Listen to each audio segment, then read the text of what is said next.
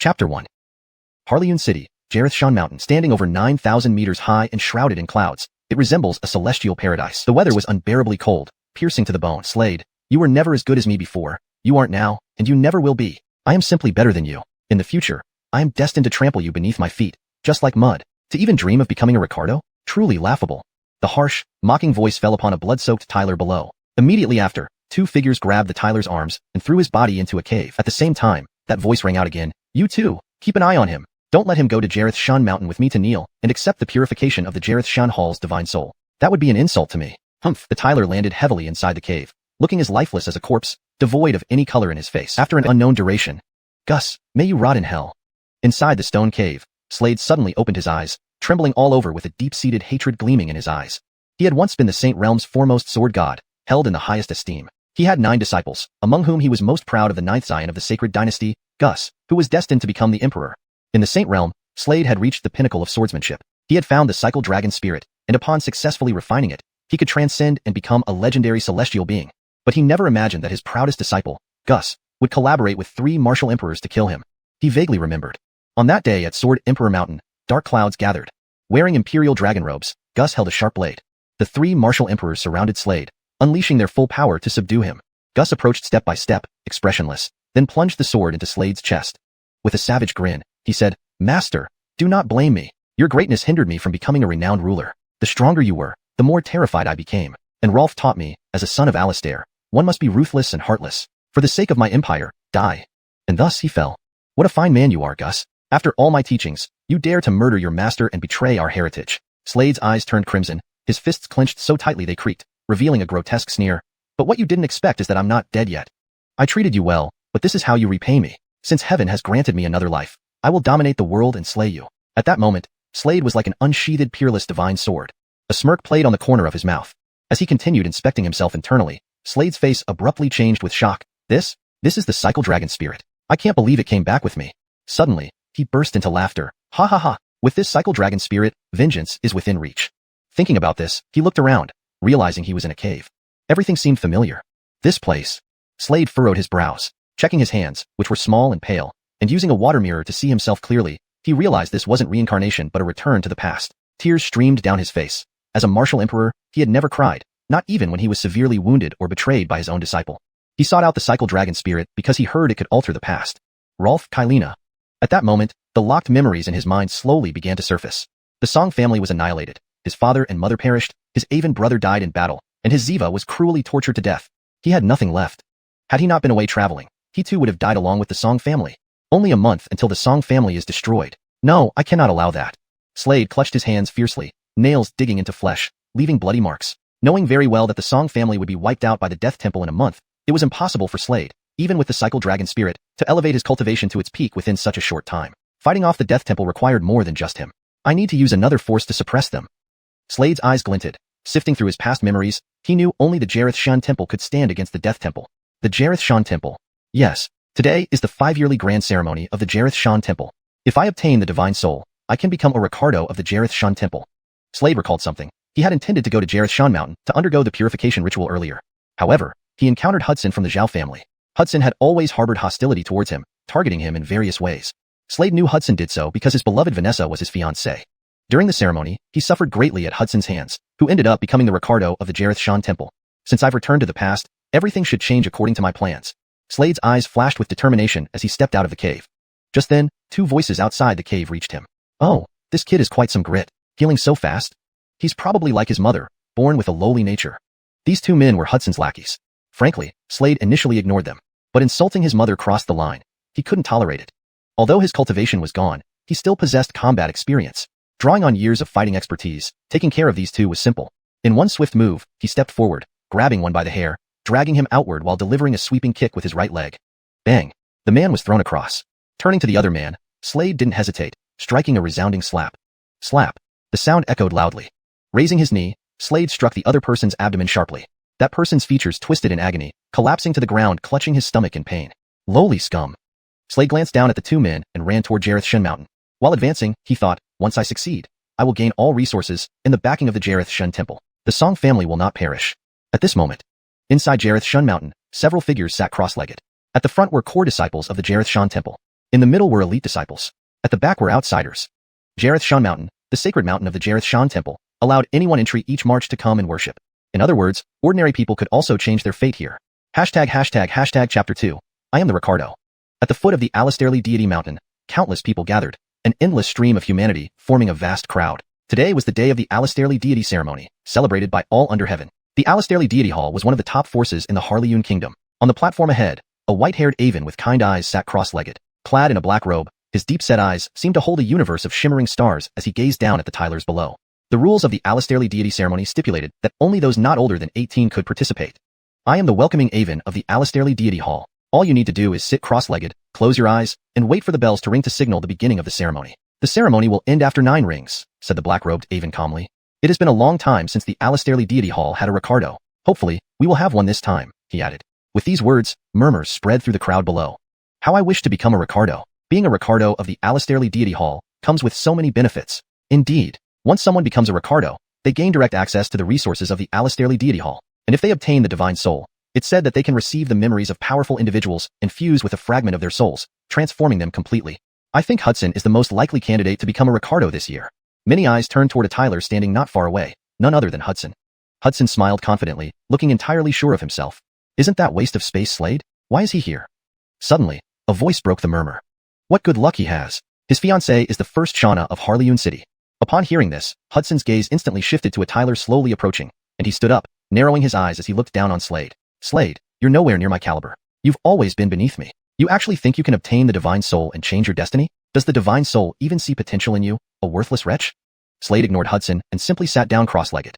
Hudson's lips curled into a mocking smile, inwardly sneering. Slade, you wouldn't know that this Alastairly deity ceremony is actually for me. Grandfather made me consume the divine fruit just to ensure I become a Ricardo. His grandfather was an Avon in the Alastairly deity hall, holding significant power and influence. Over the years, he had expended considerable effort searching for the divine fruit. Silence, the welcoming Avon announced loudly. Now, let the Alastairly deity ceremony begin.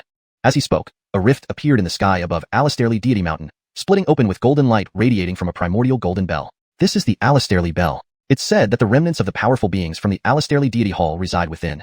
Clang. Soon, the Alastairly bell rang out. Immediately, the crowd below closed their eyes. No need to force it. If you can't bear it, just open your eyes to break the connection, the welcoming Avon instructed. After the first ring, over half of the Tylers opened their eyes, some with traces of blood at the corners of their mouths, a clear sign of failure. The welcoming Avon sighed sadly, shaking his head. Each generation seems weaker. We haven't had a Ricardo in 100 years. Is our Alastairly deity hall falling into decline? Perhaps Hudson can be our hope. Beside him, someone suggested. Behind the welcoming Avon stood several people, each exuding formidable energy, dressed in ancient attire and armed with weapons. All eyes were on Hudson, who was considered the most talented and gifted among the recent recruits. Among them, Hudson had the best chance to receive the divine soul, obtain parts of the memories of powerful beings, and become a Ricardo. Let's hope so, the welcoming Avon replied. Clang. The Alastairly bell rang again. Second, third, fourth. With each ring of the bell, more people opened their eyes. Meanwhile, within Slade's mind, a fragmented soul appeared, a divine soul. Amir, what do you hide inside you?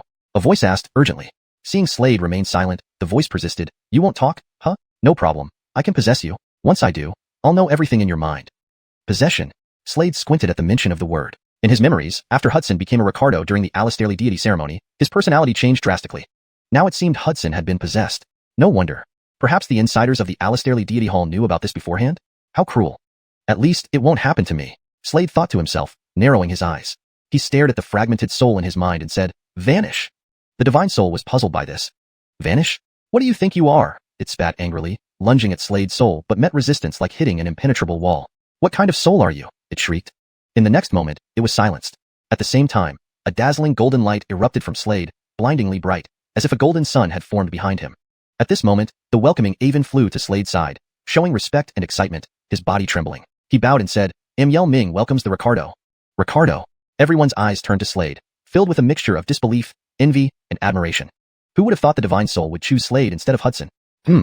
Slade knew he needed to act as though he had been possessed, to avoid suspicion. His dark eyes turned deep and calm, and he spoke with authority. Return. I need rest. Seeing Slade's demeanor, Yell Ming grew even more excited. He was certain that the person before him was the Ricardo. He must have been possessed by the divine soul. Yell Ming thought to himself. Good, good, good, he exclaimed repeatedly, not doubting Slade's identity for a moment. However, an envious and discordant voice echoed from behind. It's impossible. This cannot be true. He's the worthless Slade. How can he be the Ricardo? Yell, I think this person is merely putting on a show. In my view, he's no Ricardo. Hudson, still in shock but unwilling to believe, protested. Even witnessing it firsthand, he refused to believe it. In his eyes, Slade had always been inferior to him. Earlier, he boasted of always being superior to Slade. How could he accept this outcome? Chapter 3. From today, I will be your guardian. Slade stared at the Jeffrey with an authoritative tone. Do you doubt this deity? His voice was calm and composed, yet the more tranquil it was, the deeper the sense of mystique. Especially when he stood with his hands behind his back, a gentle breeze blew by, causing his robes to flutter dramatically. Hudson, how dare you doubt the Divine Son? How dare you be impolite to the Divine Son? Kneel down immediately and apologize. Terry exclaimed upon hearing Hudson's words, gesturing urgently to him. Grand Hartley, I can't sense even a hint of spiritual energy from him. Clearly, he's just an ordinary person. He is not the Divine Son. The test must have been wrong. Hudson retorted defiantly. He's surely putting on an act. It must be fake. If he were the Divine Son, I, Hudson, would bash my head in. At that moment, Slade felt the reincarnation dragon stir within him, a thread of spiritual energy heading towards it. Suddenly, the wind picked up, making the trees sway violently around them. The sky darkened. Boom. A thunderclap rang out as the clouds above churned rapidly. High lightning flashed, illuminating Slade's face, striking directly at him but landing harmlessly within the reincarnation dragon. Unscathed, he stepped forward, appearing like a celestial deity descending among mortals. Whether by coincidence or not, a fierce gust of wind followed. A cold, detached voice echoed slowly, carried by the wind.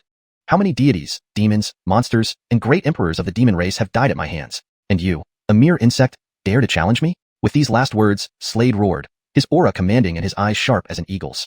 Hudson, just a boy, froze in fear, collapsing to the ground, trembling uncontrollably. I sentence you to death. With swift decisiveness, Slade drew the sword from Grand Yao Ming's waist. Swish. The blade sliced through the air.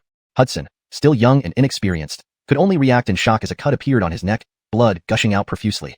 His eyes widened in horror, as if he couldn't accept his fate.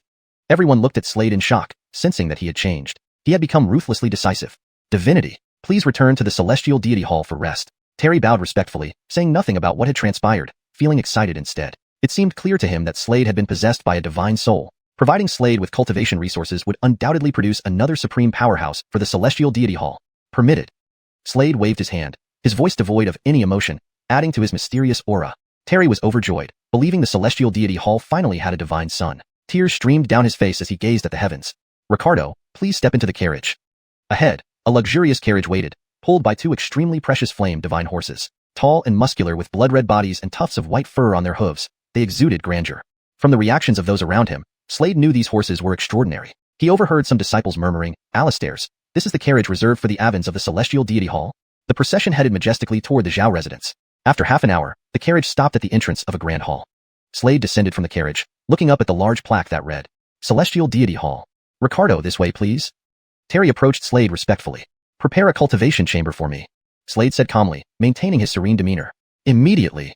Terry dared not question the Divine Son's intentions and quickly ordered the servants to prepare the cultivation chamber. Before leaving, he whispered something to one servant, who then visibly trembled. Ricardo, this way, please. Terry returned to Slade's side, still deferential. Very well. Slade followed Terry into the main hall, waiting there for about 15 minutes during which Terry brought out various delicacies for him to sample. Soon, Terry led Slade straight to the cultivation chamber. The Celestial Deity Hall was vast. Slade walked from the main hall through a courtyard along a long corridor lined with lakes filled with lotus leaves and flowers.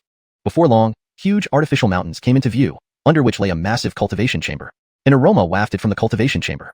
If the Divine Son requires anything, simply ring this bell, and I will come immediately. Terry bowed deeply, not daring to meet Slade's gaze. Very well. Slade nodded and entered the cultivation chamber. It was spacious and exquisitely decorated. This place, he muttered, suddenly becoming alert. On the grand bed sat a Stephanie dressed in a red gown with a red veil over her face. Though he hadn't seen her true appearance, her Katie hinted at unparalleled shauna. Her posture was alluring, her body almost ethereal in its perfection.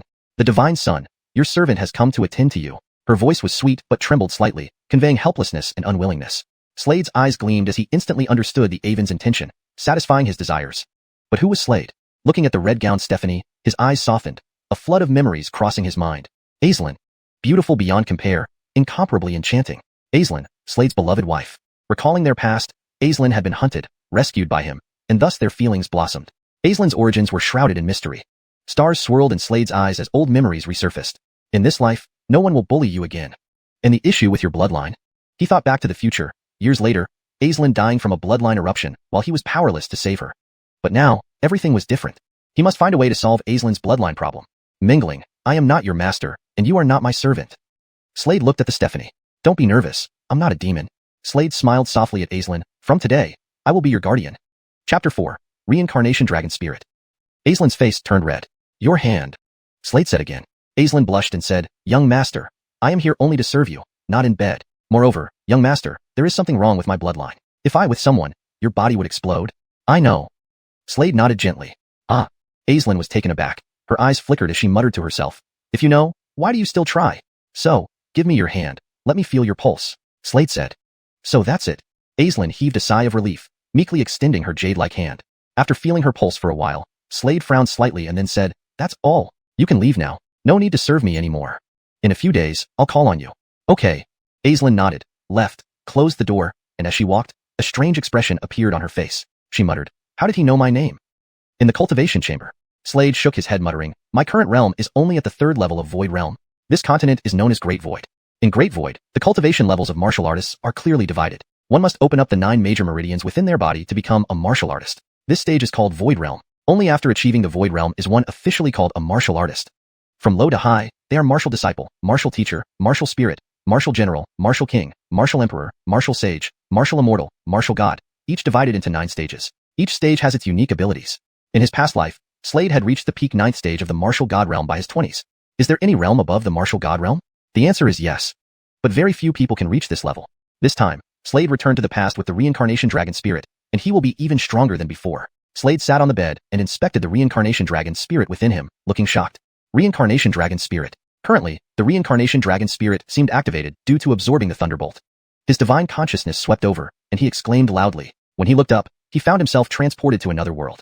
In front of him stood a 9-story tower, looking up at the entrance of the 1st floor. For large characters were written there. Reincarnation Tower. With the reincarnating soul, suppress all heavenly deities and demons. Destroy all emperors of the myriad realms. Seal all demons. Boom. The loud voice made his divine consciousness recoil back. His dantian inside the body changed shape into a vortex. Immediately, a violent surge of spiritual energy rushed in, severing many meridians under the intense impact. Then, under the absorption of the vortex-shaped dantian, they gradually healed and became more resilient. Pain overwhelmed Slade, causing him to faint. The next day, Brother Callum, are you really going to challenge that deity? A servile lackey, who looked shifty-eyed, anxiously told Faxon, who was storming ahead, Brother Callum, he is a Thompson. You should think twice. Thompson? What nonsense. Just because he dared to snatch my spot, I'll make him suffer. I found out he's just the trash from the Song family. Before him, the arrogant Jeffrey curled his lips disdainfully. I don't accept this. Faxon was furious because the Alastairley Deity Temple just decided to grant the sole pre-selection slot for entering the Land of Destiny to Slade. He was extremely dissatisfied, as that slot originally belonged to him. After all, he was one of the outstanding younger generations in the Alastairley Deity Temple. The Land of Destiny was a mystical realm where treasures left by strong warriors hundreds or thousands of years ago could be found, like elixirs, cultivation techniques, martial skills, etc. These things drive people mad. Some obtained incredible treasures, becoming legends by rising rapidly. Of course, the Land of Destiny has certain restrictions. One's cultivation cannot exceed the 9th stage of the martial teacher realm, and the number of entrants is limited. It was rumored that only 10 people could enter this time. Therefore, various factions would send elite younger members to the Holy Profound Land, hoping to get lucky and find valuable treasures. The Land of Destiny is controlled by the Mystic Realm Alliance. The Mystic Realm Alliance, composed of several top-tier forces, is responsible for exploring these mystical realms. The Mystic Realm Alliance allocates different numbers of slots based on each force's contributions to the alliance. The Mystic Realm Alliance assigned a competitive slot to the Alastairley Deity Temple. Initially, the Alastairley Deity Temple planned to assign this slot to Faxon, but now it went to Slade, naturally displeasing Faxon. I'm going to beat him to a pulp right now. He growled menacingly. Boss, he's a Thompson. We can't provoke him. Please don't. Thompson? Faxon raised his head arrogantly, pointing forward with 3 fingers, saying, 3 moves. In 3 moves, I'll make him crawl. If I can't do it, my name Faxon shall be spelled backward. His demeanor was intimidating, appearing completely sure about taking down Slade. At this moment, Slade was still in the room. He woke up and happily discovered that the 9 void meridians within him had condensed into a devouring vortex. This was also known as the spiritual energy vortex, indicating that his cultivation had reached the martial disciple realm.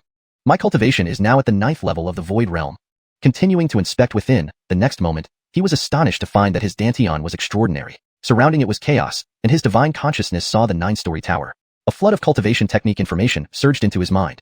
Reincarnation Dragon Spirit Technique. According to what was stated, the initial practice of the Reincarnation Dragon Spirit Technique would be quite intense, but this technique was supreme, with many powerful functions. The Reincarnation Dragon Spirit Technique had 9 stages, each corresponding to opening a door in the tower. At this moment, a knocking sound came from outside. Come out and face me, I want to challenge you. If you've got guts, come out. I'll beat you so badly your parents won't recognize you in 3 moves. An extremely provocative voice echoed. However, Slade ignored it and began practicing the reincarnation dragon spirit technique. Being a former martial god, he had an extremely high level of comprehension. In no time, he had already mastered the first stage of the reincarnation dragon spirit technique. Suddenly, there was a commotion outside. Boom, boom, boom. A thunderous roar erupted, and upon seeing, the surrounding rockeries collapsed simultaneously, smoke billowing everywhere. Faxon, who was provoking Slade, was stunned and retreated several steps, fear evident on his face. God. The servile lackey behind him felt his legs weaken at the sight. Boom. A geyser suddenly shot out from the nearby pond, landing perfectly on a flying bird. Screech. The bird plummeted directly down. Chapter 5. Forget about the broken arm. Let's go for slaps. Creak. At this moment, the door slowly opened. Slade walked out. He looked ahead, his eyes exuding endless cold light, his face gloomy as he said, "Just now, who said they wanted to challenge me? Who said they would beat me until I lay flat on my back? Who said they could make me unrecognizable within 3 moves? And who told me to get out here?" His voice was icy and his expression displeased. He arrived like a king, commanding awe from all directions, unmatched and extraordinary. The lackey's legs turned even weaker upon hearing these words, his heart nearly jumping into his throat, and immediately betrayed Faxon. Him, it's him. Slade approached Faxon. Faxon was already scared out of his wits, kneeling directly on the ground. A wave of coldness swept towards him. His heart trembled with fear. "Do you need me to teach you how to do it?" Slade took a step forward, looking down at Faxon from above, as if he didn't even care about lifting a finger. "Faxon, how can you offend the Son of God? This is an act of great disrespect." Just then, a white-haired Avon came from the corridor, sighing repeatedly as he said, "You should sever your arm." There was a profound look of disappointment and regret in his eyes. Faxon was a generation's genius of the Alastairly God Temple, a once-in-a-century talent. If he were to lose an arm, his future achievements would be greatly diminished. But what can one do when he offended a god? Upon hearing this, Faxon broke out in a cold sweat, feeling that severing his arm would be worse than death. "Forget about the broken arm, let's go for slaps." Slade stood with his hands behind his back, calmly saying, "Slap, slap, slap." Faxon slapped himself. Where was his previous arrogance now? The crisp sound of slapping echoed through the air. Faxon was thoroughly terrified. He didn't believe Slade was the Son of God at first, but when he knocked on the door to challenge him, the surrounding rock formations crumbled, dust filled the air, and even the beast flying through the sky met its doom. Even in memory, even the big shots of the Alastairly God Temple didn't have such astonishing power. Moreover, he hadn't even seen Slade move a muscle. Slap, slap, slap. He slapped himself vigorously, both cheeks swollen, looking utterly terrified, forming a stark contrast to his previous arrogant and domineering demeanor. "Good. Enough?" Slade waved his hand, casting a cold glance at Faxon. "If there's another time, don't blame me for being merciless. Don't forget to thank the Son of God." Amiel kept giving eye signals to Faxon, while also expressing gratitude to Slade. "Thank you, Son of God. Thank you, Son of God." Faxon knelt on the ground, banging his head against the floor continuously, clearly panicked. "Thank you," Amiel said gratefully, considering Faxon was a prodigy of the Alastairly God Temple. If he died, it would be a significant loss. Slade waved his hand and said casually, "Have you ever seen a Otis dragon angry at an ant on the ground?" He chose not to kill Faxon because, based on his memories, the latter had outstanding talent. Perhaps, cultivating him might turn him into a martial emperor. Upon hearing this, Amiel's heart skipped a beat, deeply moved. He suddenly remembered Faxon's purpose of coming here and hurriedly said, "Son of God, the Alastairly God Temple plans to give you the preliminary qualification for entering the Holy Profound Land." Holy Profound Land? Sure. Slade's expression was calm. Indeed, he planned to visit the Holy Profound Land. Suddenly, he thought of something, his eyes flickering as he said, "Bring me a few dead beasts." "Okay, I'll arrange it right away," Amiel responded emphatically. "Right now, I have fully connected the 9 major void meridians in my body, reaching the 9th level of the void realm. Next, I will gather these 9 void meridians into a spiritual energy vortex, advancing my cultivation to the 1st level of martial apprentice." Slade's eyes sparkled. Shortly after, several burly men carried 3 dead beasts over. They arrived here, immediately kneeling on one knee, their right fists pressed to their left chests. "Son of God, the dead beasts you requested." "Fine, leave now. Do not disturb me without my order, understood?" Slade said indifferently. "Understood." The men nodded, turning to leave. Slade's eyes flashed as he cultivated the Cycle Dragon Spirit Art. Immediately, the first layer of the Cycle Tower slowly opened, emitting a black beam of light towards Slade's heart. Then, a black dragon appeared, resting in his palm. This black dragon was only as large as a palm. This was the benefit brought by the first layer of the Cycle Tower to Slade. "Let's call you Devouring Kyletal Dragon." "Devour!" Slade commanded. Suddenly, the black dragon lunged toward the corpse of a beast. It bit down. Streams of spiritual energy surged into Slade's meridians, converging at his chest, creating a warm sensation. Over time, a spiritual energy vortex formed. The spiritual energy vortex belonged to the martial apprentice realm warrior's capability. Once formed, it signified that Slade's cultivation had reached the 1st level of the martial apprentice realm. After the black dragon consumed the corpse, Slade's cultivation directly advanced to the 5th level of the martial apprentice realm. The spiritual energy vortex inside his body grew from 1 inch to 10 inches. Keep in mind, the average size of the spiritual energy vortex for a typical 5th level martial apprentice was only 5 inches. But Slade had a full 10 inches.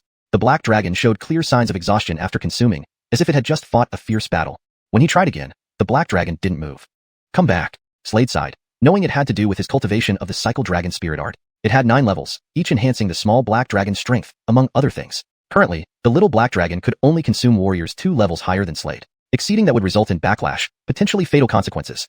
This little black dragon can also conceal my aura, preventing others from knowing my cultivation. However, they still know when I act. The little black dragon has many functions. They all need to be developed. Slade's eyes glittered. One of its functions is to enhance a warrior's talent and bloodline, feeding back to me afterward. This warrior is called a dragon servant, absolutely loyal to me. Only one chance, so whom shall I choose? Got it. He thought of someone. Faxon, the ultimate genius of the Alastairly God Temple. Since Faxon could become the top genius, his abilities and strength were naturally immense. Wait until the little black dragon recovers before approaching him. Tomorrow, Slade muttered to himself, having already planned everything out. Chapter 6. Draw your sword. The next day, in the early morning with bright sunshine, Slade stretched his body and walked out of the luxurious room, feeling refreshed and invigorated. After a day's rest, the tattoo on his heart began to glow again, indicating that the little black dragon was ready to move once more. With just a thought, Slade could transform the black dragon tattoo on his heart into a real black dragon, though it would only be as big as a palm. Slade intended to find Faxon. As he walked out of the courtyard, the warriors of the Alastairly God Temple guarding the entrance immediately kneeled down respectfully, placing their right fists over their left chests. Slade nodded indifferently. Just then, footsteps came from ahead. Emiel approached, bowing respectfully before speaking. Ricardo. Where's Faxon? I need to see him. Slade said. Did Faxon offend you? Emiel wondered inwardly if that boy had angered the Ricardo again. No. However, Slade's next words eased his mind. After a moment's thought, he continued, I just have some matters to discuss with him. Very well, Ricardo. The Aven spoke respectfully, momentarily struggling to change his tone. Faxon is currently receiving guidance from his master in Alastairly God Mountain. I will take you there. Prepare a carriage for the Ricardo. Emiel gestured to the servants. Soon enough, a lavish carriage stopped at the gate, pulled by the fiery war steeds. They were tall and strong, with tufts of white fur around their hooves. Ricardo, this way please. Emiel himself took the reins, heading toward Alastairly God Mountain. At this moment, in Alastairly God Mountain, Faxon was practicing a set of sword techniques, the Roaring Thunder Sword. In the vast martial world, skills were divided into 5 grades: Alastair, Earth, Mystic, Yellow, and Human, each grade further subdivided into upper, middle, and lower ranks. The Roaring Thunder Sword Faxon was practicing now was an upper-class human grade technique. His sword swirled in the air, emitting thunderous roars that resonated incessantly. After a long while, he sheathed his sword, drenched in sweat. Not bad, Faxon. To master the 3rd form of Roaring Thunder Sword, 100 Tribulations Thundershock, at your age is impressive. The Aven watching him was known as Forrester, who was renowned throughout Harleyun Kingdom. He was once an Aven at the Sword Pavilion, holding a revered position before retiring and joining the Alastairly God Temple, specializing in guiding those with exceptional talent in swordsmanship, including Faxon. Though he joined the Alastairly God Temple, he stayed aloof from its affairs. He was solely interested in the way of the sword, a true sword fanatic. Master, does the Roaring Thunder Sword have 4 forms? Faxon asked. Yes, but the 4th form, 1000 Tribulations Thundershock, has long been lost. All I know is that if it can be unleashed, it would release 1,000 miniaturized thunderous sword beams. By the way, I heard you lost your qualification to enter the Holy Mystic Realm? Yes, Master, Faxon replied. Why? Forrester frowned. I cannot say. Faxon shook his head, his eyes flickering with a cold light, deliberately refraining from mentioning his plan to have Emiel remove Slade via his master. If you cannot say, then I will ask personally. Why did you lose your qualification when you are the strongest among the young generation of the Alastairly God Temple? They're here. Forrester noticed a luxurious carriage approaching, one belonging to an Aven of the Alastairly God Temple. He angrily demanded, Emiel, why did you strip my disciple of the qualification? Because someone else needed it more, Emiel responded. Who? Forrester stood with his hands behind his back, scowling unhappily. Inside the carriage, Slade knew trouble was coming. He stepped out. Faxon saw him and bowed respectfully. Are you Preston Song? Forrester looked up, sizing up Slade. Noticing his Tyler, his gaze held a hint of disdain. Yes. Slade answered coolly. Qingyang narrowed his eyes, glaring at Slade and snapped. How dare you speak to me so disrespectfully? Usually, people addressed him respectfully as master. Only peers could interact with him on equal terms. Qingyang generally didn't care about commoners, but since Slade had taken his disciple's qualification, he chose to challenge him. Slade also narrowed his eyes. Knowing trouble was coming, he was not afraid. He stepped forward confidently and asked, And who are you to speak to me like this? Hee. Forrester laughed, snorting coldly and glaring unfriendly at Emiel. Do you know who this is? Doesn't he recognize me? In all of Harleyun City, who didn't know the illustrious Forrester, Emiel remained silent, standing quietly behind Slade. He believed the Ricardo would handle the situation himself. Helping would be disrespectful. I don't know who you think you are, Slade said coldly. You. Forrester's nose flared with anger. How could a teenager compare himself to such a renowned figure? Amir. This hutch started practicing swordsmanship at 3 and showed astounding talent. At 6, I entered the Sword Pavilion. I practiced for 40 years there, later becoming an Aven and defeating the first sword prodigy of Jarethu City with just 3 strikes. He approached Slade, looking down arrogantly. When I became famous, you weren't even born yet. Do you even know how to wield a sword? If you can't do it, scram. If not for Amiel, you wouldn't even be worthy to meet me. I am now a Cade. Do you understand? His last words carried a commanding presence. Slade didn't even blink, replying calmly, you may be strong, but you're still here. Cade? Impressive? Remember, Slade was once a sword emperor. A Cade? Bah. Draw your sword. Just use the roaring thunder sword. If you can injure me, I, Slade, will kneel and apologize. If not, you'll kowtow and apologize to me. Dare you? His voice, confident and authoritative, radiated unwavering certainty. Chapter 7. Become my guard. The path of swordsmanship is divided into several ranks: Sword Apprentice, Sword Master, Great Sword Master, Sword Emperor, and Sword Venerable. Though Slade now needs to retrain in the art of swordsmanship, his accumulated experience remains intact. With this knowledge, he can easily handle most great sword adepts. Furthermore, he had recently started practicing swordsmanship again and has already reached the level of a sword apprentice. What did you say? Upon hearing this, Forrester was so angry that steam practically billowed from his nostrils. This guy was blatantly disregarding him. He roared, Brat, I'll show you my prowess in swordsmanship. As he spoke, whoosh, he instantly drew his sword, and a deep resonating sound filled the air. Immediately after, the tip of the sword pointed directly at Slade, moving faster and faster. When the sword tip was just 2 inches away from Slade, his eyelids didn't even flicker. He extended 2 fingers forward, which then landed on the tip of the sword.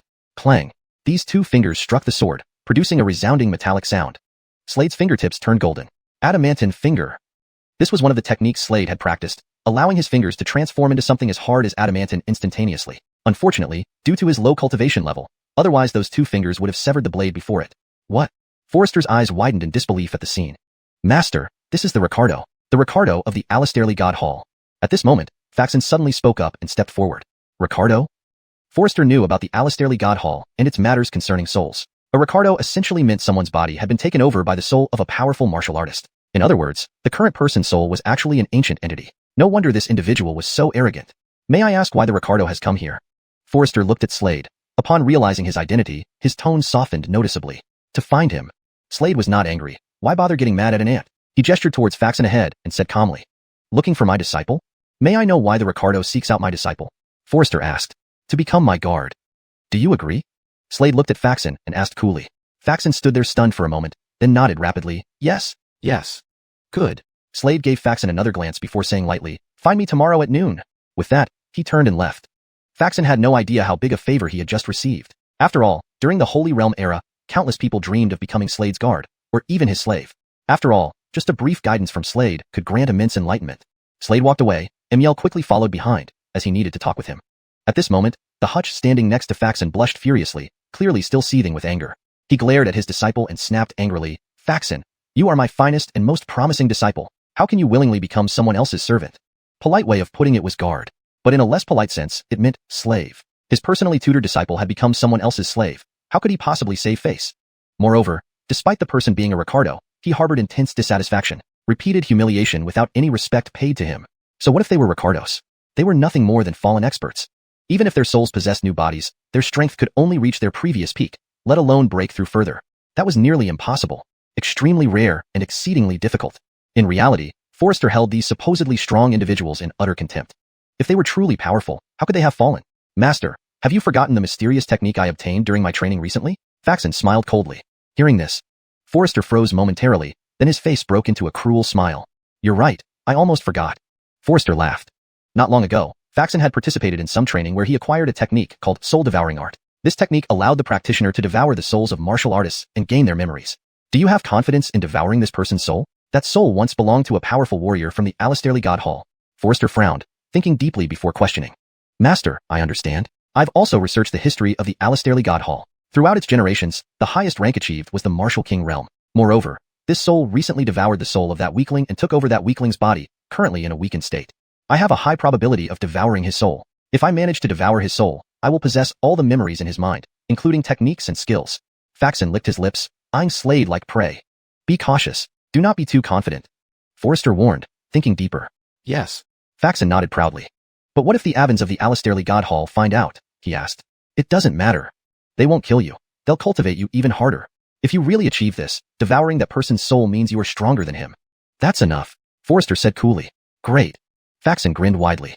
Meanwhile, Slade moved forward, flanked by Amiel. Amiel walked respectfully beside him and reported, Currently, the Alastairley God Hall's experts are in closed meditation. They haven't emerged yet. Slade nodded.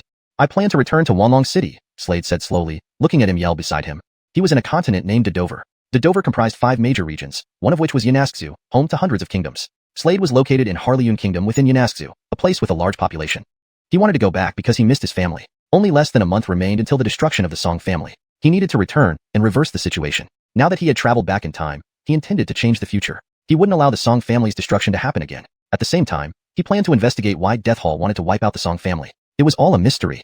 Emil was momentarily stunned upon hearing this. Normally, when a soul was possessed by another from the Alastairly God Hall, the possessed wouldn't care about the original body's affairs anymore. Since the soul has merged with this person's soul, it's giving them a fair deal. Slade knew what Emil was thinking and responded calmly. Chapter 8. Alchemy. Good. Emil smiled and looked at Slade, saying, Ricardo, you have a kind heart? A kind heart? If he had really been possessed by that soul, would that person truly care about his family? Absolutely not. After all these years of cultivation, Slade had become an emperor martial artist. He understood human warmth and coldness, the world's harsh realities. This principle was not something he did not understand. Furthermore, the stronger the martial artist, the colder their heart. Witnessing too many battles and killings, seeing life and death, one's heart becomes indifferent over time. Ricardo, I will send someone to protect your safety when the time comes, Emil said. Slade nodded lightly. As they moved forward, he muttered to himself, nowadays, my abilities are still a bit limited. Just one move, the Vajra finger. I need to learn more techniques. He directly searched through the martial arts he had previously practiced. I've got it. Let me cultivate this low-grade profound art, the Tai Chi tripod. Slade's eyes brightened, as if galaxies were swirling in them. Though the Tai Chi tripod was low-level, it suited him perfectly now. Moreover, it could be used for both defense and attack, which made it highly suitable for him currently. As he walked, he visualized the Tai Chi tripod in his mind. The Samsara Tower within his body quietly operated. The first level of the Samsara Tower provided him with a small black dragon. At that moment, the little black dragon closed its eyes and cultivated the Tai Chi tripod alongside Slade. With just one mental simulation, Slade successfully mastered the Tai Chi tripod. Additionally, his cultivation level broke through, reaching the 7th rank of the warrior realm. Around his body, spiritual chi started rolling continuously, then coalesced into a faint shadow of a large tripod. On the surface of the tripod shadow, there were patterns of Tai Chi. This tripod shadow enveloped Slade. Behind him, Emil saw this scene, his eyes wide open, looking at the Ricardo in disbelief. What the hell? He knew the Ricardo was cultivating a technique, but he never expected him to succeed so quickly. This was unbelievable. If he hadn't seen it with his own eyes, he wouldn't have believed it even if he died. Slade did not become arrogant after succeeding. This wasn't a big deal. He decided to choose another movement technique for practice. He chose the movement technique called Alastairly Phenomenon Kai Lightning Run. It wasn't an ordinary movement technique. Not only was it fast, but it also had offensive power. It was a mid-grade profound art. Slade simulated Alastairly Phenomenon Kai Lightning Run in his mind. Soon, he succeeded. Behind him, Emil found Slade increasingly mysterious. He wondered which generation's strong figure of the Alastairly God Hall was this? Ricardo. Emil didn't dare ask, but he thought of something and asked, why wait another day before accepting Faxon as a guard? This was what he couldn't understand. Slade glanced at Emil and smiled slightly, saying, because I need to refine pills. Before coming here, he had thought of Aislinn. Yes, Aislinn. In a few years, Aislinn would die due to her lineage flaring up. He needed to take advantage of her current state, where her lineage had yet to flare up, to solve this issue. Otherwise, solving it fundamentally in a few years would be much harder. This was why he hadn't immediately taken Faxon away. Moreover, he caught a hint of killing intent in Faxon's eyes just now. Although hidden deeply, it was clear to him.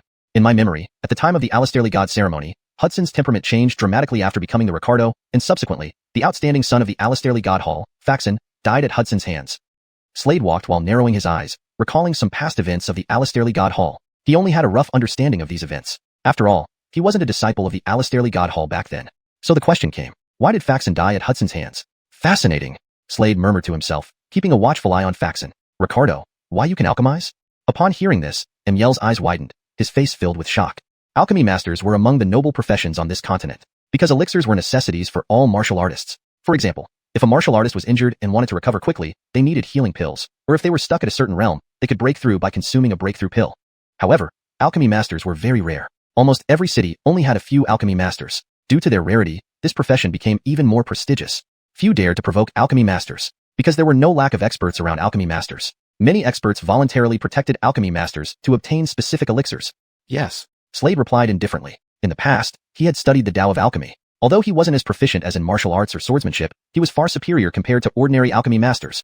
Upon hearing this, Emil felt even more excited. It seemed that pouring all resources into this Tyler would soon yield a super strong figure for the Alastairly God Hall. Ricardo, please find me anytime you need assistance. Emil bowed to Slade. All right, Slade nodded lightly. Now, among the higher-ups in the Alastairly God Hall, only he remained. The rest were in seclusion. Recently, the Alastairly God Hall sent out high-ranking members to a grand secret realm to compete for resources. They returned heavily injured and entered seclusion. Apart from these senior members, some elite disciples had also joined them. Slade effortlessly arrived at the alchemy room. He went straight in. Currently, there was no one in the alchemy room. He casually scanned the environment. The space of this alchemy room wasn't large, measuring about 10 square meters. It was divided into inner and outer sides. The outside provided medicinal materials, while the inside provided the cauldron. In the middle stood a more than 1 meter high alchemy furnace, quiet and imposing. The furnace was ancient bronze in color, standing on 3 legs, with various engravings, making it a relatively high-quality alchemy furnace.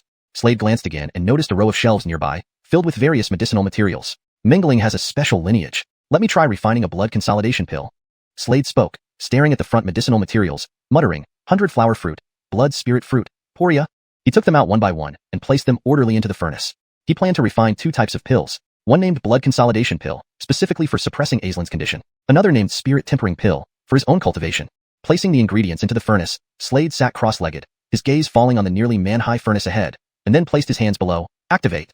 As he spoke, 2 balls of ghostly white flames emerged from his palms. ##### Chapter 9.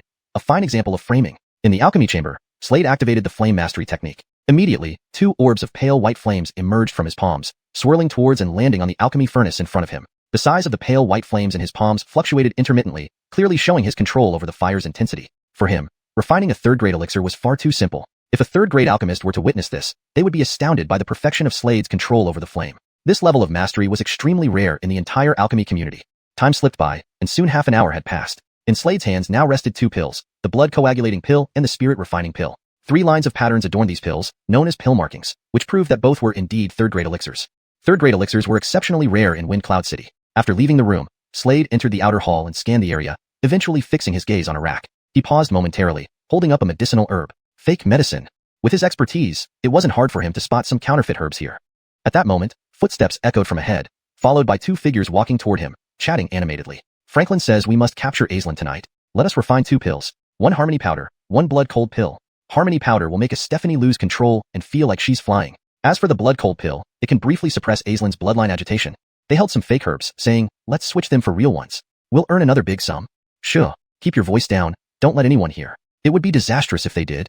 Don't worry. How many alchemists are there in the entire Divine Palace? Just then, Slade exited the room. The conversation between the 2 men was crystal clear to him. He glanced at the fake herbs in their hands, squinted his eyes, and his mind flashed back to memories of his past life. He vaguely remembered meeting Aislinn when she was 18. At that age, a young Stephanie should be vibrant and full of life. However, Aislinn left Slade with a first impression of being utterly lifeless, as if she were already dead. Over time, Slade gradually guided Aislinn out of her shadow, but she never spoke about that period. She once told him she felt guilty towards him. 3 years later, at the age of 21, Aislinn died due to a sudden surge in her bloodline. At that time, Slade had only just stabilized himself in martial arts.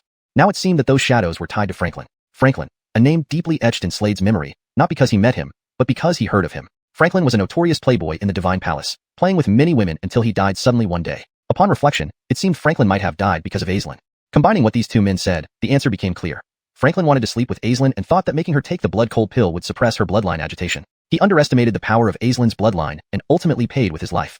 Taking a deep breath, Slade lifted his head, recalling words his wife once told him. Brother Harmon, I have something I deeply regret. I know I'm dying. Without you, I might have died 3 years ago. In my next life, I hope I won't be a burden to you, and I can give up everything for you. Slade closed his eyes silently. After Aislinn's death, he never had another Stephanie. If abyssal forces fall upon you, I will shield you from all harm, he vowed in his heart.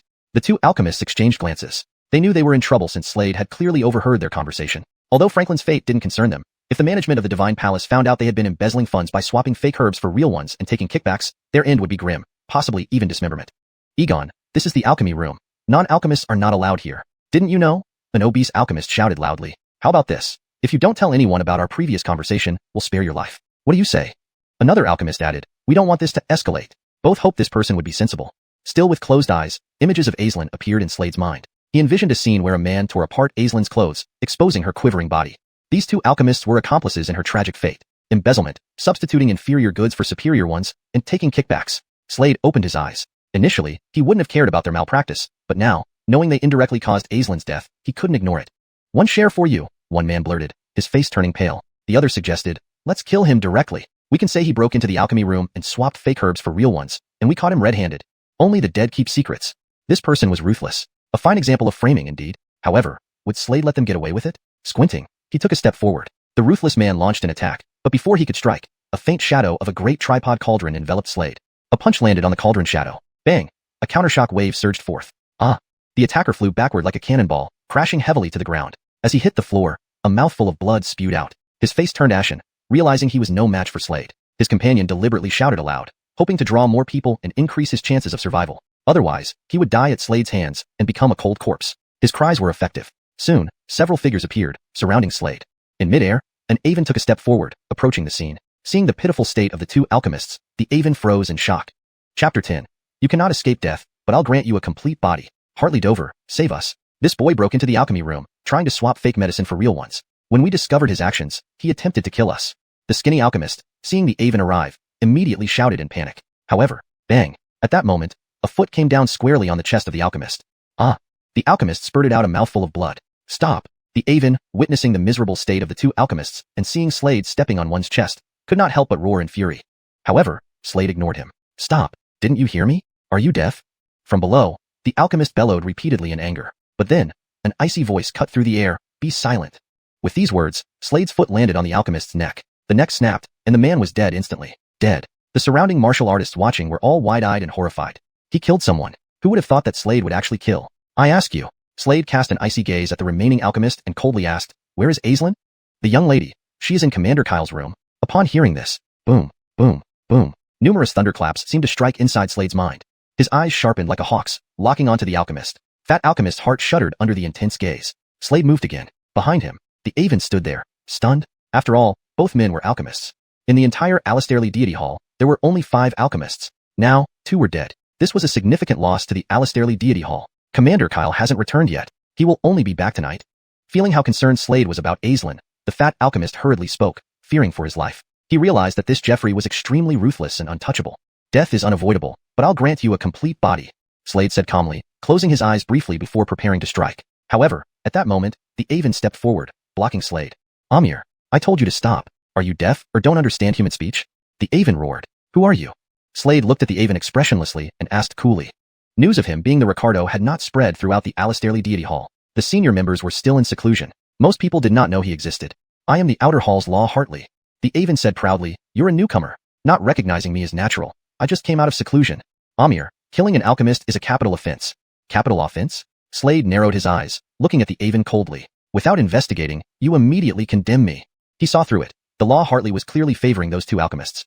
Are you their dog? Or do you know they've been swapping real medicines with fakes and selling them? What nonsense are you spouting? The Law Hartley's face changed abruptly upon hearing this. Admittedly, Slade was right. The Law Hartley knew very well what those two alchemists were up to, but chose to turn a blind eye. Why? Because he couldn't provoke them. These two alchemists held high positions and great power within the Alistairly Deity Hall. Could he dare challenge them? I'm right. Slade confirmed his suspicion from the Law Hartley's reaction. The Law Hartley's eyes narrowed, filled with murderous intent. He harbored genuine murderous thoughts towards Slade now. Yes, murderous intent. Amir, not only did you kill an alchemist, but you also slander me. As a Law Hartley, I won't let you escape the law. The Law Hartley coldly declared, preparing to attack Slade. Slade narrowed his eyes, ready to respond. At this moment, whoosh, a figure swiftly approached. It was Amiel. Amiel, what are you doing? The Law Hartley roared. He is the Ricardo. Amiel's expression grew serious as he turned to the Law Hartley. The Ricardo's status is akin to the Grand Master of the Alistairly Deity Hall. What? He is the Ricardo? The Law Hartley was taken aback, only to find Slade had vanished. Meanwhile, Slade paid no heed to the Law Hartley. Night had fallen, and Aislinn was still in Commander Kyle's room. He was anxious to get there. Speaking of Aislinn's background, it was quite mysterious. She was found by an Aven during a cultivation journey as an infant and brought to the Alistairly Deity Hall. Unable to unlock her 9 ethereal meridians, she gradually became a servant of the hall. Slade moved quickly and soon arrived outside her room. But he didn't enter. Yes, he didn't enter. Why? Recalling Aislinn's past, she mentioned how her disposition drastically changed after that dark period. She felt her blood becoming colder and colder. From that moment on, her smile vanished entirely. She was like an ice mountain impossible to melt until Slade appeared. Slade, burning like a blazing fire, began to melt this iceberg. The little black dragon within trembled, exhaling a wisp of black smoke that enveloped Slade, making him vanish. Only higher-level martial artists could detect his presence. Now, Slade entered the room. He needed to uncover the reason behind Aislinn's sudden cold blood. Her lifespan had dwindled to just 3 years since that moment. Scanning the room, he spotted the trembling Vanessa on the bed. Aislinn, it was clear she was shaken. She seemed to anticipate what was about to happen. She looked different from the last time. Void of any smiles, only coldness remained. Time passed. Soon, footsteps approached. 2 sets of footsteps. Slade narrowed his eyes. 2 people. Hiding in space, Slade kept watch. One person emitted powerful aura. He flashed upward to the roof, observing below, expression cold. Chapter 11. Nightmare. Who will save her? 2 figures entered the room, one old and one young. It's him. On the rooftop, Slade narrowed his eyes as he looked down at the hooded Aven. This Avon was Aislin's adoptive father. Slade felt that the truth was about to come to light. What exactly was the dark shadow in Aislin's past? Grandfather. Aislinn smiled and was about to walk over. However, at this moment, the Hutch suddenly raised his right hand. From his sleeve, a rope shot out, quickly wrapping around Aislinn. Aislinn, if I hadn't saved you back then, you would have definitely died there. The Avon said calmly. Hearing this, Aislinn's slender body trembled. She lifted her head and saw the change in the Avon's tone. With an incredulous look on her exquisite face, she stared at the Avon. Why had he changed so abruptly? At this moment, the Avon raised his right hand, producing a vessel, which he gently tapped. Immediately, Aislinn's body shuddered, radiating a brilliant light. Above them, Slade watched intently, his brows furrowing. Suddenly, Aislinn spat out a mouthful of blood, her face turning pale. Watching this, Slade felt a sharp pain in his heart but forced himself to stay still. He wanted to see more of Aislinn's past because he intended to change everything. He had to sever all ties related to Aislinn's fate. From Aislinn's mouth, a worm-like creature emerged, resembling a blood dragon. Swallowing spirit blood dragon. The Avon, staring at the tiny blood dragon and feeling its aura, burst into mad laughter. Ha ha ha. Grandfather, what is this? Franklin asked from behind. We've succeeded. We've succeeded, the Avon exclaimed. Franklin, if you can devour and refine this blood dragon, you will obtain all her resources and talents. Do you remember me mentioning a grand gift for your coming-of-age ceremony? This is it. The Avon's eyes glimmered with reminiscence. 16 years ago, while traversing a secret realm, I encountered a celestial anomaly. On the bed, Aislinn gazed coldly at the Avon, her body trembling. She had never heard of this before, continually whispering, Why? Why are you doing this to me? Why did you always lie to me? Deep down, she always felt something was wrong with her body. She believed her adoptive father was helping her, but she never imagined he was trying to harm her. On the rooftop, Slade narrowed his eyes, his fists clenched tightly, a chilly expression crossing his face. The celestial anomaly, the purple mist rising, the dragons roaring and phoenixes calling, reverberating endlessly. The Avon continued calmly. So, I walked closer and found her. His gaze settled on Aislinn for a moment before continuing. This is the legendary chi of dragon and phoenix. I learned this from ancient texts. Since then, I plotted meticulously. From when she was an infant, I implanted the swallowing spirit blood dragon inside her. Incidentally, I obtained this blood dragon from a mysterious powerful figure who told me the method. Slade narrowed his eyes further, icy light flashing in his eyes. His body trembled slightly, and bloodshot veins appeared in his eyes, his expression growing savage. Swallowing spirit blood dragon. This creature could devour a martial artist's vitality, potential, and talents. Those infected by it experienced excruciating pain periodically. The dark period Aislinn referred to was her childhood, yet she had always remained optimistic. Until one day, what happened next? It was all part of a conspiracy. Slade listened on. Now is the perfect time to seize her dragon and phoenix chi, the Avon said excitedly. He raised his right hand and aimed a palm strike at the thumb-sized swallowing spirit blood dragon in his hand, intending to destroy it. However, something strange occurred. Slade fixed his gaze on the blood dragon, which suddenly flew away at high speed and landed on the Avon's neck. It bared its fangs and bit into the Avon's veins. The Avon couldn't react fast enough. His veins were torn open, spewing blood like a fountain. On the other side, Franklin was utterly petrified, his buttocks freezing with fear. The blood dragon struck again, biting Franklin's neck. In an instant, Franklin collapsed on the ground, convulsing uncontrollably, devoid of any life force. He was dead. On the bed, Aislinn sat, watching the two lifeless bodies, tears streaming down her cheeks. At that moment, her heart felt like it was dead, completely frozen. Although she had no blood relation with the Avon, she had always regarded him as her own grandfather. Memories flooded her mind. All these were false? Slade still watched below, his eyes fixed on Aislinn. What would happen next? He had to keep watching. After absorbing the blood of the two men, the swallowing spirit blood dragon floated in the air, locking its sharp gaze on Aislinn. Surprisingly, it spoke in human language. Your destiny has been fulfilled. Who are you? Why are you doing this to me? Aislinn lifted her head, looking at the blood dragon, her eyes filled with ice coldness, giving one a sense of being plunged into an inescapable abyss. Who I am is not important. What matters is that I will drain your life force, leaving you with only 3 years to live. The blood dragon, with cold indifference, raised its sharp claw and moved toward Aislinn. Aislinn slowly closed her eyes. She had given up resistance. Human hearts were too treacherous. For a 16-year-old like her, today's events were nothing short of a catastrophe. Even crying had escaped her. Only tears remained on her face. Nightmare. Who would save her? For some reason, at this moment, a figure flashed through her mind. The Jeffrey who had promised to be her protector. Note asterisk, please let me know if you need adjustments or further assistance with the translation. Chapter 12. Reward you with soul disintegration. For some reason, at this moment, a figure flashed through Aislinn's mind. It seemed like her last hope. But would he come? Boom. Just as the blood-swallowing spirit dragon roared towards Aislinn, a hand slowly emerged and grabbed hold of the dragon directly. The one who acted was Slade. Slade narrowed his eyes, fixing his gaze on the blood-swallowing spirit dragon in front of him. His eyes sparkled with cold brilliance. It was this blood-swallowing spirit dragon that killed Aislinn. It reduced Aislinn to only 3 years of life, and it caused her immense pain. Only a 7th-rank martial disciple dares to touch me? At this moment, a ball of blood fire suddenly erupted from the body of the blood-swallowing spirit dragon, rising upwards and flickering continuously. The blood-swallowing spirit dragon thought this flame would surely burn Slade to death, but it didn't have any effect on him at all. It was completely stunned. How did you do that? An extremely sinister voice echoed slowly. This blood-swallowing spirit dragon suddenly transformed into a human face. If the Aven were still alive, he would recognize this face because this person had personally handed over the blood-swallowing spirit dragon to him before. It was all a trap. In the cultivation world, people's hearts are even harder to fathom. At this moment, this human face looked very grotesque, like a demon crawling out of the abyss, sending shivers down one's spine. Do you deserve to know? Slade cast a cold glance at him and said disdainfully, Amir, I am curious why someone of merely 7th rank martial disciple is so confident. The ghostly face said with an eerie tone, as long as I devour your soul, I will know why. Being devoured by me is an honor for you. With these words, it shot straight toward Slade. Be careful. Seeing this, Aislinn let out a sharp cry, noticing that Slade showed no sign of dodging. Just asking for death. The blood-swallowing spirit dragon snarled deeply, seeing the Tyler in front of him not moving at all, and soon it darted into Slade's body. Slade ignored the blood-swallowing spirit dragon and gazed affectionately at Aislinn with deep longing in his eyes. Aislinn similarly stared at Slade, anxiously asking, Ricardo, are you okay? I'm fine. Slade replied, adding, I told you, don't call me Ricardo. Slade smiled gently and asked, am I late? Hearing this, the scene when Slade first said those words to her flashed through Aislinn's mind. From today onward, I will be your guardian. Initially, she thought he was joking. After all, what kind of person was she compared to him? She was just a maid in the Alistairly God Temple, while he was the powerful Ricardo high above everyone else. Her looks weren't even that remarkable. Why would someone like him be interested in her? Feeling puzzled, she raised her head and asked Slade again, Why? Why are you so good to me? I owe you. Slade gazed deeply into Aislinn's eyes and answered. Hearing this, Aislinn widened her eyes and opened her mouth in surprise. Owe me? Isn't this our second meeting? When did you owe me anything? How could I not know about it? Aislinn's confusion grew even more after hearing this. Just as Slade was about to speak, a voice unexpectedly rang out inside his body, the voice of the blood-swallowing spirit dragon. But this time, it wasn't as arrogant. Only disbelief remained. What kind of spirit is this, so pure? How can such a pure soul arise in an impure flesh? He seemed to witness something unimaginable. Is your soul? Is it a martial emperor's? At this moment, its voice turned shrill again, piercing through the air and filled with fear. Who are you? Who are you really? This time, its voice clearly carried traces of panic. Are you really all right? Seeing Slade remain silent, Aislinn asked worriedly. Of course. Slade looked at Aislinn and smiled, then extended his right hand but stopped halfway as if recalling something. He remembered their current relationship.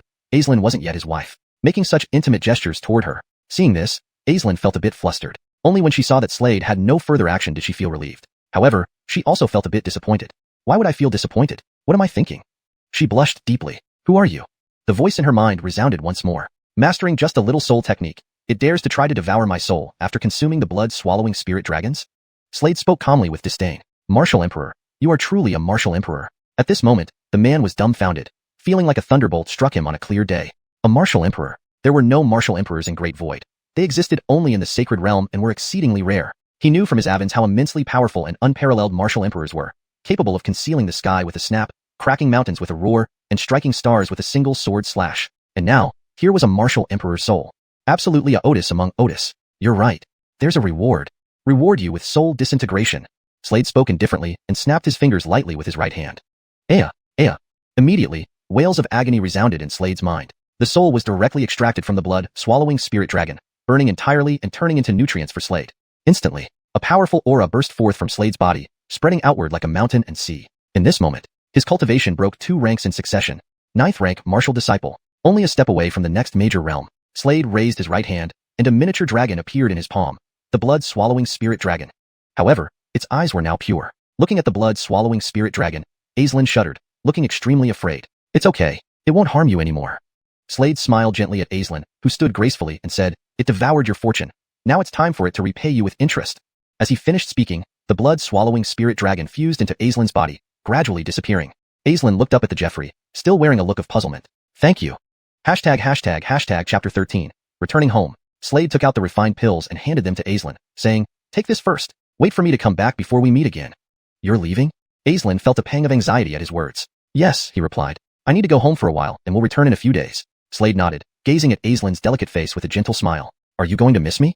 Of course not.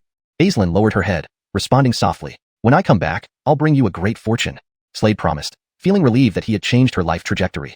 However, Aislinn's identity remained a mystery. Who was the person who targeted her? And why did they steal her Dragon Phoenix chi? Regardless, Aislinn's future would now be vastly different from before. She was naturally a cultivation genius, only hindered by the loss of her Dragon Phoenix chi. Time would be needed for her to fully assimilate it. Thank you. Aislinn looked at Slade gratefully. There's no need to thank me. I'm just fulfilling my promise, Slade said seriously, then left, adding, the rest I will take care of. As a Ricardo, he held immense power and authority, almost on par with the Grandmaster of the Alastairley Deity Hall. Killing a few people wouldn't incur any blame from the higher-ups of the Alastairley Deity Hall. Watching Slade leave, Aislin's fair cheeks flushed slightly. Unbeknownst to her, an indelible figure had entered her mind that day. The next day, at the agreed location with Faxon, Slade appeared in a valley. No one else was there, but a sacrificial altar lay ahead. About a kilometer away, there was a humble thatched cottage. Inside the cottage were two figures. "He's here," Nate said gravely to his disciple Faxon. "Faxon, are you ready?" "Don't worry, master. I'm prepared. I can do it." Faxon sat cross-legged, forming hand seals, and with a cruel smirk, whispered coldly, "Separate soul from body." With those words, his eyes slowly closed, and a wraith-like figure emerged from his body. "I've already set up the grand array there. I must devour his soul." As he spoke, the soul sped forward like a bolt of lightning. Nate grew excited, awaiting your triumphant return. "All right." The soul of Faxon approached, heading straight for Slade. Slade stood in the valley, sensing the hidden formation around him. He squinted, muttering, "So that's how it is." He now understood why Faxon died at Hudson's hands. Faxon had tried to devour Hudson's soul. Stepping forward, he observed the formation and struck straight at its core with a punch. Bang! Instantly, the formation was shattered. The approaching soul of Faxon's eyes widened in disbelief as he stared at Slade. How did he know? This baffled him. But without another thought, Faxon turned and fled, moving swiftly. Slade watched calmly, a cold smile playing on his lips. With a wave of his right hand, a small black dragon soared out, flying directly towards Faxon's soul. The speed of the little black dragon was extraordinary. Faxon's soul attempted to flee, but was too slow compared to the black dragon. It was quickly swallowed whole. Subsequently, the black dragon returned into Slade's body. Meanwhile, in the cottage, Faxon's vital energy rapidly dissipated, turning into dead chi. Blood streamed from all 7 orifices, leaving no sign of life. Seeing this, the hutch beside him turned pale. "This?" Nate watched in shock, his face paling repeatedly. Outside the Alastairley Deity Hall, a luxurious carriage pulled by firesteed horses stopped here. The horses were tall and blood-red with tufts of white hair on their hooves. Only the high-ranking officials of the Alastairley Deity Hall could ride in such a carriage. "Ricardo, 2 months from now, the sacred mystic land will open. Remember to attend," Amiel said respectfully. Note, Shen, Dovran, is often translated as mystic or profound in the context of fantasy novels to maintain fluency and consistency in English terminology. "Very well," Slade nodded. Amiel pondered for a moment, then asked, "After I inform the Hartleys about your plan, the Alastairley Deity Army will mobilize immediately." Earlier, Slade had told Terry that he wanted to lead the Alastairley Deity Army to Wanlong City. Given historical events, the Song family would soon be destroyed by the Wong Hall. Slade needed to use the Alastairley Hall's power to counter the Wong Hall. The Alastairley Deity Army consisted of 12 Avans, each with formidable strength at the Wu Yanask realm. Despite being a Ricardo, Slade couldn't currently call upon the army as the top officials were in seclusion. "Very well," Slade nodded again, sitting in the carriage. "Look after Aislinn," he added, looking at Terry. "Of course." Terry agreed immediately, knowing how important Aislinn was to the Ricardo. "Ricardo, this is Hartley Yong," Terry introduced. The air hummed, and a figure stepped out, Rong Kong. Only Wu Yanask realm martial artists could achieve this. Clearly, Hartley Yong was a Wu Yanask realm expert, specifically at the first level. "Greetings, Ricardo," Hartley Yong bowed, acknowledging Slade despite his higher cultivation. Status-wise, Hartley Yong couldn't compare to the Ricardo. Slade glanced at the driver, Hartley Yong, who looked to be around 50 years old, quite ordinary in appearance. To only reach Wu Yanask realm at this age meant average talent. However, in the entire Harleyun kingdom, such a cultivation level was considered powerful. Slade lightly nodded. 2 firesteed horses pulled the carriage away from the Alastairley Deity Hall, disappearing from Amiel's sight. Slade sat alone inside the spacious, warm, and comfortable carriage, closing his eyes to rest. His mind wandered back to the fate of the Song family. The Song family was destroyed by the Wong Hall. The exact reason still eluded Slade. That day, as the prodigal son returned, he witnessed a squad from the Wong Hall charge toward Song Manor, killing intent clear in their eyes. His parents perished, and his family name was obliterated. Chapter 14. Essence Chi Kilik and Ocean. The Wangdan cultivators were utterly cold and mercilessly slaughtered the Song family disciples. He could only watch from outside, powerless to do anything. How tragic. How lamentable. How sorrowful. Note, Wangdan is directly transliterated here as it seems to be a proper noun, but ideally, it should be translated based on its meaning or context if possible. Several sword lights flashed through the darkness one by one. The heads of the Song family members fell simultaneously. After that, Slade swore to practice martial arts diligently and avenge his family. But when he achieved some success in cultivation and returned to destroy the Death Hall, he found that it had already been destroyed by someone else. The leads were cut off. Why was the Song family wiped out by the Death Hall? Why was the Death Hall wiped out by others? All of this was a mystery. Everything seemed like a dream. Now that Slade had a second chance at life, he would not let history repeat itself. With these thoughts, Slade slowly opened his eyes. He spread out his palm, revealing a miniature black dragon in his hand. This little black dragon came from the first floor of the reincarnation tower inside him. The function of the small black dragon was simple. One was to conceal aura, the other was to devour. It's also time to break through my cultivation. Slade flipped his right hand again, and a pill appeared in his palm. It was clearly the spirit tempering pill he had refined earlier. This spirit tempering pill had 3 pill patterns, indicating that it was a 3rd grade pill. 3rd grade pills were extremely rare throughout the Fengyun nation. Only a 3rd grade alchemist could refine them. Slade looked at the pill and swallowed it without hesitation. Instantly, the pill dissolved upon entering his mouth, and an extremely pure energy spread into Slade's body. The vortex inside his body gradually expanded at this moment. Suddenly, the little black dragon drilled into the vortex and swam around. As it swam, Slade was astonished to find that the vortex inside his body had doubled in size. However, the little black dragon stopped moving now. Slade was slightly stunned. Should he circulate the reincarnation dragon spirit art? Thinking so, he began to circulate the reincarnation dragon spirit art. Sure enough, the little black dragon started to move again. As it moved, the vortex in his body expanded further. Normally, the vortex inside a 9th level warrior realm cultivator was only 9 inches. But now, it was 18 inches. In other words, he was equivalent to 2 9th level warrior realm cultivators. Is this the power of the reincarnation dragon spirit art? Slade exclaimed. Indeed, it was extraordinary. No, more accurately, it was the effect of this little black dragon. It was the little black dragon that widened the vortex. The wider the vortex, the more spirit energy it could condense. The more spirit energy there was, the more martial techniques Slade could use. During battles with others, he would have a clear advantage. At this moment, as he circulated the reincarnation dragon spirit art, the surrounding spirit energy flowed into his body, transforming into spirit force. The spirit energy within the vortex also gradually turned into spirit force, becoming more and more concentrated. The next realm after the warrior realm was the martial artist realm. This realm was also called the sea transformation realm. Why was it called the sea transformation realm? Because the vortex inside a martial artist's body evolved into an ocean. Spirit energy like the sea. Slade found that after cultivating the reincarnation dragon spirit art, his realm characteristics were very different from those of ordinary martial artists. He wondered what changes would occur within his body when he advanced to the martial artist realm. With curiosity, Slade murmured, "Break." As his voice fell, the previously consumed pill was instantly absorbed by the bloodlines inside his body. Then, the vortex inside began to disappear, turning into an ocean.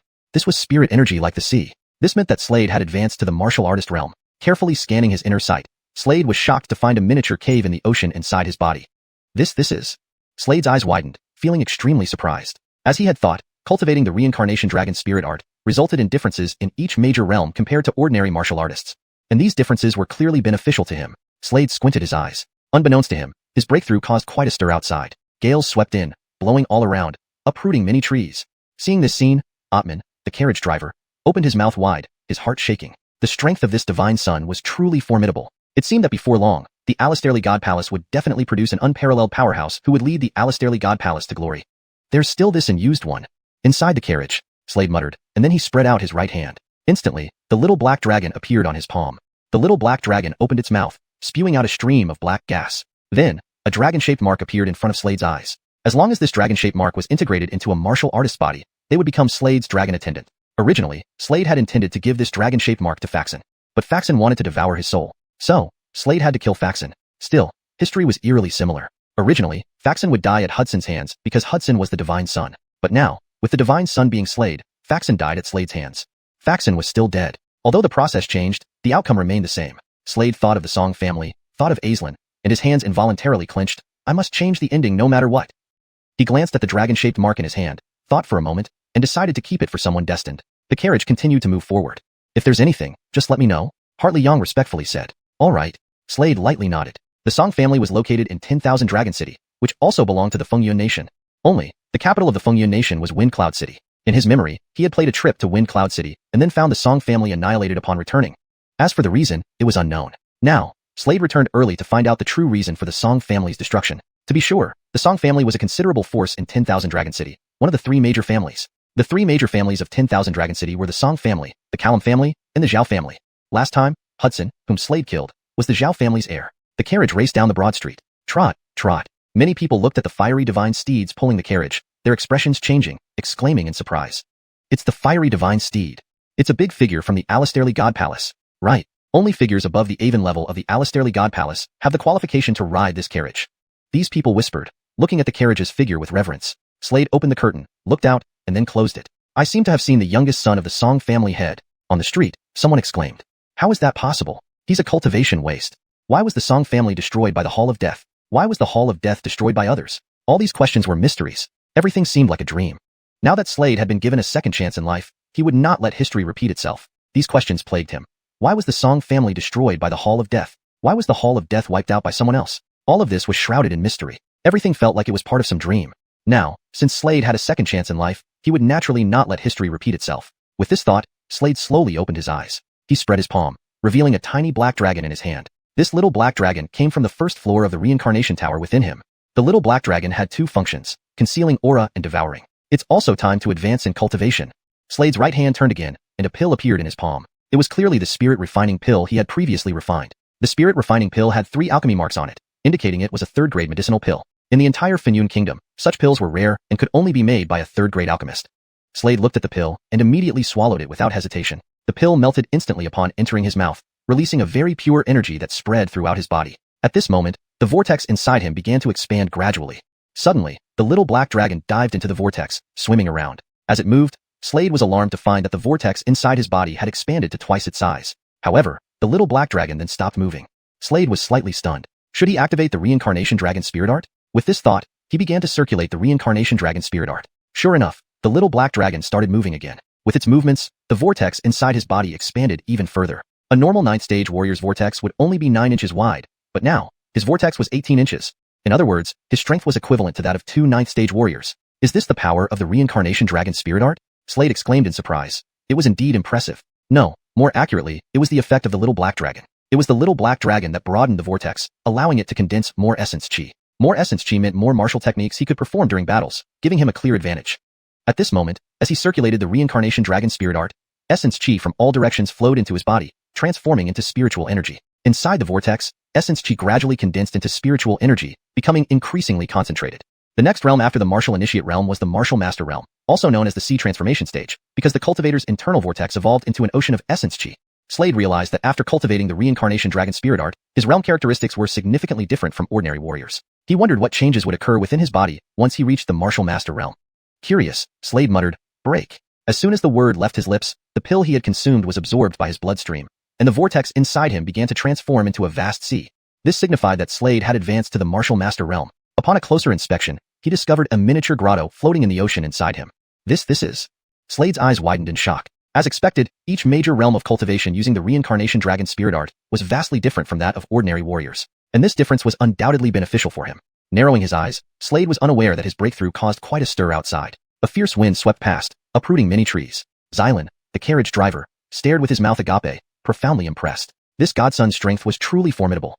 It seemed that before long, the Alistairly God Temple would definitely produce a world-class powerhouse, leading the temple to greater glory. There's still this unused mark, Slade mumbled to himself. Opening his palm, the little black dragon appeared in his hand. The little black dragon opened its mouth and spat out a stream of black mist, forming a dragon-shaped mark.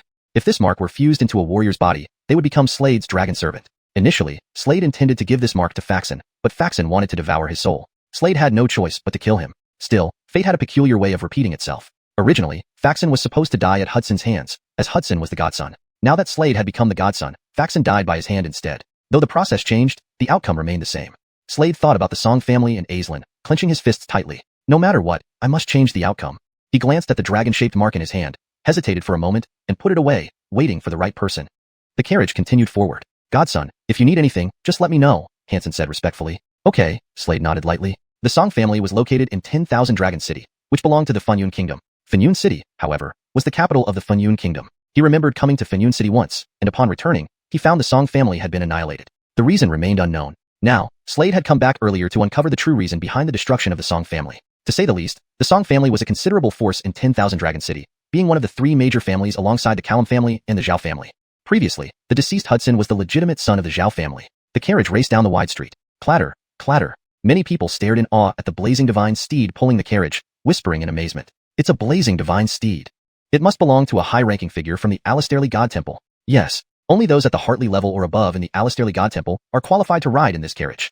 They whispered among themselves, their gazes filled with respect as they looked at the carriage. Slade opened the curtain to glance outside, then closed it. I think I saw the youngest son of the Song family head, one person on the street exclaimed. How can that be? He's a useless cultivator. Chapter 15. The Song family. Apparently, his fiancée Kathleen has come here to annul the engagement. Isn't that normal? Kathleen caught the eye of Fulton, a direct disciple of the Hall of Death. How could she look at Song family's young master? On the street, a luxurious carriage was galloping. Slade sat inside the carriage, listening to the conversation on the street. His face darkened. Kathleen. Jun Qingyin was his fiancée, a member of the Callum family, one of the 3 major families in Wanlong City. His father met the head of the Callum family, Callum Braun, and saved his life before establishing the Song family in Wanlong City. Thus, this arranged marriage came into being. Kathleen, Hall of Death, true disciple Fulton, annulment. Slade muttered to himself, his eyes flashing with intense light. At this moment, he seemed to have found the reason for the destruction of the Song family back then. Could it be because his parents did not agree to Kathleen's withdrawal from the engagement, followed by retaliation from Fulton, a true disciple of the Hall of Death, leading to the destruction of the Song family by people from the Hall of Death? Very likely. Inside the carriage, Slade narrowed his eyes, cold light flickering constantly as he rubbed his head. Initially, he had never considered this possibility. Firstly, Kathleen herself was originally a disciple of the Hall of Death. Secondly, when Slade returned, he found the Song family destroyed and escaped immediately. By the time he returned to investigate, the Hall of Death was already gone. As for who destroyed it and why, that still remained a mystery. But now it could be confirmed that the destruction of the Song family must be related to his fiancée Kathleen. This bitch. Slade narrowed his eyes. Now that heaven had given him a second chance, he had to seize it and change the future. Master, where to? Hanson, the coachman, asked. The Song family residence. Slade's eyes flashed as he replied. Then, he closed his eyes, the memories in his mind rolling like waves in the ocean. The Song family, one of the 3 major families in Xuanhuan City. In the main hall, many people were standing around. Dario, Slade's father, sat on his throne like a lion. His aura fluctuated unpredictably. However, his demeanor was distinctly different from ordinary people. He had once been a hero, but fell later on. It was said that he once intimidated the entire Yanastsu province, even making the 4 great empires fearful of him. However, for some unknown reason, he contracted an illness that drastically reduced his cultivation. Not long ago, his cultivation dropped again, falling from the martial spirit realm to the 9th level of martial master. The Zhao family, mortal enemies of the Song family, couldn't wait to swallow them whole. At this moment, his face was pale and his expression grim. Why?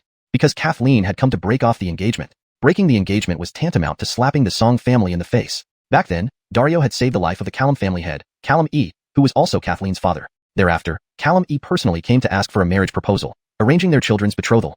However, as time passed, Slade's pulse essence had not shown any signs, indicating that he was a waste of talent. Conversely, Kathleen revealed an extraordinary talent and was recognized by a martial cultivator from the Hall of Death at a young age, later going there to cultivate. As a result, Slade and Kathleen rarely met each other. Especially after their talent gap became apparent, Kathleen hardly saw Slade anymore. In the main hall, many people gathered. These people were whispering among themselves. This engagement shouldn't exist. It is already a name only. How could Kathleen possibly honor this marriage? There's nothing we can do about reality. Why did Dario have such a useless son? Today, Kathleen brought her people to the Song family, breaking off the engagement in person without giving the Song family any face. They say Dario was once very prominent. But it's just hearsay. No one has proven it. Can you really believe it? I think what kind of son he has reflects on the father. If Kathleen really married Slade, it would be like putting a beautiful flower in cow dung. Many people had come here. These people mocked and jeered, getting increasingly vulgar. Not far away, a young Vanessa standing below overheard this and was furious. She was a little Vanessa, about 13 years old. The little Vanessa's name was Song Doverer, Slade's Vanessa. She was extremely angry. Hearing the words below, she clenched her fists and angrily said, "My brother is not a waste. Young lady, your brother is indeed a waste." A Tyler stepped out from behind Kathleen, saying haughtily, "My brother is not. He merely has his pulse essence sealed. Once it's opened, my brother will surely become a dragon among men." Song Doverer shouted, "Just pulse essence sealed?" Upon hearing this, the Tyler was taken aback, then burst into laughter. "Ha! Really hilarious. Hi little Vanessa, if what you say is true, then there are no wastes in this world." Song Doverer's face flushed red, her hands clenching tightly as she bit her lip. On the throne, Dario sat solemnly. His expression was not good, yet he did not fly into a rage. As the head of the Song family and one of the experts in Xuanhuan City, having Kathleen personally come to annul the engagement was undoubtedly a slap in the face for both the Song family and himself. He naturally could not have a pleasant expression. However, the backing of the Hall of Death made him cautious. If it were during his peak, Dario recalled something, his heart constricting as his hands tightened involuntarily, creaking. His facial features twisted in pain. "Lao Song, I hope you can understand me. Today, I must end this engagement." Below, Kathleen looked up at Dario seated on the throne, speaking assertively and respectfully. With those words, she took out a yellow divorce decree from her spatial ring. Seeing the yellow divorce decree, the Song family's faces changed, feeling greatly humiliated, their anger burning like raging fire. One must know, historically, divorce decrees were written by men to women. Yet now, Kathleen was writing one for Slade? What would this do to Slade's and the Song family's reputation? This humiliation felt like leaving a shocking scar on their faces. How could that waste make Callum Sr. write a divorce decree for him? That waste should feel proud. Beside her, the Tyler smiled slightly, ridiculing her intensely. Especially when he emphasized proud, his voice grew particularly loud, almost afraid others wouldn't hear. "You're the waste, and so is your entire family." Hearing the Tyler constantly call Slade a waste, Song Doverer flew into a rage, looking at the Tyler and scolding him. "Hi little Vanessa, I've endured you for too long." The Tyler narrowed his eyes, looking at Song Doverer coldly, his eyes exuding icy light. "Say that again if you dare." Please note, this translation aims to maintain the original tone and style while ensuring fluency in English. Some names and terms might be adjusted for better readability. Chapter 16. Bullying the Young.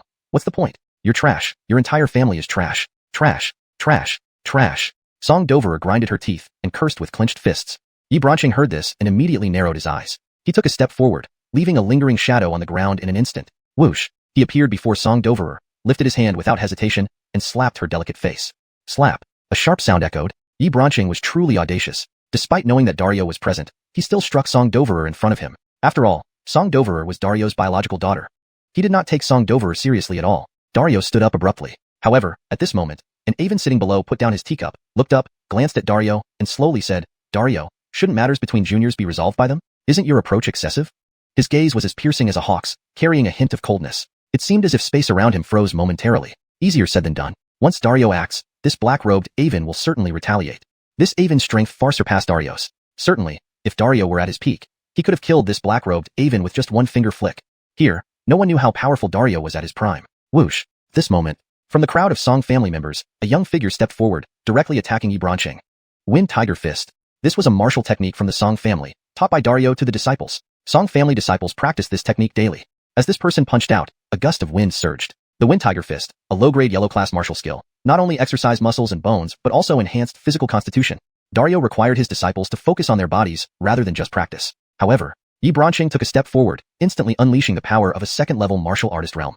Martial artist realm. Spiritual sea condensation. He threw a punch. With this punch, the Jeffrey was sent flying across the air, landing heavily on the ground. An extremely arrogant voice rolled out from Yi Branching's throat. All Song family disciples are trash. He then raised a middle finger, waving it provocatively in the air. Around him, every Song disciple had grim faces filled with rage, yet none dared to move. Because, honestly, Yi Branching was terrifyingly strong. After all, he was a disciple of the Hall of Death. His strength was expected. However, a slow set of footsteps rang nearby. Everyone looked up. Their gazes landed on the Tyler. Brother. Seeing the Tyler, Song Doverer called excitedly. Wearing a black robe, it was clearly Norris. Norris lifted his head. Seeing the clear red palm print on his Ziva's right cheek, his expression remained calm. But the calmer he was, the more intimidating it became. Just like a monster about to unleash fury. He coldly gazed at Yi Branching and asked coldly, which hand did you use to hit my Ziva? Trash of the Song family. Before Yi Branching could speak further, Norris pounced like a tiger at Yi Branching. Sky phenomenon rushing thunder. Around him, currents of chi rose continuously, forming illusions that wrapped around him. Thunder clouds swirling underfoot as he rushed forward. Bang! With the impact, Yi Branching's whole body flew away like a straw dummy, hitting the ground hard. A mouthful of blood spewed out. Yet, at this moment, Norris did not stop. Wind Tiger Fist. The Song family fist technique, Wind Tiger Fist. The punch landed. Tiger roars resounded shockingly loud. This punch hit Yi Branching's forehead squarely. He hadn't even reacted yet. Bang! He fell to the ground dizzily. Another mouthful of blood spurted out, his face even paler. Stop! Seeing this, the black-robed Aven could not sit still, ready to intervene.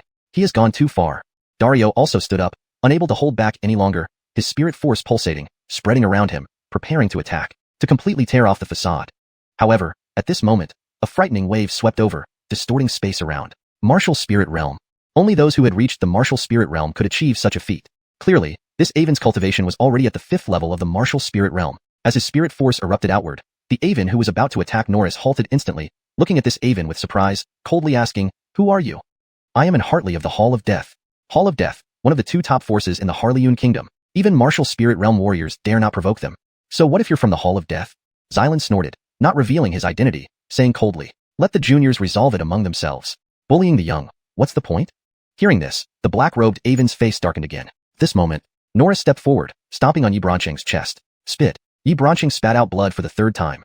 "Norris, stop." At this moment, Callum Sheen raised her chin and looked at Norris. "Though I don't know how you got a servant at the Martial Spirit Realm, killing him will doom the entire Song family, because he serves Master Wu." Upon hearing this, Yi Branching gathered courage and laughed wildly. "Ha ha ha, right, my master is Master Wu. Can you kill me? Come and try, come." He barked madly like a rabid dog. However, bang, Norris lifted his right foot and stepped on Yi Branching's throat. Yi Branching's eyes widened in disbelief. Behind him, Callum Sheen saw this, her cherry-like mouth gaping in astonishment. At this moment, Norris turned around, looking at the justice on the throne. That was his father, Dario. Dario's eyes were filled with gratification, while deep within them was a glint of disbelief. "Greetings, Rolf."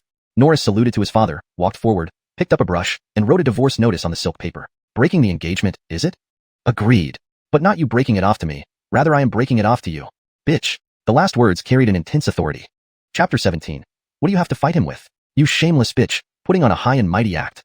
As Slade's voice echoed through the hall, an oppressive silence descended over the entire gathering. The surrounding warriors were completely stunned. No one had expected that Slade would publicly insult Kathleen as a shameless bitch. This was a complete breakdown of all pretenses. "You." Kathleen froze, her mind blank, her phoenix eyes reflecting confusion and disbelief. A nobody dared to insult her? She was a genius after all. From childhood, she had shown remarkable talent, esteemed by the upper echelons of the Wangdian, Hall of Death, and trained there since young. Yet now, this mere nobody dared to insult her in front of everyone? Was he not afraid of offending the Hall of Death? Or did he have no idea how powerful it was? Slade immediately threw the divorce document forcefully at Kathleen's face without any remorse. Why be courteous to this shameless Stephanie? Slade. Kathleen's eyes gleamed with rage, her delicate features twisted in anger as she glared coldly at him. Do you know Fulton? He is the strongest talent in the history of the Hall of Death. With extraordinary talent and unique physical attributes, he has reached the 9th level of martial artist at just 17 years old, only a step away from entering the spiritual warrior realm. He will become the youngest spiritual warrior expert in the Bronfang Kingdom. He is my true destined match. And you? What do you have to fight him with? Can you even stand up to him? Kathleen sneered at Slade, adding, initially, this was just about breaking off the engagement. Afterwards, everything could have been negotiated amicably. But you went ahead and killed Fulton's men. Do you think Fulton will let you go unpunished? He has an unlimited future. What about you? With our talents, we are almost certain to enter the Xuanhuan Academy in the future. Once Brother Howard emerges from his retreat, it will be your end, and the end of the Song family too. Kathleen stood tall, exuding confidence like a proud swan with her head held high. Xuanhuan Academy. In Yanaskzu, there were hundreds of kingdoms big and small, each vying for supremacy. Among them, 5 prestigious academies were renowned far and wide. The Xuanhuan Academy was one of them, wielding immense power and influence, far surpassing ordinary expectations. In Xuanhuan Kingdom, reaching the spiritual warrior realm already marked someone as a formidable martial artist. However, within the Xuanhuan Academy, such individuals were as common as dirt. That was the stark difference. The 2 top-tier powers of the Bronfang Kingdom, the Alastairly God Hall and the Hall of Death, paled in comparison to the strength and legacy of the Xuanhuan Academy. Across Yanaskzu, countless young talents dreamed of studying at one of these 5 prestigious academies. Graduates from the Xuanhuan Academy invariably possessed at least the level of spiritual warrior. Moreover, those admitted into the academy came from influential backgrounds, broadening their networks immensely. Indeed, attending the 5 prestigious academies was like gilding oneself with gold. However, the number of people from the Bronfang Kingdom who could enter the Xuanhuan Academy was minuscule. The last related incident occurred a decade ago when a disciple of the Hall of Death was selected for evaluation but ultimately failed, proving just how difficult it was to gain admission to the Xuanhuan Academy. Xuanhuan Academy? Hearing these words, Slade hesitated momentarily. After his family was annihilated, he escaped, encountered an Aven, became his disciple, and embarked on his legendary journey. However, his master fell ill and passed away a few years later. Now back home, Slade would ensure that such a tragedy never happened again. It seemed he needed to visit the Xuanhuan Academy, but first, he had to resolve matters here. Slade looked at Kathleen, his gaze cold, saying, Fulton, still in seclusion? Tell him that I'll personally sever his head during the Dual Halls hunting festival. Cold fury burned in his eyes, chilling to the bone. The Dual Halls hunting festival? Kathleen paused, then sneered at him. Slade, not just anyone can participate in the Dual Halls hunting festival. In the Bronfang Kingdom, only disciples of the Hall of Death and the Alastairly God Hall were eligible for this event, observed closely by envoys from the Xuanhuan Academy. Lord Song is our Ricardo. How does he lack qualification? At this point, Hartley Zhang stepped forward, speaking with gravitas. What? Slade is the Ricardo of the Alastairly God Hall? How is that possible? The Alastairly God Hall hasn't had a Ricardo in ages. No wonder he can practice martial arts. The warriors around began whispering among themselves. Ricardo. Kathleen's icy face revealed a flicker of disbelief. Let's settle this at the Dual Halls hunting festival. You're dismissed. Slade issued the eviction order directly. Kathleen snorted, revealing disdain. Even if Slade became the Ricardo of the Alastairly God Hall, he still couldn't compare to Fulton in her eyes. She knew his potential, strength, and connections well. Thus, Kathleen's party left, vanishing from the Song family's sight. Now, in the council hall, Lao Antony looked at his son, feeling a surge of pride. Rolf. Slade gazed at his father Antony, his eyes reddening as memories flooded back. Warriors from the Hall of Death storming into the Song residence, decapitating heads, including his father's. It all felt like a nightmare. Rolf, this time, no matter what, I won't let you leave me again. Clasping his hands tightly, Slade gradually calmed down. Brother. Song Doverer ran over excitedly, waving her arms. Brother, you're amazing. She blinked her large, lively eyes and asked, Brother, why did you come back so early from your trip to the capital? What interesting things did you see or taste? Did you bring me any gifts? Due to being diagnosed with obstructed spirit veins from childhood, Slade had chosen a civilian path entirely opposite to his father's, leading a life of ordinary pleasures. Traveling was his greatest passion, exploring mountains and rivers, admiring scenery, and indulging in local delicacies. Chapter 18. Are you still my son? It was because of this that he had escaped the nightmare of being killed. A look of anticipation appeared on Song Doverer's face as she gazed up at her brother. A clear, crimson palm print still marred the right side of her face. Does it hurt? Slade raised his hand and gently touched Song Doverer's cheek. As he did so, a warm spiritual energy flowed from his palm to her face. Wow. So warm. Song Doverer's eyes lit up as she shook her head and said, It doesn't hurt. It doesn't hurt. On the throne, Dario saw this scene and a look of surprise flashed across his eyes. His smile gradually faded, replaced by a serious expression. Doverer, go out.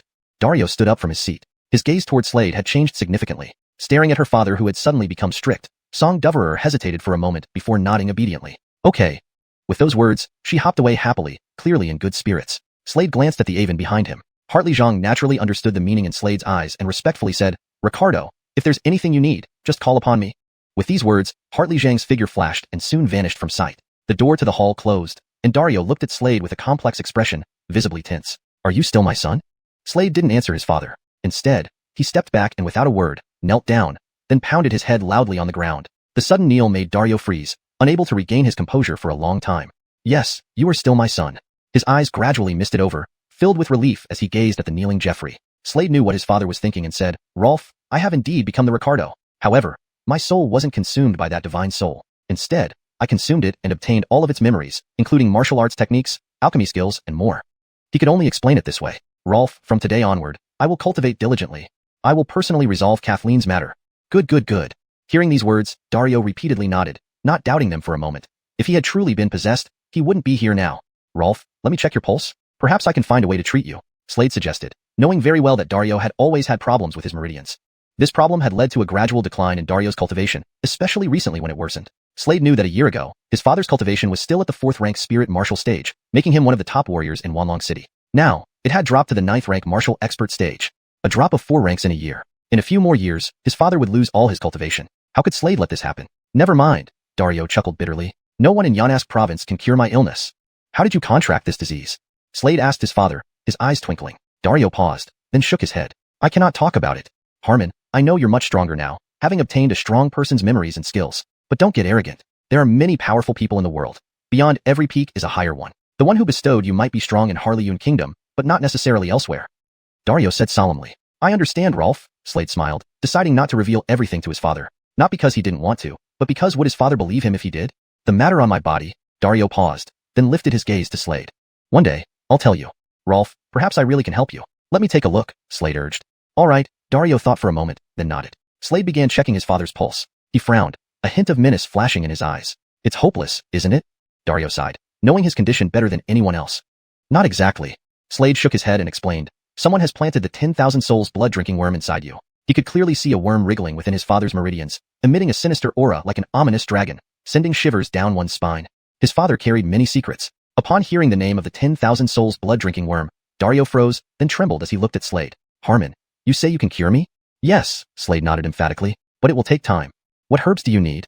Dario's face turned red from excitement. If the worm could be removed, his cultivation would recover astonishingly fast. Slade studied his father again. The 10,000 souls blood-drinking worm corrodes and devours the meridians of martial artists, causing unimaginable pain. Most martial artists couldn't bear it, and lower-level practitioners infected by it would rapidly lose their lifespan. Within a year, the practitioner would cease to exist. Yet, his father had endured for 15 whole years. What did that imply? That his father's previous cultivation was incredibly high. It must have been Martial Emperor. Slade's eyes glittered. Rolf, you were once at the Martial Emperor stage. Let me handle it, Slade smiled at his father. I can solve this. Really? Dario stared at his son, tears streaming down his eyes. For 15 years, this disease had tormented him. Every day, he used his spiritual energy to resist the worm. This resistance gradually sapped his strength. Initially, it was manageable, but as time passed, the worm grew stronger. Over the past year, he lost 4 ranks of cultivation resisting the worm. Now, Slade claimed he could cure him. How could he not be excited? His heart surged, blood pumping wildly. Relax, Rolf, we will definitely succeed. Slade declared firmly. Chapter 19.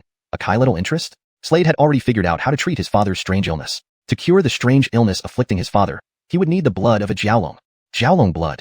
Jiaolongs are quite rare here, but I remember there is one in the Holy Profound Land, Slade said with narrowed eyes. Hadn't he obtained a slot to enter the Holy Profound Land? In some time, the Holy Profound Land will open. I'll visit then. Slade thought silently. Rolf, I'll make a trip to the alchemy room and refine a pill for you to suppress the spirit blood devouring worm within you, Slade added.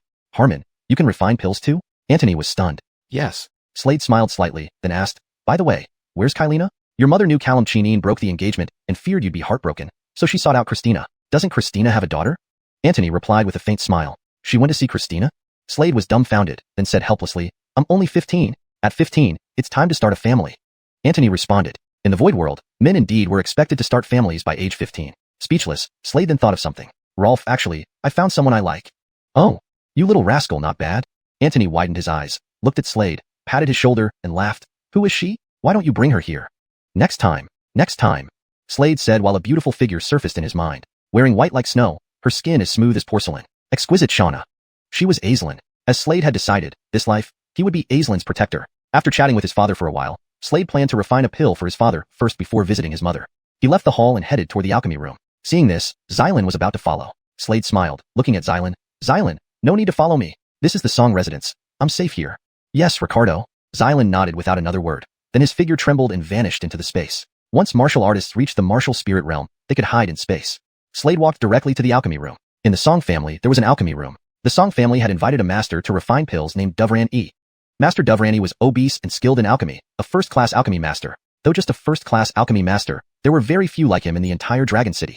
It was rumored over 10 factions wanted to recruit him. He stayed with the Song family because Antony had once saved his life. Kai little Master Song, you're back? There's something I wanted to ask you. Master Dovran E looked at the approaching Slade, surprised. News of Callum Chineen breaking the engagement surely spread throughout the Song residence. Yeah, Master Dovran E, what do you need? Slade nodded calmly, looking at Master Dovran E. Not much, just a matter of remuneration. Master Dovran E smiled. I want my pay increased tenfold from now on. Why? Slade was momentarily taken aback. A tenfold salary increase. This far exceeded Master Dovran E's worth, considering he was only a first-class alchemy master. Master Dovran E sighed, gazing at Slade. Let me be frank, Kai little Master Song. The Callum family offered me 10 times my current salary. I couldn't refuse. The Callum family? Hearing this, Slade's eyes narrowed sharply. The Callum family of Dragon City was Callum Chineen's clan. If you cannot refuse, then don't. Slade glanced at Master Dovran E coolly. Master Dovran E froze, not expecting such a reply. Kai little Master, didn't you come to have me refine pills? If I leave, who will refine pills for you? Master Dovran E frowned. He intended to play both sides against each other, increasing his own value. But he did not expect this person to outright reject him without a second thought. If you want to leave, just go. Why care about anything else? Slade glanced at Master Dovran E coldly. Master Dovran E's face darkened, feeling extremely displeased. At least he was a first-class alchemy master. Many showed him respect wherever he went. But this person in front of him, Master Dovran E scoffed, stepping towards the room to pack away the alchemy furnace. This alchemy furnace belongs to us Song family. Slade remarked dispassionately. I've refined pills for your family for so many years, just taking a little interest. And if it wasn't for me, your useless father would have declined much further. Master Dovran E said coldly, emphasizing useless loudly. How did you address me? Slade stared at Master Dovran E, eyes narrowing even more, voice turning colder, a mocking curve appearing on his lips. With your chaotic false pulse unable to condense 9 channels, what else could you be but useless? Master Dovran E sneered arrogantly. He was a first-class alchemy master. Who dared provoke him? But then, Slade shook his head. Initially, he hadn't intended to act, but this person had gone too far. Insatiable. Bang. Without hesitation, Slade raised his right hand and slapped Master Dovran E squarely across the face. Immediately, a clear slapping sound rang out. A crimson imprint appeared on the right side of Master Dovran E's face, swelling quickly. His eyes widened, incredulous. I am a first-class alchemy master. You dared slap me? Ignoring his protests, Slade lifted his right hand again and slapped Master Dovran E's left cheek. Bang. The sharp slapping sound echoed once more. Do you know who I'm connected to? Master Dovran E roared. However, before he could finish, a kick flew from the front and struck him squarely in the abdomen. Chapter 20, Kylina, I've come to take you home. With the fall of that foot, Master Dovran E's entire face contorted in agony, falling to the ground in a heap. At this moment, Slade descended like a god king, his foot landing squarely on Master Dovran E's neck. With just this one move, Master Dovran E was certain to meet his end. The fear within Master Dovran E's heart trembled continuously as he looked up at Slade in horror. Your false pulse. His face was filled with disbelief. Scram. Slade gave Master Dovran E a cold glance and spat out a single icy word from his throat. Master Dovran E crawled away, still retaining an expression of sheer terror. Ignoring Master Dovran E, Slade now made his way toward the alchemy room. He began refining a pill. This particular pill was called the Agglomerate Pulse Pill, a third-grade elixir. It wasn't that he didn't wish to refine a better quality pill for his father. It was simply that, given his current physical condition, only a third-grade pill could be consumed. A fourth-grade pill would exceed what his body could withstand. Slade started refining the elixir. Time flowed by. Very soon, a refreshing aroma wafted from the alchemy room. Half an hour later, an elixir appeared in Slade's hand. It was undoubtedly a third-grade Agglomerate Pulse Pill. This pill will help alleviate my father's meridian pain. Slade stored the pill before finding his father and handing him the pill. Your mother hasn't returned yet. Who knows what has happened? Dario said worriedly. I'm going to find her right now. Slade declared. All right, be careful on your way. Dario nodded and replied. Thus, Slade climbed back into the luxurious carriage, with Xylan resuming his role as the driver. The horse pulling the carriage was still the fire spirit horse. Slade's mother was named Sasha. Now, in the alleys of 10,000 Dragon City, Sasha frowned slightly. In front of her sat 2 individuals, one being a Stephanie around 40 years old. Behind this Stephanie stood a young figure. She was about the same age as Slade, pretty, with an elegant physique. Christina, can you not speak so harshly? Sasha opened her mouth and glanced at Christina again, as if meeting her for the first time. She had thought their relationship was good enough to come here for marriage arrangements. Jan Asling, I have always been straightforward and blunt. Your son's fiancée was originally Callum Chineen from the Callum family. Then, Callum Sheen came to cancel the engagement. I know your family can't agree but can do nothing. Now, you propose marriage to my daughter. Isn't that equal to dumping someone else's trash on us? Christina remarked. Even though the Song family is indeed one of the 3 major clans in 10,000 Dragon City, and we are just a small family, we cannot aspire too high. Many people in 10,000 Dragon City knew that the Song family's days were numbered. Clan head Dario's cultivation had plummeted drastically, and it wouldn't be long before the city no longer had 3 major families. Sasha frowned and wore an unhappy expression. Mom, don't talk anymore. I don't want to marry a waste. The Slade is a waste. The Vanessa behind Sasha sneered. Why would anyone marry him? Besides, Mom, I have someone I love. He is a powerful martial artist from the Alastairly God Temple. The Vanessa lowered her head coyly. At this moment, a figure walked out slowly, wearing green robes. He proudly said, Hello Christina. I am Xiuxian, a legitimate son of the outer chamber of the Alastairly God Temple. If that's the case, then let's call it off. Sasha frowned deeply, regretting coming today. She realized how foolish it was to embarrass herself here, but she finally understood Christina's true nature. In fact, when the Song family moved here, Christina was very kind to her. They became close friends, sharing everything. But she never expected Christina to be such a person. Knowing faces but not hearts. Dada. Suddenly, hooves approached from not far away. Many people looked at the carriage with envy. What a luxurious carriage. It must belong to a prestigious family. Or perhaps the son of some major power. The carriage is heading towards Christina. That's the Alastairly God Temple flag. Someone suddenly noticed the flag on the carriage. 3 magnificent characters were written on it. Alastairly God Temple. Xiuxian also noticed the luxurious carriage and changed color. Hartley brother Xiu, are they your fellow disciples? The Vanessa asked. However, at this moment, Xiuxian's face had already changed, replying, this belongs to senior members above the Avon level in the Alastairly God Temple. Huh. Hearing this, the Vanessa's and Christina's faces changed drastically. At this point, Ricardo, please step down. Xylan lifted the curtain of the carriage and spoke slowly. Immediately after, a figure stepped out of the carriage. When everyone saw him, they were stunned, looking incredulous. Is this Slade from the Song family? How could it be him? These people stared at Slade in shock. Kylina, I've come to take you home. Slade looked at the Stephanie in front of him and said with a smile, ignoring everyone else including Christina. Jareth, Harmon? Sasha widened her eyes in disbelief. Impossible. The Vanessa shrieked upon seeing this scene. Yet, the Tyler next to her took a step forward, looking at Slade and kneeling on one knee. Greetings, Ricardo. Ricardo? Boom, boom, boom. Everyone felt their heads were about to explode, as if countless bolts of thunder were crashing down from the heavens. They looked at Slade with utter disbelief. Could Slade really have become a Ricardo of the temple? Could you believe it? Christina stood dumbfounded. Her daughter was also frozen in place. Kylina, let's go home. Slade gently said to his mother. Yes. Sasha responded excitedly. Christina and her daughter remained standing there blankly. They perfectly exemplified underestimating others due to ignorance. Inside the spacious and comfortable carriage, Slade and Sasha sat across from each other at a table. Harmon, tell me, how did you become the Ricardo of the Alastairly God Temple? Sasha gazed at Slade, her face changing slightly with worry. Kylina, it happened like this. Slade recounted everything he told his father to Sasha. Relief spread across Sasha's face after hearing his explanation. ####Chapter 21. If I am invincible, then he is invincible. The next night, Rolf, I'm going to the holy profound land tonight. In the study, Slade greeted his father. Harmon, be careful. Although you now have the memories of that mysterious powerful person in your mind, always stay cautious. Dario said with a serious tone. Don't worry, Rolf. Everything will be fine. Slade reassured him. Night had grown deep. Slade's figure flickered as he swiftly disappeared from the spot, leaving the Song residence and heading straight for the holy profound land. Watching Slade depart, Dario stood by the window and muttered, he's changed. But he's still our child. Stephanie approached and stood beside Dario, speaking softly. Yes, Dario replied. Hubby, if Harmon really can cure the damage in your body's meridians, would you still seek them out? Sasha asked. Even if we don't seek them out, do you think they won't come after us? Dario shook his head.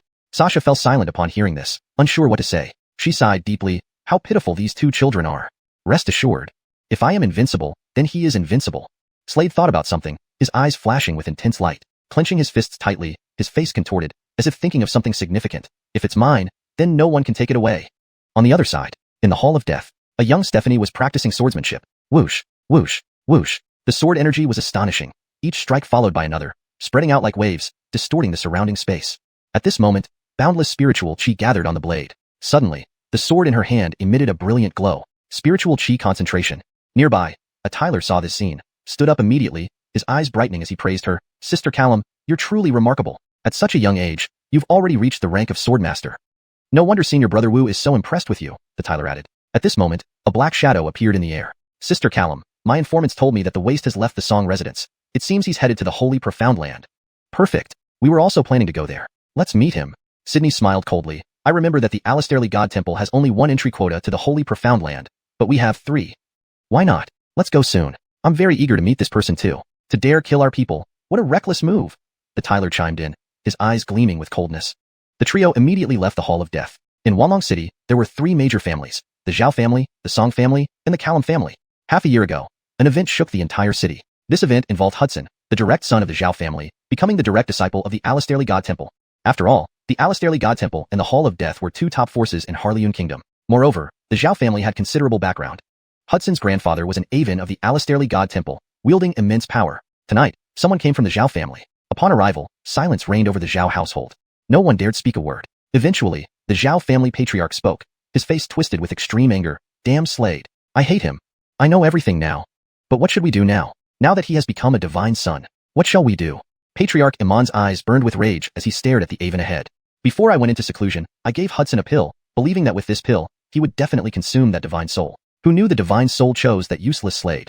An Hutch in white robes spoke calmly. He was Hudson's grandfather, Hayes. Hayes continued, I believe the divine soul has consumed Slade's soul. As much as that's true, he killed my grandson. I can't tolerate this. It must be resolved with blood.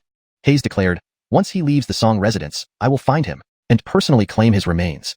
Is this wise? After all, he is now the divine son of the Alastairly God Temple.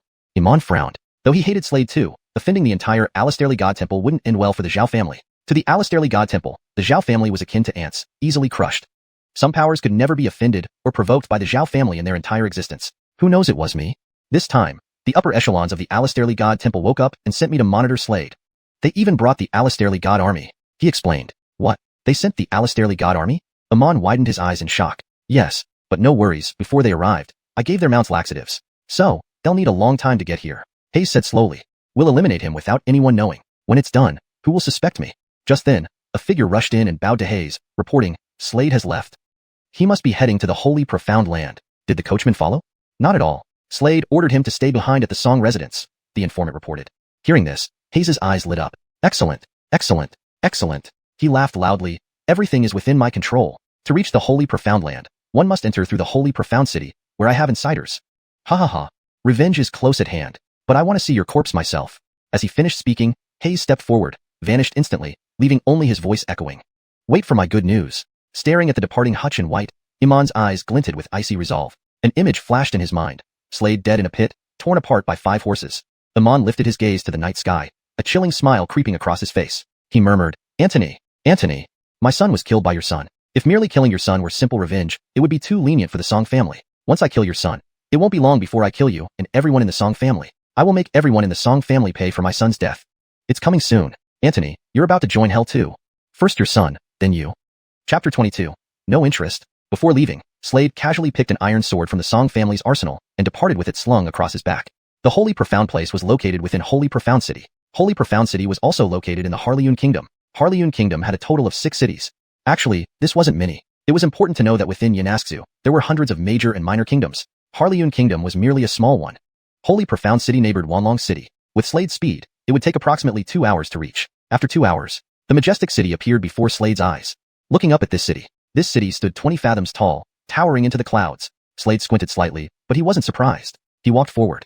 The city gates were open. The Holy Profound place was located within this city. What was peculiar about this city was that it contained many mountain ranges within its confines. Urban mountains. This led to danger for those living within the city, because the mountains weren't lacking in beast creatures. As soon as he stepped onto the large avenue paved with bluestones, Slade could hear various beast roars echoing around him. He could see beast creatures walking along the streets. These beast creatures had all been subdued by martial artists and served as their mounts. He even saw Jeffrey standing on the shoulder of a massive beast creature not far off. The Tyler wore a saber at his waist, appearing dignified and dashing. And that beast creature was a demonic ape. The demonic ape walked upright, colossal in size, robust in stature, and covered in black hair resembling needles. This was a second-tier beast creature, equivalent to a martial artist in the martial teacher realm. Beast creatures were divided into 9 tiers, corresponding to the 9 realms of martial artists. A first-tier beast creature was comparable to a martial artist in the disciple realm. Of course, there were strong and weak individuals among the first-tier beasts, just as there were among martial artists of the same realm. However, the cultivation stages of beast creatures weren't subdivided into 9 layers like martial artists, who further divide each major realm into 9 sublevels. Walking down the street, Slade noticed 5 Tylers standing in a row ahead, looking respectfully at a Vanessa with some awe. The Vanessa wore a pink dress that accentuated her slender figure and graceful form. She had snow-white skin, delicate legs, and an air of nobility. However, her face remained expressionless and aloof. Are they the ones? The Vanessa, exquisitely beautiful and peerlessly charming, glanced at the 5 people before her, then at the Avenly man beside her. The Aven said, Miss, these 5 are all prodigies. You should choose 2 to enter. The Vanessa had 3 entry slots for the Holy Profound place. She nodded lightly. Her gaze swept over them, and then a playful smile curled her lips. How about this? Let you 5 fight. The last 2 standing will follow me to the Holy Profound place. With that said, the 5 immediately launched into action. Instantly, dazzling martial skills blossomed in midair. The 5 Tylers fought fiercely, red-faced.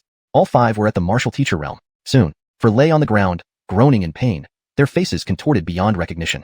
Only one stood upright, head and shoulders above the rest. Seeing this, the Vanessa's eyes lit up, clapping her hands in approval. Well done, well done. But now we're short of one person. Find someone else to be my guard. The Vanessa said. Yes, miss, the hutch replied respectfully. Yes, miss, the hutch replied respectfully. Just then, Slade, carrying his iron sword, strolled by slowly. Oh, Willie. What is his strength? What level of Willie is he? The Vanessa took note of Slade, murmuring. In the same realm, a Willie was much stronger than a martial artist. Should I test him? The remaining Tyler asked. Fine, go ahead. The Vanessa nodded, waving her hand. Good. The Tyler took a step forward, looked at Slade, and without another word, drew his sword and struck. Slade squinted his eyes. Who was this Tyler? With no hesitation, Slade drew his sword slightly, and instantly a strand of astonishing sword energy emerged, slicing towards the front. Then, the Tyler's entire body kept retreating. Retreat, retreat, retreat. He retreated 12 steps before stopping. At this moment, the Vanessa nearby saw this scene and her eyes lit up. Such a powerful Willie. She took a step forward, appearing before Slade with a smile. Congratulations. You've become my guard. However, Slade only lifted his head slightly, gave her a glance, and continued walking forward.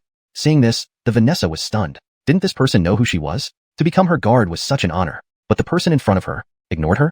The Vanessa was arrogant and pampered from birth. How could she tolerate this affront? She chased after Slade, came before him again, and glared coldly.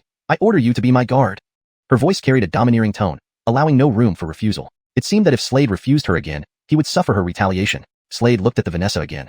He knew who she was. Abigail Lynn of the xiuxian kingdom, the only daughter of the king, pampered from childhood and regarded as the crown jewel. She was born with a golden spoon in her mouth, never lacking resources. Now, despite being only 15 years old, her cultivation had already reached the 5th layer of the martial teacher realm. The spirit energy in her body was as vast as the sea. This sufficiently demonstrated her excellence. In Slade's impression, Lynn was spoiled, capricious, and very arrogant. In the past, Slade had never interacted with Lynn. While Lynn did have talent, she relied too heavily on resources. She was scouted by the selection officer of xiuxian Academy, but failed during the Academy's entrance examination. No interest, Slade said. No interest? Do you know who I am? Following me is a once-in-a-lifetime opportunity for you. Lynn paused, then narrowed her eyes, displeased. No one had ever dared to refuse her. He was the first. I know who you are. Slade glanced at Lynn and said indifferently, Abigail of the xiuxian kingdom. You know my identity, and you still refuse me? Upon hearing this, Lynn froze, looking at Slade with surprise. Just because you're the Abigail of the xiuxian kingdom, should I agree? Slade frowned. Chapter 23. Why do you need to beg me? I am of noble birth, while you are lowly. Being my guard is a great honor for you. Yet, you refuse me? Is there something wrong with your brain? Lynn stood with his hands behind his back, glaring at Slade with an unfriendly expression. Slade paused momentarily and replied, If you believe I'm lowly and you're noble, why do you need to beg me, a lowly person? He chuckled softly. Hearing this, Lynn's face immediately darkened. Amir, you're asking for death. The Aven, overhearing this, flew into a rage as a wave of Wulinjing aura erupted from him. Space seemed to warp around them. Wulinjing, a formidable force within the xiuxian kingdom. However, just then, Slade pulled out a token from his sleeve. On this token were 3 characters. xiuxian. Upon seeing this, the Aven stopped in his tracks, his pupils constricting. Are you a disciple of xiuxian? Slade ignored the Aven and took a step forward, disappearing almost instantly. Behind Lynn, a Tyler raised his head, gripping his fists tightly, feeling immense humiliation. Slade moved swiftly. In the dead of night, a figure raced toward the holy profound place. Who comes? The so-called holy profound place was, in fact, a vast mountain range filled with various opportunities. At that moment, a voice echoed. xiuxian, Slade, said Slade calmly. Enter. The voice rang again. Slade took a step and vanished. After he left, a shadow emerged from the darkness. Slade. This was a Hewitt in battle armor who squinted his eyes, a cold light flashing within them. He muttered, Eugene asked me to kill someone named Slade. xiuxian, it must be him. I'll wait until he's deep inside the mountains before I strike. No one will know. Hee. His voice trailed off as he disappeared. Meanwhile, another group arrived. It was none other than Lynn. Behind him stood 2 Tylers, one with an ancient sword on his back and another who was equally burly. The princess's safety is entrusted to you, the Aven told the Tylers. Only those qualified could enter the holy profound place. Others were forbidden entry. Understood. Both Tylers nodded in agreement. As they departed, 3 heavy sounds broke through the air. It's people from Columbia Hall. They have 3 slots to enter the holy profound place. That's Kathleen of the Callum family, along with Giannis and Armand. Kathleen, Giannis, and Armand rapidly approached in full view. A robust justice reappeared, looking at them and recognizing Kathleen. His eyes brightened. That boy from the Song family entered already. Upon hearing this, Kathleen's exquisite face turned icy cold. Swish, swish, swish. 3 figures sped forward. Slade had already entered the holy profound place. He wasn't here for opportunities, but for the beast. He remembered that there was a dragon here in the holy profound place. Rolf was infected by the 10,000 souls blood-drinking worm and needed dragon blood to suppress it. Dragons were rare beasts in the xiuxian kingdom. Finding one would be challenging. He looked up ahead. There was a river before him, bone dry, filled only with mud. Slade moved forward, employing his agility. Dove ranching was a hidden realm. Legend had it. A war once erupted here between two warriors of martial rank. Martial rank warriors were legendary figures in the Harleyun kingdom. Both warriors perished here. Subsequently, their bodies were consumed by the beasts here. Warrior bodies contained pure blood essence. Devouring them increased a beast's strength. Thus, the beasts here were generally more powerful than those outside. Slade felt numerous fierce beasts lurking in the mud as he advanced. He saw remnants of human warriors in the mud. Arms, legs, scenes of utter devastation. His figure remained graceful as he proceeded. Suddenly, to his left, the originally calm mud began to churn, exploding outward. A ferocious beast, resembling a lizard, burst forth, its tongue darting towards Slade. Whisk! But at that moment, Slade's iron sword unsheathed with blinding speed. A streak of sword light penetrated the beast, cleaving it in half, blood splattering everywhere. Slade continued moving forward, sword in hand, emitting a glow from its blade. Spiritual energy convergence. This signified he was a sword master. Swordsmanship levels included sword novice, sword master, great sword master, sword emperor, and sword sage. Slade, at 15, was already a sword master. A willy could make their spiritual energy converge, becoming a sword master. A sword master gathers internal spiritual energy into the sword, making it shine, increasing its sharpness and significantly enhancing sword techniques. This was the prowess of a sword master. As he moved forward, whisk, from the mud beneath, a thick, scaly snake tail like a water bucket shot toward him. Whisk, Slade sneered, his form flickering through the air. The iron sword behind him unsheathed instantly. Hum. A resonant sword whine echoed in the void, reverberating around. Instantly, the snake's tail was severed. Roar. The python cried out pitifully. Slade took another step, slicing the python's life short with a swift stroke of his sword. He was seeking the dragon. One of these dragons was once a mount. During the duel of the two marshals, both perished, yet one mount survived. Roar. At that moment, not far ahead, a dragon roar resounded. Dragon. This. A dragon hatching. Slade's eyes sparkled with determination. In the next instant, he charged forward, fast as lightning. Simultaneously, the arriving warriors also looked up, their eyes blazing with excitement, focusing on the sight before them. This is the sound of a dragon hatching. Chapter 24. The flood dragon gives birth. A flood dragon here? And it's about to give birth? As the news of the flood dragon giving birth spread, many cultivators in the holy mystic realm blushed with excitement. If we can find this flood dragon's offspring and train it from a young age, it could become my mount one day. That would give me a powerful ally. The thought made their eyes sparkle brightly like stars. They all sped toward the source of the sound. Meanwhile, Slade was also heading toward the sound. As he moved forward, he suddenly heard the sound of flowing water, accompanied by a sharp voice. I am the princess of Bronfeng Kingdom. If you dare treat me this way, I will never forgive you. The sharp voice made Slade's eardrums tremble. He lightly furrowed his brows, a figure of a young Vanessa flashing through his mind. Lynn. He hadn't expected to meet her here. Save or not. Slade didn't have a great impression of Lynn, but then, Lynn seemed to have noticed him and shouted anxiously, "Save me!" Seeing Slade's indifferent expression, she became even more anxious, stamping her feet frantically. Please, save me. I don't want to die. Please, I beg of you. Just now, it was my fault. I was wrong. Slade stopped and glanced at Lynn before saying indifferently, fine. In the next moment, he appeared beside her. Seeing this, Lynn let out a sigh of relief, her two strands of hair hanging down over her chest. Slade looked ahead and saw several people standing there. A figure lay on the ground. The willy from earlier was right in front. It's you?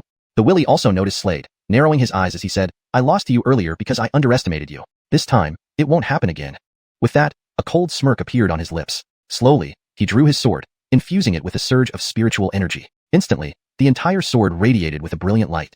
Spiritual energy focusing? This was a sword master. Come on, boy, let's see what you're made of. The Tyler roared deeply. Slade glanced at him and swung his sword directly. Whoosh! A dazzling sword beam rushed towards the Tyler. Watching this beam of sword light, the Tyler's pupils constricted sharply. He tried to block it, but just as he was about to, a slash appeared on his neck. Blood gushed out like a fountain. His head detached from his neck and fell down. His eyes were wide open, as if he couldn't believe it. The remaining people's pupils constricted sharply. Their gazes towards Slade changed. Also a sword master. The level of swordsmanship of this person was terrifying, defeating a fellow realm sword cultivator with just one strike. How incredibly strong. Amir, I advise you to leave. Don't cause trouble here. We are from the xiuxian kingdom. Correction. Amir, I advise you to leave this place and not stir up any more trouble. We are from the xiuxian kingdom. Note, Shin is part of a proper noun here, which should be consistent with previous translations, likely referring to xiuxian kingdom. The translation has been adjusted for natural flow and clarity. Xiuxian land. Correction. Xiuxian land should be translated as sacred string land, to maintain consistency and accuracy in terminology. So the correct translation is sacred string land. It was located next to Bronfeng kingdom, both nations being of comparable strength. Unexpectedly, these people were from the xiuxian kingdom. Note, the term Shin is not translated as it seems to be a proper noun or specific term within the context of the story. If Shin has an established translation in the context of this work, please provide that so I can maintain consistency. Otherwise, leaving it transliterated preserves the original flavor and consistency. For smoother reading, you might consider. Unexpectedly, these people were from the Dovran kingdom. Here, Dovran is used as a romanization for Shin. So what? Slade glanced at them and said coolly. The leader, a Jeffrey with skin as white as jade, leered at Lin and then shifted his gaze to Slade. Amir, I'll count to 3. If you haven't vanished after 3 counts then? However, he never finished his sentence. Slade slashed down again. The brilliant sword beam shot straight ahead. This strike caused a torrent of blood to burst from the Jeffrey's neck, his eyes filled with disbelief. At this moment, the others' faces changed drastically. This was the third Xian of Xiuxian Kingdom. Correction. This was the third Xian of xiuxian Kingdom. Note, Xin should be translated as Xian, following pinyin, but for proper name consistency and natural English reading, using xiuxian Kingdom is more appropriate. This was the third Xian of xiuxian Kingdom. He just died like this? Did he just die like that? You killed our prince? The people from Xiuxian Nation were stunned. Revised. You killed our prince? The people from Xiuxian Nation were dumbfounded. For consistency and fluency, I revised stunned to dumbfounded, which fits better in this context. Also changed kingdom to nation for more accurate translation. Ignoring them, Slade continued to swing his iron sword. Whoosh, whoosh, whoosh. Blazing streaks of sword chi surged forth. In just a moment, every single one of their necks bore a fresh sword wound, from which blood gushed endlessly. All dead. Standing in place, the elegant Lin was left in shock. Her perception of this man had completely changed. Such immense power. When did someone so formidable appear in Bronfeng Kingdom? Benevolent sir. Now, Lin addressed Slade differently. She asked, filled with admiration. Benevolent sir, may I know your name? Slade. Slade glanced at Lin and replied coolly. Then, hearing the increasingly loud sounds of the flood dragon giving birth, he immediately accelerated towards it, leaving Lin dumbfounded in place. Slade? Isn't the wastrel of the Song family named Slade? However, to make it more natural and fluent in English, it would be better to translate it as, isn't the good-for-nothing from the Song family named Slade? He is really a waste? This seems to be a direct translation, but doesn't fit naturally in English. A better translation would be, he is really useless? This keeps the meaning while ensuring it reads naturally in English. For a more contextually fitting translation considering the story's tone, he is truly that weak? This maintains the surprise and disbelief expressed in the original text, aligning better with the narrative style. Lin muttered to herself. Slade advanced rapidly, leaving behind an afterimage in the air. Surrounding spiritual energy flowed into his body. He took a deep breath, activating the Cycle Dragon spirit art. Inside him, the spiritual energy churned. The spirit sea expanded, forming another sea cavern within it. Slade's cultivation reached the second level of martial master. Gripping the hilt of his iron sword tighter, his speed increased, moving towards the ruins ahead. Amidst the ruins, there lay a flood dragon 15 zhang long. Its entire body was covered with blood-red scales, exuding a sinister glow. It's a newly ascended third-tier monster beast. Thankfully, it's weakened from giving birth. Now's the time to capture it. In front and behind, I'll lead the attack. Standing gracefully, Kathleen brushed her hair aside, eyes glinting greedily at the dragon egg before her. Hope nothing goes wrong. It won't, said the silver-haired Tyler Giannis. I'm attacking, the burly Tyler Armand declared. With those words, he charged forward at incredible speed. Their combat prowess was formidable, clashing with the flood dragon. Roar. The flood dragon roared, opening its massive mouth to unleash a ball of flames downward. Kathleen's eyes flashed with greed. Beside the flood dragon was its egg. The flood dragon was guarding its egg. Roar! It bellowed again. Senior Sister Callum, Armand and I will attack. You go for the flood dragon egg, the silver-haired Tyler spoke up. All right, do it. Kathleen nodded. Whoosh, whoosh, whoosh. Armand's right hand flicked, revealing a long spear. Chapter 24. A dragon spawn. There's a dragon here, and it's about to give birth? As the sound of a dragon giving birth echoed, many cultivators in the sacred profound land turned red-faced with excitement. If we can find this dragon's offspring and train it from a young age, it will surely become my mount one day. That would give me a powerful ally. The thought made their eyes sparkle like stars. They all raced toward the source of the sound. Meanwhile, Slade was also heading toward the source of the noise. As he advanced, the sound of flowing water reached his ears, accompanied by a sharp voice. I am the Abigail of Xiuxian Kingdom. How dare you treat me this way? I will never forgive you. The sharp cry made Slade's eardrums vibrate. He frowned slightly, and an image of a young Stephanie appeared in his mind. Lin. He hadn't expected to encounter her here. Should he save her or not? Slade didn't have a great impression of Lin. However, she seemed to have noticed him and called out anxiously, help me. Seeing Slade's indifferent expression, Lin became increasingly anxious, stomping her feet. Please, save me. I don't want to die. Please, I was wrong just now. Forgive me. Slade stopped, glanced at Lin, and said coldly, all right. In the next moment, he appeared beside her. Seeing this, Lin finally breathed a sigh of relief, her hair disheveled before her chest. Slade saw several people standing ahead, with someone lying on the ground, indeed, the Willie he had encountered earlier. It's you? The Willie also noticed Slade, narrowing his eyes and saying, I lost to you last time due to carelessness. This time, it won't happen again. A cold smile spread across his lips as he slowly drew his sword, infusing it with spiritual energy. The entire blade shimmered brilliantly. This was a sword master.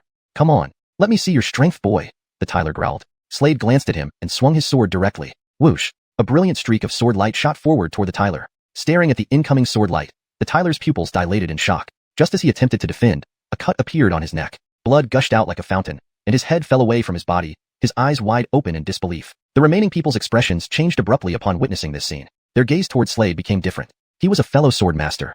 Yet, this man's swordsmanship was terrifying. With just one strike, he had defeated a peer-level Willy. How terrifying was this power? Amir, I advise you to leave here and not stir up trouble. We are from the Alastairly Mysterious Kingdom. The Alastairly Mysterious Kingdom. Located adjacent to Harleyun Kingdom, both kingdoms were evenly matched. Unexpectedly, these people were from the Alastairly Mysterious Kingdom. So what? Slade glanced at them indifferently. The leader, a Tyler with a fair complexion, looked at Lin with lustful eyes. His gaze then landed on Slade. Amir, I'll count to 3, if you're still here after that. However, before he finished speaking, Slade struck again with his sword. Another brilliant sword beam flew forward. When the blow landed, a gush of blood erupted from this person's neck, his eyes full of disbelief. The remaining people's faces changed drastically. This was the third Xian of Alastairly Mysterious Kingdom. He died like this? You killed our prince? The people from Alastairly Mysterious Kingdom were bewildered. Ignoring them, Slade continued swinging his iron sword. Asterisk swoosh, swoosh, swoosh, asterisk. Shimmering sword energies whistled through the air. In a short while, everyone present bore a new cut on their necks, spurting blood continuously. All dead. Standing motionless, Lin was left in shock. Her view of Slade had completely changed. This person's power was incredible. When did such an outstanding figure appear in Harleyun Kingdom? Benefactor. Lin changed her address for Slade, filled with admiration as she asked, Benefactor, may I ask your name? Slade. Slade glanced at Lin and replied indifferently. Then, he heard the increasing roar of the dragon giving birth nearby and swiftly moved toward it, leaving Lin stunned in place. Slade? Isn't the useless one from the Song family named Slade? He is really an useless one? Lin murmured to herself. Slade used his agility technique and continued advancing, leaving a trail of afterimages in the air. Spiritual energy flowed into his body. Taking a deep breath, he circulated the dragon soul art. Within him, spiritual energy surged. His spirit sea expanded, forming another sea cave. Slade's cultivation had reached the second stage of martial master. Gripping the iron sword hilt tightly, his speed increased as he headed towards the ruins. Inside the ruins, a 15-Zhonglong dragon lay there, covered in bloody diamond-shaped scales, exhaling bloodlight. This is a third-stage beast that just ascended. Luckily it's weakened during childbirth. Let's take it down now. One attacks from the front, the other from behind. I'll lead the charge. Kathleen adjusted her long hair, looking at the dragon egg greedily. Let's hope nothing goes wrong. It won't, replied the white-haired Tyler Giannis. I'll start. Armand, the burly Tyler, dashed forward quickly. The combat skills of the trio were formidable as they engaged the dragon. Roar! The dragon roared angrily, opening its mouth and spitting fire downwards. Kathleen's eyes gleamed with greed. Beside the dragon was a dragon egg. The dragon was protecting its egg. Roar! It bellowed again. Callum's senior sister, Armand and I will attack, and you snatch the dragon egg? The white-haired Tyler spoke. Agreed. Go. Kathleen nodded. Asterisk swoosh, swoosh, swoosh, asterisk. Armand suddenly produced a spear in his right hand. Chapter 25. Giving you a chance. The long spear in his hand continuously lunged forward, the spear's brilliance momentarily blinding. Terrifying spear shadows rained down upon the dragon's body ahead. Meanwhile, Giannis, the white-haired Tyler, also moved into action. In his hand appeared a blood-red war saber, from which erupted terrifying blade energy. Together, they attacked the dragon. The dragon roared to the heavens. Kathleen executed her movement technique, biting her silver teeth, her eyes greedily fixed on the dragon egg ahead. Just as she was about to seize it, a figure suddenly appeared in front of her. The Jeffrey reached out with his right hand and took the dragon egg, a playful smile on his face as he mockingly looked down at Kathleen. Sorry, this dragon egg is mine now. And by the way, that corpse is mine too. Not far off, under the attacks of Giannis and the muscular Tyler Armand, the dragon had turned into a cold, lifeless corpse. Slade stepped forward, waved his hand, and stored the corpse in his spatial ring. Without another look at Kathleen and the others, he executed his movement technique and vanished. Seeing this scene, Kathleen, Giannis, and Armand were momentarily stunned. When they finally reacted, Slade. Frost instantly covered Kathleen's exquisite face, her eyes icy as she gritted her teeth, almost spitting out those 3 words. Damn it! Giannis and Armand glared fiercely ahead. But alas, Slade had already disappeared. Keelik, a fisherman, gaining an unexpected advantage. This guy runs fast. Damn him. Slade. I'll make you pay on the second hall hunting day. The cold light in Kathleen's eyes grew stronger, her frostier demeanor deepening. She had been sure of getting the dragon egg, but who would have thought Slade would appear? Pity he ran so fast. He's a rat. Armand cursed. How hateful. Next time I see him, I will tear him apart into 10,000 pieces. Giannis growled, clenching his fists tightly, endless coldness surging in his eyes. Who said I ran? Just then, a voice slowly resounded from ahead. A figure leisurely approached, emanating powerful aura. 4th rank martial artist realm, having consecutively advanced 2 ranks. Slade had used the little black dragon to hide his presence earlier, letting it devour half the dragon corpse while he practiced the wheel dragon spirit art, resulting in the boost. He smiled faintly at the furious trio before him. Come and kill me. I'm giving you a chance. What an arrogant kid. He doesn't know his own strength. Armand sneered at Slade, his expression full of ridicule, 5th rank martial artist aura bursting forth like a mountain and sea ready to step forward. Suddenly, Slade stepped forward, appearing before Armand, immediately punching forward. Bang! This punch sent Armand flying horizontally. You ambushed me. Armand roared in anger. Giving you a chance and you refuse? Whose fault is it? Slade glanced at Armand, brushing his hands together indifferently. Filth. Armand's face flushed red, staring murderously at Slade. His features twisted into savagery as he continuously thrust his spear, shouting, 10,000 Julia's spear technique. Following his cold command, Armand charged forward furiously, his spear waving continuously. Instantly, countless spear shadows filled the void, each carrying astonishing power, making the surrounding space tremble violently. Hundreds of spear shadows gathered together, engulfing Slade completely. Not far away, Giannis stood calmly, saying lightly, this kid asking for death has thoroughly enraged Brother Ning. Brother Ning's 10,000 Julia's spear technique is terrifying. Even I dare not confront it head-on. Beside him, Callum Cheney folded her arms, cold eyes narrowing on Slade, a cold smirk forming on her lips. Yet, this smirk soon vanished, replaced by incredulity. Giannis's smug expression similarly froze, his confidence shattered as the numerous spear shadows around Slade inexplicably disappeared. On Slade appeared the illusory image of a large cauldron enveloping him. The Taiji cauldron. This is your reliance? Do you only have this much ability? Tickle? Slade shook his head slightly, casting a dismissive glance at Armand. That's all? Armand's entire arm was contorted, his facial features equally twisted, looking extremely grotesque. Slade turned his gaze forward again, noticing Giannis had vanished. Swoosh. Suddenly behind Slade, a crimson blade light slashed through with terrifying force. Slade turned and executed the celestial image thunder sprint. Infinite spiritual energy surged up, an illusion of a huge elephant appearing behind him. He stepped forcefully, dashing forward as if riding celestial thunder. Bang! The collision sent the blade light flying back. Then, Slade unleashed a devastating punch, striking swiftly with tremendous power. Chapter 26. What else but a slut? Bang! A punch smashed directly into the other person's face. With a loud thud, Bowen's half-face caved in. Huh! A mouthful of fresh blood spewed out immediately. At this moment, shattered teeth flew out. His entire body soared high before slamming heavily onto the ground. His eyes rolled back, and he fainted right away. Is this really Isaiah? Isn't it said that his veins are chaotic and he can't open the 9 meridians?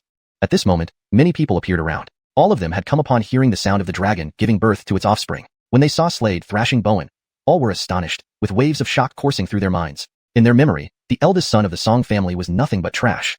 The hell you talk about him being trash? Aren't you even worse yourself? Among the crowd, a Katie strode over. She was a young Vanessa who looked like she was 15 or 16 years old. She was slim and elegant, wearing a pink dress, with long, white legs and her hair cascading down like a waterfall on her shoulders. Isn't she Abigail Lynn of the Wind and Snow Nation? My God, is Lynn actually taking his side? Upon hearing this, the martial artists around were startled. Their looks toward Slade changed. Standing nearby, Kathleen furrowed her brows deeply and looked up at Slade. Slade, today you've truly amazed me. I never thought a mere ant could have aspirations of becoming a dragon. Your father would be very happy if he knew. That good-for-nothing finally stopped being a failure. But what a pity, you can't get past me. In recognition of the past, kneel now and beg for mercy, while offering me the egg willingly, and I might spare your life. Otherwise. However, before she could finish speaking, she wanted to humiliate Slade. Right then, a cold voice rang out. Bitch. Everyone froze, their faces filled with horror as they looked at Slade. Who didn't know that Kathleen was Fulton Stephanie from the Palace of Wraiths? Yet, Slade dared to curse Kathleen in public? Was he not afraid of offending that unparalleled genius of the Palace of Wraiths? What did you say?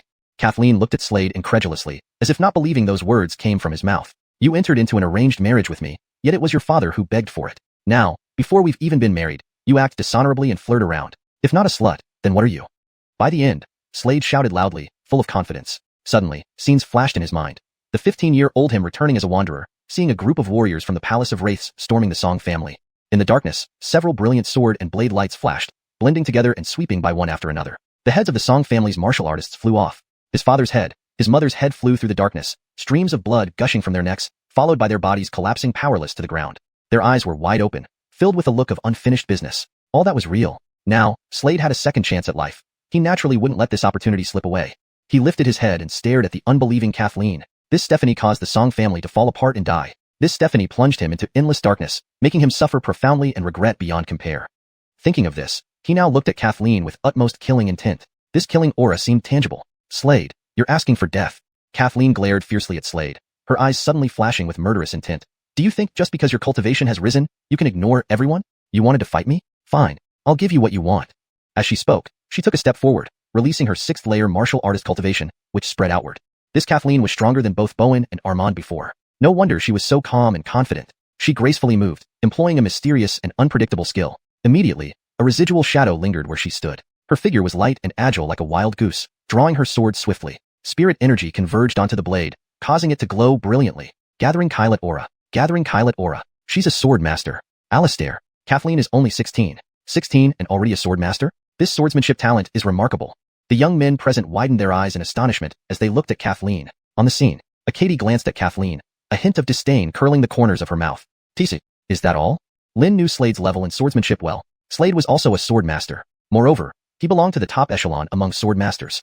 She had personally witnessed Slade defeat a sword master with one strike. Just from this, Slade wasn't just any ordinary sword master. At this moment, Kathleen had already rushed over, stabbing out with her sword, which emitted dazzling light. Instantly, startling sword auras shot forward. This slash was irresistible. 1,000 layers of sword Julius. A cold voice issued from Kathleen's mouth. With her words, each strand of sword aura resembled a towering mountain peak, pressing down forcefully on Slade below, radiating immense momentum. Cold killing intent erupted from Kathleen's eyes, and she wielded her sharp sword without stopping. 1,000 layers of sword Julius is one of the ultimate skills of the Palace of Wraiths. Not many within can master this technique. Kathleen, the genius of the Palace of Wraiths, lived up to expectations. They say she was spotted by a powerful Aven since childhood. Kathleen is indeed a cultivating prodigy. No wonder she was noticed by Fulton, the most talented individual in the history of the Palace of Wraiths. Around, the Tyler whispered amongst themselves. They all believed Slade was courting humiliation. After all, not only was Kathleen stronger in cultivation than Slade, but she was also a sword master.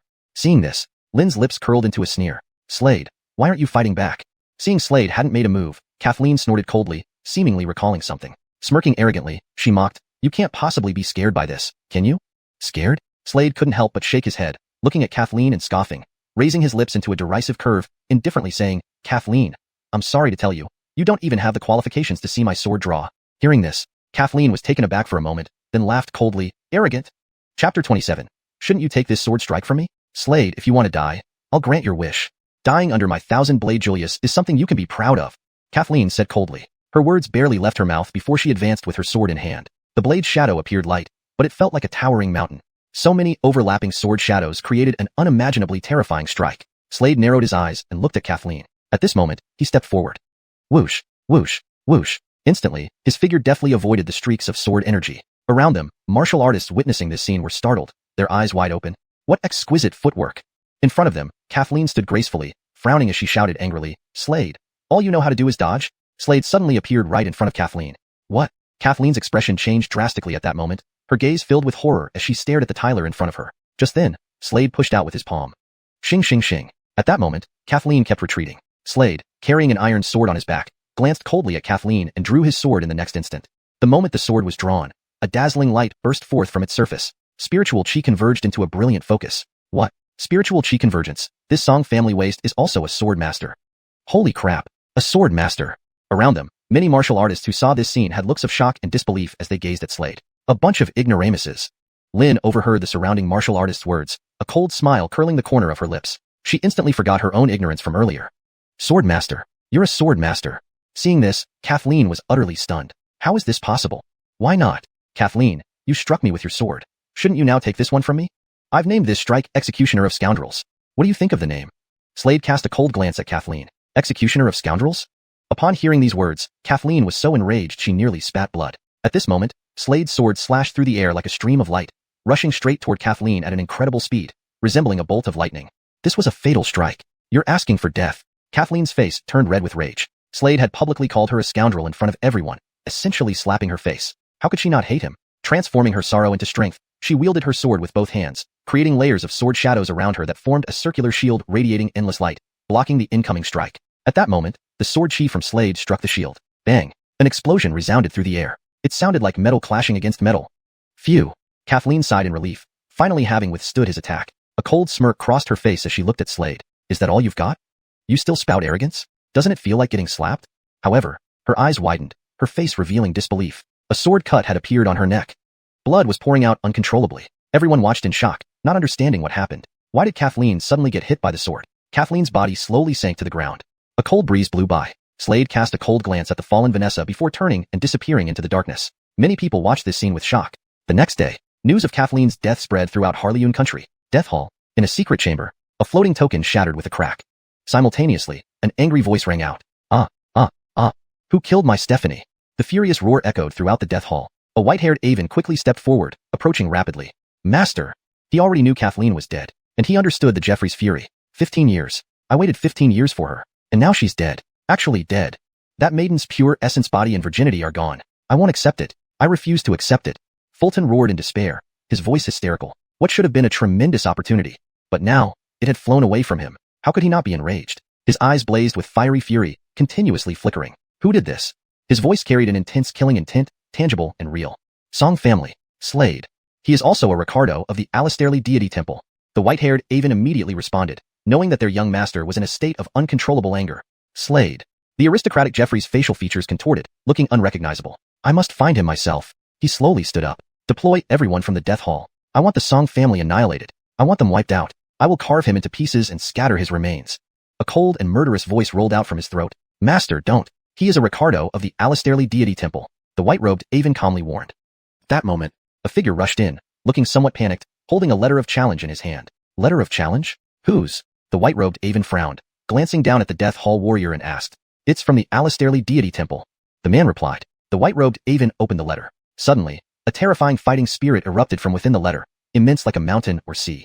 The white-robed Avon's expression darkened upon reading it. That's Slade, isn't it? Fulton remarked coldly. Yes, master. He says he wants to duel you to the death on the hunting day at the 2 halls. Said the white-robed Avon. Duels to the death with me? Fulton's lips curled into a cold smile. Fine, fine. I'll kill him in public. On that day, the Song family will also perish.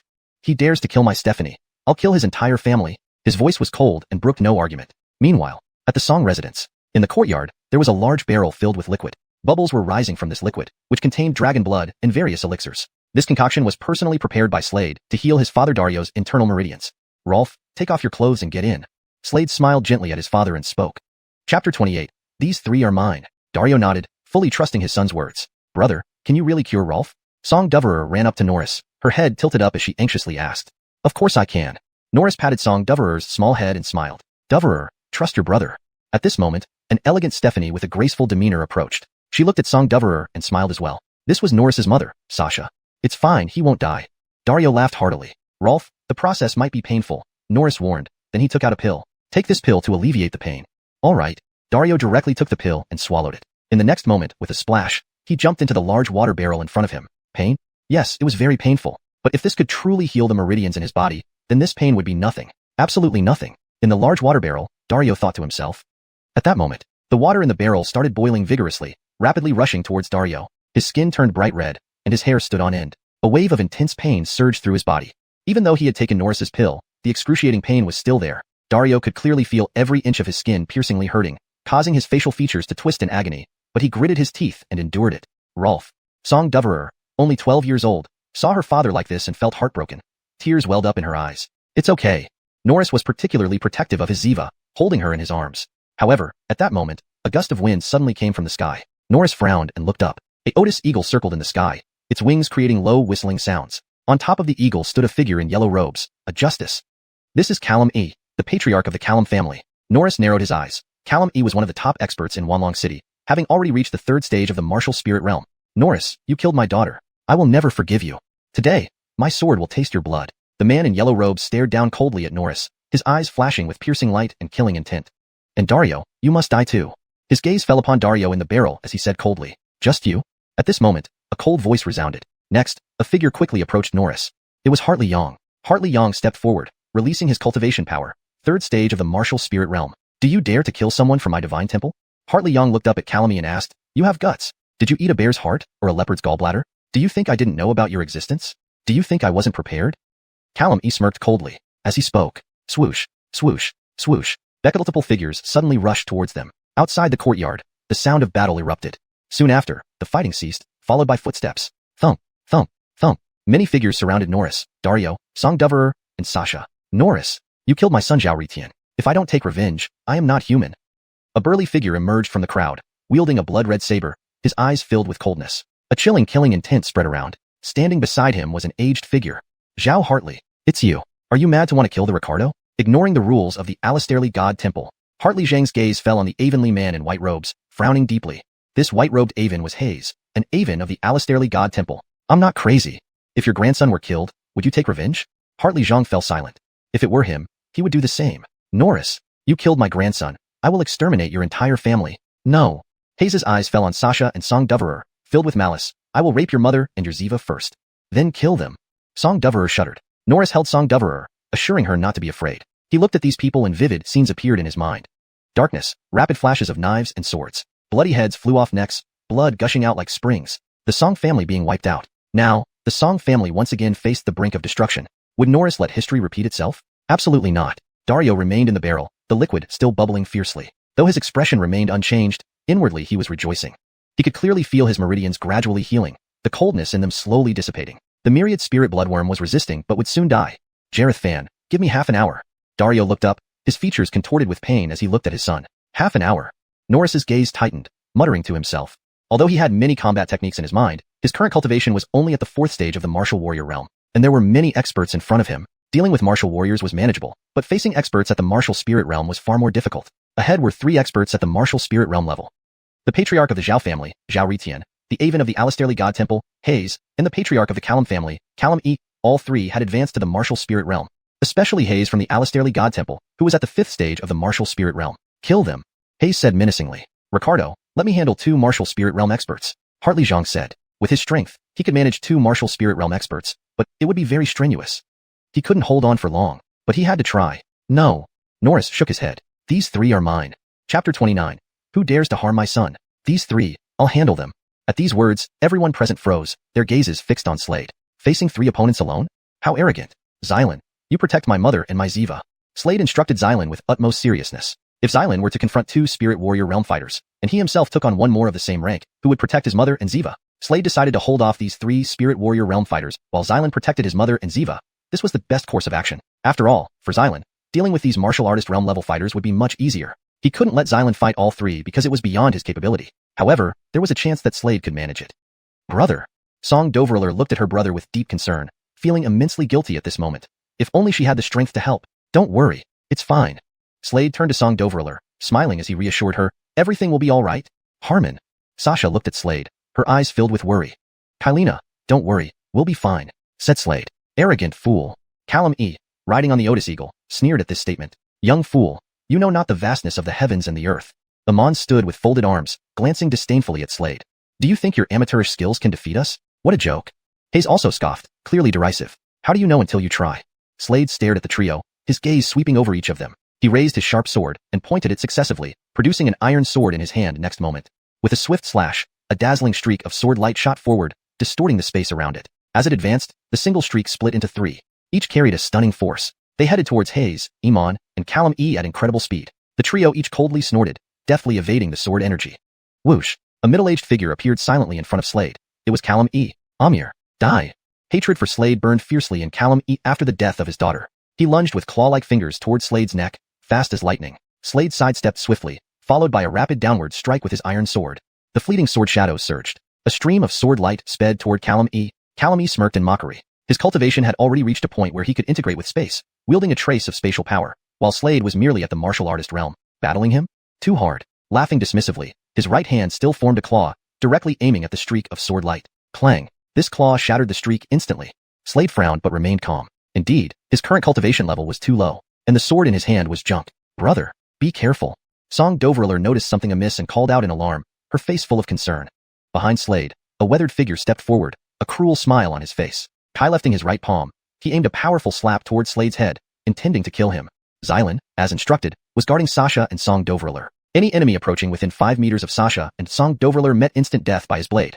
These enemies, with their highest level being 9th rank martial artist, posed no real threat to him. After all, the gap between martial artist realm and spirit warrior realm was immense. A newly ascended spirit warrior could easily annihilate a 9th rank martial artist. On the other side, feeling an attack from behind, Slade reacted quickly, spinning around to deliver a reverse slash with his sword, its edge gleaming brilliantly. This slash actually forced Hayes back. Master Swordsman. Peak Master Swordsman. Hayes froze, looking incredulously at Slade. He never expected him to be a Master Swordsman, nearing the level of Great Master Swordsman. To become almost a Great Master Swordsman at such a young age. His expression darkened again, like blood dripping, as killing intent surged in him. Amon also rushed over, brandishing a war hammer in his right hand. The hammer descended forcefully upon Slade, but just then, Slade unleashed the Taiji Cauldron technique. A massive cauldron-shaped phantom enveloped Slade. The enormous hammer fell. Bang! A thunderous boom echoed. Slade stumbled backward several steps, unsteady on his feet. Yet, he pressed forward, iron sword in hand. 3 figures, forming a triangular pattern, attacked Slade once more, their attacks both intense and terrifying. Himph! Slade grunted, eyes narrowed, the sea of spirit energy inside him roiling. The surrounding warriors watched in disbelief. Ordinarily, a 4th rank martial artist would stand no chance against a combined assault from 3 spirit warrior realm fighters. Yet, Slade managed it, fighting alone against 3 spirit warrior realm experts without falling back in a short time. Just this showed he towered over his peers. Son of Alistair. He was truly a son of Alistair. This is a monster. If he doesn't die, he might enter the Alistair Bronin Academy. Some spectators gazed at Slade in shock. The Alistair Bronin Academy, the ultimate dream for all young practitioners. Iman, Hayes, and Callum Yee's faces darkened simultaneously, grim and ugly.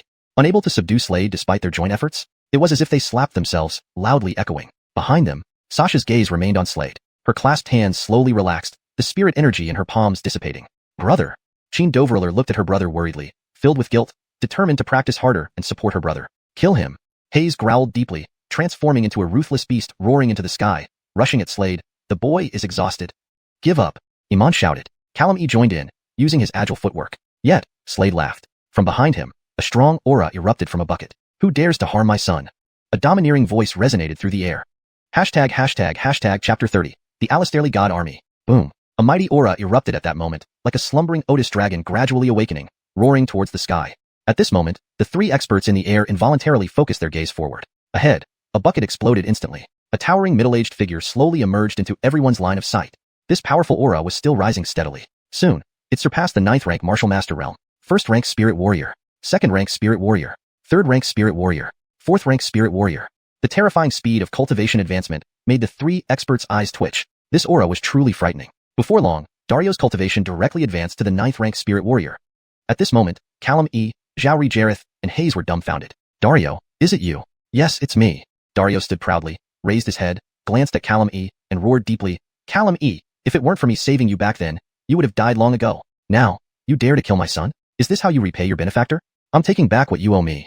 As he finished speaking, Dario took a step forward. Callum E's face changed. He was about to attack. But at this moment, a terrifying killing intent suddenly enveloped him. Rumble. In that instant, Callum Yee's whole body began trembling uncontrollably. It felt as though countless thunderbolts had surged into his mind. Each bolt struck with such force that his eyes became vacant, his entire being dazed and bewildered. Wake up! Xiao Jareth roared from behind him. Finally, Callum E regained consciousness. However, Dario was already standing before Callum E, his right hand clenched into a fist, striking directly at Callum E's forehead. Callum E's body flew backward like a cannonball, landing heavily on the ground. His head was splattered with blood. Dead. Callum E was killed by Dario's single blow. Seeing this, Xiao Jareth and Hayes' scalps went numb. The surrounding martial artists widened their eyes in disbelief at the scene unfolding before them. Norris was unsurprised. Rolf finally exterminated the 10,000 soul blood worms within him. Now, Dario's cultivation was rapidly recovering. Was the 9th rank Spirit Warrior realm the limit? Absolutely not. However, it would take some time for Rolf to fully recover to his previous strength. But with this current level of cultivation, dealing with these people would be more than sufficient. Run! Xiao Jareth let out a sharp cry, filled with terror. From Dario's actions just now, he knew he wasn't a match for him. He turned sharply to escape. However, at this moment, Dario lightly raised his right hand and pointed forward. Instantly, a brilliant finger light streaked forth. This beam carried an astonishing and terrifying power, striking Xiao Jareth directly. Bang! Xiao Jareth's body exploded. Blood splattered everywhere. Seeing this, Hayes' pupils contracted violently. Biting his index finger, he attempted to flee. However, at this moment, rumble, hoofbeats resounded loudly down the street. A group of cavalry approached rapidly. This is the Alistairly God Army. Alistairs. The Alistairly God Army is here, headed towards the Song family. So fast. The crowd's eyes widened. There were 12 riders in total, all Tylers.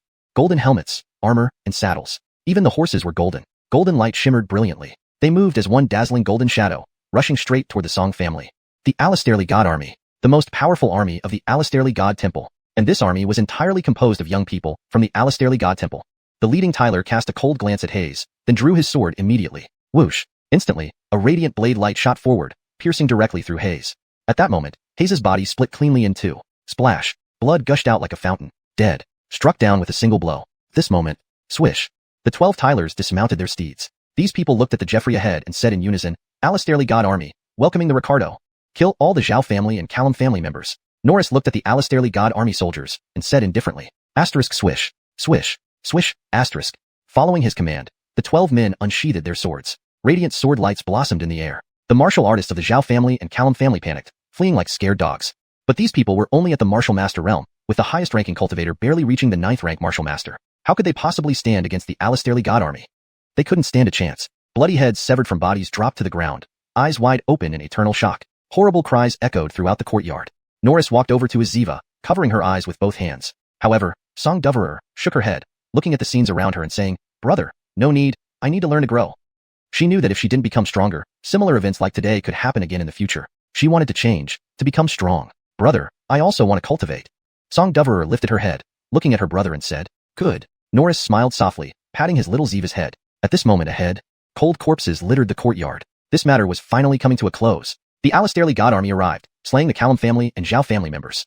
The 12 spirit warriors looked at Dario with wary respect. The Song family's troubles were finally resolved. Norris sighed with relief. Great job.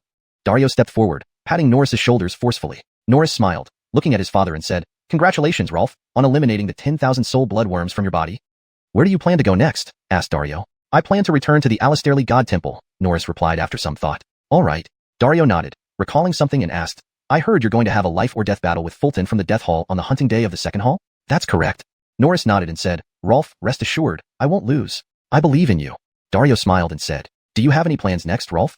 Norris thought for a moment and asked. He knew his father's background was mysterious and complex. Moreover, rumors suggested that his father was an unparalleled expert from Yanaskzu. For unknown reasons, he came to Wanlong City.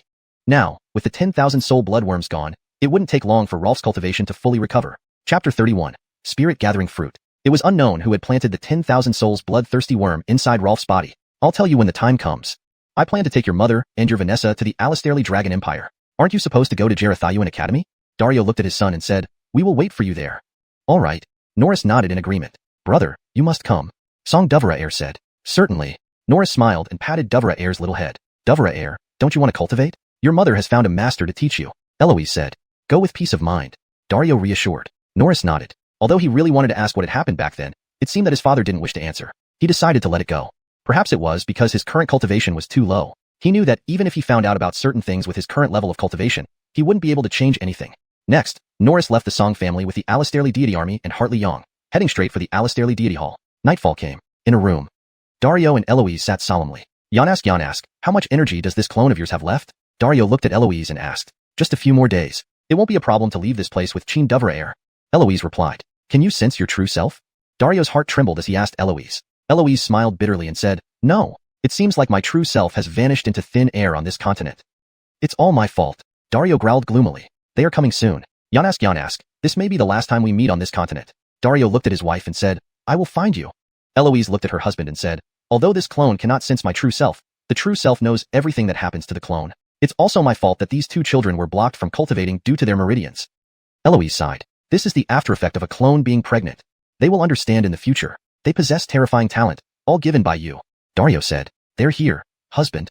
Eloise suddenly lifted her head and looked ahead. Act separately. Dario hugged Eloise and said hoarsely, "Wait for me." "All right, I'll wait." Eloise looked at her husband and smiled, but tears streamed down her cheeks as she showed her unwillingness to part. But she knew she had to leave. In the next moment, Eloise took Chin Doverer away from the Song family. Above Wanlong City, thunderous sounds could be heard. "Dario, I finally found you. How dare you hide here? Unexpectedly, you managed to clear the 10,000 souls bloodthirsty worm from your body, but it ends here." "Gareth over that thing." A cold voice echoed from the void. "I can leave your body intact." "Kill." A fierce battle broke out. The next day, at the Alastairly Deity Hall, Norris had already returned to the Alastairly Deity Hall. Upon his return, the Grand Master of the Alastairly Deity Hall sought him out. The Grand Master of the Alastairly Deity Hall was an Avonlea man with white hair. He wore a green robe. The Hutch's eyes swept over Norris, smiling gently. "It seems you've absorbed that divine soul fragment." Hearing this, Norris's heart twitched, looking cautiously at the Avon. This person could see through him at a glance. Not simple at all. Could this guy's cultivation really only be at the martial spirit realm? You don't need to be nervous. The Grand Master of the Alastairly Deity Hall glanced at Norris and said, "I won't harm you." The Alastairly Deity Ceremony, where divine souls emerge to seek suitable bodies. Either one swallows the other's soul or gets swallowed. It's all destined. The Grand Master Talon continued. "Since you could absorb that divine soul fragment, it shows you're stronger than him. In fact, this isn't surprising. At that time, I also became a Ricardo of the Alastairly Deity Hall, targeted by a divine soul. However, ultimately, I consumed it." Hearing this, Norris exhaled in relief while looking at the Grand Master with surprise. Who would have thought their experiences were so similar? "Weak meat for the strong," Talon slowly said, then looked down at Norris and asked, "I heard you intend to face Fulton from the Death Palace in a life or death duel during the two halls hunting day?" "Yes." Norris nodded. "Even if I don't look for him, he will find me." "Of course, you killed his Stephanie. But that Stephanie was also your fiancée. The fault doesn't lie with you." Talon nodded. "However, his strength is quite formidable. It's rumored he has already reached the martial spirit realm." Martial spirit realm. At just 17 years old, reaching the martial spirit realm. Norris was still only at the 4th stage of martial master realm, far from the martial spirit realm. With his talent and strength, he might be favored by the evaluators of xiuxian Academy and possibly enter xiuxian Academy. Additionally, his cousin brother is already a student there. This is extremely unfavorable for you. Talon pondered for a moment, looking at Norris and slowly said, "Now, There are still 2 months until the 2 halls hunting day. You must increase your strength. Strive to enter xuanhuan Academy. Xuanhuan Academy is indeed very difficult to enter. As he spoke, Talon sighed. Have you seen the 12 Alastairly deity soldiers? I have. Norris nodded. These 12 individuals obtained qualification for xuanhuan Academy's evaluation, but ultimately, they all failed. Talon explained.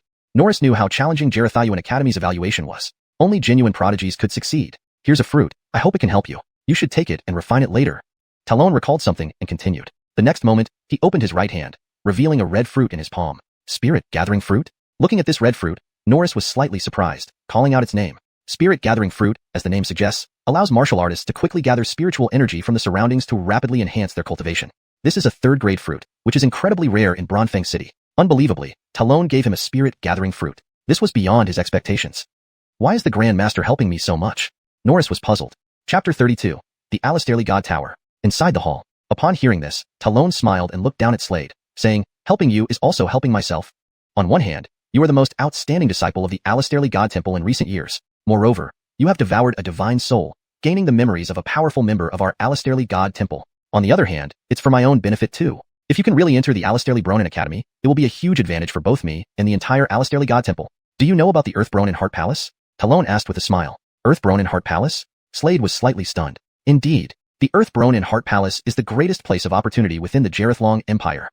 This Earth Bronin Heart Palace has many benefits, with a total of 9 levels. It opens once every year. Warriors from various factions can enter, but generally, ordinary factions can only enter the 1st, 2nd, and 3rd floors. As for the remaining 6 levels, a token is required, and these tokens are allocated by the Alastairly Bronin Academy. The Alastairly Bronin Academy stipulates that if there's someone in a faction who can pass the evaluation and become a student of the Alastairly Bronin Academy, then that faction will receive tokens. The number of tokens received is linked to the performance of this student. The better the student performs in the evaluation, the more tokens the faction gets. Talon explained. Slade nodded. He actually knew quite a bit about it already. I see great potential in you. Talon said, there are 2 months left. Keep trying. I have been stagnating at the 9th level of the martial spirit realm for quite some time now. I also want to go deeper into the Earth Bronin Heart Palace and see if I can seize an opportunity. Previously, we went to the outer 3 layers, but encountered strong opponents and returned severely injured, having to seclude ourselves for cultivation. Hearing this, Slade suddenly understood. No wonder the upper echelons of the Alastairly God Temple didn't appear when he became the Ricardo. It turned out that these people had all gone to the back 3 layers of the Earth Bronin Heart Palace, encountering enemies and suffering severe injuries. You can try the Alastairly God Tower. Talon thought of something, looking at Slade and smiling. At present, this might be the only thing in the entire Alastairly God Temple that can help you. All right. Slade nodded. Additionally, I will use the only recommendation slot available in the Alastairly God Temple on you. In other words, you have already obtained a pass to participate in the Alastairly Bronin Academy evaluation. Talon said. Thank you. Slade considered it for a moment and replied, I won't disappoint you.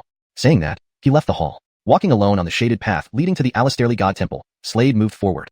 At this moment, many people looked at him, all greeting him, shouting, Ricardo. Clearly, his name had spread throughout the entire Alastairly God Temple. Slade acknowledged each person with nods as he walked forward. While moving forward, he already thought of his next training method. Before long, he raised his head and looked ahead. A massive tower appeared before him. Interestingly, the origin of the Alastairly God Temple's name is related to this tower. Back then, the founder of the Alastairly God Temple battled here against an enemy. He was at a disadvantage, running until he discovered this mysterious tower. He rushed into the tower, and upon coming out, his strength had undergone a dramatic transformation, defeating the opponent. Later on, he founded the Alastairly God Temple based on this tower. Looking at the Alastairly God Tower ahead, Slade smiled. In the next moment, he took a step, and soon his figure entered the 1st level of the Alastairly God Tower. It's the Ricardo. He's challenging the tower. I wonder which level he can reach. The Alastairly God Tower has 9 levels, with a puppet on each level. Throughout the entire Alastairly God Temple, no one has managed to go beyond the 7th level. Last time, Bron Harleyji reached the 7th level, but ultimately failed during the Alastairly Bronin Academy evaluation. The difficulty of the Alastairly Bronin Academy evaluation is just too high. As Slade entered, the disciples of the Alastairly God Temple immediately buzzed with excitement. Everyone was curious how far Slade could advance. Soon, Slade appeared on the 1st level of the Alastairly God Tower.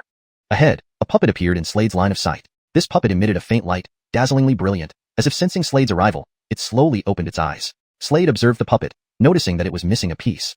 He licked his lips, his eyes flashing with excitement, just as I suspected. When the founder of the Alastairly God Temple defeated the 1st level puppet, he took a thunder crystal from it. He refined this thunder crystal, enhancing his body to reach the king body level, then turning the tables on his opponent. Human bodies were categorized into ranks. Normally they were mortal bodies. Above mortal bodies was king body. To train the physical body to the king body level, there were several methods. One was daily tempering of the body, but this method was slow, requiring long-term practice and gradual accumulation to succeed. Another simpler method involved consuming or refining heavenly treasures like thunder crystals. The puppet before him was entirely made of thunder crystals. Initially, the founder of the Alastairly God Temple must have refined some thunder crystals, but not enough to fully reach the king body level. Although refining such treasures could enhance the physical body, it was extremely painful, not easily bearable by ordinary people. Now, since my cultivation is stuck, why not enhance my physical body first? Improving the physical body will also enhance strength. Slade muttered, his eyes gleaming.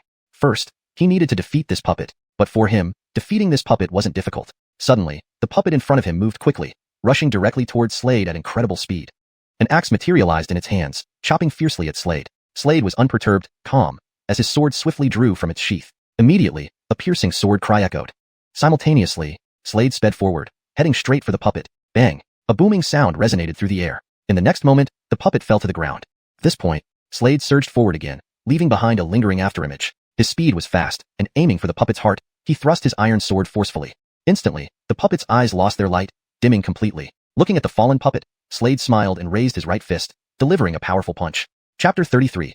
Refining the Kai Lightning Spirit Crystal. As his punch landed, the puppet in front of him exploded instantly. On the ground lay a multitude of Kai Lightning Spirit Crystals. These crystals shimmered with silver light, dazzlingly bright. Slade picked up one of the crystals and turned it over in his palm, gazing at it intently. He muttered, this Kai Lightning Spirit Crystal contains the power of thunder, which can be used for tempering the body. These Kai Lightning Spirit Crystals are plentiful enough to elevate my physical strength to that of a king body. However, refining these crystals will take a considerable amount of time. Next, he held the crystal in his hand and applied a slight pressure. Crack! The crystal shattered, releasing a stream of silver vapor. This vapor seeped into Slade's skin like a gentle breeze, sending tingling sensations through him. The current surged into his body, spreading rapidly to every part of him, his limbs, organs, and muscles. Suddenly, an intense pain hit him in waves. Ordinarily, an average martial artist can absorb no more than 10 Kai Lightning Spirit Crystals. Slade thought to himself as he endured the pain. With the passage of time, he had successfully refined one crystal, which took him a full hour. This clearly demonstrated how difficult it was to refine Kai Lightning Spirit Crystals. He lifted his right hand again, grabbed another crystal from the ground, and held it in his palm. With a crack, it shattered once more, releasing another stream of silver vapor that quickly entered his body, bringing with it the familiar tingling sensation. Wave after wave, the pain became unbearable. Slade gritted his teeth and endured. The process was excruciating, and many martial artists would not be able to withstand it. However, Slade could feel each part of his body, his blood, organs, bones, muscles, and even cells, undergoing a burning transformation. Outside the Alastairly God Tower, several disciples of the Alastairly God Hall gathered around, including some Avans. The reason? They heard that the Ricardo was attempting to challenge the tower. The tower had 9 levels. Throughout the history of the Alastairly God Hall, the most powerful individual could only reach the 6th level. Yet now, Slade hadn't even made it past the 1st level? The 1st level hasn't lit up yet? After so long? Is he really the Ricardo? Is this all he can do? Everyone was stunned, and some began to doubt Slade. When a martial artist enters the Alastairly God Tower, each level they pass illuminates with a brilliant golden light. But the 1st level remained unlit, indicating that Slade hadn't passed even that. What is the Ricardo doing? Emiel's eyes flickered with confusion. He couldn't understand what Slade was thinking. This shouldn't be happening. Hartley Zhang shook his head. Given his strength, this shouldn't be the case. What kind of Ricardo? A weathered figure stepped forward amidst the crowd. It was an Avan carrying an ancient sword on his back, none other than Forrester. Forrester scoffed and said, apart from being called the Alastairly God Tower, it has another name. As he spoke, many martial artists turned their attention to him. The devilish Alastair Tower, he continued slowly. It's rumored that there's a corpse buried within this tower. In life, it practiced both divine and demonic cultivation methods. If a martial artist enters with impure intentions, they might fall into madness. I think the Ricardo is likely under such influence, Xingyang added disdainfully. He might never come out. You're talking nonsense. Maybe the Ricardo is occupied with something else. Emiel retorted, still believing in Slade. We'll wait and see. Xingyang waved his sleeve and snorted coldly. Days passed, but the Alastairly God Tower remained dark. More people gathered outside. Emiel's face grew concerned. Could the Ricardo truly be trapped inside as Xingyang suggested? A few days later, another Avanly figure appeared. Respectful voices rang out as he approached. Pavilion Master. Unexpectedly, even the rarely seen Pavilion Master of the Alastairly God Hall had come. xiuxian nodded slightly and looked towards the tower, asking Emiel, the Ricardo is still on the 1st level? How long has it been? Report to the Pavilion Master. The Ricardo has been inside for half a month, replied Emiel. Half a month? xiuxian was taken aback. The date for the hunting festival was approaching. For the past half month, he stayed on the 1st level without advancing? Yes. Emiel gave a bitter smile, unsure what the Ricardo was doing inside. Could it be as Xingyang suggested? I think the Ricardo is likely trapped inside, Xingyang said. Pavilion Master, should we go in and check? Asked Emiel. Not yet.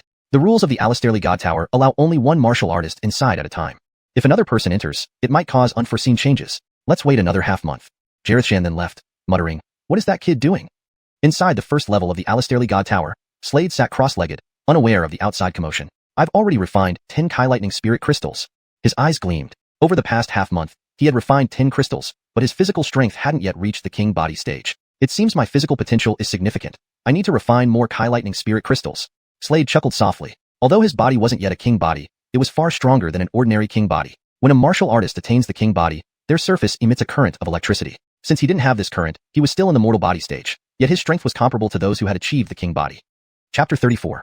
Run? This was truly terrifying. Perhaps this has something to do with the reincarnation dragon spirit technique I practice. Slade thought to himself. Then, with another wave of his sleeve, he no longer needed to devour the thunder spirit crystals one by one like he did half a month ago. After all, his physical body had improved significantly and could now refine more thunder spirit crystals at once. As his actions concluded, 5 thunder spirit crystals floated before him on the ground. Immediately after, crack, these 5 thunder spirit crystals shattered simultaneously, releasing streams of energy that flowed toward Slade. Continue refining. Time flowed again. In the Hall of Death, Fulton sat cross-legged, his eyes slowly opening as he listened to someone nearby. A disdainful smile appeared at the corner of his mouth. What a joke. Truly a joke. Slade, didn't you say you wanted a life or death duel with me? As a result, you got trapped in the Alastairly deity temple yourself. Haha, what an absolute joke. It seems tomorrow, only I will remain on that peak. Fulton said coldly, waving his hand dismissively at the person beside him. You may leave. That person immediately departed. Harleyun Mountains, the site of the second day's hunting festival. This place was covered with countless mountains. At present, there stood a figure on an unnamed hill. It was a justice, looking weathered with a scruffy beard, carrying an ancient sword on his back. He lifted his head, holding a piece of intelligence which he read carefully.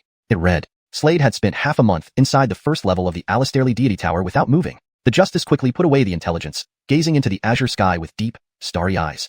Whoosh, whoosh, whoosh, whoosh, whoosh. At this moment, low-pitched breaking wind sounds emerged from around. Suddenly, dozens of figures appeared surrounding the justice, exuding murderous intent with chilly expressions. Each one of these individuals emitted a formidable aura. The leader stared intently at Dario, growling deeply, Dario, hand over what we came for. This time, let's see where you run. With those words, the martial general realm's 5th stage aura erupted from him like a mountain or sea. Not just him, but every martial artist accompanying him also stepped forward, releasing horrifying momentum. These individuals' cultivation levels were not weaker than the 1st stage of the martial general realm. This was a terrifying force. After all, within the entire Harleyun kingdom, there wasn't a single martial artist of the martial general realm. Yet here, there were over 10. Run? Hearing this, Dario's deep eyes lifted, sweeping across these people with a faint glance. He remarked indifferently, I'm merely helping you find your final resting place. This location looks good. Dario, you're asking for death. The robust Hutch leading the group issued a piercing cry upon hearing this, lunging directly forward. Following his movement, the surrounding martial artists also moved in unison. Dario, standing on the peak, glanced at them. In the next moment, he took a step forward, unleashing an overwhelming aura. He was also a martial general realm practitioner. Martial general realm 6th stage. The last time I saw you, you were still at the 9th stage of the martial spirit realm. In such a short period, your cultivation has reached this level. The sturdy Hutch felt his eyelids twitch as his expression changed drastically. He hadn't expected Dario's cultivation to recover so rapidly in just half a month. Run. At this moment, he roared deeply, his body launching forward like a cannonball. However, just then, a figure suddenly appeared before him. None other than Dario. Staring at the sudden appearance of Dario, the robust Hutch's pupils shrank, his complexion changing repeatedly, filled with shock. At this point, the longsword on Dario's back drew out. Swish. The instant it left the sheath, a terrifying sword intent roared forth. Sword intent, you are? Sword, Emperor. The robust Hutch's eyes widened further, almost bulging out. His body was instantly cleaved into 2 by Dario. Moments later, one icy corpse after another appeared around Dario. I still need time to restore my strength. It's still far off. Dario mumbled, gripping the sharp sword. Raising his gaze, he smiled as he looked into the azure sky. Kai little guy, looking forward to your performance tomorrow. His smile grew broader as he spoke. Unaware of this matter, Slade continued to refine 10 more thunder spirit crystals. After refining 5 more, silver lightning visibly surged on his skin, racing through his body swiftly. Even his eyes had flashes of lightning coursing through. Imperial body. My current physique has already reached the imperial body state. Slade smiled, moving his body slightly. Crack. A crisp sound similar to fireworks echoed, reverberating endlessly. He realized his physical strength had increased dramatically. Furthermore, even his spiritual energy carried a hint of thunder attribute. He consumed a spirit-gathering fruit directly. This spirit-gathering fruit was given to him by the palace lord of the divine temple. Looking at the fruit, Slade swallowed it without hesitation. The fruit dissolved instantly upon entering his mouth. Quickly, an incredibly pure energy flowed into his body, while the surrounding spiritual energy rushed into him as well. His body acted like a bottomless pit, rapidly absorbing the surrounding spiritual energy. The internal spiritual sea rolled continuously. Initially, there were only 4 sea caves in the spiritual sea, but now, the 5th sea cave formed rapidly. Martial artists entering the martial master realm typically had no sea caves. They simply transformed their spiritual energy into a sea and expanded its domain. But Slade, practicing the reincarnation dragon spirit technique, was different. Besides forming a sea, he also had sea caves. Soon, the internal spiritual sea expanded once again, and the sixth sea cave gradually emerged. The surrounding spiritual energy rapidly entered Slade's body. Gradually, the seventh sea cave condensed into form. This proved that Slade's cultivation had reached the seventh stage of the martial master realm. Let's see how many levels I can pass. They say the last level holds opportunities. Slade murmured, his gaze turning towards the corridor not far away. Chapter 35. I'm sorry, but no. The Alistairly Deity Tower. As always, a number of disciples from the Alistairly Deity Temple were gathered there. These disciples were voicing their complaints at this moment. When will that guy come out? Yeah, isn't he hogging public resources? The Alistairly Deity Tower had a rule that only one martial artist could enter at a time. Now, after a month, the Ricardo was still inside and hadn't come out, naturally causing considerable dissatisfaction among many. I think he's likely lost control during cultivation, Nate said disdainfully, still not having faith in Slade. However, right then, a martial artist nearby saw something. His mouth opened wide as he pointed forward. It lit up. It finally lit up. Huh. Nate heard this and remained disdainful, waving his hand. Pa? So he passed the first level? Many disciples in the Alistairly Deity Temple can do that, and it took him a whole month just to pass the first level? However, boom. At that moment, a dazzling golden light suddenly erupted from the second floor of the Alistairly Deity Tower, blindingly bright. Not only that, the third floor, fourth floor, they all lit up. The speed was incredibly fast, like lightning. Around them, standing martial artists watched with shocked expressions, finding it unbelievable. Yet, the fact was right before their eyes. Fifth floor. Slade appeared here. Instantly, 5 puppets in front of him sprang into action, attacking Slade. Bang! One puppet formed a fist with its right hand and punched towards Slade. In response, Slade neither dodged nor moved, letting the punch land on him. As the punch landed, bang! The puppet's body immediately exploded. Next, Slade flashed across and appeared before another puppet, landing a punch. Bang! Bang! Bang! Echoes of explosions resounded through the air. Very quickly, the remaining puppets exploded simultaneously. My physical body is indeed powerful now, Slade muttered, grinning. He took another step and headed for the 6th floor. What the heck? Another blink, and it lit up again. This 6th floor is glowing. This guy is terrifying. All around, Alistairly Deity Temple disciples looked at the scene in shock. Alistair, already on the 7th floor? 8th floor? Just one more layer left. Nate looked up at this scene, also bewildered and horrified. Temple Master. Even the Temple Master of the Alistairly Deity Temple had arrived, watching the unfolding scene with astonishment. Was this kid cultivating all this time? Xiuxian mumbled. Alistairly Deity Tower, 9th floor. These puppets here were different. Their bodies were blood red, and inscribed on their chests was a dragon-style character. War. 9 battle puppets exuded a cold aura, devoid of life force. They wore blood-red armor and held blood-red spears. Behind them was a throne. On this throne lay a corpse. To the side was a stone tablet. On the tablet was an inscription. Slade read it aloud. Pass this test, and you shall gain my inheritance. So that's how it is. Slade muttered. Wonder what kind of inheritance this person has. But, the aura these 9 battle puppets emit is formidable. Each of them is at least at the peak of the martial spirit realm 9th level. It's perfect to test my current strength, and while I'm at it, let me advance in Sword Dao too. Slade murmured, his eyes sparkling with resolve. As Slade took a step, whoosh, whoosh, whoosh. Suddenly, the 9 battle puppets all moved swiftly towards Slade, surrounding him, and simultaneously launched their spear attacks. Swoosh, swoosh, swoosh. Terrifying spear shadows surged towards Slade. Slade held his sword in his right hand, and the iron sword cleaved downwards in that instant. This is a good opportunity to practice 9-fold power accumulation sword art. Slade muttered. The 9-fold power accumulation sword art is a superior yellow-class sword technique. Its power is astonishing. The sword moves continuously accumulate momentum, reaching their pinnacle on the final strike. If the last stroke lands successfully, it's equivalent to the force of 9 strikes combined. Holding his sharp sword, Slade wielded this move continuously, engaging in combat with the battle puppets. Swish! Slade's sword swung out. Immediately, a beautiful sword glow appeared on the iron sword. Bang! Suddenly, one battle puppet retreated. With Slade's rapid attack, the puppets were defeated one by one. Slade walked forward slowly, his gaze scanning over to the throne ahead. Kylet began to emanate softly from the throne. Following that, a faint figure appeared on the throne. It was an Avonlea man. He had white hair and wrinkles covering his cheeks, looking very aged. Opening his eyes, he looked at Slade with admiration. Nice, nice. Didn't expect to find such a promising seed in this virtual realm. Your physical body even reached the king body stage. Very impressive. Kylet 1, I want to take you as my disciple. Are you willing? Slade glanced at the illusory hutch. An invisible spiritual pressure came from the hutch. This was the pressure of a martial king. Only martial artists who reached the martial king realm could emit such pressure. Sorry, but no. Slade replied. After all, his previous cultivation was at the imperial martial realm. Martial king level warriors simply weren't qualified to be his master. Moreover, in Slade's eyes, only that person on the entire continent had the qualifications to be his master, even though that person's cultivation hadn't yet reached the imperial martial realm. Upon hearing this, the illusory hutch looked at Slade with bewilderment. At least he was a martial king. Here in this remote place, a martial king was absolutely imperial. Yet, the person before him rejected him? Was this guy crazy? Do you know my cultivation? The illusory hutch asked, startled. Yes, martial king, Slade replied calmly, looking at the hutch. You know this and still refuse? The illusory hutch was even more confused. Slade ignored the hutch and looked towards the stone tablet nearby. The characters on the tablet had changed. New characters appeared. It was a cultivation method. The soul-stepping fist technique. A combination of movement techniques and fist methods, quite intriguing. Slade commented coolly. Of course. Upon hearing this, the illusory Hutch's face showed a hint of pride as he added, this was created by me. Unfortunately, it has some flaws. Slade replied calmly, but after improvements, it would be a decent martial technique. Chapter 36, Second Hall Hunt. With my improvements, it will indeed become an excellent martial technique.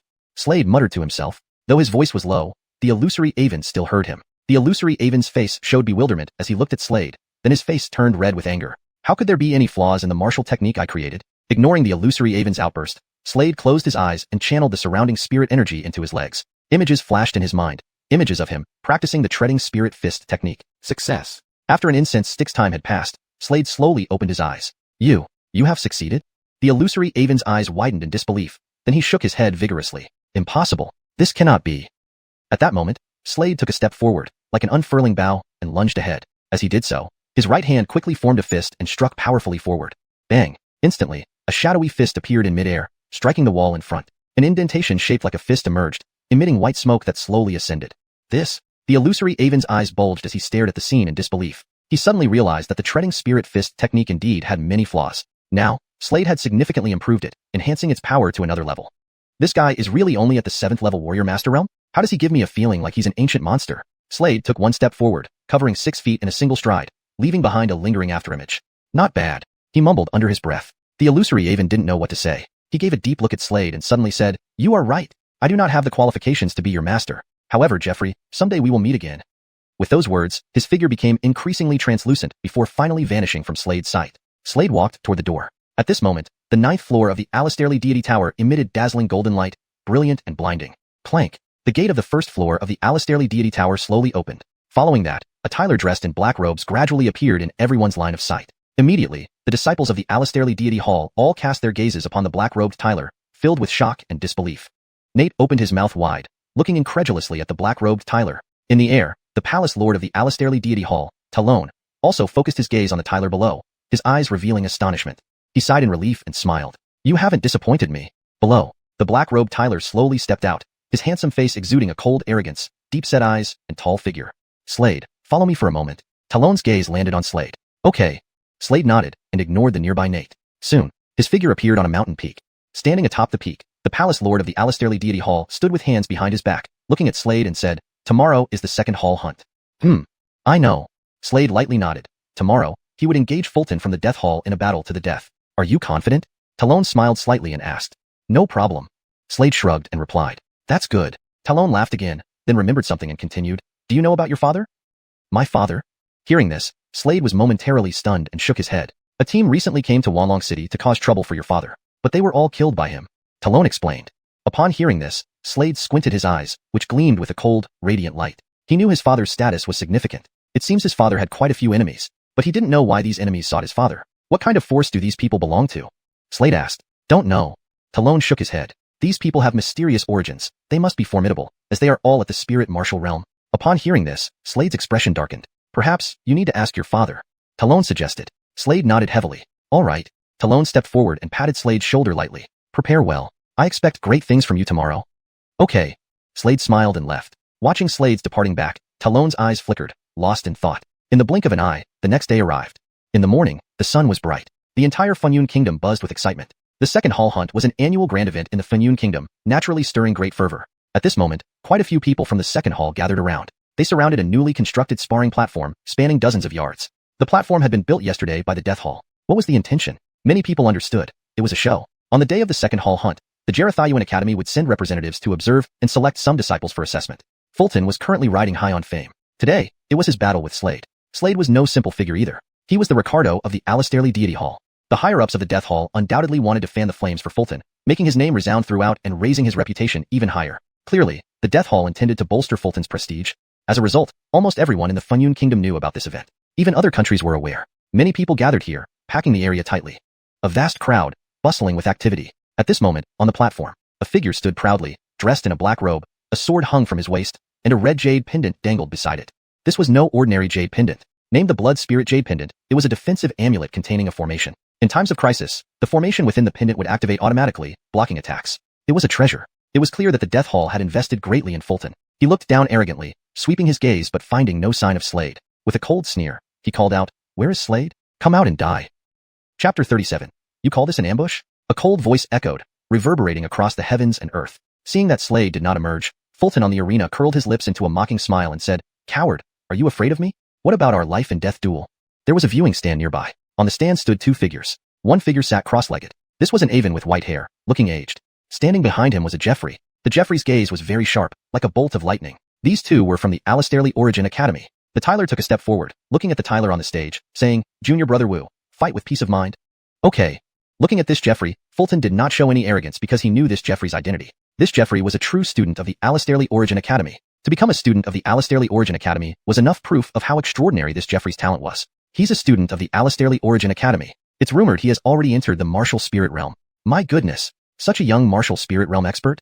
This person seems to be Cousin Xiaomoran's subordinate. Cousin Xiaomoran apparently does quite well in the Alistairly Origin Academy. He even calls Xiaomoran junior brother. So Xiaomoran can definitely become a student at the Alistairly Origin Academy? Very likely. The surrounding martial artists looked up at the Jeffrey in blue robes on the viewing stand, all showing serious expressions. They all knew that this Jeffrey had a distinguished identity. In the crowd, a Katie stood tall. She glanced at Xiaomoran on the combat platform, her expression somewhat disdainful, muttering, "How could you possibly be his match? Don't daydream."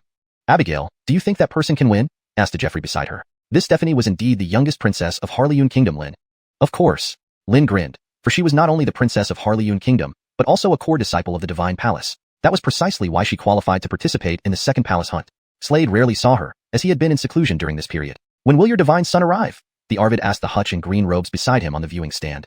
Is he afraid? Backing out now? But wasn't it he who proposed this life or death battle? Not showing up is humiliating.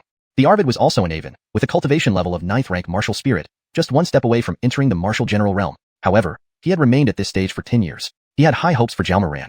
In his eyes, Xiaomoran becoming a student at the Alistairly Origin Academy was almost certain. Once Xiaomoran became a disciple of the Alistairly Origin Academy, he would obtain a token to enter the 6 levels behind the Earth Origin Heart Palace. Then, if his luck held, he might get some heavenly treasures and potentially break through his cultivation, advancing to the martial general realm. Talon frowned, just about to speak. At that moment, a voice came from the crowd. "Slade is coming out." As soon as the words were spoken, a path opened in the crowd. Then, a black-robed Tyler slowly walked out. Indeed, it was Slade. Seeing Slade appear here, Xiaomoran's lips curled into a cold smile, his eyes flickering with icy light. Slade stepped toward the arena, recalling the past events. Back then, the destruction of the Song family was due to the person before him. "Slade, I thought you wouldn't come out. But great, this place will be your burial ground." A cold voice resounded from Talon. "Slade." He was about to continue speaking when suddenly, Slade took a step forward, vanishing from his original spot at astonishing speed, charging at Xiaomoran like a fierce beast. Xiaomoran's face changed dramatically. He didn't expect him to attack immediately. Now, Slade was right in front of Xiaomoran, his right hand forming a fist, landing the Tiger Wind Fist, a move from the Song family fist technique. A surge of spiritual energy roared. A phantom tiger head appeared in midair, lunging fiercely at Xiaomoran. Xiaomoran crossed his arms, blocking in front of him. Bang! A low explosion sounded. Immediately, Xiaomoran's expression changed drastically, his entire body retreating, spitting out a mouthful of blood. The immense force made his arms tremble violently. This scene stunned many spectators. Was Xiaomoran at a disadvantage in the first round? This was too unbelievable.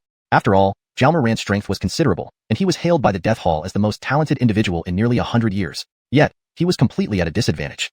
On the viewing stand, the Arvid was speechless. "Looks like your Death Hall disciple isn't as powerful as rumored, let alone heaven-defying." Talon laughed, taunting the Arvid. Hearing this, the Avon's expression turned even uglier, grim and terrifying. Beside him, the Jeffrey cast a surprised glance down, then his eyes gleamed with cold light. As for the Avon next to him, he remained closed-eyed, unmoved, as if the events below had nothing to do with him. On the stage, having landed a successful blow, Slade did not give his opponent a chance to catch his breath. He continued stepping forward, using his footwork.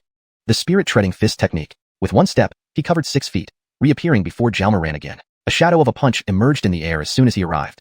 His steps and fist shadows moved simultaneously, leaving no time for reaction. Bang! This punch landed. Xiaomoran couldn't react at all, because this punch was not only fast but sudden. Bang! Xiaomoran's expression changed dramatically, his entire body retreating more than 10 yards. Why is this kid so strong? The Arvid's eyelids twitched, looking at the scene in disbelief. Not just him. The surrounding martial artists also showed horrified expressions. "Do you only know how to ambush?" Blood trickled from the corner of Xiaomoran's lips. Now, raising his head, he glared at the Jeffrey before him, shouting hoarsely. "Ambush? You call this an ambush?" Slade sneered. "Come, I'll stand still while you hit me." Chapter 38. "Come, I'll stand here and let you hit me. Come, I'll stand here and let you hit me," Slade said coolly. Upon hearing these words, Fulton's expression darkened once again, as if dripping blood. Provocation. He took a step forward, charging towards Slade at incredible speed, like a bolt of lightning. Simultaneously, his right hand clenched into a fist, bones cracking, and he hurled the punch at Slade. A cold light flashed around the fist. Slade did not retaliate. He just stood there, using his chest to meet the blow. Bang! The punch landed squarely on Slade's chest. At this moment, Fulton's expression changed dramatically. A tremendous force surged forth, forcing him to stagger backward. Everyone around could clearly see his entire arm trembling violently. How strong is this guy's physical body? What kind of physique? So terrifying. Many people looked on in astonishment. Slade's strength and physical body were both extraordinary. In the arena, Slade took a step forward, instantly appearing before Fulton. His left foot lightly tapped the ground as a pivot point, while his right leg lifted and delivered a vicious roundhouse kick toward Fulton's shoulder. As the leg swept through, a sonic boom echoed through the air. Fulton's face turned grim. A savage look flashed across his eyes as his right hand flipped, suddenly holding a pill. This is the profound spirit pill. A 9th-rank martial artist would instantly reach the spiritual martial realm after taking this pill. This isn't an ordinary pill, it's extremely valuable, a 3rd-grade pill. I remember there's only one such pill in the entire Hall of Death. I didn't expect that the Calhoun would bestow this pill on Fulton. In the audience stands, xiuxian stood up upon seeing this scene, staring at the Aven beside him. So generous of you. Generosity always pays off, smiled the Calhoun. xiuxian, with this match, the Gubron and Heart Palace token is mine for sure. With Fulton's talent and strength, he was bound to pass the tests of xiuxian Academy. Once Fulton became a student at xiuxian Academy, the Hall of Death would undoubtedly benefit most from it. Firstly, with Fulton at xiuxian Academy, any enemy encountering Hall of Death disciples would hesitate. Secondly, xiuxian Academy would provide Hall of Death with cultivation resources as recognition. Thirdly, there's the Gubron and Heart Palace token. The Master of Hall of Death could use this token to access the 6 lower levels of the Gubron and Heart Palace, possibly breaking through his current realm to become a general-level martial artist. Of course, there are also numerous unseen benefits. In short, having a disciple enter xiuxian Academy was an immense boon for any faction. Moreover, no one from the entire Harleyun Kingdom had entered xiuxian Academy in over a decade. It wasn't easy to become a xiuxian Academy student. Boom. On the stage, the space around Fulton warped continuously. Spatial fluctuations. His cultivation had now reached the 1st rank of the spiritual martial realm. Slade was still at 7th rank martial artist. Slade, I am now in the spiritual martial realm. With what will you fight me? Fulton looked at Slade savagely, his hands spread out, distorting the surrounding space slightly. A martial artist entering the spiritual martial realm can fuse with space, causing it to warp. This is a qualitative leap. It's just a realm artificially boosted by a pill. What's so proud about that? Slade glanced at Fulton, saying indifferently. These words stung. Hearing this, Fulton's face turned purple and red, his eyes blazing fiercely as he glared at Slade. Slade, I really want to smash your mouth. What a filthy mouth you have. Slade glanced at Fulton without expression and, under everyone's gaze, charged forward towards Fulton. Seeing this, many shook their heads. One must know that Fulton had now advanced to the spiritual martial realm, skilled in manipulating space. Yet Slade was still rushing forward, like smashing against a rock with an egg. Everyone knew that though only differing by a word, the gap between spiritual martial and martial artist realms was vast. After all, spiritual martial practitioners specialize in space manipulation. Slade, do you really think you're invincible? Seeing Slade charge, Fulton's lips curled into a cold smile. Next moment, he too rushed forward towards Slade. The two figures rapidly closed in, their speeds increasing until they almost collided like 2 dark points. Silence for a second. Bang! An explosion resounded. Then, under countless gazes, a figure flew out like a cannonball. Seeing this, everyone was stunned, unable to believe what they saw. No one expected the person lying on the ground to be Fulton. How is this possible? In the stands, the Calhoun stood up abruptly. He looked at the front with disbelief, appearing dazed. Not just him, everyone else was frozen in shock. Defeated. Even with the profound spirit pill boosting his cultivation to 1st rank spiritual martial, Fulton was still defeated by Slade. In the stands, the Jeffrey from xiuxian Academy also watched in disbelief. He similarly hadn't expected this outcome. In his view, the one who should have lost was Slade, not Fulton. But reality was different. Slade defeated Fulton. Among the crowd, a slender figure watched excitedly, as if she herself had defeated Fulton. It was Harleyling Xiao, the youngest princess of Harleyun Kingdom. The Aven beside her watched Harleyling Xiao with a peculiar expression, inwardly thinking, young miss has never acted like this. Could it be that? Elsewhere in the crowd stood another elegant silhouette, watching intently. She was Aislinn. During this time, Aislinn had been in seclusion, practicing diligently. After suppressing the swallowing spirit blood dragon inside her, her pulse realm had returned to normal, allowing her to cultivate. Her cultivation speed was unimaginably fast, akin to lightning. Now, her cultivation had reached 1st rank martial artist after merely a month of practice. A month, from 1st rank pulse realm to 1st rank martial artist, was unprecedented in the Great Void. This translation preserves the original tone, style, and structure of the Chinese text, ensuring fluency and accuracy in English. Chapter 39. Great Swordmaster? On the dueling platform, Slade had defeated Fulton, but he didn't stop there. He stared at Fulton who was lying on the ground ahead of him and memories flashed through his mind. In the Song family manner, heads fell, drenched in blood. His eyes widened in horror. Back then, Slade couldn't avenge his family or kill Fulton personally. But now, he could finally take that opportunity. His eyes were filled with an intense murderous intent. This murderous aura seemed almost tangible. Fulton could clearly feel this aura. His heart quaked with fear as he lay beaten and helpless. Stop! From the spectator stands, Jeffrey shouted when he saw what was happening. However, Slade completely ignored the Tyler and advanced directly toward Fulton. Ridiculous! Nelson, Fulton's cousin, was one of the notable figures of the xiuxian Academy. How could he explain to Nelson if Fulton died here? The Tyler on the stands roared in anger, and the next moment, he lunged towards the dueling platform like a streak of swordlight, moving at incredible speed. All the martial artists around them changed their expressions slightly upon seeing this. None of them expected this Jeffrey from the xiuxian Academy, Amerigo, to actually attack Slade. After all, this man was a true Wu-Yan-esque realm powerhouse. His strength far surpassed Fulton's. He struck out at Slade with a palm radiating terrifying spiritual power, causing the surrounding space to distort alarmingly. Feeling the powerful strike from behind, Slade's eyes glinted with fierce light, turning cold. Without retreating, he swiftly turned around and shot his right hand out, returning the blow with a resounding slap. Instantly, bang, palm met palm. A thunderous boom echoed through the air. Both figures staggered back. Slade, didn't you hear me? Are you deaf? Or do you simply not care for my presence? Amerigo floated in midair, hands behind his back, looking down at Slade with icy coldness and menacing murder in his eyes, two beams of piercing light shooting from his pupils. Kill him, senior brother Yang. Kill him? Hearing this, Fulton immediately roused himself, as if grabbing onto a lifeline, finding hope in despair. The despair on his face vanished instantly as he looked fixedly at Slade, shouting with venom, Slade, it's about background. My cousin Nelson is one of the Jarethsi of xiuxian Academy. Like I said before, what can you possibly do against me? His voice was icy, exuding arrogance. It seemed as though he was certain of taking down Slade. He continued, I will remember today's humiliation, but soon, I will make you pay dearly. The Song family perished because of you. The last words reverberated loudly throughout the arena. Slade narrowed his eyes upon hearing this, his own eyes flashing with a chilling light. He took a step forward with his right foot and moved swiftly. Sure. Immediately, he dashed straight in front of Fulton, courting death. Upon witnessing this, Amerigo bellowed lowly, his features twisting into disbelief. How could this person ignore him time and again? Bear in mind, he was a student from the xiuxian Academy. Flipping his right hand, a sharp sword appeared in his grip, its tip emitting continuous flashes of cold light and sparkling brilliantly. Yana's chi focused. This is a swordsman. So young and already a swordsman. What sword talent? The people from xiuxian Academy are all prodigies. Many martial artists watching from the sidelines sucked in cold breaths, shock evident on their faces as they gaped at Amerigo, realizing he was a swordsman. Remember, the path of swordsmanship is far more arduous than martial arts cultivation. Moreover, at the same level, willies were much stronger than martial artists. Whoosh! Amerigo slashed downward with his sword. Slade chose to ignore this slash, fixing his icy gaze on Fulton, saying, I want you dead. With that said, he raised his right leg and stomped forcefully down on Fulton's neck. Suddenly, Fulton's eyes bulged, blood spurting out of his mouth. Dead. Fulton was dead. Surrounding martial artists watched in shock, their eyes wide open. They hadn't thought Slade would dare to kill Fulton. Having finished off Fulton, Slade remained unfazed. He turned and faced the incoming surge of powerful sword energy. His expression was calm, without a trace of fear. The iron sword on his back slid smoothly out of its scabbard. Suddenly, a loud, resonant sound of a sword rang out. This sword cry was incredibly loud, carrying mysterious energy. As the sound echoed, the approaching sword energy halted abruptly, then with a bang, disappeared completely. Watching this scene, Amerigo's eyes widened in utter disbelief. Sword sound wave. You're a great swordmaster. Not only him, even the other martial artists around looked astounded at Slade. Great swordmaster. Who could have imagined that Slade was a great swordmaster? In the entire Harleyun kingdom, never had such a young great swordmaster appeared. Even the old black-robed Avon, who had been sitting quietly with closed eyes, opened his eyes sharply, his burning gaze landing on Slade. Great swordmaster? Indeed, the sword sound wave was a distinctive feature of great swordmasters. He stepped forward, appearing instantly in front of Slade, then turned to Amerigo and commanded, Stop.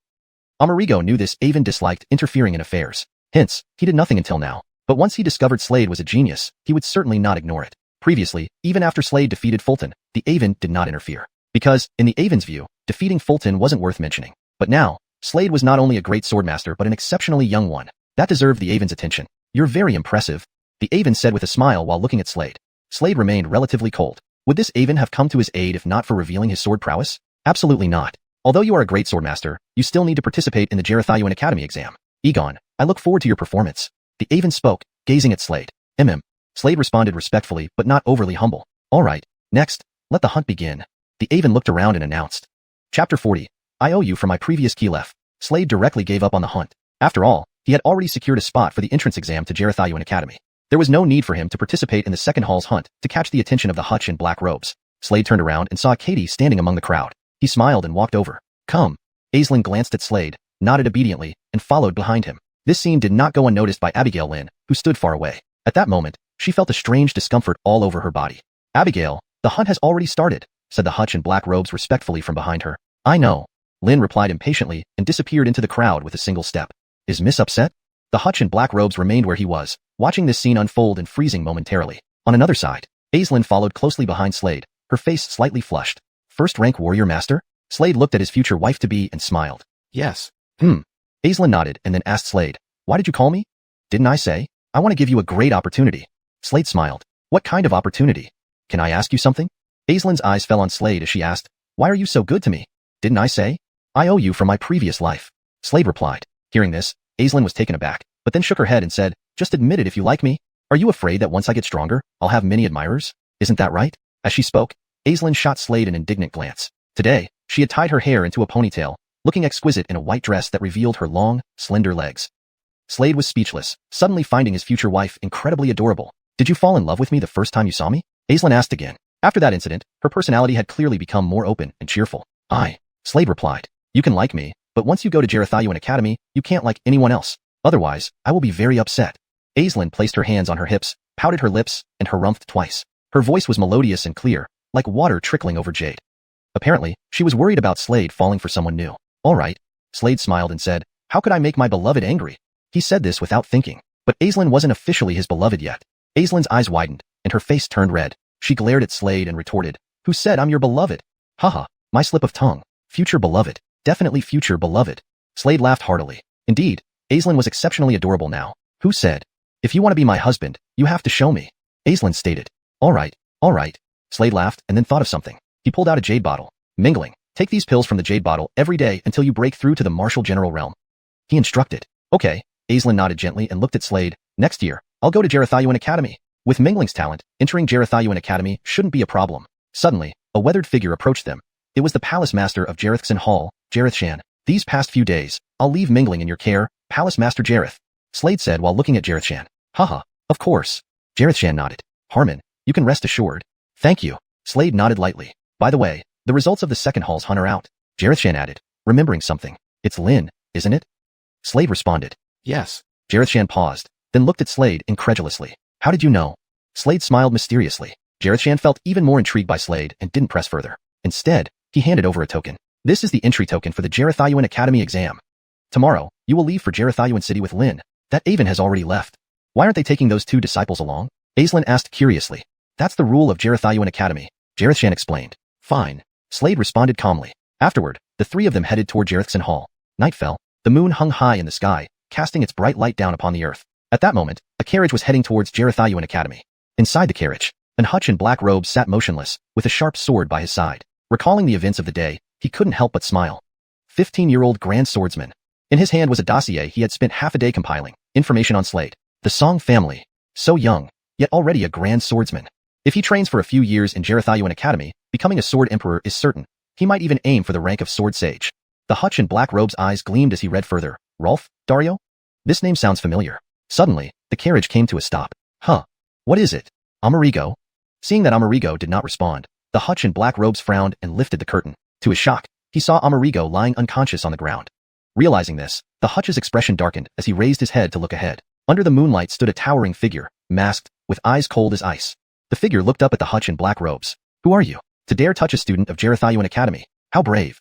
The Hutch sneered, then drew his sword, unleashing the aura of a sword emperor. A dazzling sword beam shot forward, distorting the surrounding space as it advanced.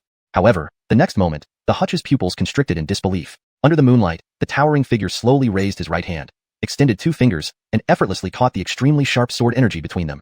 The Hutch's face changed abruptly. Chapter 41. Never offended me? The Hutch in black robes was utterly stunned. He could hardly believe his eyes as he gazed at the towering Justice standing before him. Snap. With just two fingers, the Justice pinched the razor-sharp sword chi. In an instant, the strand of sword chi was snapped in half. Taking a step forward, the man's figure appeared instantly in front of the Hutch. The Black Joaquin's face turned pale. He wanted to resist. However, a fist came roaring towards him, landing squarely on the Hutch's face. Bang! With this punch, the Black Joaquin flew out horizontally and landed heavily on the ground, face down.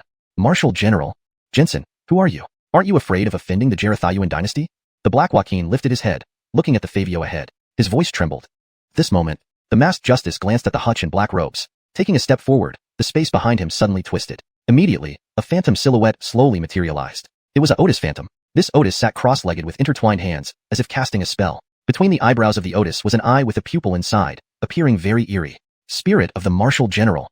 You actually have the spirit of the Marshal General. The Black Joaquin stared at the figure ahead, trembling not just physically but mentally. Boom. At that moment, a terrifying aura swept over, heading straight for the Black Joaquin. Instantly, the Hutch couldn't help but kneel, his entire body shaking uncontrollably. After reaching the martial general realm, there is a certain probability for a martial artist to obtain the spirit of the martial general. This phantom in front of them was precisely the spirit of the martial general. A martial general who possesses the spirit of the martial general is undoubtedly much more powerful than one without it. The person in front clearly had this spirit of the martial general.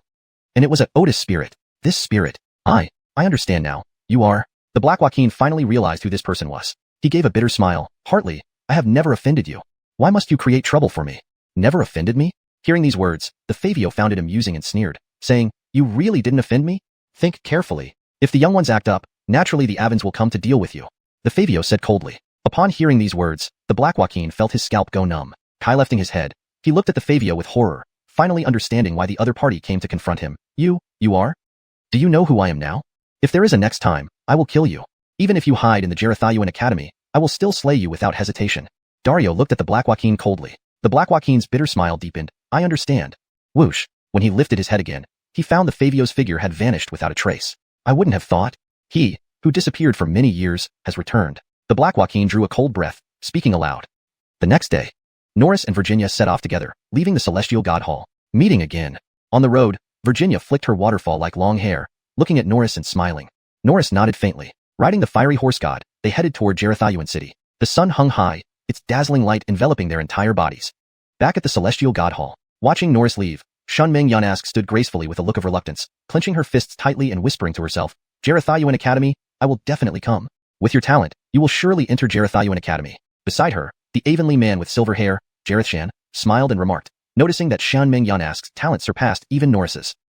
On the road to xiuxian Academy, Norris and Virginia rode their fiery horse gods, galloping swiftly across the sky. I hope we both can become students of xiuxian Academy. Virginia glanced at Norris and said, let's hope so. Norris replied indifferently. It takes 3 days to reach xiuxian City from here, even at the fiery horse god's speed. Virginia looked at Norris from atop her horse. Jareth Fan, it doesn't seem late. They had been riding for a long time. It was now nighttime. Should we find somewhere to stop? Yes. I remember there's an inn ahead. Let's go there.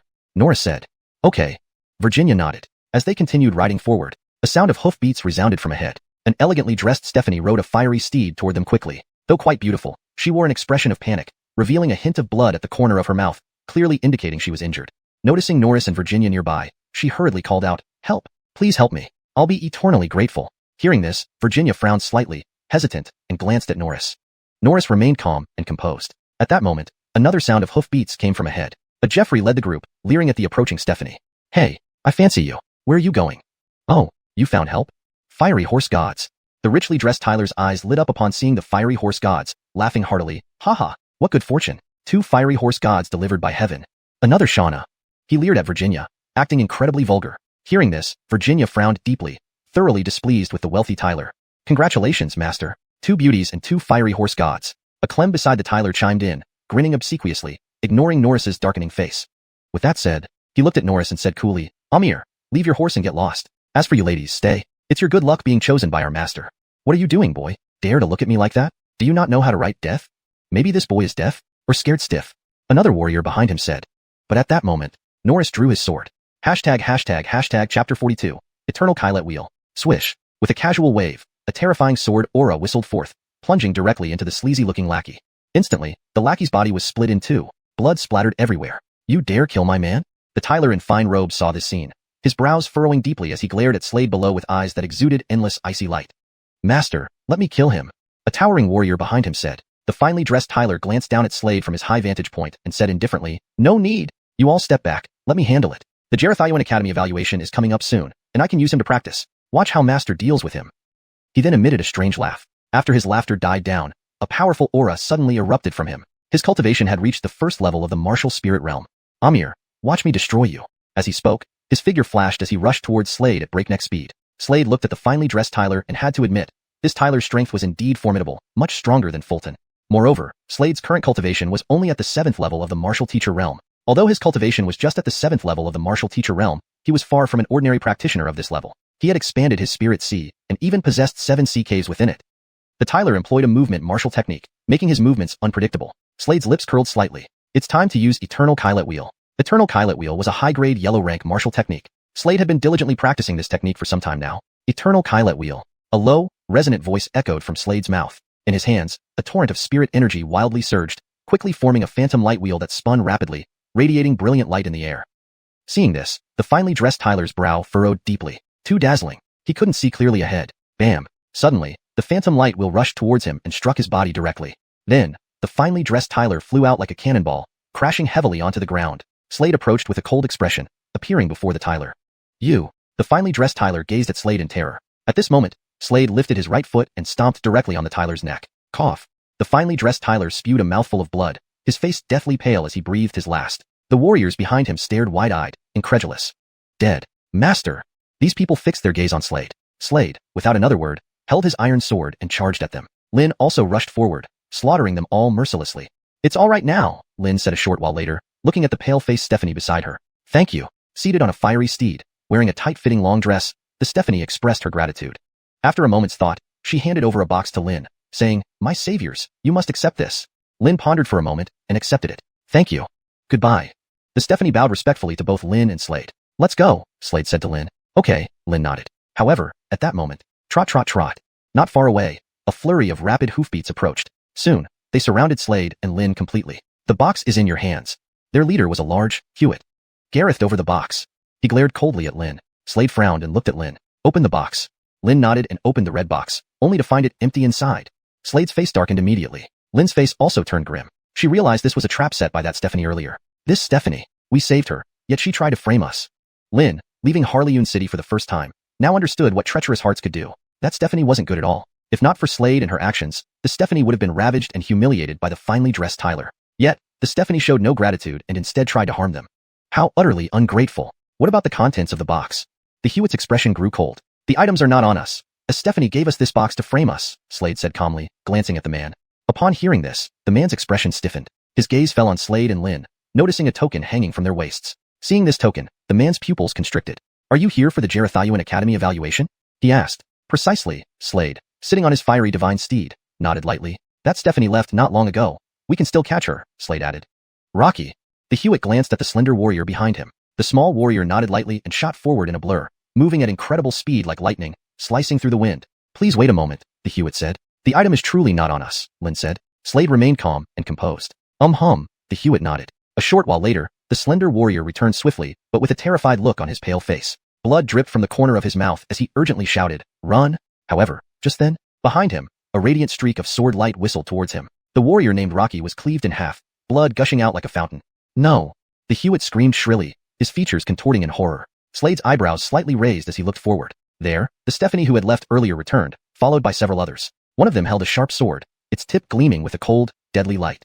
Chapter 43. Do you have no clue? Here they were again. The Hewitt's face darkened. Kill them. The Stephanie spoke coldly. As soon as her words faded, the people behind her rushed forward to attack the Hewitt. Frowning, the Hewitt turned and ran with his group. However, the Jeffrey holding a sharp sword was no ordinary figure. He was a Cade. Buzz. A sword hum resonated through the air.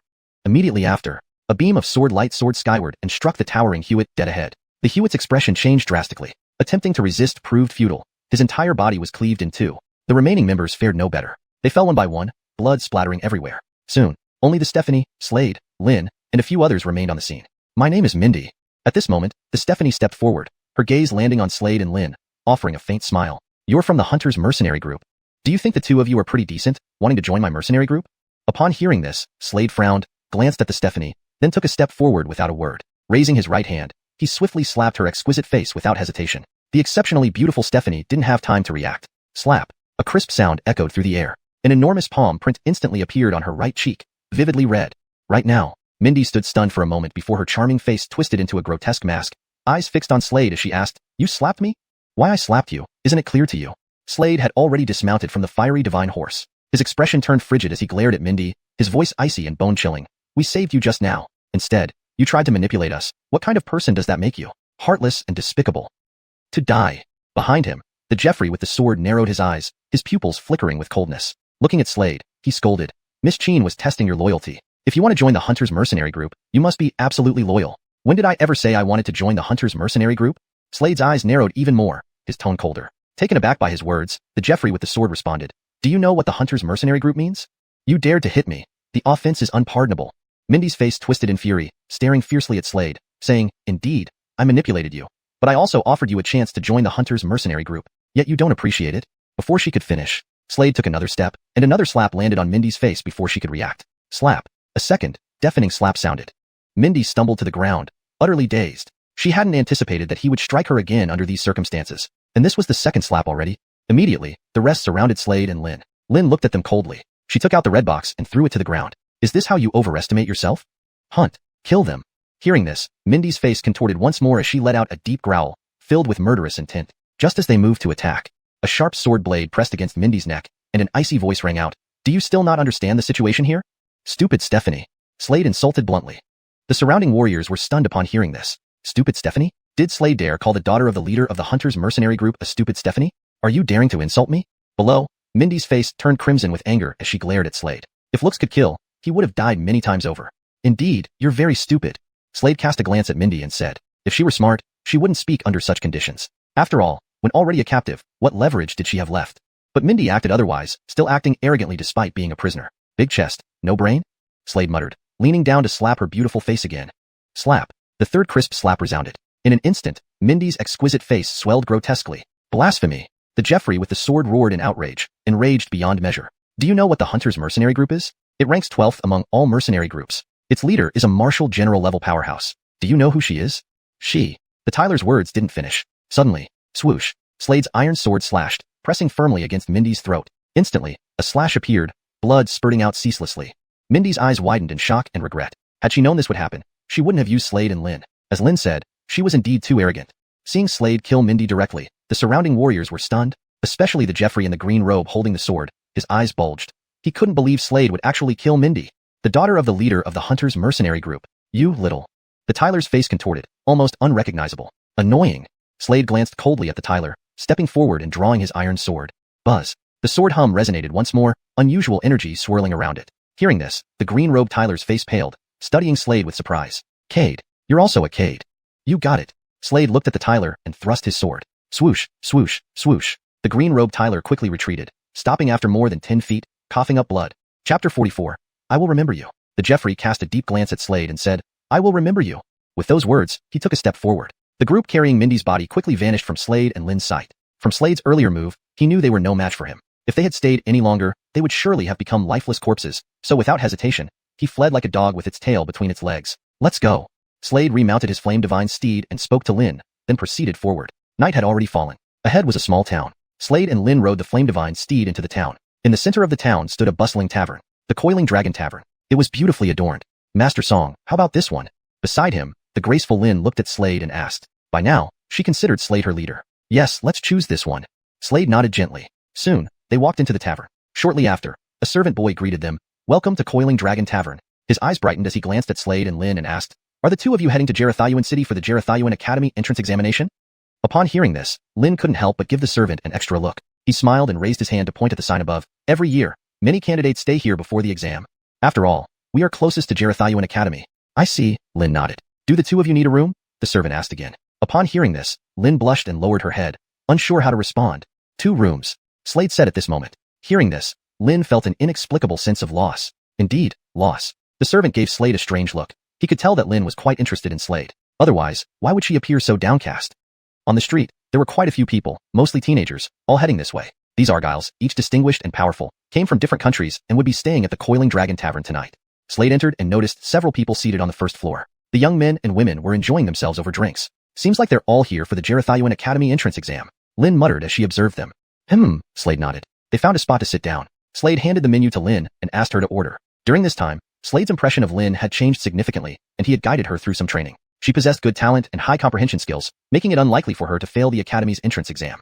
In a way, I've altered her fate.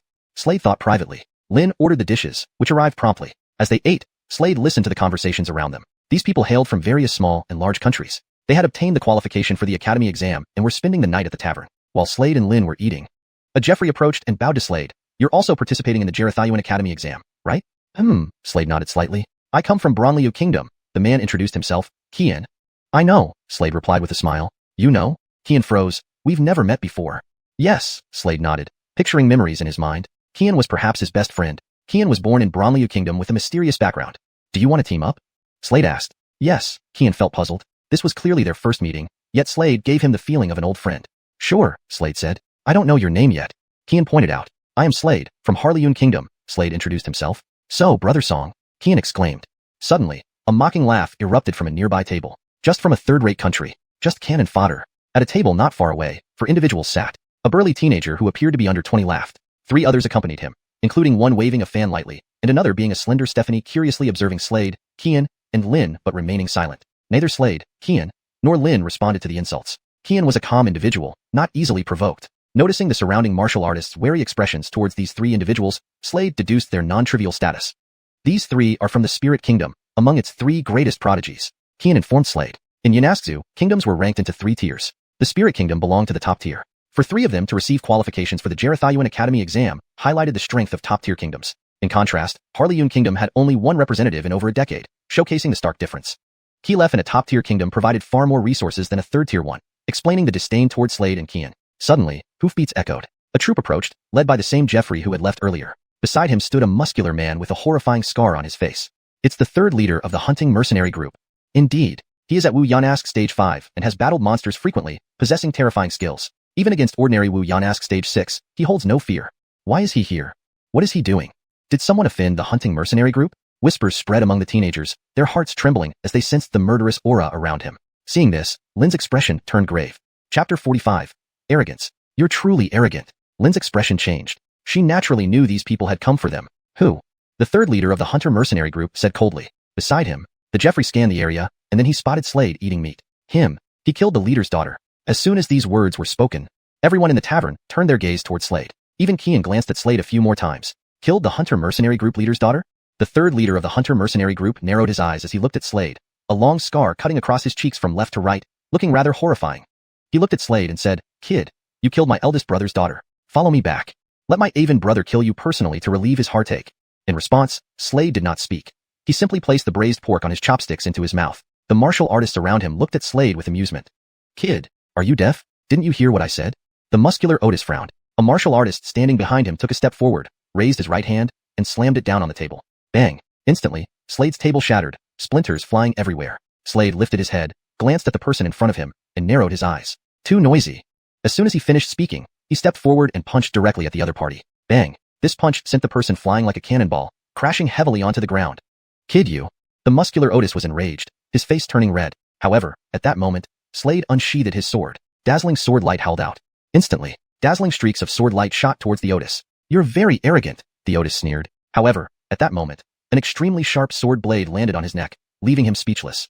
You die because of your verbosity. As soon as these words were uttered, Slade's sword slashed horizontally. A bloody human head rolled onto the ground. The remaining people watched Slade with shock. No one expected this scene. Who would have thought that the 3rd leader of the hunter mercenary group would die like this? He didn't even get a chance to resist. He is a Cade. A Cade. And even a high-level one. So young a Cade. People around looked at Slade in shock. Slade raised his head and glanced at the Tyler ahead, saying coolly, Tell him I will find him. Upon hearing this, the Tyler felt a chill run down his spine, cold sweat drenching his back. The strength of the person before him was terrifying. He thought the 3rd leader of the hunter mercenary group was bound to win. Who would have thought the 3rd leader would be instantly killed? Actually, mainly, the 3rd leader of the hunter mercenary group underestimated Slade. As Slade had mentioned, the 3rd leader talked too much. If not underestimating, it would take Slade quite some time to deal with the 3rd leader. The Tyler fled hastily. People around now looked at Slade differently. Even the Tyler who previously mocked Slade now regarded him differently. This world always followed the principle of the strong ruling. Slade revealed his strength, and at such a young age becoming a Cade, his future prospects were bright. The muscular Tyler slowly stood up and walked beside Slade, smiling and said, We happen to be missing one member in our team. Now we formally invite you. From the Tyler's perspective, Slade had no reason to refuse. After all, they were from Yanask Nation, a first-class nation. No interest. Slade glanced at the Tyler, saying indifferently, Huh. The Tyler was stunned, not expecting to be rejected. Just as he was about to say something. At that moment, the Jeffrey with a fan at the nearby table spoke calmly. Since that's the case, forget it. All right, that's your loss. You'll regret it. The muscular Tyler glanced at Slade, saying faintly. Slade paid no attention. The next day, Slade got up early. There was an additional member in the team, Kian. The Xerathayuan Academy assessment has 3 rounds. And this first round is teamwork, already announced. Kian said, maximum 4 people. Brother Song, should we find another member? Kian looked at Slade and asked. Standing beside him, Lin also fixed her gaze on Slade. We still have a month until the Xerathayuan Academy assessment. No rush, we can slowly choose. Slade smiled, but in fact, he already had someone in mind. Godfrey Xiarao. He mumbled to himself. At this moment, these 3 individuals had arrived in Xerathayuan City. The entire city was shrouded in mist. Many people came and went. This city was much larger than Harleyun City. Xiuxian Academy was located within this city. It was one of the top 3 prestigious academies in Yanaxu. Xiuxian City was filled with numerous towering buildings, far exceeding the scale of Harleyun City. Should we go straight to Xiuxian Mountain? Many people have already gone there. There's a golden pavilion in Xiuxian Mountain dedicated to training examinees. At that moment, Qian suggested, why not? Let's head to Xiuxian Mountain. Slade agreed, thinking inwardly, Godfrey Siario, you should be there too. The trio headed toward Xiuxian Mountain. Soon, their figures appeared in Xiuxian Mountain. Ahead, there stood a tall golden pavilion. Looking around, this towering golden pavilion had 12 floors. This was the Alistairley Gate. Currently, many people stood outside the Alistairley Gate. Meanwhile, there were several arenas outside the Alistairley Gate. Not everyone could enter the Alistairley Gate. Only those who won 3 consecutive battles in the arenas qualified to enter the Alistairley Gate and advance. Rumor had it that if one could reach the last floor of the Alistairley Gate, the 12th floor, they would automatically become a student of Xiuxian Academy without further testing. On the contrary, trying to reach the last floor of the Alistairley Gate was incredibly difficult. Ahead, there were 12 arenas. Currently, figures were already on these arenas. Figures intertwined. At this moment, many people were staring at the golden pavilion ahead. Slade lifted his head and gazed at the resplendent golden pavilion before him. The bottom 4 floors of the 12-story Alistairley Gate were already glowing with dazzling gold light.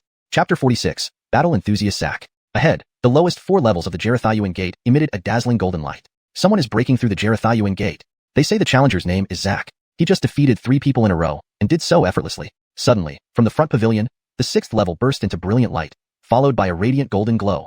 6th level. He's made it past the 6th level, someone exclaimed in shock. However, when it reached the 10th level, no more light emerged. Still, it caused quite a stir among the crowd. Clang. At that moment, the large golden door ahead slowly opened, revealing a Tyler dressed in a green robe with a green battle saber on his back stepping into view. This person was none other than Zack. Zack took a deep breath. He had long hair as green and flowing as a waterfall, with sharp eyes that shone like emeralds. He shook his head and laughed bitterly. Ultimately, I still failed. Kai little one, this is quite normal. Suddenly, the void hummed softly. Then, an Avon in a green robe appeared before everyone's eyes, smiling warmly at Zack. As he appeared, the surrounding Tyler's pupils constricted deeply, and they inhaled sharply. It's the Golden Gate Hartley. Actually, it's the Golden Gate Hartley. This kid actually caught the attention of the Golden Gate Hartley. In the Xiuxian Academy, Hartleys were categorized into Outer Sect Hartleys, Inner Sect Hartleys, Golden Gate Hartleys, and Imperial Gate Hartleys. To attract the attention of a Golden Gate Hartley was testament enough to Zack's potential. In the entire history of Xiuxian Academy, only 3 have made it to the last level, the Avon said calmly, looking at Zack. You've done remarkably well. With your talent, you will surely be accepted into Xiuxian Academy. Find a good team. As long as they're not too weak, it'll be fine. Many people looked at Zack enviously upon hearing this. Clearly, the Golden Gate Hartley held high hopes for Zack. Immediately, many approached him, inviting him to join their teams. However, Zack remained unmoved, calm, and composed. Slade gazed at Zack, reminiscing about the past. His ascension to Carson was not a solo journey. 2 individuals significantly contributed along the way, Qian and Zack. After leaving the academy, all 3 trained together. But after he became a Carson, Qian and Zack both disappeared without a trace. Knowing Zack's personality, Slade stepped forward, looking at the Tyler with the waterfall-like green hair and said, I'm Slade. Let us fight. If I win, you join my team. Okay. He knew Zack was a battle enthusiast. Really? Zack smiled, shaking his head. Not everyone has the privilege to make me move. Upon hearing this, Slade wasn't angry. Instead, he laughed, looking at Zack and saying, nothing has changed. Just as he remembered Zack. Honestly, Slade felt quite moved inside. After all, he hadn't seen Zack since becoming a Carson. He remembered that Zack's clan had taken him away, never to return, and even when he visited the clan's place, they seemed to vanish. Now, meeting Zack again, how could his heart not surge? So arrogant. Below, Lin frowned slightly. He is indeed arrogant, but he's truly formidable, with the right to be so. Qian remarked beside her. Great. Slade glanced at Zack and smiled, then drew his sword. Instantly, a resonant sound of clashing steel echoed across the sky. With the sword's resonation fading, a strange energy surged around him. A Cade? At that moment, everyone turned to look at Slade in astonishment. No one expected him to be a Cade. The Avon from Callum Min couldn't help but smile, stroking his white goatee. It seems this year's freshmen are quite impressive. A Cade? Zack also gave Slade a surprised look, nodding shortly after. A practice match will suffice. As long as I recognize you, I'll join your team. All right. Slade nodded and lightly leaped up, appearing on a massive platform moments later. Looking down at Zack, his eyes filled with memories. Indeed, it had been a long time since he fought with Zack. Come, let's fight. Zack's eyes burned with enthusiasm, brimming with fighting spirit. Such a young Cade certainly warranted his engagement. Please. Zack bowed politely to Slade and suddenly wielded a green battle saber in his hand, emitting continuous beams of light. Everyone gathered around, watching this monumental battle unfold. Lin and Qian also arrived, their gazes fixed on the platform where Slade and Zack stood. Even the Callum Min Avon came over, eyeing them with anticipation. One Cade, one great saber master. How thrilling, he muttered under his breath. Just till the point of no harm. Slade said, looking at Zack. Agreed. Zack nodded and took a step, instantly appearing before Slade. How fast? Such profound movements. Someone in the crowd gasped in surprise. Indeed, Zack's speed was impressive. Appearing before Slade, he slashed down with his green battle saber, unleashing a streak of thunderous green energy. Sharp sonic booms echoed incessantly.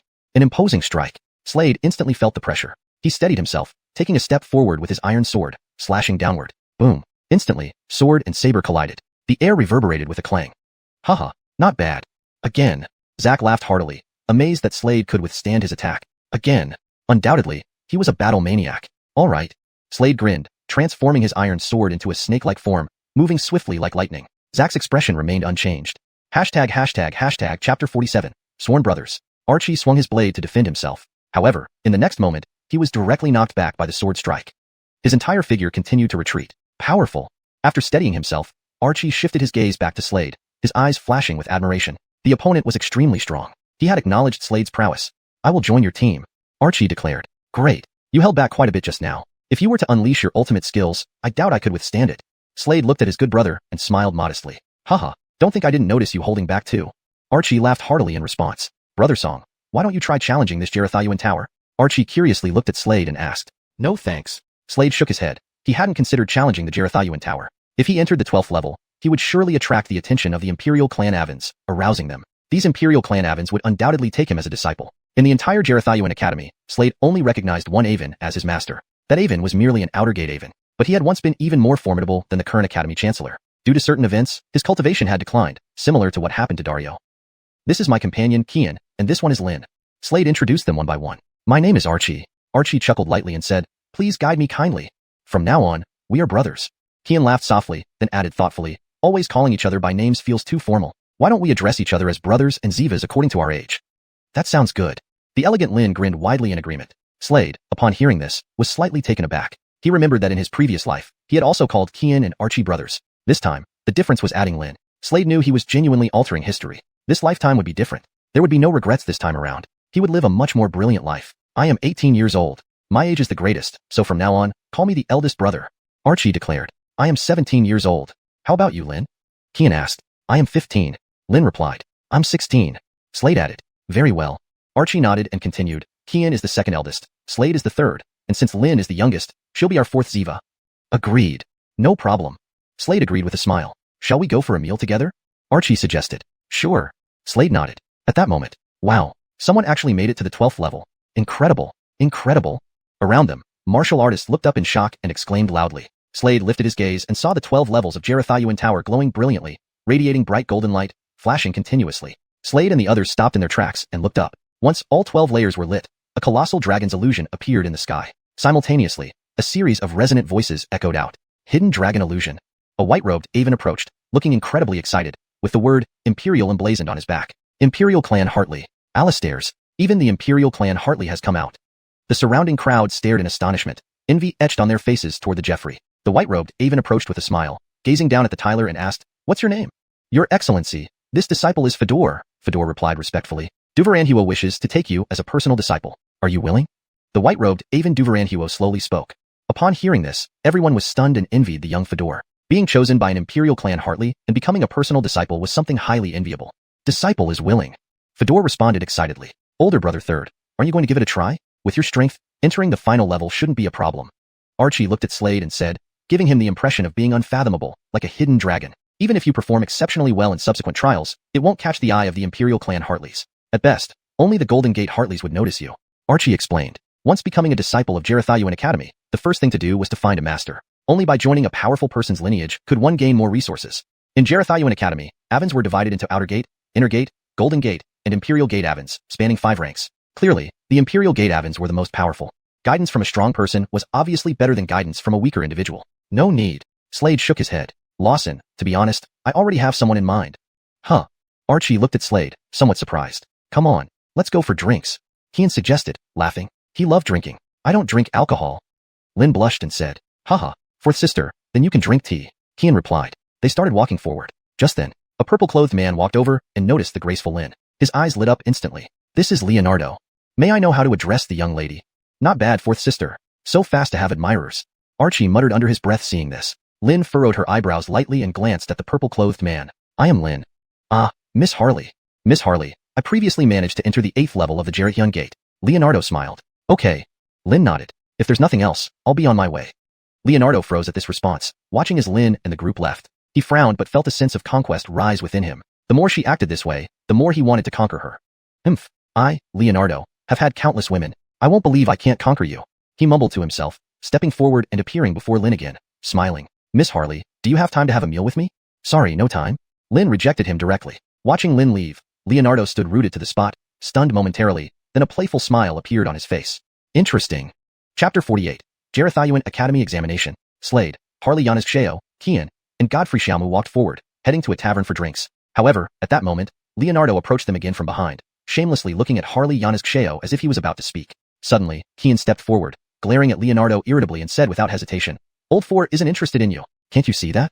Upon hearing this, Leonardo's expression darkened as he glared at Qian and cursed, What's it got to do with you? Qian was taken aback for a moment. Kid, do you know who I am? You dare interfere with Leonardo when I'm trying to charm a Vanessa here? Leonardo looked coldly at Qian and sneered. At this moment, a figure swooped down swiftly, followed by an enormous fist hurtling towards Leonardo. However, Leonardo's reaction was not slow. His right hand clenched into a fist, returning the blow forcefully. Swish, swish, swish. At that moment, Leonardo took several steps back, staring fiercely at the attacker. It was none other than Slade. Get lost. Slade glanced coldly at Leonardo and said icily. Leonardo's face turned beet red. So you're bullying me because you're many and I'm few? I'll remember all of you. With those words, he turned and ran. But before leaving, his eyes burned with hatred. Well, finally some peace and quiet. Qian grinned. The four then headed straight for the tavern. Time passed quickly. Soon, the day of the Xiuxian Academy examination had finally arrived. More and more Tylers were entering the Xiuxian Mountains. At this moment, within the Xiuxian Mountains stood a figure. An avonly man with graying hair. Though he looked frail, he exuded an intimidating aura. He scanned the crowd and said, Those who have come here must surely be in possession of the Xiuxian Academy examination token. Only martial artists who obtained the Xiuxian Academy examination token could participate in the examination, and obtaining such a token was no easy feat. Even in the entire Fenghan Kingdom, only Slade and Harley xiuxian had received tokens. Do you all know what the first test entails? The first test is a team event, with a maximum of 4 members. You will first hunt down beasts to obtain their cores, and rank based on the number of cores. The top 20 teams will directly advance to the next round. Now, I must check if you have any beast cores on you. This is for fairness. With that, a massive divine sense burst forth from the hutch, spreading around. Immediately, everyone felt like their secrets were exposed. All right, you may proceed now. Be cautious of the beasts inside. They are quite formidable. The Avon nodded, looking down at the crowd below, speaking calmly. With those words, figures transformed into streaks of light, shooting forward rapidly, leaving trails of wind sounds in the air. Abraham, should we act together or separately? Qian asked Slade. I think we should split up, Slade suggested. We can search for groups of beasts and eliminate them. If we stay together, efficiency will drop considerably. I agree, the eldest, Godfrey Xiaomu, concurred. Let's split up then. Fourth brother Harley xiuxian agreed. Good, let's do that. They quickly made their decision. Splitting up would increase efficiency and allow them to collect more beast cores. I'll head east, Godfrey Xiaomu declared. Then I'll go south, Qian said, holding a staff. I'll go west, Fourth goes north. Slade glanced at Harley xiuxian. All right, no problem. Harley xiuxian nodded. Everyone be careful. The eldest, Godfrey Xiaomu, reminded them. Subsequently, the four dispersed into different directions, each transforming into brilliant streaks of light, leaving sparkling trails in the air. The Xiuxian Mountains were vast, with another mountain range nearby called the Wanling Mountains. Many beasts from the Wanling Mountains occasionally migrated to the Xiuxian Mountains. At this moment, Slade was using his agility technique, moving towards the west. Elsewhere, at another entrance of the Xiuxian Mountains, amidst dense forests lurked fierce and powerful beasts. A group of people were ferociously fighting a herd of oxen-like creatures. One by one, the oxen fell, their bellies gushing blood. Many mercenary teams roamed these lands, hunting beasts for their cores. Among them, the hunting mercenary team was a standout force, ranking 11th among mercenary groups. Farrell, leader of the hunting mercenary team, was a robust justice with a large scar on his face, a sight to behold. Recently, Farrell's mood had been extremely sour. He continuously slaughtered beasts to vent his anger over his daughter's death at the hands of a Jeffrey named Slade, who also killed the third in command of his team, weakening the hunting mercenary team severely. D****, he snarled, eyes burning with relentless coldness. Behind him, a Jeffrey with a sword on his back addressed Farrell. Captain, today is the day of the Xiuxian Academy examination. That kid must be somewhere in the Xiuxian Mountains. Idiot. Farrell retorted. This is the Xiuxian Mountains where the academy is located. You want me to kill him here? The Jeffrey knew Farrell was upset but persisted. Captain, we can lure him into the Wanling Mountains and ambush him there. In the Xiuxian Mountains, the number of beasts is far less than in the Wanling Mountains. Since the Xiuxian Academy is located here, many will go to the Wanling Mountains. Farrell's eyes lit up slightly. Go on. Hashtag Chapter 49, Martial Spirit Realm. Captain, this is easy. We just need to create a disturbance in the 10,000 Spirits mountain range. It will definitely attract him. The Jeffrey smiled and said, Good. I'll leave this matter to you. Anderson nodded his head. The group quickly headed towards the 10,000 Spirits mountain range at great speed. At this moment, Slade was also rapidly approaching this area. What intense spiritual energy fluctuations. That dazzling golden light? He looked ahead and noticed a radiant golden light shining brightly from another place, as if some treasure had appeared there. His eyes gleamed as he sped towards it. This is another mountain range, the 10,000 Spirits Mountain Range. The beasts in this 10,000 Spirits Mountain Range are more numerous and stronger. It's time for me to practice my skills and see what treasures might be here. Slade thought to himself and in the next moment, took a step forward, reaching his utmost speed. Occasionally, celestial spirit treasures would appear within the mountains. These celestial spirit treasures emit peculiar phenomena as they mature. Many people had noticed this and were heading toward it. As Slade proceeded, a monstrous python's head suddenly emerged from an ancient tree nearby. It opened its huge mouth, revealing extremely sharp fangs, lunging at Slade. Humph! Slade saw this and coldly snorted, holding his iron sword and slashing down with force. Instantly, a brilliant sword light plunged into the python's mouth, splitting its body into two halves.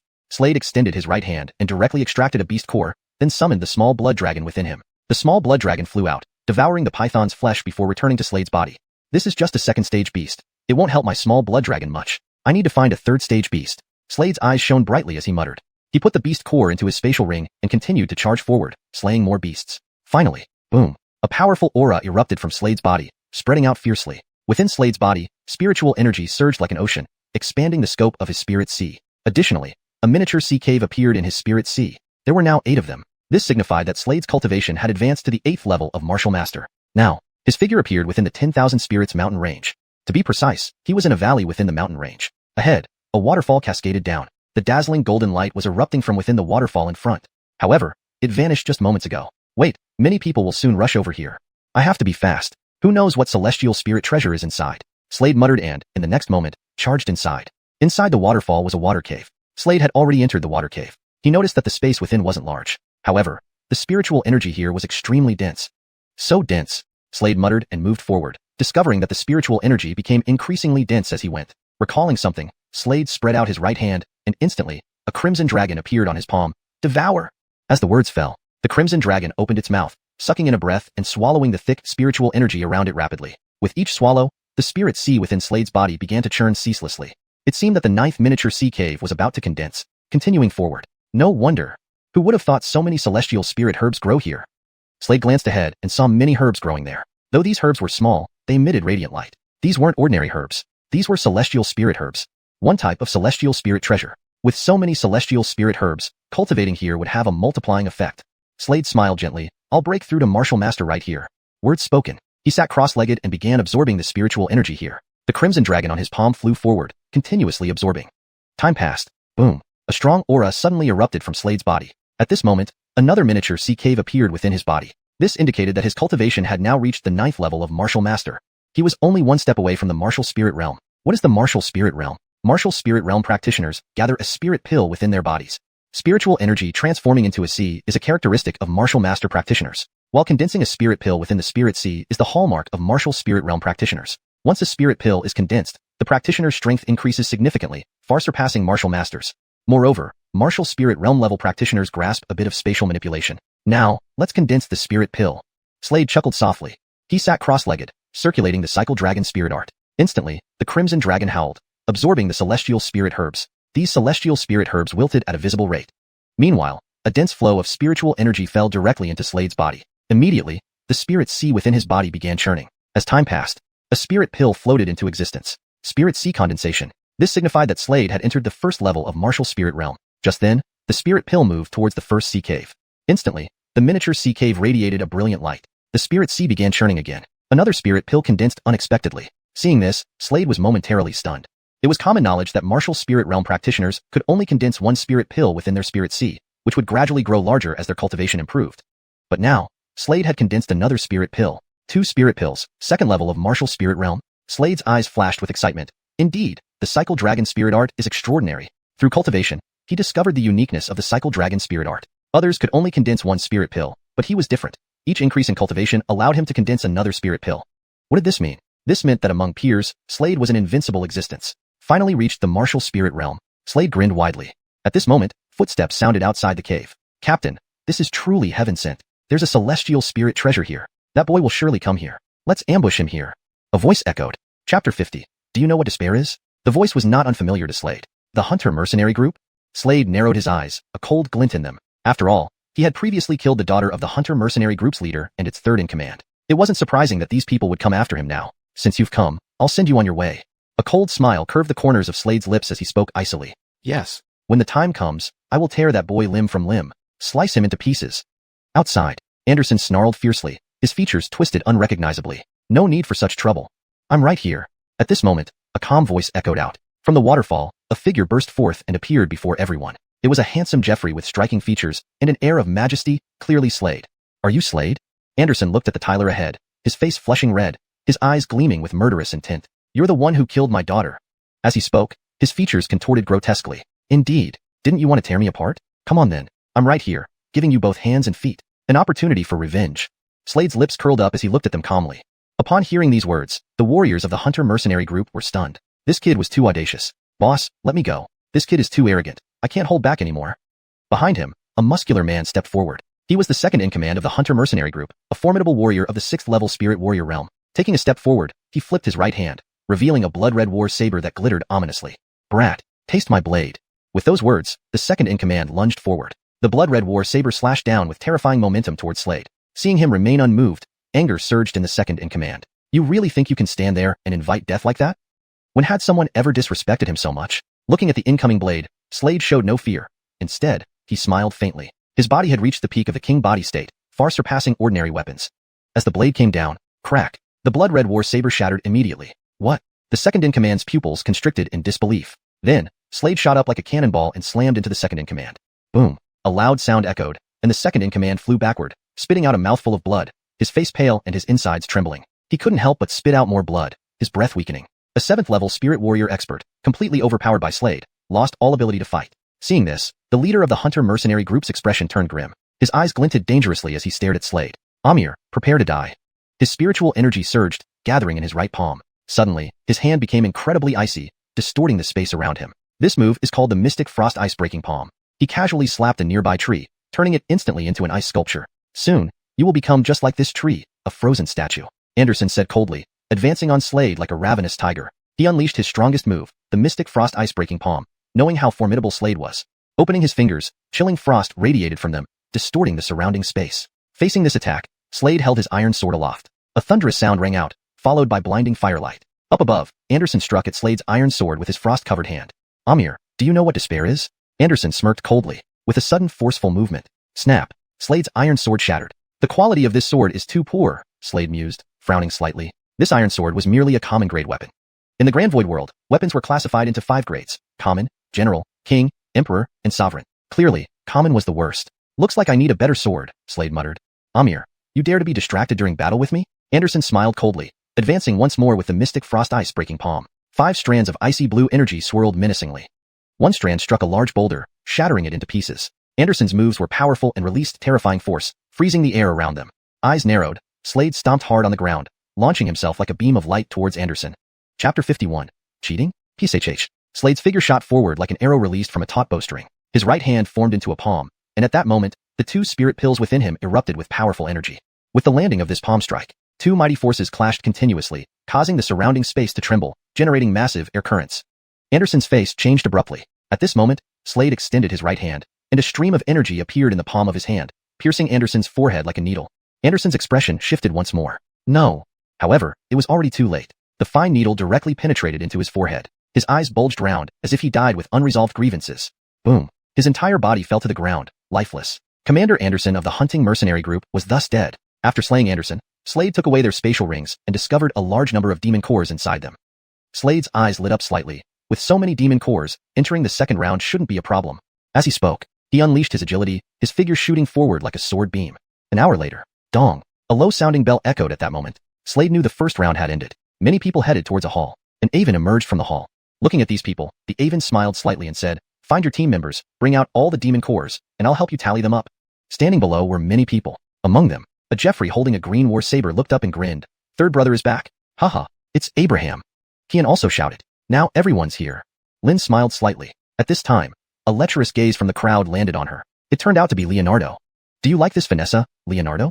Standing next to Leonardo were 3 individuals. These 3 were not unfamiliar to Slade. They were the trio from Spirit Nation.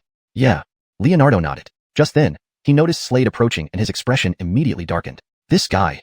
Do you have a grudge against this guy?" The muscular Tyler beside him asked. But we did invite this person to join our team earlier. However, he rejected us. We can give him a warning if we meet again. With our strength, we can crush them easily. Silence. Suddenly, the Avonlea man with gray hair barked ahead. Immediately, the surroundings quieted down significantly. Bring out your demon cores, and I will count them, the Avon said. With his words, the people below immediately began taking out the demon cores. Slade also brought out the demon cores. The moment he did so, many eyes widened. Damn, Abraham, so many? Beside him, Kian stared wide-eyed, utterly shocked. Not just him. Everyone around was filled with astonishment. A full 1,000 demon cores. Remember, the duration of the first round was only 1 hour. Gaining over 1,000 demon cores in an hour was extremely terrifying. The hunting mercenary group was just too wealthy, especially the group leader, who alone possessed over 800 demon cores. Adding the cores from other members made reaching 1,000 very understandable. Abraham, you killed over 1,000 demons? Dominic also stared wide-eyed at Slade. Thus, their team undeniably became the top scorer of the first round. I don't accept it. At that moment, a man stepped forward, looking directly at Slade. I think you cheated. It was Leonardo. You must have hidden demon cores somewhere in the mountains and retrieved them yourself. That's cheating behavior. Leonardo stated. The Avon ahead cast his gaze on Slade, overlooking him and asked, how did you obtain these demon cores? Reporting to Hartley, it happened like this. Slade promptly recounted everything that occurred. Hunting mercenary group? Upon hearing this, the Avon squinted his eyes. Everyone finally understood. No wonder Slade could gather so many demon cores. After all, most would have only a few hundred at best. The hunting mercenary group actually dared to assassinate Abraham? Despicable. Kian snarled fiercely, his eyes cold. Beside him, Dominic, wielding a green saber with long green hair, frowned. The graceful Lynn breathed a sigh of relief. She knew well the formidable strength of the hunting mercenary group. Indeed. The Avon looked at Slade longer, inwardly surprised. He had naturally heard of the hunting mercenary group. The group leader of the hunting mercenary group was incredibly strong. For this person to have slain the leader of the hunting mercenary group spoke volumes about his prowess. In that case, it counts. The Avon was about to speak. However, at that moment, a deep whooshing sound resonated through the air. People looked up to see, against the clear blue sky, a massive bird-like creature flying toward them, flapping its enormous wings spanning 12 zhang. Its head resembled a lion. It was a griffin. On the back of this griffin stood an Avon in a blue robe. The blue-robed Avon scanned the area and then fixed his gaze on Slade. His eyes instantly turned sharp, like a falcon's, terrifying. Slade could clearly feel the intense hostility from the blue-robed Avon. This hostility was very strong and highly targeted. Slade frowned. He had never seen this Avon before. Why did the Avon exhibit such intense hostility towards him? It doesn't count. At that moment, a cold voice rang out from the blue-robed Avon. Upon hearing this, Leonardo looked at Slade with amusement, gradually revealing a smile on his face, although he was equally surprised. He didn't know why the Avon was targeting Slade. Below, the Avon looked respectfully at the blue-robed Avon and introduced him to the others. This is Hartley Braun, the examiner for this year's entrance examination. Examiner, the highest-ranking official of this exam. Hartley Braun. The rules didn't specify this was unacceptable. Slade looked at Hartley Braun, neither humble nor arrogant. Chapter 52. I said no, and it's no. On the griffin's back, Hartley Braun looked down at Slade with a cold gaze, his voice as icy as ever. In a mocking tone, he said, rules? Rules are made by people. And these rules were set by me. I say no, and it's no. Upon hearing this, Slade's expression turned grim. Clearly, Hartley Braun was targeting him. He just couldn't figure out when he had offended Hartley Braun. Could it be that Hartley Braun knew Leonardo? But soon, Slade dismissed that thought. Given Leonardo's surprised reaction, it was evident that he hadn't informed anyone. Third brother, let it be. With the number of demon cores we obtained, we can still proceed to the next round. Zack walked over and patted Slade on the shoulder. Although he was unhappy, what could he do? After all, Hartley Braun was the chief examiner. Cheat. Just then, Hartley Braun, standing on the griffin's back, cast a cold glance at the four of them and announced, according to the rules, if one person in the team cheats, the entire team will lose their qualification to participate. Those words left Slade narrowing his eyes, glaring fiercely at Hartley Braun on the griffin's back. It wasn't enough for Hartley Braun to target him.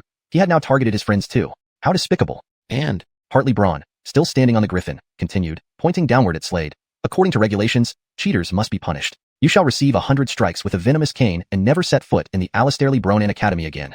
As he finished speaking, two martial warriors at the Spirit Warrior stage, clad in armor, appeared before Slade. Slade raised his head, looking directly at Hartley Braun and said coldly, Hartley Braun, I have never offended you, yet you target me so deliberately. Are you Nelson's dog? That was the only reason he could think of. It had to be Nelson. Previously, he had killed Fulton, whose cousin was Nelson, who was well established in the Alistairly Bronan Academy. Slade, we meet again. Not bad for someone who isn't stupid. At this moment, a Jeffrey gradually emerged from midair, casting a scornful look at Slade and saying coldly. Slade turned around and glanced at the Tyler. Amerigo. He narrowed his eyes. Indeed. Seeing Amerigo appear, Hartley Braun's eyes twitched continuously. What are you doing here? Wasn't this clearly Hartley Braun intentionally targeting Slade? Fortunately, there were no senior officials from the Alistairly Bronan Academy present. Otherwise, he would have struggled to explain himself. So, that's how it is. Slade narrowed his eyes. Third brother, really didn't expect the Alistairly Bronan Academy to be so corrupt. Let's not go. The leader, Zack, remarked. Yeah, We're not going. Qian added. Fourth brother Lin also nodded. Is this a place you can come and leave as you please? Amerigo curled his lips into a cold smile, looking down at the three below. Get some people to flog these four with 100 strikes of the venomous cane, Amerigo said coldly. Damn. Hearing this, Qian, who had a quick temper, shouted. I can't hold back anymore. With that, he flipped his right hand, producing a long staff which he wielded swiftly, dashing forward like a whirlwind. The long staff slashed downward instantly, creating countless shadowy staff figures in the air, each carrying formidable power that distorted the surrounding space. Humph! Amerigo glanced at Qian and sneered, lifting both hands, forming a protective shield in front of him. His cultivation at the 5th rank spirit warrior burst forth, massive and overwhelming like mountains and seas. At that moment, Qian's staff struck down, causing Amerigo's protective shield to tremble violently. With a crack, the shield shattered, and a tremendous force sent him flying like a cannonball. Seeing this, many onlookers were taken aback, staring at Qian in shock. After all, Amerigo was an old student of the Soul Reborn Academy, and Qian hadn't even entered the academy yet. Yet, he had clearly held the upper hand against a seasoned student. This was unbelievable. Moreover, Qian's cultivation was only at the 1st rank spirit warrior. Not bad talent. From afar, an Avon observed this and looked up at Hartley Braun, saying, Hartley Braun, a person shouldn't act like this. Hartley Chun, best not meddle in my affairs. Hartley Braun, standing on the griffin's back, said grimly to the Avon below. At this moment, 3 martial warriors appeared in midair, striding towards Slade and the others. Whoosh! Suddenly, a brilliant blade light streaked through the air. Zack wielded a large green blade, slashing it down with incredible speed, causing many observers' pupils to constrict sharply. A great swordsman. At such a young age. People gasped, their expressions changing as they looked at Zack. Lin also joined the fray, seeking death. Amerigo growled menacingly, filled with killing intent. Seeing that he was being suppressed, he grew extremely displeased, his face turning livid. Considering he was an old student, having trained in the Soul Reborn Academy for a year, how could he be inferior to a boy who hadn't even started training at the academy? If this news spread, what would become of his reputation? Boom. He swung his sharp sword fiercely, clashing with Qian's long staff, producing a loud metallic sound. Clang. Qian was pushed back relentlessly by the powerful force. However, he was already quite impressive. These 4 are incredibly strong. If not for this incident, I feel they might have won first place in the team competition this time. Someone in the crowd commented, observing Slade and the others. Yes, they're even stronger than that old student. If he trains at the Soul Reborn Academy for a year, he'll probably surpass this guy. Who says newcomers can't match veterans? Maybe it's because this veteran is too weak. As those voices rang out, Amerigo's expression darkened further, his sword swings becoming more ferocious, continuously sweeping towards Qian. Stunning sword chi swept through the area. Qian retreated, growing somewhat exhausted. Just then, whoosh, a figure dashed over rapidly. It was none other than Slade. Chapter 53, Kai little brother, leave this guy to me. Kai little brother, leave this guy to me. Slade said. All right, be careful with him. Qian nodded and replied. Sure. Slade gave a slight nod, then his gaze fell on Amerigo ahead. He sneered disdainfully, a defeated opponent. Today, I'll beat you into the ground. At the mention of defeated opponent, Amerigo's face turned ashen. Amongst the spectators below, there was an immediate uproar. What? Defeated opponent? Did this guy lose to him before? How did he enter the xiuxian Academy? Isn't it only for geniuses? These whispers weren't too loud, but they weren't quiet either. And with Amerigo's hearing, he clearly heard them. Hearing these words, his face immediately turned deathly pale. His eyes, burning with boundless hatred and murderous intent, fixed fiercely on Slade. A palpable aura of menace surrounded him, striking fear into everyone present. A cold voice echoed out, Slade, you? But before he could finish his sentence, whoosh, suddenly, Slade vanished from where he stood. Moments later, he reappeared in front of Amerigo. Under everyone's astonished gazes, he raised his right hand and slapped Amerigo's face hard. Slap. A sharp sound rang out. Too much chatter. Asterisk slap. Slap. Slap. Asterisk. Slade's speech was followed by several more resounding slaps in quick succession. Those watching were stupefied. The reason was simple. Facing Slade's assault, Amerigo couldn't retaliate at all. Can you believe it? Amerigo had been training at xiuxian Academy for a year, and wasn't a newcomer anymore. It was rumored that anyone who entered xiuxian Academy would undergo a transformation after just 1 year of training, a rebirth of sorts. Yet, Slade hadn't even trained at xiuxian Academy for a year and still managed to crush Amerigo effortlessly. How terrifying is his strength? If he really enters xiuxian Academy and trains for a year, how monstrous will his strength become? Genius. Just being at the 2nd stage of Martial Spirit Realm and yet able to defeat Amerigo at the 5th stage of Martial Spirit Realm? Not far away, and Avon watched this scene, his eyes gleaming with admiration. He looked up at Slade in surprise. Slade, you've gone too far. Amerigo's face flushed with rage. His eyes emitted waves of endless hostility as he glared furiously at Slade. The murderous intent in his eyes seemed almost tangible. He prepared to strike back, but then, swoosh, another figure appeared before him. It was Slade again. A defeated opponent trying to lay a hand on me? You're not worthy. With a roar, Slade smacked Amerigo across the face once more. Slap. Another crisp slap echoed loudly. Watching this, the teenagers below were stunned. This guy is so strong. He's simply overwhelming Amerigo like a beast against prey. These whispers fill the air. Has Abraham advanced this quickly? Not far off, Godfrey Xiaowei, clad in a green robe, widened his eyes as he gazed at Slade. Last time when Slade sparred with him, he hadn't even reached the martial spirit realm. Now, he had already progressed to the second stage of martial spirit realm. I have to work harder to keep up. Xiuxian felt the same way. Amerigo was flung backward by the force of the blows and landed heavily on the ground. Despite having higher cultivation than Slade, he couldn't muster any resistance. He tried to retaliate, but his own strength wouldn't allow it. He was completely dominated by Slade, left defenseless. Outrageous. Finally reacting, Hartley Braun, standing proudly atop his griffin, exploded with anger. A terrifying pressure surged towards Slade. But at this moment, Slade slapped Amerigo again. Slap. Another crisp slap sounded. Amerigo's face was swollen now, resembling a pig's head. He was no match for Slade at all. Gah. He spat out a mouthful of blood as he fell heavily to the ground. You dare ignore me, boy. Hartley Braun, floating above the griffin, roared in fury. Raising his right hand, he struck down at Slade forcefully. Abraham, be careful. Seeing this, Godfrey Xiaowei shouted loudly. As he spoke, he held a large green blade and swung at Hartley Braun. Not only him, but also Xiuxian and Lin attacked Hartley Braun simultaneously.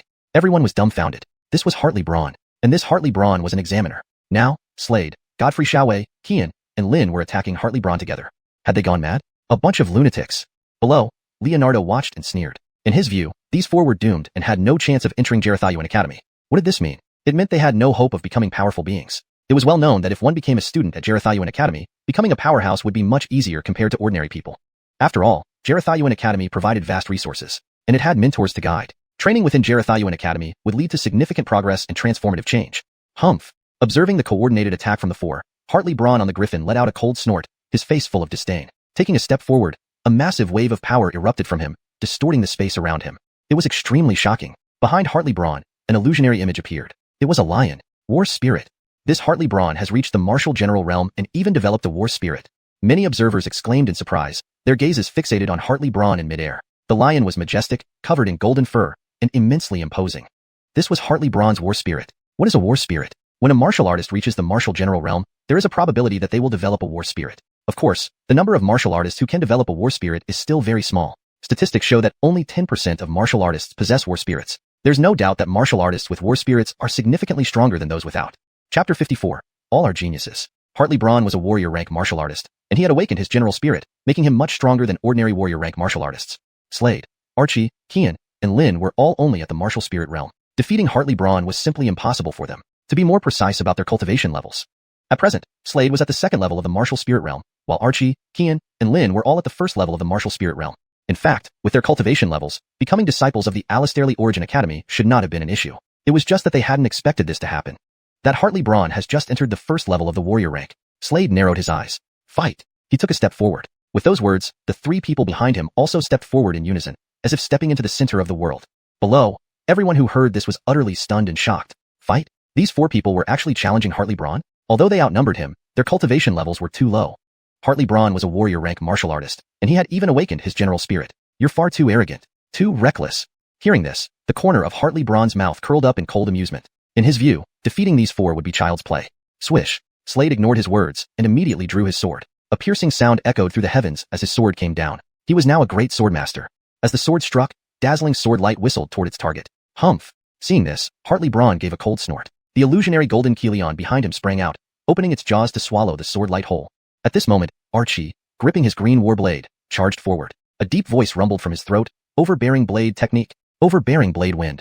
As he spoke, his green blade slashed downward. Instantly, a green whirlwind erupted. The whirlwind headed straight for the Avon. As it moved forward, countless razor-sharp blade auras burst from the vortex, raining down like a deluge of terrifying power. Himph! Hartley Braun snorted coldly. The golden lion illusion behind him took a huge step forward, blocking the myriad blade lights. Seeing this, Archie's expression turned grave. This won't work. He has a general spirit, making our attacks ineffective. Archie said, the three of you hold off that general spirit. I'll attack him directly. Slade said, got it. I'll freeze him. Lin said. At that moment, she slowly raised her hands and chanted softly, snow condensation spell. A heavenly voice rang out. Suddenly, countless snowflakes appeared in the sky. These snowflakes were beautiful as they drifted down. However, they each contained terrifying energy. As they landed on the golden lion's spirit, its movements instantly slowed down. Brother 2. Slade called out. All right. Brother 2, Xiuxian, held a staff. He took a step forward, heading straight towards the front. People watching below were dumbfounded. They never thought Slade's team would actually dare challenge Hartley Braun. Slade, of course, paid no attention to their thoughts and advanced, holding a sword in his hand. This sword was one he had previously obtained from an enemy, and now he wielded it continuously. Archie didn't idle either. He wielded his green great saber. The four attacked Hartley Braun once again. Their assault was fierce, like a torrential flood pouring down onto Hartley Braun. At that moment, Hartley Braun's figure shook violently, and he actually retreated. Everyone watched in shock. They couldn't believe that Hartley Braun would retreat. Hartley Braun's face darkened instantly as he glared at the four in front of him. Undoubtedly, these four were outstanding geniuses. A great sword master, a great knife master, another skilled with staff techniques, almost grasping the essence of staff, and another could control weather phenomena. Genius. These four were all geniuses. At this point, he felt some fear and hesitation. The Alistairly Origin Academy valued such geniuses greatly. If news of this incident spread there, his fate wouldn't be good. But he and these four had already formed enmity. If they joined the Alistairly Origin Academy and grew strong, wouldn't they come after him later? Thinking this, his eyes gradually turned cold. Die. He must kill these four. Cold light flickered in his eyes. One by one. Starting with you. His gaze fell on Slade, standing nearby. His cold voice rang out, and he shot forward. Brother 3. Seeing this, Archie shouted loudly, swiftly slashing down with his green war blade. However, Hartley Braun waved his right hand, instantly forming a barrier behind him. Boom. The blade aura hit. Instantly, the barrier trembled, absorbing the impact without breaking. Slade looked ahead at Hartley Braun rushing towards him, his face calm. He turned and ran. At my current strength, I can't possibly match him. After all, his cultivation was only at the second level of the martial spirit realm. Master, I depend on you.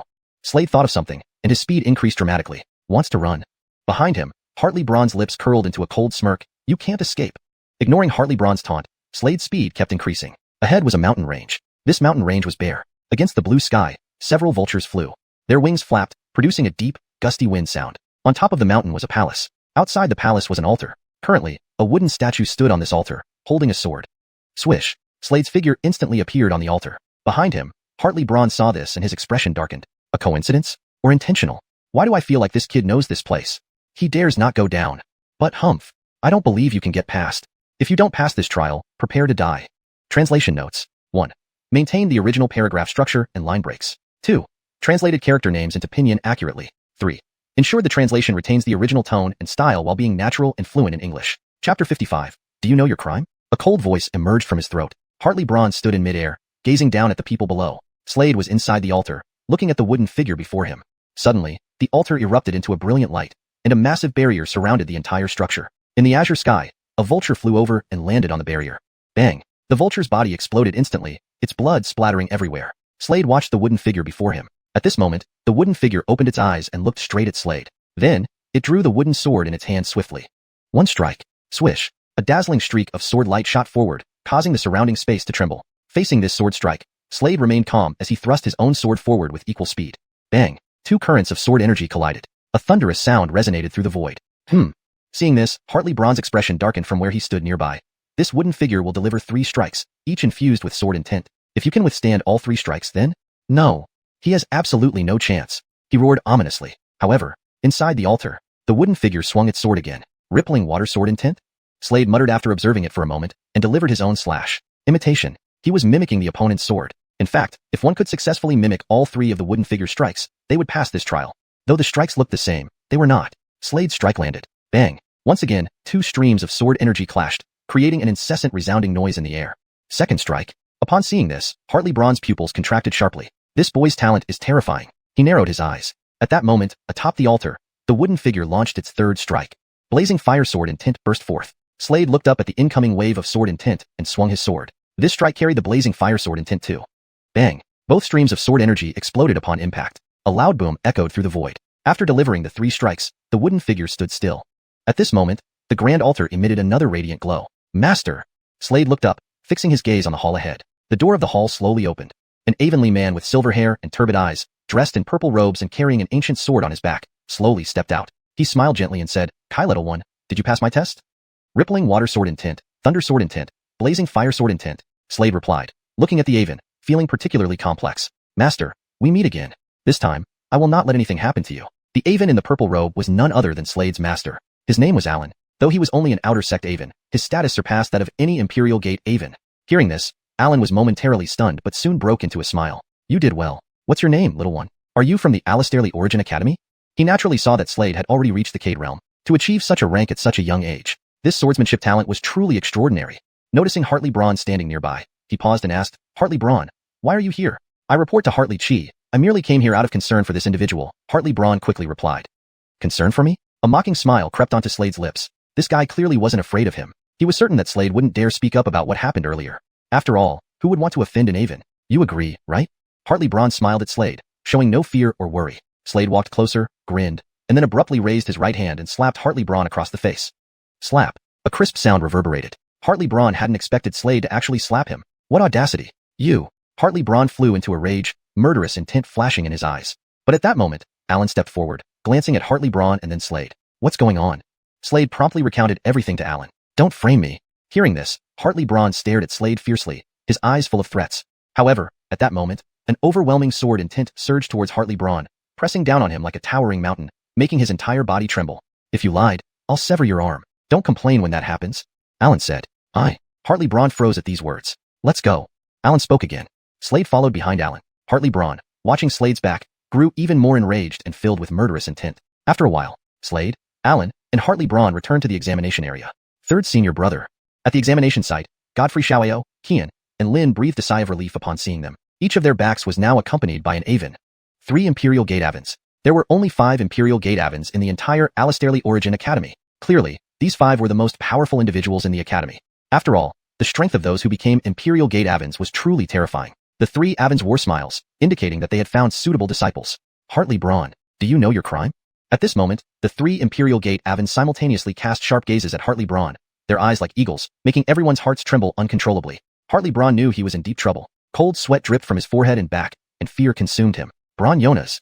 Alan turned to Braun Jonas, his voice noticeably colder now. Even the way he addressed Hartley Braun had changed. He looked at Braun Jonas with utmost coldness. Buzz. The ancient sword on his back vibrated loudly, distorting the surrounding space with its resonant sounds. Chapter 56. No need. Alan's cultivation level was the same as Braun Jonas's, both at the first level of Martial General Realm. However, Braun Jonas did not dare to fight Alan at all. He didn't even dare to run away, because he knew how terrifying Alan's strength was. Running would be futile. The sword on Alan's back trembled. Behind him, the 3 Imperial Gate Avons watched Braun Jonas coldly upon witnessing this scene. Senior Hartley Chi. At this moment, Slade's voice suddenly rang out. Alan was momentarily stunned, turning around to look at Slade. I wish to have a life and death duel with Senior Hartley Chi in 1 month. Slade's eyes shimmered as he said this. Upon hearing this, Alan was taken aback. To prove my sword Dao with your head?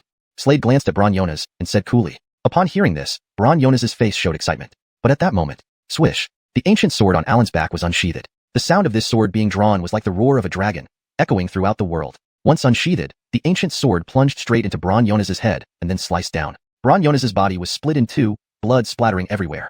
No need. Alan looked at Slade and said with a smile, this person is not worthy to be an obstacle for my disciple. Moreover, according to xuanhuan Academy rules, he deserves death. Old Chi, you took a disciple?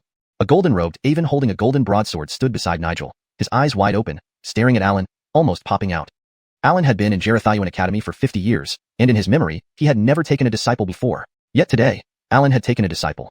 This astonished him greatly. In response, Alan smiled faintly, looking at the knife-wielding golden-robed Avon, and said, Old Dao, even you have taken a disciple. If I don't, won't I become a hermit? Moreover, this boy has passed my trials. Naturally, he can become my disciple. Haha. Old Dao laughed heartily. It seems we all have successors now. A crone standing beside Hartley Jonas Xiao said. She wore rough clothes, glanced at Hartley Jonas Xiao, and others. All right, no need for the next test anymore. Let's gather and enjoy ourselves. Lau Kyle, take them to their accommodations and familiarize them with xuanhuan Academy. The old Stephanie looked back at an Avonly man behind her. This Avonly man was clearly one of the previous examiners. All right. The white-haired Avon nodded and then looked at Slade and the others, smiling. Kai little ones, follow me. All right. Slade and the other 3 all nodded, following Lau Kyle. Watching Slade and the others leave, the surrounding young people all wore envious expressions. No need for an exam and directly becoming a student of xuanhuan Academy. Qian, Hartley Jonas Xiao, and Godfrey Xiaobao were even favored by the Imperial Gate Avons. How could this treatment not elicit envy? Abraham, who was that Avon just now? An Imperial Gate Avon? It doesn't seem so. But his aura was even more formidable than an Imperial Gate Avon's. Qian looked at Slade, asking curiously. Yes. Beside him, Hartley Jonas Xiao also nodded heavily. His speed with that sword was incredible, like lightning. I couldn't see it clearly at all. In a blink, Hartley Braun was dead right in front of me. As for Senior Hartley Chi's affairs, you will naturally know in due time. At this point, the Avon nearby smiled and looked at Slade and the others, his gaze falling on Slade once more. Slade, although Senior Hartley Chi is only an Outer Gate Avon, his true identity is higher than the Imperial Gate Avons. You just need to know that becoming Senior Hartley Chi's disciple is a great fortune, even an honor. I understand. Slade nodded, saying, while others might not know Senior Hartley Chi's real identity, he certainly did. By the way, were you all going to challenge the xuanhuan Gate earlier? Slade asked. Yes. We all passed the final level. Godfrey Xiao nodded and said with a smile. This sentence seems to have a name that is not fully translated. Here is the corrected version. Goretto nodded and said with a smile. Amazing. Big brother, when you challenged the xuanhuan Gate, you must have hidden some strength.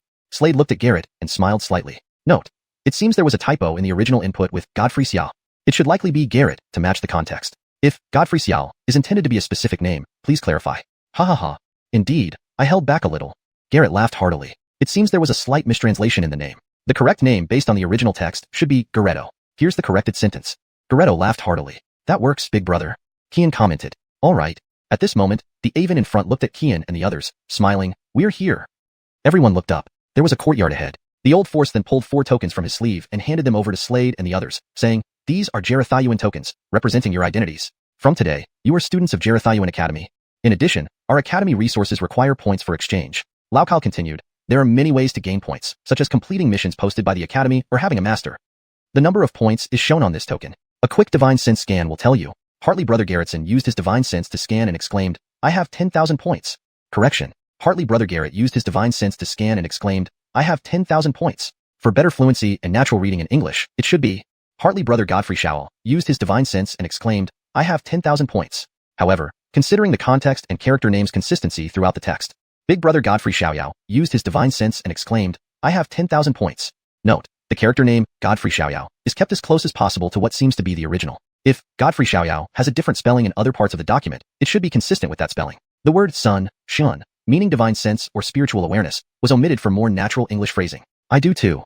Second brother Kian also said with a laugh. I do too. Harley Giannis Xiao smiled sweetly. I have none.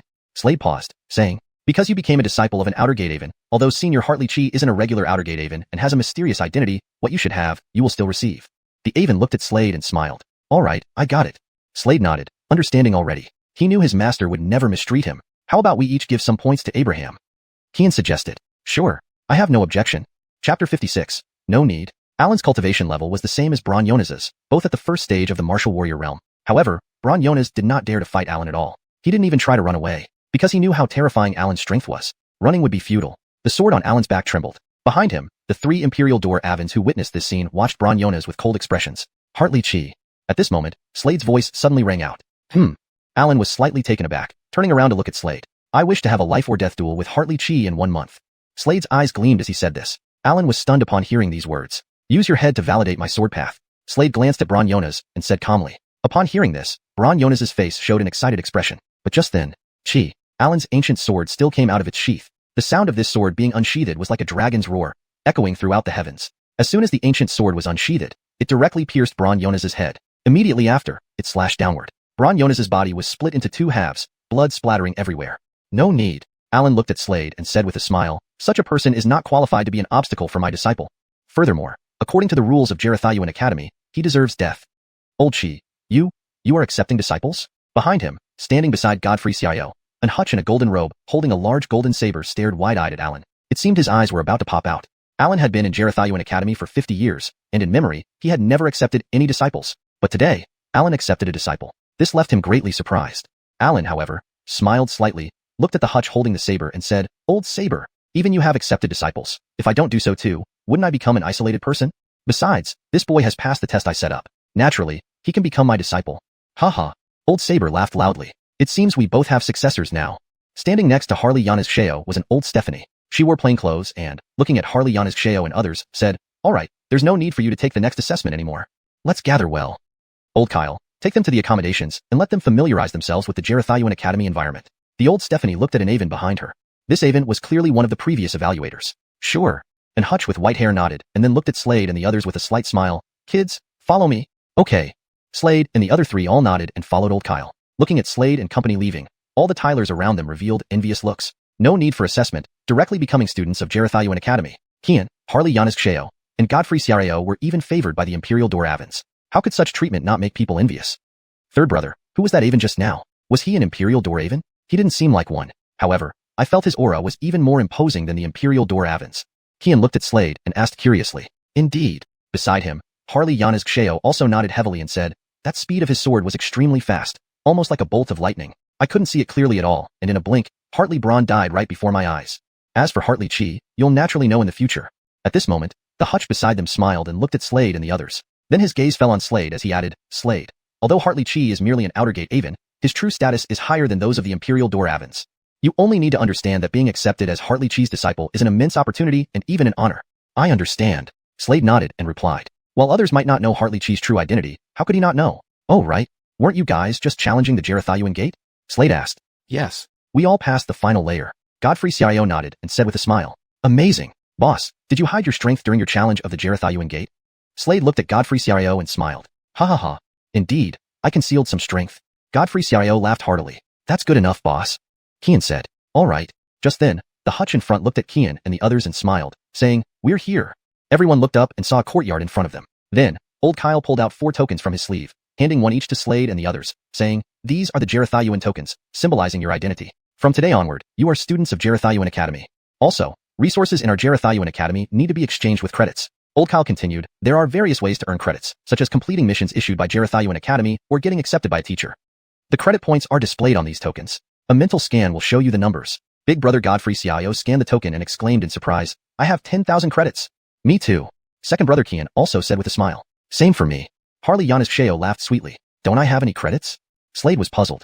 Because you are under the tutelage of an outer gate Aven, though Hartley Chi isn't an ordinary one, his identity is quite mysterious. However, everything you deserve, you will receive. The Aven looked at Slade and smiled. Got it. Slade nodded. Actually, he had already expected this. His master would never neglect him. Why don't we share some of our credits with Abraham? Kian suggested. Sure. I have no objections. Big brother Godfrey Xiao agreed. Absolutely. Harley Giannis Sheo chimed in. Haha, no need. Slade laughed heartily and refused. You should. Abraham, since we've become sworn brothers, we should share both happiness and hardship. Godfrey Xiao said seriously. He really doesn't need it. Just then, old Kyle thought for a moment and said, as far as I know, Hartley Chi possesses an infinite credit token. The credits on this token are unlimited. Damn. Hearing this, Godfrey Xiao widened his eyes in admiration. Looking at Slade, Abraham, if you ever become prosperous, don't forget us. Abraham, this means you're about to rise rapidly. Kian remarked. Not exactly. With Hartley Chi's character, he probably won't give it directly. Otherwise, it would lose the significance of training. The Aven shook his head and explained. Don't worry. Credits are easy to earn. Slade grinned confidently. Totally agree. Harley Giannis Sheo said. Haha, no need. Slade laughed heartily, saying, Yes indeed. Abraham, since we've sworn as brothers, we should share everything. Godfrey Xiao said solemnly. This sentence seems to have a typo or formatting issue. Based on the context provided in the original text, it should likely refer to one of the previously mentioned characters. Here's a corrected version fitting the narrative. Frank said solemnly. If Godfrey Xiao is meant to be a different character's name, please provide the correct spelling or context for better accuracy. He really doesn't need it. At this point, Lao Kao thought for a moment. As far as I know, Senior Hartley Chi has an infinite token. The points on this token are limitless. Gosh. Hearing this, Godfrey Xiao widened his eyes, looking at Slade enviously. Abraham, if you become prosperous, don't forget us. Note, there's a typo in the Chinese text where all is split. It should be Garrett. However, for fluency and consistency in English, it can be adjusted to Garrett or another suitable name. For this context, I'll keep it close to the original provided by the user. Hearing this, Garrett widened his eyes, looking at Slade enviously. Abraham, if you become prosperous, don't forget us. Abraham, this means you're about to rise quickly. Kian added. Not necessarily. Given Senior Hartley Chi's character, he probably won't give it directly. Otherwise, it loses its meaning of training. The Aven shook his head and said, Don't worry. Points can be earned easily. Slade grinned. Chapter 57, Dragon Scale Sword. After a meal, the 4 of them sat in a pavilion within the courtyard. They chatted and laughed. While on the way here, I actually found out about the cultivation Holy Lands in Gerithian Academy. Garrett held up his wine glass, took a sip, and said slowly, In Gerithian Academy, there are 3 major cultivation Holy Lands, the Elemental Holy Land, the Weaponry Holy Land, and the Gravity Holy Land. Garrett continued, Additionally, in Gerithian Academy, there is the Secret Pavilion. It contains various treasures that can be exchanged with Gerithian points. Everyone nodded upon hearing this. Entering these Holy Lands requires a lot of points. Apparently, it costs 10,000 points per day. So, does that mean my current points will only last me one day? Kian was momentarily stunned. Then he chuckled bitterly. He had thought the points would last him for some time, but now it seemed he was overly optimistic. These few points aren't enough at all. We should train for a period first. Then after a month, we'll go for sect missions. I remember there are team missions. Slade said. Okay, let's follow what the third brother suggested. Kian nodded. I agree too. Lin said with a smile. They rested for the night. The next day, Slade woke up early and appeared on a barren mountain peak. On this peak stood a massive, splendid palace. There were several vultures flying over the mountain, flapping their wings as they flew forward. Gazing at the palace ahead, Slade's eyes became moist. He remembered the scene of his master's departure. This time, since he had returned to the past, he would not allow the tragedy to happen again. You've come? At that moment, the front door slowly opened, and a figure emerged. Wearing a green robe, with white hair and beard, his gaze was somewhat murky. He carried an ancient sword on his back. It was Hartley Allen. Master, hello? Slade looked at his master, feeling as if everything was unreal, almost dreamlike. Hartley Allen looked at Slade and smiled. He took a book from his sleeve and handed it to Slade. Slade glanced at it. Familiar. Indeed, very familiar. Because he had read this book before, the plot seemed to still develop as it originally did. This is a book I obtained by chance. It records a Willie's understanding of swordsmanship. The first step of swordsmanship is sword intent. Those who comprehend sword intent are called sword emperors. The realms of swordsmanship are divided into sword novice, sword master, great sword master, sword emperor, and sword venerable. Each realm has its own characteristics. Great sword masters are known for their sword cry, a sword cry vibration. Sword emperors, on the other hand, are characterized by sword intent. Only those who comprehend sword intent can be called sword emperors. However, comprehending sword intent is no easy feat. Though Slade already knew this, he listened patiently to his master's words. In my opinion, only those who truly comprehend sword intent can be called true willies. At that moment, Hartley Allen's voice sounded again.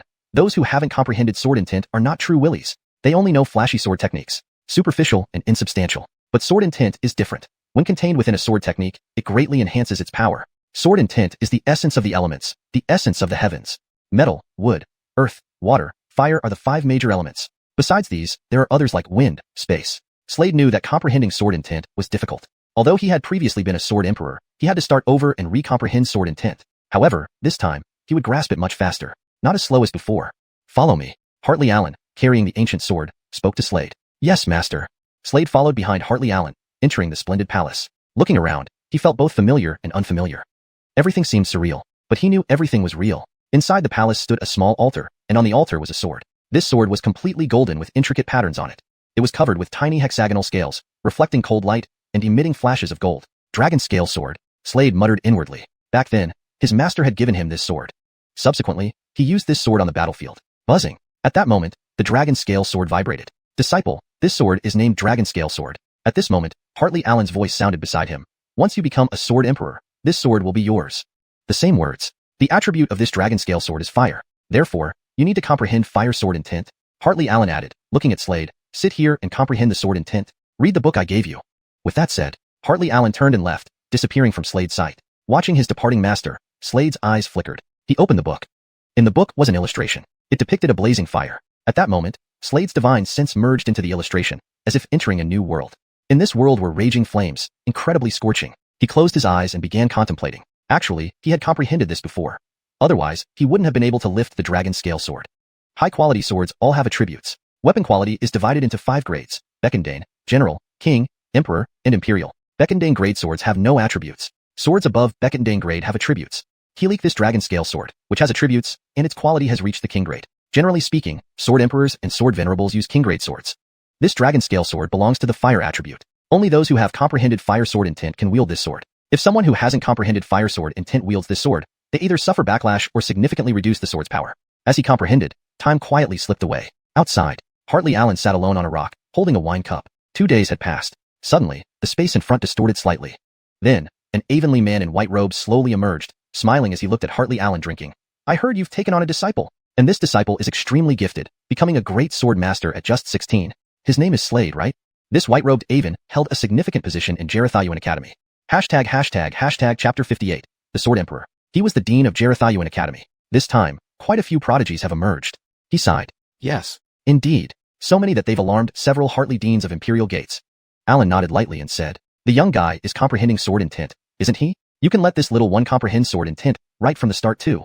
Jareth Xian Bronan glanced at Allen oddly. How many days has he comprehended now? He asked. The second day. Allen replied. Just the second day? It will still take him quite some time to comprehend. Comprehending sword intent really depends on talent. Jareth Xian Bronan slowly explained. When I comprehended my first layer of sword intent, it took nearly 3 months. Still, you are formidable. As he spoke, he looked forward at Allen and said, you only took a month's time. I wonder how long it will take for this little one to comprehend sword intent? Jareth Xian Bronan curiously stated. What if we bet on it? He chuckled, looking at Allen. Fine. Allen, who carried an ancient sword on his back, smiled and said, I bet he comprehends sword intent within 10 days. If I win, give me that armor. If I lose, I'll give you this sword in my hand. What do you think? Holy crap. A bet this big? Hearing this, Jareth Xian Bronan widened his eyes, staring incredulously at Allen with the ancient sword. Play so big? All right, I'm in. I bet he comprehends sword intent after 10 days. Lao Chi, are you sure he can comprehend it in 10 days? To comprehend sword intent in 10 days is simply impossible. Jareth Xian Bronan remarked. How difficult it was to comprehend sword intent. He understood that very clearly. Thus, he was so certain Slade couldn't possibly comprehend sword intent within 10 days. Suddenly, buzz. Behind them, a dragon's roar echoed from the palace. When the sound faded, this is Dragon Scale Sword. Dragon Scale Sword awakened? That guy got Dragon Scale Sword's recognition? Upon hearing this voice, Jareth Xian Bronan's eyes widened again, stunned. He's already comprehended flame sword intent, he exclaimed in shock, growing more astounded by the moment. Holy crap. 2 days. Just 2 days to comprehend flame sword intent. This guy is a prodigy. Lao Chi, he surpasses even you. Jareth Xuanhuan's eyes remained wide open in shock. Alan, carrying the ancient sword, was equally surprised and stared wide-eyed. He believed Slade could comprehend flame sword intent within 10 days, but didn't expect it to happen in just 2 days. This speed far exceeded his imagination. At this moment, in front of the palace, a Tylerful figure walked out, black hair cascading down like a waterfall, tall and slim. It was none other than Slade. Young guy, you really comprehended flame sword intent? Seeing Slade come out, Jareth Xuanhuan immediately stepped forward and asked. Slade nodded gently, then gazed at the massive rock ahead before slashing his sword down. As the sword landed, Jareth Xuanhuan distinctly felt an incredibly scorching, violent force, unmistakably flame sword intent. He truly comprehended it. Jareth Xuanhuan stared at the scene, his brain seeming to short-circuit as he was completely dumbfounded. His face filled with astonishment as he looked at Slade. Sword Emperor? You're a Sword Emperor? Yes. Slade smiled slightly. He naturally knew this white-robed Avon was xuanhuan Academy's dean, Jareth Xuanhuan. His current level in swordsmanship had reached the realm of Sword Emperor. As long as one comprehended one type of sword intent, they were a Sword Emperor. For Willies, many could only comprehend one type of sword intent in their entire lives. More? That was an exceedingly difficult task. Though Slade's cultivation was merely second-rank Spirit Sage, he was a Sword Emperor. Facing warriors of martial general rank, he would be unafraid and could even slay them. In all of xuanhuan Academy, there weren't many Sword Emperors. After all, the power of a Sword Emperor rivaled that of martial general cultivators. Not bad. Xiuxian glanced at Slade approvingly. To comprehend flame sword intent and become a Sword Emperor at such a young age, his talent surpassed his own greatly. He thought of something, then turned to Jareth Xuanhuan before addressing Slade. This is Jareth Xuanhuan, the dean of xuanhuan Academy. Lao Bronan, don't forget our previous bet. He looked at Jareth Xuanhuan with a smiling expression. Lao Qin, do you not know who I am? Jareth Xuanhuan laughed bitterly and took out a golden armor from his spatial ring, handing it over to Slade. This is the Dragon Heart Armor. It can weaken enemy attacks. Thank you, Dean. Slade replied. You're welcome. Jareth Xuanhuan smiled. However, this Dragon Heart Armor only works against warriors below martial general rank. I understand, Slade grinned. Well, I'm off now. Young guy, practice diligently. I see great potential in you. When the time comes, join us in the 4 Academies War. Ha ha ha. Saying this, Jareth Xuanhuan left. 4 Academies War. Slade narrowed his eyes. Alan thought Slade didn't know, so he explained, yes. It's a battle between the 4 major academies in Yanaskzu. Let's leave this aside for now. Your swordsmanship level is high now, and you've comprehended flame sword intent. However, your cultivation is a bit low. He gently stroked his beard, gazing at Slade with a satisfied look. I haven't given you any gifts yet. I intended to give this gift after 10 days. He initially thought Slade would comprehend the sword intent by the 10th day. From his spatial ring, he fetched a storage ring and handed it to Slade. The dragon scale sword was earned by your own strength, so it doesn't count as a gift. This counts as a gift. Looking at the storage ring, Slade knelt respectfully. Disciple Slade thanks master. Stand up. Alan placed his hands on Slade's arms, lifting him up. Go ahead and check the gift inside. He smiled. Actually, Slade already knew what was inside the storage ring. The storage ring flickered, and 3 items appeared in front of him. The first item was a box. ##### Chapter 59. The 10 Unforgivable Evils Kylist. That was a red box. Slade knew that inside this box was a pill. This pill was called the Alastairly Spirit Pill. For martial artists at the Spirit Realm level, consuming it would increase their cultivation by approximately 1 level. Why, approximately 1 level? Because some extraordinary individuals, after consuming this Alastairly Spirit Pill, had their cultivation surge by 2 levels directly. Slade continued to look up, and the second item was a token. This was the Infinite Token. With this token, Slade didn't need to complete tasks to earn points. These tokens have infinite points, but in that celestial secret pavilion, some items cannot be exchanged solely with points, especially those precious items. To obtain them, you need to complete special tasks. Alan glanced at Slade and slowly said, Understood, master. Slade smiled slightly. He continued to observe, and the third item suspended before him was a bead. At this moment, liquid was flowing within this bead. Upon closer inspection, there was a sword inside this liquid. If you encounter trouble, crush this bead directly. Alan looked at Slade and said, Okay. Slade nodded. All right. First, consume that pill, then go complete a special task. If you finish this task, you will gain an herb. At that time, I'll help you refine a pill. Alan said. Slade nodded and then turned around, walking into the hall. Cultivation. Continued cultivation. I remember, after Master helped me refine that pill, he became seriously weakened. The specific reason last time, I did not know. But this time, Slade squinted his eyes, gripping his fists tightly until they cracked. He wouldn't let the tragedy happen again. Subsequently, he took out the pill. The Alastairly Spirit Pill. Without hesitation, he consumed the pill. The pill dissolved upon contact with his mouth. Instantly, an extremely pure energy surged rapidly into Slade's body. It continuously rolled and surged. Slade quickly circulated the reincarnation dragon spirit art. As he circulated, a black dragon emerged from his body, appearing above his head, devouring the surrounding spiritual energy. With such cultivation, time quietly passed. One day, inside Slade's body, 3 additional spirit pills appeared. These 3 pills settled into 3 miniature sea caves, emitting pulsating light.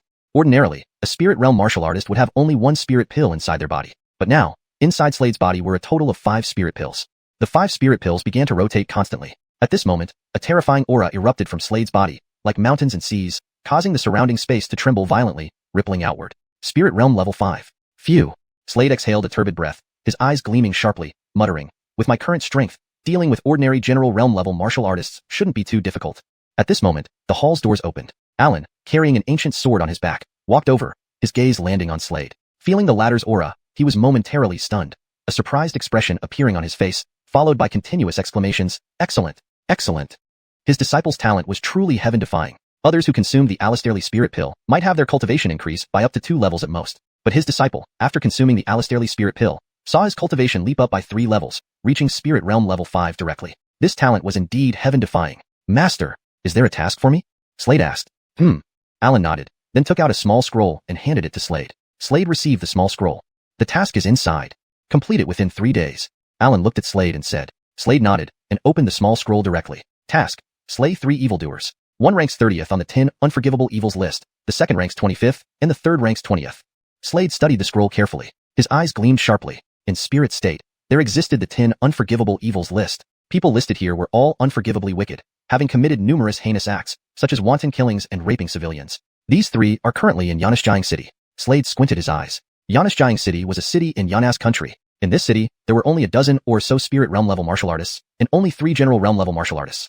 Not long ago, these 3 evildoers arrived in Yanas country and killed indiscriminately. Disciple, I have prepared a mount for you. Alan looked at Slade, smiling. At that moment, he lifted his head and whistled at the huge vulture in the air.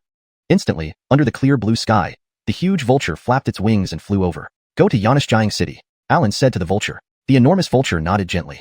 Slade lightly leaped and stepped onto the vulture's back. Disciple, do your best. This time, I won't help you like last time. So, be cautious. Alan looked at Slade and said. Don't worry, master. Slade replied, looking at Alan. Immediately afterward, the vulture emitted a cry. Flapping its wings, it flew forward, creating a low-pitched whistling sound as it sliced through the wind. Watching Slade depart, Alan stood in place, silently observing before turning and leaving. Julius, follow him. Leaving this message, he vanished entirely. On the ground, an additional shadow appeared. It was the shadow of a sword. At this moment, this sword shadow quivered slightly, and then a justice appeared, standing straight-backed. He watched the departing Alan, shaking his head slightly, and shrugged helplessly, saying, this time, we have 3 opponents, among whom Bryson is the most formidable. Master Chi deliberately trained that Jeffrey but was also worried about his safety, asking me to protect him secretly, truly quite meticulous. After speaking, he took a step forward and caught up immediately. At this moment, Slade stood proudly on the vulture. A gentle breeze blew, making his black hair flutter without wind. He held a piece of intelligence in his hand. In spirit state, there were 4 great academies and 4 great empires. These 4 academies occupied crucial positions within the 4 great empires. The first evildoer ranked 30th on the 10 unforgivable evils list, named Yarden. He practices saber techniques. His cultivation is at the general realm level 1, and has not awakened any general spirits. Slade muttered to himself, talking aloud. Chapter 60. Come out and face your death. Under the clear blue sky, a vulture flapped its wings and flew forward, its movements producing low, resonant sounds. On the back of this massive griffin, a figure stood proudly, with a waterfall of black hair flowing in the wind. This person was none other than Slade. Slade squinted as he examined the intelligence report in his hand. This Yarden is truly ruthless and cruel to innocents. The report stated that Yarden had killed many innocent civilians and took pleasure in raping women before murdering them. Purely demented. Such a person deserved nothing but death. Since heaven will not take you, then I will. Slade's eyes gleamed with resolve. Yarden was hiding in a tower within xuanhuan City. He was part of a trio, each at the martial general realm. They had sworn brotherhood and wreaked havoc together in the city. The city's powerhouses were powerless against them. Even the 3 top factions had succumbed to their tyranny. At this moment, inside the tower, a man dressed in a red robe, with a lecherous appearance, was shamelessly caressing a beautiful Stephanie's bare back, looking extremely pleased.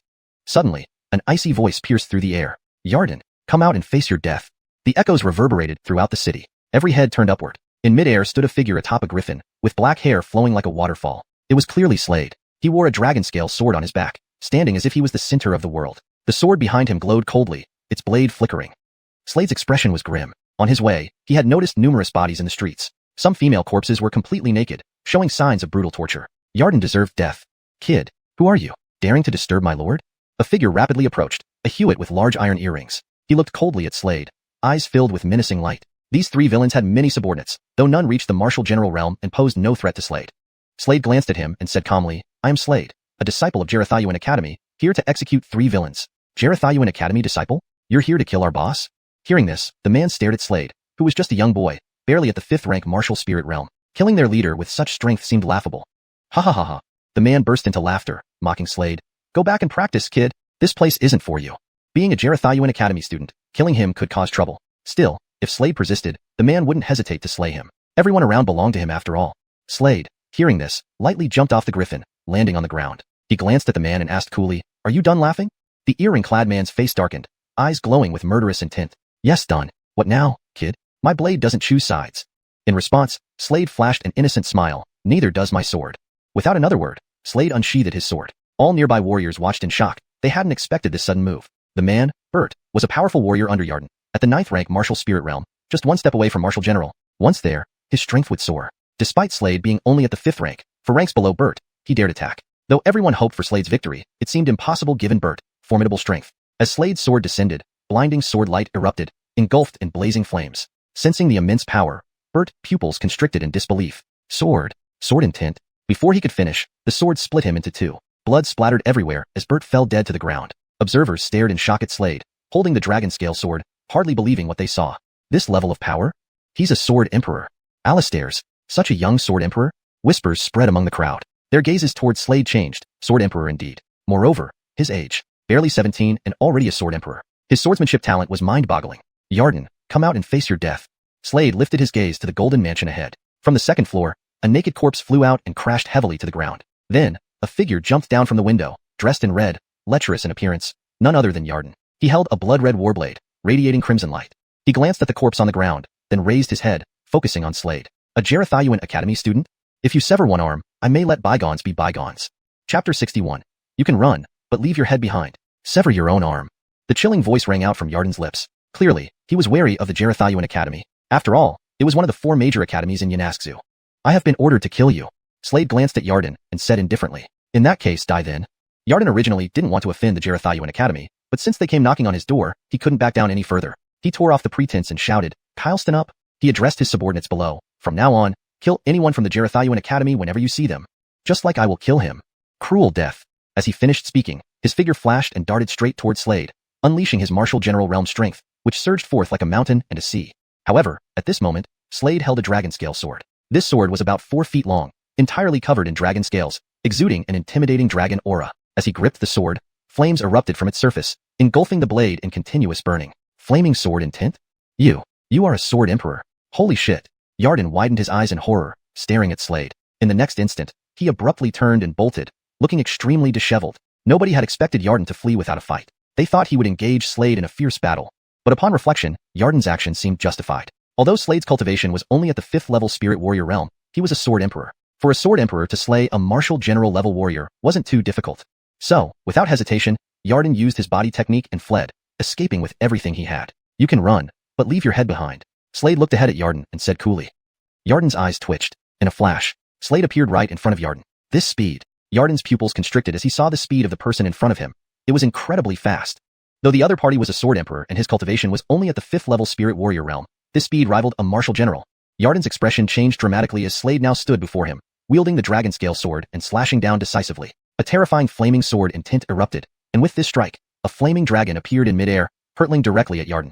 Seeing this, Yarden roared in anger, forming hand seals with both hands, and fiercely struck forward. Instantly, a wall of earthen yellow appeared in front of him. The flaming dragon collided with the earth-colored wall. Bang! A loud explosion echoed. The earthen yellow wall shattered instantly, sending a powerful force crashing into Yarden. His entire body flew backward like a cannonball and crashed heavily onto the ground, spitting out a mouthful of blood. His face became pale, like a sheet of paper. Slade gazed coldly at Yarden, taking slow steps towards him. With every step, his aura intensified, overwhelming like mountains and oceans. Damn it! Yarden growled deeply, now holding a pill in his right hand. It was a Fury Spirit pill, marked with 3 pill patterns, clearly a 3rd-grade pill. Slade knew this pill. After consuming it, a martial artist could temporarily boost their cultivation. However, this pill had significant drawbacks. It required burning one's bloodline for power. The more bloodline burned, the greater the boost in cultivation, but also came excruciating pain. Burning too much could result in death. Burn. I wanted to see just how strong I am now. Slade gave Yarden a glance and spoke calmly, allowing him ample time to swallow the Fury Spirit pill. Damn it. Hearing these words, Yarden seethed with rage, feeling like he was being treated as a target. Roaring, he flipped his wrist and held another blood-red battle saber. He was a Avram, only a step away from becoming a saber emperor. Knowing he couldn't escape because of the opponent's immense speed, he decided to fight it out. Die. He unleashed his most formidable martial skill, launching a ferocious assault on Slade. Clutching the blood-red battle saber tightly, the blood-colored energy around it suddenly surged. Swish! Mountain Sea Blood Saber Slash. A chilling voice echoed as the blood-red battle saber slashed downward from above. The dazzling blood-colored saber light sped toward Slade. Facing the blood-colored saber light, Slade didn't use the dragon scale sword but instead raised his right hand, clenched it into a fist, and struck out forcefully. This punch landed. Bang! The fist collided with the blood-colored saber light, creating a thunderous boom in mid-air. Slade took only a single step back, while Yarden was sent flying backward, continuously spitting blood, looking utterly wretched. Yarden, retreating messily and coughing blood, stared at Slade in shock. How is this possible? How can you be so strong? This physical body, an imperial body. Before he could finish speaking, a sharp sword chi whistled by and pierced through Yarden's neck. A line of blood gushed out from his neck. Yarden, the 31st on the 10 great evildoers Kai list, thus died at Slade's hands. This battle was meaningless, Slade muttered, shaking his head. He then picked up the scroll in his hand and read, the second person is named Xiuxian, who ranks 25th on the 10 great evildoers Kai list. He is at the 4th level martial general realm, significantly stronger than Yarden. I hope he doesn't disappoint. Slade mumbled, then lightly leaped onto the vulture, gently patting it. The rest remained in Xiuxian City. Standing high in the air, Slade could quickly locate his next target. At this moment, he noticed dust and smoke rising from a building below, indicating a battle was happening there. Let's check it out, Slade said calmly. Screech! The vulture emitted a shrill cry, understanding human speech, and immediately flapped its wings, diving downwards. At the location, there was a manor. Inside the manor, a towering man held a long spear, gazing coldly ahead. Chapter 62. Just trash. The Sword Mansion, one of the 3 top forces in Spirit Central City. Just now, Xiuxian had brought his men and directly occupied the entire Sword Mansion. With overwhelming force, he captured all the willies inside. Then, he picked 3 people each day to practice on. Each time, he used lethal moves. This meant that every other day, 3 more willies from the Sword Mansion would die. Sword cultivators? Just trash. A bunch of trash. In the vast courtyard, a large number of willies from the Sword Mansion stood there. Most of them were young. The head of the Sword Mansion was killed by Xiuxian several days ago. Now, his bloody head hung high on a tree. You, come over here. Xiuxian was different from Yarden. Yarden was lustful, and he would first humiliate and then kill women, employing extremely cruel methods. Xiuxian wasn't lustful, but he relished bloodshed and enjoyed killing. He had killed countless people indiscriminately. Moreover, he killed just to verify how powerful his spear techniques were. He especially liked killing willies, because he once suffered a defeat at the hands of a willy. Had it not been for his older brother's timely arrival, he would have died by that sword long ago, turning into a soul under the blade. Since then, he swore that whenever he encountered a willy in the future, he would kill them. Who are the 3 who will fight me today? If you can withstand my spear strike, I'll spare your life. Xiuxian glanced at the willies ahead, calmly speaking. Everyone was both angry and helpless. It was because Xiuxian's strength was truly terrifying. Over these past few days, no one could withstand even a single spear strike from Xiuxian. Even the head of the Sword Mansion couldn't resist a blow from Xiuxian. Nobody willing to step up? Well, I'll pick randomly then. Xiuxian's gaze swept across the crowd and landed on a little Vanessa glaring at him with deep hatred. That look seemed like she wanted to devour him whole. You, Xiuxian laughed, raising his right hand and pointing at the little Vanessa standing among the crowd. I will fight you. At this moment, an hutch carrying an ancient sword stepped forward, looking at Xiuxian and saying, she is just a child. Grandpa. The delicate-looking little Vanessa lifted her head to gaze at the hutch with the ancient sword. Although she was young, she knew that Grandpa was going to die for her.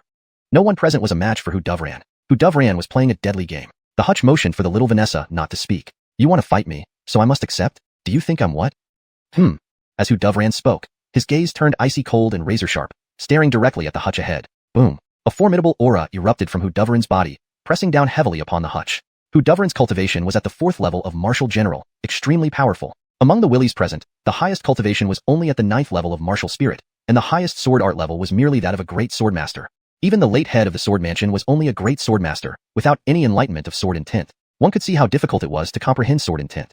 Across the entire Spirit Province, there were only a few hundred sword emperors. Although it may seem many, considering the population of tens of billions in Spirit Province, having only a few hundred sword emperors made this ratio alarmingly low.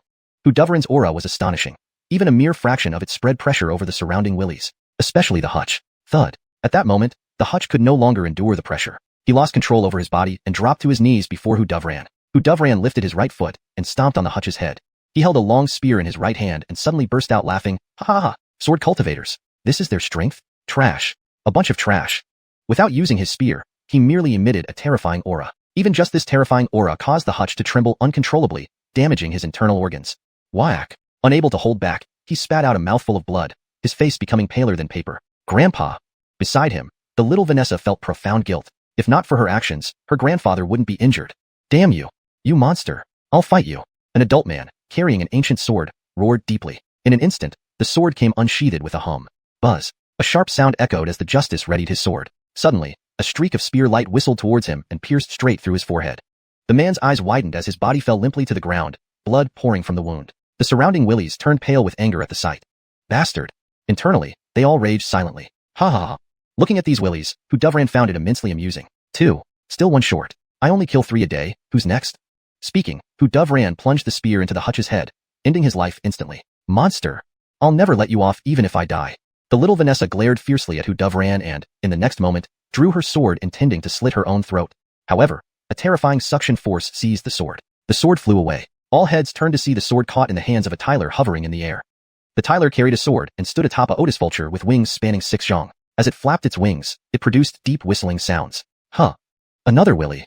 Dovran looked up at the Tyler. The Tyler leaped gracefully from the vulture's back, landing in the vast courtyard. Wearing black robes, he handed the sword to the little Vanessa. Brother, I'll help you. The little Vanessa looked up at the black-robed Tyler and burst into tears. Her tears streamed down her cheeks continuously. Slade surveyed his surroundings. In the crowd, someone shouted, "This Tyler is very strong."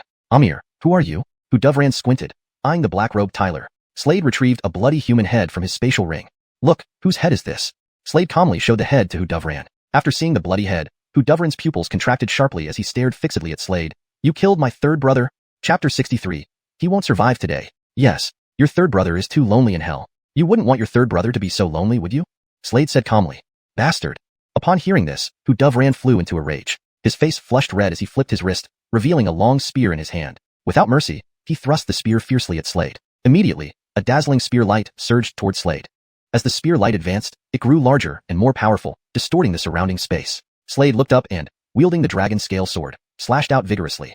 Bang! A thunderous sound echoed in the void. The moment they met, Dovran was pushed back miserably. Looking at Slade, he remained perfectly still. Sword intent. You are a sword emperor. Dovran lifted his head, looking at Slade with disbelief. The willies from the sword pavilion also gazed at Slade in awe. A sword emperor? Such a young sword emperor? The little Vanessa blinked her eyes, looking at Slade, and now her face revealed admiration. Die! Slade glared at Dovran and roared. This person had committed too many atrocities. He truly deserved death. With these words, Slade's figure flickered, and the next moment, he appeared before Dovran. In that instant, he furiously slashed his dragon scale sword. Immediately, an overwhelming killing aura swept through the surroundings. Seeing this, Dovran growled, Brat, don't be too cocky. Although you're a sword emperor, your cultivation is only at the 5th level of martial spirit realm. My cultivation has already reached the 4th level of martial general realm. Anger surged in his eyes as he roared and lunged towards Slade with his spear once again. Toxic dragon drill. An icy voice rang out. The spear light continuously swept across, shaking the surroundings violently, making the space tremble dramatically. At this moment, his spiritual energy was pushed to its limit. This was his all-out attack. There was no holding back. His true strength was fully unleashed. It seemed like this spear could split open the entire void, its power making several willies' expressions turn grave. However, facing this attack, Slade simply raised his dragon scale sword with his right hand and struck swiftly. Bang! The two terrifying assaults clashed directly. Thunderous sounds continually resounded in the void without pause. Then, everyone noticed that the devastating spear light was being destroyed at an increasing rate visible to the naked eye. The expression on Dovran's face, who was tightly gripping the spear, changed abruptly. His palms suddenly shook, followed by the skin splitting around his grip. The spear slipped from his hands, and he flew backward like a cannonball, landing heavily on the ground, dead. Killed instantly by Slade. All the willies stared wide-eyed at Slade. To be a sword emperor at such a young age. He leave well. Slade looked at the little Vanessa and said. The next moment, he lightly leaped onto the vulture's back. The vulture flapped its wings. There's one more person, Brycen. Slade glanced down at the intelligence in his hands. Among these 3 major villains, Brycen possessed the strongest strength. Brycen ranked 20th on the 10 unforgivable sinners list. Although Brycen's cultivation is lower than Dovran's, his strength far surpasses Dovran's because he awakened a general spirit, Slade explained. When a martial artist cultivation reaches the martial general realm, a small number can awaken a general spirit. Once awakened, their strength undergoes a dramatic transformation. In short, a martial artist who has awakened a general spirit is much stronger than one who hasn't. And not just by a small margin. Kai little brother. At this moment, a justice in the crowd lifted his head and asked Slade, Are you going to find Brycen? Uh-huh. Slade, standing on the vulture's back, nodded and looked down at the justice, asking, Do you know Brycen's location? Yes. This among the 3 major villains, the most bloodthirsty one is Brycen. He keeps a demonic beast and makes it eat people every day. The justice said with obvious hatred. Take me to him. Slade said. All right, Kai little brother. I'll take you there right away. The justice said. Under the lead of the justice, Slade headed straight for a grand palace. This palace was located in the heart of the city. It was huge, opulent, and resplendent. The palace was recently constructed. Brycen wants to dominate this city. He intends to be an emperor, the justice said, carrying a sword on his back. Don't worry, he won't survive today, Slade said coolly. Next, he took a step forward, looked ahead at the splendid palace, and walked inside slowly. That moment, inside the palace, there was a massive throne. On it sat a Hewitt. Below him was a demonic beast resembling a lion. A golden griffin with golden wings, devouring a warrior's flesh at the moment. The man in loose robes on the throne looked at the two subordinates below him. Not bad to come back from cultivation and play a tyrant. Bryson smiled faintly and chuckled. Below, aside from the golden griffin feasting on a warrior's flesh, several beautiful women were dancing gracefully in the central hall. He sipped some wine and laughed loudly. Great, wonderful. But at this moment, ahead, a silhouette suddenly flew across, revealing a cold corpse that landed hard on the ground. Footsteps gradually echoed. Drinking wine with slightly flushed cheeks, Bryson saw this but did not get angry. Narrowing his eyes, he glanced at the two men below him. Many people had come recently. Naturally, they came to trouble him, but all of them became food for the golden griffin. In his view, this time should be no different. The two warriors below both nodded, then moved quickly, leaving afterimages where they stood. They each wielded a bloody sickle in their right hands, moving with astonishing speed. Chapter 64, Practicing on You. The blood-colored scythe in his hand was emitting a crimson glow, slicing forward towards its target. However, swish, swish. Suddenly, two sword whistles sounded in the air. Two astonishing sword auras burst forth, causing the surrounding space to tremble violently. They struck the two warriors wielding the blood-colored scythes.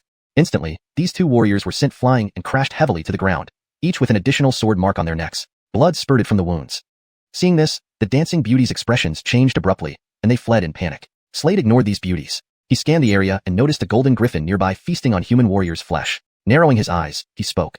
Enjoy your meal of human flesh. On the throne, Bryson glanced at the golden griffin and said indifferently. The golden griffin turned to look at Slade not far away, eyes gleaming with a predatory light, ready to pounce. Roar. With a roar, yellow flames engulfed its body. The flames surged like a vast ocean. It spread its wings and lunged at Slade at lightning speed, claws outstretched, aiming for his body. Seeing Slade standing still, it narrowed its eyes, confident that he would be killed instantly by its claws. As a beast, its physical strength was formidable. Even a warrior at the martial general realm would find it difficult to injure it. Watching the charging golden griffin, Slade swiftly drew his dragon-scale sword and plunged it into its fiery heart. Then, he pulled the sword back, spraying a torrent of blood. At this moment, Bryson, seated on the throne, stood up abruptly, pupils constricted, looking down at Slade who wielded the dragon-scale sword. Sword Emperor. Such a young sword emperor. You are Bryson? My name is Slade. Slade glanced at Bryson and said coolly, I came here for one purpose, to take your head. Do I come personally, or do you do it yourself? You want to kill me? I don't know you. Seated on the throne, Bryson narrowed his eyes, looking down at the Tyler coldly. Suddenly, he noticed the token hanging from the Tyler's waist. Isn't this the token of the Alistairly Bronan Academy? It seems the person before him is a student of the Alistairly Bronan Academy. It's often said that those from the Alistairly Bronan Academy are all exceptional talents. No wonder this person became a sword emperor at such a young age. Your second and third brothers are waiting for you in hell, calling you. Can't you hear them? Slade looked at Bryson and said calmly, You killed them? Bryson's face darkened like spilling blood, eyes glaring with endless chill, followed by an axe appearing in his right hand. His weapon was a blood-red battle axe. In a flash, the blood-red axe swung down fiercely, and his figure streaked forward like a sword beam, causing the surroundings to tremble violently. A third-stage martial general aura erupted. The impact of this blow was terrifying. Slade drew his dragon-scale sword to block the blow. Boom. In the air, the blood-red battle axe collided with the dragon-scale sword. A thunderous sound echoed, reverberating endlessly. At this moment, Slade felt an overwhelming force pressing against him, causing his form to sink slightly. This person's strength mustn't be underestimated. Beckett stronger than who Dove ran previously. Behind Bryson, a shadow emerged. It was the shadow of an axe. This was the Spirit General, Blood's Spirit Axe. Seeing this, Slade's expression turned grim, taking this seriously. A Spirit General could enhance a warrior's overall strength. After invoking the Spirit General, Bryson's power had increased several times over, a shocking might surging suddenly. He wielded the axe ferociously, striking 3 consecutive blows. Each blow was stronger than the last. Under the effect of the Spirit General, the power multiplied several times. Slade's eyes flared, lifting his dragon-scale sword and swinging it 3 times consecutively. After the first blow, he retreated 1 step. After the second blow, he retreated 3 steps. And after the third blow, he had already retreated more than 10 steps. Seeing this, Bryson did not show satisfaction. Instead, his expression grew heavy. Indeed, the strength of a sword emperor was formidable. If it were a common spiritual warrior realm cultivator, they would have been dead under his axe long ago. Yet, the person before him managed to withstand 3 blows. One should note, this move was called 3 current axe Julius. Each strike was extremely powerful. Slade licked his lips. This opponent was indeed giving him some pressure. I wonder what Spirit General I will awaken once I reach the martial general realm? Last time, I didn't awaken any Spirit General. Slade muttered. Indeed, he hadn't awakened a Spirit General last time. However, he still became an emperor, and even the strongest among them. This time, intuition told him he would surely awaken a Spirit General. Once awakened, his strength would multiply several times. These past few days, I have been comprehending the flame sword intent, reaching deeper levels of comprehension. Simultaneously, I've mastered a technique called Flaming Dragon Slash. Slade looked at Bryson and said coolly, Let's practice on you. Hearing this, Bryson's face flushed red with anger, shouting, "Arrogant!" Ignoring his words, Slade took a step forward. Swish! His figure left an afterimage behind. Immediately, he swung his dragon-scale sword forcefully. Whoosh! Whoosh! Whoosh! Numerous sword shadows erupted, each carrying the flame sword in tint. Crimson light flickered in the air. These flaming sword shadows then converged into a massive fire dragon. The fierce fire dragon sped forward with bared fangs and claws, aiming straight for Bryson. Bryson wielded his blood-red axe, creating a protective barrier. Boom! The fire dragon slammed into the barrier. Terrifying force exploded outward. Bryson was hurled backward like a meteor, crashing heavily to the ground, coughing up a mouthful of blood, his face deathly pale, trembling uncontrollably. Chapter 65. Elemental Vein. Bryson struggled to open his eyes. However, what met his gaze was a dazzling sword beam. This dazzling sword beam landed directly on Bryson's neck, instantly ending his life. In the hall, Slade held the dragon-scale sword, glanced coldly at the corpse beneath him, and in the next moment, he took away Bryson's body and spatial ring before turning to leave, disappearing from this space. As for why he needed to take these corpses, it was naturally to submit them as proof of completion. After he left, this space suddenly twisted violently. Soon after, a sword shadow appeared on the ground. This sword shadow turned into a figure. It was Julius. Julius lifted his head, looking around with flashing eyes. The disciple of Master Qi is terrifyingly powerful, and he's only 16 years old. His eyes widened, filled with shock. Just now, he had hidden here, observing Slade's intense battle with Bryson and personally witnessing Slade slay Bryson. If not for witnessing it with his own eyes, who could have imagined that a 5th-rank martial spirit realm cultivator could kill Bryson, who had awakened a commander spirit? He's a true monster, he sighed. Slade climbed back onto the vulture's back. The vulture flapped its wings and flew forward. Master sent someone to protect me. Slade smiled faintly at the corner of his mouth, naturally sensing Julius's presence. Back. Let's see who dared to lay hands on my master. Slade narrowed his eyes and muttered. Soon, his figure appeared in the xuanhuan Academy's secret pavilion, where missions were assigned and treasures exchanged. He walked up to the front desk and took out 3 bloody heads. Many martial artists around him gasped upon seeing this. They all knew the backgrounds of these 3 individuals. These are the 3 notorious villains. All dead. Was he the one who killed them? Alistair. Who is this guy? Slade usually stayed on his master's peak to cultivate, rarely coming out, so it was normal for these xuanhuan Academy students not to recognize him. This is your reward. The blonde Stephanie at the front desk first froze, then her face showed shock as she looked at Slade and spoke, handing over a medicinal herb with a flirtatious glance. Slade was not only strong but also extremely handsome. It was no wonder the blonde Stephanie was throwing him seductive glances. However, Slade ignored her completely. In his heart, there was only Aislinn. He turned and left. Many people watched him, their faces still filled with shock. Soon, Slade reappeared on the bare mountain peak. The vulture had already returned, hovering above the peak. Actually, this vulture was a formidable 3rd-stage demon beast, equivalent to a martial spirit realm martial artist. Back, Alan, carrying an ancient sword, looked at the Tyler walking up from the mountain and smiled. Disciple has returned, Slade nodded, walking towards Alan and respectfully standing beside him. Good job. Alan patted Slade's shoulder heavily, smiling. Master, here's the herb. Slade suddenly remembered something and handed over the herb he had obtained earlier. This herb resembled a dragon, with many roots and was purple in color. It was purple dragon whisker, a 6th-grade medicinal herb. A 6th-grade medicinal herb was rare even in the entire Yanaxu. I plan to refine a pill for you. This pill is called the Submerged Dragon Rebirth Pill. At this moment, Alan looked at Slade and said. Hearing this, Slade's eyes suddenly welled up. Alan had fallen ill and died a month after refining this Submerged Dragon Rebirth Pill. The reason remained unknown to Slade even now. Master, can I watch you refine the pill? Slade asked. Watch me refine the pill. Alan was slightly taken aback, then smiled and nodded. Sure. Slade smiled. I will start refining the pill now. This is a 6th-grade pill, so the process will be quite significant. Alan explained. Okay. Slade knew the Submerged Dragon Rebirth Pill was a 6th-grade pill. Refining pills of 6th grade or higher would be accompanied by celestial phenomena. Follow me, Alan said with a smile. Slade followed him into the pavilion, entering a room specifically for alchemy. Slade entered the room behind Alan and looked around. In the center was an alchemy furnace, about half a person's height. As soon as he entered, he felt a wave of scorching heat. Below this room lies an elemental vein, a fire vein. The fire vein can assist in alchemy, greatly increasing the chances of forming the pill successfully. Alan explained calmly. Elemental vein. The fire vein would have a tremendous impact on Willies, who comprehended the blazing sword intent. Slade swept his gaze around. Strange, there was no one here besides him and his master. So why did something happen to his master after refining the Submerged Dragon Rebirth Pill? Slade thought to himself. Disciple. The Submerged Dragon Rebirth Pill has a great effect, capable of aiding in breaking through your cultivation and comprehensively enhancing your strength when you are in mortal danger. Alan, unaware of Slade's thoughts, slowly explained. Upon hearing this, Slade couldn't help but recall that incident. Back then, he was being pursued, fleeing for his life. It was the Submerged Dragon Rebirth Pill that saved him. Otherwise, he would have died and never become the strongest martial emperor later. It shouldn't be like this. Slade thought deeply. At this moment, he sensed something and his gaze fell on the alchemy furnace ahead. There was a faint soul fluctuation emanating from the furnace. How could there be a soul fluctuation? Though faint, the fluctuation definitely existed. Master, this furnace seems unusual. Slade looked at Master Alan. Perhaps Master doesn't know about this strange furnace.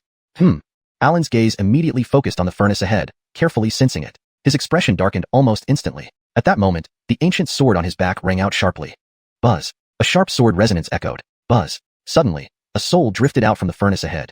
Chapter 66. The Swallowing Sword Technique. Watching this scene, Slade's face darkened. Indeed, there is something wrong with this alchemy furnace. It harbors an evil spirit. Yes, it is an evil spirit. Human, how did you notice? At that moment, the evil spirit visibly transformed into an incredibly hideous face. It stared intently at Slade, furious because Slade had ruined its plans. Otherwise, it could have swallowed the soul of the Aven before him. Even Alan looked curiously at his disciple Slade by his side. He couldn't tell there was something amiss with the alchemy furnace. How did Slade figure it out? In that instant, Alan felt this disciple was very mysterious, inscrutable.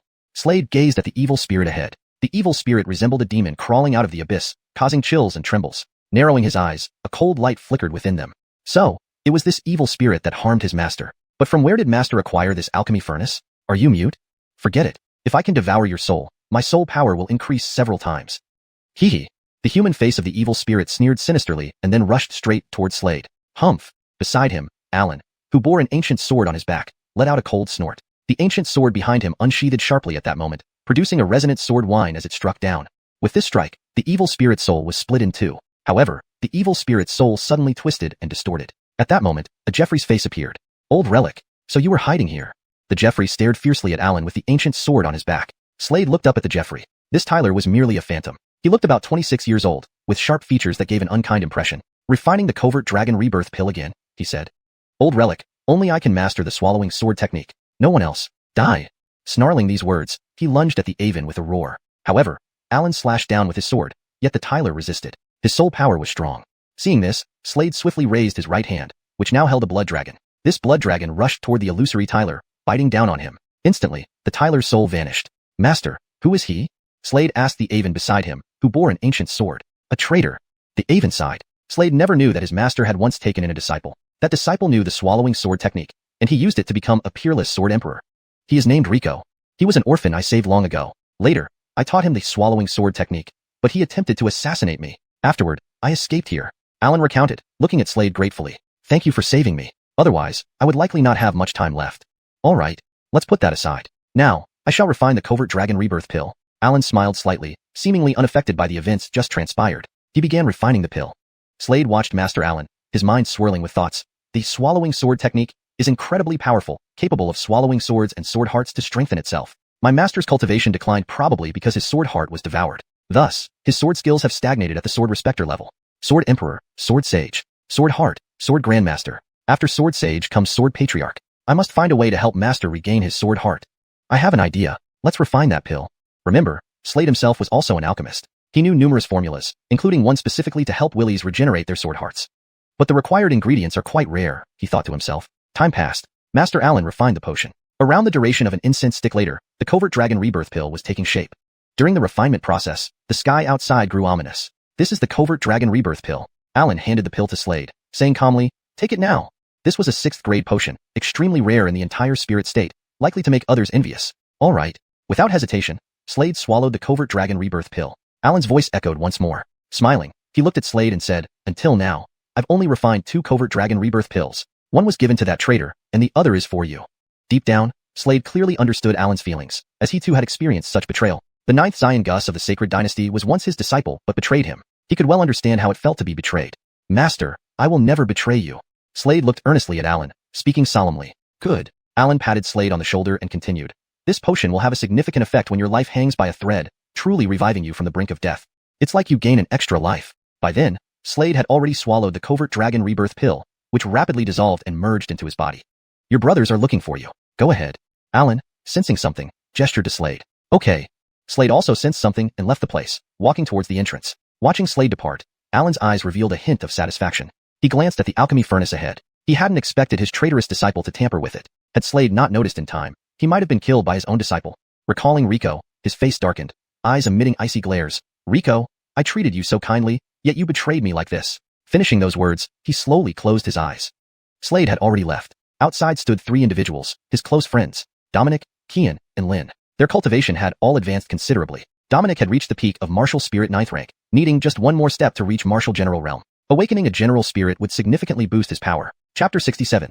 The Earth Primordial Heart Palace. Next came Kian, the 3rd eldest. Qian had made significant progress during this period. His cultivation was only second to Nigel's, placing him at the 8th rank of the martial spirit realm. Following him was Lin, the 4th Ziva. Lin's cultivation level was the same as Slade's, both at the 5th rank of the martial spirit realm. The 3rd. I heard you became a sword emperor. Nigel glanced at Slade and grinned, saying, upon hearing this, Slade was slightly stunned and looked at Nigel with surprise, asking, Leader, how did you know? Ha ha ha. Now you're quite famous in the entire Xiuxian Academy. Many people know that you killed the 3 major evildoers, especially Bryson. Yes, Qian also said, stepping forward and adding, Bryson had already reached the martial general realm, and more importantly, he awakened his general spirit. He was far stronger than an average martial general realm warrior. Lin chuckled. The 3rd strength is greater than even those outer sect Avans. 3rd, we plan to head to the Earth Primordial Heart Palace and see our luck. Nigel explained the purpose of their visit. The Earth Primordial Heart Palace. Slade had heard about it from Talon, the lord of the Alistairly God Hall. This palace had 9 levels in total and opened once every year. It was located not far from the Xiuxian Academy. Only warriors with tokens could enter above the 4th level. Opportunities began increasing from the 4th level onward. It's rumored there are many intentions inside, Qian remarked. Warriors started by comprehending intentions. For example, sword practitioners cultivated sword intent, though sword intent was divided into many types, like fiery sword intent, dropping water sword intent, thunderbolt sword intent, etc. Warriors were similar to sword practitioners. If Nigel used a saber, he needed to comprehend saber intent. If Qian used a staff, he needed to comprehend staff intent. Lin used 2 short swords, so he needed to comprehend sword intent as well. All things have intentions, and warriors could gain insight through comprehending all things. Intention was fundamental and basic. In reality, only those who comprehended intention could be called martial cultivators. Those who hadn't could only be called warriors. We have the tokens ready.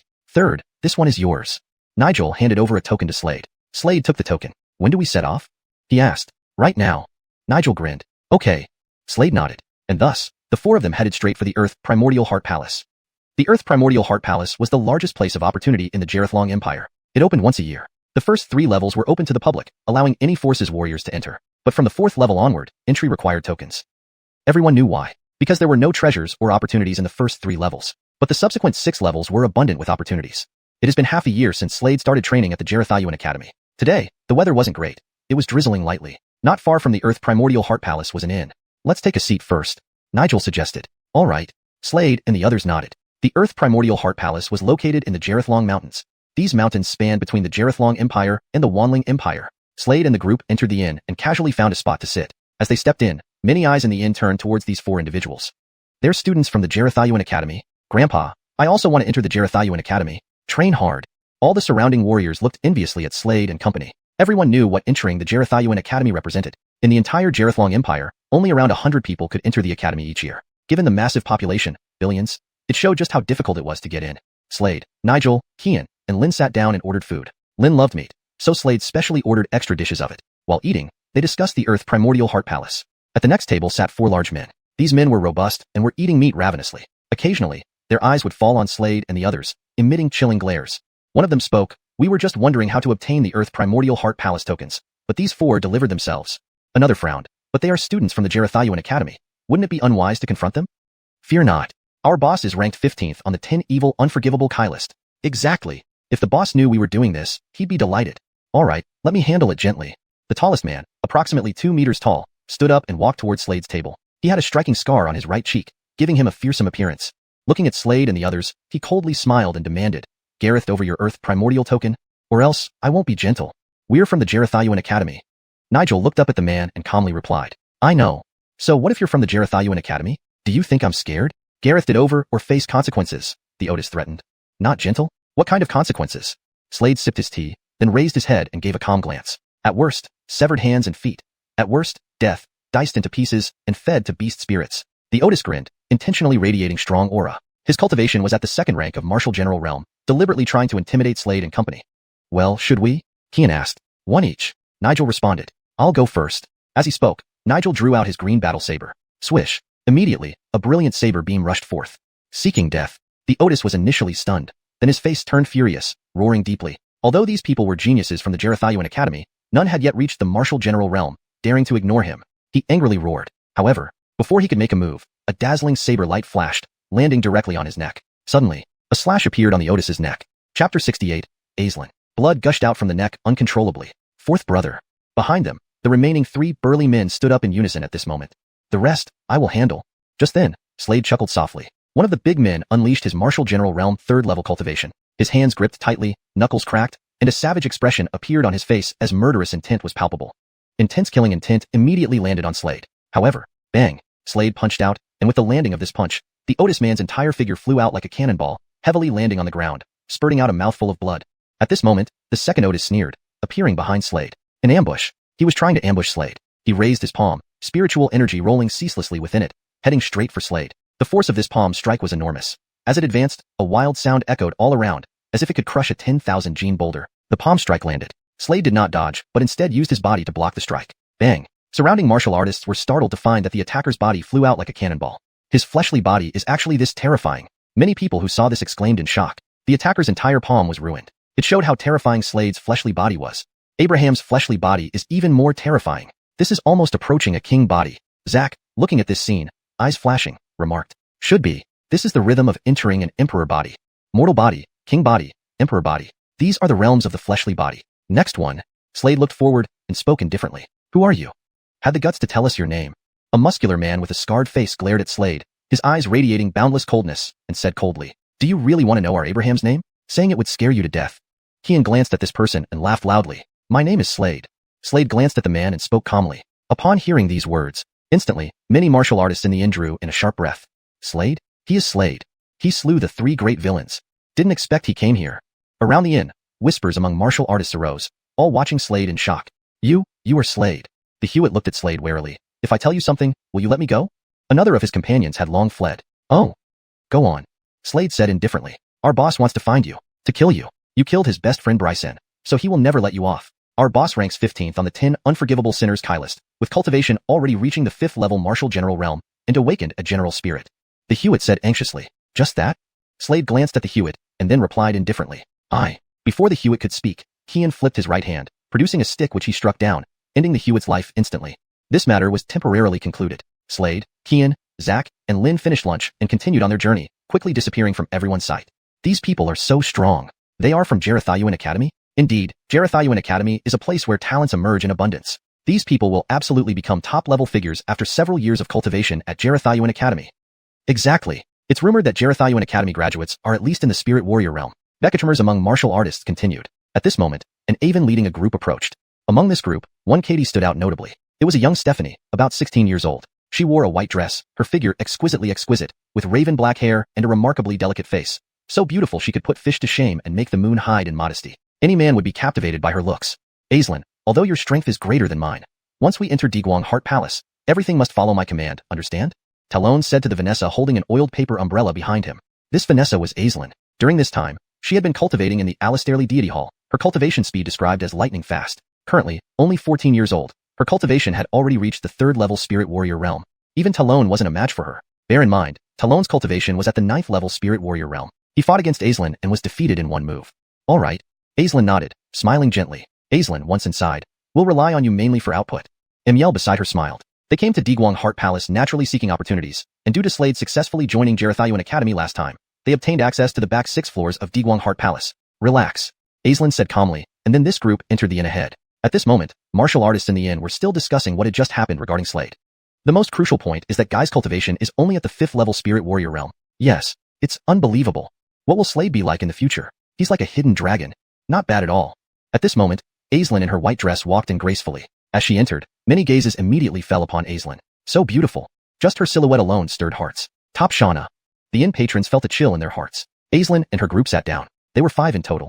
Because xuanhuan Academy provided the Alastairley Deity Hall with 5 tokens for the inner palace of Diguang Heart Palace. In Diguang Heart Palace, the 1st, 2nd, and 3rd floors are called Outer Palace, while the subsequent ones are the Inner Palace. To enter the Inner Palace requires obtaining a token. These tokens were dispatched by xuanhuan Academy. For these admiring gazes, Aislinn was accustomed to them. Since childhood, she was very beautiful, meaning she never lacked suitors. Now that she could cultivate, there would be even more suitors in the future. But in her heart, there was only one person. That was Slade. Hearing the surrounding martial artists discuss Slade, a smile unconsciously spread across her lips. Her smile was lovelier than blooming flowers. So beautiful, someone couldn't help but exclaim. Chapter 69. I am his Constance. Aislinn's arrival drew the attention of many martial artists in the inn. The first thing they noticed was her Shauna. She looked like she had stepped right out of a painting. How could there be such a beautiful Stephanie in this world? However, Aislinn paid no attention to their gazes. The group found a spot to sit and casually ordered a few dishes. Just then, war horses outside the inn let out a series of whinnies. Everyone's eyes focused, looking out toward the commotion. It's Hagen, ranked 15th on the 10 unforgivable evils Chi list. People's hearts quivered with anticipation. Where is Slade? A deep voice echoed throughout the inn, while an intense killing aura erupted, making the air seem to freeze. This man had already reached the 5th stage of martial general realm. He was Hagen. Hagen's sharp, lethal gaze swept around like that of a hawk, instilling fear. Come out and die. His men were killed by Slade, and his closest brother died at Slade's hands. If he did not take revenge, he would not be Hagen. Is he here? Hagen asked the Armand behind him. This Armand was one of the earlier escapees. After a quick glance, he shook his head. No, he must have left. Damn it. Hearing this, the Armand clenched his fists until they cracked. Good for that kid. Let's go. A warrior beside him added, Boss, he must have gone to the Earth Origin Heart Palace. Boss, avenge our brothers. Don't worry. When I see him, I will tear him apart limb from limb. Hagen's voice was cold and filled with resentment. It was clear he wanted Slade dead. Just as they turned to leave, a cold voice echoed, stopping them in their tracks. You want to kill him? The voice was crisp and clear. The crowd froze and turned to look at the speaker, a peerless Shauna. Anyone could hear the ice and killing intent in her voice. What a stunning Vanessa. Hagen's eyes narrowed when they landed on Aislinn. Yes, who are you to him? Hagen leered at Aislinn. I am his Stephanie, Aislinn said proudly. Hagen was taken aback, but quickly showed a cruel smile. A Stephanie? You're his Stephanie? Excellent. I was wondering how to torture him. His Stephanie just came. I'll start with you. In an instant, his power, at the 4th stage of martial general, erupted, warping the space around him as he lunged at Aislinn with terrifying speed. Bang. But then, he flew backward like a cannonball, slamming heavily into the ground. The surrounding martial artists stared wide-eyed, completely disbelieving. Hagen's face darkened. He looked incredulously at the young Stephanie before him. Her cultivation was only at the 2nd stage of martial spirit realm. How could she be so strong? This didn't make sense. Behind him, an illusionary shadow appeared. It was his general spirit, a wolf. Suddenly, Aislinn levitated into the air, lifting her arms. In an instant, spheres of light appeared in midair and descended upon Hagen. Bang! At that moment, Hagen's body exploded, blood splattering everywhere. The martial artists watched in horror. They never expected Aislinn to be so terrifyingly powerful. That's intent. She has comprehended the Kylet intent. Alistair, she's only at martial spirit realm, and she has comprehended the Kylet intent at such a young age? The martial artist's eyes widened in disbelief. Hall Lord, let's go. To the Earth Origin Heart Palace. Aislinn spoke urgently to xiuxian, who knew she was eager to find Slade. Even if that boy enters the Alistairly Origin Academy, he will surely shine brightly, xiuxian thought to himself. Meanwhile, Slade, Nigel, Kian, and Lynn had arrived in the Alistairly Dragon Mountains, where the Earth Origin Heart Palace was located. Within their view were 9 caves. Before each cave stood a stone tablet inscribed with the respective level of the palace. Among them, the first 3 caves were open. From the 4th onward, barriers protected each entrance. Suddenly, a figure darted towards the 4th cave, moving like lightning. But just as he entered, a brilliant light flashed from the barrier, striking him. Ah! The man screamed in agony. This guy didn't have a token. Entering without it leads to death. Nigel commented. Here is the Earth Origin Heart Palace, Nigel continued. Each level offers different opportunities. Warriors who comprehend blade intent go to the 5th level because it contains much blade intent. Slade nodded. Looks like we'll have to split up. Let's meet again at the 6th level. Agreed. Lynn concurred. If anything happens, use the sound transmission feature on our Alistairly Origin tokens, Slade instructed. Alright, I'll go first. Nigel moved toward the 5th cave. Kian took a step forward, heading toward the 6th cave. Be careful. Lynn glanced at Slade, then stepped forward, flashing like a sword beam toward the 8th cave. Slade's gaze fell on the 7th cave. With a swift motion, he vanished, heading straight for the 7th cave. Upon entering, he found himself in a new world. Chapter 70. Refusal. Slade raised his head and glanced at the sky. It was now night. He stood on the 7th floor of the Debronin Heart Palace. The Debronin Heart Palace had a total of 9 floors. Starting from the 4th floor, each level presented a different intent. The first 3 levels did not contain any specific intent. The 7th level of the Debronin Heart Palace was the sword intent. Everyone who arrived here was a willy. As soon as he arrived, Slade felt a surge of sword intent enveloping him. The entire realm was filled with waves of sword intent that spread in all directions. Upon entering, Slade heard intense battle cries nearby, which immediately drew his attention. He headed straight toward the source of the noise. Amidst a dense forest under the moonlight, 3 willies were engaged in a fierce battle. Around them, ferocious demonic beasts bared their fangs, glaring fiercely at the 3 willies. Swoosh, swoosh, swoosh. The 3 willies wielded their swords relentlessly. The demonic beasts resembled tigers, covered in blood-red fur, each strand needle-like, radiating a terrifying killing aura. These were blood fiend tigers. They were all 3rd stage demonic beasts, and their numbers were vast. What can we do? They say the Debronin Heart Palace offers great opportunities, but comes with its dangers. A Jeffrey frowned deeply and said, There's someone ahead. A thickly built Tyler beside him spoke up. Save us. The 3rd willy was a red-lipped, white-toothed Stephanie with long black hair. She clenched her lips, looking forward to Slade. He can't save us. His cultivation is only at the 5th stage martial spirit realm. The Jeffrey in a green robe shook his head and said. At this moment, however, the figure of the Tyler moved swiftly ahead. With a series of punches, Slade struck down the surrounding blood fiend tigers one by one. The speed was incredible. Each punch followed closely by another. The demonic beasts fell to the ground in heaps. The robust Tyler watched Slade intently. He took out a pill from his storage ring, swallowed it to stabilize his injuries, and then bowed deeply towards Slade. Jensen, my name is Lou Duvern. Thank you for saving our lives. If not for your arrival, we would have become meals for these blood-fiend tigers. Politeness aside, it's just a minor effort. Slade was compassionate and couldn't leave them to die. How did you encounter so many blood-fiend tigers? Slade asked curiously. It's because the Sword Devil Castle opened, thereby attracting a large number of demonic beasts, replied the delicate-faced, red-lipped Vanessa with black hair. However, before she could finish, the Jeffrey in the green robe shot her a stern look. Then he turned to Slade. My name is Brett, this is Opal. We are from the Liu family. Slade glanced at Brett more closely, feeling less favorable toward him. Clearly, Brett wasn't planning to share more information, but Slade had saved them. Shouldn't he be considered their benefactor? Nevertheless, since Brett chose not to divulge more, Slade didn't press further. He simply nodded slightly and left on his own. Changfeng, telling him wouldn't hurt. After all, he saved us. Opal looked displeased at the green-robed Tyler. That might be true, but the fewer people know about it, the better. This is an extraordinary opportunity. If word gets out, it'll be taken by others. Brett said. This doesn't seem right, Liu Dovern interjected hesitantly. Forget it, he's already gone. Brett sighed. To enter the Sword Devil Castle, we need to kill a 4th-stage demonic beast, equivalent to a Marshal General level cultivator. Killing such a demonic beast won't be easy, Liu Dovern remarked. I think we should tell him. Ask for his help. We can all enter the Sword Devil Castle together. He saved our lives after all. Opal added gently. Fine, let's try. Brett's eyes gleamed. The three of them quickly caught up to Slade under the moonlight. Slade sensed footsteps behind him and turned around, noticing Brett, Opal, and Liu Dovern. Is there something you need? Slade asked calmly. We need your help to slay a 4th-stage demonic beast, a blood-fiend tiger king who killed our comrades. If you assist us, I'll give you this pill, Brett said, revealing a pill with 4 patterns on it, clearly a grade 4 medicinal pill. Brett believed this rare grade 4 pill would definitely persuade Slade to help. However, Slade shook his head. No, thank you.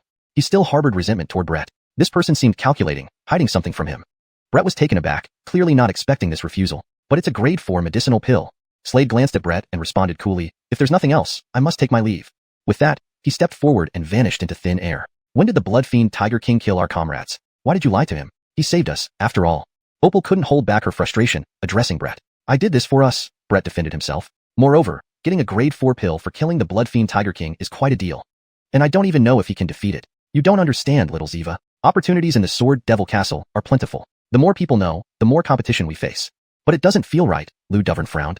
Chapter 71. 3 breaths later, begin killing. The three were intensely discussing. However, at this moment, who?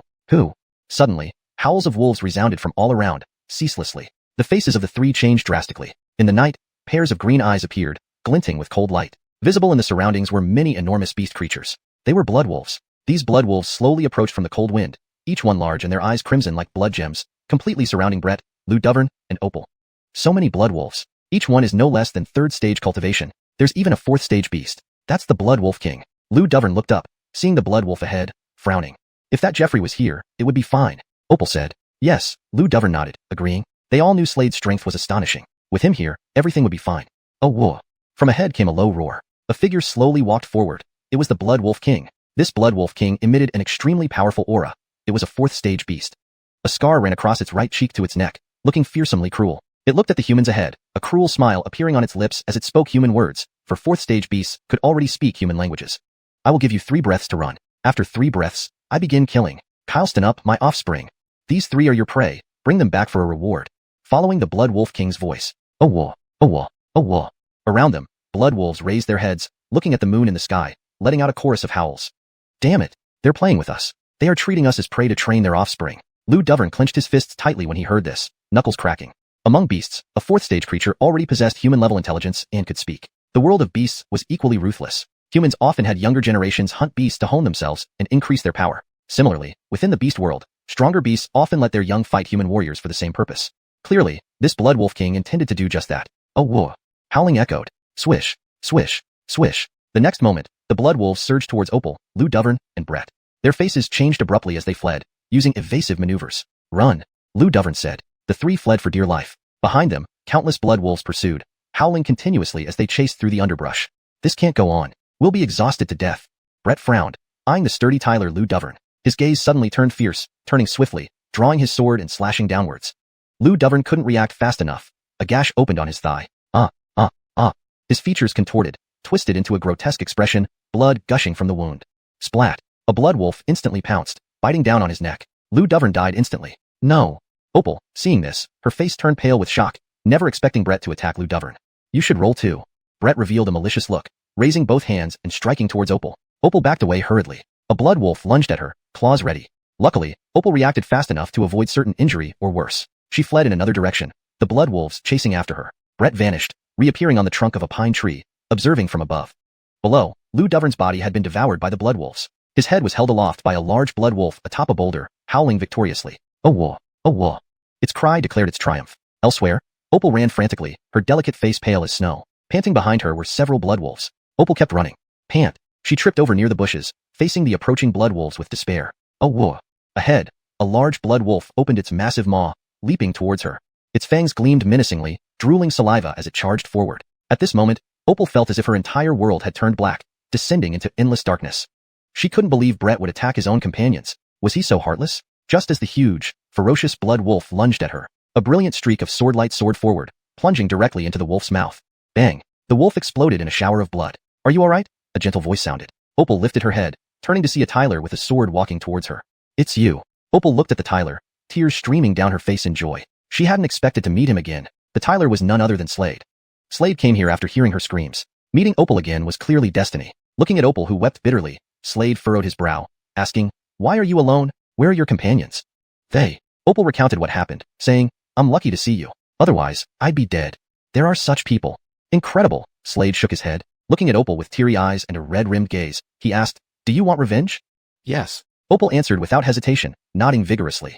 ###Chapter 72. The Sword Demon Castle. "I'll help you, don't cry. Let's go."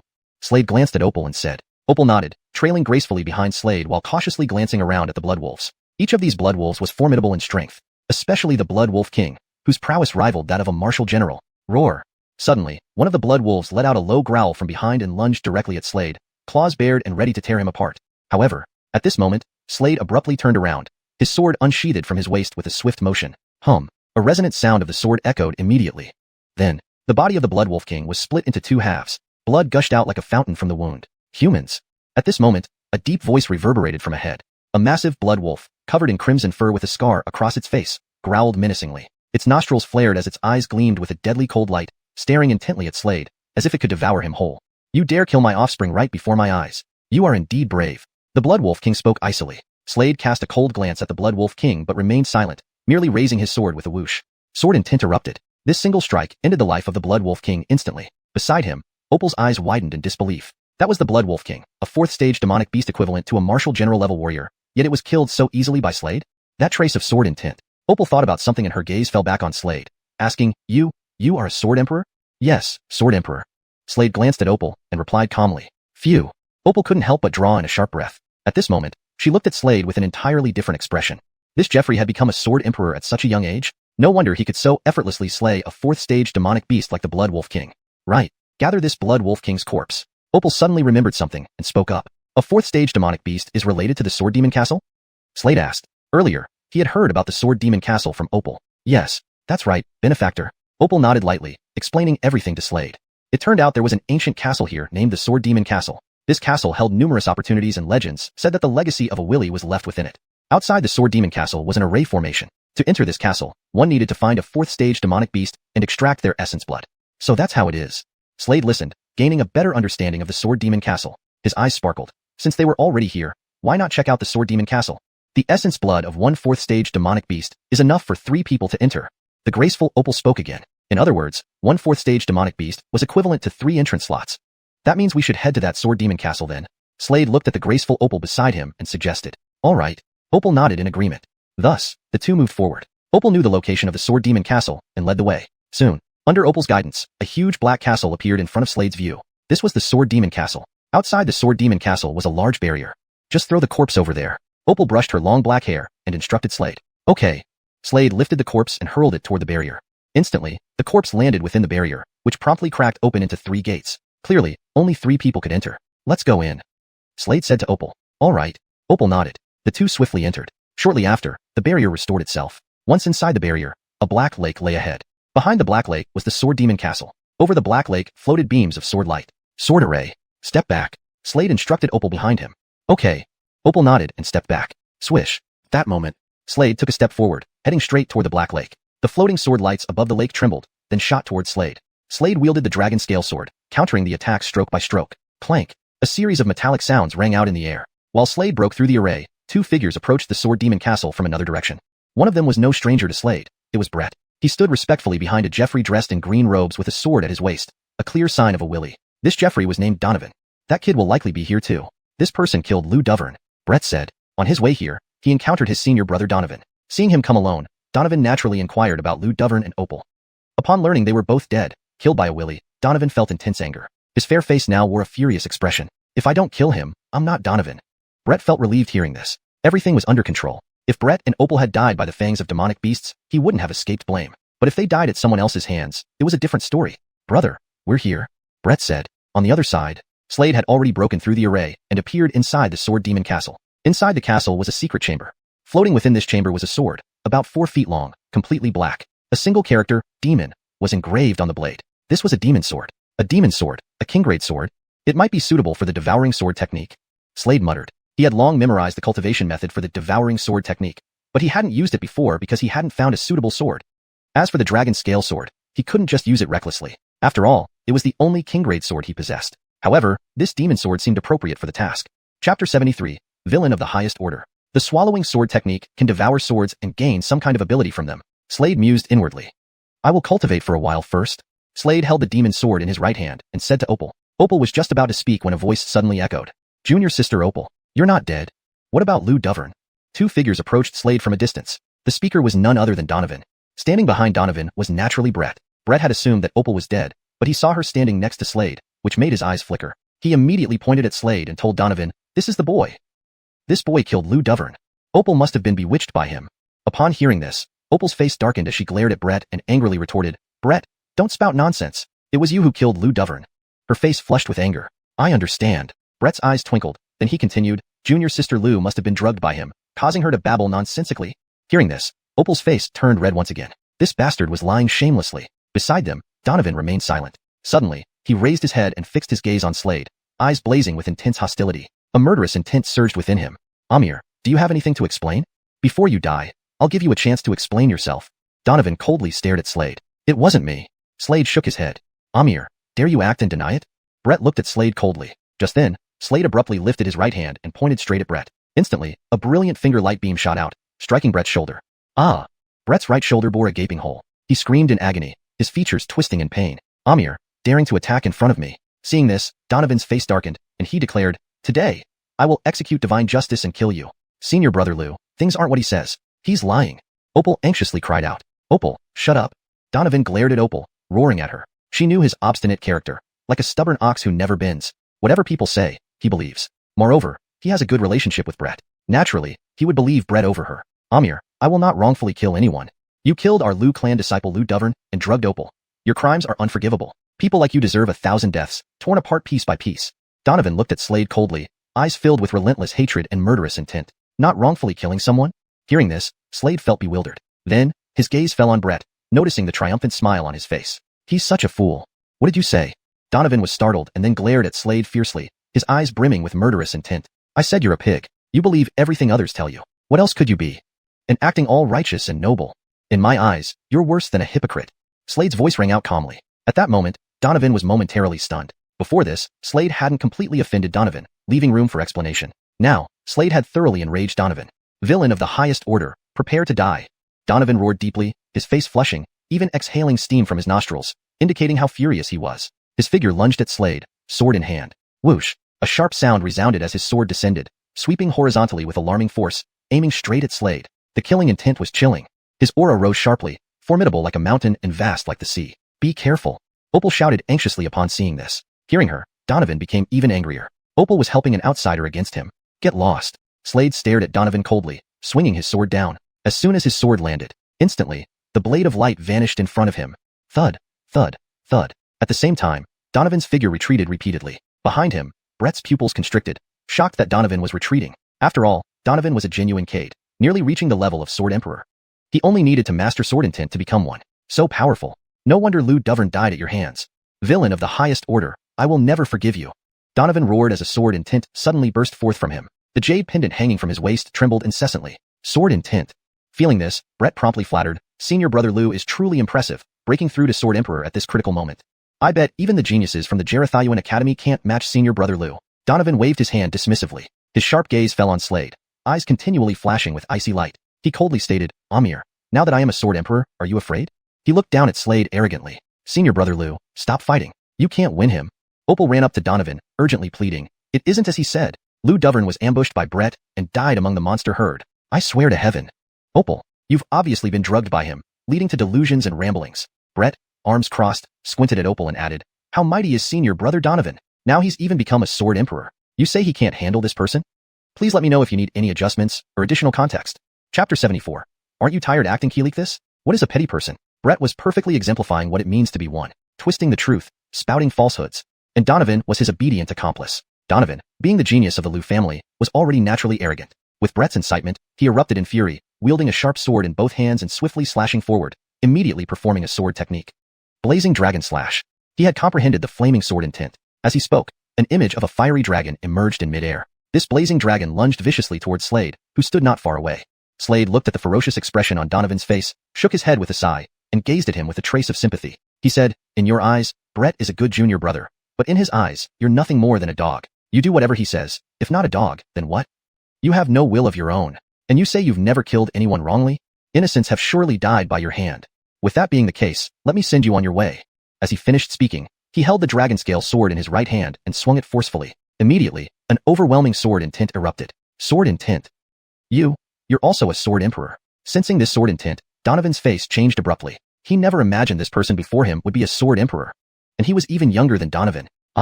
He let out a tragic scream as his entire body was cleaved into two, blood splattering everywhere. Splash. It flowed like spring water. Dead. Donovan was thus killed by Slade. Behind him, Brett witnessed this scene, his expression turning drastically dark, disbelief showing on his face. His complexion grew grim as he looked down at the cold corpse below, growling in a low voice, worthless. If Donovan hadn't died, he would certainly regret hearing these words. But there was no medicine for regret. Finally no longer acting. Aren't you tired doing this every day? Slade looked at Brett ahead, squinting slightly, and asked. Brett's expression turned grim. Taking a step forward, he glanced at the cold corpse below, devoid of any sorrow or pity in his eyes, just extreme indifference. Tiring. Of course it is tiring, but I want to climb higher. Brett stopped pretending, spreading his palm open, 5 fingers spread wide, revealing astonishing blood-colored streams swirling between them. The 5 blood-colored streams surged directly towards the corpse below. Immediately, the corpse began to decay visibly. Evil arts. Seeing this, Opal suddenly lifted her head, staring intently at Brett and exclaiming, you are from the evil sect. That's right. I am from the evil sect. Brett licked his lips, eyeing Opal and Slade ahead of him. He appeared like a greedy demon, his eyes full of avaricious light. Below, Donovan's body had turned into a mummy. Bang! Brett raised his right foot and stomped down on the mummy, crushing it to dust. Since you know my identity, you cannot be allowed to live. As he spoke, a strong aura burst forth from him, vast and overwhelming, warping the surrounding space. How merciless you are. Opal stared fixedly at Brett. Ha ha ha. If I don't care for myself, heaven and earth will destroy me. Brett laughed heartily. After consuming and refining the corpse below, his cultivation soared straight to the 6th level Marshal General. Looking down upon Slade, he shouted, Amir, this is the outcome of crossing me. He sneered sinisterly. At this moment, a vine phantom emerged behind him. This was his general spirit. Marshal generals were divided into 2 types, those awakened with a general spirit and those without. Clearly, those with a general spirit were much more powerful. Move back, Slade told the Stephanie behind him. Opal gave a bitter laugh, knowing she could not help Slade. She took a step back. Slade looked at Brett ahead, lifting his right hand and calmly saying, come, fight. Amir, even now, you have such confidence. Admittedly, you are very arrogant. Brett sneered, and a vine behind him shot forward, transforming instantly into countless strands, each carrying mysterious power rushing towards Slade.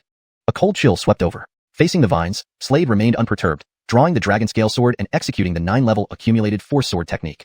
Each strike became stronger, with the 9th strike being the most powerful. Boom, boom, boom. The sky echoed with thunderous sounds as they clashed. Humph. Vine strike. Suddenly, Brett's icy voice came from ahead, his right foot stamping forcefully on the ground. Instantly, vines grew wildly from where his toes touched, spreading rapidly in all directions, covering the area. This was an all-encompassing attack. Swish, swish, swish. Slade wielded the dragon scale sword continuously, flames enveloping the blade. He slashed non-stop. Dragon roars filled the air. Ha! A shadow darted like a wraith towards Slade, moving at lightning speed. It was Brett. Brett looked at Slade, eyes gleaming coldly, revealing a cruel expression as he raised his right hand and struck swiftly. Slade reacted quickly, his sword landing swiftly. This was the 9th strike. Undoubtedly, the 9th strike was the strongest. With this strike, the surrounding vines shattered. What? Brett's expression changed drastically as he saw this. A palm imprint flew toward him. In the next moment, Slade's palm imprint collided with Brett's. A resounding boom rang out in the sky. Brett was forced backward continuously. He spat out a mouthful of blood. Chapter 75, Troubles. Boom. A voice sounded, followed by a heavy palm strike that sent Brett gasping and stumbling back, spitting out a mouthful of blood. His face darkened. He couldn't believe how terrifying his opponent's strength was. Suddenly, he turned to flee. How could Slade let him escape? Raising both hands, Slade continuously unleashed palm strikes. Endless palm imprints transformed into rays of light, shooting straight towards Brett in front of him. Ah! Brett screamed as he fell to the ground, but at this moment, his body suddenly shot toward a specific direction with incredible speed, spitting out several mouthfuls of blood along the way. His face turned deathly pale, like a sheet of white paper. Clenching his teeth tightly, a token appeared in his hand. Without hesitation, he crushed the token in the next moment. Damn it! He growled lowly. Watching Brett depart, Slade narrowed his eyes, filled with piercing cold light. I'm troubling you again. Beside him, Opal, standing gracefully, spoke with a still grieved expression, clearly still immersed in the previous events. Slade shook his head and walked toward the secret chamber, saying, I'll cultivate here first. When I have finished my cultivation, I will take you away from here. Okay, thank you. I'll also find a place to cultivate, Opal replied. There were other places for cultivation within this Sword Devil Castle. All right. Slade nodded and took a step forward, entering the cultivation chamber. He looked up, re-evaluating the room. He noticed many sword marks inside this cultivation chamber. Each sword mark represents a sword intent, but they are all the lowest level of sword intent. I will comprehend these sword intents here, and then cultivate the swallowing sword technique. Slade's eyes gleamed as he thought about something, saying, I wonder how leader, second brother, and fourth sister are doing? With that thought, he began comprehending the sword intents on the walls. There were 100 sword marks in total, left behind by a swordsman who had mastered 100 types of sword intents. Many people did not know that within the realm of Sword Emperor, there was a hidden stage, the 100 intent stage. The 100 intent stage meant that a swordsman had comprehended 100 types of sword intents. Though still categorized as a sword emperor, such a cultivator was far more powerful than ordinary sword emperors, almost comparable to an average sword respected. However, reaching this stage was extremely difficult. It was already extremely challenging for a swordsman to comprehend just one type of sword intent, let alone 100. Slade looked up and observed the first sword mark on the stone tablet ahead of him. This first sword mark carried a sense of slaughter. Through Slade's eyes, it seemed as if he saw an extensive land covered with cold, lifeless corpses. The air was filled with a killing sword intent, and so, Slade spent each day comprehending sword intents. Time slipped by quietly while he cultivated. One could stay inside the xiuxian Heart Palace for a maximum of 10 days. By now, 6 days had already passed. Slade slowly opened his eyes. Although his cultivation level remained at the 5th level of Martial Spirit Realm, his sword Dao comprehension had reached the 100 intent stage. Even though he still looked like a sword emperor, he was much stronger than an ordinary sword emperor, nearly equivalent to a sword respected. His strength had significantly improved compared to before. Next, he started cultivating the swallowing sword technique. After successfully cultivating the swallowing sword technique, he could devour the demon sword and obtain its special abilities. Undoubtedly, this swallowing sword technique was very powerful. Previously, Slade had relied on this technique to become a top-notch sword god step by step. He wondered how his master obtained this swallowing sword technique. Without any hesitation, Slade began his cultivation. He circulated the sword chi within his body, spreading it through his limbs and bones. In the next moment, he felt intense pain. Strands of sword chi continuously gathered in his abdomen. As time passed, a vortex appeared in Slade's abdomen. This vortex was named the sword-swallowing vortex. As the name suggested, it was used for swallowing swords. This meant that if someone's sword was thrust into Slade's abdomen, not only would he be unharmed, but he could swallow the sword and gain its abilities. This was Slade's most significant technique earlier. Done. Slade grinned widely. However, right at this moment, the xuanhuan token hanging on his waist rang out. Abraham, fourth sister previously issued a distress signal to me. She is being pursued by others. I am rushing over now. Abraham, are you on the 7th floor? Fourth sister is on the 8th floor. You are closest to her position. She looked for you before, but you didn't respond. That was Leader Garrett's voice. All right. Slade nodded heavily. It must have been because he was cultivating and did not hear fourth sister's call. Taking a step forward, he walked out of the cultivation chamber. Opal? He called out, but no one responded from around him. At this moment, a vast divine sense spread out in all directions. In the next moment, Slade frowned, realizing there was not a single person in the entire Sword Devil Castle. Where could Opal have gone? However, now that fourth sister was still being chased, Slade could only first go find Lin.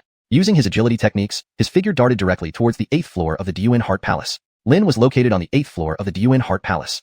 At this moment, Lin was biting her teeth and running forward. The 8th floor of the xiuxian Heart Palace was a brand new small world. Boom. Heavy rain poured down, thunder roared constantly, and lightning streaks slashed across the sky like thunder dragons. You are destined to be my Stephanie. Tonight, we are destined for a night of debauchery. Behind her, a Jeffrey sneered, looking at Lin nearby, speaking confidently. Hearing this, Lin bit her lip again, her face showing a hint of paleness. Just moments ago, she had snatched the Snow Spirit Lotus from numerous experts. This Snow Spirit Lotus was of great significance to her. She had comprehended the meaning of ice and snow. The Snow Spirit Lotus contained the essence of ice and snow. After obtaining this Snow Spirit Lotus, she found a place to refine it, but encountered this lecherous Tyler unexpectedly.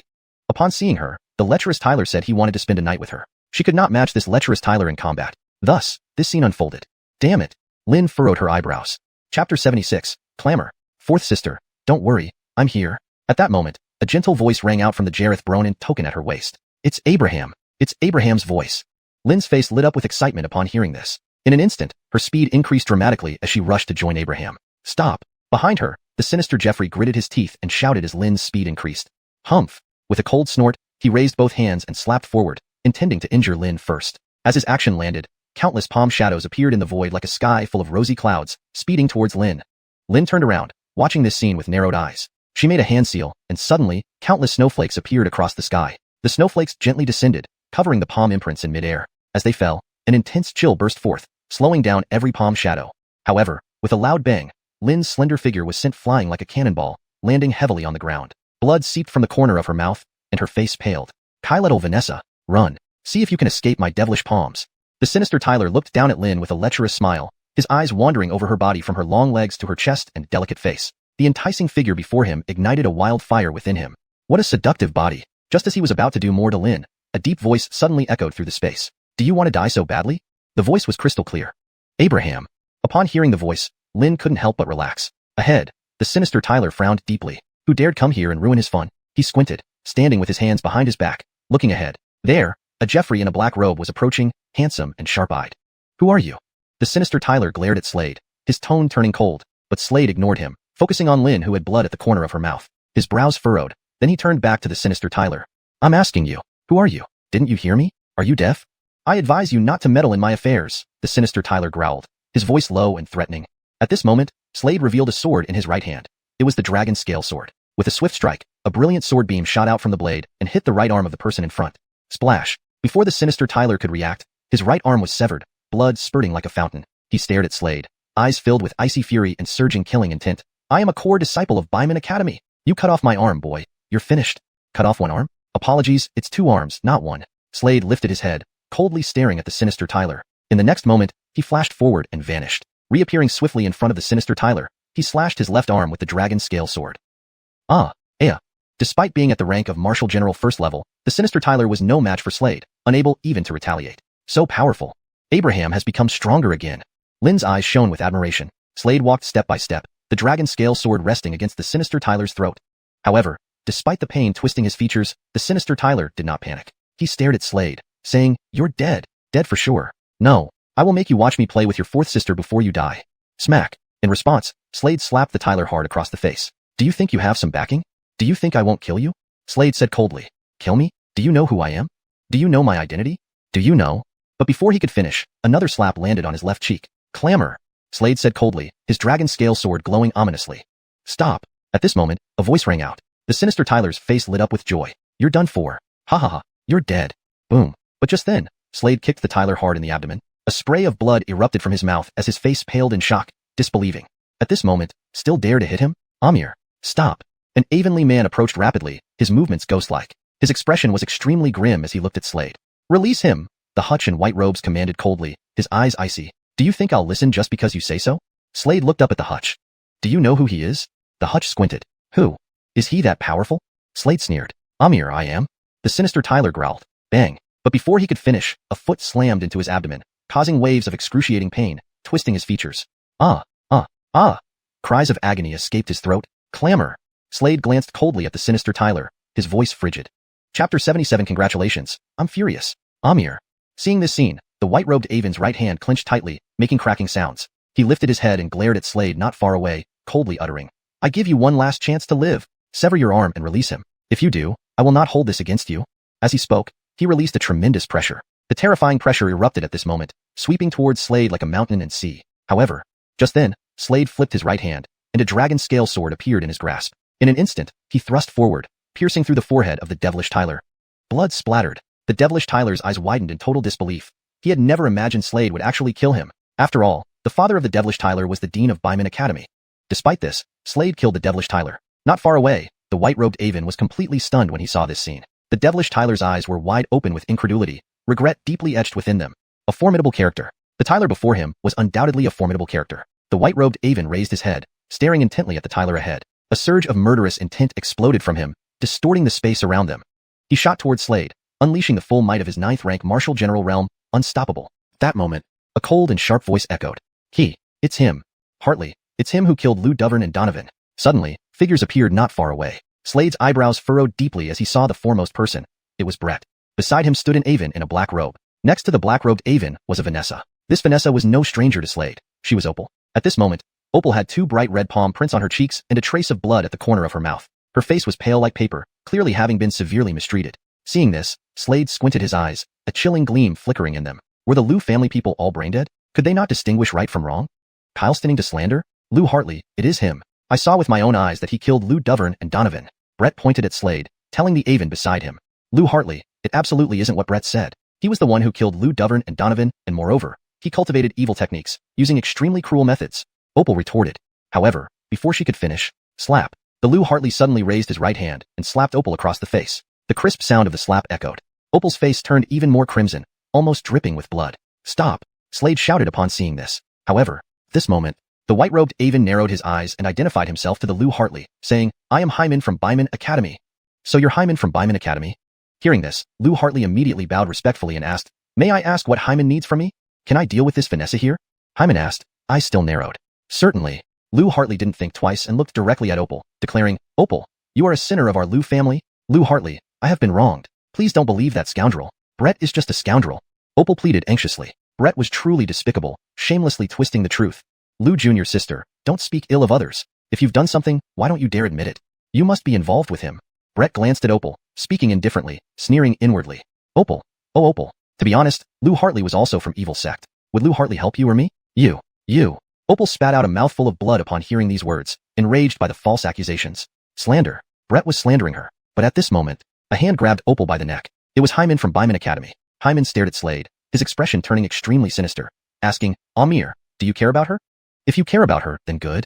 With those words, he abruptly lifted his right hand and seized Opal's right arm. Thud. In that moment, Opal's right arm flew off. She gritted her teeth, forcefully suppressing any cry of pain. I won't let you succeed. Kill him. Kill them. Help me get revenge. Opal shouted, looking straight at Slade, and then bit her tongue, committing suicide. Dead. Opal died on the spot. Staring at the cold corpse on the ground, Slade felt as if his heart was being carved by a knife. Although he had only known Opal for a few days, he had already considered her a comrade.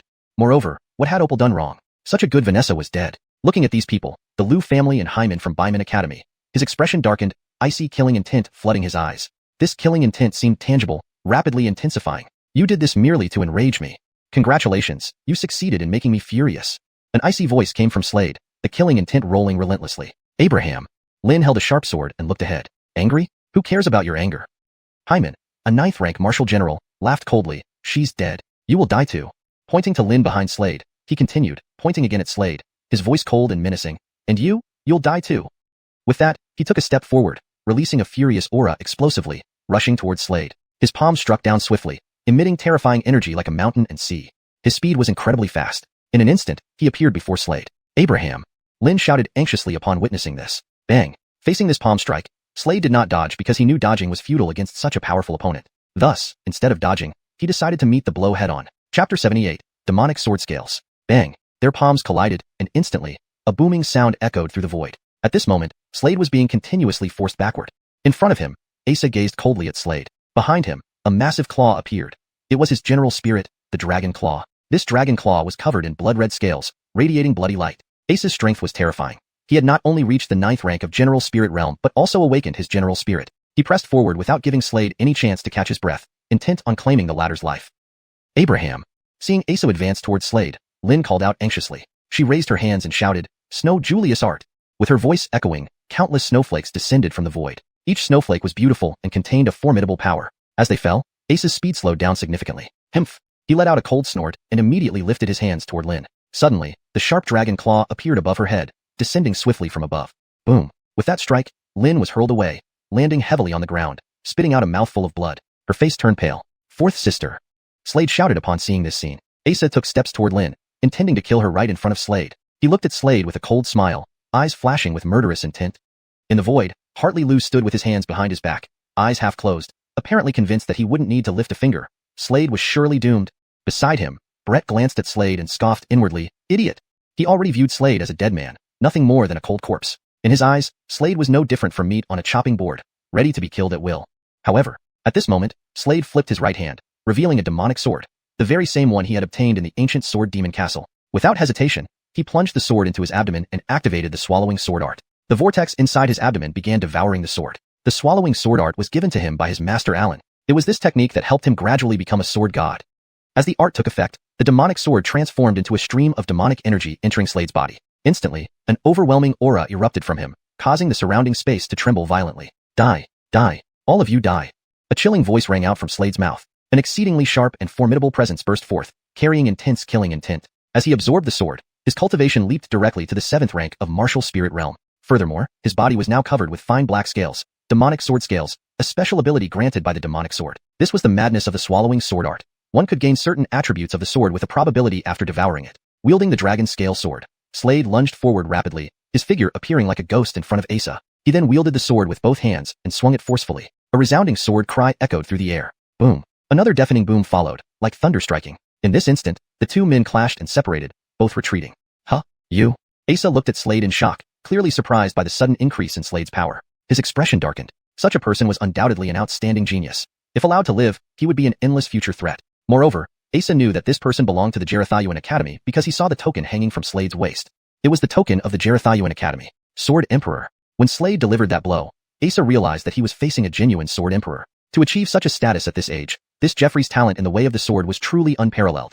Monster. One could say that this person was a monster, making it even more imperative not to let him go. Slade, similarly, was filled with boundless killing intent, gripping the dragon scale sword tightly. Fourth sister, he shouted. Lynn nodded vigorously, positioning herself behind Slade. Eat my sword. Slade stared at Asa ahead. Upon speaking, he pulled out the sword, swinging it mightily. A formidable power erupted, distorting the space around them. A streak of sword light flashed momentarily before disappearing. Upon witnessing this, Asa's pupils dilated in shock. Sensing something, he quickly raised his right hand, producing a protective shield to block the attack. But just as the sword light was about to strike the shield, it suddenly shifted again, landing directly on Asa's neck instead. A cut appeared on Asa's neck, and blood flowed incessantly. His eyes widened in terror as his entire body crumpled to the ground. Boom. His body hit the ground, stirring up dust clouds. Not far away, Hartley's Lou and Brett stared at the scene, their eyes wide with disbelief. Is this guy really a Sword Emperor? How can he be so much stronger than a regular Sword Emperor? Kai little brother.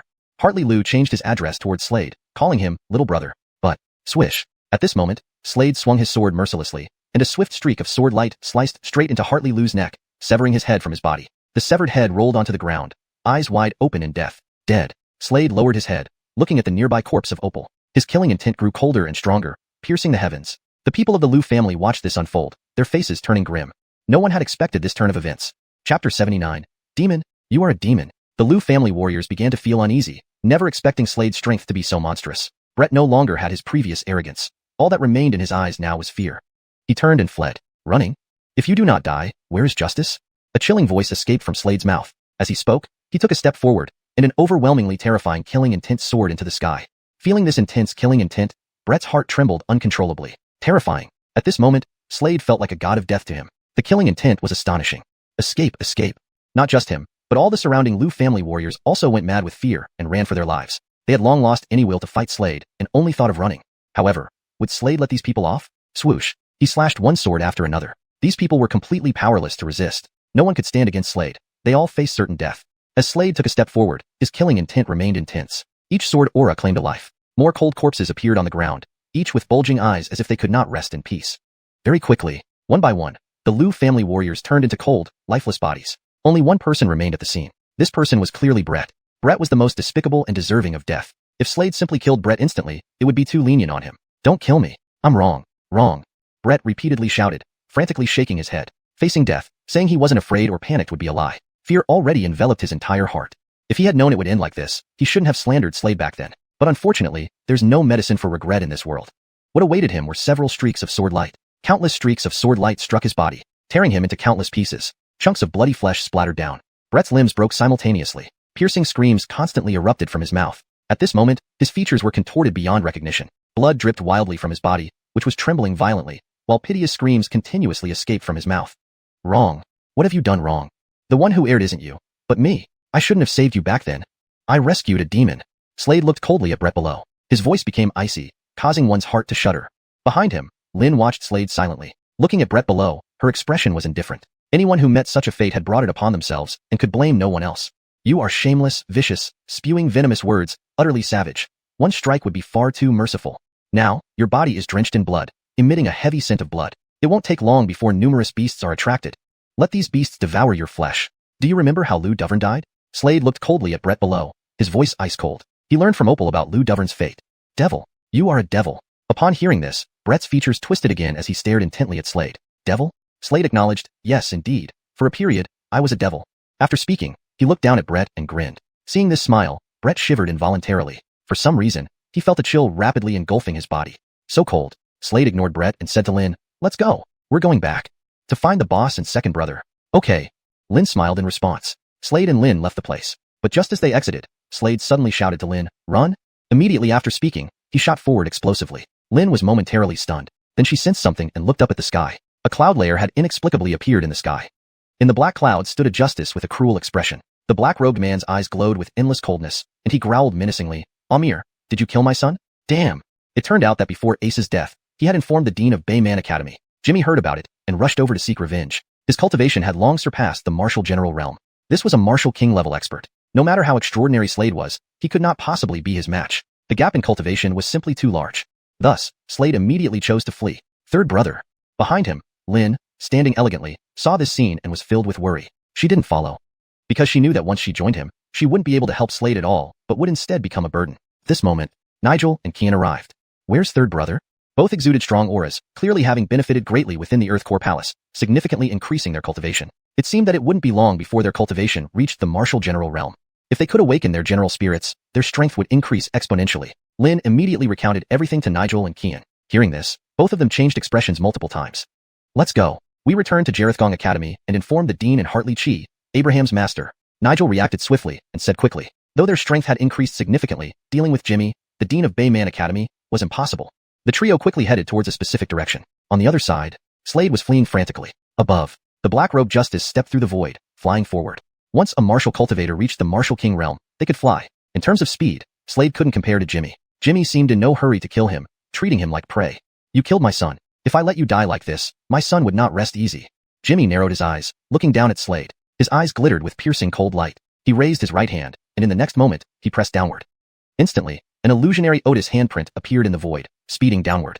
Chapter 80. Senior, save me. The enormous palm print carried shocking power as it rapidly descended. Slade's expression changed slightly. With my current strength, confronting him head-on is like courting death. I have no chance of winning. His cultivation was still too low. I can only run. Only by using a secret art can I escape. But where should I go? Got it. To the bottomless abyss. Slade smiled faintly. That senior is still trapped in the endless abyss. I'll make him help me.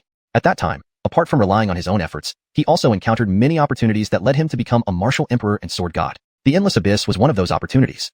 With this thought in mind, Slade began to use a secret art. Secret arts were even more advanced than martial techniques. This was one of the 3 major secret arts he had cultivated before, the blood escape secret art. Throughout the entire Great Void, there were basically no secret arts. Without hesitation, he used the blood escape secret art. His face instantly turned red, and the bloodlines within his body ignited at that moment, making his speed increase several times over in an instant. Whoosh! Slade shot straight forward, the air behind him filled with deep whooshing sounds, while the space around him distorted continuously. Above this speed, Jimmy was shocked by the sudden burst of speed from Slade. What kind of martial technique is this? Burning his internal bloodline to instantly increase his speed? My bloodline seems quite extraordinary.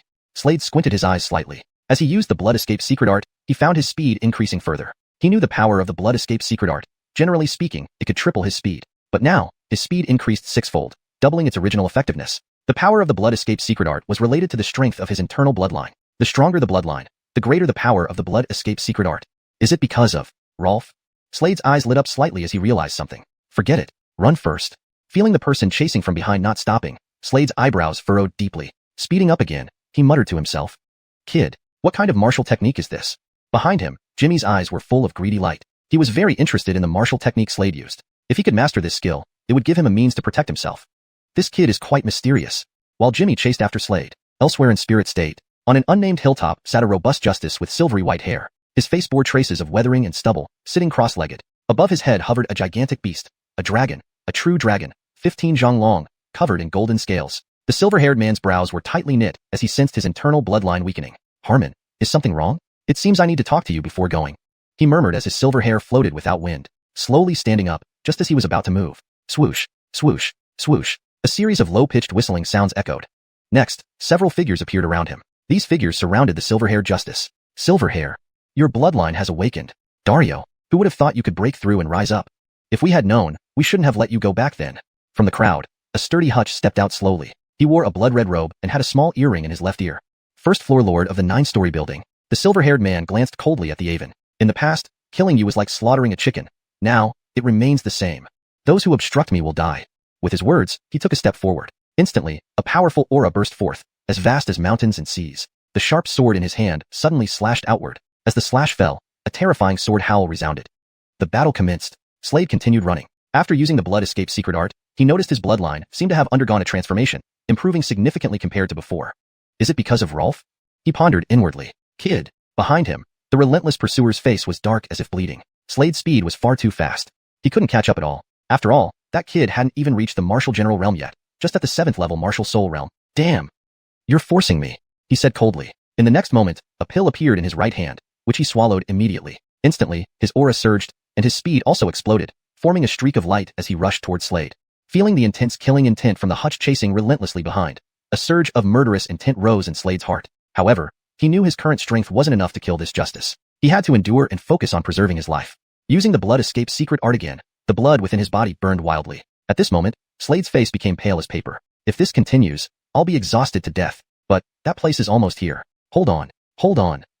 Slade roared inwardly. Ahead were two colossal mountains. Between these mountains lay a vast abyss. This was the endless abyss. Leaping into the endless abyss, he shouted, Senior, save me. The endless abyss remained silent. Senior Giselbert, save me. I will definitely help you take revenge. Slade shouted again. Upon hearing this, an astonished voice suddenly echoed from the endless abyss. Kid, accept your death. Behind him, the face of the justice chasing Slade turned serious, sensing something ominous. No longer hesitating, he prepared to attack. However, whoosh, at this moment, a dark light abruptly appeared. This dark light tore through the void at astonishing speed, getting faster. Chapter 81. Ancient Deity. Whoosh, a pitch-black arrow suddenly shot out from the endless abyss. This arrow emitted an extremely terrifying aura. As it moved forward, the space around it began to twist and warp continuously in a shocking manner. The justice in a black robe could sense the power of this arrow. He felt dread at its terror. Who shot this arrow? He was astonished by the speed of the arrow, which flashed towards him like lightning. The black-robed man's expression changed abruptly. His hands rose swiftly, forming hand seals, and he roared deeply, unleashing a formidable barrier right before him. This barrier was meant to block the incoming arrow. The arrow struck the barrier directly. At that moment, a horrifying force erupted, causing the surrounding space to tremble violently. The barrier shattered instantly. Jimmy's face changed drastically. He hurriedly swung his blood-colored short knife. The blood-colored dagger sliced through the air, attempting to deflect the arrow. However, upon contact, the arrow's power surged overwhelmingly. Boom, boom, boom. In that instant, Jimmy was pushed back repeatedly. He spun around sharply and ran into the void. Phew. Seeing this, Slade let out a sigh of relief. Everything was finally okay. Amir, how did you know my name? At that moment, a voice echoed slowly from the abyss. Slade smiled slightly upon hearing the voice. He glanced down at the abyss below, then leapt forward with a whoosh. Before long, Slade appeared on an open ground. In front of him was a stone door. Come in. A gentle male voice called out from within the stone door. Slade nodded lightly, walked up the steps leading into the stone door, and went down along the staircase. He looked around. The place was familiar yet unfamiliar. Memories surfaced involuntarily in his mind. He had once come to this endless abyss. Therefore, he knew the environment here very well. Soon, within his line of sight, there appeared a pond. Floating above this pond was a coffin. Sitting atop this coffin was a figure, a justice with a sturdy build wrapped in simple animal skin. He held a large bow tightly in his hands and looked at Slade with astonishment. How do you know my name? He asked. It was the first time he saw Slade. Giselbert. Looking at the person in front of him, Slade couldn't help but recall previous events. Back then, he was being pursued and fell into the endless abyss. He kept running until a warrior named Giselbert appeared and helped him. Without Giselbert's intervention, there would be no Carson Slade today. Because I can see your past. Slade looked at Giselbert and smiled slightly, saying these words. See my past? Giselbert paused for a moment, then laughed loudly. Ha ha ha. Then tell me about my past. Senior Gu was originally from the ancient deity race, later having your heart extracted by a member of the ancient deity clan. After escaping here, Senior Gu's time is not much longer. Slade said calmly. Upon hearing these words, Giselbert's pupils contracted sharply, looking incredulously at Slade with a stunned expression. You, how do you know this? He asked in a sharp voice, looking at Slade in shock. How did this person know his secrets? He had never seen this person before. Was it all just a ghostly coincidence? Slade smiled and said, Senior Gu is seeking a successor. I can also see the future. The successor you seek is me. Giselbert still wore a look of astonishment. It was as if the other party could read minds. His thoughts were entirely seen by the other party. He looked at Slade strangely, feeling very peculiar about him. You give me a very strange feeling, he said, looking at Slade. Oh, what kind of feeling? Slade asked curiously. It feels like I have known you for a long time, Giselbert said slowly, looking at Slade. Upon hearing this, Slade's heart trembled slightly, looking at the front where Giselbert stood. Well, then I shall pass my legacy to you, Giselbert said, looking at Slade. Upon hearing this, Slade was taken aback, looking at Giselbert and asking, Senior Gu, don't you need to test me? There's no need. Giselbert shook his head. I trust my intuition. No, I believe it's necessary for you to test me, Slade insisted. All right, give me your blood. After some thought, Giselbert nodded and said. Slade wanted to check whether his bloodline had changed now. He bit his index finger, and immediately, a drop of blood dripped down. The blood droplet floated forward and soon reached Giselbert. Looking at the blood droplet, Giselbert raised his right hand, bit his finger, and a blood droplet dripped from his index finger as well. Soon, the two blood droplets merged rapidly. Giselbert stared intently at the blood droplet. If your blood can absorb even a trace of our ancient bloodline, then you are qualified to inherit my legacy, Giselbert explained. In most cases, this should be fine. He added. Slade nodded gently. He remembered that his blood was previously completely absorbed by the ancient deity bloodline, allowing him to inherit their legacy. Afterward, those who chased him died by his hands. But he wondered what would happen this time. As the two blood droplets merged, they burst into an incomparably brilliant light. Next, Slade's blood completely engulfed the ancient deity bloodline. This? Giselbert's eyes widened as he watched this scene, disbelievingly staring at Slade. Slade was also stunned by this sight, not expecting such an outcome. He suspected that his current bloodline was different due to his father. However, he didn't know the exact reason. Your bloodline quality is higher than that of the ancient deities? Giselbert's eyes widened further.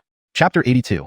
Avenge the Disciple. The quality of the ancient deity clan's bloodline was something he understood all too well. However, the bloodline within this person before him was even superior to that of the ancient deity clan. This made Giselbert feel incredibly incredulous and baffled. You can become an ancient deity? Giselbert looked at Slade and said calmly after composing himself. Senior, perhaps I can save you from here. Slade's eyes shimmered with determination. Giselbert was trapped in this pond. Slade still remembered when the warriors of the ancient deity clan found this place and killed Giselbert. Due to being inside this pond, Giselbert couldn't utilize his true strength. Hearing this, Giselbert's eyes lit up as he looked at Slade and said, You truly can save me out. Because your bloodline quality is very high.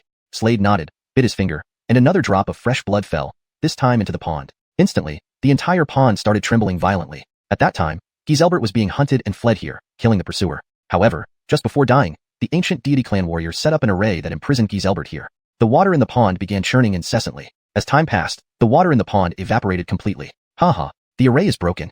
Giselbert laughed heartily, never expecting the array to be undone.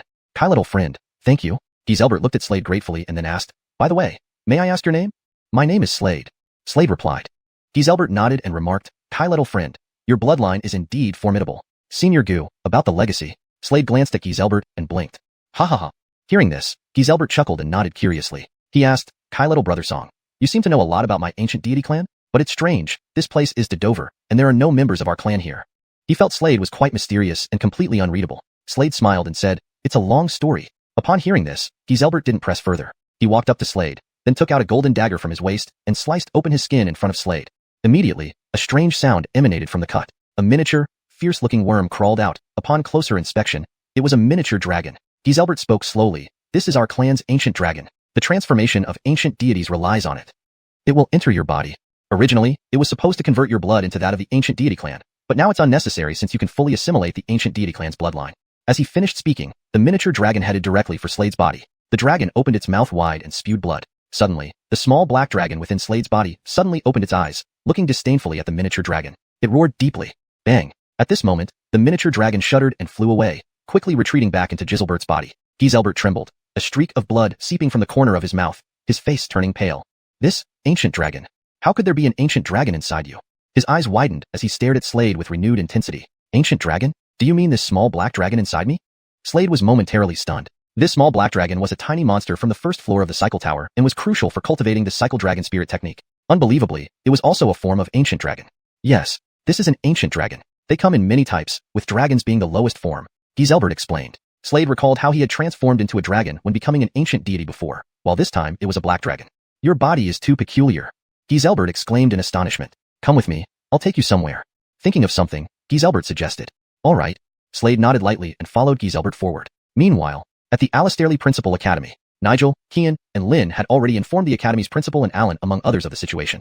I understand. Alan, carrying an ancient sword, responded slowly. After a moment of silence, he firmly stated, Byman Academy will pay the price.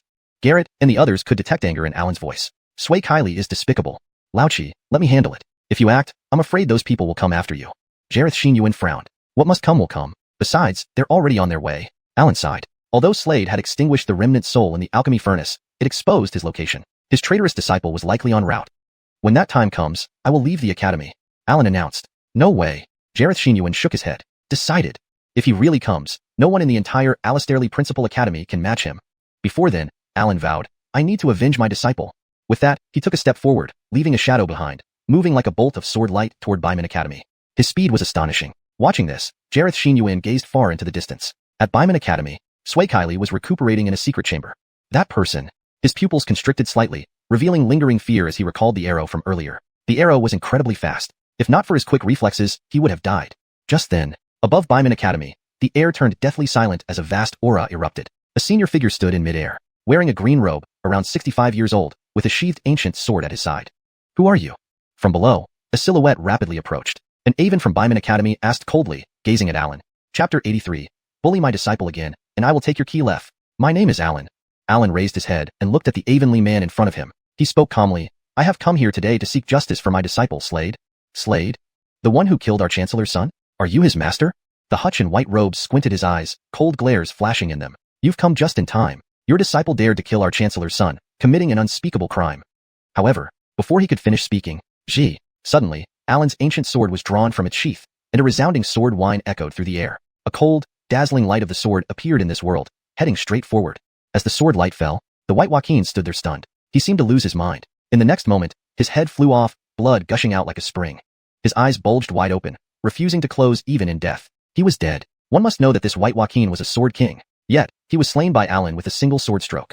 Alan gazed forward and roared in a low voice, Jimmy, show yourself. Come out. Come out. The deep sound echoed throughout the entire space. Whoosh. Arrogant. A furious roar rang out. Soon, a figure darted out from the hall ahead. Quickly, a justice in black robes stood opposite Alan. It was Jimmy. Jimmy squinted and looked at the man before him. Who are you? Alan was very low-key in everyday life. Several years ago, he had come from Zhongzhou to the Jareth Academy and settled down as an outer court Aven. Master of Slade. You bullied my disciple, so I severed your arm. Alan said coolly while looking at Jimmy. With just you? Upon hearing this, Jimmy's face twisted into a cruel expression. Staring fiercely at Alan, he said, Your disciple killed my son. I want both you and your disciple to die for my son. Alan glanced at Jimmy but did not reply. Instead, he lifted his right hand, and with his left hand pointing forward, Instantly, the sword behind him was unsheathed. A resounding sword whine echoed through the air. Immediately after, the ancient sword streaked forward. Seeing this, Jimmy's face changed drastically as he unleashed a powerful punch. Boom. Instantly, the air trembled violently. Next, Jimmy's complexion changed abruptly as his entire figure kept retreating until it stopped after more than 10 yards. Then, Alan once again lifted his left hand and slashed forward. Under his control, the sword once more shot toward Jimmy, emitting a startling sword whine. Jimmy's face changed repeatedly as he punched out again. His entire figure retreated once more. At this moment, a sword mark appeared on his right hand, blood seeping out continuously. Sword master. You're a sword master. He was filled with shock. The path of the sword is incredibly complex, far more challenging than martial arts. After Sword Emperor comes Sword Sovereign, and after Sword Sovereign is Sword Master. What is a Sword Master? A Sword Master can make sword chi emit thunder sounds, and divide sword light into multiple beams.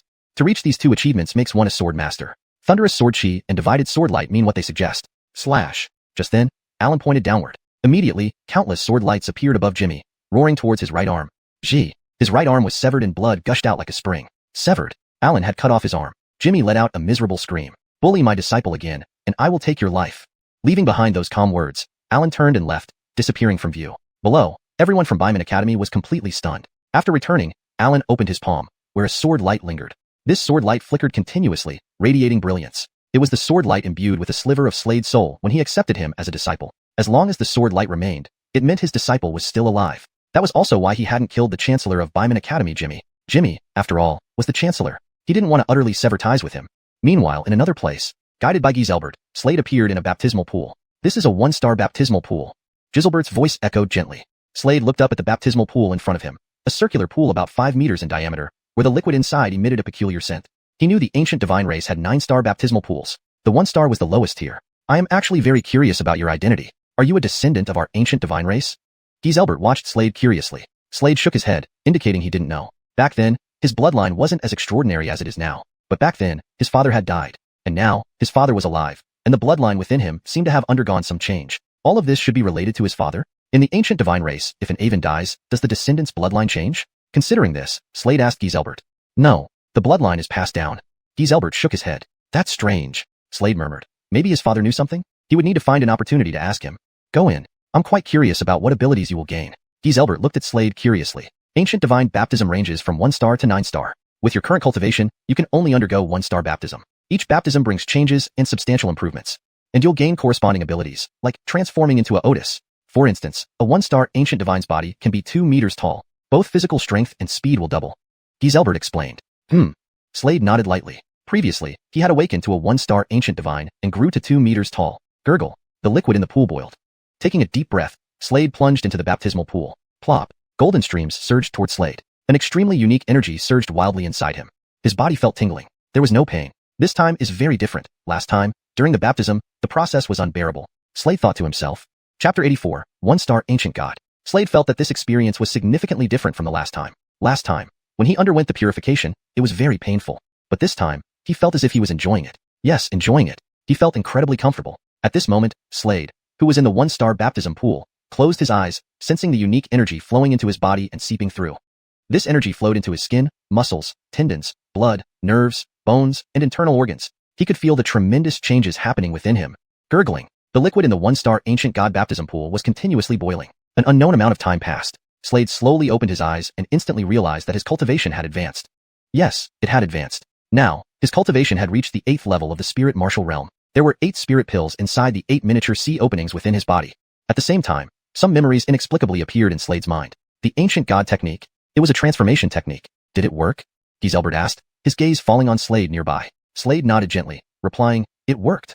Try transforming into an ancient god, Giselbert said. All right. Slade also wanted to see what he would look like after transforming into an ancient god. Generally speaking, a 1-star ancient god would be 2 meters tall. In the next moment, he executed the ancient god technique. Instantly, golden aura erupted around him.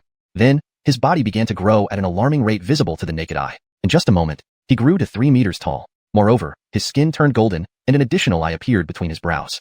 This eye contained a star. It signified that he was now a 1-star ancient god. 1-star ancient god.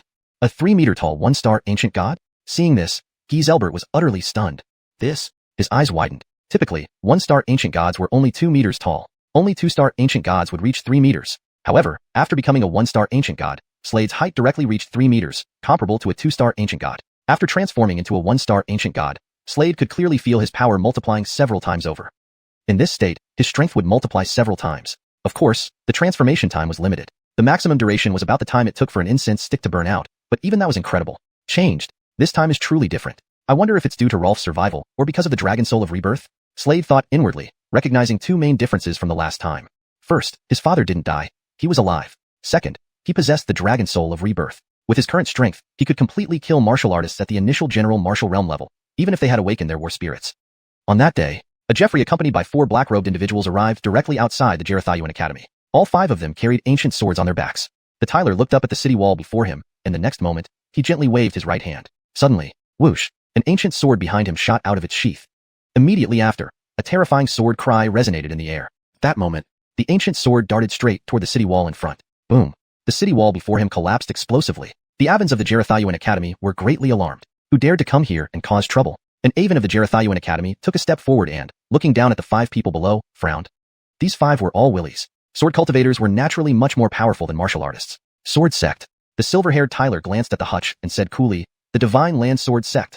Divine Land Sword Sect. Hearing these words, the xiuxian Academy Aven's pupils shrank sharply. In the vast void, there were 5 major continents, with Divine Land being the core. Divine Land gathered the strongest warriors in the vast void, and the Sword Sect was one of the top forces in Divine Land. I wonder why you have come to our xiuxian Academy? He asked. To find someone. Alan, the silver-haired Tyler said indifferently. At that moment, ahead, an hutch with a worn appearance, carrying an ancient sword, walked towards them. It was Alan. Beside Alan followed another figure. It was Jareth Xian Bronan, the principal of the xiuxian Academy. Jareth Xian Bronan looked up and met the gaze of the person ahead. Master Chi, please come with us. Return to the Sword Sect. The silver-haired Tyler looked at the hutch in front of him and spoke coldly, his voice like a gust of wind from an ice cave. Alan glanced at Jareth Xian Bronan beside him and said, take care of him for me. Naturally, he was referring to Slade. Jareth Xian Bronan frowned and held onto Alan's hand, saying, you cannot go. Alan shook his head and replied, there's no need for unnecessary sacrifice. If he isn't killing me immediately, it means I still have value. Then, he walked forward. Take him away. The silver-haired Tyler spoke coldly. A few figures appeared beside Alan, pressing him down and walking away, gradually disappearing from Jareth Xian Bronan's sight. After they left, not far away, finally, Alan is gone. A black Joaquin narrowed his eyes and said, Jimmy, just to be clear, if you help me kill Jareth Xian Bronan, I will help you find Slade. Beside him, Jimmy looked at the black Joaquin and replied, rest assured, in the future, xiuxian Academy will be yours. Good. The black Joaquin grinned. He was the deputy principal of xiuxian Academy and had always wanted to become the principal. As long as Jareth Xian Bronan was dead, then the position of principal of xiuxian Academy would be his. Moreover, he had already allied with multiple Avens of the xiuxian Academy beforehand. Swish. The Black Joaquin disappeared in the next moment. Soon, his figure appeared beside Jareth Xiuxian. Senior Dover. What's the matter? Jareth Xiuxian asked. People from Byman Academy are here. Senior Dover said with a serious expression. Huh. Jareth Xiuxian frowned. Alan had just left, and now Jimmy was here? Swish, swish, swish. That moment, figures flew towards them from the air at lightning speed. They were clearly Jimmy and others. Behind Jimmy stood 5 people. One of them wore a blood-red robe with a small earring on his left ear. These people exuded powerful auras. Especially the Avon wearing a blood-red earring on his left ear, whose cultivation depth was unfathomable. It was unclear where Jimmy had found such a person. Who are you? Jareth Xiuxian looked at the Avon, frowning, and asked. I am the hall master of the first floor of the 9-storied pagoda, he said calmly. I'm here to find one person. Slade. Chapter 85. Kai little brother. Where are you? Gareth Slade over. Jimmy stood behind the man. He held this person in great awe, and it was evident that he was of high rank. At the same time, a cold sneer flashed across his mind. Jimmy glanced at his empty right sleeve, and a cruel expression flickered across his face. The last time, Alan had severed one of his arms. Suddenly, a troop appeared before him. These people claimed they were from 9-story Tower. 9-story Tower. One of the topmost powers within the entire Dover realm. It never crossed his mind that these people were also looking for Slade. With an enemy's enemy being a friend, he instantly joined forces with them. Slade is not in our Jareth Bronin Academy. May I ask what you wish to do with him? Jareth Xiuxian asked. Nothing much. Just want to turn him into a puppet, and then send him back to his father. The blood-cloaked Avon replied indifferently, glancing at Jareth Xiuxian. I have to apologize, but that's out of the question. Since he is a disciple of Jareth Bronin Academy, Jareth Xiuxian was about to continue. But at this moment, the Hutch narrowed his eyes. Then what? Before he finished speaking, swish, he vanished directly from where he stood, leaving a faint shadow behind. Not far away, upon seeing this, Jareth Xiuxian's face changed drastically as he felt the space in front of him tremble. He abruptly raised his right hand and smacked downward. Boom. Immediately, a deafening explosion echoed in the air. In an instant, Jareth Xiuxian kept retreating. Just then, behind him, Hartley Dover squinted his eyes, flashing piercing cold light within them, then unhesitatingly struck a palm towards Jareth Xiuxian's back. Bang! A single blow sent Jareth Xiuxian spurting blood from his mouth. Staring unbelievably at Hartley Dover, he hadn't anticipated this sudden attack. Jareth Xiuxian, this is your own doing. Jimmy looked coldly at Jareth Xiuxian. At this moment, not far off, 3 figures lifted their heads and frowned deeply. They were Zach, Kian, and Lynn. Jareth Bronin Academy has changed drastically. Before the 3, another trio stood. These 3 were Imperial Door Avons of Jareth Bronin Academy, all having advanced to the Martial King realm. You 3 leave here quickly. Do not return. One Avonly Stephanie commanded. Master, I. Lynn looked reluctantly at the old Stephanie. Vice President Dover has long coveted the role of Dean of Jareth Bronin Academy due to a larger plot. We suspect he is an evil sect member. The evil sect was among the most malevolent powers within Dover. Hurry up and go. Tell your little brother not to come back. As her voice faded, this old Stephanie charged forward. Beside her, 2 other Avons gave instructions to their disciples and rushed out together. Swoosh, swoosh, swoosh. Multiple figures stormed through Jareth Bronin Academy. Behind Jareth Xiuxian stood 3 individuals. Apart from them, the remaining Avons sided against him. It seems you hold no real power in Jareth Bronin Academy. The blood-cloaked Avon chuckled, glancing at Jareth Xiuxian. Raising his right hand, take action. As his cold voice fell, instantly, the others moved in concert. 4 martial kings leveled their bloody chains at Jareth Xiuxian. The iron chains shot forth like snakes, opening wide mouths, hurtling toward him with alarming speed. Beware. The old Stephanie called anxiously upon seeing this. Nelson, lead your men and kill them. The Avon recalled something and addressed Nelson. Beside him stood a Jeffrey, none other than Nelson, cousin of Fulton. Nelson harbored deep hatred towards Slade since his cousin was killed by him. Oh no, Nelson and his gang are coming this way. Along with several Avons, said Zach deeply frowning. Let's go. Inform little brother. Kai little brother, where are you? The trio sped ahead swiftly. Where do you think you're going? Nelson, seeing this, smiled grimly, rushing up, followed by numerous Avons loyal to Hartley Dover. How can so many side with Hartley Dover? Leafing his brows, Kian exclaimed, witnessing the pursuing group. They fled rapidly. On the other side, Jareth Xiuxian kept retreating. 5 figures surrounded him, their blood-colored chains now aiming for Jareth Xiuxian. 4 chains lashed onto Jareth Xiuxian's limbs. These were all martial kings. Martial kings were far more powerful than mere generals. An iron chain rapidly coiled around Jareth Xiuxian's chest. Blood blossomed in the void as Jareth Xiuxian spat out a mouthful, appearing extremely pale. Let me handle this. Hartley Dover suddenly raised his hand, reaching towards Jareth. Meanwhile, Slade had left the endless abyss. As he left, a token floated within the pool, ending up in Slade's hands. This is? Curiously, Slade wondered aloud. Last time, he didn't get this token. That? Giselbert, surprised at the token, explained. It's an ancient divine token. One can use this token to find the ancient divine baptism pool. It appears there is a hidden ancient divine baptism pool within this part of Dover. Slade knew becoming a 2-star ancient god required the 2-star baptism pool. Earlier, he had undergone a 1-star baptism. Good. Slade nodded, tucking the token away. Come find me if you need anything, Giselbert added. Okay. Slade took a step and left the endless abyss, heading straight for Jareth Bronin Academy. His figure emerged within a dense forest. Huge trees towered around. Suddenly, a low, ominous roar echoed. A beast raised its sharp claws and slashed towards Slade. It was a lion covered in golden fur, exuding an overwhelming killing intent that distorted the surrounding space fiercely. Chapter 86, xiuxian Academy, Unforeseen Events. Slade looked coldly ahead. At this moment, he activated the reincarnation dragon spirit art. During this period, apart from undergoing the one-star ancient god baptism, he also advanced his cultivation of the reincarnation dragon spirit art to the second level. Cultivating it to the second level opened up the second layer of the cycle tower within his body. It was a pair of pupils that fell into his eyes. Just by activating the reincarnation dragon spirit art, he could use them.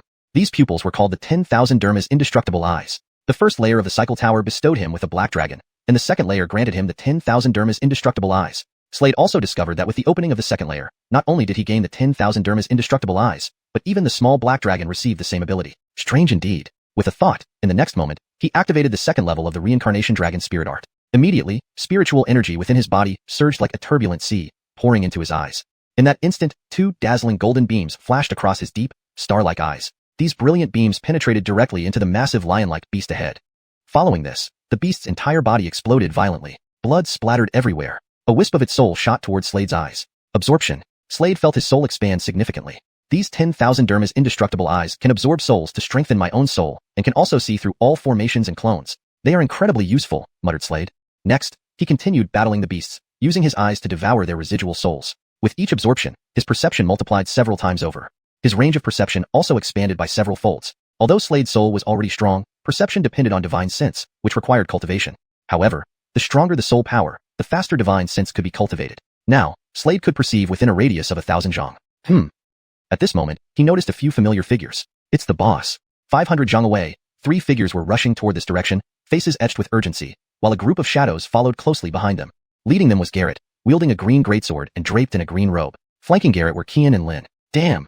Garrett growled lowly. Just now, he had a brief exchange with Nelson and was overwhelmed by the latter's terrifying strength. That guy has awakened a general spirit. His cultivation has reached the martial general realm. Equal realms give us a chance. Xian, holding a long staff, spoke beside him. We don't know where the third brother is. But since Jimmy came looking for the third brother, that means he's all right. All three looked disheveled and travel-worn. Just then, whoosh, a sharp gust of wind sounded before them. The expressions of Garrett and company instantly turned grave. Are we going to be surrounded? Lin frowned deeply and asked. It's the third brother. Garrett, spotting Slade ahead, exclaimed excitedly. Third brother, run quickly. An incident occurred at xiuxian Academy. Your master was taken away by people from the Divine Sword Sect. People from the Northern Savages Academy are looking for you. And Nelson keeps saying he wants to kill you. Xian hurriedly relayed the situation. Upon hearing this, Slade's face darkened immediately, narrowing his eyes. Run fast. Nelson is coming. Nelson. Slade remembered this person. He was Fulton's cousin. In fact, Slade knew he would eventually have to confront Nelson in a life-or-death battle. After all, their enmity ran deep. No problem. Let him come. Slade said calmly. With his current strength, slaying Nelson would be effortless. That Nelson has cultivated to the 5th level martial general realm and has awakened an impressive general spirit, Xian added. At that moment, Nelson, leading a group, approached Slade, striding like a dragon and tiger, his aura terrifying, warping the surrounding space. His 5th level, martial general realm cultivation erupted. Whoosh, whoosh, whoosh. Meanwhile, behind them, blood-robed figures approached. Each of their robes bore a bold character. Tower. Are these people from 9 Layers Tower? Third brother, do you have any grudges with them? They came specifically to capture you. Garrett asked. 9 Layers Tower? Hearing this faction, Slade narrowed his eyes. If his guess was correct, it must have something to do with his father. You were Slade? A blood-robed warrior ahead looked coldly at Slade. He's the one. Take him away. He spoke coldly. A blood-robed figure behind him was about to step forward. But then, Nelson suddenly interrupted. Lord, before taking him away, may I have a duel with him? The blood-robed warrior slightly paused, glanced at Nelson, and nodded. Fine. Then, crossing his arms, he looked playfully at Slade, as if he were already meat on the chopping block, ready to be sliced at will. Slade. You killed my cousin Fulton. Today Nelson looked coldly at Slade, his eyes glowing with menace, but before he could finish speaking, his expression changed drastically. At that moment, Slade vanished from where he stood. His figure, like a ferocious beast, charged at Nelson at lightning speed. Since they were mortal enemies, Slade naturally didn't waste time talking nonsense. He struck first, seizing the advantage, appearing directly before his opponent, then unleashed a powerful punch straight at Nelson's face. His strength had greatly increased compared to before. Moreover, his physical body had also strengthened to the level of an imperial body. This punch was called the Alistair and Earth Punch. When thrown, it seemed capable of splitting heaven and earth. He had long perfected this technique. The punch sent the surrounding void warping and trembling, resonating with low, thunderous roars. Feeling the force of the punch, Nelson's expression turned sharply. He dared not be careless, retreating slightly, then crossed his arms defensively. Boom. Slade's punch landed squarely on Nelson's crossed arms. Then, a deafening explosion resounded. Instantly, Nelson's figure was blasted away like a cannonball. What? His face turned pale. He hadn't expected Slade's strength to be so immense. Chapter 87. Just you two? Bang. With a loud explosion, Nelson was sent flying back. Everyone around was stunned by this scene. After all, Nelson was an elite from the xiuxian Academy. No one expected him to be at such a disadvantage in the first round. Slade cast a cold glance at Nelson and then continued his advance, unleashing another punch. Nelson roared deeply. Behind him, a massive general spirit slowly appeared. It was a huge demonic bear. General spirit attachment. He roared deeply again. Instantly, the blood-colored demonic bear spirit behind him rushed towards his body. A martial artist at the general realm could allow the general spirit to attach to their body. Once attached, Nelson transformed into a blood-colored demonic bear, appearing as a genuine beast with powerful demonic aura surging skyward. This attachment greatly boosted his strength, though it could only last for a short period. Slade, take my palm strike. The transformed Nelson said coldly. Raising his bare paw, he struck down swiftly, like a bolt of lightning, accompanied by terrifying force that warped the space around them. Facing the strike, Slade did not dodge but countered with a fierce palm strike. Bang! Their palms collided. A thunderous roar filled the air incessantly. Archie, Kian, and Lin all looked at Slade with astonishment. Third Brother's strength has improved so much. Yeah, Third Brother hasn't even reached the general realm yet. Imagine if he did.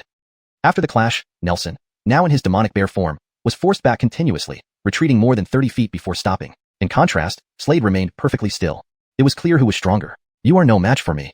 Slade glanced at Nelson indifferently. Upon hearing these words, Nelson's face turned bright red, glaring at Slade, clearly unwilling to accept defeat. He prepared to attack again. But then a cold voice interrupted from behind. That's enough. The voice belonged to the black-cloaked man from the 9 levels tower. Standing with his hands behind his back, he looked at Slade and said coldly, You really resemble your father. What a pity. A great elite falling like this. Rolf. Indeed. They had captured him to force his father into action. At this moment, Slade's face became ice cold, his eyes gleaming with unyielding resolve. Take me away? With just you two? It's not them. It's me alone. The black-cloaked man smirked arrogantly. His confidence radiated through his smile. Humph. Slade chuckled coldly. Then let's see. Though unsure where his father was, Slade knew he absolutely couldn't be captured. If taken, it would place his father in an irrevocable predicament. You are indeed strong, but not strong enough against me. The black-cloaked man's cold voice echoed in Slade's ears. Be careful, Abraham. Archie shouted anxiously. Whoosh. Suddenly, the black-cloaked man flipped his right hand, producing a blood-colored long spear that shimmered with icy light at its tip. In the next moment, the spear shot towards Slade with astonishing speed. Like lightning, this spear carried the intent of dripping water, a powerful technique. The black-cloaked man had already attained the 8th level of the general realm, making him significantly stronger than Nelson. Boom, boom, boom. The sound of explosions resonated, echoing throughout the heavens and earth, as the spear's shadow darted like a venomous snake's tongue towards Slade. Faced with this spear, Slade remained unperturbed, his dragon-scale sword slicing through the air with successive strokes. Boom, boom, boom. Explosions resounded non-stop. Around them, towering trees burst apart in a flurry of dust and smoke. Slade stepped back several paces, stabilizing himself. He brushed the wooden splinters and dust off his shoulders, coldly eyeing the black-cloaked justice ahead. The black-cloaked man gave Slade a surprised look. Most 9th-level martial spirit realm warriors would have been killed instantly by his spear. Yet, Slade managed to block it, which genuinely surprised him. Humph! He snorted coldly, his eyes flashing with intensity. Stepping forward, he lunged towards Slade at blinding speed, his blood-colored spear thrusting out sharply.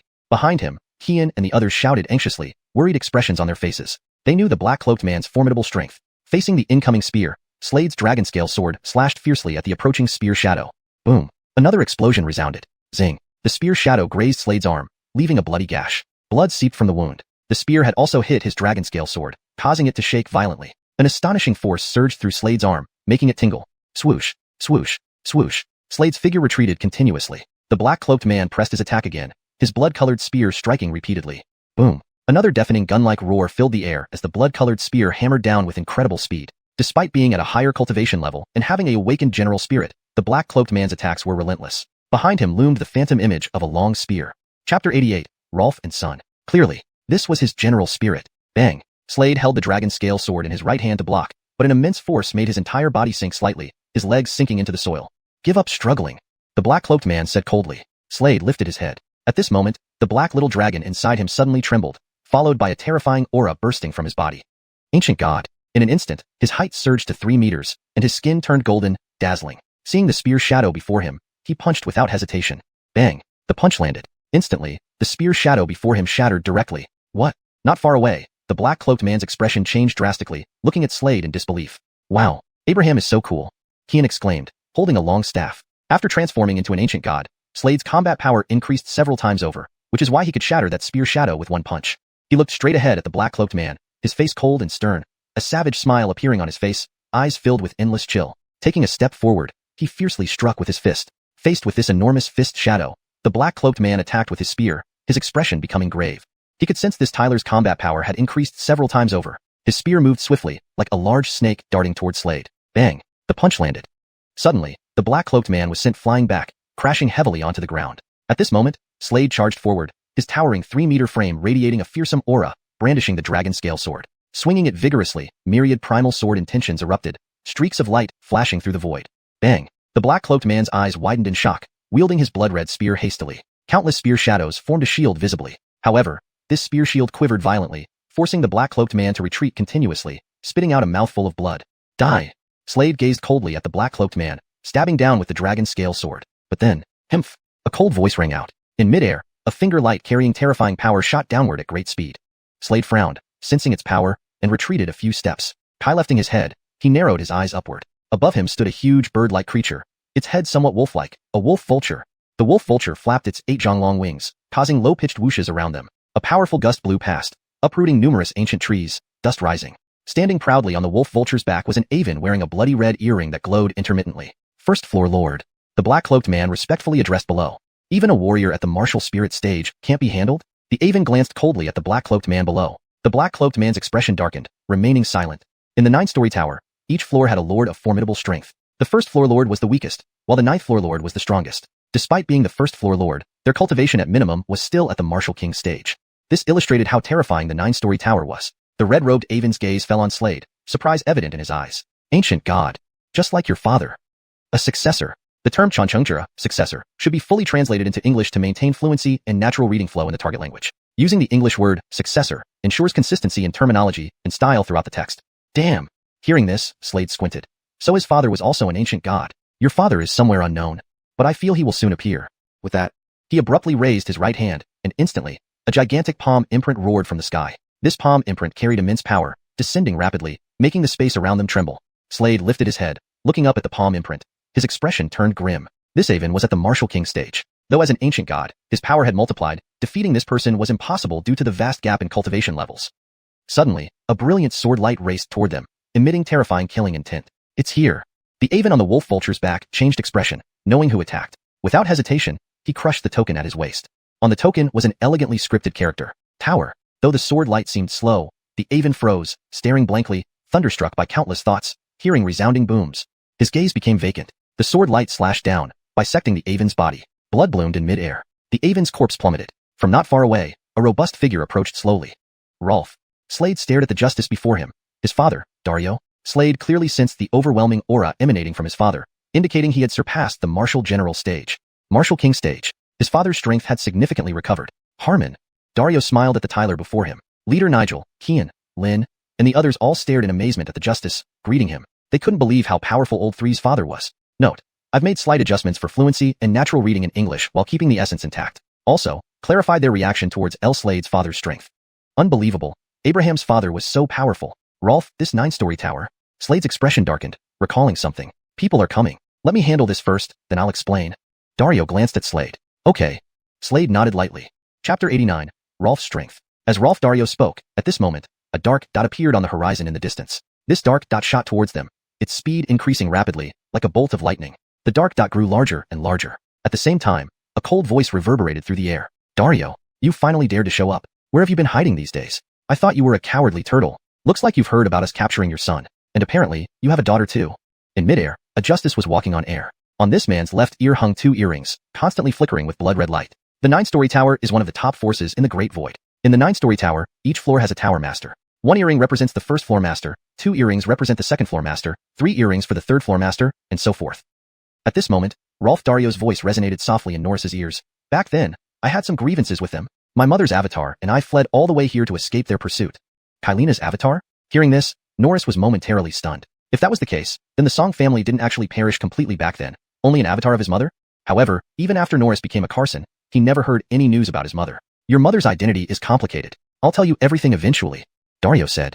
Dario. At this point, the black-robed Aven in midair glared at Dario with eyes radiating endless coldness. Today, I will take both you and your son. What is a sword? Ignoring the black-robed Aven, Dario instead turned to look at Norris beside him and asked. A sword either remains hidden or it shocks the world upon being unsheathed. Norris replied. Very good. My understanding of the sword is that it severs heads when drawn, Dario responded. As he spoke, swish. Suddenly, Dario drew his sword. A resounding sword cry filled the air, continuous and unbroken. Immediately after, a streak of sword light flashed across the void, extremely fast. This streak of sword light rushed toward the black-robed justice in midair. He was the second-floor master. To be able to become the second-floor master meant he was much stronger than the first-floor master. This strike appeared slow, yet when the black-robed justice observed the approaching sword light, it seemed sluggish but instantly grew larger in his eyes before embedding itself into his neck. A sword mark appeared on his neck. Boom. His body exploded. However, not far away, the black-robed justice reappeared. Fortunately, it was just an avatar. That was one of his avatars. Had it been his true self, he would have been dead already. He looked down at Dario below with apprehension. Your strength has recovered so quickly. But the next moment, his expression changed drastically, twisting horribly. You? Before he could finish speaking, his entire body exploded. This time, he was truly dead. Norris watched the scene, his pupils contracting slightly. The skill level of that strike was incredibly high. His father had already reached the Sword Saint stage. Rolf, have you become a Sword Saint? Norris asked. My strength has somewhat recovered, Dario nodded gently. At this moment, Norris knew his father's former strength must have been exceedingly high. Jareth Fan next, I will make a trip to Shenzhou, Dario said after dispatching the black-robed justice and looking at Norris. This matter concerns your mother. Is Kailina in Shenzhou? Norris asked. Not exactly. She is above Shenzhou. Dario shook his head, looking at Norris as he slowly explained. Above Shenzhou? At this moment, two words echoed in Norris's mind. Holy Realm. The Great Void is a lower dimensional plane, while the Holy Realm is a higher dimensional plane. His mother's real self might very well be located in the Holy Realm. Norris thought. That place is called the Holy Realm, but the only way to enter it is through Shenzhou. Dario looked at Norris and slowly explained, your mother. After thinking for a moment, Dario continued, Jareth Fan, telling you about this now won't benefit you in any way. I know, Rolf, I will improve my strength. Norris replied. Good. Hearing this, a look of relief appeared on Dario's face as he patted Norris on the shoulder. If you truly want to help me, focus on cultivation. Your journey ahead is long. It's just beginning. I intended to destroy the 9-story tower myself, since the people who hunted us included warriors from the 9-story tower. Now, I hand over the 9-story tower to you. Take personal charge in its destruction. In the Great Void, Wu Kalam, Emperor, Realm warriors are absolute top-tier powerhouses. As for the Wu Huang, Emperor, Realm, there are almost none in the Great Void, because the Great Void lacks a certain gas. So generally, once a warrior reaches the 9th level of Wu Kalam, they choose to leave the Great Void and go to a higher dimensional plane, the Holy Realm, to continue their cultivation. Your first step is to destroy the 9-story tower. Afterwards, I won't help you anymore. Young birds need to endure hardships to transform into eagles, Dario said seriously to Norris. Norris nodded. You can visit a place. Thinking of something, Norris pulled out a map from his sleeve and handed it to Norris, opening it and continuing. In the Great Void, there are 5 continents: Spirit State, Green State, Shenzhou, North State, and Demon State. And within the Great Void, there are 5 top forces, these 5 dominators being the 9-story tower, Golden Battle Hall, Alistairly Spirit Palace, Sword Sect, and Sky-Class Chamber of Commerce. Below the 5 dominators are 10 great families scattered across the 5 states. As for the 3 academies of Spirit State, they are impressive within Spirit State, but not so much in the entire Great Void. Dario detailed the forces of the Great Void to Norris and suggested, I advise you to visit the Golden Battle Hall. I remember they launched the Young Bird program this year. Though the Golden Battle Hall is one of the top 5 forces in the Great Void, this organization is very loosely knit. They don't have much control over their members. After I leave, everything depends on you. People from the 9-story tower will definitely find you. They will use you to force me to reveal myself. Dario looked at Norris and continued. Chapter 90. Matters from 10 years ago. In the Great Void, there are 5 major powerhouses: Jiucheng Tower, Golden Battle Hall, Jarethling Palace, Sword Sect, and Alistairly Mark Chamber. Below the 5 major powerhouses are the 10 great families. Where is my Vanessa? Slade thought of something and looked at his father to ask. Doverer went to the Jarethlong Empire earlier, and then she was spotted by people from the Jarethling Palace. Now, your Ziva is cultivating within the Jarethling Palace. Rest assured, Doverer is very safe. When you go to the Divine Land, you can visit her. During my absence, take care of Doverer. Dario said. Rolf, who placed the 10,000 spirits blood-devouring worm on you back then? Slade asked. He had not forgotten this matter. For over a decade, Rolf Dario had been suffering from the erosion caused by the 10,000 spirits blood-devouring worm, enduring immense pain. It was also because of this that Rolf's cultivation plummeted drastically. Trevor, the first floor master of Jiucheng Tower. This time, Dario did not keep it hidden any longer. He looked at Slade and said, back when I was being pursued, I ran all the way into the virtual realm, and then, I was caught up with by him. He didn't kill me but planted the 10,000 spirits blood-devouring worm inside my body. A trace of reminiscence appeared in Dario's eyes. He wanted to torture me. As for why, I have no idea. At that time, he wanted to capture me, but I managed to escape. When Slade heard these words, cold light flashed incessantly in his eyes. He silently repeated Trevor's name to himself, his fists clenched tightly. To dare treat his father like that, implanting the 10,000 spirits blood-devouring worm in his father's body. This man would die a miserable death. Train well. You cannot follow me now. As if knowing what Slade was thinking, Dario said. Slade knew that at his current cultivation level, he would only be a burden to his father. 5 years. In 5 years, destroy Jiucheng Tower. Dario looked at Slade and slowly spoke. At that moment, he opened his right hand, revealing a token in his palm. What's this? Slade was slightly taken aback as he stared at the token. I've already incorporated some matters via divine intent into this token. If you want to know more details, retrieve this token. I will place this token in the headquarters of Xiuxian Tower. The divine intent inside this token can only last for 5 years. In other words, if you do not get this token within 5 years, you will never know about my affairs. Dario's gaze landed on Slade, saying, if so, you and Doverer should stay here. Once I finish my business, I'll come back to fetch you. Clearly, Rolf's intention was very clear. If Slade couldn't even achieve this, there was no need for help, because helping him would only become a burden. Rolf, no 5 years. 1 year. I just need 1 year. Slade narrowed his eyes, their depths filled with shimmering, piercing coldness. Great. Dario laughed loudly, patting Slade's shoulders. He could sense the self-confidence shining brightly in the Tyler's eyes. Steadfast as a mountain, he nodded slightly and said, I believe you won't let me down. These friends of yours are good. The future world belongs to you all. After speaking, his figure flickered and vanished from the spot. Watching Dario depart, Slade's eyes shone with brilliance, clenching his hands fiercely. Abraham, your father's strength is terrifying. I feel that in the entire Great Void, there are only a few who can match your father's prowess. At this moment, senior brother Nigel came over and looked at Abraham, saying, yes, Abraham, your father's methods are too fearsome. Second brother Kian walked toward Slade, holding a long staff, looking at him and saying. Fourth sister Lynn's eyes gleamed. She knew Abraham's identity. She never imagined that Abraham's father would possess such formidable strength. Back then, in the Bronfeng Kingdom, rumors about Dario had circulated. The rumor was that Dario was a martial emperor from the Sacred Realm and for unknown reasons ended up here.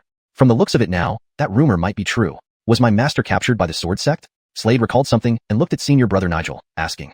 Yes. A white-haired Jeffrey led several black-robed Avans to capture Hartley Chi from the Jarethgong Academy. Also, the dean was dismembered by people from Xiuxian Tower. Now, we don't know how they are doing. Nigel sighed. Damn it, those people all fled. Nelson has disappeared too. At this moment, second brother Kian recalled something, furrowing his brows and cursing, anger flashing across his face. It's fine. Slade shook his head and replied, Nelson is nothing to fear anymore. He could defeat Nelson once, and he could do it again. Abraham, next, are you going to the Golden Battle Hall? Nigel asked. Yeah. What about you guys? Slade asked. Currently, Jarethgong Academy had already fallen under the control of the evil sect. Before we came here, our master already arranged our retreat. Nigel explained. I and fourth brother will go to Alistairley Mark Chamber, he continued. To the Alistairley Mark Chamber? Slade was slightly surprised. He knew Alistairley Mark Chamber was one of the 5 major powerhouses. Correct. So it seems we must act separately. Kian remarked. It's okay. Slade shook his head and asked, second brother, where are you going? I'm going to Jarethling Palace. Kian replied. To Jarethling Palace? Slade smiled. My little Ziva Song Doverer is also in Jarethling Palace. By then, Abraham, you must take good care of my Vanessa. Haha, sure. This is necessary. Kian patted his chest. We need to leave here. Otherwise, we'll be hunted down again. We must leave Spirit Province. Senior brother Nigel recalled something, looking at Slade and others, and continued, to leave here, there's only one way. Return to Jarethgong City. Jarethgong Academy is located in Jarethgong City. Let's hurry there. They absolutely wouldn't expect us to return to Jarethgong City. We should split up. At this moment, Slade suggested. Split up? Nigel was slightly surprised. They came this time mainly for me. Slade said, especially from Xiuxian Tower. If you stay by my side, it will be extremely dangerous for you all. So, let's do it this way. Slade concluded. Chapter 91. This person is Slade. Upon hearing this, Zack and the others shook their heads, saying, how can this be allowed? How can we abandon you? That's right. All 3 shook their heads in refusal. Slade shook his head and said, only by doing this can we leave. Otherwise, the danger is too great. If all 4 of them went together, could they avoid attracting attention? Everyone in Jarethgong Academy knew their relationship. The third one is right. At this moment, Zack calmed down and said, if the 4 of us set out together, we will definitely draw attention. Why don't we all separate instead? Survive. Slade looked at Zack, Kian, and Lynn, speaking heavily. He did not want what happened before to happen again. Kian took out a flask of wine, took a sip, then passed it to the third eldest. Slade also drank a mouthful, and then handed the wine to the fourth eldest, Lynn. Lynn drank directly, and her delicate face flushed red as she drank. Whether from shyness or poor alcohol tolerance was unclear. But while drinking, Lynn gave an extra glance at Slade. Fourth eldest. The eldest, Zack, spoke, his eyes flashing and casting an odd look at the third eldest, Lynn. Lynn, blushing, passed the wine flask to the eldest Zack. Zack also took a sip and, with strong liquor entering his mouth, he said, we must survive. 1 year, we'll gather again in a year. Slade said, good. By then, I will kill those people. Zack said fiercely, his eyes filled with cold brilliance. 1 year later at the City of Gods. Slade said, agreed. Everyone nodded. After a painful farewell over a flask of wine, they parted ways. In Wanlong City, several bloody heads hung from the city walls. Among them was Jareth Bronan Academy's Chancellor, Jareth Xine Bronan. To his left was the bloody head of Zack's master. To his right hung 2 bloody heads, an Hutch's and an old Stephanie's. Both had wide open, unblinking eyes, dying in disbelief. These 2 were Kian's master and Lynn's master respectively. They are dead. All dead. Now, Slade wore a mask and lifted his head to look at the bloody heads hanging above, a cold expression crossing his face. Cursed Xiuxian. Cursed Dover Jareth. Dover Jareth was originally Jareth Bronin Academy's vice-chancellor. Of course, he was now the chancellor of Jareth Bronin Academy. Moreover, Dover Jareth belonged to the evil faction and used extremely cruel methods. I will return, Slade said coldly. He strode straight ahead. There were 2 teleportation arrays within this city. One that teleported to Shenzhou, located inside Jareth Bronin Academy. The other on the streets. Eldest brother and the others should go to the teleportation array inside Jareth Bronin Academy. Now that all Jareth Bronin Academy martial artists have left, it's undoubtedly the best place to go. Slade analyzed quietly. Next, he took a step and headed straight toward Jareth Bronin Street. Jareth Bronin Street was located to the east. It was a large street, crowded with people.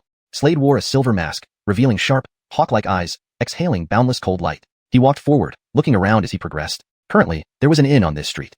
On the second floor of the inn, a burly Jeffrey was drinking strong liquor, dressed in a blood-red robe with a large knife at his waist. He sipped some wine, and behind him stood 2 burly men. He will most likely appear here. The burly Tyler murmured, his eyes gleaming sharply. Behind him, one of the big men said, probably not. Isn't this falling into the tiger's den? All the martial artists have gone to find them. In this city, our Xiuxian has very few fighters. If I were him, I would come here, the burly Tyler said. He was a disciple of Xiuxian and considered a priority for cultivation. At only 18 years old, he possessed the cultivation of the 5th rank martial general realm. Moreover, he awakened a general spirit. His strength far surpassed that of ordinary 5th rank martial generals. His name was Allah, skilled in swordsmanship, and he was very wise, highly intelligent. Currently, he held a portrait in his hand. The person in the portrait was none other than Slade. Behind him, the 2 big men followed his lead. Will he appear here? The 2 big men wondered internally. Allah's gaze swept across, his sharp eyes scrutinizing the people below one by one. Below, Slade walked along the street. He wore a mask, heading forward. The teleportation array was ahead. However, there were people standing next to the teleportation array. Take off your mask, a man said coldly, staring at the person in front of Slade. The person in front of Slade also wore a mask. Humph. At this moment, the person in front coldly snorted, raising his right hand, producing a token, and coldly looking at the man. What is this? Jensen, please enter, the man immediately said. Seeing this scene, Slade's eyes flashed, quickly following through. He walked past, making himself appear like he was part of the previous group. For this, the martial artist from Xiuxian did not suspect anything. After all, Slade also wore a mask. However, just at this moment, suddenly, an icy voice echoed. Stop! From behind, a Jeffrey in a blood-red robe shouted, rushing forward. His speed was very fast, his sharp eyes directly fixed on Slade, without any hesitation, drawing out the blood-red war saber from his waist. Instantly, a brilliant blood-red blade of light shot out from the saber, heading straight for Slade. Slade reacted swiftly, flipping his right hand to produce a dragon-scale sword, which slashed outward. Boom! A thunderous sound rang out in the air. Slade's figure retreated several steps, squinting his eyes and looking at the person in front. It was a burly Tyler. None other than Allah. Allah coldly stared at the bronze-masked Tyler in front of him, saying coolly, Slade? This person is Slade. How do you know it's me? Slade directly confessed, removing his bronze mask and looking at Allah, asking, as long as I see the person in the portrait once, I can find him. Allah looked at Slade and calmly replied. With these words, he decisively attacked, moving at incredible speed. Chapter 92.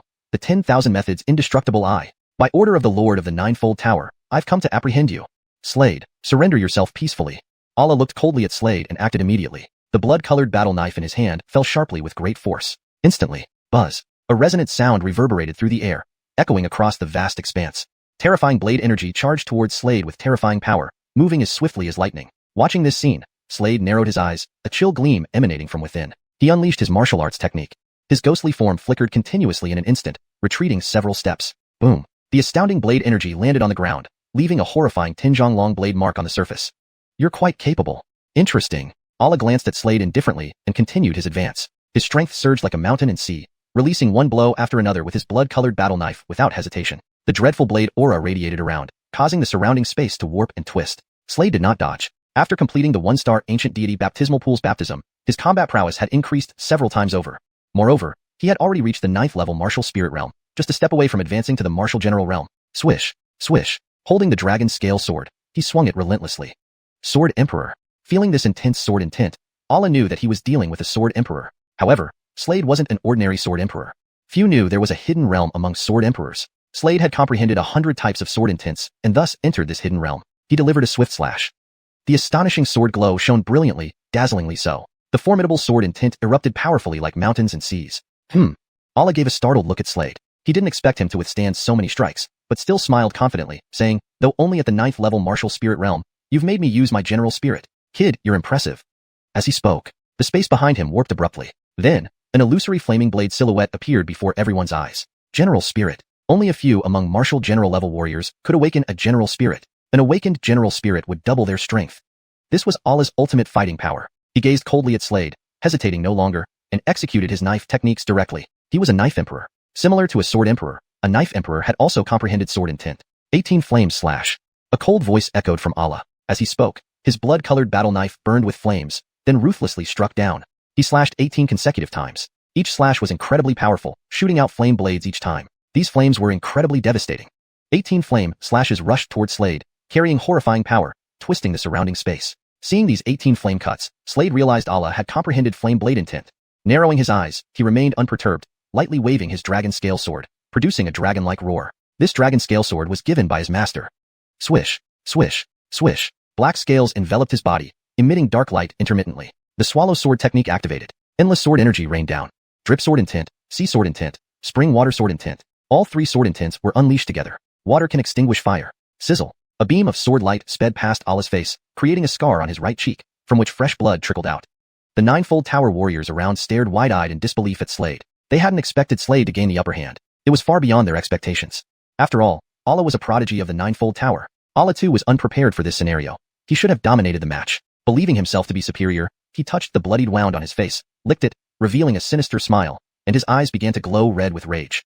Swish. In the next moment, he stepped forward, charging fiercely at Slade, exuding overwhelming killing intent. This killing intent was palpable. Once more, his blood-colored battle knife slashed ahead viciously. Like a flash of light, Allah sped forward, stirring up violent gusts of wind. Facing the incoming onslaught, Slade remained calm, striking his dragon scale sword into the air, instantly unleashing terrifying sword chi toward the front, distorting the surrounding space. Allah sneered coldly, striking again. However, just then, Slade's deep star-like pupils emitted a radiant golden light. 10,000 methods indestructible eye. This move could attack an enemy's soul. With the golden light landing, Allah's entire body trembled, feeling his soul immobilized. This was the biggest disadvantage of this stage's martial artists. Almost no one focused on spiritual training.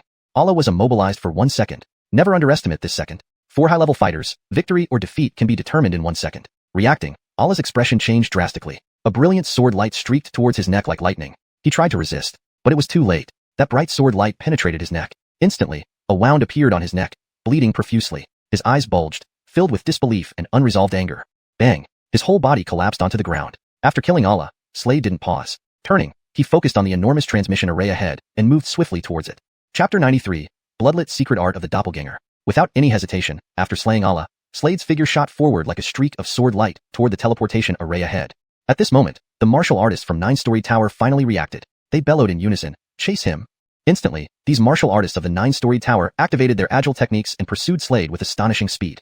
Meanwhile, in mid-air, stood an Avonlea man in a black robe. Garroching from his left ear were 3 blood-red earrings that continuously emitted a crimson glow. Clearly, he was the third Hartley of 9-story tower, with his cultivation having reached the 3rd level of Martial King realm. He locked his eyes on the Tyler ahead, emitting a chilling gaze. "Those who kill my disciples must die." A voice brimming with killing intent erupted from his throat. As soon as he spoke, he chased after Slade. By this time, Slade had already entered the teleportation array. Kylet enveloped his body, and then he vanished without a trace. The black-robed Avon followed suit, vanishing alongside him. Slade reappeared in a dense forest. He knew he was no longer in Yanaxu, but was now somewhere in Central Divine Continent. However, the black-robed Avon had been relentlessly pursuing him all along. Slade's brows furrowed deeply as he looked back at his pursuer. The black-robed Avon was extremely fast. After all, he was a Martial King cultivator. Meanwhile, Slade was only at the 9th level of Martial Spirit realm. The disparity in their cultivation levels was too great. Damn it! He couldn't evade. A Martial King cultivator could fly through the air, and his location had already been locked onto. Amir, do you still think you can escape? Do you really think you stand a chance? Behind him, the black-robed Avon stared fiercely at Slade, his eyes emanating endless coldness. His speed increased even more. Slade darted away rapidly. This speed. He felt the wind whistling closely behind him and knew it was only a matter of time before he was caught.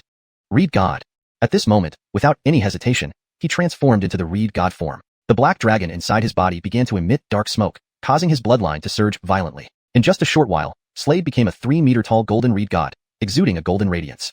In this form, his speed increased significantly. However, whoosh, ahead of him, space slightly warped, and the hutch reappeared in front of his sight, the very same black-robed Avon. The black-robed Avon's gaze landed on Slade, a sneer curving at the corner of his mouth. An intimidating aura emanated from him, sending shockwaves rippling out. Martial King Aura. When a martial artist advanced to the Martial King realm, the most prominent feature was the Martial King Aura, which could suppress other martial artists. At this moment, Slade clearly felt as if he were carrying a towering mountain on his back. His expression turned grim. A horrifying sword intent burst forth from him, shattering the oppressive aura. In that instant, he spun around swiftly, slashing downward with his sword, knowing that escape was futile. Since he couldn't run, he had no choice but to fight back. The slash swept across the sky. The black-robed Avon saw this, a cold smirk forming on his lips. He thought Slade was doomed. Lifting his right hand, he slapped it towards the sword light. The next moment, he took several steps backward.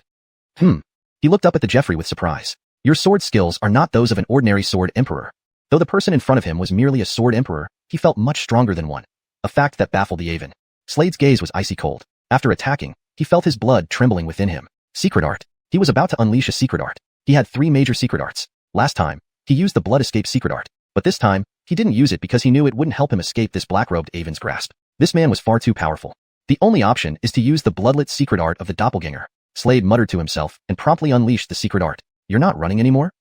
The black-robed Avon squinted his eyes, looking at Slade who hadn't fled, and said, I have to admit, you're a genius. So young yet so strong. Very impressive. But what a pity. Today, you've met me. Don't worry. Your father will join you in hell soon.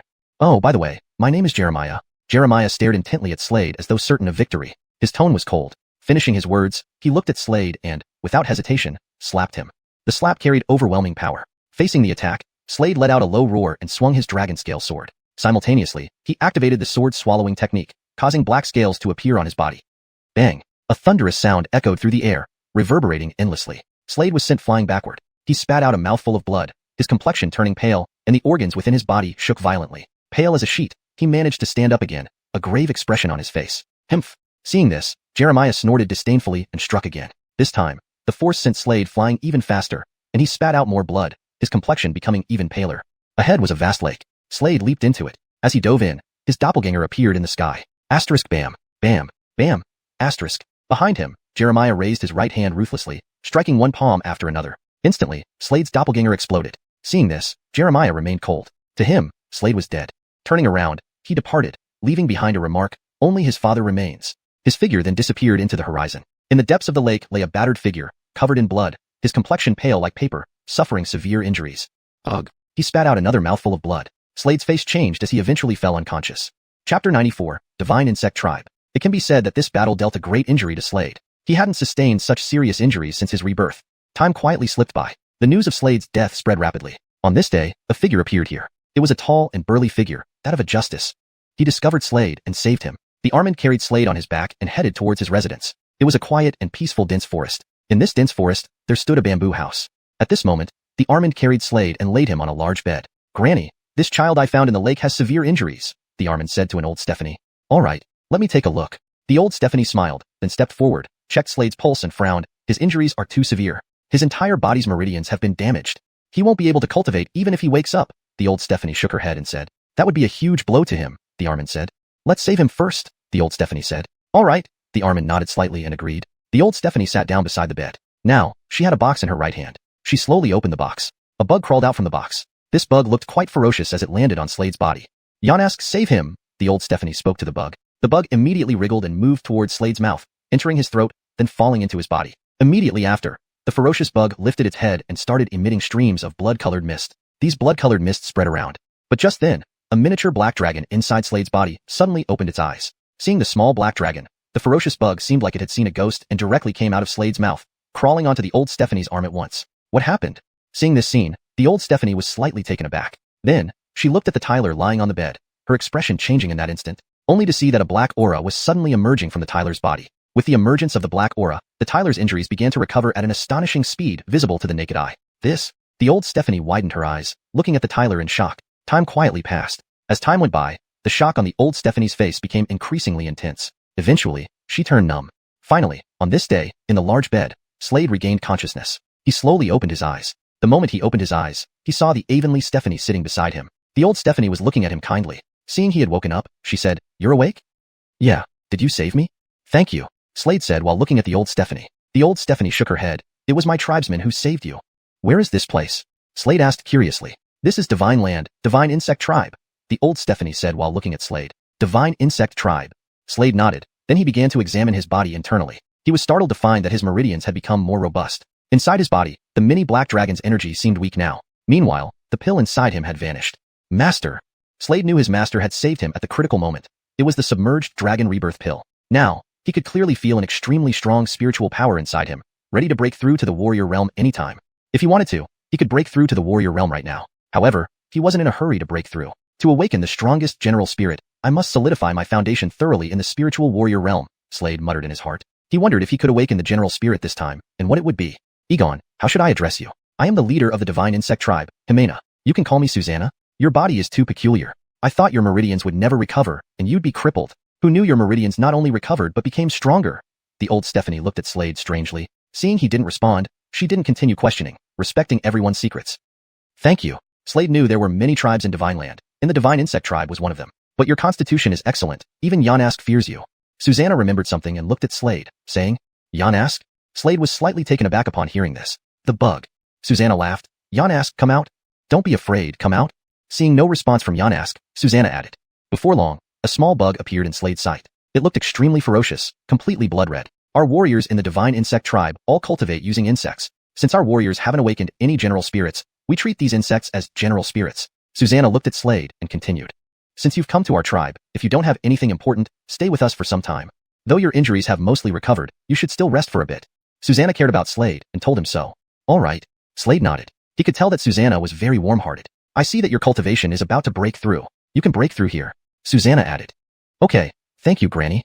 Slade said. In the following days, he stayed in the room, preparing to break through his cultivation level. 10 days later, he began to break through. Warrior realm.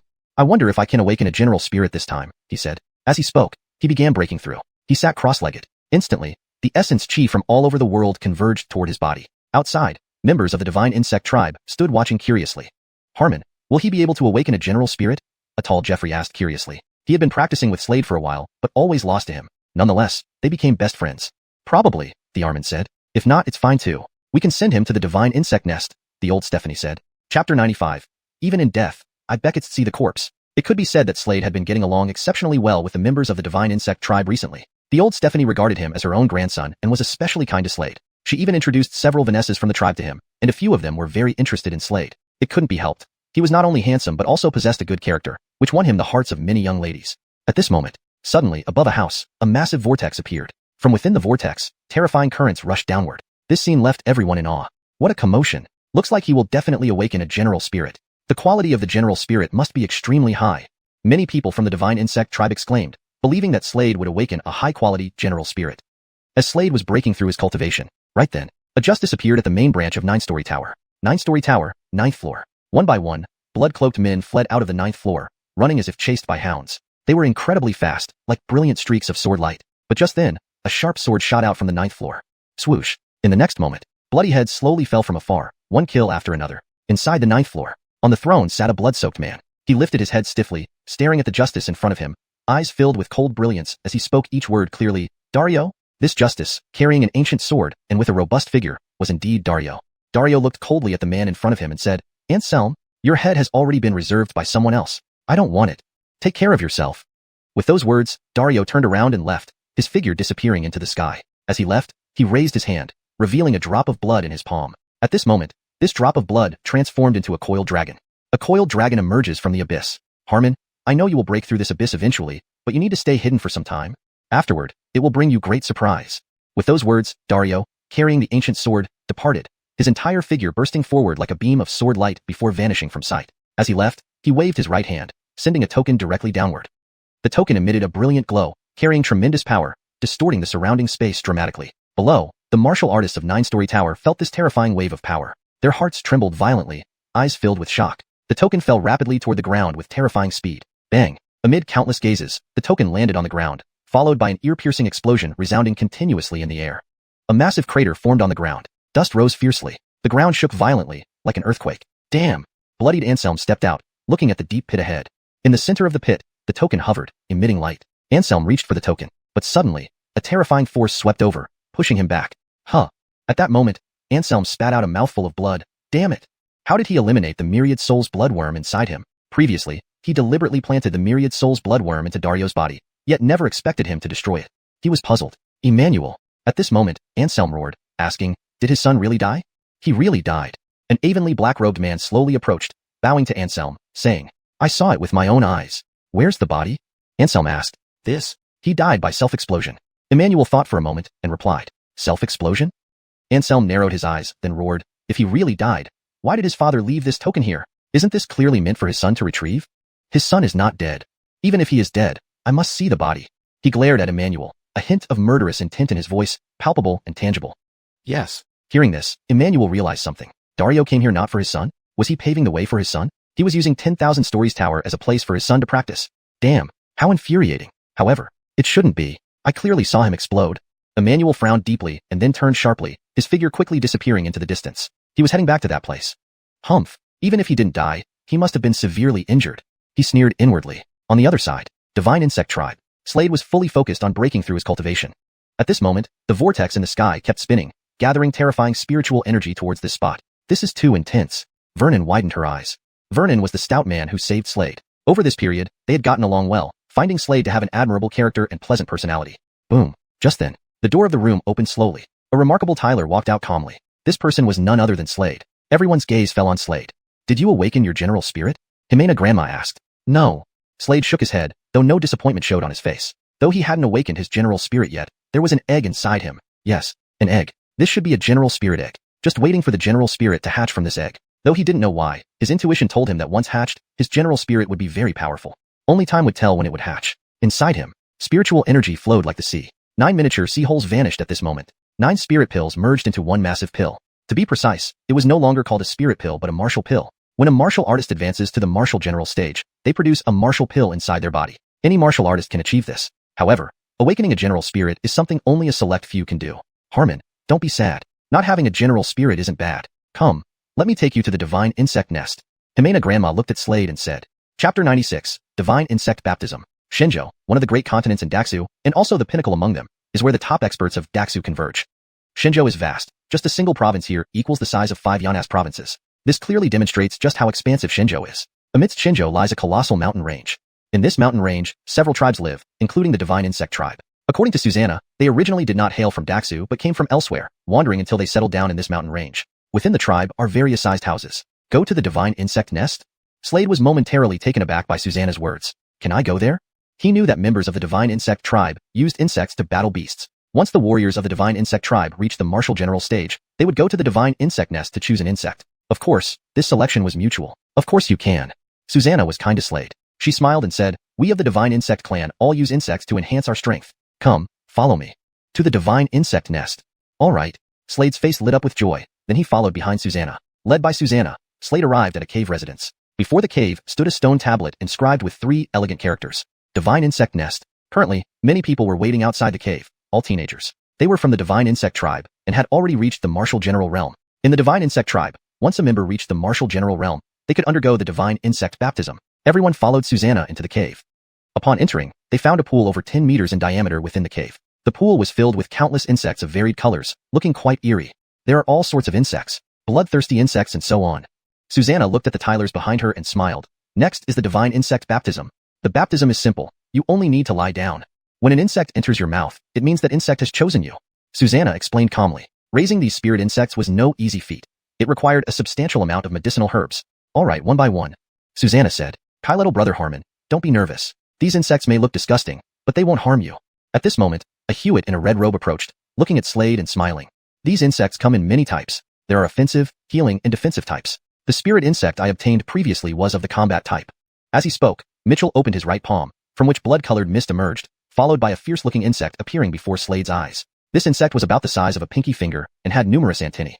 Slade was genuinely curious about these spirit insects. Naturally, he was also looking forward to it. Essentially, these spirit insects replaced martial spirits. The warriors of the Divine Insect Tribe were peculiar as none could awaken a martial spirit after reaching the martial general stage. However, they each possessed a spirit insect. Kylston, when you go down, close your eyes. At this point, Susanna looked around at the Tyler and slowly said, You must endure the pain. The longer you endure, the higher the quality of the spirit insect you will receive. On the way, Slade learned that spirit insects were divided into 9 qualities, the first being the lowest and the 9th being the highest. All right, now the Divine Insect Pool is ready. One by one, Susanna announced. Instantly, a young member of the Divine Insect Tribe stepped forward, a chubby boy around 13 years old. He stared at the insects without fear. For the tribal members of the Divine Insect Tribe, this was commonplace, having dealt with these spirit insects since childhood. The chubby boy confidently walked over and lay down. Instantly, the insects in the Divine Insect Pool surged toward him, crawling all over his body. Slade watched curiously. The boy closed his eyes, seemingly drifting off to sleep. After a short while, the boy's eyes snapped open, and a fierce insect crawled into his mouth. At that moment, veins bulged on his face. That's a 3rd grade golden armor insect. Susanna smiled upon seeing this. Not bad. 3rd grade isn't bad? Slade asked curiously. Susanna chuckled bitterly. This divine insect pool isn't a true one. 3rd grade is quite good. So far, the highest grade in the divine insect tribe is 5th grade. So that's how it is, Slade nodded. Giggle. Brother Harmon, I wonder which insect will choose you. A little Vanessa named Freya lifted her head and smiled at Slade. Freya was the one who got along best with Slade during his half-month stay here. Despite being only 12, she was already at the 5th rank of Martial Spirit Realm. Once she reached the Martial General Realm, she too could undergo the divine insect baptism. Haha, I'm curious too. Slade ruffled Freya's head and laughed. At this moment, the chubby boy walked over. Test the insect's power. Mitchell grinned at him. All right. The chubby boy nodded, then summoned an insect into his palm, which bit lightly onto his arm. Instantly, golden chi emerged from his body, followed by a golden armor materializing around him. It's a defensive type insect. Mitchell commented. Not bad. Susanna remarked. Next, she said. Another teenager stepped forward and lay down in the divine insect pool. Instantly, swish, swish, swish, fierce insects swarmed over him. However, he quickly opened his eyes. Seeing this, Susanna sighed. Failed. Slade knew that one needed to endure for at least the duration of a joss stick burning down to succeed. This boy clearly failed. Harmon, it's your turn. Susanna's voice rang out. Note asterisk, Daxu, and Shinjo are names that have been transliterated directly. Other character and place names follow their provided Chinese pinyin equivalents. Chapter 97. How did this guy manage to do it? Come on, Brother Harmon. The young Vanessa Yan asked. Duvernir cheered for Slade. Okay. Slade smiled slightly. The next moment, he headed towards the divine insect pool ahead. As soon as he entered, he lay down in the pool. Upon entry, a wave of drowsiness came over him. This made Slade close his eyes and immediately fall into a deep sleep. I wonder how long he can hold on. Mitchell said. He should be fine for at least an incense stick's time, said Grandmother Jimena beside her. Brother Harmon will definitely make it. The young Vanessa Freya had immense confidence in Slade. During this period, Slade had taught her hunting and other skills. At that moment, Slade only felt very sleepy. The drowsiness was intense. He fell asleep deeply. He slept very soundly. Hearing the snoring, Grandmother Jimena's face showed a look of astonishment, with a flash of keen light in her eyes. Let's go back first, she said. Go back? Hearing this, Freya beside her was slightly stunned and looked suspiciously at Grandmother Jimena. It looks like it's going to take a very, very long time. Grandmother Jimena smiled and said. Time passed. Slade had been in the divine insect pool for 7 days, still in deep slumber. How many days has it been? Outside the cave, Grandmother Jimena asked. 7 days. Already 7 days. This is unbelievable. Mitchell and Red Robes gasped, saying, our tribe's longest record is just 1 day. That person eventually obtained a 5th rank spiritual insect, but this boy could stay in for 7 days and 7 nights? And from the looks of it, this isn't even his limit. Mitchell said, I feel he might get a 9th rank spiritual insect. Thinking of something, Mitchell added. Beside her, Grandmother Jimena's eyes continuously flashed with sharp light. 7 days. How did this guy manage to do it? But if this happened at the headquarters, this person would directly become a divine son of the divine insect clan. It's said that those divine sons sleep for a long time in the divine insect pool. This is what true baptism by divine insects means. Grandmother Jimena said. Just unfortunate that this isn't the headquarters. Oh, what a pity. Otherwise, his future achievements would definitely be high. Yes, after all, the resources at headquarters are abundant. The muscular man beside her nodded and said. Keep waiting. Grandmother Jimena said. All right. Mitchell nodded. On this day, under a dim night sky, a massive bolt of lightning suddenly flashed, instantly illuminating half the night sky. This moment, outside the divine insect tribe, a group of people stood there. They were all from the 9-story tower. Master, that kid is in this tribe. A martial artist respectfully reported to the person beside him. He's really not dead. He didn't die? Could it be that I killed a clone of his last time? Emmanuel's eyes glowed fiercely. At this moment, his 3rd level martial king realm burst out, his aura mountainous, making the surrounding space tremble violently. Kill. Anyone who dares to shelter him, they all must die. Also, I want to see his corpse. Emmanuel coldly stated. Yes, master. As the words faded, the group split into 4 batches heading toward the divine insect tribe. Intruders! Intruders! Instantly, a piercing cry rang out from within the divine insect tribe. You damned beasts, die for me! Mitchell roared. At that moment, a worm bit onto his arm, causing his aura to explode instantly. His height reached 2 meters in that instant. In his hand, a battle axe appeared. Swish! Without hesitation, the battle axe in his hand swung down. Immediately, an axe light rushed forth. Mitchell's cultivation had already reached 1st level martial king. In the divine insect tribe, he was undoubtedly a powerhouse. No one dared to face this strike head-on. Bang! At this moment, the warrior from the 9-story tower couldn't withstand the blow. His whole figure flew backward like a cannonball, crying out before dying on the spot. I'll handle this person. Not far away, Emmanuel saw this scene, narrowed his eyes, and immediately rushed forward to engage in fierce combat with them. Under the night sky, explosions resounded continuously within the divine insect tribe, shaking hearts. Cold, lifeless corpses littered the ground. The 9-story tower was, after all, a top-tier force among the Great Void factions. There were many powerhouses within their doors. The divine insect tribe was only a small tribe. Though their ancestors were strong, they had been abandoned. It was difficult to resist these martial artists from the 9-story tower. This battle was destined to be bloody. Many members of the divine insect tribe died. Led by Emmanuel, the warriors of the 9-story tower swiftly took control of the entire divine insect tribe. Many were disabled and forced to kneel. The little Vanessa Freya hid inside a jar, staring intensely at these people, clenching her small hands tightly, her eyes turning red, her face revealing a sad expression. Ahead, many bodies of the divine insect tribe lay discarded, their heads severed from their bodies. Where is Slade? At this moment, Emmanuel spoke coldly. He held a dagger in his hand. The dagger continuously emitted a cold glow as he stared coldly at the people in front of him. That was a fat man. He had recently obtained a 4th-rank spiritual insect. He was now severely injured, covered in blood. The fat man stubbornly turned his head, refusing to look at Emmanuel. Seeing this, a cold smile appeared at the corner of Emmanuel's mouth. Fatso, have you had enough of life? If you don't speak, I'll gouge out your eyes. Speak. However, the fat man raised his head defiantly, spitting straight onto Emmanuel's face. F***keckhead, the fat man cursed. Hearing this, Emmanuel's face instantly darkened, his eyes blazing with endless fury. Fatso, you really had enough of living. Speaking, he wielded the dagger, approached the fat man, and stabbed it into his right eye. Immediately after, he stabbed into the left eye.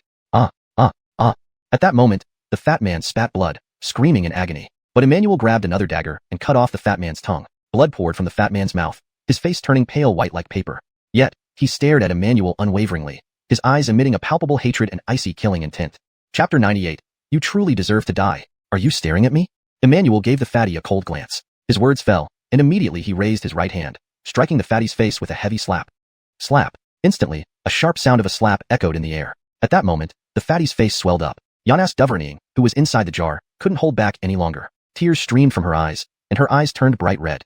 She looked towards another place. There were several corpses there. Susanna's body was also among them. She stared at these people intently, determined to remember their faces. She had to avenge them. Avenge them, she silently shouted in her heart. For a master. He's not in the village, searched over and over again. At this moment, a Tyler walked over and spoke to Emmanuel.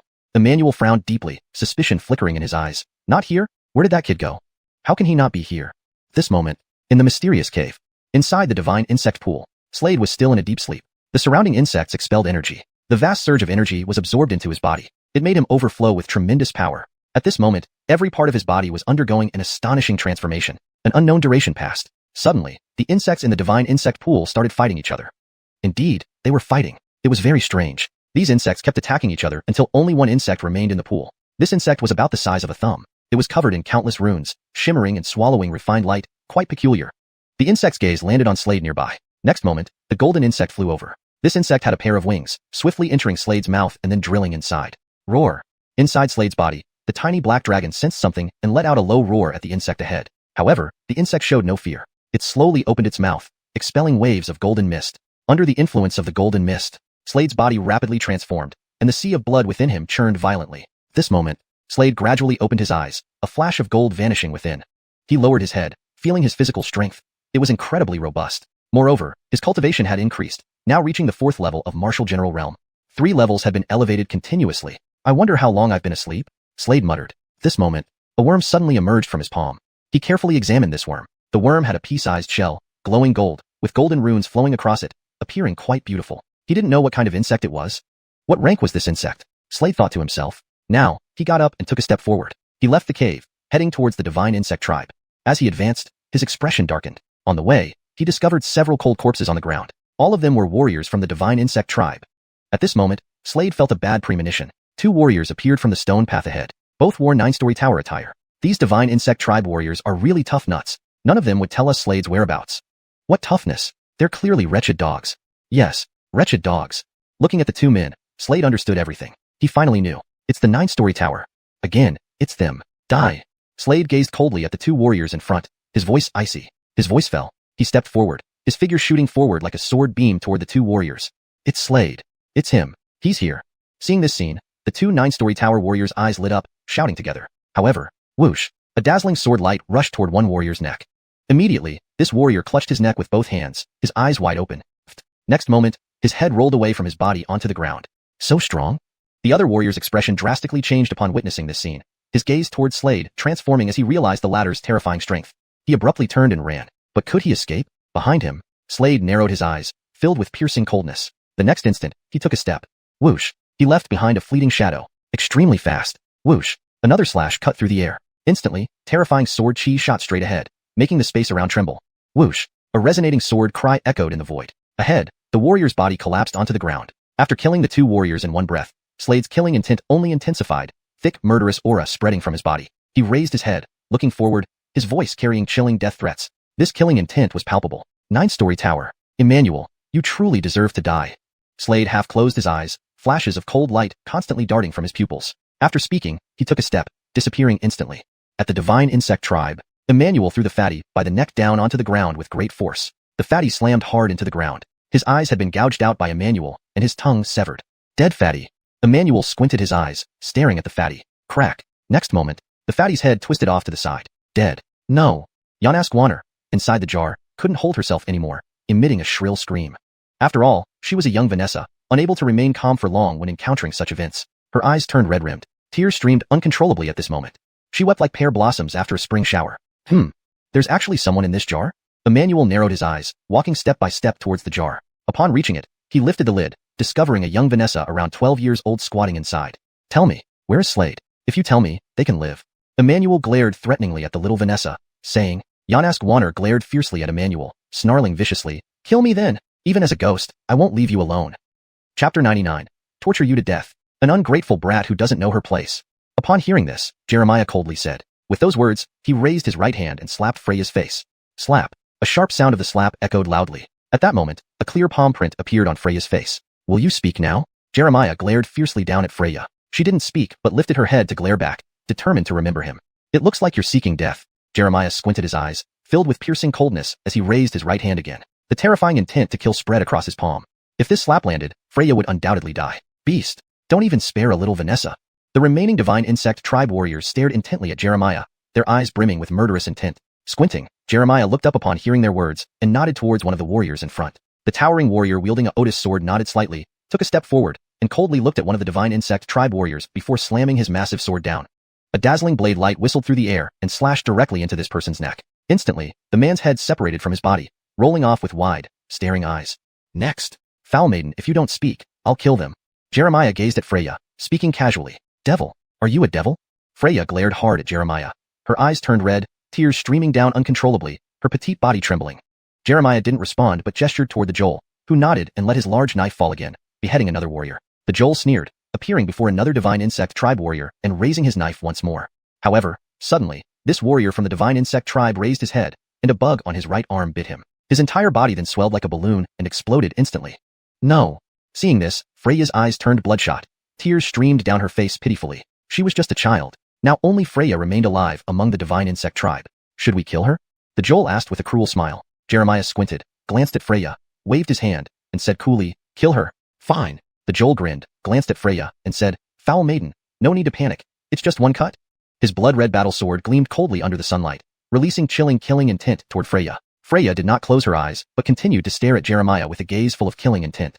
Just as the big sword was about to fall, at the last possible second, a brilliant finger light streaked toward them at an astonishing speed, causing the surrounding space to distort as it approached. Slap. This finger light struck the battle sword. Instantly, the Joel's sword dropped. He turned around and spotted a Jeffrey standing nearby. Slade. Slade, you didn't die. Looking at Slade, Jeremiah squinted, his eyes filled with a glittering coldness and murderous intent. Meanwhile, Slade coldly looked at the Joel and the cold corpses on the ground. A torrent of rage surged within him. Harmon. Looking at the newly arrived Slade, Freya was already crying profusely, her eyes red and puffy. Slade's expression darkened, and a frightening wave of killing intent burst forth from him, making the surroundings tremble violently. He felt guilty and blamed himself.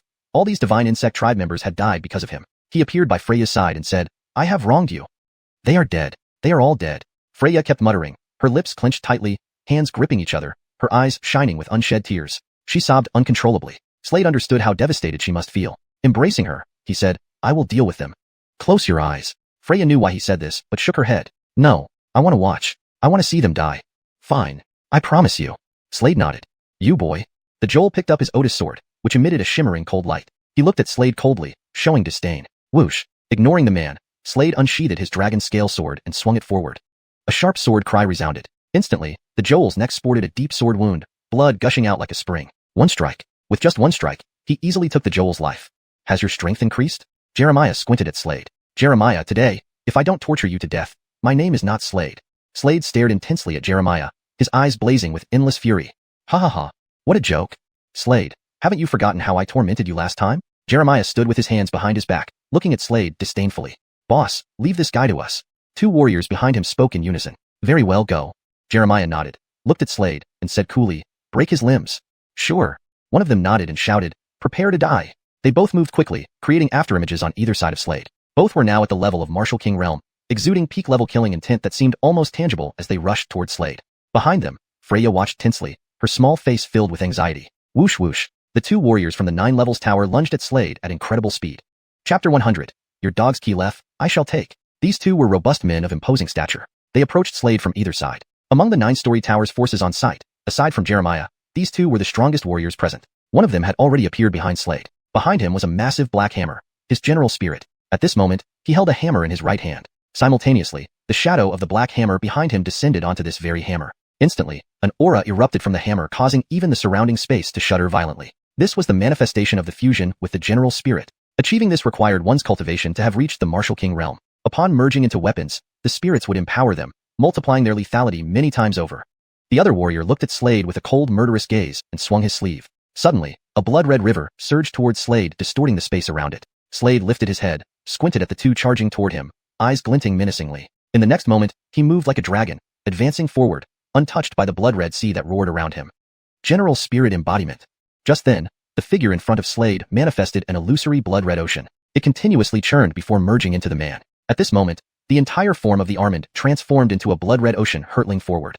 Slade, seeing this scene, gripped his dragon scale sword, which instantly slashed down. Swoosh. An astonishing sword aura erupted straight ahead, but as it hit the blood-red ocean, it vanished without a trace.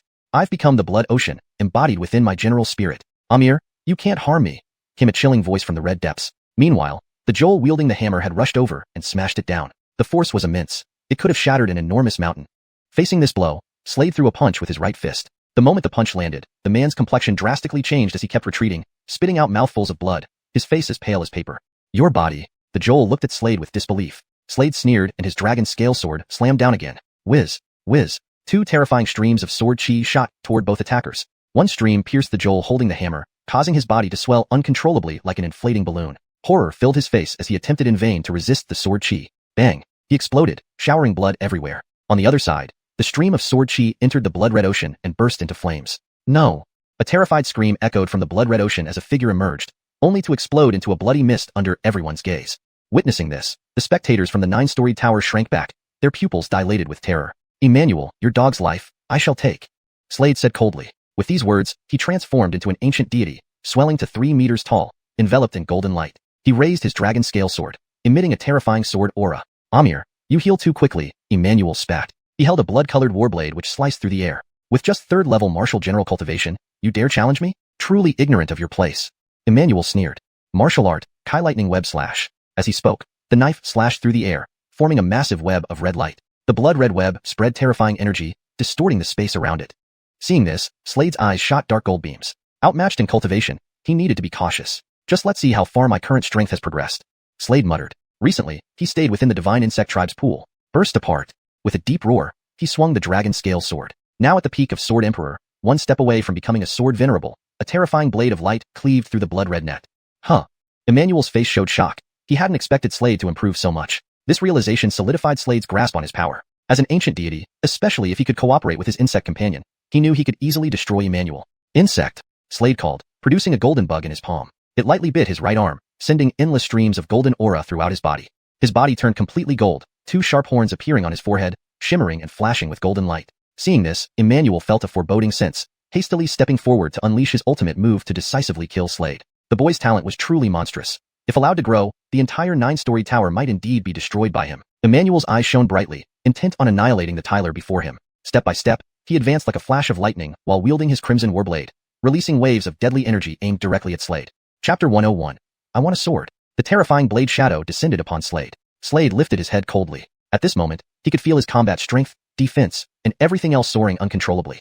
Clearly, these abilities were bestowed by that worm. He gripped the dragon scale sword in his right hand, thrusting it forward forcefully. As the sword fell, instantly, a horrifying storm of sword chi erupted, striking directly into the blade shadow ahead. In an instant, the blade shadow before him vanished without a trace. What? Seeing this scene, Jeremiah's pupils constricted sharply, disbelief spreading across his face. Keep in mind, his cultivation was at the 3rd-level Martial King realm, a full major realm higher than Slade's. Yet, not only did his strongest move fail to kill the other party, it was effortlessly countered. The horrifying storm of sword chi struck him like fireworks exploding outward. Boom. Amidst this heaven and earth, what seemed like a blazing sun slowly ascended. At this moment, Jeremiah's figure kept retreating, blood continuously gushing out from his mouth, his complexion exceptionally pale. He was torn up by those tendrils of sword chi, fiercely crashing onto the ground. Defeated? All around, the martial artists from the 9-story tower looked on in shock. They didn't expect Jeremiah, the second hall master, would be defeated by Slade. And such a complete defeat too. More importantly, Slade's cultivation. His level was merely at the 3rd level martial general realm. A 3rd level martial general managed to slay a 3rd level martial king. Wasn't this combat power just too terrifying? This strength was too godlike. Everyone looked at Slade with profound wariness. Step by step, Slade approached, looking down coldly at Jeremiah sprawled on the ground. To kill him this way wouldn't satisfy him at all. Jeremiah's expression suddenly changed. Fear appeared on his face for the first time. He couldn't believe how formidable this Tyler before him was. He had been defeated by someone 2 major realms lower. Was he even human? Slade, I am the second hall master of the 9-story tower. What are you planning to do? Watching Slade, who stepped closer with intense killing intent radiating off him, Jeremiah roared. What to do? Didn't I already say? If I don't torment you to death, my name isn't Slade. Slade stared at Jeremiah, his gaze icy. Looking at Slade's cold expression, Jeremiah's spirit trembled. He felt as if facing a demon. Run. At this moment, he lost all will to fight and fled abruptly. However, how would Slade let him go? He swiftly swung the sword in his hand forward. Instantly, swish, silver sword light darted straight ahead at extreme speed. In an instant, before him, Jeremiah's face turned white as paper, his whole body trembling incessantly. His legs below the knees were entirely severed. His upper body slammed into the ground with a thud. He let out incomparably miserable cries, heavily landing in a pool of blood, his expression filled with agony. Slade walked over coldly, each step intensifying the killing aura around him. Facing someone like this, there was no need for leniency. He raised his head, looking at the surrounding cold corpses. The Divine Worm tribe had treated him well, especially Susanna. She considered him her grandson. And Vernon. Without Vernon, he would have died long ago. And so many others. But now, they were all dead. How could Slade not be enraged? Swoosh. Thinking of this, the coldness in Slade's eyes intensified further, his dragon-scale sword swinging forward. Instantly, a dazzling streak of sword light whistled through the air, striking Jeremiah's right eye directly. Jeremiah's right eye disappeared immediately, blood surging out uncontrollably from the eye socket. He had no power to resist. This method of dying was utterly agonizing. He looked at Slade and shouted, "Please kill me directly. Kill me." As he spoke, he remembered something and was about to bite his tongue to commit suicide. But how would Slade let him have his way? He took a step, leaving a faint afterimage behind. In the next moment, he appeared before Jeremiah, and with swift precision, his sharp sword slashed towards Jeremiah's tongue. Instantly, a mouthful of blood sprayed directly from Jeremiah's mouth. Rest assured, I won't let you die so easily. Slade glanced coldly at Jeremiah, his voice icy, as if a cold wind blew from a frozen cavern. Whatever you did to Fatty, I will do to you, and double it. With these words, he swung the dragon-scale sword again. Swoosh, a streak of sword light passed by Jeremiah's face. Instantly, his left eye burst open, blood gushing out wildly. Slade had seen Fatty's corpse, his eyes gouged out, tongue cut off, a truly brutal way to die. Of course, Slade would not spare Jeremiah. Letting Jeremiah die easily, how could that comfort Fatty's soul? Without a tongue, Jeremiah couldn't even cry out. His face contorted grotesquely, his expression twisted in agony. Swoosh, Slade slashed another stroke with the sword. This time, the streak of sword light sliced off a piece of Jeremiah's left cheek. Blood spurted out like a spring. Jeremiah looked up, barely recognizable as a human being. The young Vanessa Freya approached, staring intensely at Jeremiah. Brother, I want a sword. She raised her head, looking at Slade. Slade looked at Freya. Her eyes were red and swollen from crying. Here, Slade said, passing the dragon-scale sword to Freya. As he handed it over, he dispelled the fiery sword intent on the blade. Freya took the sword. An eerie scene occurred. The sword ignited with a sudden blaze of fire. Seeing this, Slade paused, glancing at Freya curiously. At this moment, Freya stared intently at Jeremiah ahead, her cold voice resonating. This slash is for Susanna. With these words, she swung the dragon-scale sword forward, sending a chunk of flesh flying from Jeremiah's body. Jeremiah's features distorted once more, tasting once again what it felt like to be alive, but wishing for death. This slash is for Xuanhuan. As she spoke, Freya's dragon-scale sword slashed again, tears streaming from her reddened eyes as memories of the Divine Worm tribe surfaced. Swish, another streak of sword light darted forward. Translation adheres to guidelines provided.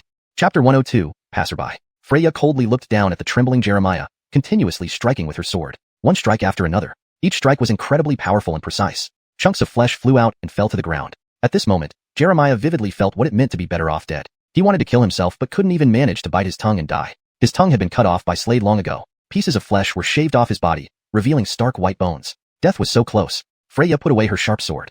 Now, Jeremiah looked like a man made of blood. There wasn't a single good spot on his body. Let's go. Freya glanced at Slade, her eyes still red and swollen as she said, "All right." Slade nodded. He looked at the remaining warriors, his eyes cold. His dragon-scale sword waved continuously, sending out bursts of formidable sword chi. Boom, boom, boom. In that instant, the bodies of the ninth floor warriors exploded one by one, blood splattering everywhere. These people deserve to die. The night was now deep. Slade brought Freya into a cave. Slade piled some dry grass on the ground. Freya crouched, curling up her body, her eyes red and swollen, looking pitiful and making one's heart ache. "Wanner, do you have a fever?" Slade touched Freya's forehead. Her forehead was burning hot, yet her body felt icy cold. Slade frowned. "I need to refine a medicinal pill for you," he muttered. Suddenly, the jade pendant hanging around Freya's neck shattered, emitting a bloody aura. A vicious-looking blood-red worm crawled out, looked up at Slade, then turned to look at Freya before heading toward her mouth. Seeing this, Slade was slightly taken aback. Wasn't it said that only warriors who reached the martial general realm could receive the divine insect baptism? Moreover, this worm came out of a jade pendant. At this moment, Slade found Freya even more mysterious. The vicious, blood-red worm crawled into Freya's mouth, and something strange happened. Her illness completely vanished. Slade gazed at Freya, a peculiar expression in his eyes. Outside the cave, under the bright moonlight, SSSS. A bizarre sound rang out. Damn it, how did we encounter such a monster beast? This is a reed blood python. This reed blood python is already a tier 5 monster beast. Its strength is equivalent to that of a martial king realm warrior. This trio kept talking, their faces showing solemn expressions. The strongest among them was the Joa, who carried an ancient sword on his back. With his cultivation at the 9th level of martial general and awakened general spirit, he had immediately fallen in combat against the reed blood python and wasn't its match. Beside him were two others, a man and a Stephanie. Behind them was a massive monster beast, towering and stretching over tens of yards long, covered in blood-red scales, emitting menacing killing intent. It was indeed the reed blood python. As the reed blood python approached, numerous other beasts around bowed down, trembling in fear, indicating just how terrifying its power was. The reed blood python flicked its tongue, charging forward towards the trio with icy eyes. "Run!" The Jeffrey and Red roared at the two beside him. They all nodded heavily. Their speed increased drastically. Behind them, the reed blood python exuded menacing killing intent, its massive body recoiling sharply like a spring, shooting forward at lightning speed, rapidly closing the distance between it and the trio. "There's a cave ahead. Let's hide inside," the Jeffrey carrying the ancient sword said. "Yanisker, prepare the array." He instructed the Stephanie next to him. "Okay."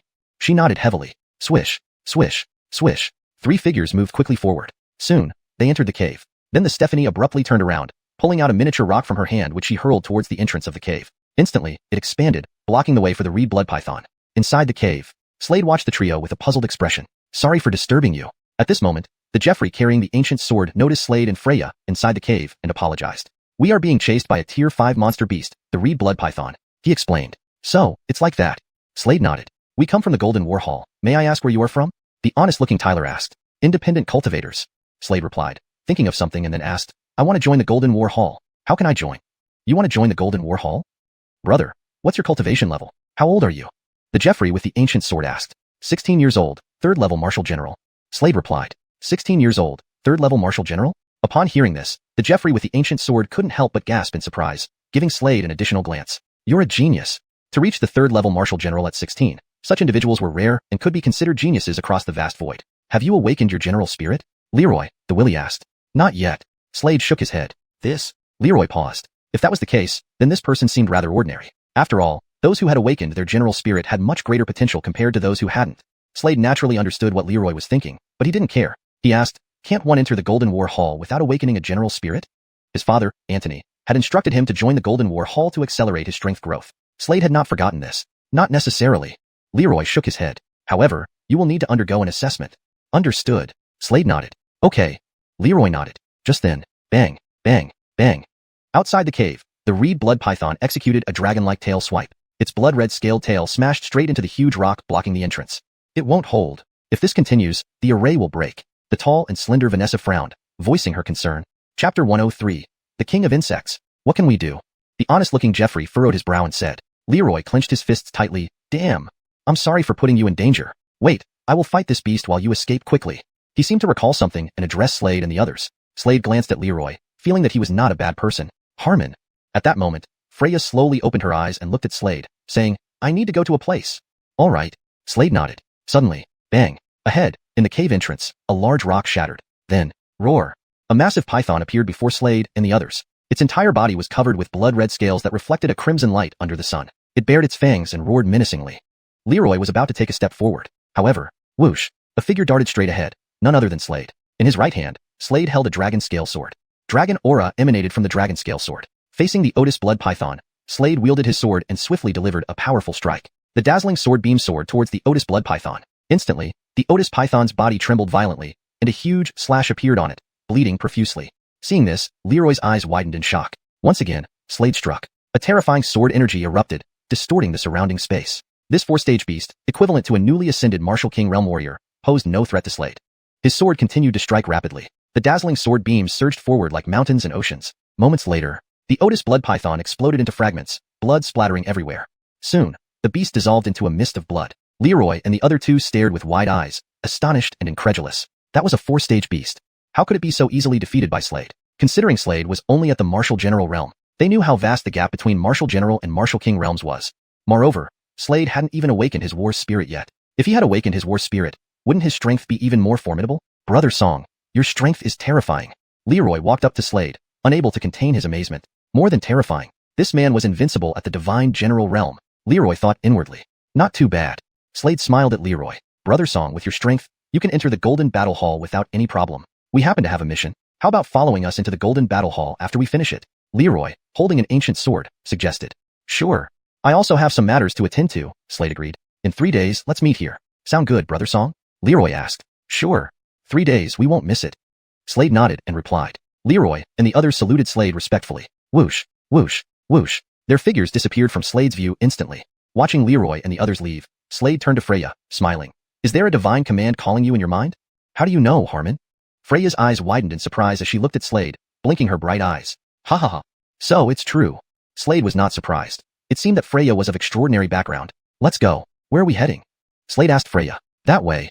Freya pointed to a direction ahead. Slade nodded, and they proceeded together. It was morning, with clear skies. Guided by Freya, Slade and Freya arrived at a valley. This valley was vast, surrounded by towering peaks. Along the way, Slade encountered several beasts, but none were a match for him. They fell to his blade. Is this the place? Slade asked Freya. Yes, Harmon. I suddenly heard a voice in my head telling me to come here, and I already have a bug. As she spoke, Freya opened her palm to reveal a blood-red, fearsome insect, emitting bloodlight. This insect wore a crown-like symbol on its head, the king of insects. Personal secrets revealed so freely indicated her deep trust in Slade. Freya continued forward. Slade followed closely behind. Suddenly, a screeching sound echoed from ahead. Slade looked up and saw an Otis bird approaching swiftly through the azure sky, its wings flapping powerfully, creating low rumbling sounds continuously. It resembled an eagle with blood-red feathers, a blood spirit eagle. Adult blood spirit eagles were strong enough to easily kill a martial general realm warrior. Slade watched the blood spirit eagle, gripping his dragon scale sword as cold light flickered at its tip. However, the blood spirit eagle was not targeting Slade but the beast below. A worm emerged from the ground. Just as the blood spirit eagle swooped down to catch the worm emitted a scarlet glow, revealing sharp teeth, and bit into the blood spirit eagle's body. Bang! The blood spirit eagle plummeted, a gaping wound appearing on its belly, spewing blood. This worm. Slade's gaze landed on the nearby insect. You've come. Surprisingly, the rune-covered insect emitted a melodious female voice. Follow me. It gazed at Freya and said softly. Chapter 104. The Mysterious Insect Chorus. Hearing these words, Slade glanced at Freya beside him. Freya nodded in response. Then the two moved forward, following the insect ahead of them. Before them stood a stone door. On this stone door were engraved myriad insects of all kinds. At that moment, the little insect before them raised its head, emitting a beam of light from its eyes. This beam merged into the stone door ahead. Subsequently, the stone door slowly opened, revealing a dazzling light that caught Slade and Freya's eyes. Beyond the stone door lay an unexpected paradise. Come in, the insect spoke in human language. You come in. He stays outside. The insect reconsidered something and added. Harmon is my friend. If you don't let him in, then I won't go in either. Freya retorted. The insect hesitated momentarily before reluctantly conceding. Fine. Both of you can come in. Freya looked up at Slade as if asking whether they should enter. It's fine, let's go in. Slade saw that the insect harbored no ill intent toward Freya. He gently patted her head and smiled. They followed the insect inside. Within the cave was a tree. On this tree hung an insect egg. This egg was enormous, about as tall as a person. Sleep in the insect egg, and then you will know everything. Suddenly, the insect before them emitted green smoke from its body. In the next instant, it transformed into a Katie, a Stephanie. She wore a red dress. She had exquisite features, ethereal shauna, and porcelain skin. Slade was momentarily entranced by her. She seemed like an endless abyss, drawing one in irresistibly. It was terrifying. Luckily, Slade's resistance was strong. Seeing his reaction, the Stephanie in red glanced at him but said nothing. She redirected her gaze to Freya and said, Go in and take a nap. Then I'll teach you some martial techniques. How long will it take? Freya asked. At least 6 months. The Stephanie replied. Okay. Freya readily agreed. After yesterday's incident, she felt a strong desire to become stronger. Harmon, what about you? Freya looked at Slade. I'll visit the Golden Battle Hall, Slade replied. Although he could kill Wu Kalam realm warriors at the first or second stage with his current strength, fighting the entire 9-story pagoda would still be difficult. He planned to train at the Golden Battle Hall. All right, I'll find you later, Freya said. Then, thinking of something, she looked at the red-dressed Stephanie. Sister, I know you are incredibly powerful. Could you grant Harmon a favor? He has been very kind to me. The Stephanie was momentarily taken aback. Then her gaze shifted between Slade and Freya. All right. For your sake, I agree. Then she refocused on Slade. Follow me. Slade nodded and followed her. Stay here. I'll come back for you. The Stephanie told Freya. Okay. Freya smiled. Following the red dress Stephanie, Slade arrived in an inner chamber within the cave. There was another chamber inside this one. The Stephanie turned to Slade. You should know she has a special identity. Slade nodded in agreement, curiously looking around. The inner chamber was a new world. Ahead was a serene bamboo forest. Among the bamboo stood an elegant bamboo house. You are just her friend. The Stephanie abruptly said. Slade was taken aback, then shook his head. I've always seen her as my Vanessa. What do you mean? He asked. Nothing. If that's the case, it's even better. The Stephanie remarked. Did you already know her? Slade questioned. Yes. The Stephanie nodded. Then you must have known what happened in the divine insect tribe. Slade stated. Yes, I did. She nodded again. Why didn't you come to help? Slade stared intently at her. What? Are you blaming me? The Stephanie coldly glanced at him, saying mildly, Don't forget, if not for you, the divine insect tribe wouldn't have met this fate. You brought them here. Also, I cannot leave this place. The Stephanie explained. Slade was slightly stunned, sighing. You're extraordinary too. The Stephanie suddenly remarked. Even managing to get a blood golden insect to follow you. These are divine grade insects. She cast a prolonged look at Slade, speaking coolly. Slade was momentarily surprised. So that insect was called the blood golden insect. Stay here. The Stephanie simply said, Kyleston to the insect chorus. How much benefit you gain depends on you. With that, she turned and left. As she departed, Slade was left alone. He gazed at the bamboo forest ahead. Insects of various kinds began to emerge from the bamboo grove, chirping loudly. Kylestoning to these sounds, Slade became engrossed, standing dazedly. At that moment, he closed his eyes gradually, feeling an unprecedented calmness in his heart. His mind went blank. Meanwhile, the red-dressed Stephanie appeared beside Freya and smiled. Go in. Okay. How is Harmon? Freya asked while entering the insect egg. Don't worry. Nothing will happen to him. I won't harm him. The Stephanie looked at Freya, amused. That's good. Freya grinned and then headed toward the insect egg. Soon, her figure merged into the egg. Time passed quietly, very quickly. A day had gone by. Slade was already immersed in the insect chorus, seemingly taking a deep sleep. Unbeknownst to him, the surrounding spirit energy was rushing into his body. At this moment, the wheel of reincarnation dragon spirit art automatically activated. Inside Slade's body, the black dragon and the golden insect coexisted peacefully. Suddenly, the black dragon opened its mouth and sucked powerfully. As it absorbed, the surrounding spirit energy surged even more rapidly into Slade's body. Chapter 105. You are a sword emperor. The sound of insect chirps echoed around, each containing terrifying energy. The melodic sounds enveloped him in a surreal atmosphere, immersing Slade completely, unable to tear himself away. Unknown time passed. Slowly, he opened his eyes and realized his cultivation had unknowingly advanced to the 5th stage martial general realm. Additionally, numerous runes now adorned his general spirit egg, resembling wriggling tadpoles. His strength had clearly increased several times over. He walked out and found the red-dressed Stephanie sitting in meditation. She opened her eyes calmly and glanced at Slade. Impressive. Those were divine insect chirps, she continued. They can refine impurities within your body. Now, whether it's physical strength, speed, or spirit power, you've improved greatly compared to before. Thank you, said Slade gratefully. You're welcome, the red-dressed Stephanie replied coolly. Slade looked towards Freya inside the insect egg and saw she was still in deep slumber. 6 months, she added. She will come out in 6 months. All right, Slade nodded lightly. In the next moment, he left this place. Watching Slade depart, the red-dressed Stephanie shook her head and murmured, Will she remember you after 6 months? Probably not. At this moment, Slade headed back to the cave where he had agreed to meet Leroy. He was already a day late, unsure if Leroy would still be waiting for him. Whoosh, traveling at high speed, he headed straight for the cave. Before long, up ahead, intense battle sounds drew his attention. Could something have happened to them? Frowning, Slade sped up even more, heading directly downwards. Outside the cave, Leroy, the simple-minded Tyler, and the young Vanessa were fighting enemies they had encountered from the evil sect during their mission. They kept running, thinking Slade would be there and sought refuge here. But Slade wasn't there. The robed cultivator in front of them spoke coolly to Leroy and the others. Join our evil sect or die. I don't want to repeat myself. This man was one of the 12 protectors of the evil sect, all at the Martial King stage. The robed cultivator was a 4th stage Martial King, extremely formidable. Dream on. Leroy coldly watched the robed cultivator. Then die. With that, the robed cultivator stepped forward, raised his right hand, and lunged at Leroy. Leroy's expression changed as he slashed out with his ancient sword. A shocking sword aura surged towards the cultivator, but dissipated like a stone into water when it hit the palm print. Leroy's face changed again, realizing the cultivator's strength was overwhelming. Suddenly, buzz. Nearby, a streak of sword chi came quickly towards the scene and struck the palm imprint. Bang! It shattered instantly. Next, a figure slowly approached. It was Slade. Slade. Seeing this, Leroy and the others breathed a sigh of relief. They knew of Slade's prowess. Slade strolled over and apologized. Sorry, I'm late. Not late at all, they hurriedly reassured him. Gillis, one of the 12 protectors from the evil sect, glanced at Slade approaching. Another one from Godfrey's Anta Hall?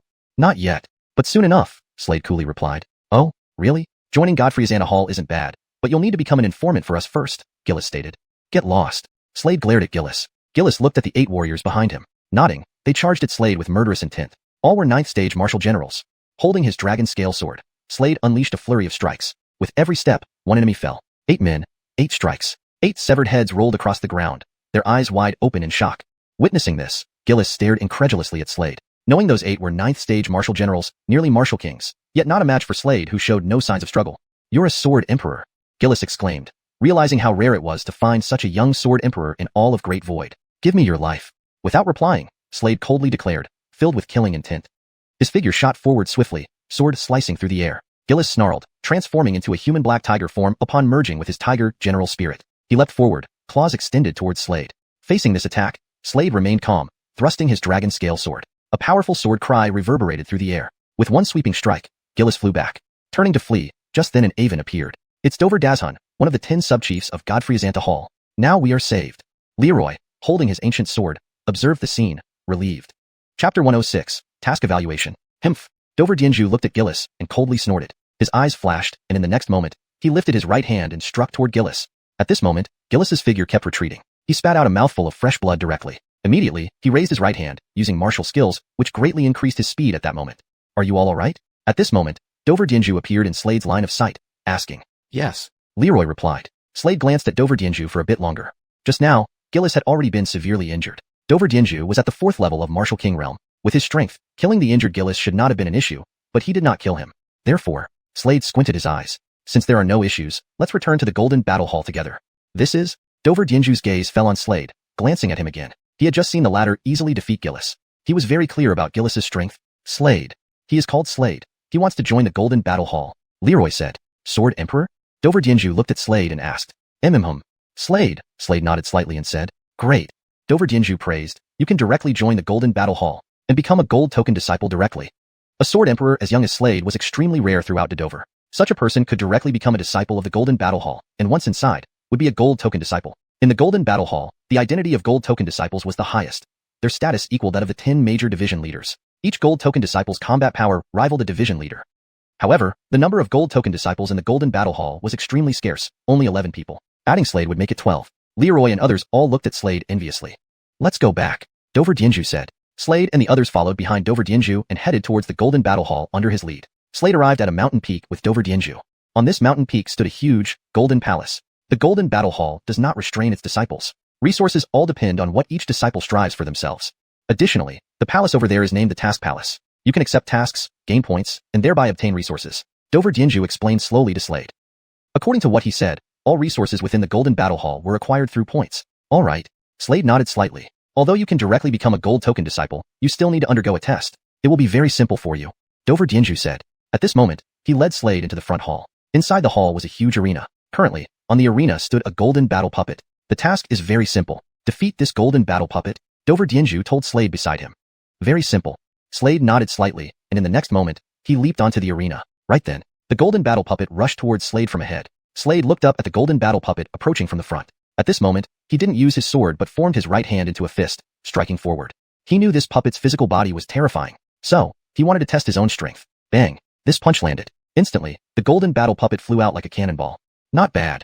Not far away. Dover Dienju glanced at Slade upon seeing this scene and sighed in admiration. Lord Dover, I wish to enter the Golden Battle Secret Realm. Slade asked, how can one enter? The most famous place in the Golden Battle Hall was the Golden Battle Secret Realm. Training for a day there was equivalent to a month outside. Many people came here specifically for the Golden Battle Secret Realm. Slade was naturally no exception. Originally, you're here for the Golden Battle Secret Realm. Dover Dienju glanced at Slade again. He found this not surprising because many people came for the Golden Battle Secret Realm. Yes. Slade nodded and replied. He wanted to quickly improve his cultivation. There were several methods. The fastest way was undoubtedly to consume medicinal pills. However, this method had too many drawbacks and wasn't stable enough for the foundation. Apart from that, the only thing he could think of was the Golden Battle Secret Realm. To enter the Golden Battle Secret Realm, you need to complete a task. It's a hell-grade task. Once completed, you can enter the Golden Battle Secret Realm for 10 days. Dover Dienju gazed at Slade and explained slowly. 10 days. Slade nodded slightly and said, okay, you wait a few days. Hell-grade tasks usually appear once every half a month. I'll find you when the time comes. Dover Dienju said. All right. Slade nodded and went to his residence. Now my combat strength can match a Martial King realm, but it's still not strong enough. Also, Master was captured by the people of the Sword Sect. Slade squinted his eyes, then thought about something else. I wonder how Boss, Second, and Fourth Brother are doing? He stopped thinking about these matters and closed his eyes. That day, a figure appeared before him. A Hellgrade task has been issued. This time I will be evaluating you. The person who appeared was none other than Dover Dienju. He looked at Slade and said, "Follow me." "All right." Slade nodded and followed behind Dover Dienju. Under his lead, Slade appeared on top of a series of mountain peaks. Within this mountain peak stood a massive teleportation array. At present, quite a few people gathered in the mountain peak. A total of 3 people, each wearing a golden token around their waists. Clearly, these 3 were all gold token disciples. 2 males and 1 female. They were all young. One of them wore a light blue robe and carried a sheathed ancient sword on his back, clearly a willy. "He is Lucian, just like you. He excels in swordsmanship." At this moment, Dover Dienju's voice sounded. Lucian glanced at Slade and nodded in greeting. "This is Doveraya." She comprehended the essence of water. Dover Dienju introduced further. Slade looked up. It was a beautifully delicate Stephanie with snow-white skin and a slender figure. She wore a pink, tight-fitting outfit that accentuated her graceful curves. A whip hung from her waist. "This is Santiago." He comprehended the essence of earth. Dover Dienju added. Then he whistled and instantly, a massive rock bird flew toward them from the void. This rock bird was enormous with blood-colored feathers, and its eyes were razor-sharp. Chapter 107. The Evil Sect. Your mission is to wipe out one of the Evil Sect's strongholds. The Evil Sect has recently captured many elite disciples from various major sects. This time, our goal is to completely eradicate the Evil Sect. Dover Dean said slowly. The Evil Sect was the most malevolent force in Daxu. Our task is to rescue these people. Some of our Godphrase-handed disciples have also been captured. All right, let's move out. On this mission, I won't easily intervene. Upon completion, you will all be granted 10 days in the Golden Battle Secret Realm. Dover Dean added. Slade and others mounted the Fire Phoenix. The Fire Phoenix spread its wings and flew forward. After about half an hour, the Fire Phoenix appeared above a forest. The willy named Dev, who carried an ancient sword on his back, glanced at Slade and said, "I don't fully understand your strength. Show us a bit." As he spoke, he looked down, pointing below. Below, by the lake's shore, there was a beast that resembled a lion with blood-red fur covering its entire body. It was a bloodshot tiger, a 5th-stage beast. Among those present, everyone except Slade had reached the Martial King realm. Slade glanced at the ferocious beast below and swiftly drew his dragon scale sword. Instantly, a ringing sword sound echoed. The dragon scale sword flew directly towards the ferocious beast below, piercing straight into the beast's neck. Swoosh! This bloodshot tiger couldn't even react. A bloody mark appeared on its neck. Fresh blood gushed out incessantly. Not bad. Dev, standing on the Fire Phoenix, nodded and looked at Slade, saying, "Not bad." Slade glanced at Dev but didn't respond. He realized that among the 3, Dev was the leader and seemed to enjoy being in the spotlight. "Let's go down," Dev said. Swish, swish, swish, swish. Suddenly, the 4 quickly descended into the forest. "There are 4 main strongholds of the Evil Sect," Dev said. "Shall we each handle one?" "No problem, right, Slade?" He also took another look at Slade as he spoke. Slade shrugged and replied indifferently, "No problem. Here, take this." Dev thought of something, took out an item, and handed it to Slade. "What's this?" Slade raised his head, slightly stunned at the stone in his hand. "If you're in danger, just crush this stone, and I'll come immediately," Dev explained. "Got it." Slade nodded without further words. He wasn't sure why this person always looked down on him. "Let's split up then," Dev said. "Okay." The other 2, a robust Tyler and a young Vanessa, both nodded. Swish, swish, swish, swish. Immediately, the 4 went in different directions. Slade examined the map in his hand and took a step towards the east, moving very quickly, leaving behind a series of afterimages. After Slade left, Dover Dean raised his head, looking deeply ahead, his eyes flashing, lost in thought. At this moment, the space behind him suddenly twisted, and a figure appeared. "You really injured me too much last time, Dover Dean," Gillis remarked. "If I hadn't done that, wouldn't the disciples have started to suspect me?" Dover Dean chuckled. "If I'd really attacked, you would have died right there." Gillis nodded, his gaze distant, asking, "Can we trust that kid? Will he truly join the Evil Sect?" "He will." Dover Dean smiled lightly. "What if he doesn't?" "He only has 2 outcomes, either join the Evil Sect or become their puppet. So regardless of the process, the result remains unchanged. He will be part of the Evil Sect." Dover Dean smiled coldly. "You handle things well, no doubt," Gillis nodded. Now, Slade proceeded forward. As he moved, he felt something was amiss. He was following the map which indicated an important stronghold of the Evil Sect nearby. It mentioned numerous beasts would be around here. Yet, throughout his journey, Slade didn't encounter a single beast, which was very strange. At this moment, a huge black palace came into view within Slade's sight. Currently, the grand entrance of this black palace was open. Slade's eyes flashed as he observed the vast black palace before him, considering whether to enter. But just then, bang, from the palace ahead, a figure was violently hurled out and landed heavily on the ground. It was a Tyler. Currently, he was covered in blood and injuries. Slade glanced at him and noticed a token hanging from his waist, inscribed with 3 grand characters. Xuanhuan Palace. Xuanhuan Palace was one of the 5 top-tier forces in Daxu, renowned alongside Godphrase Handa. In front of him, the palace spat out a token flying through the air. The Tyler reached out with his right hand, catching the token. Slade squinted his eyes. That token bore 2 significant characters. Evil Sect. Seeing this, Slade's pupils constricted slightly. In the entire Daxu, while there were officially 5 top-tier forces, the Evil Sect was not inferior to them. It seems the top 5 powers, including Godphrase Handa, even Xuanhuan Palace, have members within the Evil Sect. Slade thought of his Vanessa Song Doverer, who was cultivating in Xiuxian's palace. Had the evil sect targeted her? It had been a long time since he last saw her. He wondered how she was doing, if she was happy and well. Third-level disciple of the evil sect. A cold voice resounded from inside the Black Palace. Here's your medicine. Swiftly, a bright light shot out from the darkness, and the pill quickly flew to the Tyler's hand. Thank you, the Tyler thanked immediately. Then, he glanced at Slade again before turning away and disappearing from sight. Next. Again, the chilling voice from the Black Palace beckoned. Chapter 108, Death. Next. A voice echoed from the Black Grand Hall ahead. Slade's eyes flickered incessantly upon hearing these words. He thought of Director Dover who led their group. Previously, he had his doubts about Director Dover's identity. Now, he could be certain. Director Dover was from the evil sect. He was a mole planted by the evil sect in the Golden War Hall. Slade took a step forward. He entered the Black Grand Hall. Inside the Black Grand Hall stood a Amon with an air of arrogance. In his hand, he held a bloody head. There were also numerous corpses behind him. These corpses came from different forces. The blood-robed man looked up and saw Slade walking towards him, grinning broadly. You're the one Director Dover introduced? Slade, right? Let me introduce myself. I am from the evil sect. I am one of the 12 major protectors of the evil sect, named Xuanhuan. As long as you can withstand 5 rounds against me, you will become a third-class disciple of the evil sect. If you can withstand 10 rounds, then you will become a second-class disciple of the evil sect. If you can withstand 20 rounds, then you will become a first-class disciple of our evil sect. Xuanhuan said. Before he finished speaking, Slade suddenly interrupted. What if I kill you? Upon hearing this, Xuanhuan was momentarily stunned, then immediately burst out laughing. Ha ha ha, you want to kill me? Dream on. Is that so? Slade glanced at Xuanhuan and said, I understand your strength very well. Your cultivation is at the 5th rank of Martial General, without awakening the general spirit. And you are a young sword emperor. Xuanhuan slowly explained. Slade remained silent, his gaze fixed ahead. He noticed something and his expression darkened. His eyes gleamed with boundless coldness. In front of him, among the pile of corpses, 3 particularly noticeable bodies lay cold and lifeless. Slade wasn't unfamiliar with these 3 individuals. They were none other than Leroy and his 2 companions. Dead. All 3 were dead. Did you kill them? Slade lifted his head and stared intently at Xuanhuan.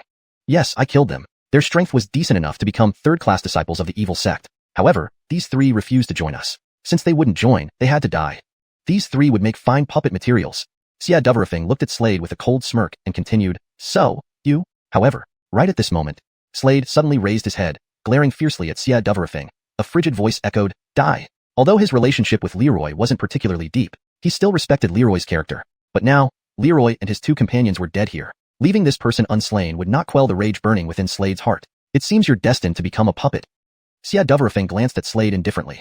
This moment, Slade charged forth, his right hand forming a fist, delivering a punch without hesitation. Facing the punch, Xuanhuan responded with another fist. Boom. Instantly, a low booming sound resonated through the air. Swoosh. Swoosh. At this moment, Xuanhuan retreated several steps, looking surprisingly at Slade, saying, Your physical body is quite impressive. Perfect for creating a puppet. Ignoring Xuanhuan's taunts, Slade surged forward again. With a flip of his right hand, a sword appeared, none other than the dragon scale sword. The dragon scale sword trembled continuously, exuding an awe-inspiring dragon aura. Swoosh. He rushed in front of Xuanhuan, holding the sword with both hands and slicing down with great force. Boom. As he slashed, an explosion sounded in the void. Swish. Suddenly, a sword appeared in Xuanhuan's hand. It was a sword about 4 feet long. The sword's entire body was blood red, as if infused with fresh blood, emanating a terrifying aura. Do you think you're the only sword emperor in the Great Void? Xuanhuan looked coldly at Slade, striking out fiercely with the sword. Immediately, a blood-red sword beam roared toward Slade, colliding directly with his sword energy. Bang! A loud crash echoed through the void. Both figures rapidly retreated. However, the instant they stepped back, Slade took another step forward. This kid. General Spirit Embodiment. Looking at Slade, Xuanhuan frowned deeply. The person before him was far stronger than he imagined. Boom. As he spoke, a shadow emerged behind Xuanhuan, a sword. Also a blood-red sword. This blood-red sword was his general spirit. After advancing to the Martial King realm, one could embody the general spirit. Of course, only a few martial artists could achieve this, because most martial artists never awakened the general spirit. Awakening the general spirit caused a qualitative change, significantly enhancing one's strength. At this moment, the phantom general spirit merged into the blood-red sword in his hand. Instantly, the blood-red sword emitted a dazzling crimson glow, its power multiplying several times over. Swoosh. Xuanhuan raised his head, looking coldly at Slade. His blood-red sword sliced down sharply. A horrifying blood-red sword beam erupted from the sword, transforming into a menacing skull heading toward Slade. Without hesitation, Slade transformed into an ancient god. First stage ancient god. An additional eye appeared between his brows. This eye had a pupil, dark like an abyss. Anyone who met its gaze would feel an endless depth, drawing them in irresistibly. Becoming an ancient god increased Slade's combat power 5-fold. At this moment, he opened his palm, and a golden insect crawled out, biting his arm. It was the 10,000 blood golden worm. After the 10,000 blood golden worm bit Slade's arm, Countless streams of golden chi surged out from his body, his aura skyrocketing once more. The 10,000 blood golden worm temporarily enhanced Slade's cultivation. His cultivation temporarily advanced to the 8th rank of Martial General. Originally, it was at the 5th rank of Martial General. Feeling Slade's surging aura, Xia Duvrafeng furrowed his brow. This moment, Slade stomped his right foot. Instantly, his figure darted forward like a sword beam, moving so fast it distorted the surrounding space, resembling lightning. Chapter 109. Massacre of the Innocent. Divine/Sword Technique. A cold voice reverberated from Slade's mouth. His cultivation had significantly improved, allowing him to deploy more advanced techniques. The Divine/Sword Technique was the first level of the Divine/Art, which had 3 levels in total. 1. First level, Divine/Sword Technique. 2. Second level, Spirit/Sword Technique. 3. Third level, Annihilation/Sword Technique. Now, Slade was using the first level of the Divine/Art, the Divine/Sword Technique. With a sharp sound, as his sword descended with great force, Xiuxian face turned pale. He hurriedly raised his right hand, realizing that if he didn't counter immediately, he would die. A whirlwind of death swept towards him, making him feel the closeness of death. Raising his hands quickly, a ball of blood-colored mist appeared in front of him, emitting eerie sounds that sent chills down anyone's spine. Bang! The sword aura instantly pierced into the blood-colored mist, and then an overwhelming power erupted, forcing Xiuxian to step back continuously. Whoa! At this moment, Xiuxian couldn't hold back any longer, spitting out a mouthful of blood. His face turned extremely pale, like a sheet of paper. Staring intently at Slade, he realized he was no match for him. This person was even stronger than he had imagined. Slade watched Xiuxian coldly, while the dragon-scale sword in his hand vibrated slightly, emitting a flame. With a swift motion, the dragon-scale sword shot forward, causing the surrounding space to tremble violently. As the sword landed, Xiuxian was once again thrown backward, landing heavily on the ground. Bang! His body fell heavily to the ground, and another mouthful of blood splattered out. His complexion was now deathly white, like a sheet of paper. Slade walked over coldly, looking up at the blood-colored mist above Xiuxian. Within the mist were countless skulls filled with hate. Blood-burning ghost mist. Frowning deeply, Slade knew the method of creating blood-burning ghost mist was extremely cruel, involving the live refinement of innocent lives, a brutal practice typical of the evil sect. Without a word, he thrust the dragon-scale sword downward directly into Xiuxian's neck. A sword hole appeared in his neck, blood gushing out non-stop. Looking at the lifeless body before him, Slade squatted down and retrieved a space-time ring from the corpse's right thumb, swiftly inspecting its contents. Soon, he found a command talisman. A mental skin revealed a map within, marking various locations of evil sect hideouts. This is the true lair of the evil sect. Though lacking detailed information on members, it mattered little. His primary mission was to eliminate the nearest hideout.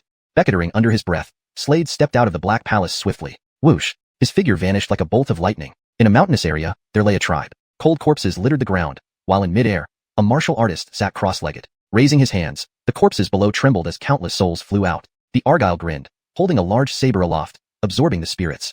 The quality of this saber is nearly reaching Emperor grade, he smiled. Weapons in the Great Void were classified into 5 grades: Bekindane, General, King, Emperor, and Imperial. Slade's dragon-scale sword was of the King grade. Outside the lodge stood several members of the evil sect, all subordinates of the Tyler. They dragged a group of trembling civilians, Avonlea, children, and women, who were all victims of the evil sect's brutality. Standing on the trunk of a nearby tree, concealed in a black robe, Slade observed everything coldly. Massacre of the innocent. His eyes burned with anger. The evil sect's actions were utterly heartless. Slade knew that the sect cultivated elite disciples secretly through their hideouts, often grooming them to infiltrate top-tier forces. Many had become influential figures in powerful organizations, such as Director Dover. Enraged, Slade decided to annihilate every evil sect martial artist he could find. Clutching the dragon-scale sword, he made his move. Near the lodge stood a large rock, atop which sat a muscular man, also from the evil sect. Sensing something amiss, he turned toward a flash of sword light emerging from the darkness. Whoosh! A brilliant sword light surged forth, warping the space around it. Reacting swiftly, he swung a blood-colored staff, blocking the incoming strike. Bang! A loud roar resounded in the air. Humph! But soon, he couldn't make a sound. Slade had already appeared before him, impaling the staff Yaven with the dragon-scale sword. Gush! Blood sprayed out like a fountain. The muscular man's eyes widened, then closed in death. Chapter 110. The next sword stroke. I want your Kilef. Dressed in black robes, Slade approached the vast courtyard ahead, his terrifying killing intent bursting forth. At this moment, all the dark sect martial artists noticed Slade and attacked together. However, swoosh, swoosh, swoosh. Slade swung his dragon-scale sword continuously, unleashing dazzling sword lights. Each stroke claimed a life. Bloody heads rolled off, blood spurting from severed necks. Their eyes bulged out in shock and disbelief. Slade entered the secluded courtyard. Inside the courtyard, a Jeffrey sitting cross-legged slowly opened his eyes, extending his right hand as the crimson warblade instantly sank into his palm. Buzzing filled the air. The crimson warblade resonated with a sharp ring that echoed endlessly. Just right. The quality of my blade has reached the imperial grade. It's time to sharpen it. The crimson-robed man glanced at Slade coldly. Seeing that Slade did not acknowledge him, he let out a cold snort and slashed fiercely with the crimson warblade.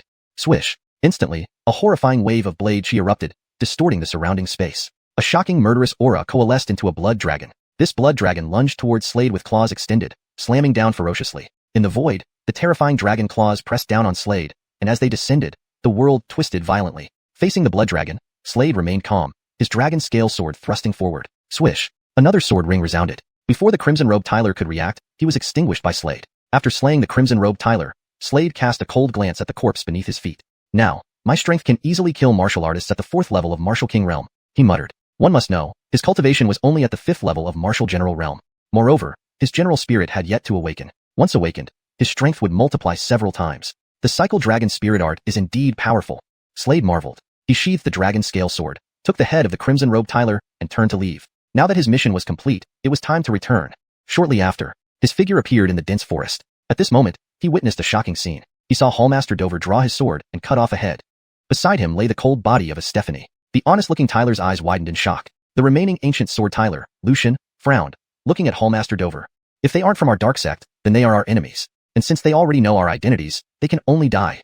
Hallmaster Dover said coldly, his eyes glacial. Enough. Wait for him. Hallmaster Dover ordered. He's here. He heard everything. Xiuxian furrowed his brows. Don't worry. Our own. He appears here. It means he has joined the dark sect. Our own. Hallmaster Dover smiled slightly and stepped forward, facing Slade. As Slade walked closer, his eyes flickered. He thought to himself, Hallmaster Dover has a 4th level Martial King realm cultivation and is also a sword emperor, making him formidable. Direct confrontation offers no certainty of victory, but if I ambush him? With this thought, Slade smirked internally. Hallmaster Dover. Slade smiled slightly, producing a token. It was the dark sect's token. I told you we're one of us. Seeing this, Hallmaster Dover sighed in relief. After all, the person before him had witnessed him kill someone. If this matter spread to the Golden Battle Hall, he wouldn't be able to remain there anymore. Moreover, he would be hunted by Golden Battle Hall's powerhouses. His fate would be dire.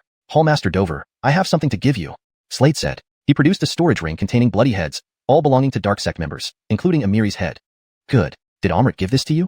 Hallmaster Dover asked, clearly knowing who evaluated Slade. Yes, Amrit said to personally deliver this to you. So I didn't see what it is, Slade replied. Haha, let's see. Come, give it to me. Hallmaster Dover laughed heartily. All right, Slade nodded, then opened his palm and handed the ring to Hallmaster Dover. Hallmaster Dover focused all his attention on the ring.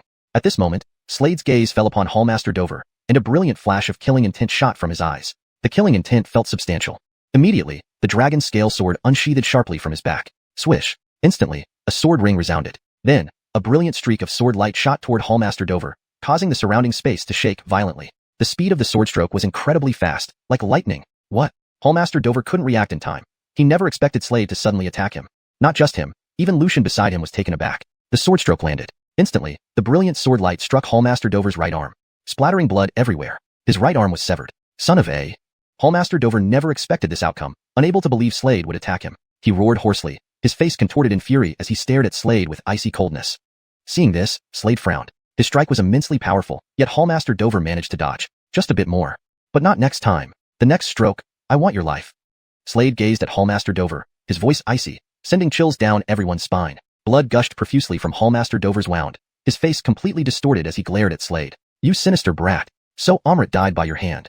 Upon hearing this, Xiuxian looked at Slade in shock. Chapter 111. Traitor. Palace Master Dover had never expected Slade to attack him. Now, he stared at Slade with intense hatred and let out a low growl. Sinister? Speaking of sinister, I can't compare to you. Publicly the Palace Master of the Golden Battle Hall, but secretly one of the top members of the evil sect. And you've killed many disciples of the Golden Battle Hall. Palace Master Dover, has your conscience been eaten by wolves? Slade looked coldly at Palace Master Dover, lifting the dragon scale sword in his hand and pointing it sharply at Dover, with the tip flickering with brilliant cold light. This Palace Master Dover was indeed quite powerful. Earlier, Slade's sneak attack only severed one of his arms. If it were any ordinary martial artist, they would have long been dead under Slade's sword. Do not think you have me cornered. Palace Master Dover stared intensely at Slade and glanced behind him. Swoosh. Right then, the space behind Slade suddenly distorted, followed by a figure lunging fiercely towards him. Right hand formed into a claw, fingers enveloped with horrifying power, aiming straight for Slade's back. It was none other than Gillis. He had hidden here for quite some time, precisely to prevent such an event from happening. However, what? It's an afterimage. In front, Slade's figure disappeared, and upon seeing this, Gillis's expression drastically changed. Watch out! Behind you! Palace Master Dover shouted loudly upon witnessing this scene. However, at this moment, Slade's figure suddenly appeared in front of Gillis, followed by the dragon scale sword swinging out violently. As the sword swung down, terrifying sword shadows erupted, distorting the surrounding space. Gillis was no match for Slade last time, and this time, even less so. After all, Slade was now much more powerful than before. As the sword descended, Gillis's face went pale, his body splitting into two, blood splattering everywhere. Seeing this, Palace Master Dover's face darkened. He hadn't anticipated that within less than 3 hours, the latter's strength had increased so much. The person before him was indeed talented, but unfortunately, not on his side. Next, it's your turn. After slaying Gillis, Slade pointed the dragon scale sword at Palace Master Dover ahead. Amir, do you really think you've got me? Hearing this, Palace Master Dover's face turned grim, his eyes radiating boundless coldness. Foolish. With these words, he no longer hid his abilities. A bloody mist appeared in front of him. It was clearly blood-burning ghost mist. Seeing this blood-burning ghost mist, Slade's brows deeply furrowed. Top members of the evil sect possessed blood-burning ghost mist, and it required killing many people to create it. At this moment, the blood-burning ghost mist engulfed Palace Master Dover's right arm, emitting eerie sounds echoing through the air. Slade looked up, eyebrows creased, noticing that the already incapacitated right arm was regenerating. Beside him, Lucian saw this and his face changed repeatedly. Didn't expect it, boy. Palace Master Dover glared coldly at Slade. Since he was exposed, there was no need to hide anymore, directly using the evil sect's techniques. He moved his newly regenerated arm, looking at Slade nearby with a cruel smile. Flipping his right hand, a blood-colored war saber appeared in his hand. This was his primary weapon. The blood-colored war saber emitted a terrifying aura, distorting the surrounding space. Clearly, this blade had slain countless. Amir, not joining the evil sect is the most regrettable decision you've made in your life. As he spoke, he wielded the blood-colored war saber, charging fiercely at Slade with a wave of intense killing intent, slicing down fiercely. A terrifying aura burst forth. Staring at the incoming blow, Slade took a step forward, not retreating, continuously swinging his dragon scale sword. Sword after sword, terrifying sword chi erupted, like mountains and seas, distorting the surrounding space. The two figures clashed swiftly. Thunderous booms resounded in the void incessantly. At this moment, Slade chose to transform into a one-star ancient god. Combined with the bite of the 10,000 blood golden worms, his strength temporarily increased several times over. Palace Master Dover's aura surged. This was his true strength. Cultivating evil powers increased combat prowess several folds. God-slaying sword technique. A cold voice echoed from Slade's mouth, followed by his sword chopping down rapidly. Instantly, a dazzling sword beam soared forward, racing quickly toward Palace Master Dover. The power of this strike was extremely terrifying, filled with formidable energy. Boom. Within moments, Palace Master Dover kept retreating, looking stunned at Slade. He couldn't believe the latter's terrifying strength. It seemed the latter might soon reach sword venerable status, considering the other's age of only 16. About to become a sword venerable, Palace Master Dover's face darkened completely. At this moment, whoosh, suddenly, a radiant sword beam shot toward them. Palace Master Callum. Lucian's eyes sparkled, running over immediately and recounting the events. Palace Master Callum, it's like this. Palace Master Dover belongs to the evil sect. He forced me to join the evil sect. Lucian hurriedly explained, revealing he was coerced. Hearing this, Slade cast a surprised glance at Lucian. Oh, is that so? Palace Master Callum nodded, then narrowed his eyes and looked at Palace Master Dover. Seeing this, Lucian sighed in relief. However, at this moment, boom, suddenly, Palace Master Callum raised his right hand and slapped Lucian, who had no time to react. Bang! Lucian's body flew backward like a cannonball, hitting the ground heavily, spitting out a mouthful of blood, dying instantly. Slade looked up, observing this scene, narrowing his eyes and coldly watching the two people ahead. So, there are so many evil sect members in the Golden Battle Hall, he said coldly. Many? Not many, just 3 top members. Palace Master Callum glanced at Slade and replied calmly. Old Callum, why tell him this? Beside him, Palace Master Dover frowned. Chapter 112. Are you going to leave me behind? Palace Master Callum said indifferently, he's a dead man anyway, no harm in telling him. It was as if he had completely assessed Slade. Old Callum, you must not underestimate this person. Palace Master Dover's face darkened immediately upon hearing this. He looked at Palace Master Callum and sternly said, Old Dover, don't you know what my strength is? Palace Master Callum chuckled lightly. The next moment, an illusory martial spirit appeared behind him as he gazed forward at the transformed first-rank ancient god, Slade. It was a gigantic bear engulfed in raging flames from head to toe. Martial spirit attachment. Though Palace Master Callum spoke these words, he did not belittle Slade in the slightest. Why? Because even old Dover was not Slade's match. This sufficiently demonstrated Slade's formidable strength. Therefore, he directly performed martial spirit attachment. Roar.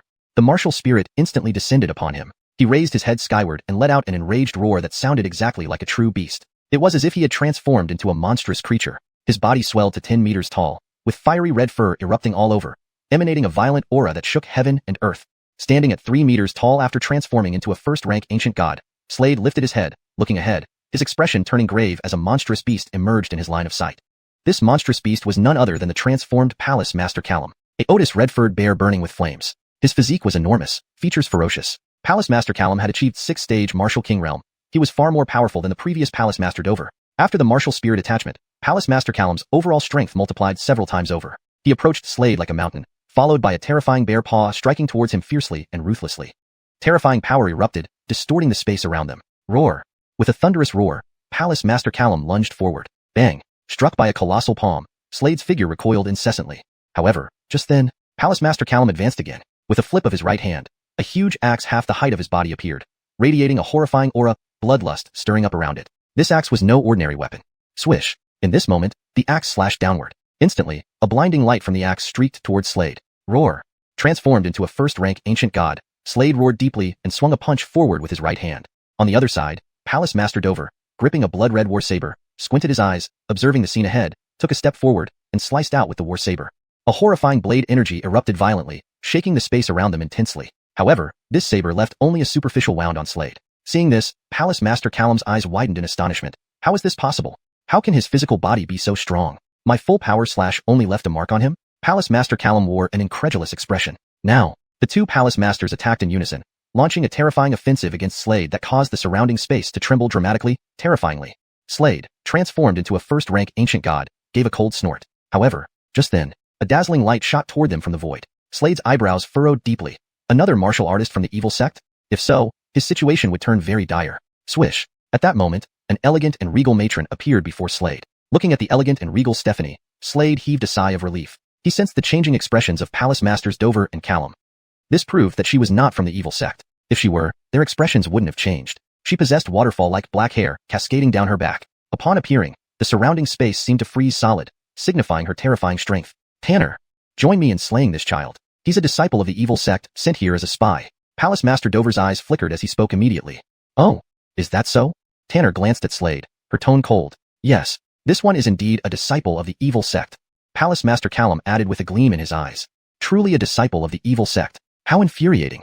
Tanner spat out icily. Upon hearing this, Palace Masters Callum and Dover wore pleased expressions. They looked at Slade, grinning coldly. They thought this time Slade was definitely doomed, without any doubt. But Slade remained calm. Suddenly, Tanner attacked Palace Master Dover beside her, decisively swinging her jade hand. Immediately, a tremendously powerful energy surged towards Palace Master Callum, causing the surrounding space to shake violently. Palace Master Dover couldn't react fast enough. He was ambushed once more and instantly turned into an ice sculpture. Crack. Next moment, he shattered into pieces. Not showing any surprise, Palace Master Callum's face fell as he looked at Tanner. You too shall stay. Tanner glanced coldly at Palace Master Callum and said coldly. Words barely out. She attacked again. Palace Master Callum's face changed drastically as he retreated swiftly. His gaze landed on Tanner. How did you see through us? You were too eager.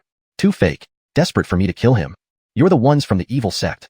I didn't expect there were two Palace Masters from the evil sect within our Golden War Hall. Tanner narrowed her eyes, her pupils flashing with icy light, speaking coldly. I see. Palace Master Callum squinted his eyes, still transformed into a Otis bear. Since that's the case, we'll take our leave. Take your leave. Haha. Tanner chuckled. What? Are you going to leave me behind? Though I'm not your match, it's impossible for you to kill me. Palace Master Callum stared at Tanner, speaking coldly. Is that so? Tanner glanced at Palace Master Callum, shooting piercing beams of light from her eyes. Chapter 113, Breakthrough. Slade noticed that Palace Master Layla's pupils had turned blue at this moment, a bizarre sight. The Otis bear engulfed in flames was momentarily stunned on the spot. At the same time, Layla raised her delicate jade hand and waved it forward. Instantly, a stream of icy blue energy emerged from her palm, heading straight toward Palace Master Callum. The icy blue gas had already spread to Callum's left arm. It was only then that Palace Master Callum reacted, his face changing drastically. Break. A cold voice sounded from Layla's lips. With her words, Callum's right arm shattered instantly. Callum transformed into human form, spitting out a mouthful of blood and turning pale. He hurriedly fled, vanishing from Slade and Layla's sight. Looking at the departing Callum, Layla did not pursue him but instead turned her gaze to Slade, saying lightly, Kai Little One. I am Palace Master Layla of the 3rd Palace of Godfrey's Handa Hall. Palace Master Layla, hello? Slade nodded, acknowledging Layla. You need to come with me. Layla looked at Slade and said, you must recount everything that happened. This matter is crucial. Sure. Understood. But, Palace Master Layla, there is another high-ranking official in Godfrey's Handa Hall who was sent by the evil sect. Slade remembered something and slowly spoke. Another one? Hearing this, Layla's expression changed abruptly. She looked at Slade and asked, are you certain? Slade bowed and said, I'm certain. I heard it from Palace Master Callum. I understand. Go back to Godfrey's Handa Hall first and head directly to the Godfrey's Handa secret realm. As for this matter, keep it to yourself. Layla looked at Slade, her eyes flickering as she spoke. Got it. Slade nodded, bowing to Layla, and then left the place, remounting the beast. Fiery Pong. It seems like you intended to translate a part of the text. However, the phrase Fiery Pong is incomplete. Based on the original context, it should be Fiery Pong. If you need further assistance with the translation or any other part of the text, feel free to ask. The Fiery Pong flapped its enormous wings and soared toward the Golden Battle Hall. Yaozhou, one of the 5 major states of Daxu. This place was the territory of the Beast Realm, an ancient forest. And within this ancient forest resided numerous beasts. The evil force, the evil sect, was located here. No one knew this fact. What? In an extremely mysterious cave, a voice exclaimed in surprise. Exposed? The 2 spies in Godfrey's Hand Hall have been exposed? And evil Bloodwind, one of the 12 Grand Protectors, and Gillis are both dead? The voice became incredibly angry. Damn it. Who did this? Slade? Damn. Wait. This name sounds familiar. My brother wanted to find this person, didn't he? He even issued a bounty. Outside the cave, a black-robed Avon stood respectfully. Our 2 operatives in Godfrey's Hand Hall are dead? Have the last one kill this boy secretly, and inform my brother that this guy is now in Godfrey's Hand Hall? A voice echoed from inside the cave. Yes. The black-robed Avon nodded heavily and then turned away, disappearing from the spot. Shortly after, the figure appeared in the 9-story tower. He proceeded unimpeded all the way to the highest floor. The 9th floor. Understood. Upon hearing this, the 9th floor master of 9-story tower, Trevor, narrowed his eyes, his gaze filled with cold light. He slowly rose, walking to the window, gazing up at the azure sky outside. Anthony, you're courting disaster. You made a mistake in letting me go back then. You used me as stepping stone for your son? That's really smart. His voice grew colder, filled with malice, scanning the area below. There was a massive pit below. A glowing token floated in the pit. This was the token left behind by Anthony, a tremendous disgrace for the entire 9-story tower. No one would have thought that the 9th floor master of the 9-story tower, Trevor, was the brother of the evil sect's leader. We should have killed you completely back then. That great man made a mistake. He muttered. Master. Behind him, the 5th floor master asked, should I kill him? Not yet. Wait for the move by the evil sect. There shouldn't be any problems. Saying this, Trevor slowly closed his eyes, convinced that Slade was destined to die this time. On the other side, Slade arrived at the Godfrey's Hand secret realm under the guidance of an Avon. The Godfrey's Hand secret realm was the most important area of Godfrey's Hand Hall. Token. An Avon with white hair stood there, looking at Slade and said calmly, here. Slade produced 2 tokens given to him by Layla. You can cultivate for 10 days here. The Avon smiled at Slade and said, okay. Slade knew 1 token represented 5 days of cultivation in the Godfrey's Hand secret realm. 2 tokens meant 10 days. 10 days would be enough for him to rapidly enhance his cultivation. He took a step forward, his figure flashing, quickly disappearing from sight. Watching Slade leave, the Avon outside blinked, unsure of what he was thinking. At that moment, Slade had already appeared in the Godfrey's Hand secret realm. Here, the ground was golden, with 9 blazing suns in the sky, each radiating terrifying spiritual energy fluctuations. This was a miniature world. On a mountain peak, Slade sat cross-legged. He waved his right hand. Suddenly, a 2-meter-tall golden war puppet appeared beside him, indestructible. This war puppet was seized from an evil sect expert previously. Its strength was equivalent to a 2nd-stage martial king. Slade knew there were spies from the beast sect within Godfrey's Hand Hall. Therefore, for safety reasons, he summoned this war puppet, placing a storage ring on its right thumb. Inside the storage ring were many spirit stones, spoils from previous battles. Operating the war puppet required spirit stones, and the more powerful the puppet, the more spirit stones it consumed. Having done this, Slade sat down cross-legged, murmuring to himself, my cultivation has already reached 8th stage martial general, only 1 step away from the 9th stage. If I could reach the 9th stage, perhaps I could hatch the general spirit within me. Chapter 114, The Last Spy. Slade pondered silently to himself. Next, he began to cultivate the reincarnation dragon spirit art. Instantly, a small black dragon appeared above his head. At this moment, the small black dragon continuously absorbed the surrounding spiritual energy. With his eyes closed, as he circulated the cultivation technique, within an instant, the spiritual energy from a 1,000-mile radius rapidly gathered towards the black dragon above his head. In this moment, the black dragon greedily absorbed it all. It could be seen that a vortex had formed above Slade's head. That was a vortex condensed by spiritual energy. This clearly demonstrated just how concentrated the spiritual energy was. It had even formed a mist. Such an immense amount of spiritual energy equated to what a martial artist could absorb in a month. Of course, this was due to the reincarnation dragon spirit art. Without this technique, Slade wouldn't have been able to gather so much spiritual energy. Others cultivating here would achieve 1 day's progress here equivalent to 2 days outside. However, for Slade, 1 day here equaled a month outside. This was incredibly terrifying. It seemed he would soon reach the 9th level of martial general. As he cultivated, an Avonlea man appeared in this space, who was the old guardian who had been stationed here earlier. Puppet? This kid is very cautious. The Avon's eyes flickered as he glanced at Slade, sitting cross-legged ahead. With a sneer in his heart, he held up a bottle. This bottle contains poisonous gas. The Avon's eyes gleamed as he muttered to himself, even a martial king can't withstand this poison. I don't believe I can't poison you. Killing someone without a trace. It won't expose me. That's the highest realm of murder. Saying this, the Avon licked his lips, and in the next moment, he opened the bottle in his hand. Immediately after, his figure retreated. Soon, his figure disappeared from its original spot. In 3 days, I'll check again. At this moment, Slade remained completely unaware. He continued to sit cross-legged. The puppet guarded him. As he cultivated, the toxic fumes rolled over. However, the dense toxic fumes were all absorbed by the black dragon above his head. The black dragon was unafraid of the poison. Instead, it absorbed and refined the poison. The refined spiritual energy was then reabsorbed by Slade. During this process, the general spirit egg within Slade's body also frantically absorbed external spiritual energy. Time passed. On this day, boom, a powerful aura suddenly erupted from Slade. At this moment, his cultivation had reached the 9th level of martial general. However, the general spirit egg inside his body had yet to hatch. Probably needs to reach the Martial King realm? Slade mused to himself and continued with his cultivation. 3 days later, the black-robed Avon reappeared. In his mind, Slade should have turned to dust. He knew exactly how potent that poison was. However, at this moment, he stood frozen in shock. His eyes widened. Ahead, Slade still sat cross-legged, eyes closed. Unharmed. The person before him was actually unharmed. Could you believe it? What's going on? A look of disbelief crossed his face. Earlier, even a Tier 5 monster beast hadn't left any residue. Yet now, the person before him was untouched. How could he not be shocked and astonished? Impossible. What went wrong? He muttered, and in the next moment, he held a sword in his right hand, the tip of which emitted a cold light as he coldly said, "Looks like I need to act myself." With that, he stepped forward. He specialized in assassination. He had unique skills in terms of movement. Because of this, Slade didn't detect him. He could completely conceal his presence, capable of silent killing. Whoosh! His figure instantly vanished from the spot. Next, he appeared behind Slade. The puppet couldn't sense his presence either. The sword in his hand thrust sharply toward Slade's abdomen. But then, a vortex suddenly appeared above Slade's abdomen. Immediately after, his sword plunged directly into the vortex. It was worth noting that his sword was of high quality, an Imperial-grade weapon. There weren't many Imperial-grade swords in the entire Grand Void. What? The black-robed Avon stared wide-eyed. At this moment, Slade turned around and looked at the black-robed Avon. Swallowing sword art. If it weren't for this black-robed Avon accidentally thrusting his sword towards his abdomen, he might have been seriously injured. Fortunately, he mastered the swallowing sword art. I thank you. Slade glanced at the black-robed Avon. He knew the person before him was a spy. Boom. After refining the sword, Slade's aura surged again. His cultivation reached the first level of Martial King, and he had advanced 2 levels consecutively. First level of Martial King. Bang. He lifted his right hand and struck out. The Avon narrowed his eyes, raising his hand without hesitation and struck forward. Bang. Their palms collided, producing a deafening sound that echoed endlessly. The Avon took a few steps back. You are the last high-ranking member the demon sect left in the Golden Battle Hall, right? Slade looked at the black-robed Avon and said calmly, "Indeed." At this point, the black-robed Avon no longer needed to hide. Slade, many people in the Grand Void want you dead. Not just the evil sect, but also the 9-tier tower. Hearing this, Slade paused slightly, looking at the black-robed Avon. Touching his nose, he said, "So, the evil sect and the 9-tier tower have a close relationship." "Indeed. They're brother sects. What do you think?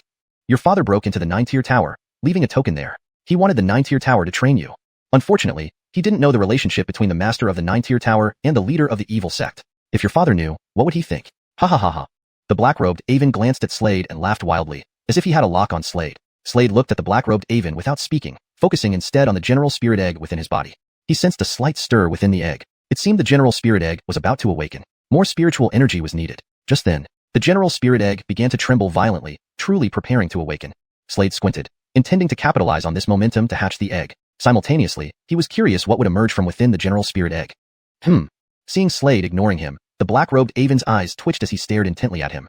Chapter 115. Awakening the general spirit egg. The next moment, the hutch in black robes charged forward. Slade looked up and glanced at the puppet beside him. "Fight him?" "Yes." The puppet, standing about 3 meters tall, nodded woodenly. In the next instant, its body trembled as it darted forward, instantly appearing before the hutch in black robes. Then, its right hand clenched into a fist, gathering an extremely terrifying energy, and punched forward with brute force. The power of this punch was clearly immense. As the punch landed, immediately, the tens of thousands of spirit stones within the ring on his right thumb were instantly reduced to powder. For the puppet to use its abilities required consuming spirit stones, and the stronger the puppet's strength, the greater the number of spirit stones consumed. The amount of spirit stones consumed was directly proportional to the puppet's strength. While the other side was engaged in battle, Slade fell into a state of awakening the general spirit egg. Upon reaching the Martial King realm, he discovered that the general spirit egg within his body was gradually awakening. Surrounding him, essence energy began rapidly flowing into his body once more. At this moment, the miniature black dragon appeared inside the general spirit egg, exhaling essence energy. The essence energy was like fire. The flames enveloped the entire general spirit egg, hatching within. Not far away, the hutch in black robes who was battling the puppet saw this scene and furrowed his brows. What is this guy doing? It seems like he's awakening his general spirit. From the intelligence gathered, this person hasn't yet awakened his general spirit. However, don't most martial artists only awaken their general spirit at the martial general realm? Furthermore, if a martial artist cannot awaken their general spirit at the martial general realm, they won't be able to do so for the rest of their lives. That's common knowledge. What exactly is this brat doing? The hutch's eyes flickered. Right then, whoosh, in front of him, the puppet rushed toward the hutch in black robes again, causing another 10,000 spirit stones in the storage ring to shatter. The hutch in black robes did not know. For ordinary martial artists, after advancing to the martial general realm, they could generate a general spirit, and those who could produce a general spirit were all prodigies. However, there were a very few martial artists whose general spirits didn't appear in the general spirit realm but in the martial king realm instead. What is the martial king? A king-like image. Accumulated strength bursts forth. At this moment, under Slade's circulation, numerous martial veins formed within his body. These martial veins continuously impacted the general spirit egg within him. His bloodlines trembled at this moment.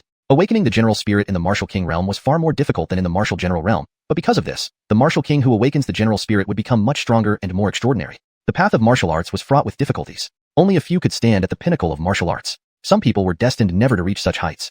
The martial veins continuously battered the general spirit egg within him. Boundless essence energy surged toward the general spirit egg at this moment. At this moment, several cracks began to appear on the general spirit egg.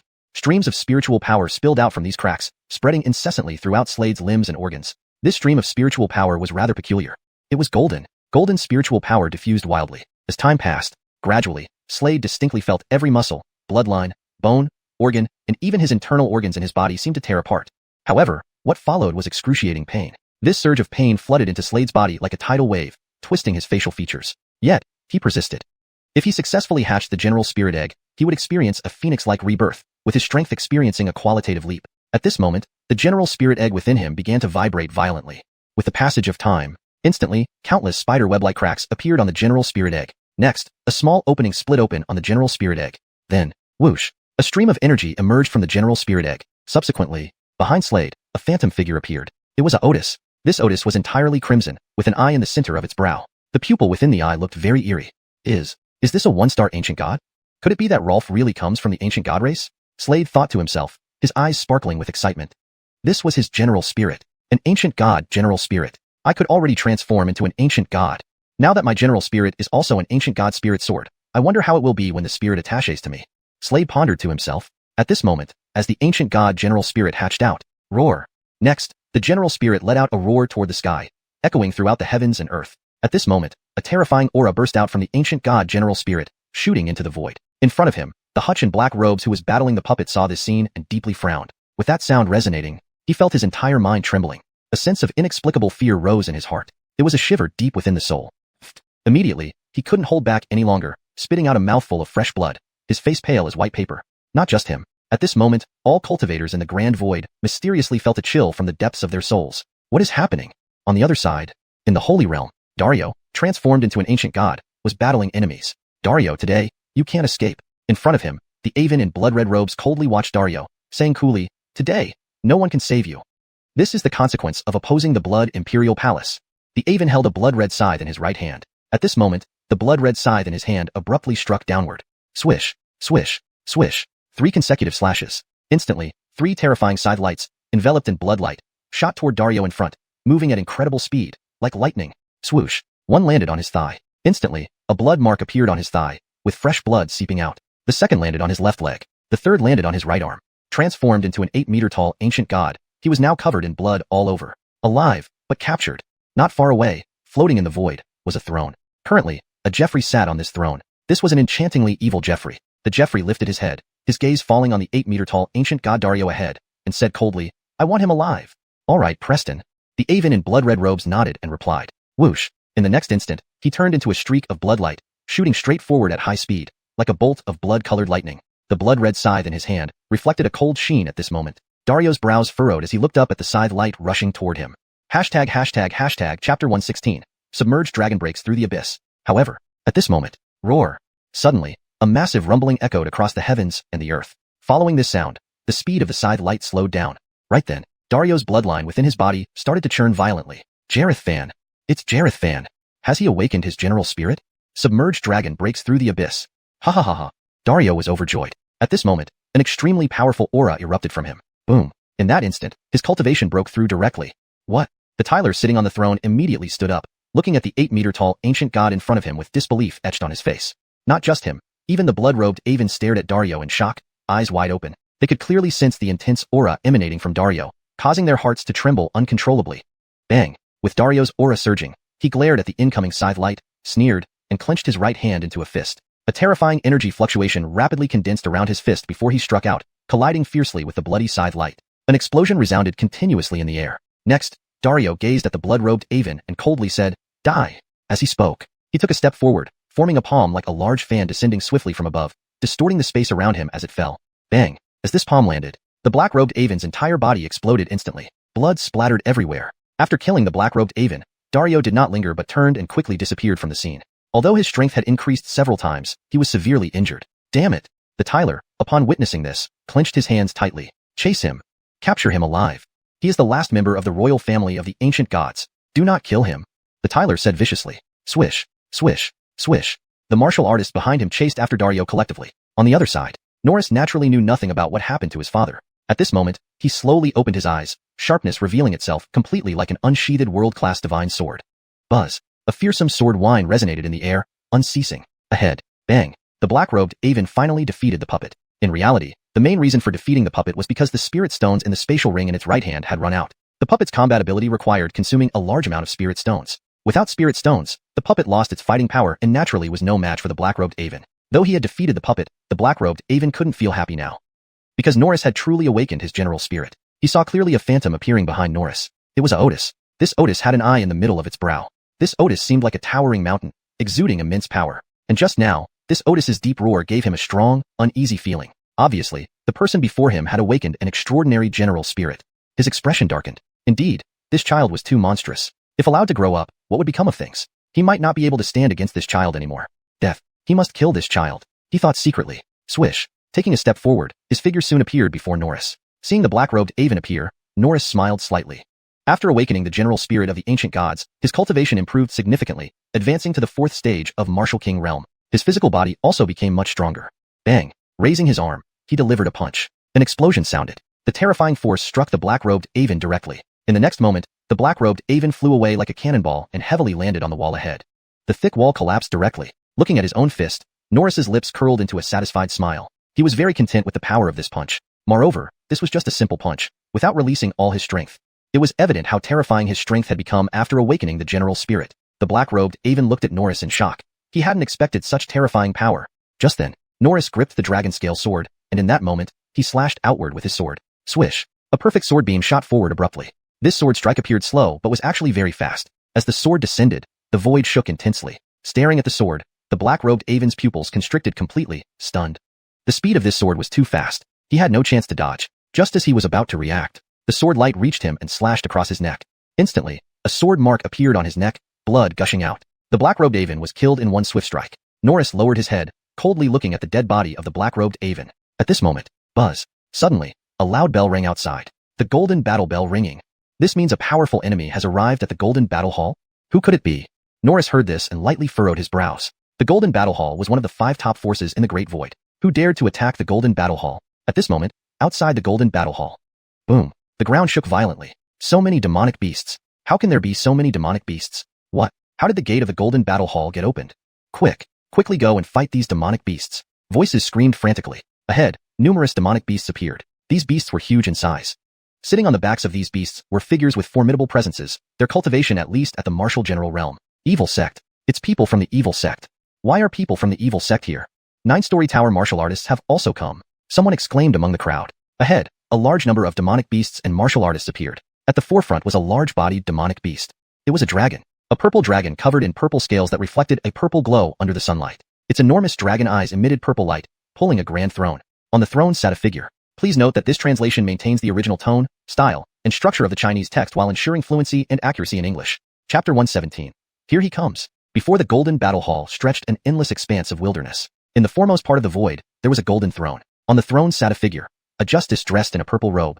In front of him hovered a massive dragon, approximately 10 zhang long, covered in violet scales that shimmered and flickered with a purplish light. Swish. At this moment, Brooklyn flashed into this realm. She narrowed her eyes, looking at the evil sect's leader and 9 Layers Tower's head, Trevor, who stood not far from each other. It said the two of you were brothers. Now it seems the rumor is true. Brooklyn stared at them, her gaze cold and penetrating. We're here for only one person. Just then, Trevor from 9 Layers Tower said coldly, Slade. Gareth this person over to me, and we'll leave immediately. Asking for a person? At this moment, a Stephanie approached from the void and appeared in this world. She had an enchanting presence. Below, the warriors of the Golden Battle Hall looked up at her respectfully. This beautiful Stephanie was the first hall master of the Golden Battle Hall, and also the most powerful person in the organization. She rarely appeared, but when she did, she was like someone stepping out of a painting, immaculate in her white robes, with delicate features and ice-blue eyes. Her gaze focused on the 2 men without fear. Indeed, she said. Trevor continued coldly, if you hand him over to me, I'll take my people and leave immediately.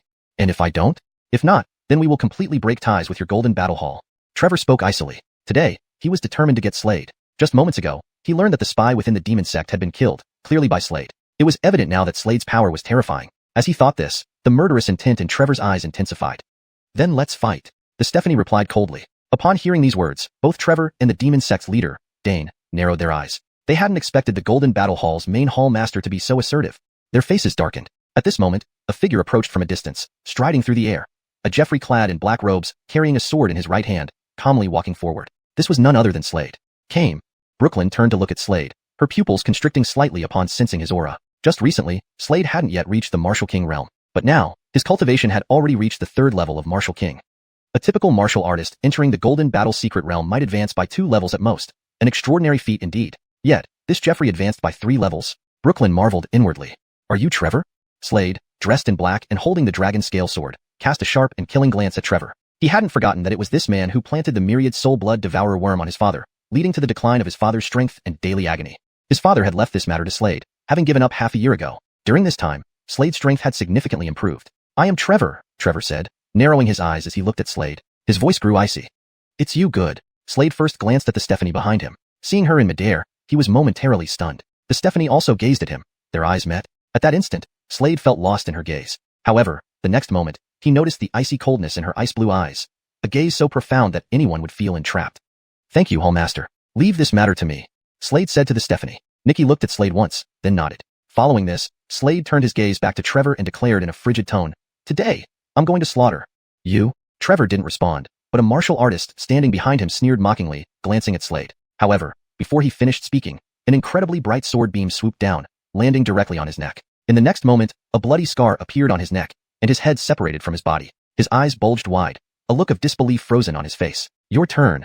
Slade turned to Trevor and said coldly. These words stunned many present. Everyone knew that Trevor was the top expert of the 9 Layers Tower, reaching the 9th level of Martial King realm, only 1 step away from the Imperial Martial King realm. Yet, Slade claimed to want to battle Trevor. And you too.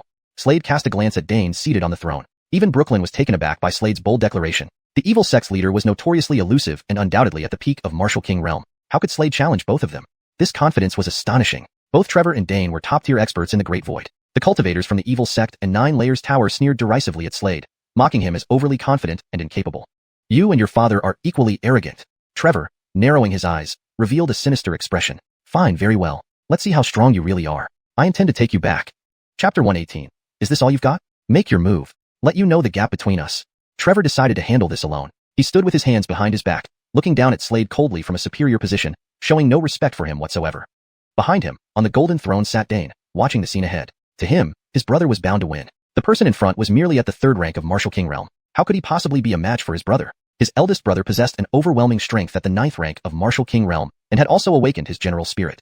Slade narrowed his eyes, lifting them to look at Trevor, calming the fury within him. He naturally wouldn't underestimate this man. After all, this man had once driven his father to despair. This is Rolf's test for me. Rolf ordered me to obtain that token within 5 years and slay this person. But only half a year has passed. Now, it's time to prove my strength. Kylet flashed continuously in Slade's eyes as he turned his right hand, and a sword appeared in his grasp, the dragon scale sword. Its tip flickered with icy light, trembling vigorously as if sensing its master's rage. The buzzing sound echoed as waves of killing intent swept out from Slade. His eyes turned sharp and piercing. Behind him, a phantom slowly emerged, a Otis figure. General Spirit. You have awakened a General Spirit. Seeing this, Trevor's brow furrowed, not expecting the opponent before him to possess a General Spirit. According to reports, this person hadn't awakened a General Spirit yet. Did he awaken it while advancing to the Martial King realm? At that moment, Slade slashed out with the dragon scale sword. Swish. Though the strike seemed simple, the entire void seemed torn apart as the sword descended. A massive, imposing sword shadow surged forward carrying tremendous energy fluctuations and earth-shattering power towards Trevor. Trevor's brows furrowed as he swiftly raised his hands, creating a shield in front of him. Bang. Next, the sword shadow collided with the shield. Instantly, a loud explosion rang out. Trevor's entire figure recoiled backward, spitting out a mouthful of blood. Many people watching widened their eyes in disbelief. The power of that single slash was terrifying. He's about to reach the sword venerable rank soon. The power of that sword slash rivals that of a sword venerable. Yet, he's still just a sword emperor. Surrounded by martial artists, Slade was looked at in awe. Undoubtedly, the power of that strike was horrifying. Trevor, is this all you've got? After executing the slash, Slade glanced at Trevor, saying indifferently. Trevor's face turned extremely grim, almost dripping blood. He hadn't expected someone only at the 3rd rank of Martial King to have such formidable combat strength. This surpassed his expectations. Good, very good. Staring at Slade, Trevor spoke. Afterward, an overwhelmingly vast aura burst forth from him. Behind him appeared a purple armor, clearly his General Spirit. General Spirit embodiment. With a low growl, Trevor couldn't afford to underestimate Slade any longer. That previous slash had already shown how frightening his true strength was. It far exceeded his apparent cultivation level. As his voice fell, instantly, the purple armor behind him transformed into a beam of purple light enveloping his body. In moments, he wore a purple armor with an exceptionally fearsome head. From this head erupted a stream of purple energy, which instantly coated his body. Soon, purple scales shimmering with purplish light covered him. Now, Trevor looked quite ferocious. He flexed his right hand casually, and it cracked with a resounding noise, bursting out explosive strength. At that moment, his aura intensified sharply. Everyone knew Trevor was about to make his move. Whoosh! Just then, Trevor took a step, his figure shooting out like a missile. Immediately, a boom echoed through the void. Like a bolt of purple lightning, he sped towards Slade at an unbelievable speed. Instantly, a powerful gale roared around him, warping the surrounding space. Swish! In the next moment, his figure appeared before Slade, lifting his right hand into a claw, forming a purple orb in his palm. Glancing at Slade, he snorted coldly, eyes gleaming with infinite icy light. To him, one claw would either kill or cripple Slade. Whoosh! With that claw descending, the space around warped. Slade lifted his head, seeing the approaching claw. Holding the dragon scale sword, he thrust it directly at the claw. Bang! A colossal force struck him, pushing him back. He resisted. He actually resisted Lord's claw attack. Warriors of the 9 Layers Tower watched, wide-eyed, staring disbelievingly at the Jeffrey. Although he retreated, he indeed resisted Trevor's claw. Hovering in midair, Slade stepped forward boldly, now able to stand in the void. His dragon scale sword chopped downward fiercely. The Divine Slayer technique, second form, Spirit Severing Blade.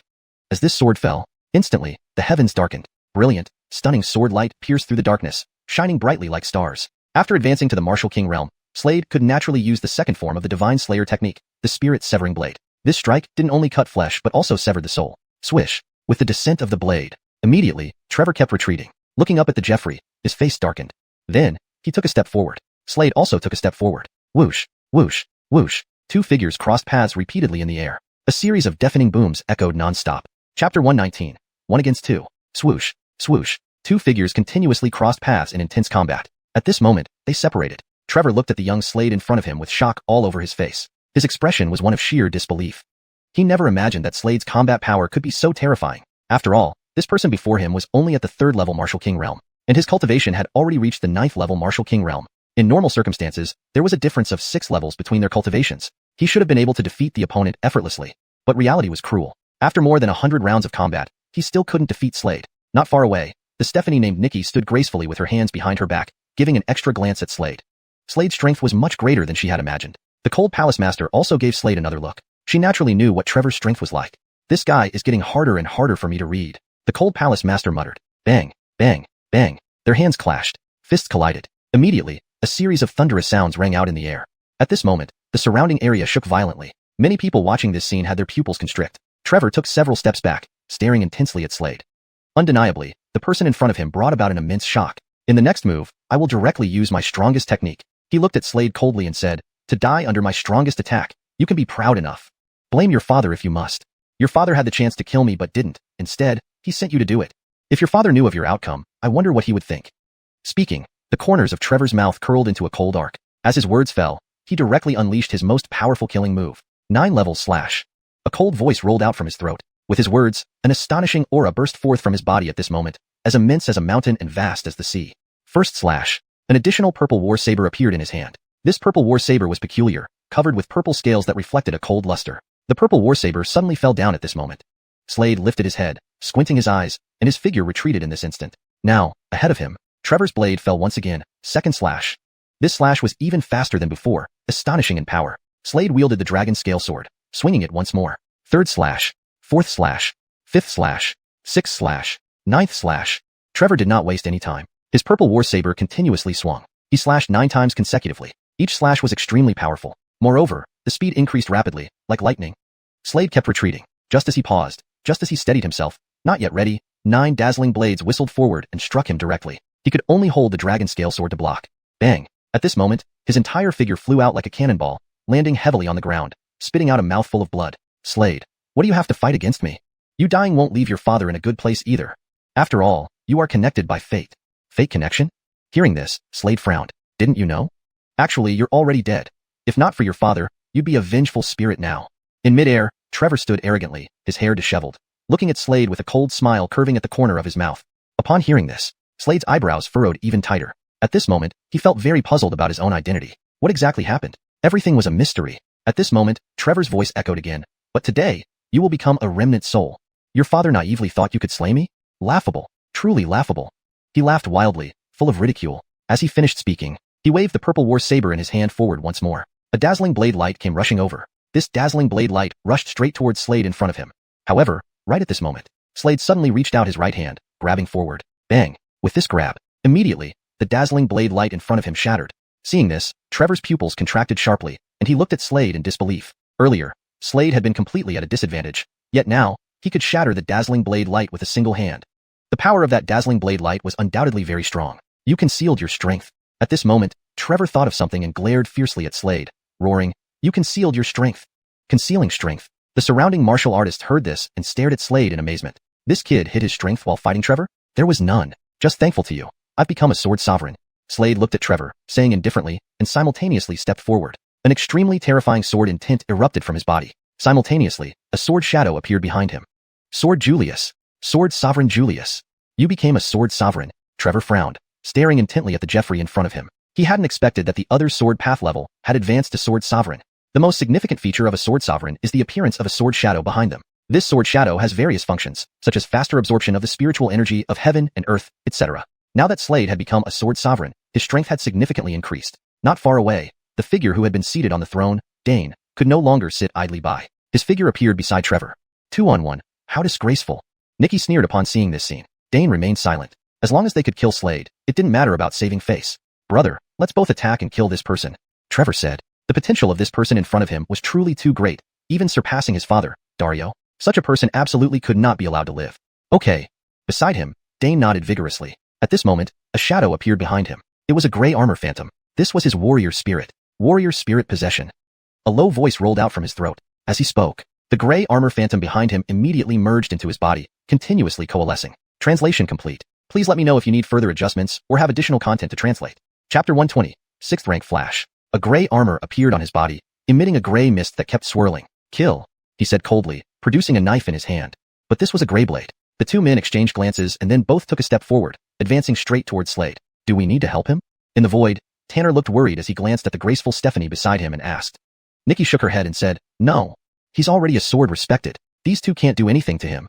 Sword respected were rare in the entire Great Void, like phoenix feathers or unicorn horns. Hearing this, Tanner nodded. At this moment, they both looked up and saw Slade ahead. Slade continued fighting. Only this time, he faced two opponents.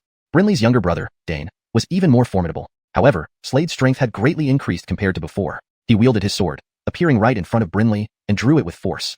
A dazzling sword beam surged forward. This beam was extraordinarily brilliant. As the sword fell, Brinley's pupils shrank. He clearly felt the power of this strike, and a sense of foreboding rose within him. Swish! The sword struck. Brinley flew backward like a cannonball. At this moment, behind him, Dane squinted his eyes, his gaze flickering with cold light, and he also rushed forward. But just then, a figure suddenly appeared before him. It was none other than Slade. What? So fast? He hadn't even reacted. Slade appeared before him, his right hand forming a fist, which hammered out directly. Boom! The punch landed on Dane's armor. Instantly, a thunderous sound echoed. However, this punch couldn't destroy the armor directly. This showed how astonishing its defensive power was. Slade wasn't surprised by this. Spirit embodiment. In this instant, he used spirit embodiment. Behind him, the ancient god phantom turned into a ray of light heading towards Slade. Immediately, Slade transformed into a 3-meter-tall ancient god with an extra eye between his brows. This ancient god had blood-red long hair. This differed from his previous transformations. Before, transforming into an ancient god increased his combat power 5-fold. But now, using spirit embodiment, his combat power had increased 10-fold. 10 times the combat power. This was incredibly terrifying. He formed another fist and delivered a powerful blow. Boom. This punch had 10 times the force of the previous one. As the punch landed, Dane's armor immediately shattered. Wah.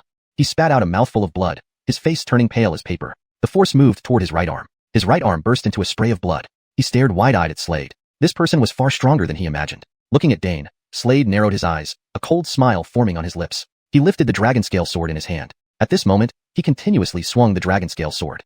Swish, swish, swish. Dazzling sword beams rushed forward one after another. The dazzling sword beams rained down upon Dane. Puff, puff, puff. Suddenly, Dane's body was covered in countless wounds. Blood spurted out ceaselessly. Aya!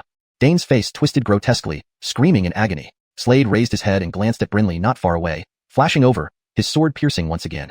As this sword landed, Brinley dropped to the ground. His body quivered. Both lay sprawled on the ground. Slade fixed his gaze on Brinley, swinging his dragon scale sword once more, unleashing a boundless sword chi. In that instant, Brinley's legs were severed. Aya! A mournful cry echoed. Rolf, I succeeded. Slade ignored their pitiful screams, raising his head to look at the azure sky above, speaking aloud. Then he lowered his head, gazing coldly at the two men below, the dragon scale sword emitting a brilliant cold light. Just as his sword was about to fall, a cold voice interrupted abruptly. Amir, Stop. It was the purple dragon. This Tinjiang purple dragon was covered in purple scales, emanating purple light. It was a 5th-rank demon beast, equivalent to a martial king realm warrior. Amir. The purple demon dragon stared coldly at Slade. Despite its warning, Slade lowered his head, glanced at Dane, and thrust the dragon scale sword forcefully forward. Instantly, a dazzling sword beam surged out, spiraling and striking Dane directly in the heart. Dane died instantly, completely and utterly dead. Amir, you're courting death. The purple dragon growled deeply upon seeing this scene. Ignoring it, Slade gazed coldly at Brinley and brought his sword down once more. The sword chi was shocking. The dazzling sword chi pierced straight into Brinley's neck, killing him instantly. Done talking? Slade raised his head to look at the demon dragon. At this moment, the purple demon dragon abruptly turned around. Slade raised the sword in his right hand, preparing to swing down. However, just then, the purple demon dragon suddenly opened its huge mouth, producing a vortex from within. This vortex spun non-stop. Terrifying suction force erupted at that moment. Next, countless demon beasts and warriors below were sucked into it, becoming pure blood essence. Burst open.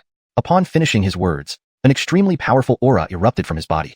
6th rank. 6th rank flash. Behind him, the warriors of the Golden Battle Hall sensed the horrifying fluctuations from the purple dragon, frowning deeply, their expressions changing. Roar. The purple dragon successfully ascended to the 6th rank flash. It stared fiercely at Slade and others, issuing a chilling order, "You all must die." Roar. Following its words, a terrifying aura erupted from its body once more. Chapter 121, 2-star Ancient God Pool. No one expected this to happen. This purple dragon had just advanced to the rank of a 6th-stage demon emperor. "I'm going to devour all of you." The purple dragon roared into the sky. However, at this moment, the Stephanie standing gracefully behind Slade moved. It was none other than Nikki, the First Lord of the Golden Battle Hall. Nikki left a lingering afterimage where she stood. Swish. A golden battle saber appeared in her hand. With one fluid motion, the golden battle saber was swung forward. Instantly, a brilliant streak of golden blade energy struck the massive, Tinjiang purple dragon in front. Immediately, a deep gash appeared on the belly of the purple dragon. Splash. Blood gushed out incessantly from the wound. With one strike, everyone looked at the graceful and poised Nikki in shock. None of them had anticipated how terrifying her strength truly was. In the Golden Battle Hall, the First Lord has always been a mysterious figure. She was constantly in seclusion and seldom came out. If it were not for today's incident, she wouldn't have emerged at all. Nobody knew the extent of her strength. Now, everyone was aware of how formidable she really was. War Emperor? Slade watched the elegant Stephanie, who seemed like she walked out of a painting, mumbling inwardly. In the Great Void, becoming a War Emperor was almost impossible, because the Great Void lacked a certain type of gas. But there was another possibility. That is, the person before him did not break through to become a War Emperor in the Great Void. Instead, she broke through to become a War Emperor in the Holy Realm. The person in front of him was someone from the Holy Realm. At this moment, Nikki's gaze swept over the crowd and finally rested on Slade. She spoke calmly, "You're Slade, right?" Slade nodded, looking at the graceful and poised Nikki. "Follow me," Nikki said. "All right." Slade nodded and followed. Before long, Slade found himself in a dense forest within the Golden Battle Hall. In this forest stood a cave residence. Not bad. Nikki's eyes once again focused on Slade. "This will be your test next." Test? Hearing these words, Slade was momentarily stunned. Hum. Nikki nodded, looking at Slade and said, "Daeon Song arranged it?" Daeon Song? Upon hearing these words, Slade was once again stunned. Then his gaze returned to the graceful and poised Nikki as he asked, "Who are you?" "I am also of the Ancient God Clan, but I belong to a branch lineage. 10 years ago, the Blood Imperial Palace hunted down the Ancient God Clan. Many ancient gods died by the hands of Blood Imperial Palace cultivators. The entire Godfrey family was wiped out. Only I escaped. At that time, my strength was weak and could hardly assist your father. I joined the Golden Battle Hall, and my cultivation gradually improved. The reason the Ancient God Clan was exterminated was because of you." As she spoke, Nikki's gaze fell back on Slade. "Me?" Slade asked. "Your birth caused celestial phenomena. Your mother held an extraordinary status. They regarded your birth as a great disgrace. Thus, they eradicated the Ancient God Clan and wanted to kill you. At the time, you were destined to die. But your father used the Ancient God Clan's strongest secret technique so you could live. Destiny connection. He bestowed half of his lifespan to you." Upon hearing this, boom, boom, boom, thunderclaps echoed in Slade's mind. Rolf only has half his original lifespan? Your father's strength was very formidable. If not for giving you half his lifespan, his strength wouldn't have diminished. However, since your fates are connected, if his strength increases, so does yours. Similarly, if your strength grows, and you gain benefits, he will benefit too. The graceful and poised Nikki said slowly. "You must remember, you are part of the royal line of the Ancient God Clan. He leave well." Nikki continued, "Your father asked me to watch over you. If necessary, I would come to aid you, but it seems unnecessary now." Slade nodded, then thought of something and asked, "Where is my father now in the Holy Realm?" "Probably fighting the people of the Blood Imperial Palace. It was their people who captured your mother back then." Nikki said, "What's his name?" Slade asked, a cold glint flickering in his eyes. "Dax." Nikki thought for a moment, then looked at Slade and said, "Dax." Slade silently remembered this name. Thinking of something, he looked at the graceful and beautiful Nikki and asked, "Do you know Denny?" Denny had his ancient heart excavated by the son of the Ancient God Clan and subsequently fled here. "Yes. He belongs to the Gu family lineage of the ancient god clan. Nikki nodded and explained. According to her account, the ancient god clan comprised 3 main branches: the Gu family lineage, the Godfrey family lineage, and the Song family lineage. Among these 3 branches, the Gu family betrayed the ancient god clan. Listening to Nikki's words, Slade nodded. Gu family lineage. He narrowed his eyes, his gaze gleaming with piercing cold light. Well, go inside. This is the 2-star ancient god baptism pool. Nikki said. Okay. Slade nodded. In the next moment, he walked forward. This moment, inside the cave residence lay a pool. Currently, the pool contained a liquid. This was the liquid of the ancient god. In front of him stood a puppet. Slade knew this was not an ordinary puppet, but an ancient god puppet. The puppet looked exactly like an ancient god, with an eye in its forehead. This eye had 2 pupils. Defeat him. At this moment, Nikki's voice came from behind. Okay. Slade lightly nodded, lifting his head to look at the ancient god puppet in front of him. By the rules, as long as you defeat me, you can enter the 2-star ancient god pool for baptism. The towering figure of this ancient god, about 4 meters tall, looked at Slade and issued a mechanical-sounding voice. It has sentience. Slade stared oddly at the ancient god puppet in front of him. He knew puppets were divided into 2 types, those with sentience and those without. Puppets with sentience were extremely rare. Most puppets lacked sentience. Are you ready? At this moment, the ancient god puppet fixed its gaze on Slade and asked. Ready. Let's fight. Slade looked at the ancient god puppet ahead, a spark of combat intent appearing in his eyes. Swish. The sound echoed. Ahead, the ancient god puppet took a swift step forward. Hashtag chapter 122. Alan's sword heart. Are you ready? The ancient god puppet looked ahead at Slade. Seeing him nod, it darted forward like a cannonball, producing a massive axe in its hand as it moved. A single character was engraved on this enormous axe. Ancient. Slade lifted his head to look at the ancient god puppet advancing towards him. At that moment, he thrust his dragon scale sword forward, meeting the incoming axe blade head-on.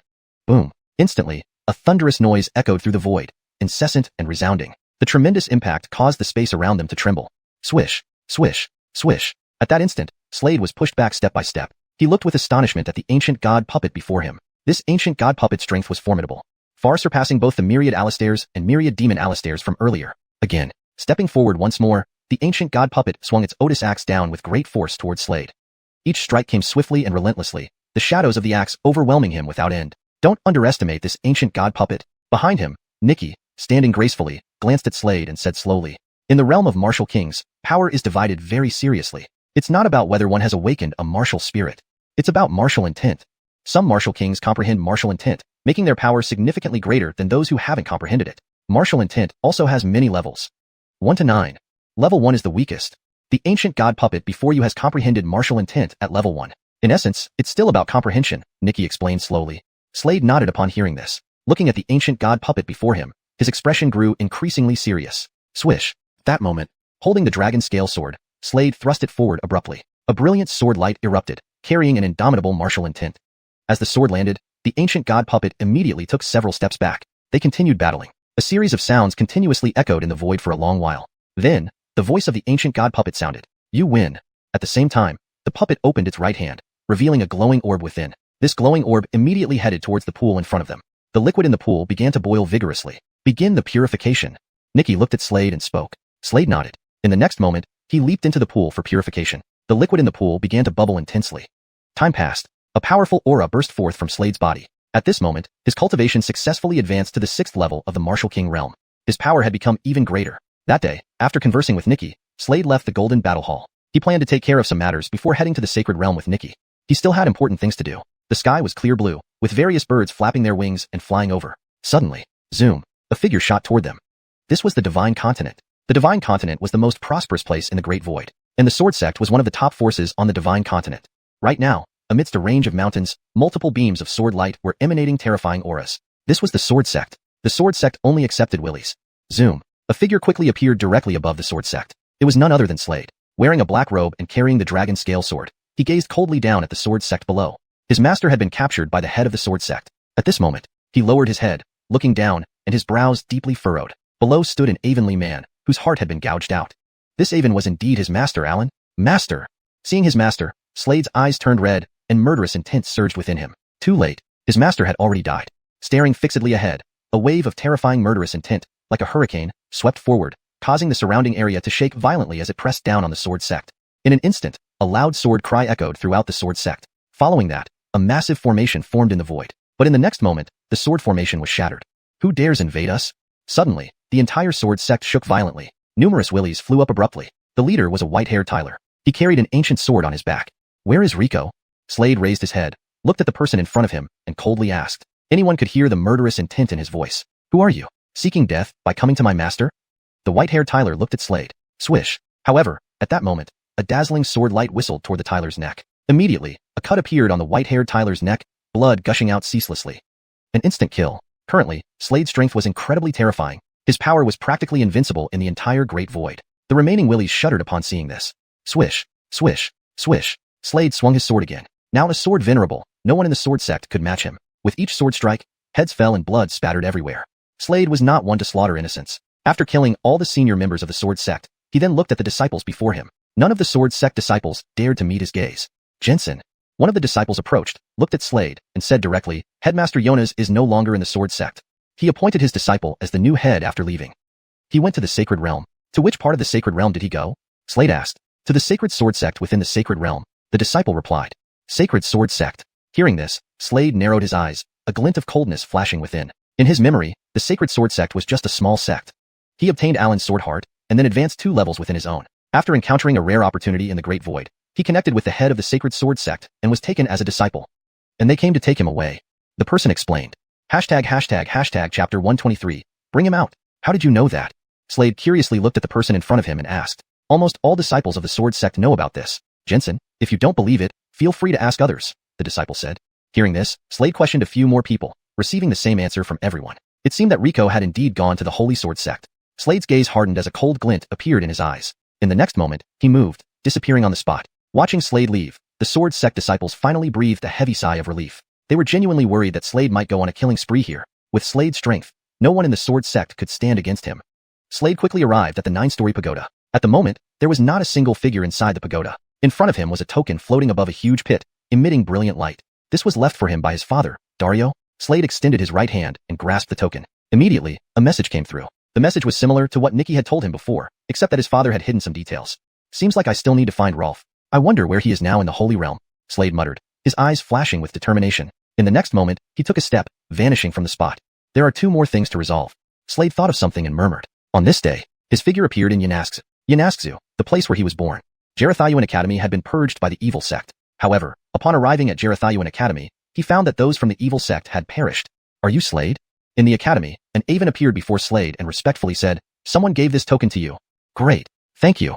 Slade nodded lightly at the hutch. In the next moment, his consciousness delved into the token. Instantly, a message came through, entering his mind. It was actually from Senior Nigel. According to his words, the 3 of them had already left for the Holy Realm. They had annihilated these people before leaving. They went to the Holy Cave in the Holy Realm. He was to find them when he arrived in the Holy Realm. They had also visited the Golden Battle Hall looking for Slade, but at that time, Slade was still in meditation. Thus they left. Only Aislinn remains. This final matter was about Aislinn. He wondered how her cultivation was progressing. Slade pondered inwardly. He moved forward. Soon, his figure appeared in a city. This was the territory of the Celestial God Temple. This is the Celestial God Temple? Brother, why not establish our forces here?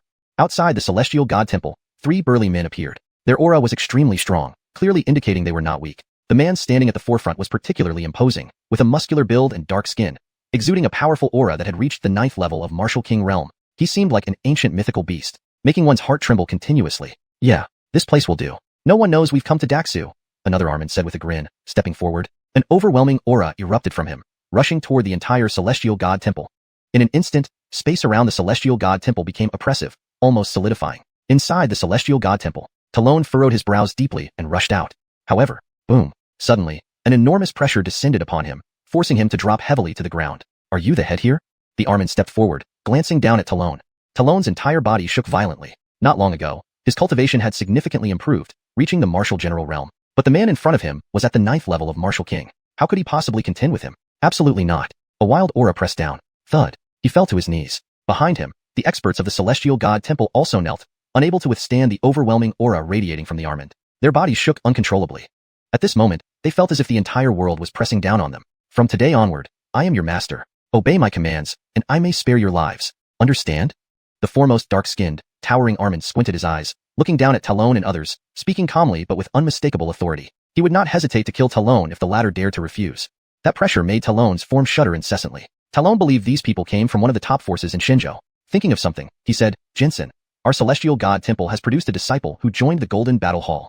News of Slade slaying the evil sect's leader Wanyao Jareth and the Lord of 9-story pagoda Wanzhongtian had spread throughout Daxu, and of course, it had reached his ears. Golden Battle Hall? What is that? Are you threatening me? The Armin frowned, snorting. You don't know I hate being threatened the most? With those words, whoosh, a massive sword appeared in his hand. This sword was about 5 feet long. The sword was incredibly heavy. As the sword swung down, Talon's right arm was instantly severed, blood gushing out like a fountain. Splash. Ah, eh. He screamed in unimaginable pain, his face twisting into a grotesque expression. Despair. Seeing this scene, the warriors of the Celestial God Temple revealed looks of utter despair. Talon was the strongest expert in the Celestial God Temple. Yet, in front of this arm and sword, he had no resistance, his right arm cut off without any struggle. The opponent's power was simply terrifying. Talon spat out mouthfuls of blood. What golden battle hall? So great? Even if you know the hall master of the golden battle hall, I will still kill you.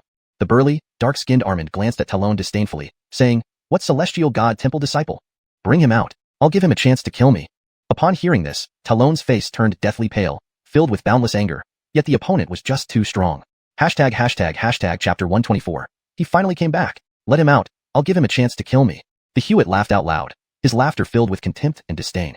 He was from the Sacred Realm, a notorious thief known for his evil deeds and unparalleled strength. He had been pursued and had escaped here. Behind him, 2 large men also burst into laughter upon hearing his words. One of them looked at Talon in front of them as if he were an idiot and said, we are not from here. We come from the Sacred Realm. From the Sacred Realm. Hearing this, a look of despair crossed Talon's face. Initially, he thought these people were from the Divine Continent, but now it seemed otherwise. If they were indeed from the Sacred Realm, then naturally they wouldn't fear the top forces of the Void World, because they were on entirely different levels. His face turned ashen. In his view, he was in deep trouble this time. However, just then, footsteps sounded behind him. He turned around and almost shouted in excitement when he saw who it was. It was Slade. Slade walked towards them. At this moment, the warriors of the Alastairly God Hall focused their gazes on him, their faces brimming with excitement. Slade, the most talented disciple of the Alastairly God Hall. He finally came back. The Alastairly God Hall might be saved this time. Everyone had heard about Slade's recent exploits. He had slain Anselm and 10,000 demons. Sky. Are you seeking death? At that moment, Slade stood before the Hewitt, eyes half closed. The Hewitt glanced at Slade, a cold smile curling on his lips. Just you? In response, Slade didn't say a word. Instead, he took a step forward. Instantly, terrifying killing intent surged forth like a tidal wave, rushing toward the opponent. This wave of killing intent was almost tangible. With a single step, Slade stared at the Hewitt ahead, his right hand forming a fist. Without hesitation, he struck with all his might. The moment the punch landed, the surrounding space trembled violently. Instantly, the Hewitt flew backward and hit the ground with a heavy thud, creating a massive crater and sending dust flying. Inside the crater, a series of crisp, bone-cracking sounds echoed continuously. The force of this single punch was incredibly terrifying. The warriors of the Alastairly God Hall witnessed this scene, wide-eyed and filled with awe. This is impossible. The remaining 2 warriors stared in disbelief. They knew the strength of that Hewitt. Even a warrior emperor-level fighter would have struggled against him. Yet, now, their leader lay dead by Slade's hands, effortlessly defeated. Boom. Terrifying killing intent swirled like a hurricane, splitting into 2 parts and crushing down on the remaining 2 men. The sheer intensity of this killing intent made their hearts tremble and their bones shiver uncontrollably. At this moment, the warriors of the Alastairly God Hall watched with intense emotion. Slade's revealed strength was a great surprise. The image of the Hewitt's formidable power was etched deeply in their minds. The Hewitt had been like a demon. However, he couldn't withstand even one blow from Slade, lacking any chance to fight back. This was Slade's true strength. The remaining 2 men exchanged glances and turned to run. However, Slade wouldn't let them escape. Holding the dragon scale sword in his right hand, he slashed swiftly. Whoosh, whoosh. 2 dazzling beams of sword energy struck the 2 men. In that instant, the bodies of the 2 men exploded, blood splattering everywhere. Are you all right, Palace Lord? At this moment, Slade turned around, gazing at the Aven not far away who had lost an arm. With a flick of his hand, he sent a pill over. Talon immediately caught the pill, expressing gratitude repeatedly. If Slade hadn't arrived, he would already be a cold corpse. Without being overly formal, he consumed the pill straight away. Slade glanced at Talon, his gaze sweeping forward. He did not see Aislinn and immediately frowned, asking, where is Aislinn? She was taken to the Sacred Realm.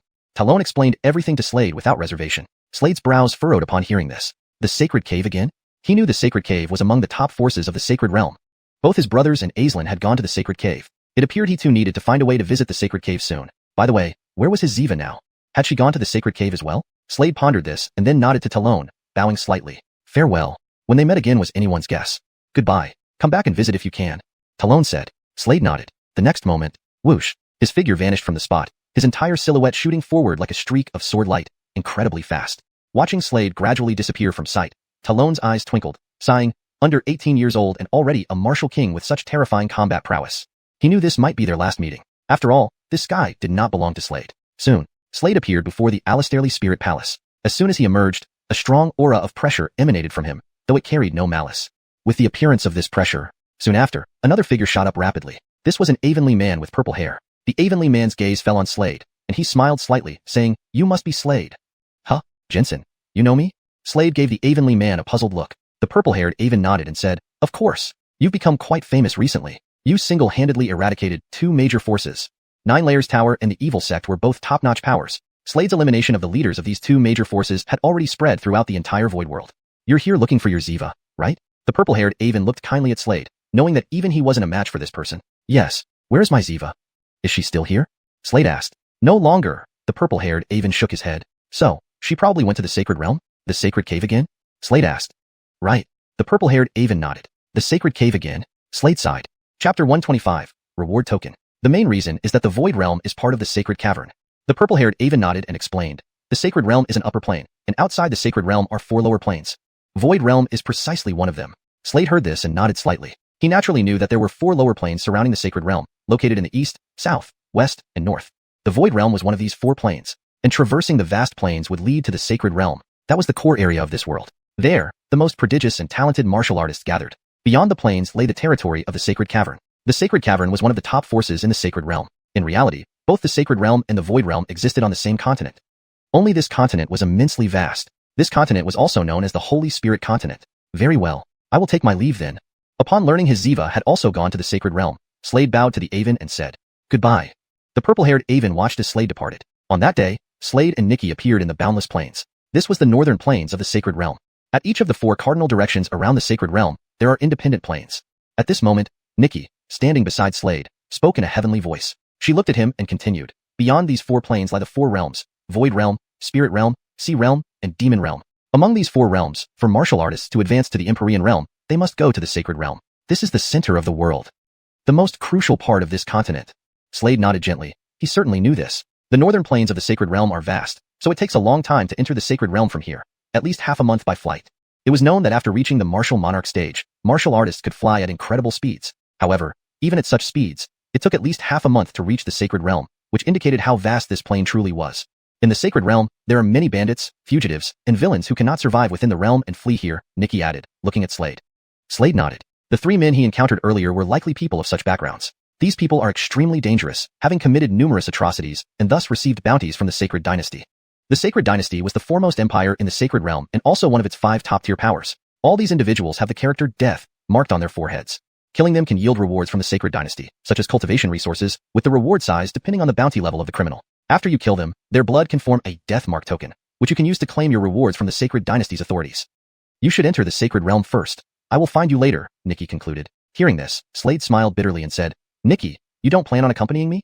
"I have my own matters to attend to," Nikki replied. "Is it because of those eyes?" Slade asked. At this, Nikki was taken aback, looking at Slade in surprise. "How did you know?" "Ice God Color Pupil, one of the 10 supreme innate pupils. It's impossible not to know."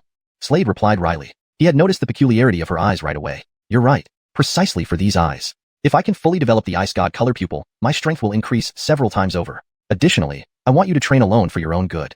Nikki spoke calmly. "Slade, our troubles are much greater than you imagine. You must practice diligently and enhance your strength to help us." After saying this, Nikki took a step forward.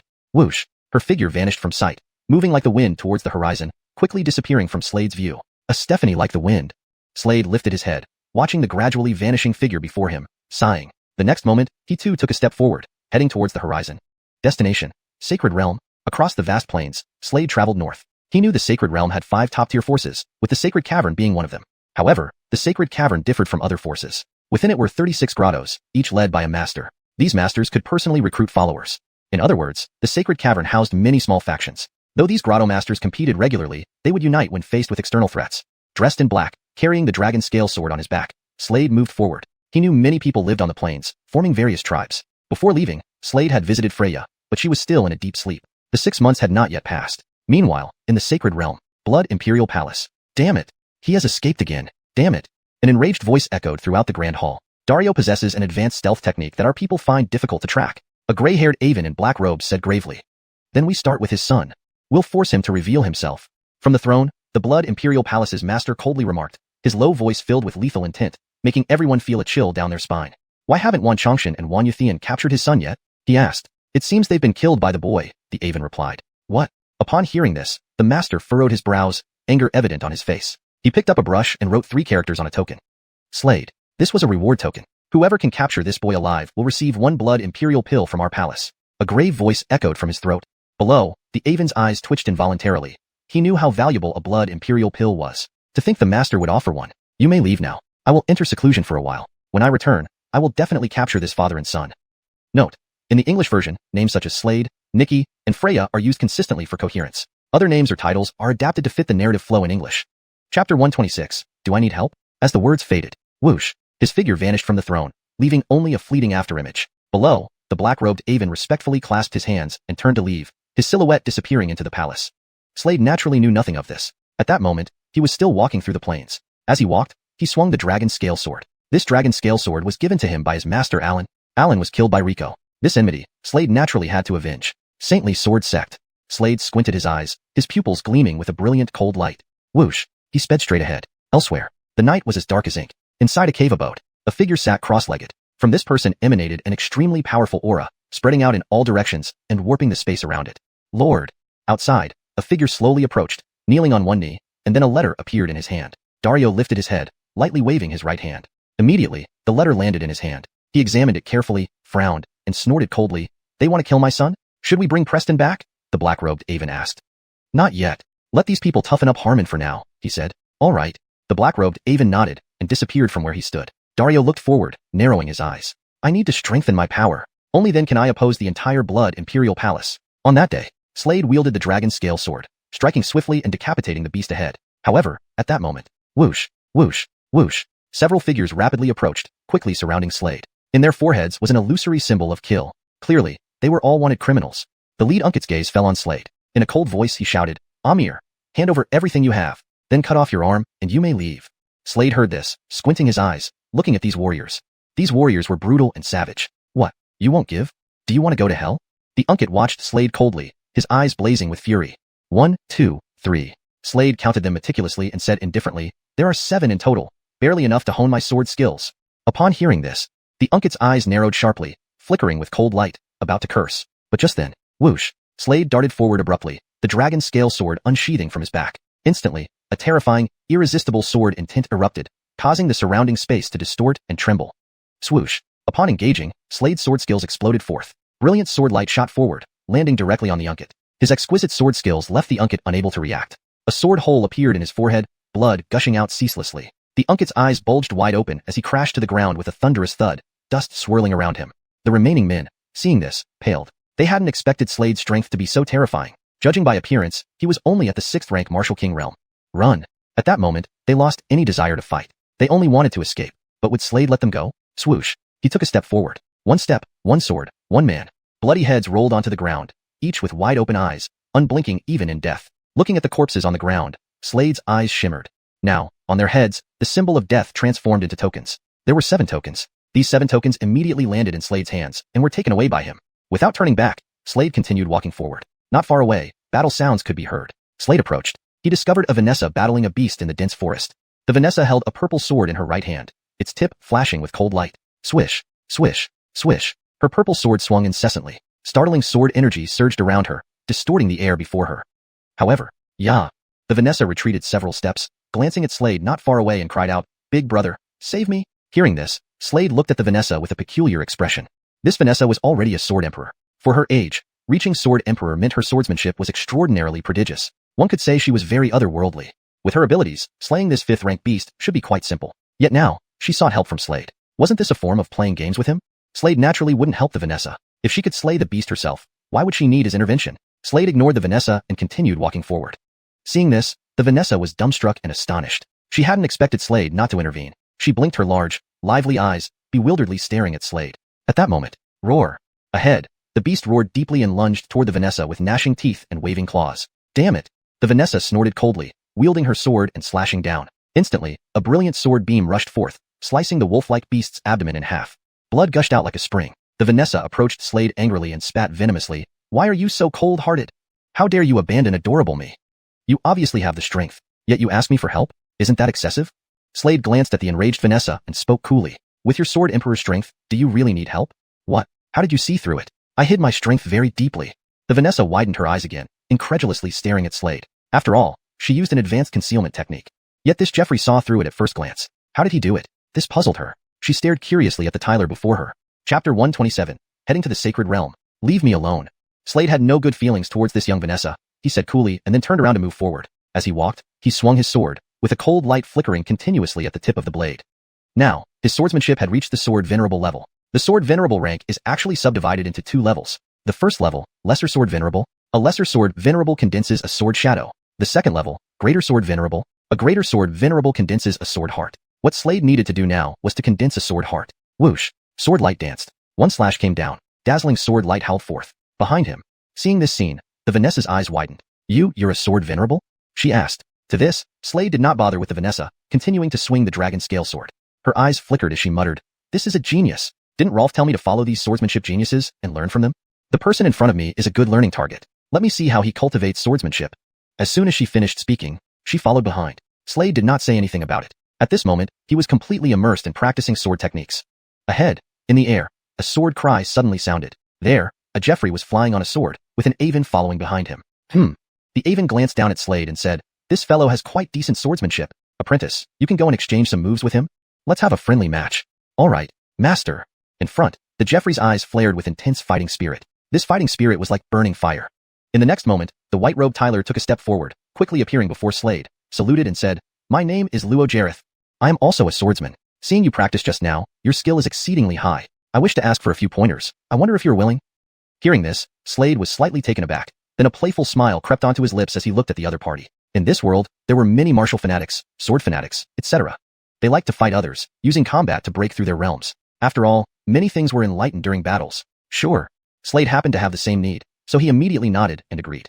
Behind her, that Vanessa heard this and her lively big eyes brightened. Being able to witness a battle between 2 great swordsmen was equivalent to a major fortune for her. She stepped back a few steps, looking intensely at the 2 swordsmen ahead. She was also a swordsman. "Jensen, let us begin."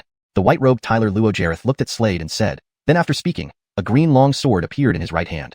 The tip of the sword spat out a cold light, just until a point. Slade glanced at Luo Jareth and said. Luo Jareth nodded. Whoosh. At this moment, he took a step forward, his entire figure turning directly into a sharp sword, speeding straight towards Slade. The speed was very fast. A startling sword intent surged into the sky, with a sword shadow trailing behind him. An awe-inspiring sword shadow. This person was a sword venerable, a lesser sword venerable. It should be known that such a person placed in the Great Void was definitely rare, a one-of-a-kind existence. Watching Luo Jareth charging forward, Slade remained unperturbed, drawing the dragon scale sword in his hand. Immediately, a sword cry resonated. A seemingly ordinary slash carried astonishing power. With this slash landing, the sword energy burst forth in front. Slade took a step forward, his movements uninterrupted as the sharp sword slashed down rapidly.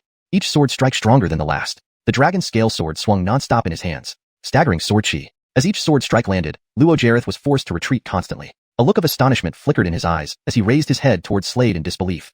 Their sparring ended at a stopping point, and in this battle, he clearly lost. This person must be close to reaching the greater sword venerable level. This is the trend of forming a sword heart. Behind, the slender young lady saw this scene and her eyes widened, looking at Slade filled with admiration. At such a young age, to have such swordsmanship, he could probably rival those 3 great swordsmanship geniuses. At this moment, Luo Jareth steadied himself and refocused on Slade, saying, Jensen, I'm not as good as you. Slade was slightly stunned, not expecting the person before him to be so open-minded. Some people might feel resentful. Of course, this was because Slade possessed absolute strength. I told you, there are always better people beyond what you know, higher mountains beyond what you see. Today, experiencing a bit of setbacks is a good thing. At this moment, the Avon slowly walked over from behind, his gaze falling on his disciple as he spoke gently. Yes, master, I was too confident before. The Tyler nodded and replied. Failure is the mother of success. Just go back and cultivate well. The Avon said, his eyes showing a hint of approval. Although his disciple lost to Slade, he didn't become dispirited, but grew even braver. This was worth acknowledging. Egon, you come from one of the 5 top forces, don't you? Are you here for training? At this time, the Avon's gaze fell on Slade, asking. In his view, given Slade's terrifying swordsmanship, he must surely come from one of the 5 top forces of the Sacred Realm. Only the 5 top forces of the Sacred Realm could cultivate so many talents. No.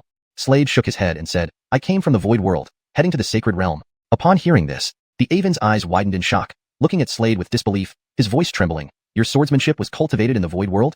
The Great Void is also called the Void World. Yes. Slade nodded slightly, knowing what the other person was amazed by. In the 4 lower realms, it was rare to see sword venerables emerge. If the Sacred Realm forces found out, they would go crazy trying to snatch Slade. Kai little friend.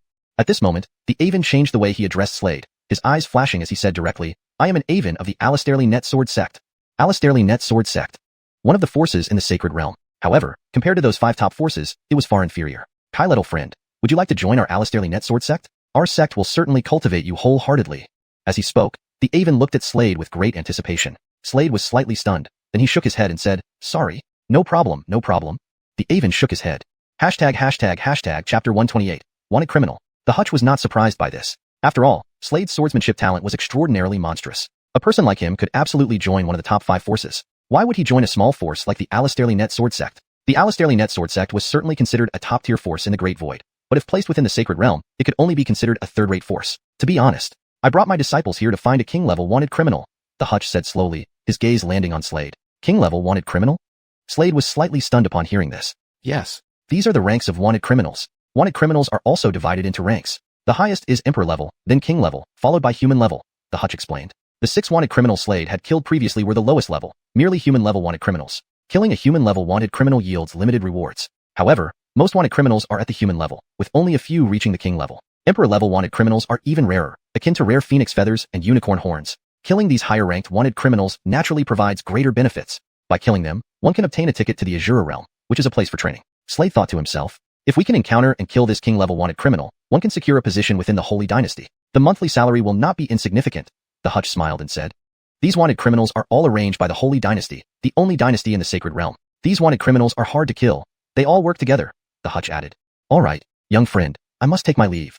The Hutch spoke to Slade. His intuition told him that it wouldn't be long before this person became famous throughout the entire Sacred Realm. Okay. Slade nodded. Then, the Hutch took his disciples and left. After they departed, Slade noticed that the Vanessa behind him was still following him. His brows furrowed as he turned to look at this mischievous Vanessa and asked, why are you still following me? I won't disturb you. I just want to learn from you.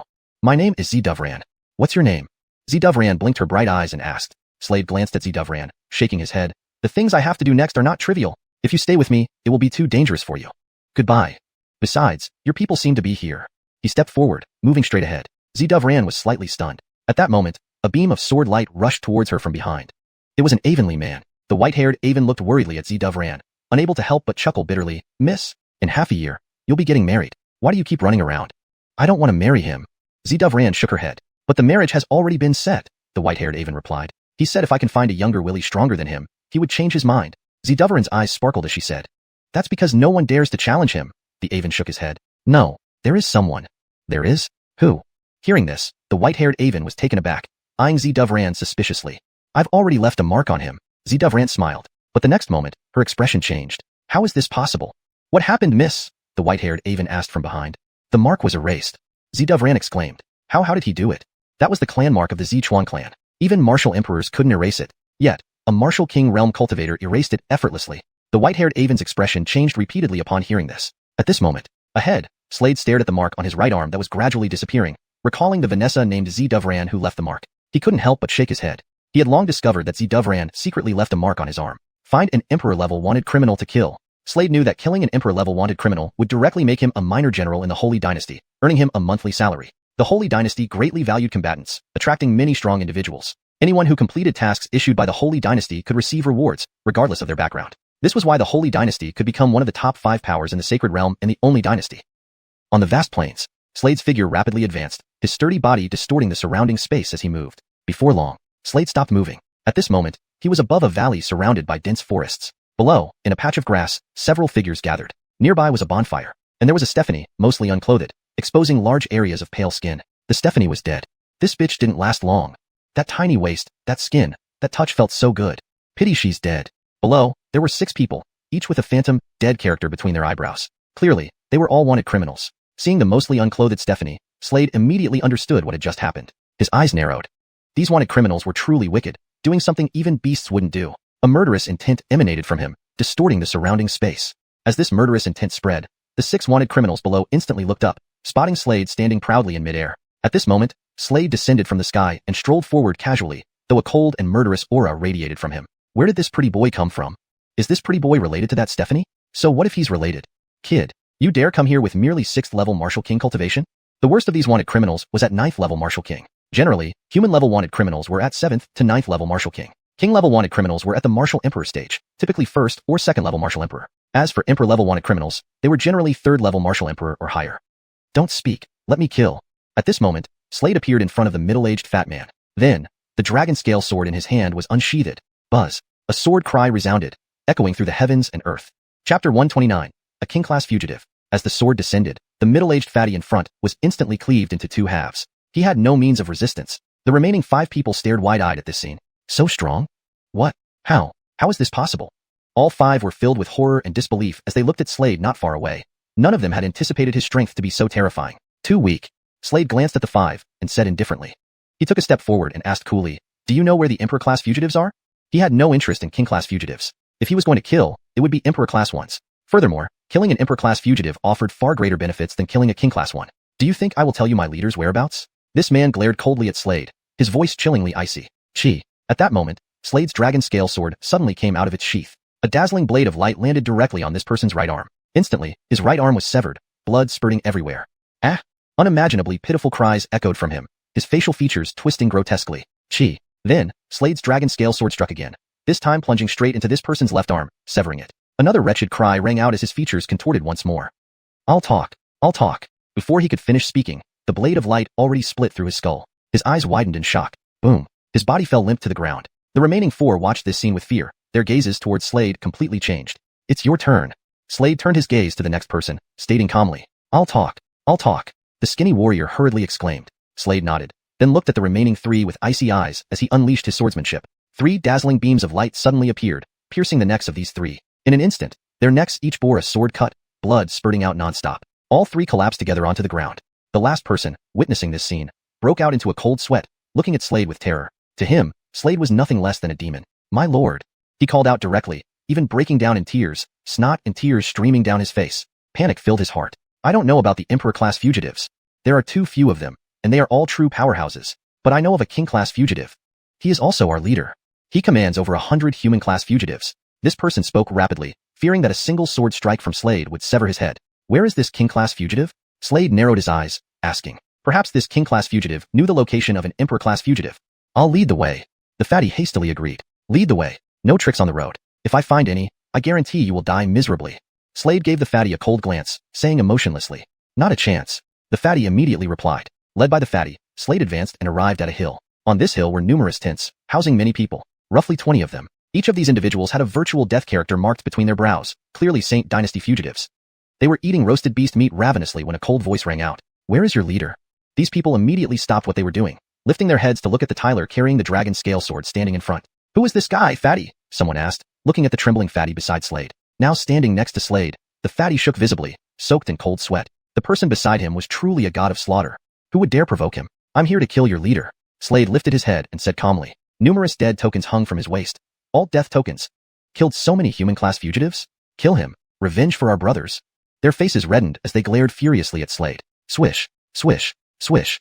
Numerous figures rushed toward Slade. Chi. Suddenly, the dragon scale sword behind Slade was already unsheathed. Hum. A sharp whine resonated. Immediately after, a fearsome sword aura erupted, like mountains and seas, causing this space to shake violently. Without a word, Slade stepped forward and thrust his dragon scale sword out forcefully. Swish. In no time, the ground was littered with cold corpses.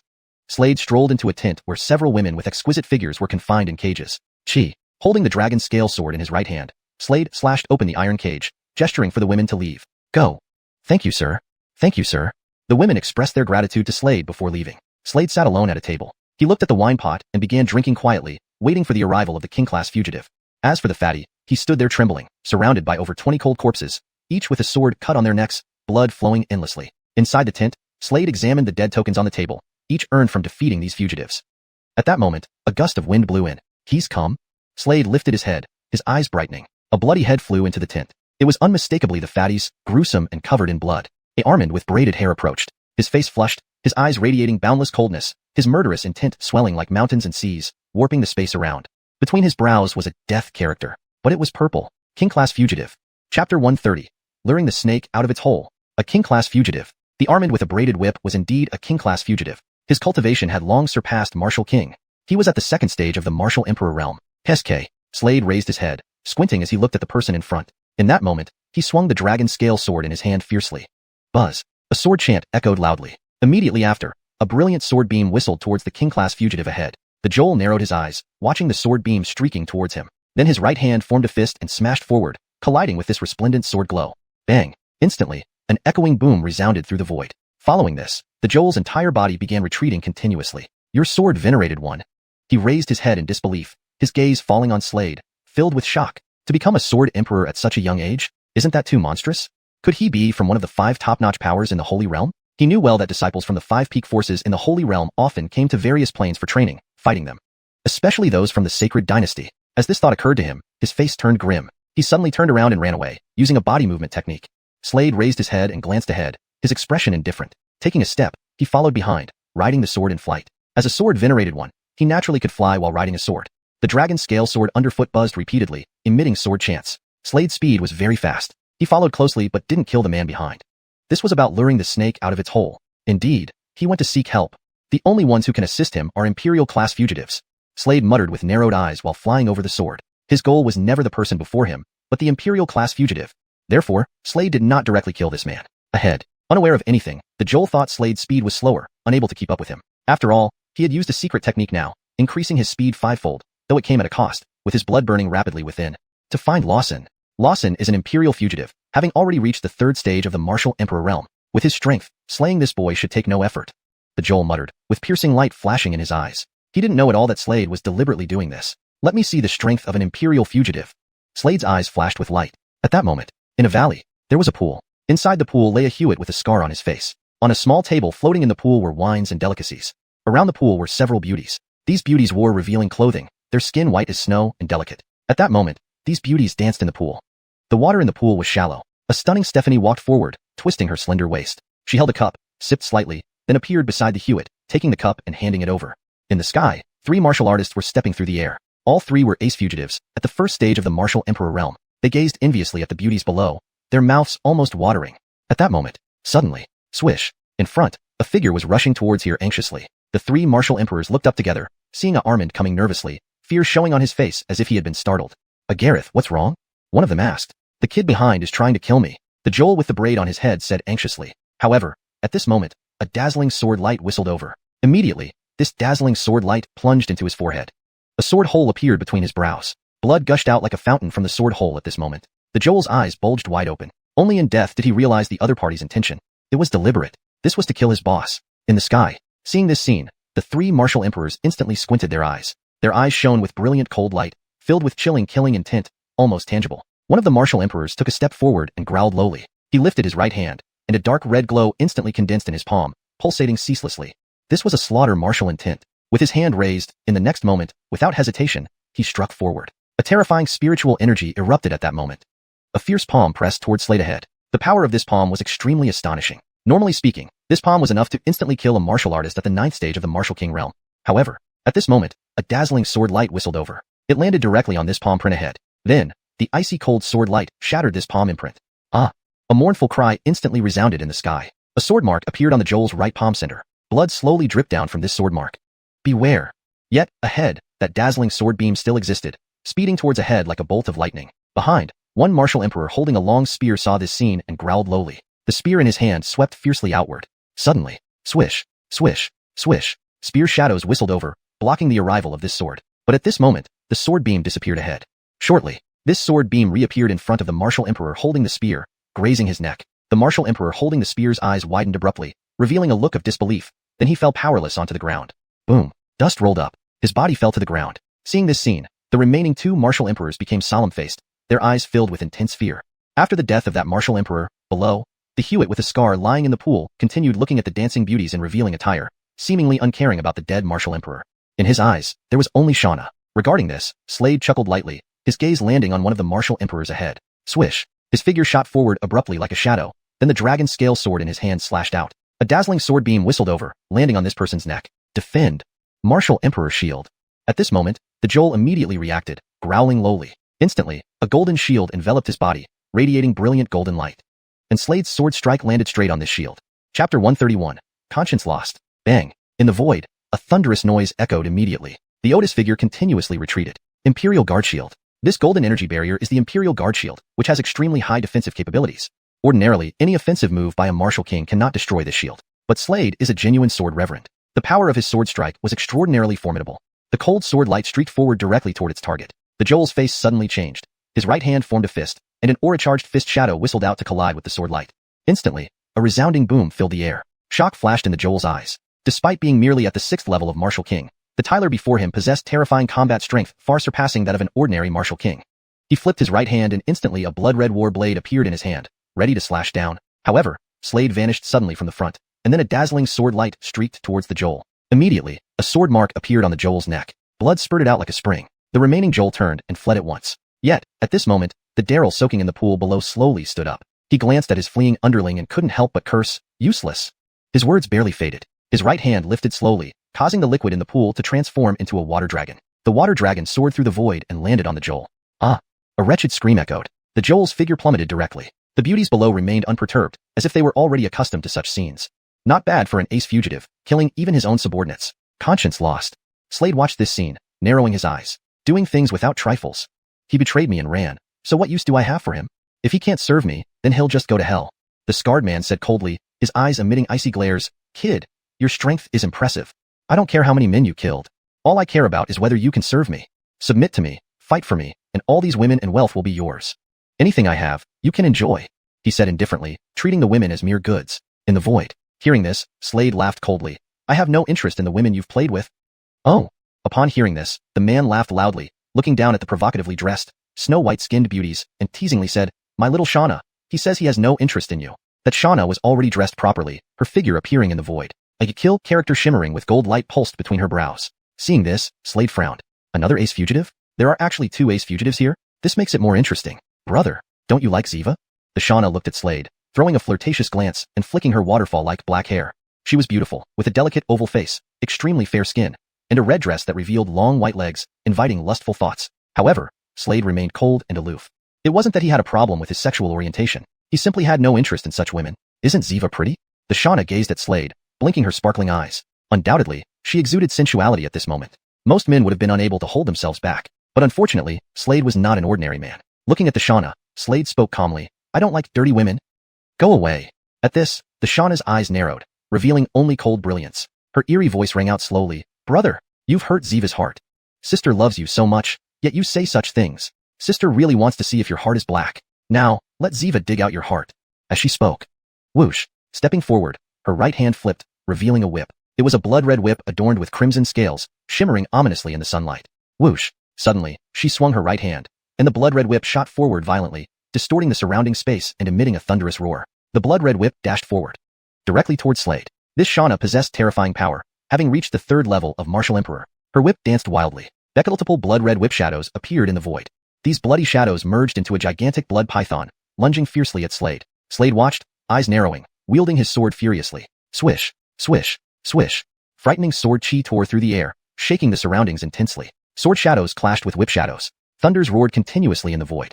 Slade executed swift movements, leaving an afterimage while thrusting his sword forward swiftly. Thud, thud, thud. At this moment, the Shauna kept retreating. But right then, the scarred man could no longer sit idly. Stepping forward, his face dark, his right hand transformed into a palm. In the next instant, he unleashed a terrifying palm strike that distorted the space around him, surging towards Slade. Slade watched this, narrowing his eyes, slashing again with his dragon scale sword. The chilly sword light roared forward, colliding with the palm print ahead. The void instantly boomed. Bang. Huh. The scarred man looked at Slade ahead in shock. Chapter 132. The Rolf's Man. He hadn't expected Slade to be able to withstand his palm strike. No wonder the previous 3 people had died at Slade's hands. This kid's strength is rather peculiar. Aubrey's beautiful eyes flickered as she looked forward at Slade. At such a young age, he has already become a sword venerable, and it seems that it won't be long before he can step into great sword venerable. The sword venerable realm was subdivided into 2 levels. One was lesser sword venerable, and the other was great sword venerable. Slade was currently a lesser sword venerable, but Sky's Edge was infinitely close to becoming a great sword venerable. As soon as he condensed his sword heart, he would be a great sword venerable. Keelik previously, his master Alan was a great sword venerable who had already condensed his sword heart. Could he be from one of the top factions of the Sacred Realm? Hall pondered on something, his eyes flashing as he looked at Slade in front and asked, "Where are you from?" If he were truly from one of the top factions of the Sacred Realm, killing this child could cause significant trouble. "Attack. Your heads, I'm taking them." Slade glanced at the 2 figures ahead and said calmly. Both these individuals were at the 3rd level Martial Emperor realm. He was still quite confident. Upon hearing this, the faces of the 2 darkened, their eyes emanating endless cold light. Since that's the case, kill him. Both his physical body and soul must be destroyed. Aubrey said slowly beside him, her eyes flashing with cold light. This way, there would be no evidence left behind, and no one would know they had killed Slade. This was to prevent retaliation from those backing Slade. Fine. The Otis nodded, narrowing his eyes as he looked at Slade in front. In the next moment, he took a step forward. 2 figures suddenly darted forward at incredible speed. They moved to surround Slade. Aubrey swiftly whipped out her crimson whip. The whip fell forward repeatedly, swinging continuously. Strands of whip shadows howled as they flew forward. Slade kept flashing, the dragon scale sword in his hand waving incessantly, clashing with the opponent. In the void, a series of booming sounds echoed. The scar-faced Otis also engaged Slade in battle. Both became increasingly astonished as the fight intensified. How could this person become stronger with each move? The scar-faced Otis frowned deeply, knowing full well that he was a martial emperor. He now held a battle axe in his hand. The battle axe was enveloped in shocking blood-colored aura. He swung his battle axe fiercely, sparkling brilliantly. Slade's dragon scale sword pierced straight out at this moment. Clang! In the intense clash, the void immediately trembled and twisted. At this moment, both sides' power had reached its peak. Divine Slayer formula, Divine Slayer sword formula. Right then, Slade roared hoarsely, followed by which the dragon scale sword in his hand turned into a streak of light shooting straight forward, causing the space around to distort alarmingly. Blinding sword light carrying terrifying power shot directly forward, colliding with the axe. Boom! When the sword was swung out, dazzling sword light continually erupted and collided with each other, producing continuous booms echoing through the air. A single slash landed. Slade's eyes revealed a hint of sinister killing intent. Whoosh! A streak of dazzling sword light howled forward, directly landing on the Otis's arm. Ah! At this moment, the Otis let out a pitiful cry. His entire face contorted beyond recognition. Swoosh! In the void, Slade's aura reached its peak. At this moment, his cultivation directly advanced to the 7th level Martial King realm. His cultivation had improved by 1 level. This boy. The Otis's face darkened when he felt the fluctuating aura from Slade. He's using us for practice. Aubrey thought of something, her face abruptly changing as she looked at Slade ahead and spoke. Correct answer. Slade heard this, looked at the two in front of him, and grinned. Aubrey's eyes flickered, her face turning icy cold in an instant, filled with frost. Now, die for me. Slade looked at Aubrey coldly and swung his dragon scale sword again. Swish! Dazzling sword light howled forward, moving straight ahead like lightning. This dazzling sword light instantly penetrated Aubrey's brow. Suddenly, there was an extra sword hole in Aubrey's brow. Her eyes widened, and her body dropped dead, as if unable to rest peacefully. On the other side, the scar-faced Otis watched this scene with a trace of fear spreading across his face. The strength of this person was terrifying. Even more shocking was that this person's cultivation was only 7th level Martial King. How did he manage this? Swoosh! Slade stared coldly at the scar-faced Otis, then stabbed out sharply with his dragon scale sword. The dazzling sword light continuously flickered. This dazzling sword light rushed forward, swift as lightning. This beam of sword light hit the Otis's neck. At this moment, the Otis's body fell down. His eyes were filled with intense fear. Slade lowered his head, looking at the two cold bodies below. At this moment, the word dead on their brows had disappeared. Instead, above their heads floated a token. It was a golden token. Clearly, it was the death token. This indicated that 2 Imperial-level fugitives had died at Slade's hands. Slade took the remaining tokens of King-level fugitives, then took a step forward, his figure vanishing from the spot. His figure seemed like a streak of sword light, shooting away over the plain at an incredible speed. Before long, within his sight appeared a huge city. This city was extraordinarily tall, resembling an ancient demonic beast crouching here, with towering city walls covered in white clouds. Several flying creatures hovered overhead. Slade had intended to enter, but next moment, he furrowed his brows upon seeing a huge portrait pasted on the city wall. The person in the picture was clearly him, Slade. According to the notice, he had been placed under a bounty order by the Blood Royal Palace. This made him frown. Is it because of father? Slade muttered. At that moment, within the city wall, a large flying creature soared towards him. Then, from the back of this creature, a figure leisurely jumped down. It was an Avonlea man. The Hutch swept his gaze over and spotted Slade, then stepped forward, quickly appearing beside him. Preston Song, we're family. I was sent by your father. The Hutch slowly said. Chapter 133, Holy Points. Your father has already arranged a place for you to undergo trials. The black-robed Avon looked at Slade and said slowly, Rolf. Slade hadn't expected to meet someone sent by his father here. Since Rolf mentioned it, it seems he isn't in danger. This is the place for your trials. The black-robed Avon handed a map to Slade. Great. Thank you. Slade nodded. However, I want to visit the Holy Dynasty's bureau first. Do you have a way to get me in? He asked. He had killed many King-level fugitives and 2 Emperor-level fugitives. Going to the Holy Dynasty's bureau would allow him to claim rewards. Preston, it's fortunate you met me. I have a way to get you in.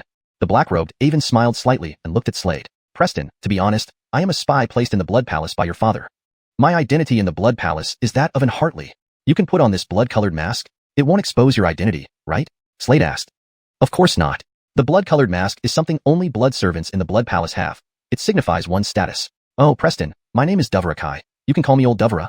Doverakai said. Then, thank you, Old Dovera. Slade bowed respectfully to the black-robed Avon. He now wore the blood-colored mask on his face and followed behind Doverakai. Doverakai walked ahead. At the city gate stood 2 martial artists from the Blood Palace. Seeing Doverakai approach, both martial artists showed signs of respect and called out in unison, Hartley Dovera. Hartley Dovera glanced at them, nodding slightly but remaining silent. Slade, wearing the blood-colored mask, closely followed behind Old Dovera. The 2 guards did not ask him to remove his mask or reveal his identity. They couldn't imagine that Hartley Dovera was a spy. Thus, the 2 men entered the city without issue. Young master, I'll take you to the Holy Dynasty's bureau, Old Dovera said as he walked ahead. Good. Slade nodded. Where is my father now? He asked curiously. Well, for the time being, I cannot tell you, Preston. Old Dovera replied. Your focus right now should be on cultivation. Slade lightly nodded. Following Old Dovera, he appeared inside the Holy Dynasty's bureau. Two sword-wielding martial artists stood guard in the hall, their strength already reaching the Martial King realm. A Martial King could establish a sect anywhere else, but here they were just gatekeepers for the Holy Dynasty. If not in the Holy Dynasty, like the previous Alistairly Websword sect, these individuals could be Hartleys. It all depended on the size of the force. Entering a hall within the bureau, the whole structure was opulently decorated and majestic. As dusk approached, there were still people in the hall. Slade glanced around and then went to a counter where Stephanie stood. She raised her head, looking at Slade. Seeing his attire, she wasn't surprised. She had seen many such people. I want to join the Holy Dynasty, Slade declared. A newcomer? The slim Stephanie took a closer look at Slade. All she could see were his eyes due to the blood-colored mask. Yeah, Slade confirmed with a nod. Here's some information about the Holy Dynasty. Please read it first. The young Stephanie retrieved a file from the drawer and handed it to Slade. Slade nodded, accepting the file and browsing through it casually. In reality, he was already familiar with the Holy Dynasty, one of the top 5 powers in the Sacred Realm. Simultaneously, it was also the most mysterious and unique power in the Sacred Realm. According to the document, as long as one didn't violate the holy rules and completed the tasks assigned by the Holy Dynasty, any martial artist could join, regardless of their original affiliation. Even members from other forces could join. Joining the Holy Dynasty came with monthly offerings based on rank. There were 6 ranks: Holy General, Great Holy General, Holy Army, Holy Lord, Holy King, and Holy Emperor.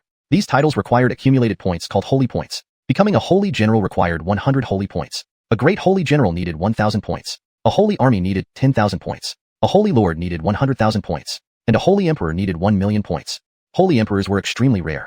It was rumored only 5 existed in the entire Holy Dynasty. These 5 occupied the highest echelons of power. To earn Holy Points, one must complete tasks assigned by the Holy Dynasty, such as killing wanted criminals. Moreover, earned points could be exchanged for treasures, among other benefits. Hence, many wanted to join the Holy Dynasty. However, becoming even the lowest ranking member wasn't easy. Killing a human-class criminal netted 1 point. Thus, to become a Holy General, one needed to kill 100 human-class criminals, a daunting task given they were all martial kings. Continuing his reading, killing a king-level criminal earned 10 points. Killing an emperor-level criminal earned 100 points. I checked. I qualify as a Holy General, Slade stated after a brief glance, confirming he had 200 points from 2 emperor-level criminals, qualifying him as a Holy General. The young Stephanie blinked, doubtful, asking hesitantly, Are you sure? Yes, I'm sure. Slade nodded. Calculate my points, please. With that, several tokens appeared on the counter. Master! Old Dovera widened his eyes in shock, along with the clerk, upon seeing numerous dead token badges, 2 of which were emperor-level. This meant the person had killed many king-level criminals and 2 emperor-level ones. Whoa! The young Stephanie gasped, staring at Slade in awe. Next, she began calculating the points, which astounded her. She looked up, her tone more respectful now. Jensen, you have 820 points. In Chapter 133. Chapter 134, Great Saint General Armor. 820 points. So close. Slade was just short of becoming a Great Saint General. The Vanessa couldn't help but glance at Slade again. Then, she took out a token. It was a tower-shaped token with a large character on it, written in dragon-leaping, phoenix-dancing strokes. Saint. This is the Saint Dynasty's token. The Vanessa handed this token to Slade and slowly said, This token represents your identity. Slade glanced at the token. It had the word, Saint, engraved on it, followed by 2 more characters beneath. Saint General. With a sweep of his divine sense, Slade found the points within the token. 820 points. Above were 2 lines of text, historical points and current points. Historical points were the total accumulated, while current points were after deductions. Now, both lines stood at 820. After becoming a Saint General of the Saint Dynasty, one could enjoy various benefits from the Saint Dynasty. Once you become a Saint General, you will receive many benefits. At that moment, the Vanessa looked at Slade with a slight smile. Follow me. All right. Old Master Dovera, I'll be right back. Slade turned to look at the Avon behind him. All right. Rest assured. Young Master, if anything happens, just call me. Old Master Dovera said, looking at Slade. All right. Slade nodded gently. They were in the Saint Dynasty's office, an extremely secure place. Thus, Old Master Dovera wasn't worried about Slade's safety. Slade followed the Vanessa into a room. She knocked on the door. Come in. A weathered voice came from inside. Jensen, please come in, the Vanessa told Slade. Slade nodded lightly and walked in. Inside the room, he saw an Avonlea man with silver hair sitting cross-legged nearby. The hutch had silvery white hair. He glanced at Slade, then fixed his gaze on the token hanging from Slade's waist. Newly promoted Saint General, right? Yes, Slade nodded. This is your armor, called Saint General Armor. The hutch said, looking at Slade. Saint General Armor. Slade knew about this already. I want a great Saint General Armor, Slade said thoughtfully. To him, the Saint General Armor offered little benefit, whereas the great Saint General Armor could multiply his strength several times over. Hearing this, the hutch was momentarily stunned before shaking his head. Only a great Saint General can own the great Saint General Armor. This was a benefit granted according to the martial arts level within the Saint Dynasty. You've only just become a Saint General. You're far from being a great Saint General. To the hutch, Slade's points should barely reach 100, as most people do. I'm still short of some points. Slade asked, what tasks are available? He knew that in the Saint Dynasty, Points were earned through completing assigned tasks. Just short? How many points do you have? The Hutch curiously asked. 820 points, Slade replied. What, that much? The Hutch exclaimed, gawking at Slade in bewilderment. Yeah, partly, he killed 2 Empyrean-level fugitives, more than 10 King-level fugitives, and numerous human-level fugitives, the elegant Vanessa explained. Upon hearing this, the Hutch was even more astounded, staring at Slade in shock. He noticed Slade's cultivation was merely at Martial King's 7th level. Normally, killing a human-level fugitive would be tough for someone of this cultivation. Yet here was someone who could kill 2 Empyrean-level fugitives, indicating just how terrifying this person's strength truly was. Oh right. Slade remembered something. I'm a sword venerable. Isn't that supposed to increase points? In the Saint Dynasty, extraordinary talents could earn extra points. For example, becoming a sword emperor before 15 years old granted 500 additional points, while becoming a sword venerable before 20 added 1,000. In short, the Saint Dynasty placed high importance on prodigies, who would be key targets for development in any organization. How old are you? The Hutch asked. 17, Slade replied. Hiss. Upon hearing this, the Hutch's eyes widened, dumbfounded by this revelation. A 17-year-old sword venerable? Such monstrous talent in swordsmanship? You can get an additional 1,000 points. The Hutch told Slade, and instantly, another 1,000 points appeared on Slade's token. Adding to the previous 820 points, Slade now had a total of 1,820 points. On his token, the 2 characters, Saint General, had changed to Great Saint General. Congratulations on becoming our Great Saint General. The Hutch looked at Slade, beaming. As a Great Saint General, you'll have greater authority in the Saint Dynasty. Within the Saint Dynasty, the ranks were divided into Saint General, Great Saint General, Saint Commander, Saint Sovereign, and Saint Emperor. You can command Saint Generals at will. They will all follow your orders. Of course, you must not violate rules. Any transgression will result in immediate expulsion, and in severe cases, you might become a fugitive of the Saint Dynasty yourself. The Hutch continued. Slade nodded gently, already familiar with the Saint Dynasty's regulations. There was once a Saint General who violated the rules, practicing evil techniques and indiscriminately killing people, ultimately becoming a top-tier fugitive. A Saint-level fugitive, a tier higher than Empyrean level. These fugitives possessed cultivation above Martial Emperor realm, making them incredibly formidable. That person originally had a bright future. Unfortunately, he ended up as bones amidst many attackers. Don't worry, it won't happen to me, Slade smiled knowingly. That's good to hear. The Hutch nodded and continued. As a Great Saint General, your benefits are far better than those of a regular Saint General. Firstly, your armor is no longer just Saint General armor, but Great Saint General armor. With that, he waved his hand, revealing a completely golden suit of armor with a golden dragon pattern embroidered on it. This is the Great Saint General armor. Claim ownership first. Try it on. The Hutch looked at Slade with a smile. All right. Slade nodded without hesitation, bit his finger, and let a drop of blood fall onto the resplendent, golden Great Saint General armor. Chapter 135, Traitor. Then, he put it on directly. As his drop of blood fell, the Grand Saint General armor instantly emitted a dazzling golden light. At this moment, Slade wore the Grand Saint General armor. With a thought, this Grand Saint General armor can, the Aven was about to say when he froze in the next instant. He saw that the armor on Slade had already disappeared, merging into his body. You know? The Aven looked curiously at Slade and asked. Heard of it? Slade smiled slightly and replied. Wearing the Grand Saint General armor, at this moment, he could clearly feel the defensive capability of this armor. It could effortlessly defend against a Martial Emperor's attack. Not only did it enhance his defense, but also increased his combat strength. There were many benefits. It could increase his combat power by 5 times. The previous Holy General armor could only double a martial artist's combat power, a difference of 3 times. That was a lot. Slade clenched his fist slightly and immediately felt an explosive energy surge. With a thought, the Grand Saint General armor reappeared. The golden dragons depicted on it were lifelike, as if they were real. Moreover, this pattern is imprinted by a 9th-level Martial Emperor realm martial artist. This is his all-out attack. If you encounter any crisis, you can directly use this. The Aven looked at Slade and slowly said, Good. Slade nodded gently. He naturally knew this. Also, we have set special restrictions on this Grand Saint General armor. If you die, we will know immediately. The Aven added. Slade nodded. Then, now you can enter the secret treasure space with this token. You can exchange points for what you want. The Aven continued. Slade nodded, directing his divine sense toward the token. Immediately, he found himself appearing in a pitch-black space. Suddenly, the space became bright. He then realized he was in a pavilion. There were many bookshelves in this pavilion. At this moment, a voice echoed in Slade's heart. I am the spirit of the secret treasure. Tell me what you want. Slade thought for a while and said, I want something that can change my appearance and not be recognized by strong people. Buzz, buzz, buzz. As his voice faded. Instantly, the bookshelves in the pavilion trembled at this moment. Next, the voice echoed again. There are several. There's one that cannot be recognized by an Imperial-level expert. It requires 1,000,000 holy points. There's one that cannot be recognized by an Immortal Martial Realm expert, which requires 400,000 holy points. There's one that cannot be recognized by a Holy Martial Realm expert, which requires 100,000 holy points. There's one that cannot be recognized by a Royal Martial Realm expert, which requires 10,000 holy points. 10,000 holy points? Slade frowned upon hearing this. He had barely more than 1,000 points combined. Where would he get 10,000 holy points? Ah. Slade let out a bitter laugh. Just as he was about to leave, the voice sounded again. You can owe holy points. Slade paused, almost forgetting this. People from the Holy Dynasty could owe holy points. How much they could owe depended on their cultivation level. Generally, a royal martial realm expert could owe 10,000 holy points. A martial emperor realm expert could owe 100,000 holy points. A holy martial realm expert could owe 500,000 holy points. An immortal martial realm expert could owe 1 million holy points. Because his cultivation levels increased, the difficulty of completing tasks also increased, making it easier to earn holy points. Fine, I'll owe them first. Slade nodded gently and said, all right, you owe 1,000 holy points. The voice sounded. Following that, in front of him, a mask flew out from the bookshelf. Wear this mask to change your appearance freely. It won't be detected by a martial emperor. Slade looked up at the mask and put it on, his appearance changing instantly. It looked ordinary, with a mole at the corner of his mouth. In a crowd, he wouldn't be recognized. Thanks. Slade turned and left. Soon, he gradually opened his eyes. Done? The Aven asked. Slade nodded gently and looked at the Aven. Thank you. No need to be polite. The Aven shook his head. Subsequently, Slade gave the Aven a bow and turned to leave, disappearing from the Aven's sight. How can such a young sword respecter exist? How have I never heard of him? Could he be from another lower realm? The Aven gazed at the departing Slade, his eyes sparkling. A 17-year-old sword respecter. This was extremely rare throughout the entire holy world. Truly a prodigy. Slade walked out. Outside, Hartley Dovera stood, looking increasingly serious. What happened? Hartley Dovera. Slade frowned and asked. We have been exposed. Quickly leave here. Hartley Dovera said gravely. Exposed? Hearing this, Slade furrowed his brows again. How could they be exposed? Perhaps, there might be spies among your father's subordinates. Hartley Dovera said. Leave this place quickly. Hartley Dovera urged anxiously. Okay. Slade nodded. Two figures shot outward. To that mountain range.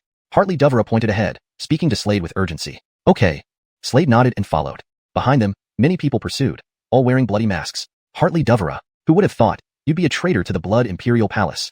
Behind them, a hoary-headed hutch glared at Hartley Dovera. Now, I can kill you openly. His name was Lorenzo, who originally did not get along with Hartley Dovera. When he learned that Hartley Dovera was a traitor, he couldn't be happier. At this moment, he led over a dozen blood servants toward Slade with lethal intent. The killing aura emanating from his body was palpable. It made one's heart shake. At this moment, Hartley Dovera and Slade had already entered the vast mountain range. In the mountains, the low growls of demon beasts occasionally reverberated throughout the world. You can't escape. Behind them, Lorenzo's icy voice rang out, his speed increasing dramatically. Master, you go first. Don't worry about me. Hartley Dovera urged Slade anxiously and then turned toward Lorenzo. Die. Lorenzo glared fiercely at Hartley Dovera, his face revealing a ferocious look, cold light flashing in his eyes.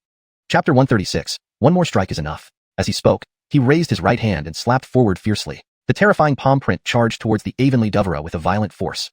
Hartley Dovera turned his right hand, revealing a blood-red staff. Immediately after, he struck it down without hesitation. Instantly, a horrifying crimson light rushed out and landed directly on the palm imprint. Bang! An explosion resounded in the air, ringing continuously. Hartley Dovera's cultivation had reached the 5th tier of Martial Emperor. Lorenzo's cultivation was 1 tier higher than Hartley Dovera's, standing at the 6th tier of Martial Emperor.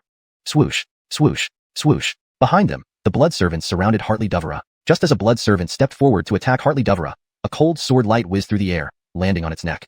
Subsequently, slash. A sword mark appeared on this blood servant's neck, from which fresh blood spurted continuously. This blood servant widened its eyes, looking as if it couldn't accept death. It was evident that Slade was the attacker. Naturally, Slade wouldn't let him die unaided. Kai little master, let's go. Upon seeing this scene, Hartley Dovera's expression changed, and he shouted anxiously to Slade. Go? We can't escape. A cold sneer curled up at the corner of Lorenzo's lips. He took a step forward and appeared before Slade, then lifted his right hand, shaping it into a palm. Immediately afterwards, the palm slammed fiercely forward. In response, instead of retreating, Slade moved forward, forcibly resisting this palm strike. At the same time, he revealed a dragon scale sword in his right hand. The tip of the dragon scale sword emitted a dazzling cold light. Slash. A sharp sound immediately echoed. To seek death. Seeing Slade resist with brute strength, Lorenzo roared deeply. He believed his strike would be enough to kill Slade instantly. However, as the strike landed, an armor suddenly formed in front of Slade. It was clearly the great sage general's armor. Bang! This palm strike sank like a stone into water. A massive rebound force hit back, making him fly away like a projectile. At that moment, a brilliant streak of sword light rushed toward his arm. As the sword fell, his arm received a slash wound, blood oozing out from it. Lorenzo looked at Slade with disbelief, exclaiming, Sword Reverend? He didn't expect Slade to be a sword reverend. Not far away, an Aven approached, hiding in the air with narrowed eyes, displaying extremely cold and dark eyes like a snake. A bunch of waste. Looks like I need to take action. The Aven said coldly. In the dense forest, Slade unleashed one sword strike after another. Dazzling sword lights continually bloomed in the air, constantly pushing Lorenzo back. You joined the Holy Dynasty. Lorenzo knew that the armor Slade wore was indeed the great sage general's armor. This meant the person in front of him held a high position within the Holy Dynasty, having already become a great sage general.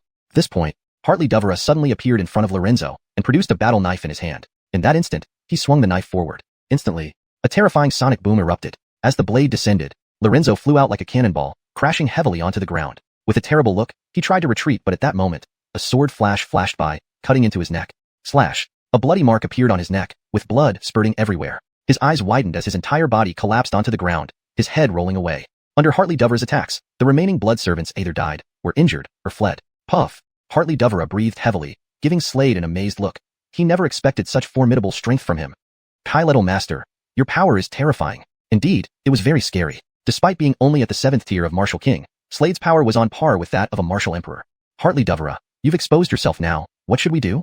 Slade asked. However, at that moment, the Aven hidden nearby suddenly bared white teeth, moving like a ghost straight towards Slade. Beware! Hartley Devereux shouted with acute senses. At this moment, Slade also sensed it, his heart trembling. He saw a brilliant dagger light hurtling toward him at lightning speed, incredibly fast and dazzling.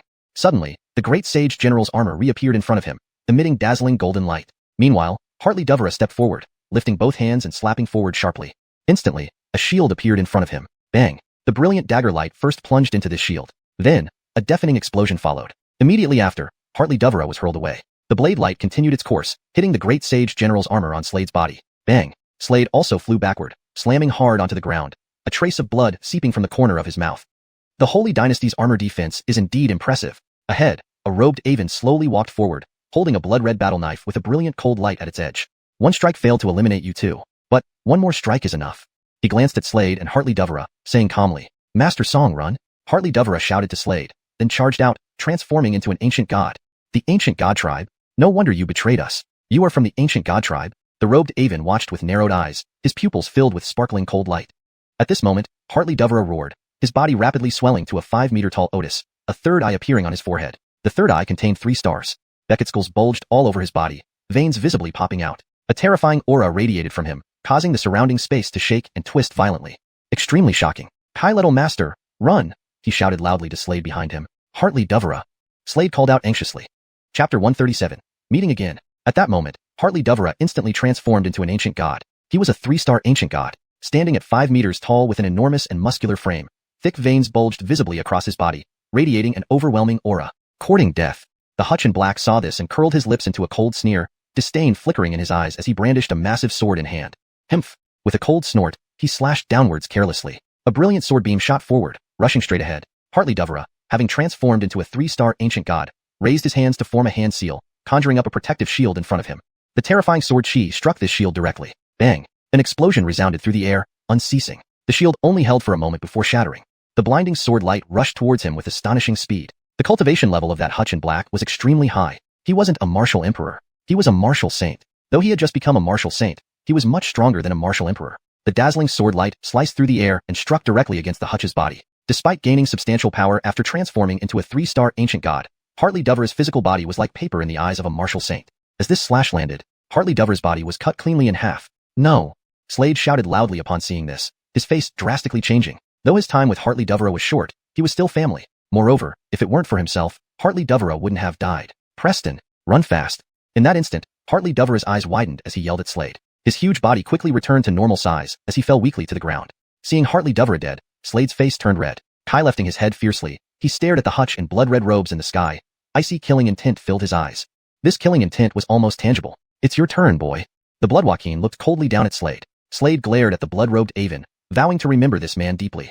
Blood escape secret art. He roared lowly, his eyes turning crimson, immediately employing the blood escape secret art among the 3 major secret arts.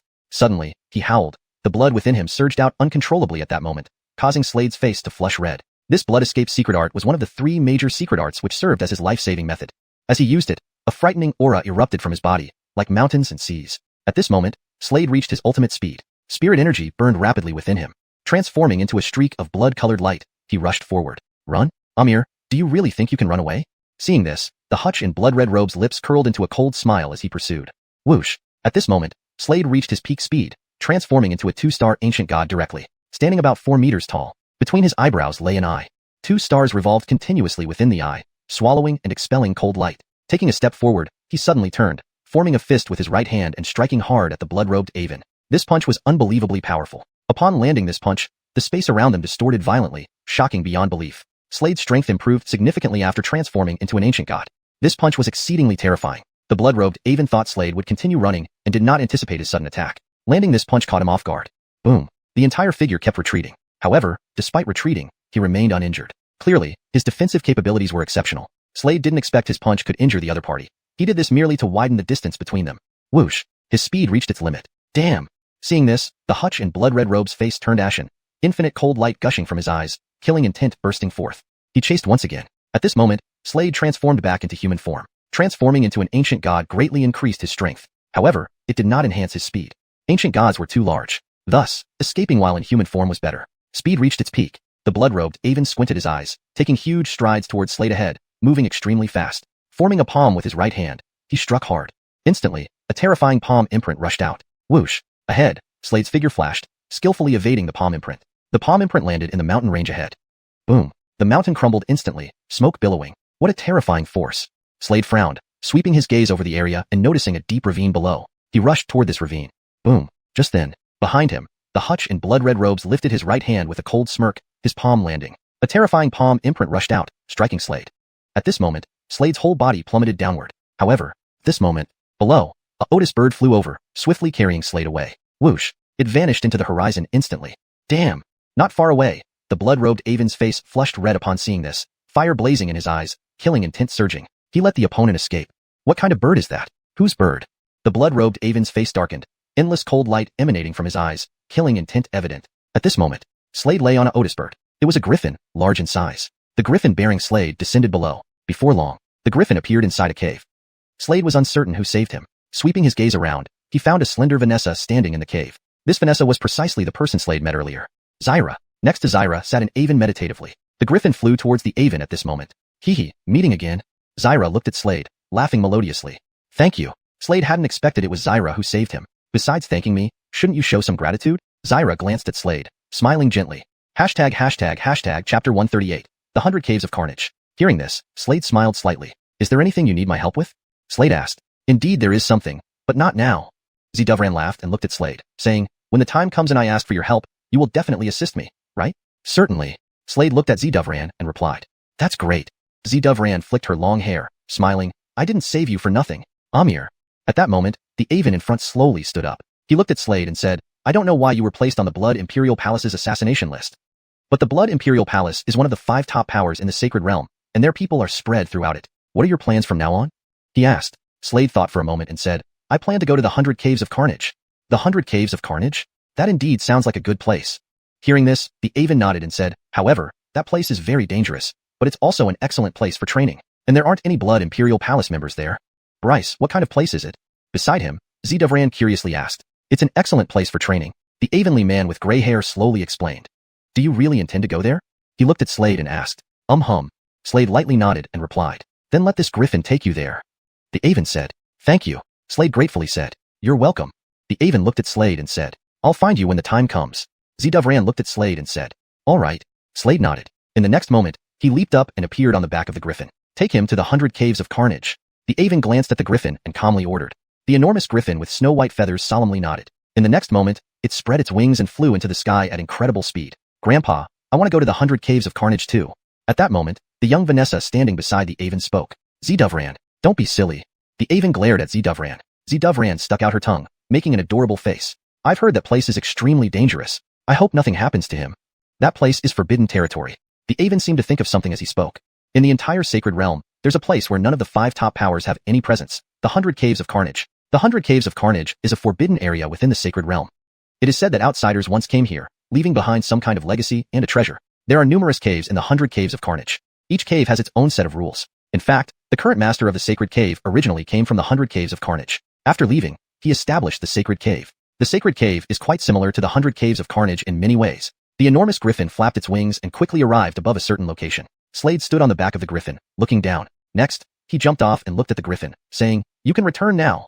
As soon as he finished speaking, he plummeted downwards, cutting through the air with a low whistle. Actually, this place was not unfamiliar to him because he had been here before. The 100 Caves of Carnage consist of 100 caves, each governed by a lord. These lords possess terrifying strength, more than capable of rivaling the Avons of the top powers outside. That's why the 5 top powers do not dare establish branches here. However, they can send disciples to come here. Each cave within the 100 Caves of Carnage is massive, and beneath them lie numerous cities covering vast territories. These cities house many small factions. At that moment, Slade appeared in a city called Dark Blood City. Upon entering, he looked at the empty streets ahead. The streets were desolate, with very few people around. Many cold bodies lay on the ground. Here, martial prowess reigns supreme. Also, many fugitives from the Holy Dynasty come here. Because even Holy Dynasty warriors dare not venture here. Slade walked along the street, and soon, he discovered an Imperial level wanted criminal. This was a Hewitt. He had also noticed Slade nearby. Kid, did you come here alone? Aren't you afraid of dying? Clearly, the Joel had his sights on Slade and smirked coldly. Gareth over everything you have. I'll spare you a complete corpse. The Joel stared at Slade coldly, as if he had already decided Slade's fate. In his eyes, Slade's cultivation was only at the 7th stage Martial King realm. Yet his own cultivation was already at the 3rd stage Martial Emperor realm. How could Slade be his match? However, at that moment, Slade gave a cold glance at him and suddenly swung the dragon scale sword in his hand. Swish. Immediately, a dazzling sword beam shot forward. A cut appeared on the Joel's neck. Blood splattered everywhere. The Joel's eyes bulged wide, his expression one of disbelief. His eyes widened as he stared horrified at Slade in front of him. Boom. In the next moment, his body fell lifelessly to the ground. Dead. Not far away, on the 2nd floor of an inn, a Jeffrey was sipping wine from a cup, taking a small sip. He glanced down, narrowing his eyes, daring to kill my man. Adon Ahai, he said indifferently. Yes. The two men standing respectfully behind him nodded. In the next instant, their figures flashed, transforming into two beams of light before shooting towards Slade, appearing on either side of him. Both were swordsmen. They simultaneously flipped their right hands, revealing sharp swords which they thrust towards Slade. Slade remained unperturbed, giving them a cold look. In the next moment, he swung the dragon scale sword again, transforming into two beams of light that pierced both of them. At that moment, both men trembled. Two dazzling beams of light illuminated, splitting their bodies in two. This kid is too powerful. That's Kyle Preston's people. Around them, the martial artists watching whispered, their gazes filled with reverence for Slade. Clearly, Slade's strength exceeded their imagination. Chapter 139. Bloodsea Cave Dwelling. My man, you dare to kill? At that moment, a sinister-looking Tyler walked slowly toward them from ahead. Slade raised his head, and his gaze landed on this cold Tyler. He retorted, he wanted to kill me. Wasn't it within my right to defend myself? But he is my man. I give you two options. Either become my subordinate and fight for me, or... Saying this, he paused for a second before staring at Slade and continued coldly, die. Slade looked at the sinister Tyler and replied calmly, I choose the third option. Third option? I only offer you two, said the sinister Tyler. The third option, where I kill you. Immediately after he spoke, Slade took a step forward and instantly appeared in front of the sinister Tyler. The dragon scale sword in his hand slashed out fiercely. Whoosh! A terrifying sword beam whistled out, heading straight forward, leaving the sinister Tyler no time to react. His arm was directly severed. Thump thump thump. At this moment, the sinister Tyler retreated consecutively. Stunned, he looked at Slade. Only then did he realize how formidable Slade's strength was. The sinister Tyler suddenly turned and ran. However, at that very moment, whoosh, a brilliant sword light shot toward him. He is a sword exalt. An actual sword exalt. Finally recognizing Slade's formidable power, the Tyler trembled in shock. He never thought this person would be a sword exalt, especially one so young. Such a powerful and young sword exalt was indeed a rare sight here. But alas, he could not escape. The swift, shimmering sword light struck him directly, splitting his body into two halves. Blood splattered everywhere. Seeing this, the surrounding martial artists' gazes towards Slade completely changed. Is this guy possibly from those top-tier external forces? His sword Dao skills are terrifying. Yeah, this guy is way too strong. Many people whispered among themselves. Slade didn't pay attention to these comments. He crouched down, retrieved the Empyrean execution tokens, and continued walking forward. At that moment, an hutch with white hair approached slowly. With dim eyes, he looked at Slade and said, Jensen, can we talk privately for a moment? Do you have something?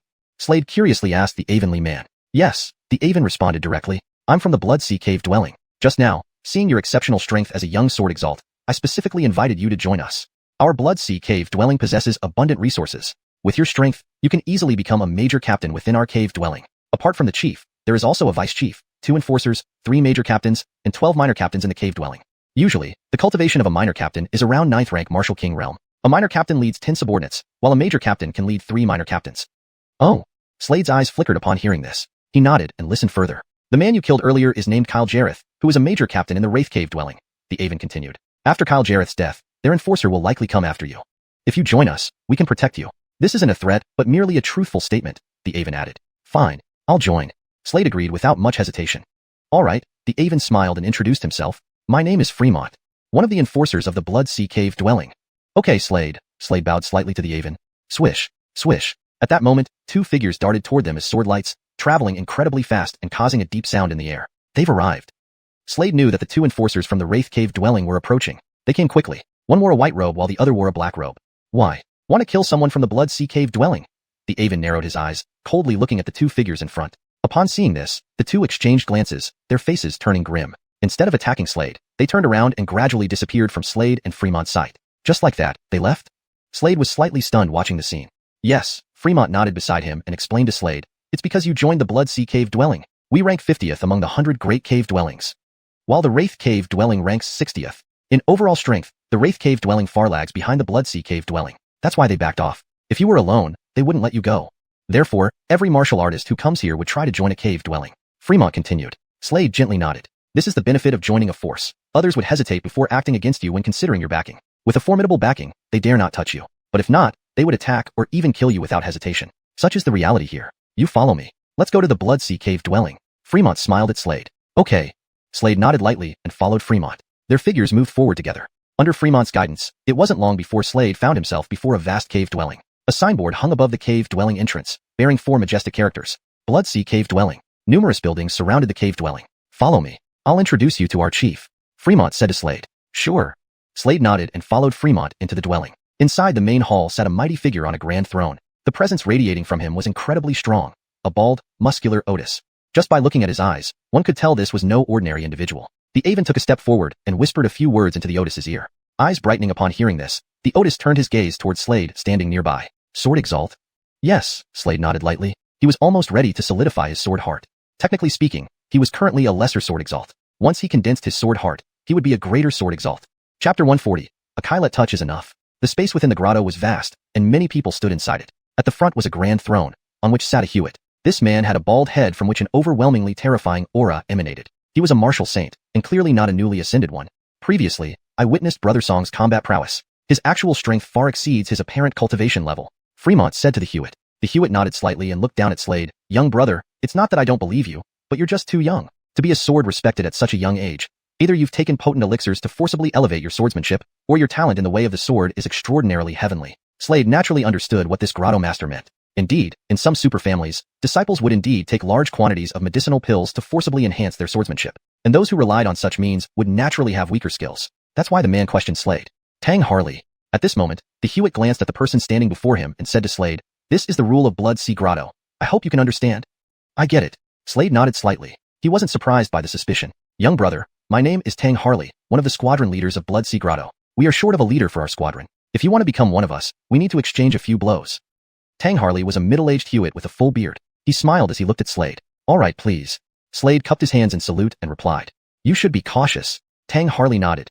Then, in an instant, a terrifying aura surged from his body. Tang Harley's cultivation had already reached the 3rd level of Martial Emperor. He leaped a bolt of lightning. He dashed towards Slade like a brilliant streak of sword light. Behind him appeared a phantom, a manifestation of his general spirit. It was a sharp claw covered with purple scales that glittered coldly under the sunlight. Extending his right hand, it transformed into a claw. General spirit embodiment. A low voice rumbled from his throat. Immediately, countless scales appeared rapidly in his hand, reflecting a chilling glow. The tips of his fingers tore through the void as if slicing reality apart, and they slashed towards Slade with lightning speed. As he attacked, the surrounding air emitted a crisp sound. Down below, Slade raised his head and observed the palm imprint coming from above. His face remained unchanged. Swoosh. In that instant, the dragon scale sword behind him leaped out of its scabbard, and a sharp resonance filled the air. Then, the sword cut toward the palm imprint. Bang! The space quaked violently. Following that, Tang Harley stepped back several paces, staring at Slade with astonishment and admiration. Impressive! He ceased further combat since that was his all-out attack, yet he was easily defeated. This indicated the sheer might of Slade despite his cultivation being only at the 7th level of Martial King. Suitable. On the throne, the bald-headed Finian's eyes lit up as he looked down at Slade and spoke. Starting today, you will be the squad leader of the 3rd team of Bloodsea Grotto.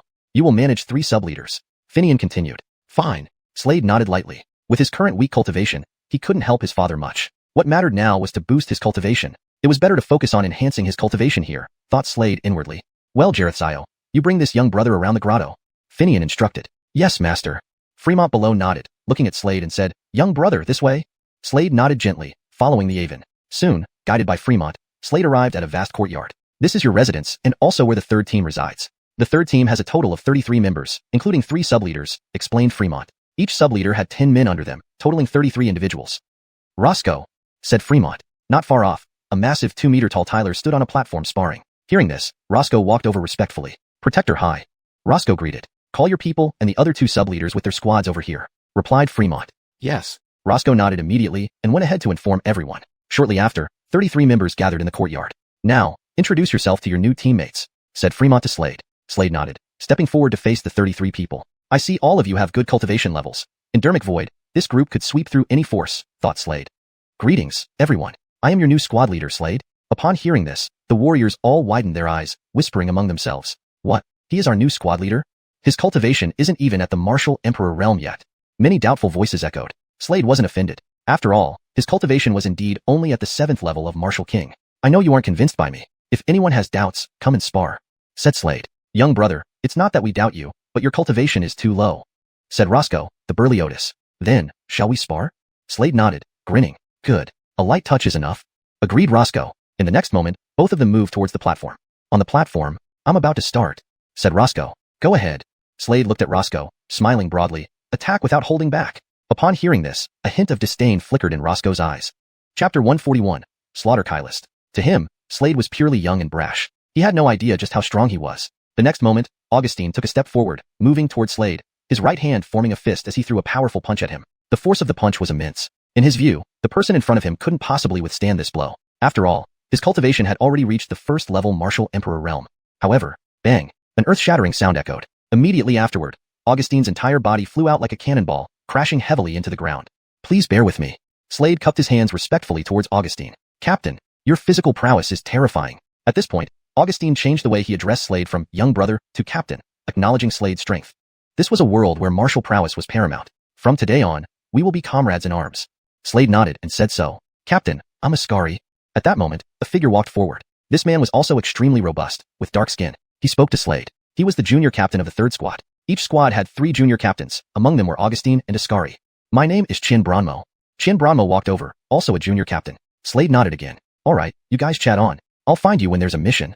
Not far away. High Jareth laughed as he said these words, then took a step, vanishing immediately. Captain, let's go talk over there. Augustine pointed to a pavilion nearby, where an ancient tree stood beside it. Sure. Slade nodded and walked forward. Soon, he sat on a stone bench in the pavilion, surrounded by members of the 3rd squad. Captain Song, you've just joined Bloodsea Cave and are new here. You must be unfamiliar with the place. Let me introduce it to you. Augustine was very warm-hearted and open-handed. Slaughter 100 Caves consists of 100 caves, each governed by a cave lord. These cave lords are all ranked on the Slaughter Kai list. Slade nodded. He knew about the Slaughter Kai list. It was the only ranking list in Slaughter 100 Caves. To enter this list, one's cultivation needed to be at least in the martial saint realm. There were 100 spots on the list. Typically, when a martial artist enters a cave, they become a member of that cave and gradually improve their cultivation. Then, if they can defeat someone on the list, they can replace their position and become the lord of that cave.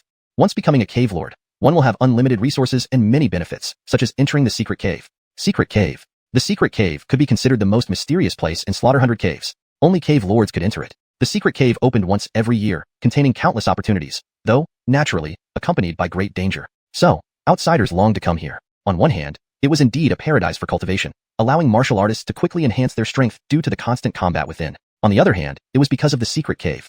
Usually, people within a cave won't attack their cave lord. Augustine looked at Slade and continued. Slade nodded slightly. Our cave lord is named Finian. He ranks 50th on the Slaughter Kai list, with his cultivation reaching the 9th level martial saint realm. He added that a martial artist with such cultivation could even become a pillar of any of the 5 top forces outside. Captain Song, there is your living quarters and a cultivation chamber assigned to you. At that moment, Augustine led Slade to the cultivation chamber. With an envious look, he pointed out that the chamber had a 5th level spirit gathering array. Cultivation inside was 5 times more effective than outside, meaning cultivating here for a day was equivalent to cultivating outside for 5 days. And this room was exclusively for Slade's use. Operating the 5th level spirit gathering array required quite a number of spirit stones, a benefit granted to Slade as the captain. Great. Slade nodded. Next, he entered the cultivation chamber and began cultivating. 3 days passed in the blink of an eye. During these 3 days, Slade remained in the chamber, cross-legged, engrossed in cultivation. A dense mist enveloped him, spirit mist. It surged into his body, being absorbed continuously. After 3 days of cultivation, Slade's cultivation improved significantly. Now, he was at the 9th level martial king realm, just 1 step away from the martial emperor realm. Then, he pushed open the door and found several people standing there. Captain Song, you're out? Leading the group was Augustine. Augustine looked at Slade and said, we just got word that a batch of slaughter crystals suddenly appeared on a nearby mountain. Slaughter crystals. Hearing this, Slade squinted his eyes. These crystals could be refined and absorbed by martial artists, strengthening their bodies and greatly enhancing their power. Moreover, martial artists could form slaughter armor, becoming slaughter warriors. Essentially, all martial artists listed on the Slaughter Kai list were slaughter warriors. Our mission is to seize these slaughter crystals, Augustine said. All right. Slade nodded and said to Augustine, let's set off. So, the group swiftly moved forward in grand formation, moving extremely fast. Augustine knew the exact location. Before long, they arrived at a towering mountain range. Currently, several figures were present in this mountain range. It's the Skywing Cave people. Looking at these people, Augustine frowned. These people again. Our former captain died at their hands. Xiuxian also frowned, staring ahead. Seize them. Slade ordered. Good. Being the captain, no one dared to defy him. Whoosh, whoosh, whoosh. Immediately, figures shot forward like dazzling beams, speeding incredibly fast. Leading the charge was none other than Slade. Who are you? Below, the martial artist collecting the slaughter crystals frowned, speaking rudely. Chapter 142. To deal with you, I don't even need to summon my general spirit. Everyone listen up. Seize the crystal shards of carnage and eliminate these people. In midair, Slade issued orders directly. As the captain of the 3rd Squad of Blood Sea Cave Manor, they naturally followed his command. With his voice fading out, instantly, everyone behind him charged forward together. The 3 squad leaders of the team, Roscoe, Gying, and Xianhuan, led from the front. The members of the squad were enraged, because these people from the Skywing Cave Manor had killed their captain just days ago. Soon, an overwhelming roar erupted here. The battle burst forth at this moment, as imposing as a mountain and vast as the sea. At that moment, ahead, a figure carried with shocking malevolence came swiftly toward them, moving extremely fast, wielding a blood-red war blade in hand. Swoosh, swoosh, swoosh. The blood-red war blade kept slashing wildly. Terrifying attacks exploded at this moment. Many in Slade's squad were injured. It's Gale, the captain of Skywing Cave Manor. This isn't good now. Roscoe and others furrowed their brows. You guys avoid me. I will take on this person. At this moment, a voice sounded from behind. Naturally, it was Slade speaking. All right. Everyone knew the capabilities of their captain. Although the captain appeared to be only at the 9th level of Martial King Realm, his true strength was incredibly formidable. Amir, you want to duel me one-on-one? Ahead, Gale glanced at Slade, and a cold smile tugged at the corner of his mouth. He could clearly see that Slade's cultivation was merely at the 9th level of Martial King Realm. Judging by how these people addressed him, this person should be the captain of Blood Sea Cave Manor. Strange. Typically, captains of cave manors are already at the Martial Emperor realm. This Jeffrey before him became a captain while still at the Martial King realm? You probably got the position through favoritism. Gale wasn't entirely wrong for thinking this way. Favoritism? Hearing this, Slade chuckled lightly, rubbed his nose, and glanced at Gale. Gale, standing before him, was a Tyler with neat short hair and a war blade in hand. A scar ran across his face, looking frightening. His aura was overwhelmingly powerful. You have injured so many of my brothers. Let's make a deal. Leave your heart behind, and I'll let you go. How about that? Hovering in midair, Slade cast a glance at Gale and said indifferently. Upon hearing this, Gale's face darkened instantly, his eyes gleaming with boundless coldness.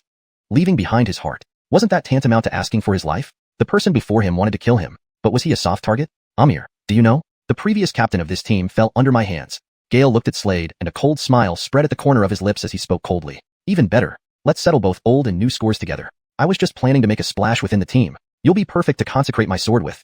As he spoke, Slade turned his right hand, and instantly, a dragon scale sword appeared in his grasp. The tip of the sword emitted brilliant cold light. Haha, Amir, I really don't know where your confidence comes from to say such things. Gale looked at Slade, squinting his eyes, and spoke coldly. Finishing his words, he no longer hesitated and launched an attack directly at Slade. Blinding blade technique. An icy voice rolled from his throat. Following his voice, instantly, a blood-red war blade materialized in his right hand, which then fiercely slashed outward. Immediately, terrifying shadows of blades whistled over and, as they advanced, a dazzling brilliance bloomed, blinding anyone who dared to look. The formidable power made many change expressions abruptly. Clearly, the power of this strike was immensely terrifying. Xianhuan and others all looked towards Slade. This was a battle between the captains of 2 cave manors. Honestly, this fight greatly influenced morale. If Slade lost, the morale of Blood Sea Cave Manor's 3rd squad would plummet significantly, and they might even flee. Because no one present could match Gale. However, if Slade defeated Gale, the enemy's morale would be greatly diminished. For the same reason, swoosh. At this moment, the dragon scale sword in Slade's right hand stabbed out violently. A brilliant sword beam whistled toward the advancing shadow of a blade, striking it directly. Instantly, the shadow of the blade shattered. The terrifying force surged towards Gale. At this moment, Gale's entire figure retreated continuously, appearing rather wretched. Who are you? At this moment, Gale's expression turned grave, his eyes gleaming with bright coldness. From the previous exchange, he realized this person was not a weakling. He was a sword venerable, a frighteningly powerful sword venerable. How is it? Now you're curious about my name? So be it. Considering you're about to die, I'll tell you. Halston carefully, remember my name. I'm called Slade. Slade glanced at Gale and spoke calmly, radiating supreme confidence in his tone. Big talker, do you think you can defeat me? Upon hearing this, Gale's expression darkened even further, as if dripping blood, his gaze sharpened. At this moment, a pair of wings phantoms suddenly appeared behind him. General Spirit Attachment.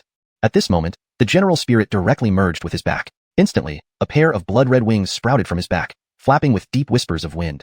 Following the attachment of the General Spirit, his aura surged like a mountain and sea. This is my true strength. Amir, summon your General Spirit. Gale's aura soared, and his eyes once again lit up with confidence. He looked at Slade from a distance and spoke coldly. To deal with you, I don't even need to summon my General Spirit. You are too conceited. In midair, standing with his hands behind his back, Slade glanced at Gale and said indifferently. Upon hearing this, Gale's expression darkened even more. What a sharp-tongued boy. If I don't kill you today, I am not Gale. As he finished speaking, The momentum-swollen Gale took a step forward, his entire figure charging straight toward Slade. The blood-red war blade in his right hand slashed out ferociously. One slash after another. Each slash was immensely powerful. The shocking blade energy shot forward at this moment, distorting the surrounding space dramatically. Slade lifted his head and looked at Gale, a cold smirk curling at the corner of his mouth as he took a step forward. Whoosh! His entire figure also shot forward fiercely, moving at incredible speed. Chapter 143, Fusion once again. Bang! Slade's speed was remarkable. In an instant, he appeared behind Gale and then lunged forward with his body, charging at Gale. A resounding boom echoed through the air. With this strike, Gale was sent flying like a cannonball. Ha! He couldn't hold back a mouthful of blood, which spewed out, turning his face deathly pale.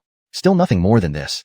In midair, Slade looked up at Gale in front of him, speaking disdainfully. At this moment, Gale didn't get angry. From their exchange, he knew he wasn't a match for Slade. Thus, without hesitation, he turned and fled, pushing his movement technique to its limit. Continuing the fight would mean certain death. The scene caused the warriors on Slade's side to light up with excitement, greatly boosting their morale. Conversely, the warriors on Gale's side lost heart. They no longer wanted to fight now that even their leader couldn't stand against the enemy. Running away in disorder, they were like stray dogs. In midair, Slade raised his head and gazed at the fleeing Gale, a cold smile curling at the corner of his lips. He then fiercely slashed with the sword in his hand. Whoosh! A dazzling blade of light shot forward, distorting the space around it in an alarming fashion. As the blade of light descended, an extremely miserable scream erupted from ahead. Gale's body was cleaved in two, blood spurting everywhere. Kill! In midair, Slade commanded his followers. Whoosh! Whoosh! Whoosh! One after another, figures shot forward at incredible speed. Leading them were Augustine, Xiuxian, and Ascari. Their aura was formidable as they surged forward to seize the carnage crystals. Before long, all the warriors of the Alistairly Wing Grotto were defeated, trembling wildly. These carnage crystals were all obtained by Slade's subordinates. How many total? Slade asked Augustine. Captain Song, we have a total of 300 carnage crystals, replied Augustine, excitement evident on his face. Only this many? Upon hearing this, Slade furrowed his brows. Captain Song, you don't know. In the 100 carnage caves, carnage crystals are extremely rare. To obtain 300 at once is already very impressive and quite terrifying. According to the rules, 30 carnage crystals must be submitted to the cave master, and the rest we can divide among ourselves. Augustine continued, Captain, you decide how to divide them.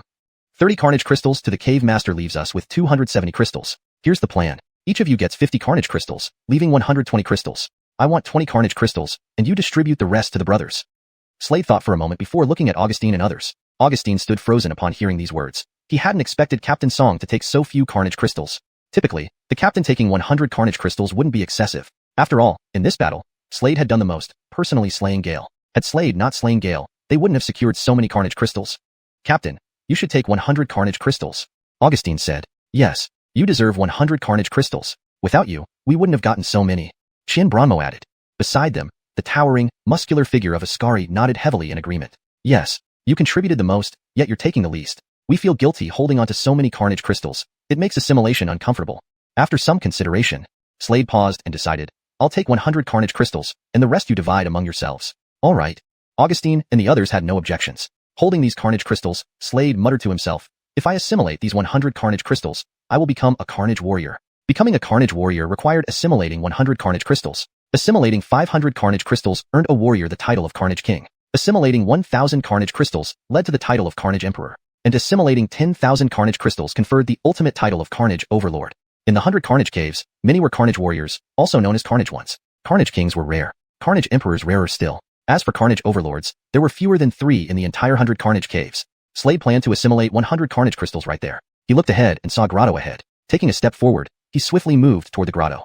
Before long, his figure appeared within the grotto, which was completely empty. With a wave of his right hand, 100 carnage crystals floated before him, each emitting a crimson glow.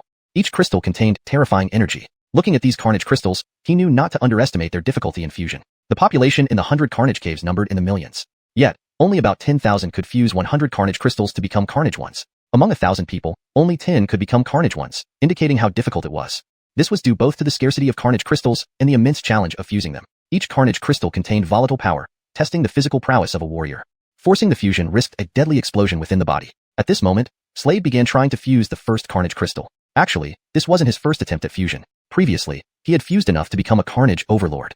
Spiritual energy flowed into the carnage crystal. Suddenly, snap, the carnage crystal gently shattered, releasing streams of energy that rapidly entered Slade's body. A tingling sensation followed by a sharp pain flooded his body but quickly dissipated. Having tested the limits, Slade knew his body's capacity. With my current physical strength, merging with 500 carnage crystals shouldn't be a problem. Finishing his sentence, he waved his hand lightly forward. Instantly, the 100 carnage crystals shattered simultaneously. Chapter 144, Clash Head-On. Streams of light directly descended into Slade's body, rapidly absorbed by him. For a moment, he closed his eyes as blood-red light coursed through his body, constantly flickering. At some point, he slowly opened his eyes. A translucent armor had appeared on him. This was the slaughter armor, even more terrifying than the previous Great Sage general armor. Now, Slade was a true slaughterer. As a slaughterer, it meant he could kill other slaughterers and obtain their slaughter energy. This was one of the characteristics of the Slaughter 100 Caves. Whoosh! He took a step, appearing in midair. Below, Augustine and the others looked up at the squad leader, their pupils shrinking in shock. The squad leader's cultivation has increased. Third stage of Martial Emperor. Indeed, now Slade's cultivation had advanced to the third stage of Martial Emperor, even more powerful than before. If he faced an enemy like Gale again, he could instantly slay them with a single sword strike. Squad leader, have you become a slaughterer? Augustine asked, noticing the blood-red armor forming around Slade. In this blood-red armor, there was a large kill character. This was the slaughter armor, possessed only by slaughterers. Yep. Slade nodded. Then you can go to the slaughter arena, Augustine said. That place was where slaughterers fought, and it was brutal. Slade naturally knew about this place and also planned to visit because he could fight against slaughterers there. Only strong people became slaughterers. Fighting against them would greatly increase his strength. I'll go in a few days, Slade told Augustine. Thus, the group returned to the Blood Sea Cave Manor. On that day, Slade left the place, heading straight for the slaughter arena. Before long, his figure appeared in the slaughter arena, which was actually a cave manor. At this moment, shouts and roars were reverberating from within, rising up to the sky. Here was the slaughter arena. Winning 10 consecutive battles here earned 1,500 slaughter crystals, a valuable reward indeed, though some martial artists who didn't need them sold them to the slaughter arena administrators, thus providing plenty of slaughter crystals.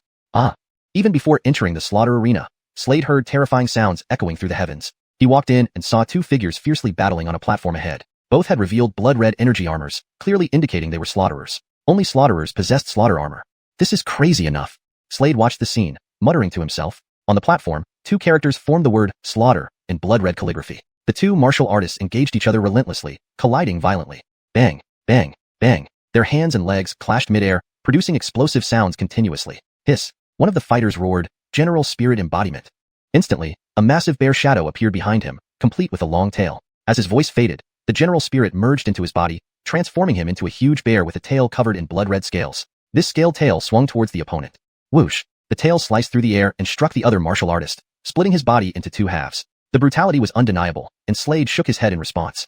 Above the platform, an Avon floated, observing. With a wave of his hand, a slaughter token flew out, grabbed by the eerie Jeffrey who clipped it to his waist, joining 7 others.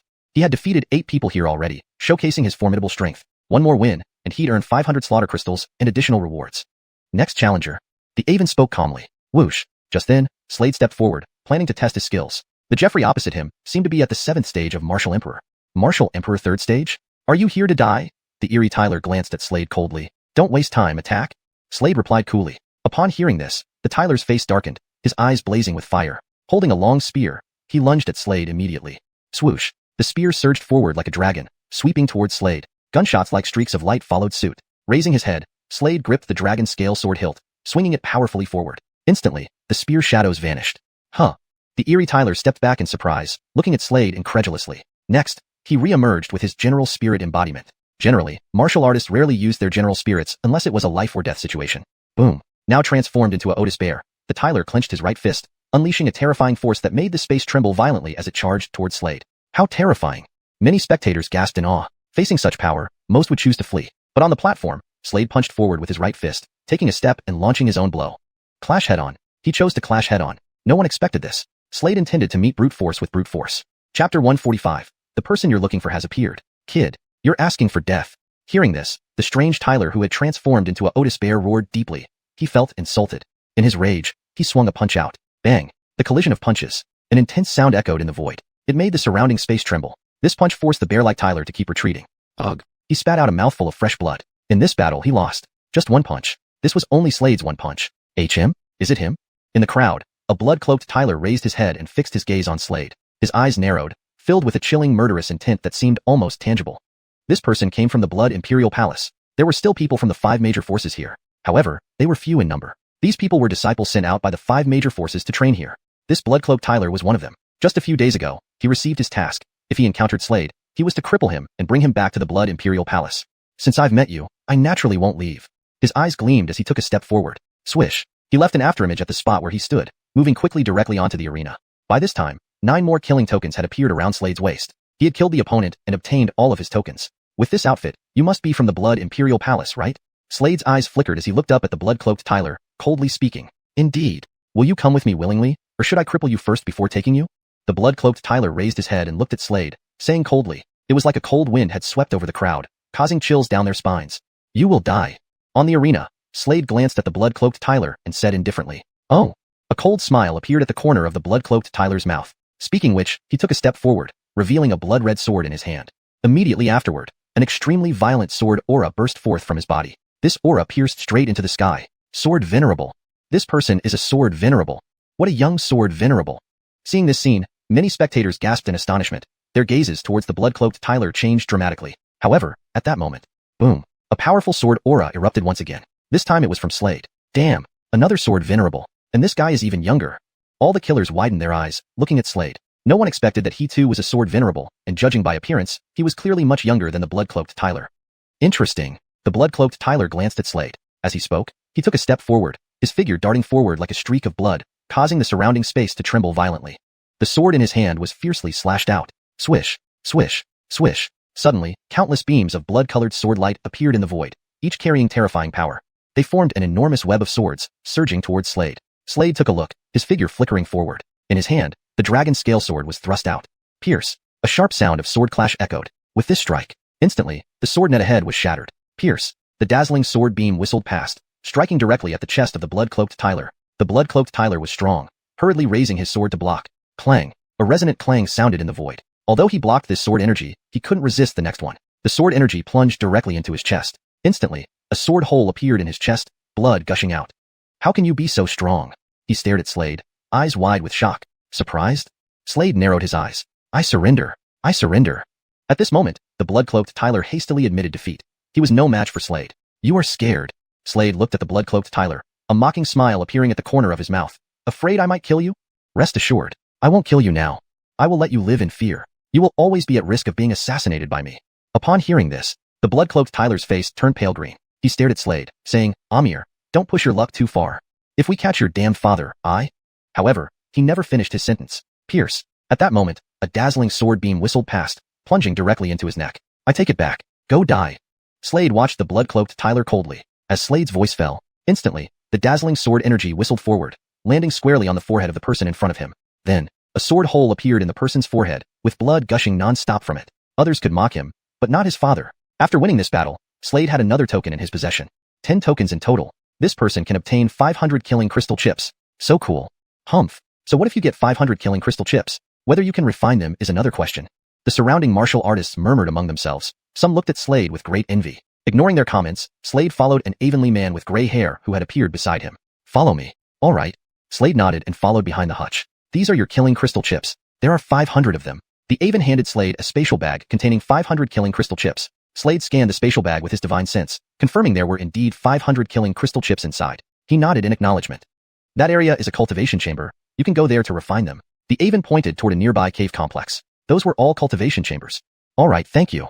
Slade cupped his hands in salute. The Avon nodded, watching as Slade left. When Slade's figure gradually disappeared from sight, he whispered to a token, the person you're looking for has appeared.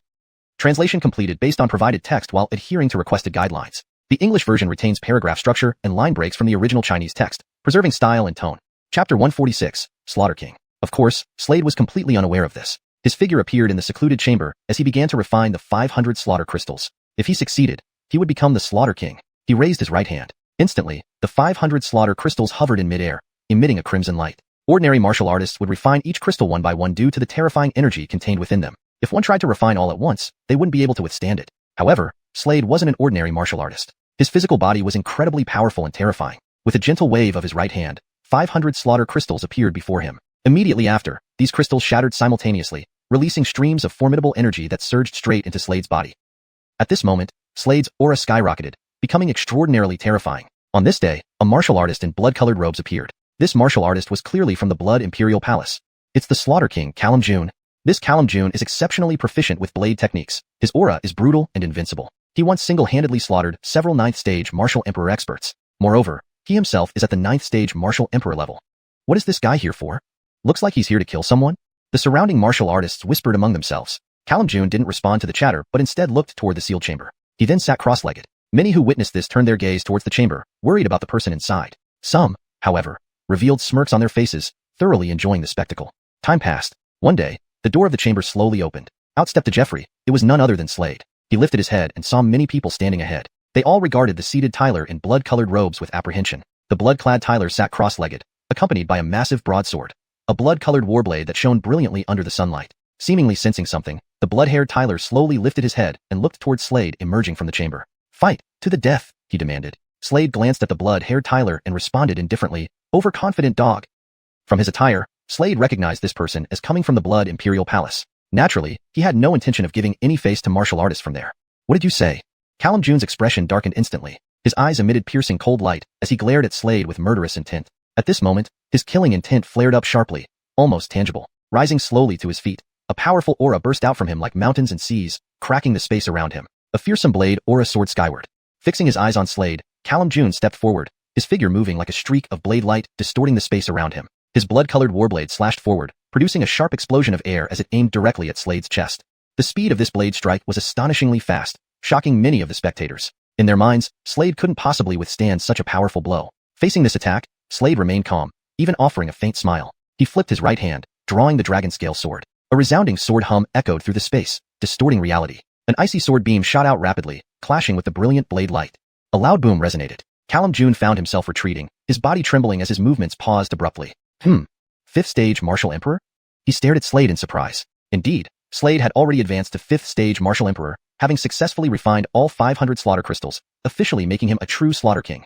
This kid is far more powerful than reported. It seems I'll have to use my true strength to kill him, thought Callum June, holding his blood-colored warblade, eyes gleaming fiercely. He moved forward again, his figure transforming into blade light as he distorted the space around him. His gaze was icy, like that of a venomous snake. Swish, swish, swish. 3 successive slashes unleashed, each terrifyingly powerful. As the 3 blades fell, violent blade energy rushed forward. Setting xiuxian blade technique? He snarled, raising his large blade and bringing it down swiftly. Slade remained calm, now at 5th stage Martial Emperor and much stronger than before. The magic sword in his hand thrust forward forcefully. Whistling sword light surged forth. Boom, boom, boom. The clash created a resounding sound in the void. Swoosh. At this moment, Callum June retreated again, his face flushing red as he roared deeply, "Blade aura technique."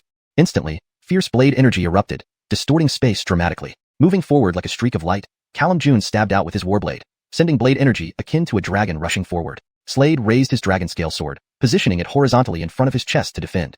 Boom. An immense force pushed back against Callum June. At this moment, Callum June retreated yet again. Noteworthy was that he was a 9th stage Martial Emperor. Yet, he was utterly outmatched by Slade. His expression darkened further. Without hesitation, he turned and ran. Chapter 147. Battle. He knew he was no match for Slade. "Come and go as you please? By what right?" Slade raised his head, glanced at the other party, and said coolly. Immediately after, the dragon scale sword in his hand was slashed out fiercely at that moment. Swish. A horrifying sword beam howled away. It struck the person in front directly. Ah! In midair, Callum June immediately let out a miserable cry. His entire body was cleaved into 2 halves by this single streak of sword light. Blood splattered everywhere. It gushed out like a fountain, splashing. So powerful. This guy's combat power is terrifying. Many people around all widened their eyes, looking at this scene with astonishment, gazing at Slade standing in midair. Slade's strength was too terrifying. Moreover, Slade's cultivation was only at the 5th level of Martial Emperor. Overestimating oneself. Slade glanced coldly at the cold corpse below, shaking his head, and then he looked forward, saying calmly, "I know there are Blood Imperial Palace people among you. I ask you, next time send someone who can last through 3 rounds with me to come kill me. Otherwise, it's too boring." His calm voice was imbued with an overbearing confidence. Among the crowd, some people from the Blood Imperial Palace blushed upon hearing these words.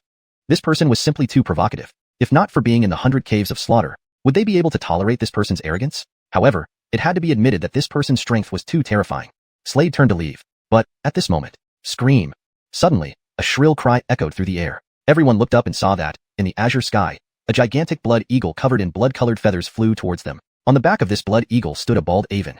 This bald aven had a lean face and exuded no aura, yet made one feel gravely serious. It's Reuben, one of the protectors of the Blood Eagle Cave. He's here. He has another identity, partly of the Blood Imperial Palace. He's probably here to deal with this Jeffrey? Many people whispered to each other upon seeing this scene. Slade looked up and observed the figure above him. This person's cultivation far exceeded Martial Emperor long ago. He was a martial saint. Narrowing his eyes, Slade did not hesitate to turn and run. Humph! On the massive blood eagle's back, Reuben squinted his eyes while looking at the fleeing Slade. Cold brilliance flashed in his eyes. He gently stepped on the blood eagle's back. Instantly, the blood eagle's eyes burst forth with radiant crimson light, flapping its wings furiously as its entire body shot forward like a streak of bloody light, incredibly fast. Is this Jeffrey Slade, Dario's son? One Dario already makes our Blood Imperial Palace suffer. If this Tyler rises, what will become of us? He will be the greatest threat to our blood imperial palace. At such a young age, he's already a sword venerable, and now has refined 500 slaughter crystal shards. His physical body is robust, and his survival skills extraordinary. Today, we must eliminate this Jeffrey. We cannot give him any chance. Otherwise, the future consequences would be disastrous. With that, he proceeded forward. Slade narrowed his eyes. At this moment, he wore a piece of slaughter armor that emitted a crimson glow. Moving forward, he thought secretly to himself, though my strength is formidable now, dealing with a martial sovereign is still beyond reach. Moreover, this person's cultivation has already reached the 5th level of martial sovereign. Go back to the Blood Sea Cave Manor.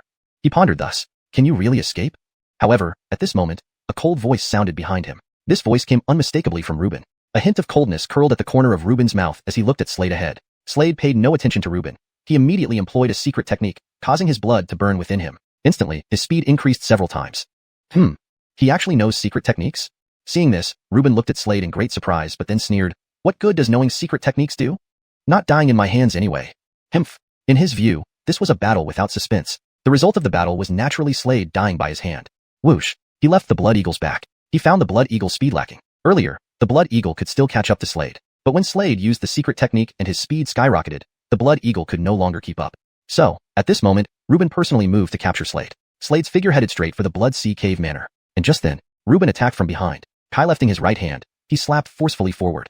Instantly, a terrifying palm imprint shot forward with alarming force. However, whoosh, Slade executed a maneuver, moving ghost-like, flickering repeatedly in midair. The palm imprint howled past him, striking the area nearby. Instantly, many trees exploded into pieces. Dust billowed. A huge crater appeared on the ground. This kid's strength has progressed rapidly. Reuben squinted his eyes, cold light continuously flashing in his eyes. Slade's face was fierce, with his blood continuously burning, reaching his peak speed. Soon, his figure appeared above the Blood Sea Cave Manor. At this moment, Fremont's figure appeared here. High Protector, someone is trying to kill me. He shouted. I understand. Fremont nodded and then cast a sharp gaze forward. One of the protectors of the Blood Eagle Cave. Fremont narrowed his eyes. He recognized Reuben. Whoosh. In front, Reuben's figure appeared in this airspace. Protector Zhao, what do you think you're doing? You want to kill the captain of our Blood Sea Cave? Don't you know the rules of the 100 Caves of Slaughter? Fremont glanced at Reuben coldly. Reuben narrowed his eyes, looking at Slade and said coldly, Amir, consider yourself lucky? Speaking, he turned around, reboarding the Blood Eagle, gradually disappearing from Slade's line of sight. Hold it. But at this moment, a cold voice rang out. Reuben, about to leave, narrowed his eyes and looked at Slade. At this moment, even Fremont gave Slade a surprised glance. Battle. Slade looked at Reuben and said icily. Hearing this, Reuben was momentarily stunned. Chapter 148, Slaughter Feast. Fremont gave Slade a surprised look. Slade said, trust me. All right. Fremont nodded. Brat, not running anymore? Reuben looked at Slade coldly, his voice icy. Slade did not speak but stared at Reuben, a bone-chilling killing intent sweeping out from him. At the same moment, he suddenly drew the dragon scale sword in his hand. Buzz. A sword cry resounded. Immediately after, terrifying sword light howled forward, bursting straight ahead, distorting the space around it. Swish, swish, swish. Reuben's expression changed drastically as he kept retreating, but soon, he steadied himself and looked at Slade with horror on his face. Sword Sage. Great Sword Sage. Among Sword Sages, there are two subdivisions, Lesser Sword Sage and Great Sword Sage. Just during his desperate escape earlier, Slade had successfully condensed his sword heart. Now, he was no longer a Lesser Sword Sage but a Great Sword Sage. With his sword Dao level elevated to Great Sword Sage, one could say that Slade's combat power had significantly increased. Facing Reuben now, he would no longer be as embarrassed as before. How frightening is this guy's sword Dao level? Damn it, he's only 17 years old. Seeing this, Reuben's face turned extremely gloomy, his eyes gleaming with endless coldness and intense killing intent. At this moment, Slade once again held the dragon scale sword and slashed out forcefully. Immediately, terrifying sword shadows sped toward the front like thunder. In front of him, upon seeing this, Reuben's expression became grim. He raised his right hand and smacked downward. Following his action, an enormous palm imprint appeared in the void. This palm imprint carried terrifying power, burning fiercely as it swept toward the sword light in front. Bang! A roar echoed in the void. You've gotten this strong. Reuben cried out in surprise, realizing Slade's strength was far greater than before. Swish! Then, Slade appeared before him, and without hesitation slashed the dragon scale sword. Instantly, this astonishing sword chi howled over and landed directly on Reuben's arm. Reuben's arm fell off his body immediately. Heart-wrenching screams rang out from Reuben's mouth. Were you hiding your strength just now? Reuben looked at Slade and shrieked shrilly, his facial features contorted. Actually, previously Slade had been focusing on condensing his sword heart and was distracted, which naturally greatly reduced his strength. Now that he had condensed his sword heart, his strength was fully released. Reuben was no match for him anymore. At this moment, Reuben's expression changed repeatedly, then he abruptly turned to run. His speed was very fast. After all, he was a martial king. Slade was only a 5th-rank martial emperor, so defeating Reuben was easy, but slaying him was quite challenging. After all, martial artists of this realm have various means of self-preservation. Seeing this, the Avonlea Fremont glanced at Slade in astonishment and sighed, "Young friend, your progress is simply phenomenal." One couldn't help but admire Slade's terrifying cultivation speed. Now, Slade's cultivation had advanced to the 5th rank Martial Emperor, and his Sword Dao level had reached the Great Sword Sage level. Moreover, more terrifyingly, his combat power could rival that of a martial saint. A martial saint, in the 100 Caves of Slaughter, could already become a protector. If his strength were to improve slightly further, he could even challenge the Cave Lord and become the new Cave Lord. Young friend, your strength is truly terrifying. Fremont looked at Slade and sighed. Young friend, can you now be a Slaughter King? He noticed the armor that had condensed on Slade's body. After becoming a Slaughter King, the armor on Slade also became different, bearing a bloody character. King. Yeah. Slade nodded. It was a fluke. You're too modest, young friend. Integrating 500 slaughter crystals isn't something anyone can do. Fremont shook his head. Even he couldn't achieve this step. Obtaining 500 slaughter crystals wasn't difficult, but integrating 500 slaughter crystals had its own significant challenges because it was not within ordinary people's capacity. Young friend, you can represent our Bloodsea Cave mansion at the Slaughter Feast, said Fremont. Slaughter Feast? Hearing these 4 words, Slade was slightly taken aback and gave Fremont a surprised look. Fremont nodded. Only Slaughter Kings can participate in this feast. Those attending are all Slaughter Kings. We are just planning to find suitable candidates. You and Xian are undoubtedly the best choices. Xian was another captain of the Bloodsea Cave mansion. His cultivation had entered the 9th rank Martial Emperor realm, also making him a slaughterer, hence his strength was naturally excellent. The Slaughter Feast concerns the quota for entering the treasure caves. I want you to fight for this spot for our Bloodsea Cave mansion. If the Bloodsea Cave mansion gets a place in the treasure cave, you and Xian can enter too. Slade didn't hesitate, replying instantly, sure, I'm willing. He also wanted to see the strength of other Slaughter Kings. Since Slaughter Kings were fewer in number compared to slaughterers, they must be much stronger. Good. I'll go report this to the Cave Lord right away, Fremont said, then turned and left, disappearing from Slade's sight. Slade returned to the courtyard of the 3rd Squad. The members of the 3rd Squad were currently training. Ichabod, Captain Song is back? Ichabod grinned. Yeah. Slade nodded and recounted the previous events to Ichabod. To the Slaughter Feast? That Slaughter Feast is located in the Valley of Slaughter. Captain Song, you're already a Slaughter King? Ichabod, recalling something, his face changed slightly, looking at Slade in shock. How many days had passed? Slade had become a Slaughter King? His cultivation speed was terrifying. Aha. Slade nodded, having nothing to hide from him. SSSSSS. Upon seeing Slade nod, Ichabod couldn't help but take in a deep breath. His gaze remained filled with shock. He knew that merging 500 slaughter crystals was not an easy task. He could only refine 20 before being unable to continue. Chapter 149. Rico. Obtaining carnage crystals within the 100 Caves of Slaughter isn't an overwhelmingly difficult task. However, fusing a large quantity of carnage crystals is not something just anyone can achieve. Generally, the probability of becoming a carnage warrior is 10%, meaning out of 10 people, only one will succeed in becoming a carnage warrior. The chances of becoming a carnage king, on the other hand, drop drastically to merely 1% for ordinary individuals. Out of 100 people, only one carnage king emerges. In the entire Bloodsea Cave, including Slade, there are only 3 carnage kings. Augustine looked at Slade with a stunned expression, clearly taken aback. I'll be leaving now. You'll take command of the team, Slade said as he looked at Augustine. Understood, sir. Augustine bowed respectfully to Slade. The next day was bright and sunny. A Jeffrey stood beside Slade. He was tall and muscular, about 2 meters in height, with short brown hair. This was none other than Xian. So, you're Slade. Xian walked up, his eyes falling on Slade with a slight smile. I'm Xian, also from the Bloodsea Cave. I'm the captain of the 1st Squad. I've been leading my team to fight beasts, so I haven't appeared much in the Bloodsea Cave recently. Naturally, we rarely crossed paths. Yes, I am Slade. Slade replied with a smile. Wanna spar? Haha, I'm a combat enthusiast. Xian laughed heartily, looking at Slade. Sure. Here. Slade asked, how about the sky? Xian pointed upwards. All right. Slade nodded. Whoosh, whoosh. In the next moment, 2 figures shot into the air. Hovering midair were Slade and Xian. Please. Xian grinned at Slade. Sure, go ahead. Slade responded, recognizing the fighting spirit in Xian's eyes. Ha ha ha ha, no holding back then. Xian laughed loudly. As soon as he finished speaking, he stepped forward, his figure bursting towards Slade like a brilliant streak of light at incredible speed. Below, many martial artists from the Bloodsea Cave emerged. They looked up, their eyes fixed on the 2 figures dueling in midair. He's strong. Wonder who's stronger, the captain of Team 1 or our Captain Song? All eyes were focused intently on the duel above. The master of the Bloodsea Cave also emerged, accompanied by an Avonlea man named Fremont. These 2 are both formidable, but everyone who attends the Carnage Gathering is no slouch. I hope these 2 can secure an entry into the treasure cave for our Carnage Cave, the master said, looking up at the 2 fighters. Master, I think they have a good chance. Fremont replied, his eyes sparkling. Let's hope so. The master spoke calmly, lifting his gaze to the sky. Boom. At that moment, Xian unleashed a continuous barrage of punches. Slade did not dodge. Instead, he met Xian punch for punch with his right fist. The collision of fists resonated with thunderous booms in the air. Indeed, Xian's strength was terrifying. His cultivation had already reached the 9th level of Martial Emperor. Ha ha ha ha. Mid-battle, Xian couldn't help but laugh aloud, a look of exhilaration crossing his face. This is great. Brother Song, your physical constitution is absolutely insane. Plus, you're only at 5th level Martial Emperor. If we were at the same level, I'd definitely be no match for you. And you still have tricks up your sleeve. You too. Slade laughed back at Xian. They exchanged glances and broke into laughter again. Then, turning into dazzling streaks of light, they sped forward at lightning speed, causing the space around them to twist violently. Watching Slade and Xian leave, the master of the Blood Sea Cave's eyes flickered before he turned and departed. Slade's next destination was the Carnage Valley. The Carnage Valley was where the Carnage Gathering was held. Situated atop a cluster of mountains, it was surrounded by numerous mountain ranges teeming with beastly creatures that often emitted low, rumbling roars echoing across the valley. On their way, Slade and Xian encountered several beasts, none of which posed any threat to them and were swiftly killed. Brother Song, this Carnage Gathering attracts quite a crowd. All of them are Carnage Kings. These Carnage Kings possess extraordinary strength. I heard a sword prodigy has also come here. His name is Rico. It's rumored he holds another identity outside the Carnage Cave, being the personal disciple of the great Hartley of Holy Sword Sect. His swordsmanship is incredibly terrifying. Brother Song, since you're a sword expert too, perhaps you could meet him. Xian grinned widely. Unbeknownst to him, Slade's face darkened, his eyes emitting chilling flashes of killing intent. Xian paused, sensing the palpable hostility. Brother Song, what's wrong? It's nothing. Rico and I have deep-seated enmity. If I see him this time, I must kill him. Slade said firmly. What did he do?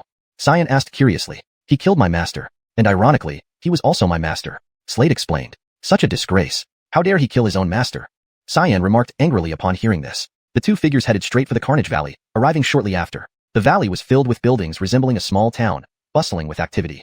Everyone here was a Carnage King. Only Carnage Kings were allowed entrance to the valley. Inside a three-story tavern, Slade and Xian sat by the window, ordering some dishes. Slade sipped wine from a glass, occasionally scanning the area below.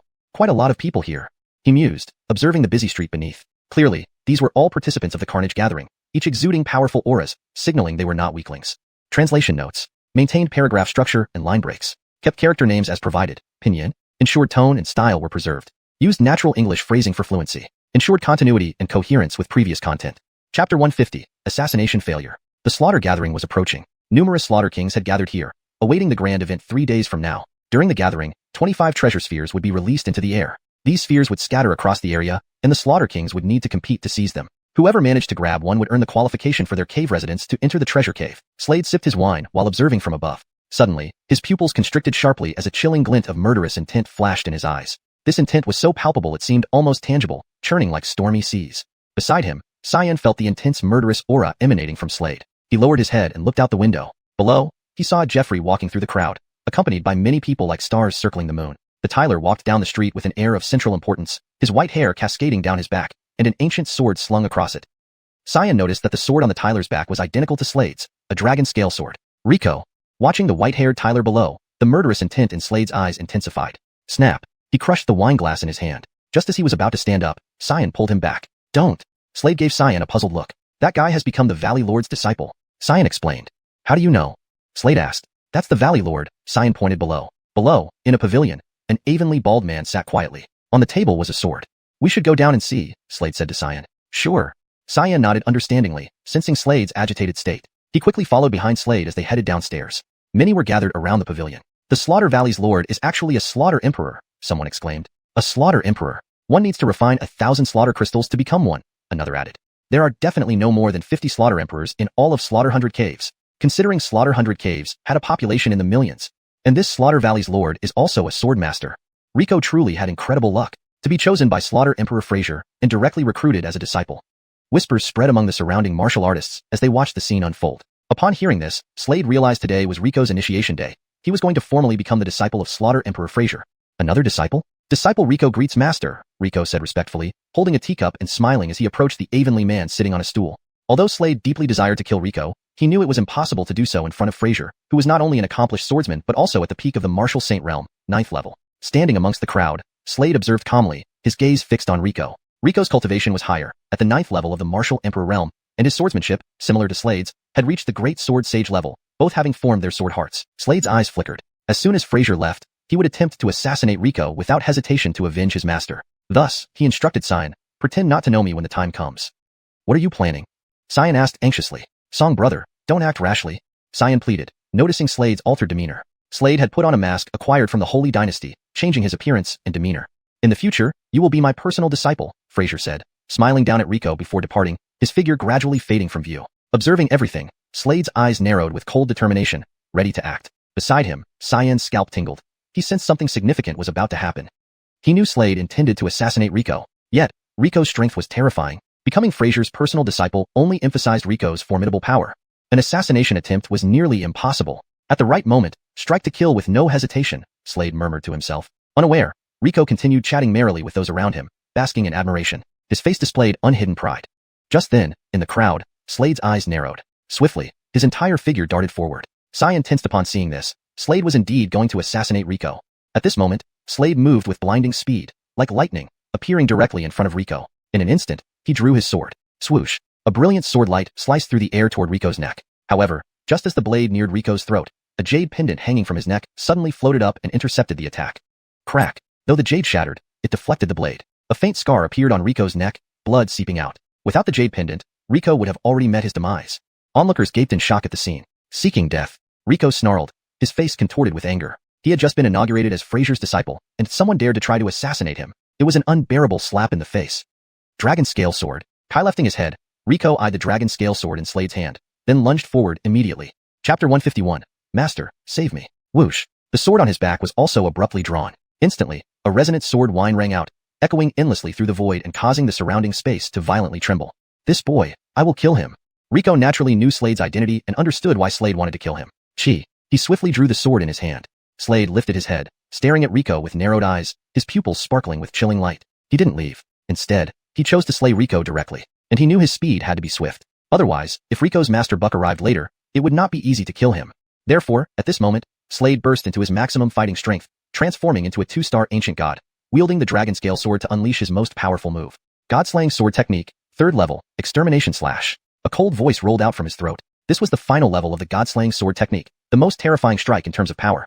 As this sword descended, Rico quickly wielded the sharp blade in his hand. Swish, swish, swish. Several formidable sword auras erupted at this moment, stirring up the surroundings to form a protective shield. However, bang! In the next moment, this protective shield shattered instantly. Immediately after, an immense force surged forth, pushing Rico back relentlessly. This scene caused all the warriors below to gape in shock. So strong? In the crowd, Aiden's eyes widened as he watched this unfold. Now, he realized that during their sparring, Slade hadn't used his full strength, maybe only 2/10 of it. Regarding this, he laughed bitterly and remarked, Brother Song has been hiding his true depth well. No way. How can there be such a huge gap in strength between these two swordsmen? Who is this guy? His strength is actually even stronger than Rico's. Can you believe it?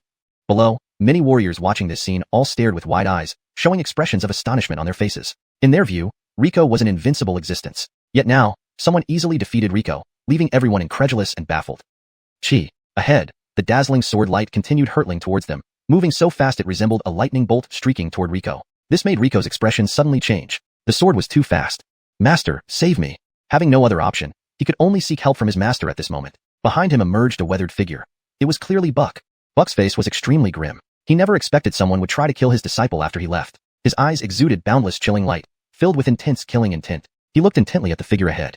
Swish. In the next instant, he charged forward at incredible speed. Slade's eyes flickered with fierce light. He knew he wouldn't be able to kill Rico this time. How regrettable. If it weren't for that jade pendant, Rico would have been dead by now. There was nothing he could do but turn around and flee, instantly activating a secret art to greatly increase his speed. Where do you think you're running? Seeing this, Buck roared aloud with a menacing tone, then immediately gave chase. Brother Song, your bravery is truly unparalleled. Observing this scene, Adon sighed deeply. Normally, no one would dare do this. It was Buck after all, a martial saint. The realm of martial saint was the highest tier above a martial king, making him one of the absolute powerhouses within the entire Slaughter Cave mansion. Slade knew he couldn't defeat Buck with his current strength, so he turned and ran, activating a secret technique at once. His whole body burned with inner energy as he sped off like a streak of sword light. Behind, Buck gave chase. After all, he was the Valley Lord of Slaughter Valley. Someone dared to kill his disciple today? This was a direct provocation against him. His gaze sharpened as he stared at Slade ahead, then without hesitation, slapped a palm through the air. Instantly, a brilliant palm glow howled forth, striking Slade directly. This palm glow flashed like lightning. Upon seeing this, Slade furrowed his brow, deftly dodging the palm glow which landed not far away. Bang! Immediately, trees were uprooted in front, dust rolling across the ground, forming a huge crater. Behind, Buck continued to give chase, rapidly closing the distance with Slade. Slade's brows furrowed deeply. He gripped the dragon scale sword tightly and suddenly turned, catching the opponent off guard who didn't expect an attack, giving the opponent an unexpected surprise. The dragon scale sword slashed down abruptly. Swish! Brilliant sword light erupted and lunged forward.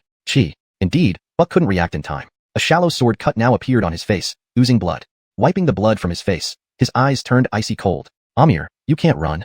He spoke coldly. Hearing this, Slade's face darkened. He turned again, and behind him emerged a colossal illusionary Otis, an ancient god, his general spirit, the ancient god. With the spirit possessing him, Slade transformed into a 2-star ancient god, his entire body swelling up rapidly into a towering 4-meter-high ancient god. At this moment, he felt boundless strength and immense power, his combat capability multiplying several times over. Without hesitation, he swung the dragon scale sword, unleashing 3 consecutive strikes. Each strike was immensely powerful, hacking down one after another. The aura of the sword was shocking and its momentum terrifying. A towering sword shadow shot forward, resembling a massive mountain peak, shaking the surrounding space violently as it came. However, at this moment, Buck sneered coldly, raising his hands to create a massive shield before him. Bang, bang, bang. Those 3 sword strikes hit the shield.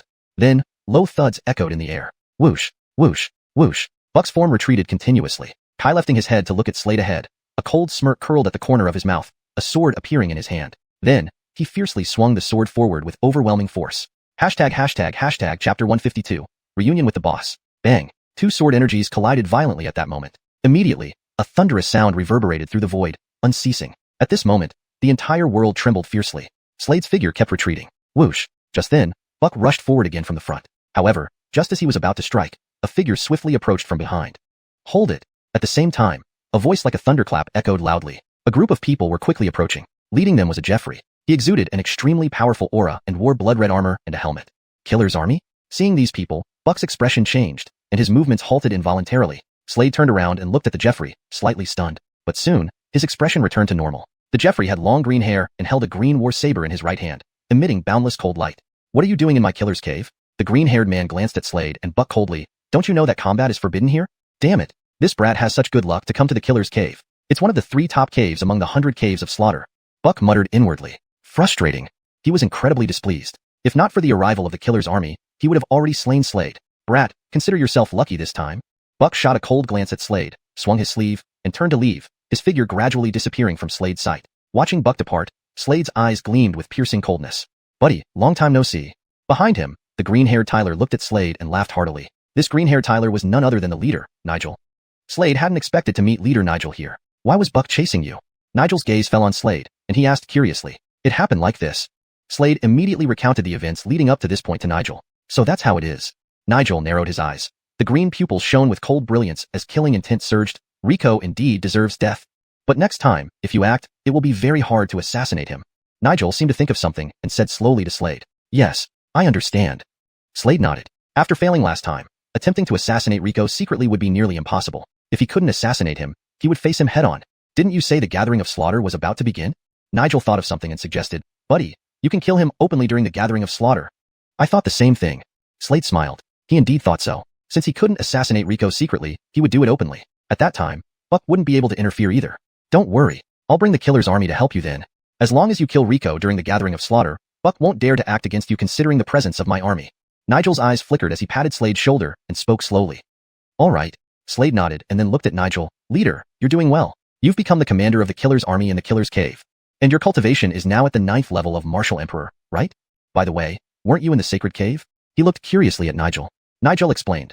The sacred cave has a deep connection with the 100 caves of slaughter. They often send disciples here for training. I came here for training and then joined the killer's cave. Slade naturally knew that the killer's cave was one of the 3 top caves in the 100 caves of slaughter. And within the killer's cave, the most famous was the killer's army. My current cultivation is indeed at the 9th level of Martial Emperor. Just one step away from reaching the Martial Saint realm. Nigel added while looking at Slade. Buddy, your cultivation is at the 5th level of Martial Emperor, right? And you've already condensed your sword heart? Nigel continued. Yes, I have condensed the sword heart, Slade nodded gently. He had already formed his sword heart, and was now a great sword venerable. Buddy, your talent in the sword Tao is terrifying, outshining even the geniuses from those 5 major powers. Come buddy, let's sit down somewhere. Nigel invited Slade. It had been a long time since they last met. Sure. Slade grinned. In the next moment, they appeared in a pavilion surrounded by several people, all members of the killer's army, subordinates of leader Nigel. You all can leave now. Nigel looked at them and said, Yes, sir. They all respectfully nodded and left. Only Slade and Nigel remained in the pavilion. Nigel flipped his palm, and a jade bottle appeared in his hand. He handed it to Slade. Buddy, this jade bottle contains 3 pills. One can boost your cultivation, one can temporarily enhance your combat power, and another can greatly increase speed for quick escapes. Don't be polite. Okay. Slade took the bottle without hesitation. Being brothers, there was no need for formalities. If Nigel needed help, he would naturally assist. By the way, where are 2nd and 4th? Slade remembered and asked. They are also in the 100 caves of slaughter, but join different factions. Your Ziva is cultivating in the sacred cave, receiving special attention from the higher-ups. She's quite formidable. Nigel replied, looking at Slade. That's great news. Hearing this, Slade felt relieved. Your Ziva misses you a lot. Find some time to visit her. Nigel advised. Sure. I plan to visit the sacred cave after leaving here. Slade's eyes shimmered. Good. Nigel nodded. By the way, leader, do you have a secluded place for cultivation? Slade thought of something and asked Nigel. Buddy, you want to cultivate? Nigel paused for a moment upon hearing this. Chapter 153. Killed by me. Yes. I had an enlightenment while battling Buck. Slade said. Powerful. Upon hearing this, Zack looked at Slade with a look of surprise on his face. All right, let me take you there.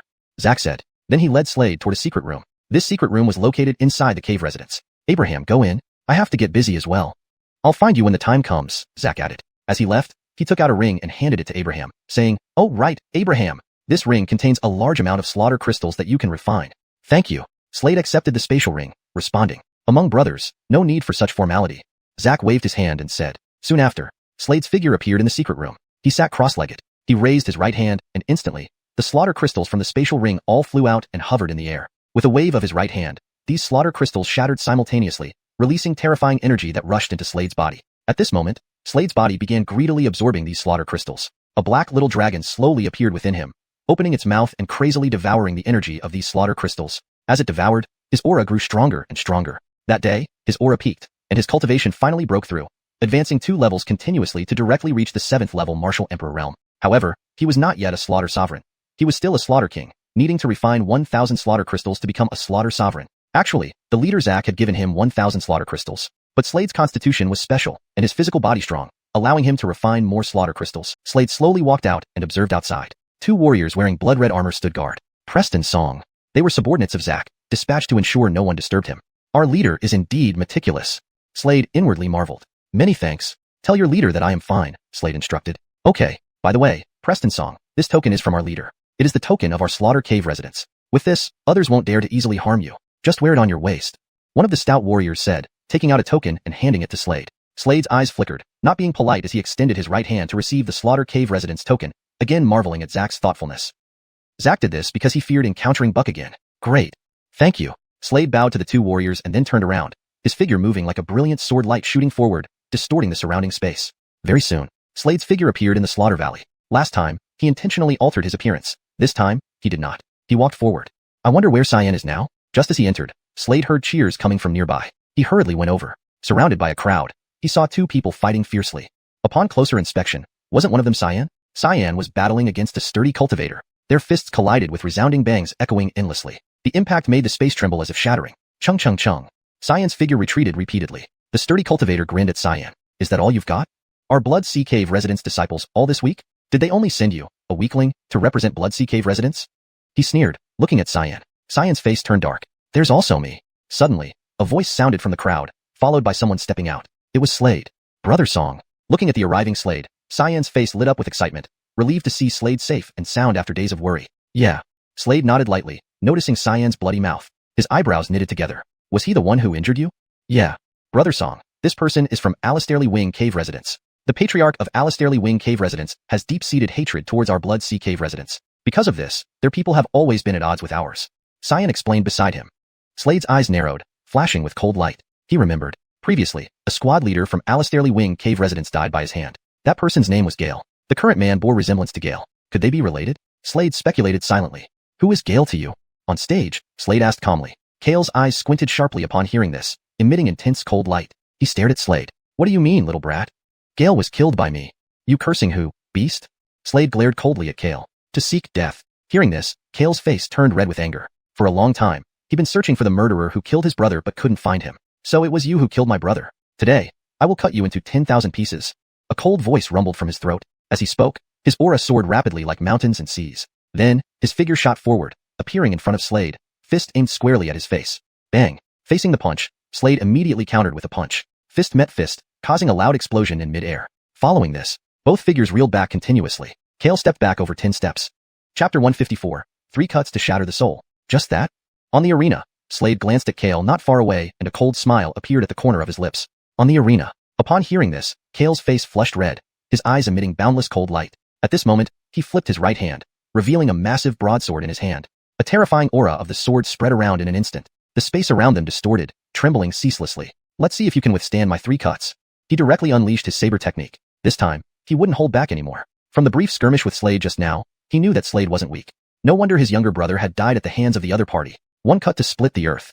An icy voice emerged from his throat. Following his words, the terrifying blade energy shot straight towards Slade in front of him. The power of this strike was incredibly frightening. Slade looked up and faced the person in front of him. Instead of drawing his sword, he blocked it with a punch. Bang! A punch landed, causing a thunderous sound in the air. The immense force made Slade step back a few paces. Seeing this scene, Kale's expression instantly turned grave as he held the blood-red battle sword and launched another attack on Slade. 2 cuts to cleave the heavens. An icy voice carrying rolling killing intent came out at that moment. With his voice, the blood-red battle sword in his hand sliced down again. Brilliant crimson blade light roared towards Slade ahead. At this moment, countless streaks of blade light appeared in the void, each one carrying a horrifying power that made the surrounding space tremble violently. This was his second cut, its power 5 times greater than the first. In his view, when this blade landed, Slade would inevitably lose. A confident curve appeared at the corner of his mouth. When this strike landed, instantly, Slade's figure flew sideways like a cannonball and crashed heavily onto the ground. Ha ha ha ha. Seeing this, Kale couldn't help but laugh out loud. Amir, weren't you very confident? Outside the arena, Adon frowned. He could feel Slade's current strength. Something was off. Slade's strength was significantly stronger than before. Was this guy holding back? Or what? At this moment, Slade slowly stood up, brushed off his robe, and muttered to himself. Now, I think the sturdiness of my flesh might be infinitely close to the sage body level. His previous physical realm had been Imperial body. The next realm after Imperial body was Sage body. What? You used me to test your physical strength? Hearing these words, Kale widened his eyes, deeply furrowing his brows as he stared at Slade not far away. How? Not allowed? Slade gave Kale a cold look and said indifferently. Damn it. Kale's face immediately turned sullen, his eyes flashing with endless cold light. It was absolutely humiliating to him. Damn it. Taste my third cut. The third cut will surely annihilate you. Kale said coldly. You've said that many times already? Slade glanced at Kale and said calmly. Kale's face became even darker upon hearing this. Boom. An extremely intense aura exploded from him, mountainous and sea-like, causing the space around them to tremble violently. Swish. The next moment, his figure darted forward like a streak of blade light, a deep voice emerging from his throat. While advancing, he wildly swung the blood-red battle sword in his hand. Terrifyingly sharp blade energy bloomed at this moment. 3 cuts to shatter the soul. Following his words, the blood-red battle sword slashed ruthlessly downward at Slade for the 3rd time, terrifyingly. This moment, Slade looked up and finally drew his sword as he saw Kale coming at him. The dragon scale sword was unsheathed. Swish. Instantly, after the dragon scale sword was drawn, a continuous ringing echoed through the air. Terrifying sword energy burst forth at that moment. Bang. As soon as they met head-on, a shockwave erupted in the air. Shatter. Slade raised his head coldly, glancing at Kale not far away, speaking icily. With his words, the sword in his hand slashed out fiercely. Its power skyrocketed instantly. Whoosh whoosh whoosh. The dragon scale sword fell rapidly. One after another, sword shadows struck down. At this moment, Kale's face changed drastically. He clearly felt the power of this strike. With this strike falling, bang, his entire figure flew out like a cannonball, crashing heavily onto the ground. He spewed out a mouthful of blood, his face turning pale at that moment. Defeated. He lost this battle. Dragon scale sword. It's you. At this moment, a piercing voice rang out among the crowd. Slade swept his gaze over and saw Jeffrey standing in the crowd. It was none other than Rico. Although Slade's appearance had changed, he held the dragon scale sword, so he was quickly recognized by Rico. Rico squinted his eyes, looking at Slade coldly, his eyes flashing with endless cold light. After losing to Slade last time, he went back to practice diligently. Clang, clang, clang. This moment, a bell sounded throughout the slaughter valley. The slaughter gathering is about to start. The martial artists around grew excited upon hearing the bell. Figures rushed forward continuously. Humph. Rico let out a cold snort, but didn't rush to deal with Slade. The slaughter gathering was about to begin, and he would slay Slade publicly. Clang, clang, clang. The bell sound echoed continuously throughout the slaughter valley. Brother Song, are you alright? Adon walked over, appearing beside Slade and asked. I'm fine. Slade shook his head, indicating he was fine. Let's go together. He pointed forward and said, okay. Adon nodded and replied. The 2 figures moved forward. They arrived at the center of Slaughter Valley. Ahead was a huge building. It was a mansion. Brother Song, 25 treasure spheres will fly out of this mansion shortly, letting us, the Slaughter Kings, compete for them. We only need to secure 1 treasure sphere to gain entry into the treasure cave. Beside him, Adon explained slowly to Slade. Hashtag chapter 155. Today, I Beckett's kill you. Good. Understood. Slade lightly nodded, his eyes gleaming. At that moment, an extremely sharp gaze landed on him. Sensing this gaze, Slade turned around and immediately noticed Rico standing there, the center of attention. Rico was staring at him intently with a gaze as sharp as an eagle's. For Rico, Slade harbored deep hatred. It was this very person who had killed his master, Alan. When the opportunity arose, he would not hesitate to kill Rico to avenge his master. Just then, from the residence ahead, a dazzling light suddenly burst forth. Immediately after, 25 precious beads floated out from within the mansion, each emitting a horrifying and terrifying aura, shimmering with radiant light. Soon after, the 25 beads flew out. Snatch them. With this scene unfolding, a martial artist in the crowd shouted excitedly, his face flushed red. Instantly, whoosh, whoosh, whoosh. Numerous figures shot forward at incredible speeds. Just as one martial artist was about to reach out and snatch a bead, a cold spear light whistled toward him from behind. However, This martial artist was well prepared. After all, he was a killing king. Martial artists who became killing kings were no pushovers. He roared deeply, raising his hands and pushing them forward. Instantly, a shield appeared before him. Bang! As the spear light struck, the shield trembled violently. The martial artist's body also shook, a trickle of blood appearing at the corner of his mouth due to the immense force. Bang! His body flew backward. This is mine. The martial artist behind him sneered cruelly and acted decisively. The scene was chaos. Adon also took a step forward, rushing toward the beads. Slade did the same. At that moment, a brilliant light sped toward him from ahead, moving extremely fast. It was clearly a precious bead. Slade's eyes flashed as he extended his right hand, directly grabbing the bead. However, at that moment, a dazzling sword light shot toward his arm, twisting the space around it. Swoosh! In response, Slade drew his sword and swung. Two brilliant sword energies collided swiftly. An explosive sound echoed through the air, shaking the surrounding space. This head is mine. No one can take it from me. These words came from Rico. He narrowed his eyes, looking at Slade in the distance, his gaze filled with chilling brilliance. His killing intent was palpable. Seeing this, many people scattered. They knew that Rico's master was Buck, the Emperor of Slaughter, and the Valley Lord of the Slaughter Valley. No one dared to provoke his disciple. Moreover, everyone believed that Rico would definitely obtain a precious bead. This was a certainty. Rico, today, I will slay you to honor my deceased master.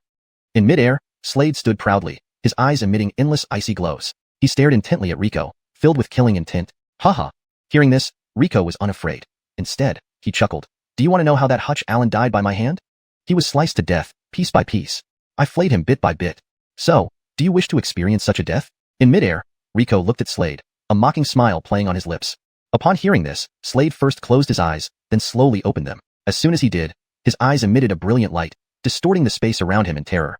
I already know how to kill you, Slade said coldly. If you treat your master this way, then I will tear you apart limb by limb. Slade's cold voice echoed in Rico's ears. Just you? In midair, Rico found this amusing, giving a derisive glance at Slade. Suddenly, swoosh, a dazzling sword light streaked toward him. It was Slade attacking. He had drawn his sword. The blade moved incredibly fast. Do you still think I'm only as strong as last time? Seeing this, Rico's face flushed red, his eyes blazing with fiery rage. Since his defeat, he had diligently practiced under the personal guidance of his master, Buck. His progress was significant, making him much stronger than before. Because of this, he felt confident he could defeat Slade. This time, he would personally claim Slade's head. With such resolve, he stepped forward, his figure darting like a brilliant sword light towards Slade. Swoosh! He also swung his sword. Not far away, an aged Avon stood proudly in midair, his gaze fixed on Rico. This was none other than Rico's master and the Valley Lord of the Slaughter Valley, Buck. These days, I've personally guided Rico. With his skills now, killing this person should be no problem. Rico is executing justice during the slaughter feast. That noble lord wouldn't have much to say about it. His eyes flickered with confidence. In his view, Rico would definitely win over Slade, without a doubt. Clang! In midair, two brilliant sword lights collided, followed by an immediate explosion. Seeing that he could easily block a strike, Rico laughed. Clearly, he had improved. Last time, when fighting Slade, he was completely overpowered. But now, things were different. Just as he grinned, suddenly, the space ahead trembled, and a brilliant sword light streaked toward him, piercing straight into his body. Instantly, a sword wound appeared on his body, blood gushing out. What? At this moment, Rico's face changed drastically. Whoosh! Slade left a fleeting shadow in place, moving incredibly fast as he charged toward Rico again.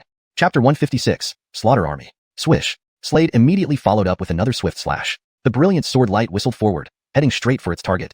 Rico's pupils constricted sharply. He could neither block nor evade this strike. Swish! Instantly, a second sword mark appeared on his body. Blood seeped through the wound. In that moment, his face contorted in pain. You concealed your strength just now.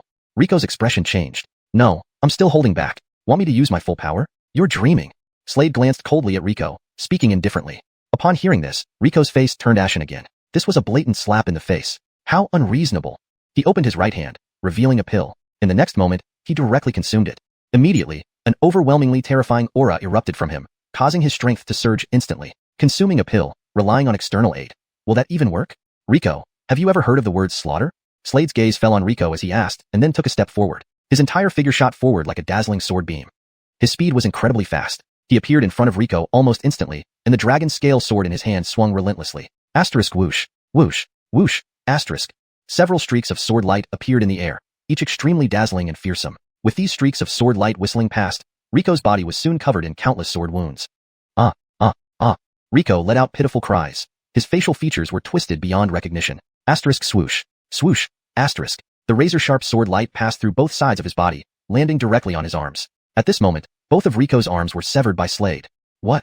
How did this kid's strength become so terrifying? Not far away, Buck widened his eyes upon seeing this scene. He had thought his disciple Rico would definitely defeat Slade. But who would have thought that Slade would brutally slaughter his disciple? Rico was completely no match for Slade. Rico continued to emit miserable cries. His face twisted grotesquely. Blood covered his entire body, making him look like a blood-soaked mess. Boom. He collapsed to the ground, his body convulsing incessantly. Don't dare to die on me. Dying so quickly is too cheap for you. And you are not worthy of using this sword. Slade looked coldly down at Rico and spoke icily. After finishing, he extended his right hand. Whoosh. The dragon scale sword on the ground immediately appeared in his hand. Now he held 2 dragon scale swords. At this moment, asterisk buzz, buzz, buzz.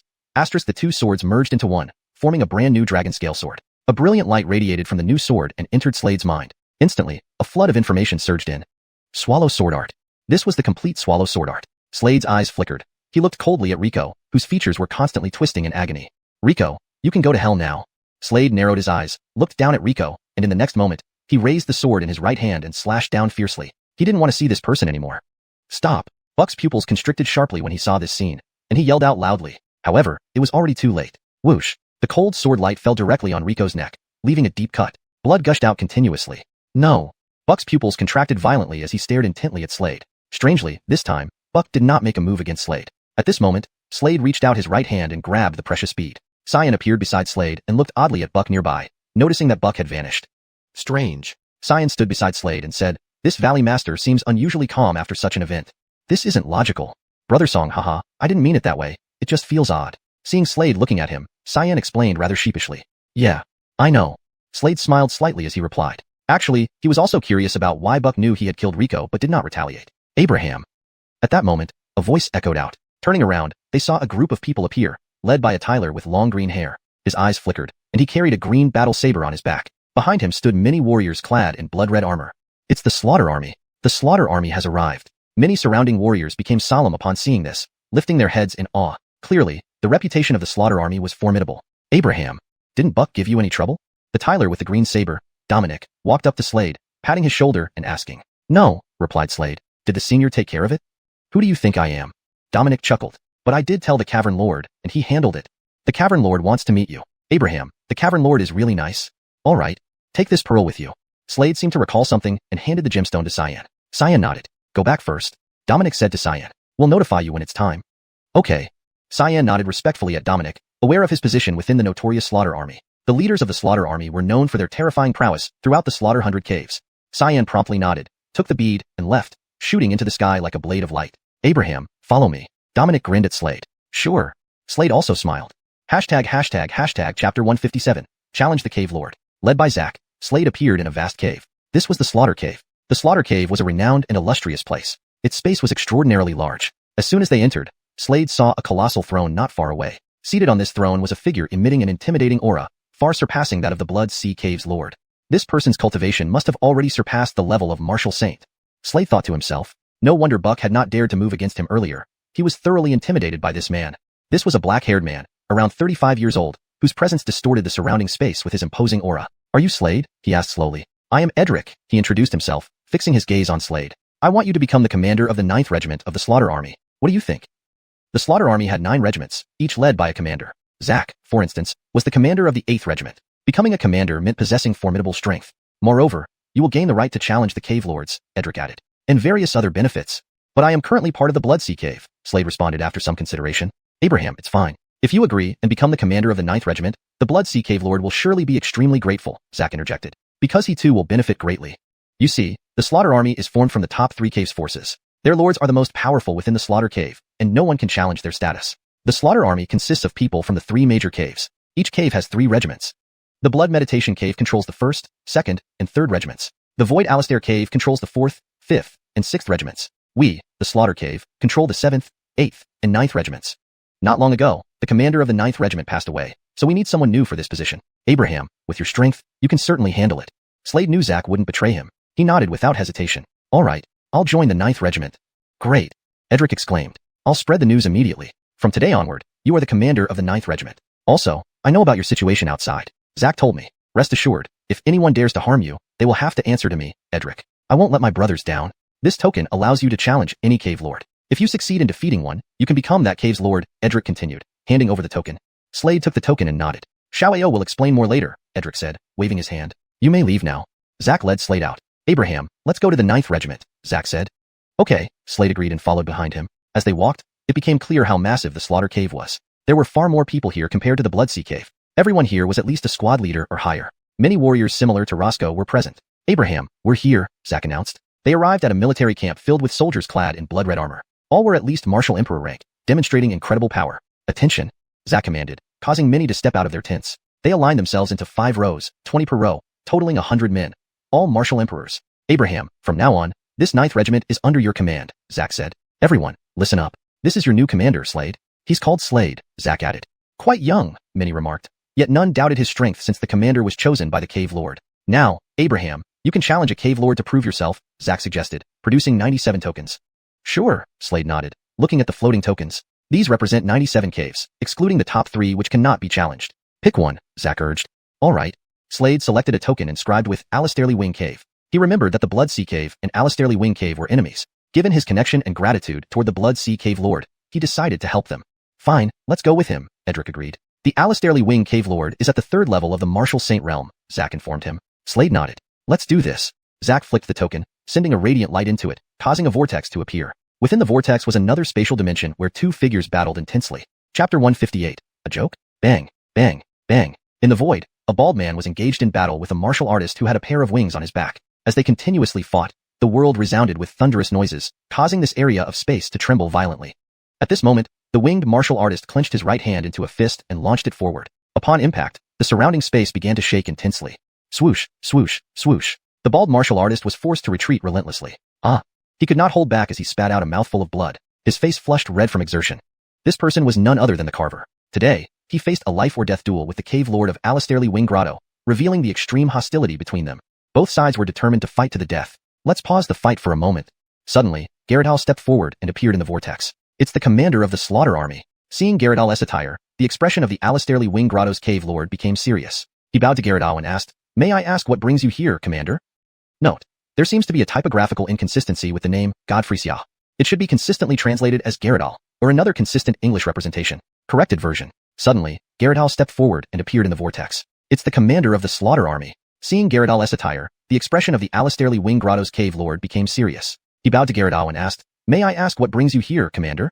For better readability and consistency, let's standardize the name as Garrett without the special character. Suddenly, Garrett stepped forward and appeared in the vortex. It's the commander of the Slaughter Army. Seeing Garrett's attire, the expression of the Alistairly Wing Grotto's Cave Lord became serious. He bowed to Garrett and asked, "May I ask what brings you here, Commander?" Clearly, he held great reverence for Garrett. After all, the Slaughter Army was the largest army among the 100 caves. Its commander was an outstanding figure who had emerged from countless individuals, demonstrating terrifying potential and combat prowess. This is the newly appointed commander of the 9th Division of the Slaughter Army. Garrett glanced at Callum Jarethi and said indifferently, "He is also my good brother." Note: the original text uses Godfrey Xiao, but based on previous context, it should be Garrett or Garretto. I've assumed Garrett, as it fits better in English. If Garretto is correct, please use that instead. For improved fluency and natural reading, here's a refined version. This is the newly appointed commander of the 9th Division of the Slaughter Army. Garrett glanced at Callum Jarethi and remarked coolly, "And he is also my close brother. He challenges you today." Oh. Hearing these words, Callum Jarethi narrowed his eyes, which gleamed with a chilling light. He scrutinized Slade and found that his cultivation had already reached the 7th level Martial Emperor realm. However, he did not underestimate him. After all, someone who could become the commander of the 9th Division must possess formidable strength. But he desperately wanted to defeat his opponent because if he won, he would take his place. If Callum Jarethi defeated Slade, he would be the commander of the 9th Division. Slade. Nearby, the bald justice was shocked to see Slade. He never expected him to become a commander. Upon hearing this, Callum Jarethi furrowed his brows deeply and then seemed to recall something. He looked at Slade and said, "You are from the Blood Sea Grotto?" "Yes." Slade nodded gently and replied, "Though I don't know about your grudges, I am still from the Blood Sea Grotto, and its cave lord has been kind to me." "So." He paused, then lifted his gaze, looking at Callum Jarethi again, saying, "If you apologize and swear to never trouble him again, I can spare your life." Upon hearing this, Callum Jarethi froze, then burst out laughing, "Ha ha ha, a joke. It sounds like you're sure you'll win. Cub, prove yourself by defeating me first." Callum Jarethi looked at Slade coldly, his voice leaving no room for negotiation. In fact, if not for Slade's connection to Garrett, he wouldn't have been so courteous. Slade glanced at Callum Jarethi, nodded lightly, and said, "Please." Callum Jarethi narrowed his eyes, becoming more vigilant. "Then let's go." In that instant, his entire being transformed into a peerless ferocious beast, exuding an awe-inspiring aura. His 3rd level martial sage cultivation erupted, overwhelming like mountains and seas. Whoosh! In the next moment, he charged forward, swift as a brilliant sword beam, flapping his wings as he advanced. The wings unleashed streaks of blood-colored light toward Slade at breakneck speed. Raising his head, Slade brandished a dragon-scale sword. Swish, swish, swish. As his sword fell, a fan-shaped sword aura emerged in the void. Boom, Boom, boom. The fan-shaped sword aura countered the incoming crimson beams, causing the void to tremble violently. Whoosh. Ahead, the charging Kalimjarethi flipped his right hand, producing a massive hammer in his grip. It was a blood-red hammer. The hammer came crashing down. Bang. Instantly, the heavens and earth trembled violently. With the dragon scale sword, Slade defended. A primeval sword glow sliced through the air, sending waves rippling outward, creating ripples throughout the space. Thud, thud, thud. After the strike, Kalimjarethi retreated. Slade, however, didn't stop. His movements accelerated, and the dragon scale sword swung down once more without hesitation. Terrifying sword chi erupted like mountain ranges. Roar. Seeing this, Kalimjarethi roared fiercely. He opened his mouth, unleashing a horrifying beast cry echoing across the sky. This sound contained a bizarre fluctuation that caused the space around them to shake. This made Slade falter momentarily. Seizing the opportunity, Kalimjarethi's eyes filled with icy killing intent as he saw the perfect chance to assassinate Slade. Swish. He rushed forward again, holding the massive hammer in his right hand. The blood-red hammer descended from above with terrifying momentum, distorting space around it. However, the figure before him vanished. What? An afterimage. Kalimjarethi's pupils dilated, surprised to find that his opponent was just a shadow. His opponent wasn't even a martial sage yet. What sorcery was this? Swish. At that moment, a ripple emerged behind him. Kalimjarethi turned around and saw the Tyler not far away. Chapter 159. Just take action. It was none other than Slade. Slade's figure appeared behind Kalimjarethi, his form moving as swiftly as a lightning bolt shooting forward. Immediately after, he formed a fist with his right hand and unleashed a powerful punch toward the front. The force of this punch was immense. As the punch landed, Kalimjarethi's wings started to flap furiously. Then, he swung his hammer forcefully. Instantly, the blood-colored hammer in his hand clashed with Slade's punch. In the void, a thunderous sound echoed. It was as if a volcano had erupted at that moment.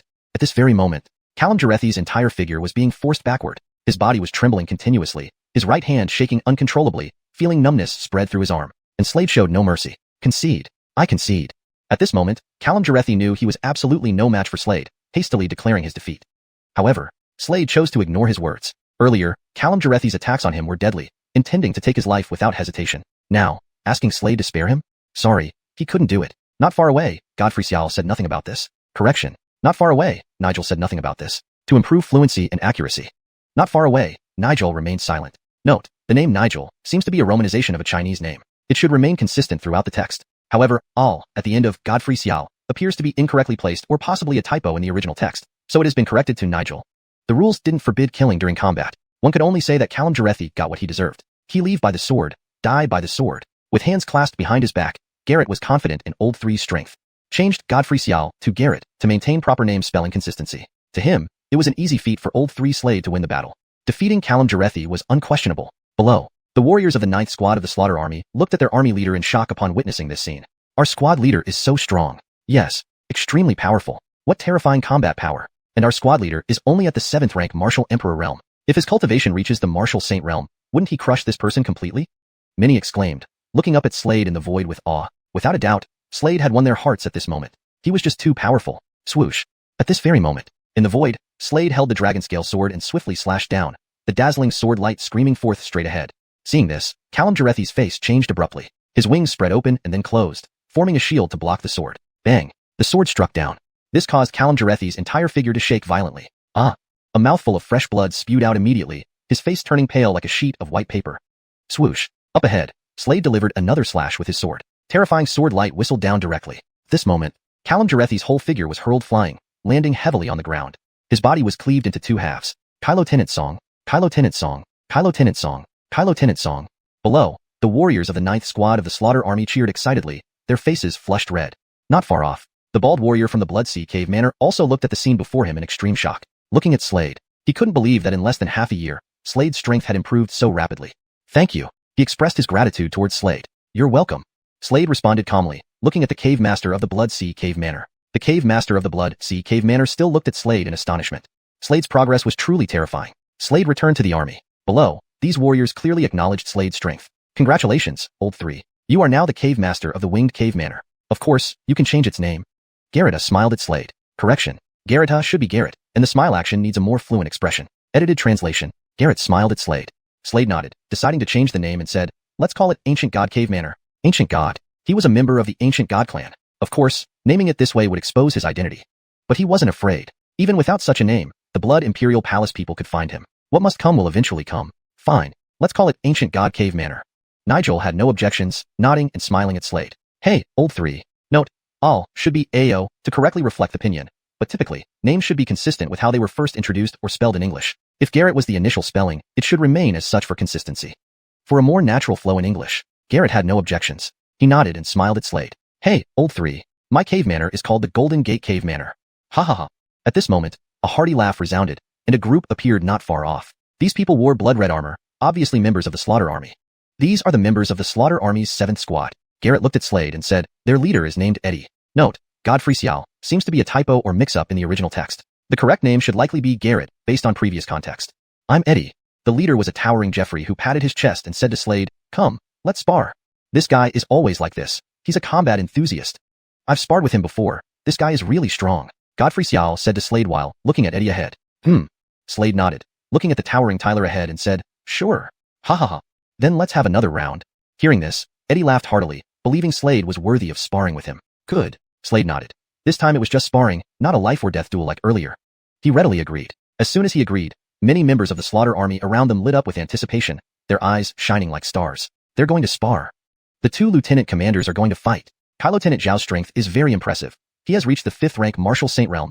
Kai Lieutenant Song is also very formidable. Although his cultivation is only at the 7th rank Martial Emperor realm, he defeated Callum Jarethi just now. Callum Jarethi's cultivation was already at the 3rd rank Martial Saint realm. These people watched intently with fiery gazes. Old 3, Eddie's strength is good. Be careful. Godfrey Xiaobao warned Slade. Note, all should likely be Xiaobao based on previous context, or it could be a different character's name entirely. Without more context, the most accurate translation with natural fluency would be to correct Xiao to a plausible name like Xiaobao. If Al is indeed part of the name, it should be transliterated as Ao, making the name Geretto. For a more refined and fluent version, Geretto warned Slade. I know. Slade nodded. Now, I'll start. At this moment, Eddie grinned at Slade, his aura dropping, clearly not wanting to suppress Slade with his higher cultivation. That's unnecessary. Just take action. Seeing this, Slade smiled lightly. All right. Since Slade said so, Eddie didn't hold back either. Boom. In the next moment, an extremely terrifying aura exploded from his body, as vast as mountains and seas.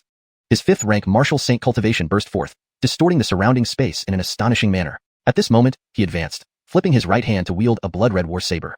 Chapter 160, The Military Lord Tower. Slade versus Eddie. In midair, Eddie had already taken a step forward. Instantly, his figure appeared in front of Slade, and immediately, the blood-red war saber in his hand came down with a mighty force. Suddenly, an overwhelming cascade of blood-red saber shadows surged towards Slade. It was evident that Eddie was extremely skilled with the saber. How fast? Slade's eyes flickered at this sight. He had to admit, this Eddie was much stronger than the previous Callum Jarethi. Swoosh. Slade did not underestimate his opponent. He flipped his right hand, revealing a sword. It was none other than the Dragon Scale Sword. This Dragon Scale Sword now seemed markedly different from before. He swung the Dragon Scale Sword downwards at that moment. Immediately, a resonant sound of clashing metal echoed through the air. Boom. The sword aura and the blade aura collided. A booming sound reverberated through the sky. Swish, swish, swish. At that moment, both figures retreated several steps. Haha, Brother Song, your strength is impressive indeed. Eddie laughed heartily, clearly acknowledging Slade's prowess. I'll be using my full strength next, Eddie said. Just come at me. Slade glanced at Eddie and smiled gently. Around them, the martial artists of the Slaughter Army watched this scene in shock. Zhao Military Lord's strength is terrifying. His saber techniques are astonishing. Song Military Lord's strength is equally formidable. Keep in mind, Song Military Lord has not yet reached the Martial Saint realm. They are both powerful. No wonder they have become military lords. The martial artists murmured among themselves. Clang. A striking sound resounded, echoing across the entire area. At this moment, an incredibly intimidating aura erupted from Eddie's body, akin to a volcano erupting, causing the surrounding space to tremble violently. A layer of blazing fire enveloped his body, continuously burning. This flame fell onto the blood-red war saber in his hand. Instantly, the blood-red war saber also caught fire, and as it burned, the surrounding space began to distort. Whoosh! Eddie took a step forward, his whole figure dashing forward rapidly, the blood-red war saber slicing down swiftly. Facing this slash, Slade directly thrust out the dragon scale sword. Boom! An immediate roar filled the air. Everyone looked up to see two figures continuously clashing in midair. Boom! Boom! Boom! The booming sounds incessantly rang out in the sky. Both combatants displayed astonishing fighting power. A continuous stream of blade shadows surged like mountain collapses and sea surges towards Slade. Slade responded by continuously swinging his dragon scale sword, blade by blade. Boom! Suddenly, the blade shadows and sword shadows clashed fiercely in midair. Startling booms echoed through the air. Everyone looked up to see the two figures continuously battling. After a while, both figures paused. They exchanged glances and burst into laughter. Ha ha ha ha, what a rush. Eddie gazed at Slade and laughed loudly. Slade also smiled. They stopped fighting. Xiao Ao, your brother's strength is truly formidable. It seems there was a minor mistranslation in the name, Godfrey Xiao. The correct and consistent translation for the character's name should be Godfrey Xiao Ao. Additionally, brother might not accurately reflect the relationship described in the original text. If they are not blood-related but allies or friends, terms like comrade or friend might be more fitting depending on the context. However, without more context, brother can remain if it refers to a close relationship. Thus, a more accurate translation would be, xiao, your brother's strength is truly formidable. If you have more context indicating their relationship, please provide it for further refinement. And his cultivation is only at the 7th level Martial Emperor realm. Eddie commented, once Slade breaks through to the Martial Saint realm, his strength will definitely increase several times over. Godfrey Xiao has truly found a gem here. Note, Xiao seems to be a part of a name or term that shouldn't be altered. If Xiao should be translated or is incorrectly parsed, please provide clarification. For better fluency and natural reading in English, it would be ideal if Godfrey Xiao can be either fully translated or kept as a proper noun based on the context. Could you confirm if Xiao needs translation, or if it's a name/title that should remain unchanged? Eddie chuckled. Slade, hearing this, gave Eddie a faint smile. Old 3, I'll take you to a place. Garrett thought of something and said, note, it seems there was a typo in the name Godfrey Xiao. It should likely be Garrett, or another corrected version based on the context. If Garrett is not correct, it might be Garetto, considering the context of names in the original text. Ensure to check the correct spelling based on earlier appearances in the document. For smoother readability and natural flow, Garetto seemed to have an idea and said, this keeps the translation fluent and natural while maintaining accuracy. Good place. Eddie knew where Garrett was taking Slade and smiled. Let's go together. Note, there seems to be a slight inconsistency with the name Godfrey Xiao, which should likely be Garrett based on previous context for natural reading in English. Sure. Thus, the three walked side by side toward their destination. Soon after, a massive tower appeared in Slade's line of sight. This tower had about 9 stories, towering into the clouds. This is the Military Lord Tower. Garetto's voice echoed. Only military lords can enter here. Inside, there are many puppets we can battle. Note, corrected Xiao to Xiaoao to maintain proper character name consistency and readability in English. Oh, these puppets are all made from slaughter crystals. When a puppet dies, all the slaughter crystals on its body belong to you. Garetto grinned. It seems there was a partial translation error or typo with Godfrey Xiao. The correct name based on typical romanization should be Garetto. Upon hearing this, Slade was slightly taken aback. Slaughter crystals were incredibly rare. Yet, here, they were everywhere, making it unnecessary for martial artists to seek them out. All a martial artist needed to do was defeat the puppets. Old 3, you can try it out someday, Garrett added. It seems there was a typo in the provided text. The correct name, based on the context, should be Garetto. However, if you intended to add or modify something else, please provide more details. If this is the only adjustment needed, here's the corrected segment. Garetto thought of something and said, Old 3, I will take you to a place. A good place. Knowing where Garetto was taking Slade, Eddie smiled slightly and said, let's go together. Okay. Thus, the three of them moved forward side by side and soon arrived at a towering structure that came into Slade's view. This tower was approximately 9 stories tall and soared into the clouds. Please let me know if you need further adjustments. Okay. Slade nodded, deciding to stay and practice here for the next few days. His current cultivation was still at the 7th level Martial Emperor realm.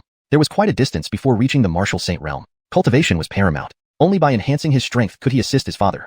That day, inside the Military Lord Tower, 1st level, whoosh. At that moment, Slade was engaging a puppet in intense combat. The puppet was entirely blood red, with flashes of blood light continuously appearing.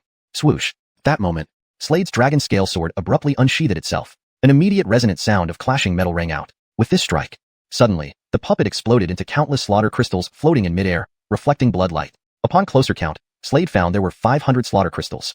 It seems the 1st level puppets are composed of 500 slaughter crystals. Slade's eyes flickered at this sight, muttering to himself. He casually sat down and began refining these slaughter crystals. He had previously refined 1,000 slaughter crystals, but did not become a slaughter emperor. His physical body was too strong, allowing him to refine more slaughter crystals. With a wave of his right hand, the floating slaughter crystals instantly shattered into streams of energy, rapidly entering Slade's body, quickly absorbed and refined by Slade. As time passed, gradually, Slade emitted a brilliant crimson light. Raising his head, he looked towards the 2nd level, muttering, still not enough. Indeed, even after refining those 500 slaughter crystals, Slade had not yet become a slaughter emperor. Typically, martial artists needed only to refine 1,000 slaughter crystals to become a slaughter emperor. Chapter 161. Breakthrough by killing you. However, despite having refined 1,500 killing crystals, Slade still could not become a slaughter emperor. In reality, this was a good thing. If Slade were to become a slaughter emperor, his power would absolutely be far greater than that of an average slaughter emperor. This was without any doubt due to the large number of killing crystals he had refined, ensuring his strength would be far superior. Whoosh. In the next moment, his figure flashed and sped forward at incredible speed. Very soon, he appeared on the 2nd floor of the tower. There was also a puppet on the 2nd floor, equally covered in crimson. Swoosh swoosh. In the next instant, the two figures swiftly engaged in battle. Thunderous sounds echoed through the void, unceasingly shaking the surrounding space intensely, creating an extremely shocking scene. As Slade battled this puppet, a figure approached from a short distance away. This was a towering Tyler holding a long spear in his right hand with a sharp glint flashing from its tip. In his left hand, he held a piece of information which he scrutinized closely. It contained details about Slade. This person was the commander of the 4th Slaughter Army, showcasing his formidable power. He also held another identity, that of a disciple of the Blood Imperial Palace. Today, he came here on a mission, to kill Slade. With my strength, taking out this person shouldn't be too much trouble. Xuanhuan muttered. The next moment, whoosh, he headed towards the tall tower ahead. Slade, of course, knew nothing about this as he remained on the second floor, battling a puppet. At this moment, an incredibly terrifying aura erupted from him, like mountains and seas, causing the surrounding space to shake violently. His cultivation had advanced to the 8th level martial emperor realm. Slice. He swung his dragon scale sword, unleashing a dazzling streak of sword energy that flew directly toward the puppet in front of him. Instantly, the puppet flew sideways and shattered into pieces, exploding into a large number of killing crystals, exactly 1,000. Slade knew the more killing crystals there were, the stronger the puppet's combat ability. Previously, the first floor puppet only had 500 killing crystals inside it, naturally making its combat power weaker than this one. Watching the killing crystals floating in midair, Slade's eyes flashed, and then with a wave of his right hand, these killing crystals all shattered.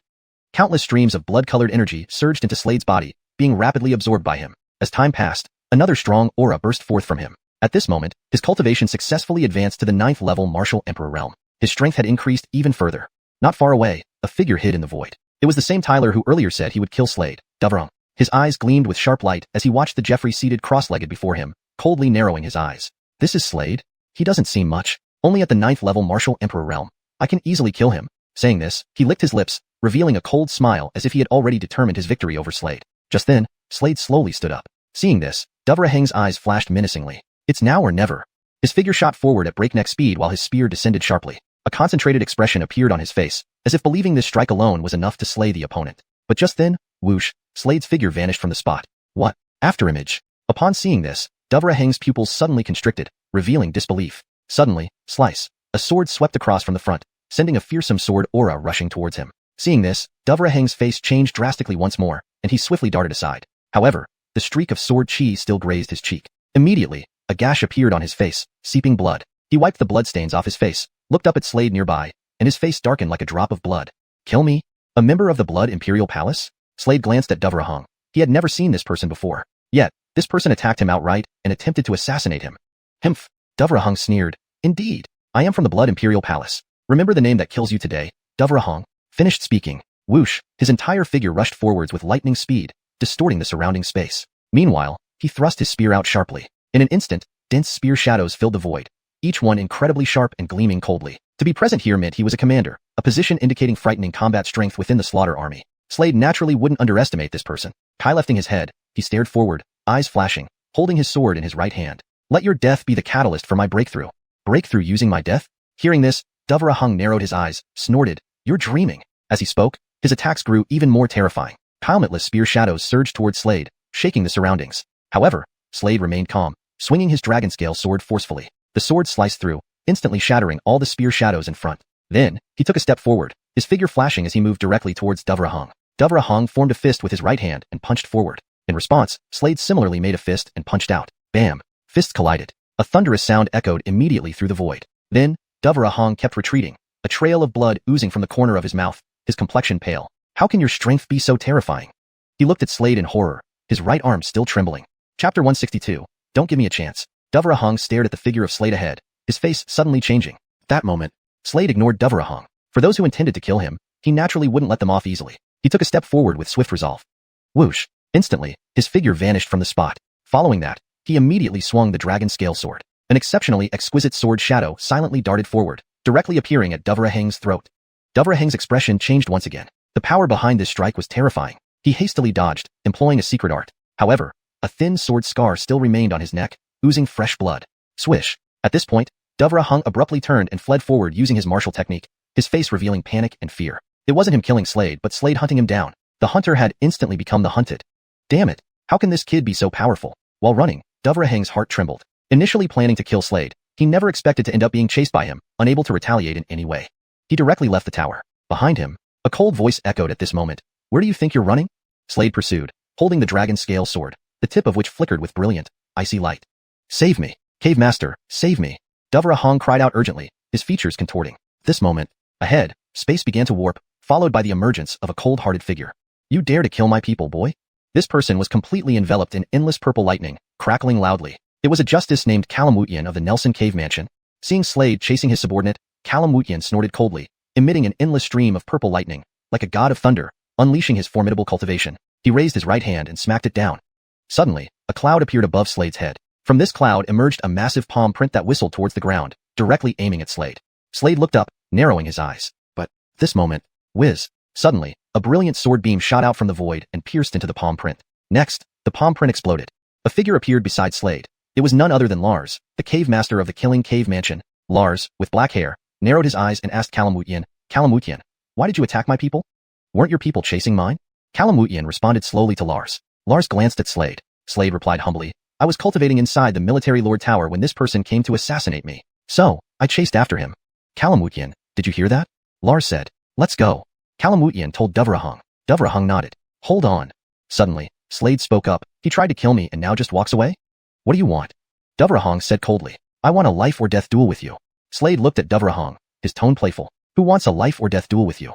Duvrahung's face darkened upon hearing this. He already knew from their previous battle that he wasn't Slade's match. With an iron-gray face, he walked away. Slade heard this, his eyes narrowing, flashes of cold light dancing within them. Looking at the departing Duvrahung, he suddenly said, don't give me a chance.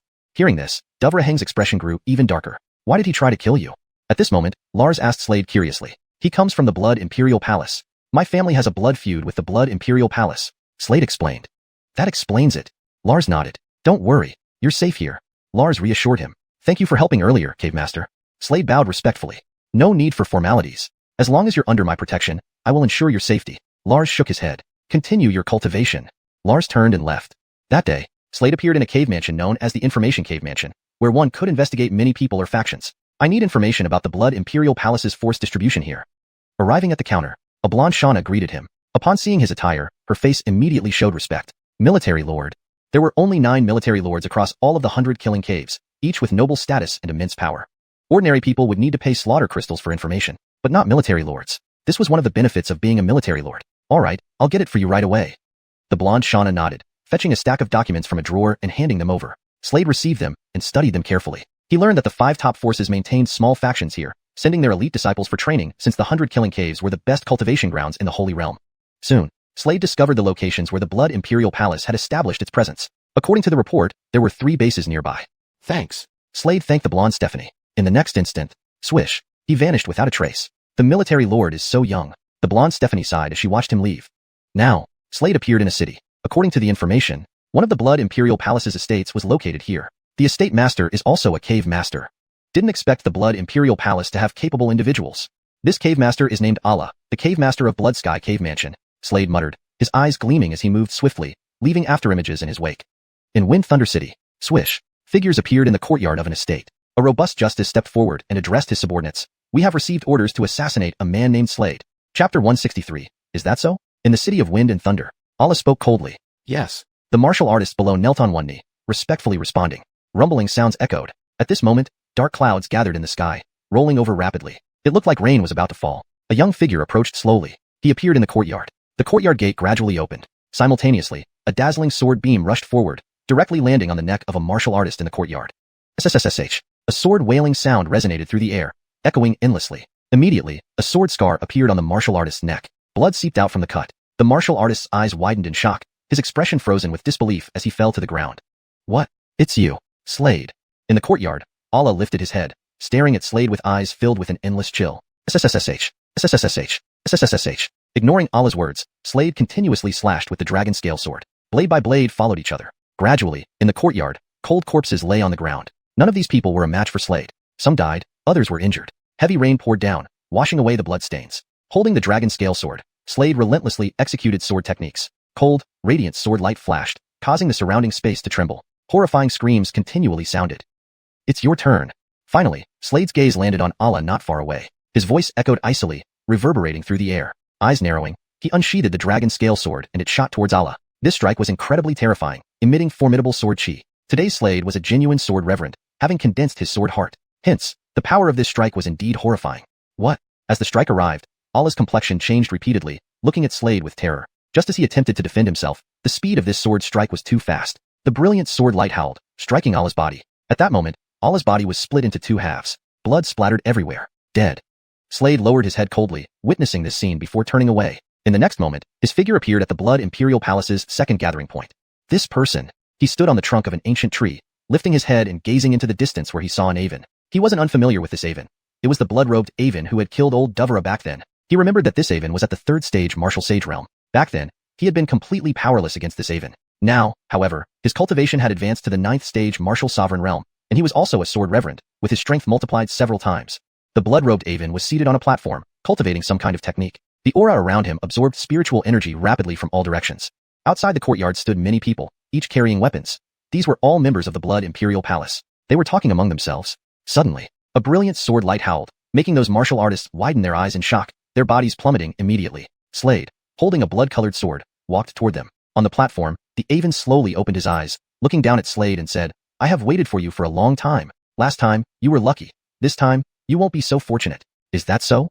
Slade glanced at the Avon, his lips curling up into a chilling smile. Without further ado, he slashed the dragon scale sword without hesitation. Brilliant sword light howled, rushing straight ahead, making the entire space tremble. The blood-robed Avon looked up and snorted coldly, raising his hands. Instantly, a protective shield formed in front of him. Slade's brilliant sword light struck the shield, causing violent tremors. The Avon frowned, taking a step forward, raising both hands, and slapped toward Slade forcefully. Facing this palm strike, Slade likewise raised his hands and slapped forward. Boom! The air shook violently. Then, the blood-robed Avon's face changed abruptly, retreating continuously. "How can you be so strong?" He looked at Slade in disbelief, never expecting his power to be this terrifying. Next moment, without a word, the Avon turned and fled. "Run?" Slade narrowed his eyes, looking at the fleeing blood-robed Avon, his gaze sharp and cold. He laughed mockingly and took a step forward, chasing after the Avon with incredible speed. Damn! Seeing Slade in hot pursuit, the Avon's face turned pale green, twisting features showing viciousness. He held a dagger in his right sleeve. Then, he fiercely threw the dagger backward, which flashed with cold light and rushed towards Slade at high speed, distorting the surrounding space. However, Slade glanced up, his lips curling up into a mocking and disdainful smirk. "Foolish." As he spoke, he swung the dragon scale sword, sending the dagger flying. It directly hit the Avon's thigh. Ah! An agonizing scream rang out. It was from the blood-robed Avon. Clearly, he was no match for Slade. Whoa! A mouthful of fresh blood spewed out of his mouth, his complexion turning deathly pale, akin to white paper. Though Slade's cultivation was at the 9th stage martial sovereign realm, his combat prowess was astonishing. The Avon's body collapsed onto the ground. Slade approached coolly, glancing at the Avon on the ground and unsheathed a few more strikes without hesitation. Several brilliant sword lights flashed and landed on the blood-robed Avon's body. The Avon's body trembled violently, again spewing blood. Helmetless sword light rained down, tearing the Avon's body into countless pieces. Blood continued to flow out ceaselessly. Looking at the corpse on the ground, Slade's expression remained icy cold. Chapter 164. Refraining from acting due to contempt? The Blood Imperial Palace. Within the vast palace. At this moment, an Avonly man in gray robes had two raging fires swirling in his eyes, constantly burning. In his hand was a document. It stated that all three major gathering points of the Blood Imperial Palace within the 100 Caves of Carnage had been destroyed by someone. And that person's name was Slade. The strength of this boy has actually improved to such an extent. His expression turned grim. If things continue like this, he will become the second Dario. One Dario is already enough to keep us busy. If another one appears, what are we supposed to do? Absolutely not. We cannot let him off. Kill. Make them kill him, at any cost. Good. Below, a martial artist nodded respectfully and turned to leave, gradually disappearing from the Avon's sight. The Avon narrowed his eyes, his gaze shimmering with cold brilliance. Killing intent surged uncontrollably at this moment. This killing intent was almost tangible, frightening. At this very moment, Slade had no idea that the Blood Imperial Palace had sent people to assassinate him. He appeared inside his grotto residence. The Ancient God Grotto Residence. This was the name he had given it. Now, he was the master of the Ancient God Grotto Residence. At this moment, he was meditating in seclusion. A pill appeared in his hand. As soon as this pill appeared, a refreshing aroma permeated the surroundings. This pill was personally refined by him. After consuming this pill, his cultivation could break through to the martial sage realm. It was time for him to advance. His current cultivation was at the 9th level of the martial emperor realm, just one step away from reaching the martial sage realm. Looking at the pill in his hand, Slade did not hesitate and consumed it directly. Outside the meditation chamber, several people stood guard. These people were all from the Ancient God Grotto Residence. They were all subordinates of Slade. That day, someone arrived outside the Ancient God Grotto Residence. This person was none other than Finian, the master of the Blood Sea Grotto Residence. He came here seeking Slade's help. "Our master is currently meditating," a black-haired martial artist said to Finian. "Fine, no problem, I'll wait here," Finian said, finding a place nearby to sit and wait quietly. Just then, outside the Ancient God Grotto Residence, a figure approached. It was a somewhat portly bald hutch. This bald hutch wore gray robes and walked through the air. This person was extremely well known. He was the master of the Buzzard Grotto Residence. "I have no choice but to repay the favor I owe to the Grand Hartley of the Blood Imperial Palace," the bald hutch muttered. He possessed cultivation at the 7th level of the martial sage realm. "Slade, get out here." Quickly, his figure appeared in front of the Ancient God Grotto Residence. Looking down at the cave residence nestled among the mountains, he coldly snorted and took a step forward. Simultaneously, an overwhelmingly terrifying aura erupted from his body, as heavy as a mountain, as vast as the sea. Whoosh! At that moment, a martial artist clad in armor appeared. He was the guardian of the Ancient God Grotto Residence. Guardian Callum looked at the figure ahead, his face abruptly changing. Naturally, He knew the identity of this bald hutch. Abdullahi. Above the bald hutch, a voice sounded. It was a large bald eagle, its wings flapping loudly. It was the pet kept by the bald hutch. Where is your master? Tell him to come out, the bald hutch said coldly. Although you are the master of the Buzzard Grotto residence, this is not a place for you to cause a scene. Our master is in deep meditation and cannot be disturbed, Guardian Callum responded coldly. Humph. Cannot be disturbed? Who set this rule? The bald hutch laughed coldly upon hearing this and stepped forward without waiting for Guardian Callum. Seeing this, Guardian Callum frowned and shouted, Stop him! Currently, his master was in seclusion and must not be disturbed. Whoosh, whoosh, whoosh. Immediately, martial artists from the ancient God Grotto residence rushed out. 2 guardians, 3 division commanders, and 9 squad leaders mobilized. A bunch of ants. The bald hutch squinted his eyes and stepped on the air. With this step, the entire space trembled violently. Bang, bang, bang. These martial artists' bodies shook simultaneously, retreating hastily, their faces turning pale like sheets of paper. After all, the bald hutch was the master of the Buzzard Grotto residence. How could they be his match? Cough. The martial artists from the ancient God Grotto residence spat blood, their faces flushing red. Not far away, Finian, the bald Otis, saw this and frowned. Without much thought, he appeared in the air. What does Master Kyle seek from Slade? He asked. Seeing the imposing manner in which the other approached, it was clear that nothing good would come of it. Therefore, he prepared for battle. You're here too? The bald hutch glanced at Finian with disdain. He knew that Finian was the master of the Blood Sea Grotto residence. In the entire Carnage rankings, he only ranked 75th. Compare that to himself, who ranked 11th in the Carnage rankings. Such a huge disparity. What? Finian, are you trying to stop me? A cold smile curved the corner of the bald hutch's lips as he looked at Finian coldly. Yes. Finian looked at the bald hutch without hesitation and spoke. Himph. Hearing this, the bald hutch snorted and cast a look of contempt at Finian, saying, I wonder where you get your courage. Just you think you can stop me? What a joke.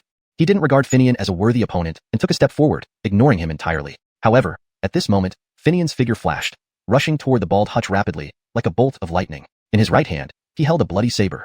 Whoosh! The bloody saber in his hand slashed down swiftly. Instantly, a startling wave of crimson blade energy rushed towards the bald hutch. The bald hutch glanced coldly at Finian and, in the next moment, flicked his right sleeve lightly. Immediately, a tremendous force assaulted. Finian's face abruptly changed, and his entire figure recoiled backward sharply. I didn't act because I despised you. But you dared to attack me. This is utter disrespect. So die.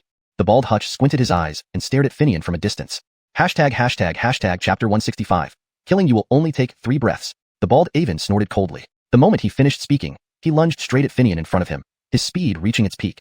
Raising his hands, he was about to deliver a crushing blow to Finian. Facing this strike, Finian had no way to counterattack. A terrifying palm light shot forward at that moment, forming an invisible beam of force that would instantly fall upon Finian's body. Finian slowly closed his eyes. He knew he couldn't evade it at all. The disparity in strength between them was simply too great. However, just then, a powerful force suddenly burst toward them. Immediately after, this formidable force struck the palm light. Bang! In the void, a thunderous boom resounded, unceasing. A figure suddenly darted out from the secret chamber. It was a Jeffrey. This person was none other than Slade, who had been here for half a year. You are Slade. At this moment, the bald Avon's gaze fell upon Slade. Slade glanced around, then narrowed his eyes, casting a cold stare at the bald Avon. He had never met this person before, yet this person deliberately picked a fight with him. Clearly, this man was from the Blood Royal Palace. Another person from the Blood Royal Palace. Slade narrowed his eyes, looking coldly at the bald Avon with endless coldness flickering in his eyes. No, I'm not from the Blood Royal Palace. However, I owe the Grand Hartley of the Blood Royal Palace a favor. He asked me to kill you. Sorry, but I'll take your head. The bald Avon looked at Slade and said indifferently, appearing utterly confident, as if he had already determined to kill Slade. I just happened to break through to Wu Shang. It deserves a celebration, so let's celebrate by killing you. In the void, Slade cast a glance at the bald Avon and said indifferently, killing me to celebrate? Hearing this, the bald Avon narrowed his eyes, looking at Slade, with a cold smirk on the corner of his lips. Just you? A mere second-level Wu Shang cultivation, daring to kill me? Truly asking for death. With those words, he didn't waste any time. After all, his cultivation was 7th level Wu Shang, 5 levels higher than Slade. Die, boy! Glancing coldly at Slade, he immediately made a move, raising his right hand and pointing sharply at Slade. Instantly, an extremely strong force erupted from his fingertip, releasing in a brilliant streak carrying terrifying power, surging forward towards Slade. Faced with this finger strike, Slade remained calm, also raising his right hand to point back. Celestial Star Finger. A cold voice rolled out of his throat. As soon as his voice faded, a dazzling finger light burst forth from his fingertip. This dazzling finger light shone like the brightest star in the night sky. Bang! Next, the 2 dazzling finger lights collided fiercely. An immediate boom echoed in the void, unceasing. Soon, the 2 forces dissipated. Seeing this scene, the bald Avon was momentarily stunned, looking surprised at Slade. You're pretty good. Pretty good. Hearing this, Slade's lips curled into a cold smile. Isn't it a bit early to judge my capabilities now? His words done, he didn't linger further, moving swiftly. Instantly, he left a residual shadow where he stood. His speed was incredibly fast. Very quickly, His figure appeared before the bald Avon, and the dragon scale sword in his hand slashed out forcefully. A silent sword beam descended. When this sword beam landed, the entire world shook. Humph! Seeing this, the bald Avon snorted coldly, directly unleashing his skill. With one step, water ripples formed around him. These water ripples merged together, forming a shield to block Slade's sword. Boom! A loud sound rang out. The bald Avon's face changed abruptly. A massive force surged forth, forcing him to retreat continuously. Whoosh whoosh whoosh. He retreated 50 paces before stopping. Below, many observers were astounded. Finian noticed that Slade's strength had increased several times over. Killing you will only take 3 breaths. Kai lifting his head, Slade glanced at the bald Avon indifferently. Speaking thus, he took a step forward. One sword strike fell. The dazzling sword light howled as it came. Each strike was 1 breath. After 3 breaths, the bald Avon's eyes widened. In this moment, a towering wave surged within his heart, his face filled with horror and disbelief. 3 dazzling sword beams rushed towards him, sealing off all his escape routes. Bang! At that instant, his body was directly split into 3 pieces. Blood spurted out like fountains. Rushing sounds echoed. Slade's battle with the bald Avon caused a significant commotion. Many martial artists came to watch. When they saw Slade slay the bald Avon under his sword, they all revealed expressions of astonishment. The bald Avon's corpse was divided into 3 parts, slowly falling down. Seeing this scene, many people looked astonished, in shock. Dead. The bald Avon is actually dead? Many people showed extremely surprised expressions. Slade lowered his head, looking at the corpse below. He waved his right hand, taking out the ring from the corpse. Inside this ring was a token. At this moment, a voice came from this token. Was it successful? It was the voice of the Grand Hartley of the Blood Royal Palace. Slade grinned and replied, "You guess." Upon hearing this, the Grand Hartley's face in the Blood Royal Palace hall immediately turned grim, his eyes filled with endless coldness. He had white hair all over his head. Damn it! Failed again. He slammed his fist on the table. The redwood table in front of him shattered, splinters flying everywhere.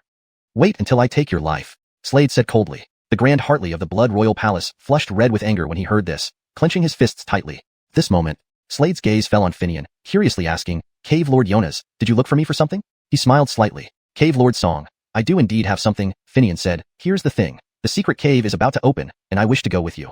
The secret cave is the most mysterious place among the 100 caves of Carnage. Only cave lords can enter the secret cave. Many cave lords would team up for the journey. All right. Slade naturally understood Finian's intention. Although Finian was a cave lord, among the top 100 cave lords, his strength was not considered strong, rather mid to lower rank. Chapter 166, Blood-Kindling Flower. Just follow me when the time comes. Slade grinned. Yes. Finian replied with great excitement. Very soon, news of Slade defeating the Bald Hutch spread, shocking all the martial artists in the 100 caves of slaughter. The Bald Hutch was ranked 11th on the slaughter Kai list, and Slade had defeated him. So now, he was ranked 11th on the slaughter Kai list. That day, in the vast valley, powerful figures gathered here one by one. Slade was among them. Big Brother Garrett was also present, standing next to Slade. Beside him stood another figure, a Tyler holding a staff. This was Qian, the second in command. Note, Garrett is used instead of Godfrey Xiao to ensure the name is presented correctly in English, assuming Al was mistakenly included. If Xiaoao is the correct romanization, it should be used instead.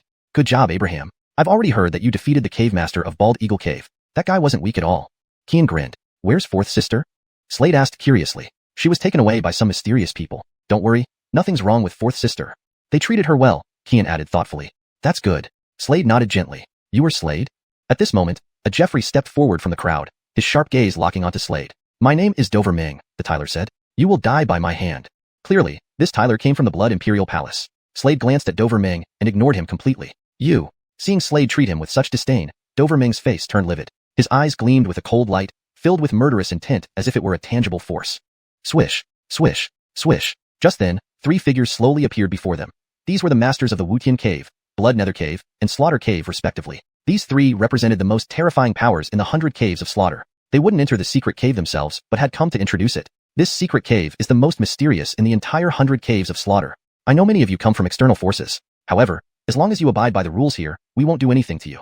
I also understand that you've come here to enter this secret cave for opportunities. The secret cave indeed has numerous opportunities, but it is fraught with danger. Everyone, be cautious. At this moment, the master of Slaughter Cave looked down at the crowd and slowly spoke. As he finished, the 3 masters exchanged glances, and each took out a broken jade pendant. The 3 broken pendants merged into one. A vortex slowly appeared at the entrance of the cave ahead. May someone among you become the Emperor of Slaughter, said the master of Slaughter Cave as he looked at Slade and others. Emperor of Slaughter. Throughout the 100 caves of slaughter, there were only 4 emperors of slaughter. They rarely appeared in public, like dragons whose heads can be seen but not their tails. Abraham, I sense no less than 5 pairs of eyes on you, Qian whispered to Slade with a more serious expression. I felt them too. Slade nodded slightly, having sensed the same thing. Apart from Dover Ming, 4 others were watching him coldly. Their gazes were too clear, intent on not letting him go. When we enter, apparently we'll appear in different locations. Be careful. By the way, Rumor has it that the 4 slaughter emperors are cultivating within the secret cave Garita mentioned. Note, Godfrey Xiao seems to be a mistranslation or misinterpretation of the name Jin Xiaoal, which should be consistently translated as Garita to maintain name consistency. For better fluency and natural reading in English, we can slightly adjust it to, by the way, it's rumored that the 4 slaughter emperors are cultivating inside the secret cave Garita mentioned. Got it. I understand, Slade nodded lightly. We can proceed now. The master of Slaughter Cave stated. As he spoke, the martial artists stepped forward, their figures transforming into dazzling sword lights speeding towards the front. Meanwhile, back at the Blood Imperial Palace, the great Hartley sat gloomily at his desk, holding an intelligence report. His eyes blazed with fury. Kill him in the secret cave at all costs. He must not live. I have mobilized all our people in the 100 caves of slaughter, and those who owe us favors, Aemon with long hair explained. He was the palace master of the Blood Imperial Palace, a top-tier existence in the Holy World. Moreover, I know where his father is. We'll head to the 100 caves of slaughter this time. That noble adult has sent support as well. At any cost, we need to capture the father and son. Axel, the palace master, added coldly. To prevent any mishaps, I will take action myself. In the 100 caves of slaughter? Master, there are rules here that make our people hesitant to act, the great Hartley remarked. I know. But this time, the adult said at all costs.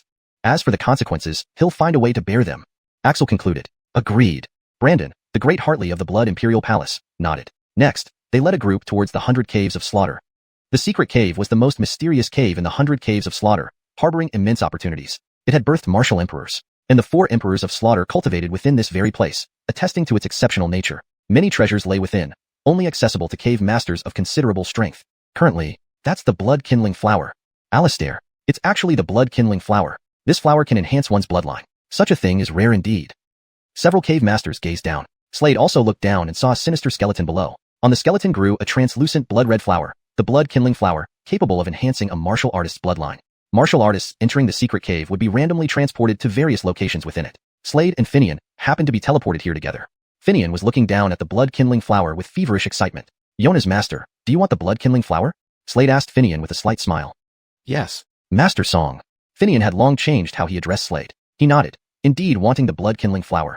Chapter 167, The Cave of Slaughter. In this world might makes right. Previously, when Slade wasn't yet powerful and still under Finian's command, Finian naturally addressed Slade as young friend. But now, Slade's strength has far surpassed him. As the commander of the Slaughter Army and the master of the ancient god cave, Finian addresses Slade as Cave Master Song. I'll help you, Slade said to Finian. Finian had always treated him well. Slade felt that if he could offer assistance, he would do so wholeheartedly. Moreover, he was extremely displeased with those below. Below, several figures were fiercely battling. One of these figures was not unfamiliar to Slade. He was Buck, the Valley Master of the Valley of Slaughter. The last time, Buck had attacked Slade, almost killing him. If it weren't for Nigel's intervention at that time, Slade would likely have died at Buck's hands. Note, Al should be Xiao to match the pinyin provided earlier for the character's name. However, considering Nigel is a name, it's better to stick with the original translation of the name as Nigel rather than using Al. For better fluency, we can also slightly adjust the sentence. If it weren't for Nigel's timely intervention, Slade would likely have died at Buck's hands. At this moment, Buck was engaged in combat with an opponent. His entire body was suffused with lightning, continuously swirling around him. His opponent was a spear cultivator holding a long spear. Suddenly, a burst of intense flames erupted from the spear, distorting the surrounding space. Swish, swish, swish. The spear was swung violently toward Buck. Instantly, horrifying spear shadows howled towards Buck. Buck let out a cold snort, lifting his hands and slapping forward. A thunder shield instantly appeared in front of him. The endless spear shadows struck the thunder shield. Immediately after, the thunder shield trembled violently. Swish. Right then, Buck suddenly vanished from his original spot. He reappeared in front of the spear cultivator, raising his right hand and delivering a palm strike. The spear cultivator couldn't react in time. His entire body directly received the force of this palm strike. Step, step, step. This moment, the spear cultivator continuously retreated. Ugh. He immediately spat out a mouthful of blood, his face pale like a sheet of paper. This flame-burning flower is mine. Who else wants to challenge me? In the air, Buck stood proudly, squinting his eyes and coldly looking at the surrounding martial artists. At this moment, all the martial artists around respectfully gestured, daring not to contest the flower. After all, Buck's power was evident. Everyone knew Buck was incredibly terrifying. Just as Buck was about to leave at this time, a cold voice resounded slowly. Wait.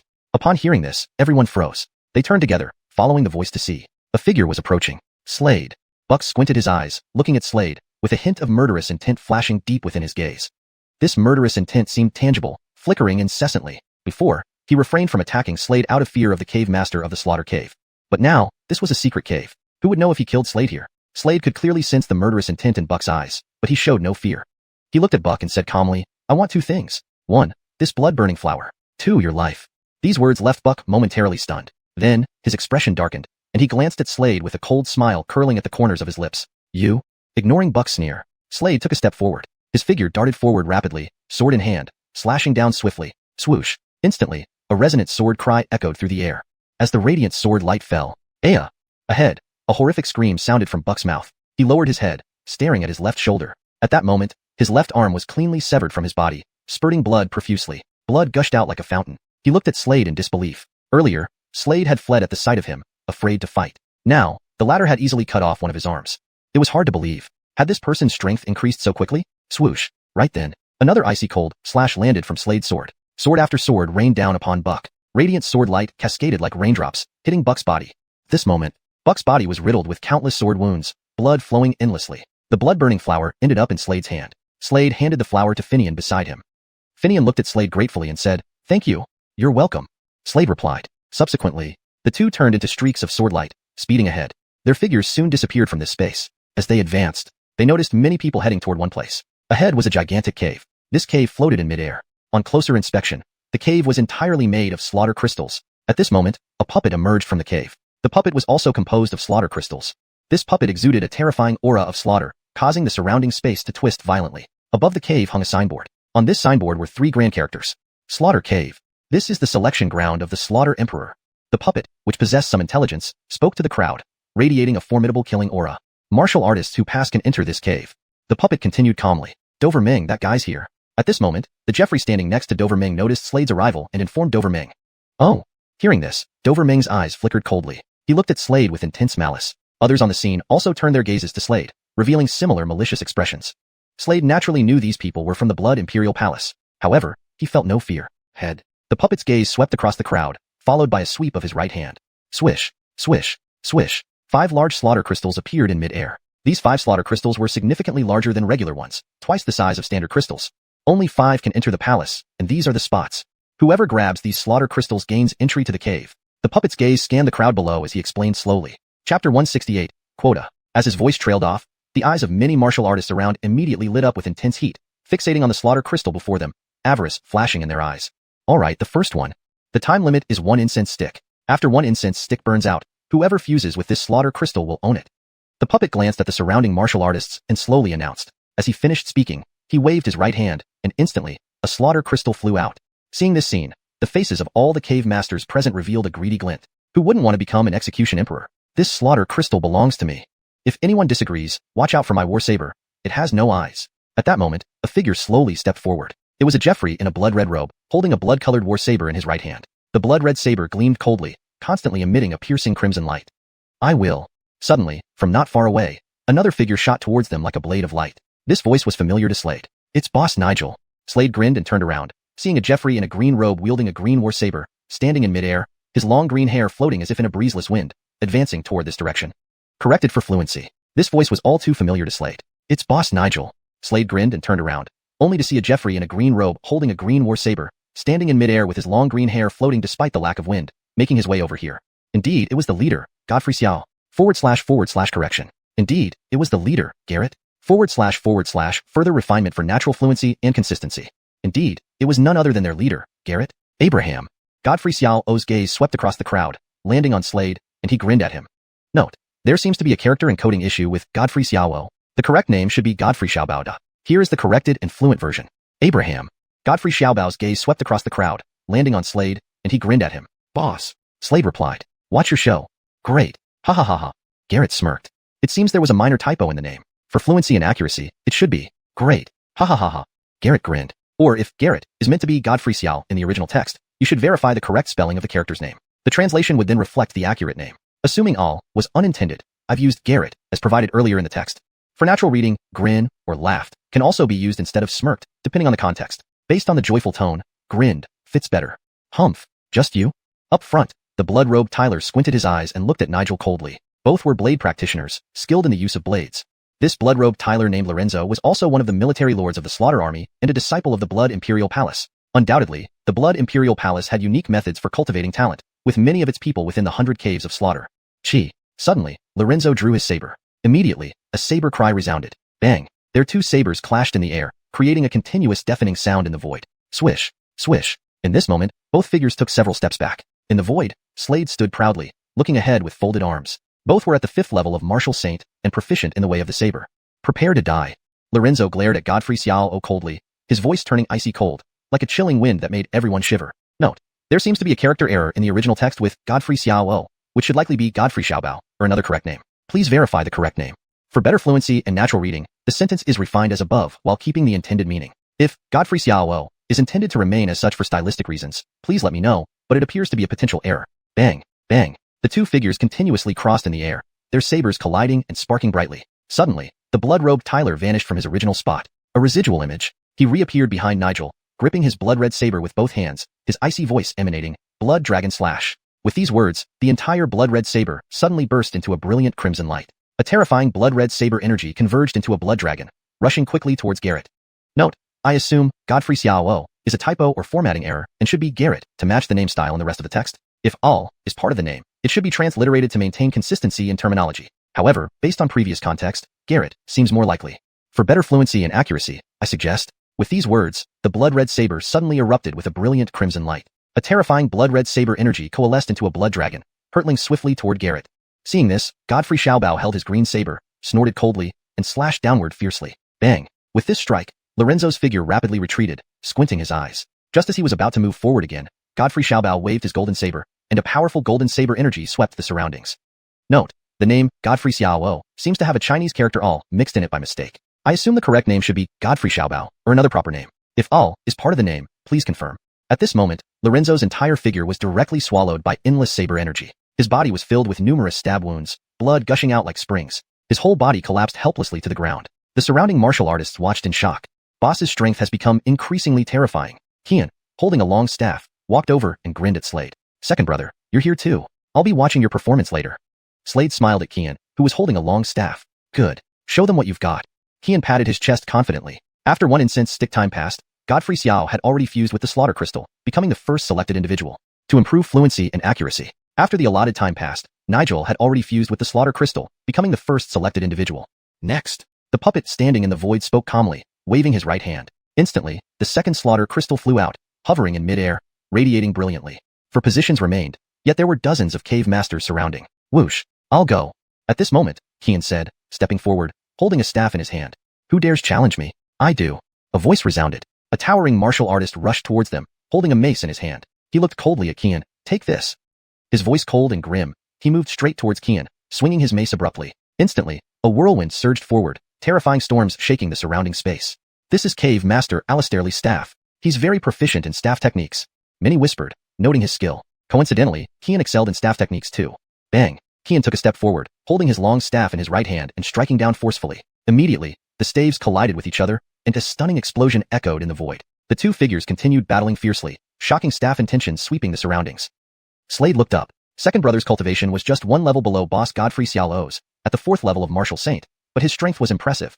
Correction. Slade looked up. Second brother's cultivation was just one level below boss Nigel's, at the fourth level of Martial Saint, but his strength was impressive. Note: Godfrey Xiao seems to have a typo with an unnecessary Chinese character all. It should be corrected to Nigel, for consistency and fluency. The Hewitt saw that he couldn't overpower Qian momentarily, so he hastily summoned his general spirit. The general spirit merged with him. He roared deeply. Instantly, a Otis lion general spirit emerged behind him and entered his body, transforming him into a fur-covered human-like beast, emitting a daunting aura. He lunged towards Qian again, swinging his mace ferociously, shredding the space as if it were breaking apart, incredibly terrifying. Chapter 169. All of you can come out. Qian, the second eldest, also possessed exceptional strength. He fiercely swung the stick in his hand. One strike followed another. The shadows of the sticks were countless, like a towering mountain peak pressing toward the Adelard ahead. "Ha!" Qian shouted. As his voice echoed, the Adelard's figure abruptly retreated, flying backward like a cannonball and landing heavily on the ground. In this battle, the second eldest Qian emerged victorious. In other words, the second eldest Qian also secured the qualification to enter the palace. He quickly melted the killing crystal shard and rejoined Slade by his side, grinning as he said, "Kai little second brother, it's your turn." "All right." Slade grinned. The third killing crystal shard. At that moment, the puppet ahead slowly spoke to Slade and the others below. With those words, he waved his right hand, and the killing crystal shard flew out directly. This was the third killing crystal shard. Everyone's gaze naturally fell on Slade. They knew of Slade's strength. With his capabilities, wouldn't it be effortless for him to obtain this killing crystal shard? Third brother. Godfrey Xiao and Qian simultaneously looked at Slade. Slade smiled slightly, preparing to step forward. "Fine. Then this third killing crystal shard belongs to me." "Under the watchful eyes of many," Slade calmly stated. The next moment, his figure moved, appearing in mid-air. "Belongs to you? On what grounds?" However, at that moment, a cold voice sounded from the crowd. A Jeffrey stepped forward. It was none other than Ming, a disciple of the Blood Imperial Palace. Swish. In an instant, he took a step, and his figure flashed, quickly appearing before Slade. I know you're a willy. I am one too. Ming looked coldly at Slade. A long sword appeared in his hand, its tip flashing with brilliant cold light. He looked at Slade and coldly said, Draw your sword. Sword? Hearing these words, Slade smiled slightly and shook his head, saying, You're not yet qualified to make me use my sword. Come on, I'll let you have 3 strikes. He said calmly. These words caused the surrounding martial artists to be momentarily stunned into silence. Arrogant. This kid is truly arrogant. Ming's face turned ashen, his eyes emitting boundless coldness. Who was he, Ming? The 20th ranked individual on the Blood Imperial Kai list of the Blood Imperial Palace. The Blood Imperial Kai list was a ranking of disciples within the Blood Imperial Palace. Only 100 people made it onto this list. Anyone on this list was undoubtedly a powerhouse. Furthermore, he ranked 7th on the Slaughter Kai list, even higher than Slade. Of course, Slade hadn't paid much attention to the Slaughter Kai list. Staring at Slade, Ming's complexion alternated between red and white. Even the veins on his forehead began to twitch slightly, his anger erupting like a volcano. His eyes flashed with fierce coldness as he stared at Slade. What a fine Slade. If I kill you with 1 strike later, you will become a laughingstock. With that, he drew his Otis sword and instantly rushed forward, moving so fast that his figure became a blur of light. Suddenly, a brilliant sword beam howled toward Slade, carrying a terrifying power that distorted the surrounding space in an alarming manner. Facing this brilliant sword beam, Slade did not dodge but blocked it with his body. Not long ago, he had refined a large number of killing crystal shards, making his physical body exceptionally strong. You actually don't dodge. Seeing this, Ming's expression darkened once more. Insult. This was an immense humiliation for him. Humph. This single strike would be unstoppable against any ordinary Sage Realm practitioner. I don't believe your physical body can withstand my sword. He thought inwardly. But the next moment, he widened his eyes in disbelief. An unbelievable scene unfolded before him. The dazzling sharp sword beam struck Slade, yet he remained unharmed. The sword beam's impact felt like a stone sinking into the sea. Slade was completely unscathed. Not far away. Seeing this, Godfrey Xiao couldn't help but exclaim, Third Brother's physique is too terrifying. This physical body's might must already have reached the Sage body level. Yes, it should be at the Sage body level. Beside him, holding a long staff, Kian nodded in agreement. At this moment, all the martial artists around were looking at the scene in shock. Who would have thought that after Ming's sword strike, Slade remained unharmed? How terrifying is this guy's physique? Standing in the air, Slade raised his head and looked at Ming, saying indifferently, Is that all you can do? Upon hearing this, Ming's expression immediately changed. His eyes filled with bloodshot fury as a terrifying aura burst from him, distorting the surrounding space. He charged over, this time striking Slade directly with his sword. Slade lifted his right hand to block. He actually used his bare flesh to defend. This sight left the surrounding martial artists dumbfounded. Bang! As Slade waved his right hand, the sword shattered instantly. This physique is too terrifying. Many opened their eyes wide, staring at Slade. Seeing this, Ming's eyes widened in horror, realizing he was no match for Slade. Their levels were incomparable. Employing his agility techniques, he turned and fled. Slade would not let him go, lifting his right hand and pointing forward. An icy voice emanated from his throat, Die! Following his command, a dazzling finger beam shot from his fingertip, rushing forward at an alarming speed and piercing Ming's forehead. Ming didn't even get the chance to scream, now bearing a finger-sized hole in his forehead from which blood flowed incessantly. His body fell lifelessly to the ground. Dead. I know there are still Blood Imperial Palace members among you. You can all come out now. Hovering in midair, Slade strode proudly, his disheveled hair dancing wildly. His eyes swept over everyone, his tone commanding and self-assured. Chapter 170. Bring your key left. As Slade's words fell, 3 people immediately stepped forward from the crowd. Whoosh, whoosh, whoosh. 3 figures surrounded Slade in unison. Clearly, these 3 were all from the Blood Imperial Palace. Their eyes glinted with killing intent. After exchanging glances, they were about to make their move. At this moment, Zack and Kian approached to help Slade. But then, a cold voice echoed. Are you all ignoring my existence? It was the puppet with Sapient speaking. Follow the rules. One by one. There's still half an incense stick time left. If he isn't challenged within that time, then the 3rd slaughter crystal belongs to him. The puppet looked at Slade and others, slowly stating this. That will be me. At this moment, a martial artist holding a spear glanced at Slade. The next second, he stepped forward. Whoosh. In an instant, his figure vanished from its original place. Then, he appeared in front of Slade, thrusting out his spear with force. Whoosh, whoosh, whoosh. As the spear landed, countless sharp spear lights howled towards Slade. Slade lifted his head, looking at the sharp spear lights. He gave a cold snort, clenching his right hand into a fist, delivering punch after punch.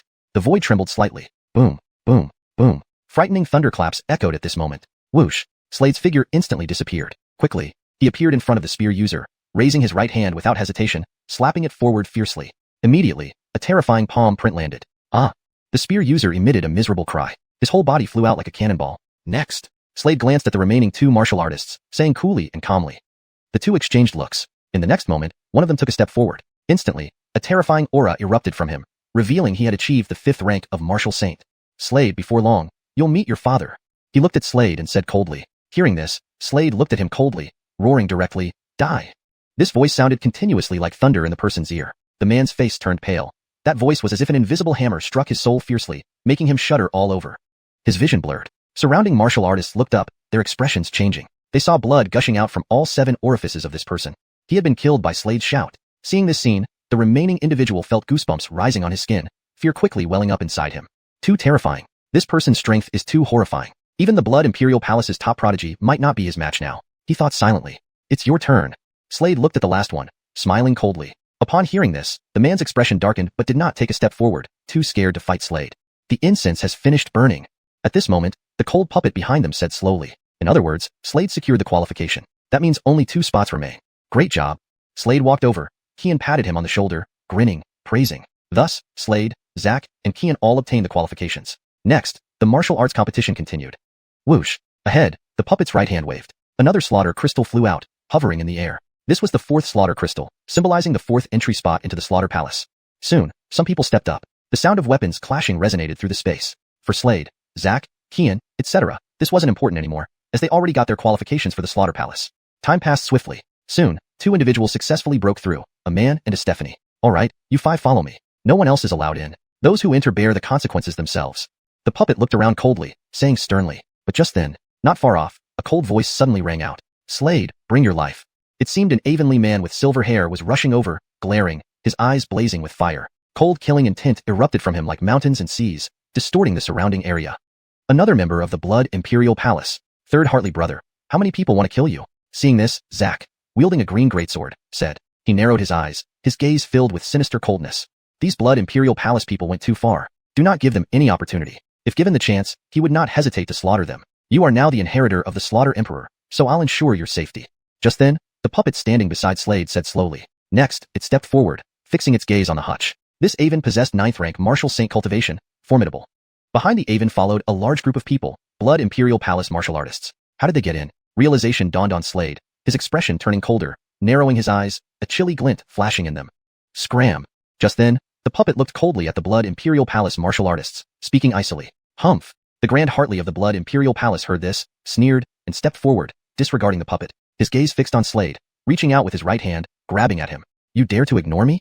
The puppet saw this scene, narrowing its eyes, its originally icy tone becoming even colder. With those words, whoosh, its entire figure rushed forward, forming a fist with its right hand, punching towards the Avon. The Avon chuckled, forming a fist with his right hand, countering. Bang. Fists met, causing an immediate thunderous roar, echoing endlessly. The surrounding space warped. Retreat. Retreat. Retreat. At this moment, the Blood Imperial Palace Grand Hartley's figure retreated repeatedly. A trace of blood seeped from the corner of his mouth, his face looking pale. Chapter 171. Rolf. The puppet squinted its eyes and charged again, delivering punch after punch at the Hartley with incredible speed. The great Hartley of Blood Imperial Palace's expression changed drastically at this moment. This puppet was far more powerful than he had imagined. Go inside. I'll deal with these people, the puppet said indifferently. Not far away, the great Hartley's face darkened as his eyes emitted a chilling light. Slade, Nigel, Kian, and others headed towards the entrance of the cave. Soon after, the 5 figures appeared within the cave. Inside, there was a magnificent throne made of blood-colored bones, emanating an eerie glow. Seated upon the throne was a majestic figure clad in blood-colored armor, adorned with shimmering scales that continuously flickered with crimson light. His face was hidden behind a blood-colored mask, revealing only a pair of glowing eyes, filled with terrifying killing intent. This was none other than a Slaughter Emperor. To become a Slaughter Emperor required the refinement of over 10,000 slaughter crystals. For ordinary warriors, refining just 1,000 crystals was already an arduous task, let alone 10,000. Looking at this figure, Slade felt a sense of familiarity. You need to undergo an assessment to become a Slaughter Emperor. Go over there. There lies your assessment. The Slaughter Emperor, seated on the throne, pointed towards a distant door. Slade and the others followed his gaze and walked forward. Stay here. At this moment, the Justice in blood-colored armor suddenly spoke. Slade smiled. Abraham. Nigel and Kian looked at Slade. It's fine, Slade assured them. Once they left, Slade's gaze fell upon the Justice. He grinned. Dad. Ha ha ha. Harmon. You recognized me. The man laughed heartily, removed his mask, and revealed a weathered face. It was none other than Dario, Slade's biological father. Rolf, you are a Slaughter Emperor? Not quite, I am the Slaughter King. Dario said with a smile. There are indeed 4 Slaughter Emperors in the entire 100 caves of slaughter. However, above the Slaughter Emperors is the Slaughter King. Those 4 Emperors must follow my commands, and I am that Slaughter King. Quickly refine these slaughter crystals. The people from Blood Imperial Palace have arrived. Today, it's time to settle old scores with them. Dario waved his right sleeve, releasing many large slaughter crystals that were twice the size of regular ones and shaped like diamonds, radiating with crimson light. Rolf, the decline of the ancient god clan, did it involve Blood Imperial Palace? And Kylena's capture, is it also related to Blood Imperial Palace? Slade didn't rush to refine the crystals but asked these questions instead. Yes, Dario replied, his eyes flashing. There's some connection. There's someone behind Blood Imperial Palace who gave the orders. As for your mother's whereabouts, I don't know, but that person likely does. Refine these crystals first. Soon, you will get your answers. Slade nodded. Thinking for a moment, he said, Rolf, Nigel and Kian are my brothers. I know. I've arranged for them to gain the qualification to become Slaughter Emperors without needing to go through the trials, just like you, Dario smiled. Now, practice. I'll be back soon. I need to kill a few people. With that, he vanished instantly with incredible speed. What astonishing speed. Rolf's cultivation must have reached the 9th stage of Martial Immortal Realm, and from the looks of it, he can step into the Martial Emperor Realm anytime now. Seeing this, Slade marveled. He then sat cross-legged, focusing on the floating slaughter crystals before him. With a wave of his right hand, the crystals shattered into pure energy, which Slade absorbed rapidly. As the energy surged into his body, his aura began to skyrocket. Outside the cave, the puppet struggled as several Blood Imperial Palace experts joined the fray, forcing it to retreat. Humph! The great Hartley sneered, brandishing a blood-colored saber in his right hand and delivering a powerful slash, causing the surrounding space to distort. Suddenly, a brilliant sword beam streaked through the air, colliding with the saber light. A thunderous boom echoed. A justice approached. Lord! The puppet greeted Dario respectfully. Dario, it's you. So, you're here. The great Hartley glared at him, eyes brimming with lethal intent. This is me. Die. Dario glanced coldly and stepped forward. In an instant, he disappeared and reappeared before the great Hartley, slashing his sword with lethal force. With a swift motion, the great Hartley was split in two, blood splattering everywhere, dying silently. Panic spread among the Blood Imperial Palace warriors, fear clearly visible in their expressions as they watched Dario. Chapter 172. You are the Martial Emperor. Boom. The void trembled violently. Antony, clad in blood-red armor, proudly stood in midair. Behind him stood 4 Execution Emperors. Behind the Execution Emperors stood 3 individuals. These 3 were xuanhuan, the master of Void Sky Cave, Edric from Execution Cave, and Luo Duvra from Blood Netherworld Cave. All of them were under Antony's command. Antony turned to face these people. His gaze landed on xuanhuan, the master of Void Sky Cave. In that moment, his eyes sharpened like a hawk's. xuanhuan, it was you who let these Blood Imperial Palace people come, wasn't it? Aye. xuanhuan's heart quivered. He had no idea these people were looking for the Execution Emperor, or that Slade was the Execution Emperor's son. If he had known, he would never have acted this way. Since the rules are broken, then follow the procedures. Antony narrowed his eyes as he looked at xuanhuan. As soon as he spoke, he took a step forward. Whoosh! In an instant, he appeared in front of xuanhuan. Then, with his right hand formed into a palm, he slapped forward forcefully. xuanhuan couldn't resist. Ah! Next, his aura flew out like a cannonball, his body shattering, and blood spewed out like a fountain. Many warriors around watched in shock. They're here. Antony looked up, only to see a group approaching from the front. It was none other than the warriors of the Blood Imperial Palace. Leading them was the Palace Master of the Blood Imperial Palace. Behind him stood several Avans. Antony, we meet again. Axel glared coldly at Antony, his eyes emitting boundless chill. Have been waiting for you. Let's fight. Antony raised his sword, pointing it toward Axel and said coldly, his voice filled with murderous intent. This wave of killing intent was so real that it made hearts tremble. Antony, I'm not the only one who wants you dead. Axel looked at Antony, a cold smile curving his lips. At that moment, 2 of the 4 Execution Emperors behind Antony stepped forward. They appeared beside Axel, clearly aligning with the Blood Imperial Palace. Didn't expect 2 traitors within my ranks. Antony said coldly, Your Majesty, leave these 2 Execution Emperors to us. The other 2 Execution Emperors bowed respectfully. Antony nodded. Immediately, whoosh, whoosh, 2 figures took a step forward simultaneously. Both sides clashed immediately. Come on then. Antony refocused his icy gaze on Axel. I won't engage you in single combat. Axel replied coldly. Knowing Antony's strength, he knew he couldn't win in a one-on-one battle. Just as he spoke, the space behind him twisted. 2 figures emerged. Clearly, they were 2 Avans. These 2 Avans exuded intense power. Their cultivation had all reached the 9th level of the Martial Immortal Realm. Coward! Antony glanced at Axel disdainfully. Hearing this, Axel's eyes twitched uncontrollably. Master, there's no need to speak to a dead man. A black-robed Avan standing behind Axel said slowly, looking at Antony as if viewing a cold corpse. Whoosh, whoosh, whoosh. The next moment, the 3 figures took a step forward, attacking together. Their killing aura was like rainbows, their movements ghostly and swift, continuously flashing through the air as deep cutting sounds reverberated in the void. As soon as the 3 moved, the justice who was standing proudly also took action. He slowly drew his sword with his right hand. Clang! Instantly, the long sword was unsheathed, followed by a sharp sword cry echoing in the air. With this sword thrust, an extremely violent power burst forth, causing the surrounding space to shake violently. He consecutively swung 3 times, each stroke following the other. 3 dazzling streaks of sword light shot towards the 3 ahead, accompanied by thunderous booms in the void. An Avan sneered, his cultivation the same as Antony, also at the 9th level of the Martial Immortal Realm. Reacting swiftly, he raised his hands and clapped forward. A shield instantly appeared before him. Antony's streak of sword light landed directly on the shield. Then, the shield shattered immediately. Bang! In that moment, the Avon's face changed drastically, being pushed back by the tremendous force. Whoosh! At this moment, Antony suddenly stepped forward. He instantly appeared in front of the black-robed Avon. What?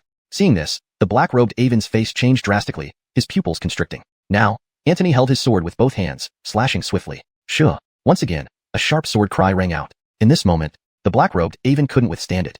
The dazzling streak of sword light struck his body, slicing him into two halves. Blood splattered everywhere. Just with one sword strike, a warrior of the 9th level martial immortal realm was killed instantly. Whoosh! Antony's figure took another step forward, leaving a residual image where he was. His silhouette now appeared in front of the other Avon, who wore white robes. Seeing the rushing Antony, he gritted his teeth, flipped his hand, and a war axe appeared in his grasp. He swung the war axe towards the advancing Antony. Instantly, a brilliant axe shadow charged toward Antony. Bang! The two weapons collided. Rattle, rattle, rattle. At this moment, the Avon kept retreating. Martial Emperor. You're not a martial immortal. You're a martial emperor. The Avon seemed to realize something, looking at Antony with horror and a shrill scream of fear. You noticed. Hearing this, Antony gave a faint smile and took a step forward. Immediately, an overwhelmingly terrifying aura erupted from his body. Martial Emperor. Seeing this, Axel's eyes twitched uncontrollably, fixating on Antony. Correct. Antony looked at these two people, saying calmly, as he spoke. His gaze fell on the nearby white-robed Avon. Then, he appeared before the Avon, holding his sword with both hands and slashing down rapidly. Whoosh! A dazzling streak of sword light whistled forward, striking the white-robed Avon.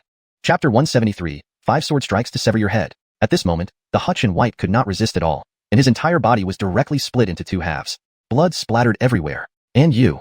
At this moment, Dario's icy gaze fell upon Duvra Ranjareth. Whoosh! As he finished speaking, he moved again, employing his movement technique. Duvra Ranjareth's expression drastically changed at this moment. Actually, the last time, he had fought with Dario before. Back then, he wasn't a match for Dario. This time, Dario's cultivation had increased, making him even more formidable, so Duvra Ranjareth was even less of a match for him. Therefore, without saying a word, he chose to run away directly. Humph! Running? Die!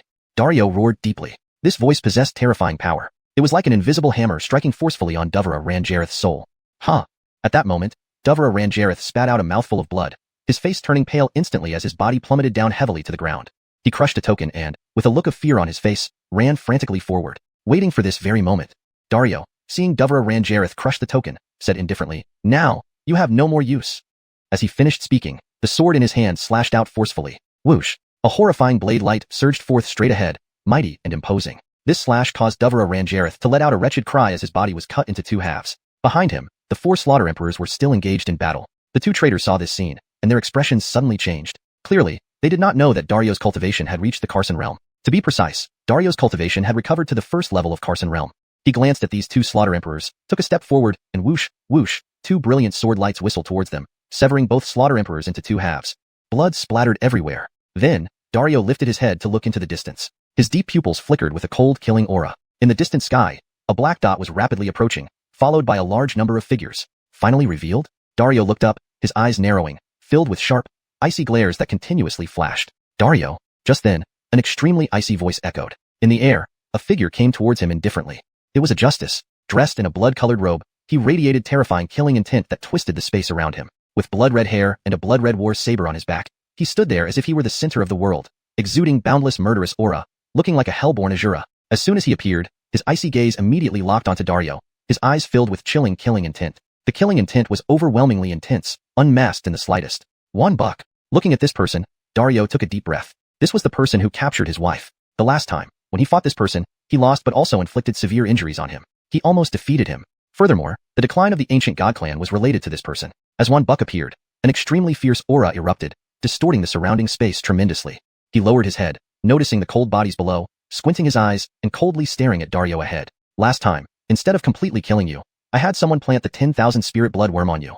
Do you know why? The martial artists of the ancient god clan are treasures. Even they themselves don't know this. I used the 10,000 spirit blood worm to consume your flesh, gradually growing stronger, but never thought you would break its control. One buck's gaze fell upon Dario, and his icy voice resonated throughout the heavens. But it's fine. I am very interested in the ancient god heart inside you. Don't you want to know where your wife is? I can tell you. As long as you follow me obediently, I will tell you. One buck gave a sinister laugh. I'll blast you apart and torture you to death, then I'll ask about my wife's whereabouts from you. Dario said coldly, raising his head to look at One Buck, his voice icy. Let's try.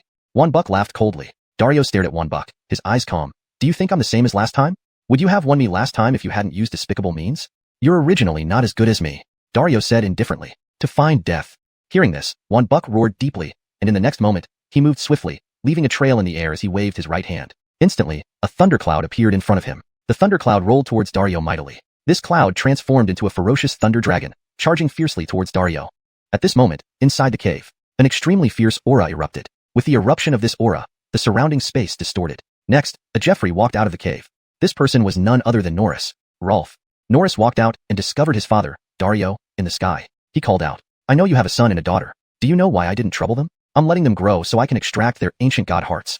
Xuanhuan, standing on the thundercloud, glanced at Dario and laughed out loud. Ignoring this, Dario only looked at Norris below and said, "Son, watch carefully. This will help you become a Carson." "Okay." Norris nodded. Little did Rolf know, Norris had already reached the Carson realm. Xuanhuan, 5 strikes. 5 strikes to sever your head. Dario raised his sharp sword, its tip flickering with cold light. Pointing at Xuanhuan not far away, a domineering voice emerged from his throat. 5 strikes. He would kill Xuanhuan with 5 strikes. Ridiculous. Hearing this, Xuanhuan roared deeply. In the next moment, he waved his right hand, and rolling thunder emerged from the thundercloud, launching frightening lightning towards Dario below, extremely fast. A terrifying boom resounded at that moment. Chapter 174. Who dares harm my son? At this moment, swoosh, swoosh, swoosh. Suddenly, several figures were heading towards this place. Several figures appeared in midair. These figures emitted intense auras, making the surrounding space tremble and twist continuously. They stood there proudly. In their hands, they held iron chains. All of these people exuded extremely powerful auras and possessed Emperor martial artist realms. These people, they aren't from the Holy Realm. Seeing this scene, Slade's face turned dark. In the entire Holy Realm, Emperor martial artists were absolutely rare, especially those at the 9th level of the Emperor martial artist realm. There were very few such individuals.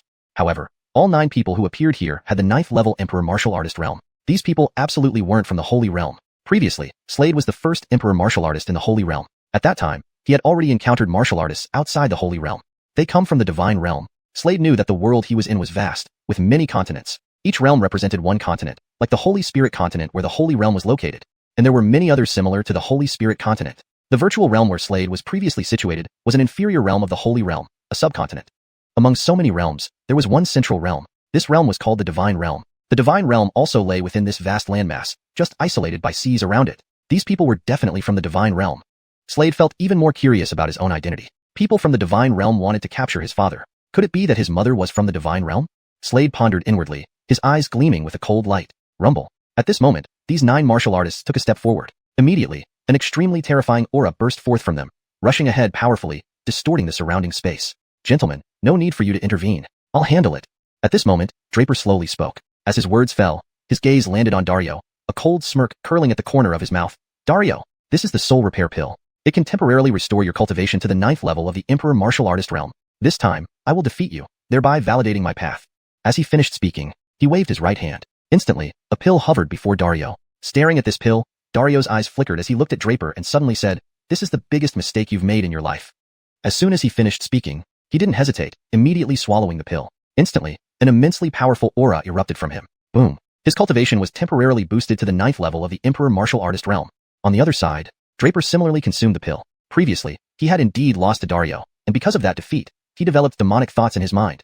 Heart demons. These heart demons were like ghosts that persistently haunted his heart. To break this heart demon, the only way was to defeat Dario. And after defeating him, Draper's strength would increase dramatically. This was also the reason why he gave Dario the Soul Repair Pill. This Soul Repair Pill was priceless. It could repair the soul and temporarily restore a martial artist's cultivation to its peak. However, this Soul Repair Pill had significant side effects. "Dario, next, I will defeat you." Draper gazed at Dario, sharpness gleaming in his eyes. But at this moment, whoosh, Dario vanished from his original spot. What? Seeing this, Draper's expression abruptly changed. Right now, behind him, a figure appeared coldly. It was Dario. Dario raised both hands with a sword, fiercely striking down. Brilliant sword light roared toward the front, directly landing on Draper. Draper reacted quickly, raising his hands to summon a thunder shield. Bang! A loud collision echoed in the air, thunderously resounding. Whoosh! At this moment, Dario took a step forward, directly appearing before Draper, his right hand lifting to touch the latter's shoulder. Draper tried to evade, but he found that this palm contained a peculiar power, rendering him unable to dodge. He used all his strength, but still couldn't escape. His face flushed red as he remained motionless. At this moment, Dario's palm forcefully pressed down. An enormous pressure descended. He like a towering mountain pressing upon Draper's shoulder. Bang! In this moment, Draper's shoulder shattered directly. Thud! He knelt to the ground on his knees. Spit! A mouthful of blood spewed out immediately. Draper's complexion turned abnormally pale, like a sheet of white paper. How? How is this possible? Draper roared deeply, filled with extreme resentment. Nothing is impossible. Dario looked coldly down at Draper, who was kneeling on both knees below. Rolf. Slade walked over and appeared beside Dario. Rolf, do you have more soul repair pills? He asked. Yes. Dario nodded, directly retrieving a soul repair pill from his sleeve and handing it to Slade. Though he didn't know why Slade needed the pill, since Slade asked for it, he naturally gave it. So you were prepared all along. Seeing this, Draper's face darkened. Clearly, this person had been prepared all along. Slade received the soul repair pill, his eyes flashing. In his previous life, his cultivation reached the 9th level of the Emperor Martial Artist realm, invincible. He wondered if this soul repair pill would have any effect. But at this moment, whoosh, whoosh, whoosh, in midair, 9 figures moved together. 8 figures rushed straight towards Dario. 1 figure headed towards Slade. Humph. Seeing this, Dario coldly snorted. Following this snort, below, Draper's body trembled uncontrollably while kneeling on both knees, bleeding from 7 orifices as his entire figure dropped to the ground. Dead. Dario urgently ran towards Slade, shouting, "Who dares harm my son?" But at this moment, whoosh, whoosh, whoosh, 8 figures directly appeared before Dario. One hoary-haired Avon looked at Dario coldly and said, "Dario, your greatest weakness is having family, which makes you hesitant." But at this moment, a mournful cry suddenly resounded. Chapter 175 Rolf, wait for me. A blood-curdling scream tore through the air. Not far away, a martial artist's body was cleaved cleanly in two. In the void, Slade stood with an air of pride, his long hair fluttering without wind, eyes emitting boundless cold light. Harmon. Dario turned around, shock etched on his face as he observed his son's cultivation had also risen to the 9th level Martial Emperor realm. Cultivation Soul Pill. However, this meant that his son had previously attained Martial Emperor level? How did this happen? This left Dario puzzled. But on further reflection, perhaps this was his son's secret. Harmon, can you handle these people? Dario seemed to remember something and asked Slade. No problem. Slade replied confidently. Then this is yours to handle. I have a place to go. Dario glanced at Slade, his eyes flashing sharply. All right, no problem. Slade replied. Just you? Kid. Ahead, a hoary-headed Avon looked at Slade coldly. Hiss. Ignoring the Avon, Slade slashed downward with the dragon scale sword without hesitation. Brilliant sword light whistled through the air like lightning heading swiftly towards the hutch, moving extremely fast. Sensing the power of the sword, the hutch's heart shuddered. He raised both hands and pushed forward forcefully. Instantly, a shield appeared before him. Slade's sword struck this shield. Bang! The shield shook violently. The hutch stepped back continuously. He gazed astonishedly at Slade ahead. Seeing this scene, Dario felt reassured. He took a step, his figure shooting straight into the void like a radiant sword light, moving incredibly fast. Reveal yourself. Appearing in the void, he wielded a sharp sword, slashing downwards fiercely. Buzz. A sword's hum resounded loudly, echoing throughout the sky. With this slash, a bizarre phenomenon occurred. A door appeared in the void. It was a grand golden gate radiating brilliant gold light. Slowly opening now, from within walked out an Avonly man with white hair. Hartley's snow-white hair flowed behind him as he quietly observed Dario ahead, saying, did not wish to interfere, but, oh. As he spoke, he slowly raised his right hand, pushing it forward. Immediately, a terrifying palm imprint surged toward Dario. Dario, unfazed, raised both hands holding his sword, slashing downward forcefully. Radiant sword light streaked forth directly striking the palm imprint. Bang! In the void, an earth-shattering roar erupted. Both immediately engaged in battle. Rumble. Echoes of clashes reverberated through the void. Below, Slade watched the remaining 7 martial artists, squinting, wielding the dragon scale sword, rushing over to kill them. Whoosh! Brilliant sword light burst from the blade, slicing towards one of the martial artists. That martial artist was massive, roaring deeply as a bear spirit emerged, turning into light and merging into his body. Spirit merged. Suddenly, he transformed into a 3-meter-tall bear. Roar! He roared deeply, his right fist hammering outwards towards Slade. At this, a cold smile curled on Slade's lips. Although his current strength was temporarily boosted, don't forget, he was the first martial emperor. Eliminating these individuals was trivial for him. Whoosh! His dragon scale sword sliced down again ferociously. This slash cleaved the martial artist's body into 2 halves. What? How strong is he? The remaining martial emperors stared in horror. Slade looked up into the void. In the void, Dario battled the hutch. Currently, the Avon was bleeding profusely, seemingly at a disadvantage. Dario clearly held the upper hand. The hutch's face turned grim. Suddenly, numerous iron chains shot out from the golden gate, rushing toward Dario, piercing the void with low-pitched breaking sounds. It seemed as if space itself fractured. Furrowing his brows, Dario brandished his sword, slashing repeatedly. Suddenly, hiss! One chain whipped out, striking Dario's shoulder, creating a gaping hole as blood oozed out. Rolf! Slade cried out anxiously. The chain pierced through Dario's shoulder, emanating terrifying killing intent, distorting his features. Another chain shot from the golden gate, aiming directly for Slade below. Go! Dario slashed forward furiously, creating a massive crack in space, sending tremors throughout the area. At this moment, Slade's aura weakened rapidly. His cultivation returned to its original state, no longer at martial emperor level. Dario too. The cultivation soul pill only temporarily restored their previous levels, not permanently. Go! Dario shouted at Slade below. Biting his teeth, Slade looked up at the hutch above. Do you think those wanted by our divine hall will just leave? The Avon looked coldly at Slade below, voice icy. Raising his right hand, he slapped down fiercely. Instantly, a terrifying palm imprint appeared. Carrying overwhelming power, it rushed towards Slade swiftly. Biting his teeth, Slade rushed towards the gate. Hmph! The Aven scoffed. The terrifying palm imprint struck Slade. Directly receiving the blow, Slade spat out a mouthful of blood. Rolf, wait for me. Slade shouted, people of the Divine Hall, when I return, it will be your extermination day. The last 4 words were forceful, carrying murderous intent. Chapter 176, Sky Island. This wave of killing intent was as real as a tangible force. Slade abruptly turned around and dashed towards the spatial rift ahead, his figure vanishing from everyone's sight. Third brother. Below, Zack and Xiuxian, who had emerged from their abodes, shouted upon seeing this scene. Their faces darkened. Temple. Upon hearing this, the Aven in midair instantly looked grim. For some unknown reason, he felt a trace of unease within him. He turned to look at Antony, who was now unconscious, and coldly walked towards the golden gate before him, gradually disappearing from everyone's sight.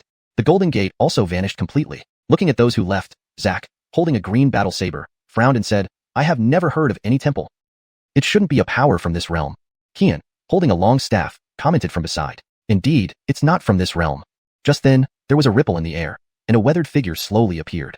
It was an Aven. Who are you? Xiuxian, holding the long staff, looked at the Aven curiously and asked, I am Ilium.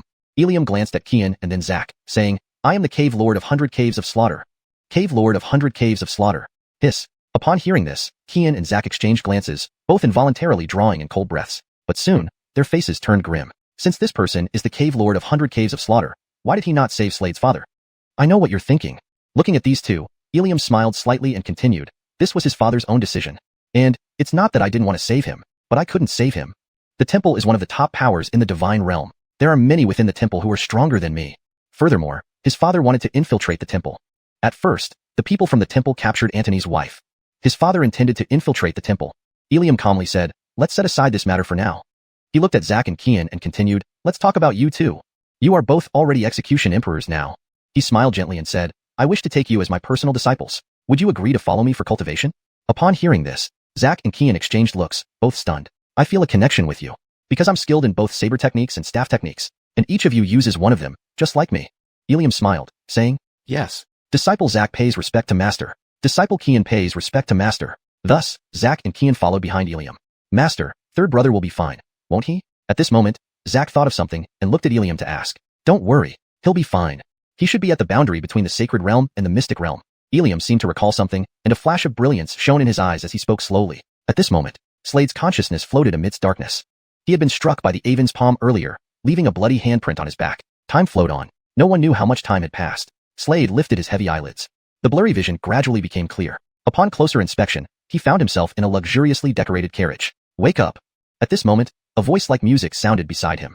Slade followed the sound source. Looking up, he saw a slender figure. It was a graceful Stephanie with a slim figure, elegant posture, and remarkably pretty face. As Slade observed the Vanessa was also examining him. Where is this? Slade broke the silence, looking at the Vanessa curiously and asking. This is St. Profane Demon Sea's St. Profane Island. The Vanessa glanced at Slade and calmly explained, 3 days ago, I found you on the island, bleeding profusely and unconscious, so I brought you back. You were gravely injured. I thought you'd be out for a few more days, but you woke up sooner than expected. The Vanessa grinned and said to Slade. I see. Sacred Profane Demon Sea. Slade knew there were mountains and seas separating different realms. Closest to the sacred realm was the mystic realm. A vast ocean lay between them. This sea was named the Sacred Profane Demon Sea. Unexpectedly, he had ended up in the Sacred Profane Demon Sea. Scattered throughout the Sacred Profane Demon Sea were large and small islands. This was a new territory. However, the chances of encountering Blood Imperial Palace warriors here were very low. My father sent me here as if everything was prearranged. Does he intend for me to undergo trials here? After all, I won't encounter anyone from the Blood Imperial Palace or the temple here. Slade pondered, his eyes flashing with insight. Perhaps Rolf was intentionally taken? Otherwise, how could he have planned everything for me? Slade mused, increasingly convinced that his father had arranged matters for him. Then his father's capture would have been anticipated? Jensen, where do you come from? At this moment, the graceful maiden curiously looked at Slade and asked. Jensen? Seeing Slade pause, she asked again. I come from the sacred realm. Slade's gaze refocused on the Vanessa, and he smiled gently, replying. Sacred realm? So, you're from the sacred realm. The graceful maiden smiled, asking, is the sacred realm very big? I've always stayed on this island without ever leaving, only knowing that our sacred profane demon sea connects the sacred realm and the mystic realm. She added, very big. Slade looked at the graceful maiden and said, if there's an opportunity, I can take you there. Sure, it's a deal. The graceful maiden laughed warmly, offering fruit to Slade, saying, have some fruit. By the way, what's your name? I'm Annabelle. Annabelle introduced herself. Slade. Slade looked at Annabelle and replied, welcome to our Sky Island, Mr. Song. Annabelle smiled and said, according to her account, there were numerous islands in the sacred profane demon sea. There were a total of 108 islands, and there were 108 island lords. This graceful young lady came from Sky Island, the daughter of Sky Island's lord, named Annabelle. Chapter 177, Island Master Mansion. In the Holy Shen Magic Sea, located at the boundary between the Holy Realm and the Shen Realm, there stretched an endless expanse of ocean. Here lay 108 islands, each governed by its own island lord. This was how power was distributed in the Holy Shen Magic Sea. Note, the terms Holy Shen Magic Sea and Shen Realm contain untranslated Chinese characters. For a more fluent English version, these should either be fully translated or given consistent placeholders if they are proper names. Improved version. In the Holy Shen Magic Sea, situated at the boundary between the Holy Realm and the Shen Realm, there stretched an endless expanse of ocean. Here lay 108 islands, each governed by its own island lord. This was the power distribution within the Holy Shen Magic Sea. For a fully translated and fluent English version, in the Holy Abyssal Sea, situated at the boundary between the Holy Realm and the Mystical Realm, there stretched an endless expanse of ocean. Here lay 108 islands, each governed by its own island lord. This was the power distribution within the Holy Abyssal Sea. At this moment, a carriage was moving forward. "Aaron, how much longer?" asked Annabelle, a graceful young Stephanie sitting inside the carriage. "Miss, we're almost there," replied the driver. "Brother Song." Annabelle turned her gaze to Slade and smiled. "Our island is rich in spiritual fruits. You must have your fill when we arrive." "Sure. Thank you." Slade looked at Annabelle and smiled. There was no denying that this young Stephanie was very warm and hospitable. At this moment, he couldn't help but think of Aislinn. He wondered where she was now and if she was well. Just then, the carriage suddenly stopped. "What's wrong, Aaron?" Annabelle asked. "Black mages," came Aaron's voice from ahead. Upon hearing this, Aislinn, who was also in the carriage, immediately changed her expression. "Black mages? How did they know my route?" "This is impossible," Aislinn said. "Don't worry, I'm here." Slade reassured her. At that moment, a heart-wrenching cry came from ahead, followed by a cold voice. "Everyone in the carriage, get out now." "You stay here," Slade instructed Annabelle. She nodded vigorously, looking at him with concern as he stepped out of the carriage. He glanced down at the cold body of the Aven lying on the ground, his eyes narrowing. Looking forward, he saw a group of black-robed figures. There were 12 of them, each wearing a black mask with only their dark eyes visible. Their eyes gleamed with a chilling light, indicating extreme coldness. These black-robed figures were all at least at the 5th level of Martial Saint Realm, making them quite formidable. "Amir, where is the Vanessa in the carriage? Where is Miss Jonas? Bring her down now," one of the black-robed figures demanded coldly. Slade gave the man a cold stare but said nothing, merely taking a step forward. Whoosh! In just one step, he vanished from his original spot. A sword appeared in his hand, none other than the dragon scale sword. He thrust it forward, unleashing a terrifying sword energy. Zap! A hole appeared in the neck of the nearest warrior, blood gushing out. The remaining warriors watched in horror as Slade continued his deadly assault. Sword respected one?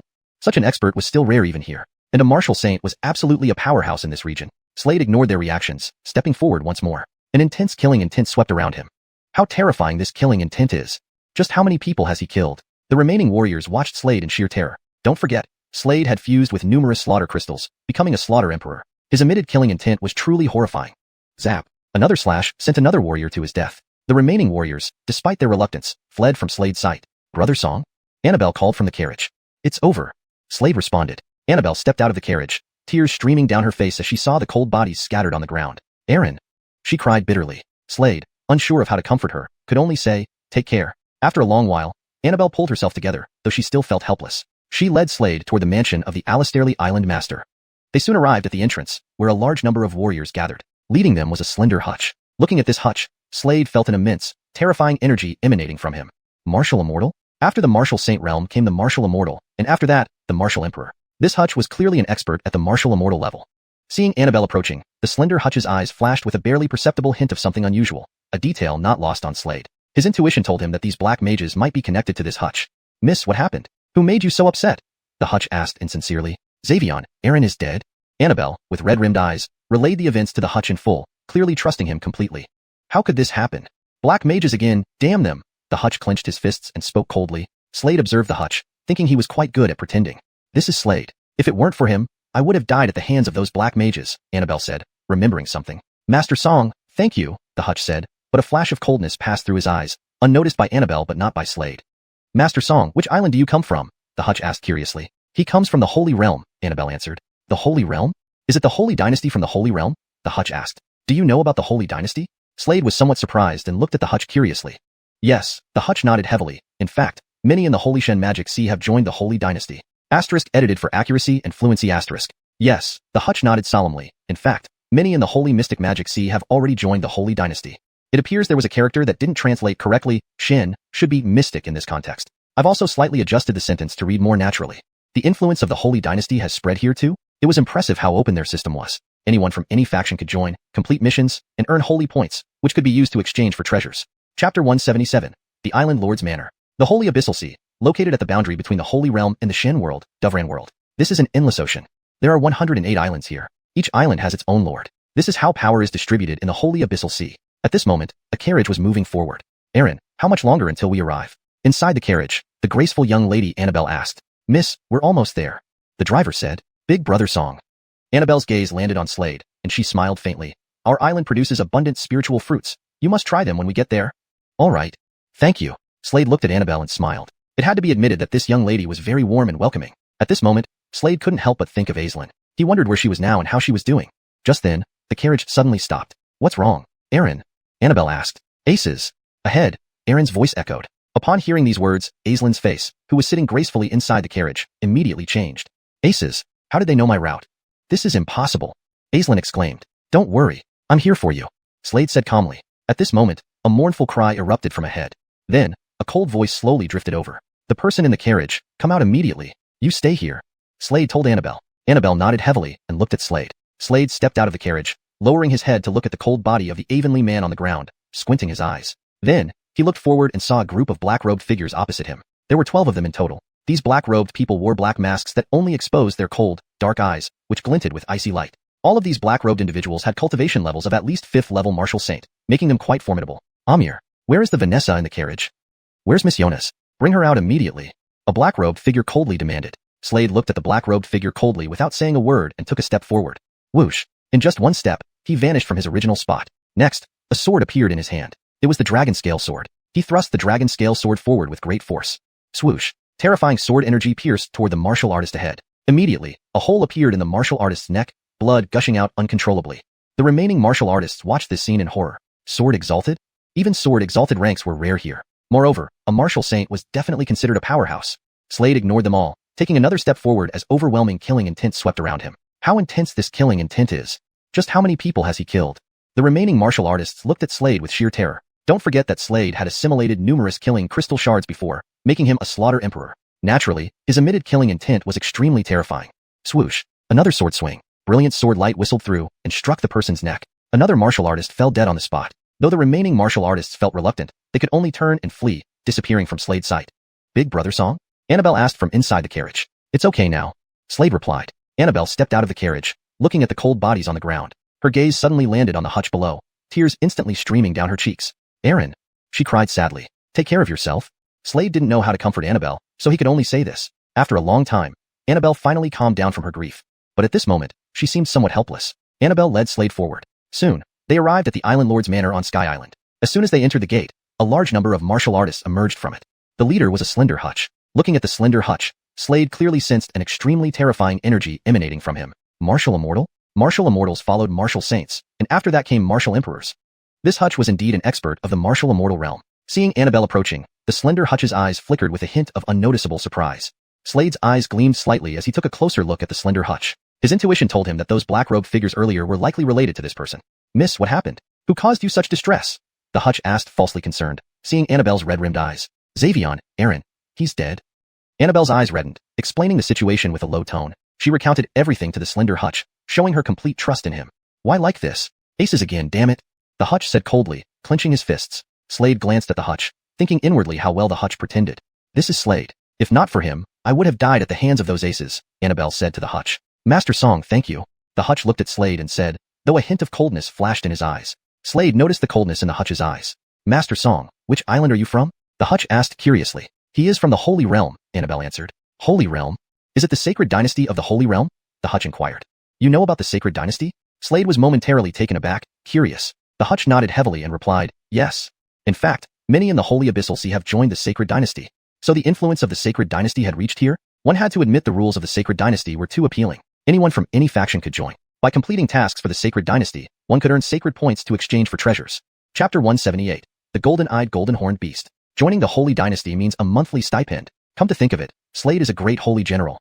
In the chaotic Demon Sea, one of the island lords is even an emperor of the Holy Dynasty, the lean hutch added. Slade nodded. Master, what position do you hold in the Holy Dynasty? The lean hutch asked curiously. Currently, I'm a great holy general. Slade replied. He had been continuously cultivating in the Slaughter 100 caves, and did not complete any tasks issued by the Holy Dynasty, thus not earning any points. The lean hutch nodded upon hearing this. They proceeded forward. Slade also entered the Lord's Manor of Sky Island. Warner, where is your father? Slade asked.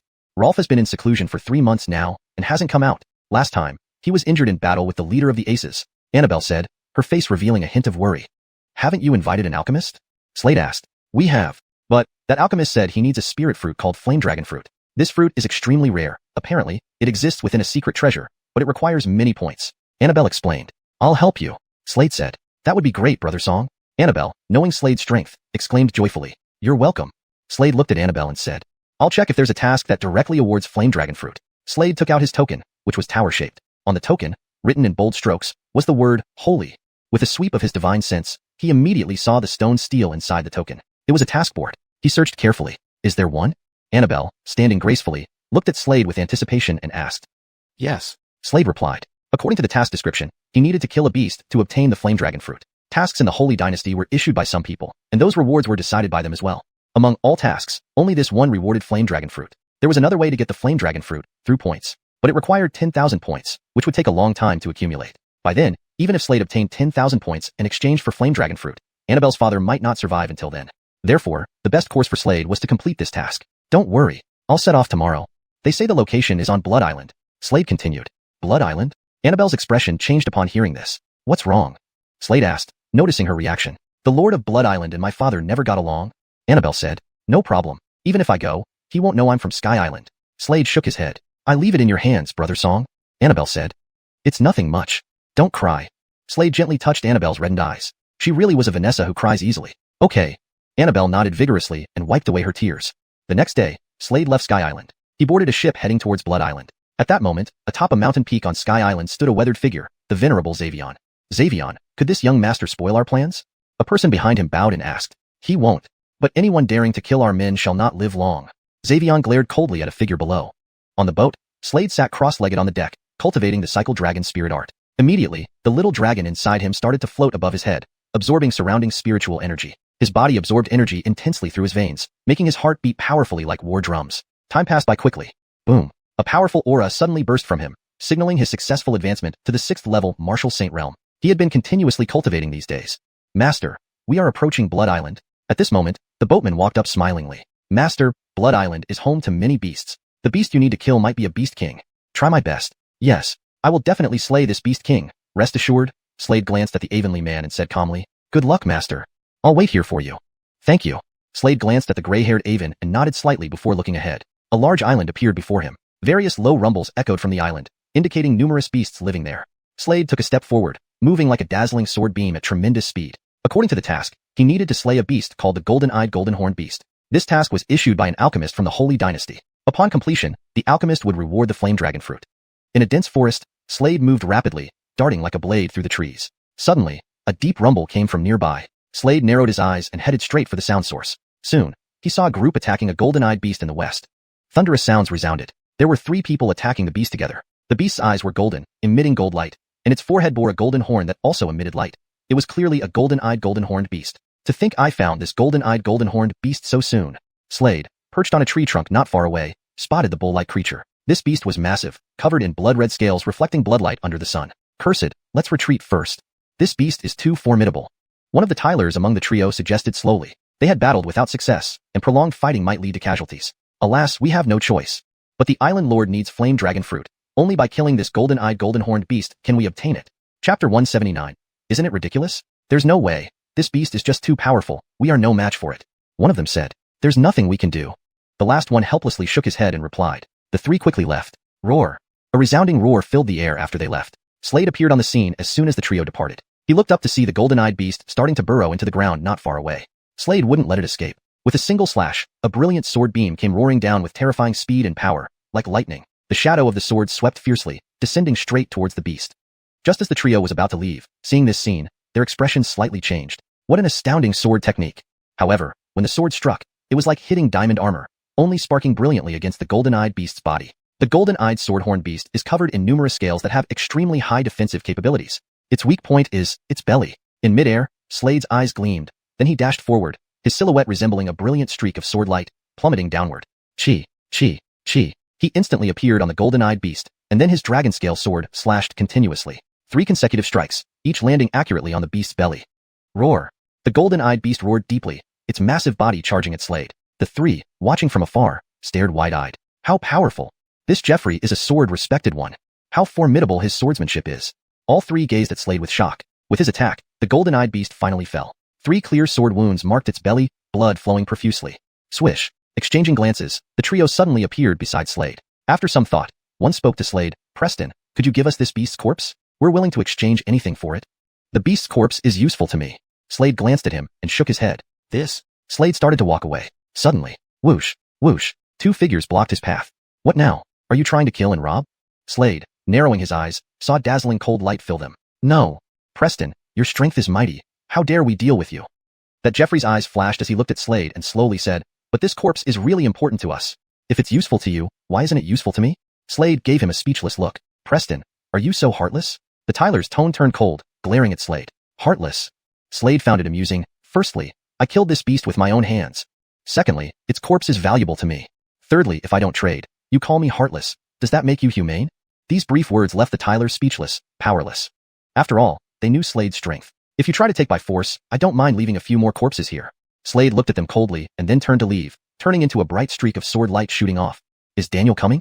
Watching Slade depart, none of the trio chased him. One asked, has Daniel already arrived? Yes, he's on the way back from training. Initially, killing this golden-eyed beast was meant to be completed by him. That's good. Given Daniel's reputation, that person will probably surrender the beast's corpse politely, said the same speaker, a cold flash in his eyes. That moment, a ray of light shot from the sky towards them, incredibly fast, like lightning. Soon, a figure hovered there, dressed in white robes, hair flying wildly. Seeing this Tyler, excitement shone in the trio's faces. Daniel, you finally arrived. Indeed. Daniel nodded lightly, scanning the area and frowned, asking, where's the golden-eyed beast? He didn't find any traces of it around. Daniel, here's what happened. The well-dressed Tyler immediately explained the earlier events. I see. Where is that person? I'll go find him and settle this. Daniel stated. Just left recently, the Tyler replied. Daniel nodded. Whoosh. In the next instant, he stepped forward, moving like a streak of brilliant sword light, incredibly fast. In a blink, he vanished from the trio's sight, quickly catching up to Slade, shouting while pursuing, Stop thief, halt. Up ahead. Hearing this, Slade's eyebrows furrowed. Suddenly, whoosh, a figure appeared before him. It was Daniel. Brat, leave that beast's corpse behind. It's not yours. Daniel glared coldly at Slade. Since it died by my hand, why wouldn't it be mine? Slade glanced at Daniel and replied coldly. This is Blood Island. You aren't from here. Things from Blood Island should belong to Blood Island warriors. Daniel said coldly. Slade gave him a disdainful look and spat out 3 words. You're sick. Huh. Daniel narrowed his eyes. Just for that, you deserve to die many times over. Want to steal, then steal. Why pretend to be a good guy? Isn't it ridiculous? Slade looked at Daniel, the corner of his mouth curling into a cold smirk. Since that's the case, Daniel squinted again, eyes flashing dangerously, then drew his sword. Instantly, a sharp sword beam sped toward Slade, carrying astonishing power. Chapter 180, Flame Dragon Fruit. As the sword came down, a gust of wind erupted around them. Staring at the oncoming sword light, Slade narrowed his eyes and slashed his sword forward. A brilliant streak of sword light shot out from the sword, distorting the space around them. Chi! A resonant sword cry rang out immediately. The dazzling sword light whistled towards them. In the next moment, 2 streams of resplendent sword light collided with each other. An ominous booming sound echoed in the void. Master Swordsman. Slade glanced at the Jeffrey in front of him. This Jeffrey was a master swordsman. After becoming an honorable swordsman comes master swordsman.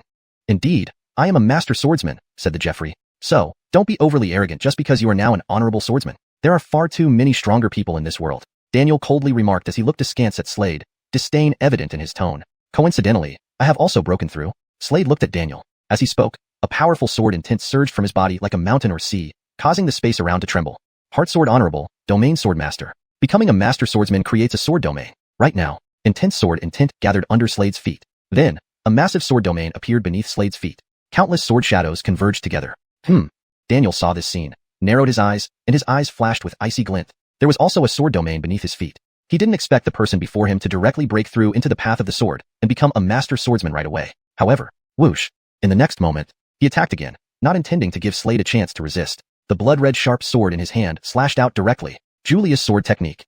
An icy voice rolled out from his throat. In the next moment, the sword in his hand struck down abruptly. The sword domain beneath his feet burst into dazzling brilliance in that instant, incredibly dazzling. The effect of the sword domain was immense. For this reason, the gap between master swordsman and honorable swordsman was so significant. The sword domain could enhance a swordsman's sword intent, among many other effects. As this sword landed, instantly, a fan-shaped expanse of sword aura swept over, straight towards Slade in front of him. Wherever the sword aura passed, it stirred up surging waves, and the surrounding space twisted violently. Slade looked ahead, a trace of indifference curling at the corner of his mouth, holding a dragon scale sword in his hand. Chi! He fiercely stabbed out the dragon scale sword in his hand. A sword cry sounded loudly. With this strike, bang! An explosion echoed in the void immediately. Thud, thud, thud. Daniel's figure retreated continuously, a trace of blood seeping from the corner of his mouth. To hold me back with such strength is as hard as climbing to heaven. Slade glanced at Daniel, a playful arc lifting at the corner of his mouth. Hearing these words, Daniel's face darkened instantly. I am ranked 221st on the Saint Xuanhuan, Saint Demon Kai list. Revision. Daniel's face darkened instantly. I am ranked 221st on the Saint Demon Kai list. Note: I removed the Chinese characters Xuanhuan, as it's already translated to Saint Demon Kai list in English, ensuring the text reads more naturally and fluently. How can I lose to you? He could see that Slade's cultivation was only in the 6th rank of Martial Saint Realm. It should be known that his own cultivation was at the 9th rank of Martial Saint Realm. He felt it was impossible not to defeat Slade. Anyone daring to look down on him deserved death. Thinking this, his face turned red. He took a step forward, flashed once, directly appearing in front of Slade, gripping the sharp sword with both hands, and swung down again. Once more, the sound of sword cry reverberated. Weak. Slade stared at him and replied coolly, then his figure flashed, avoiding the attack directly.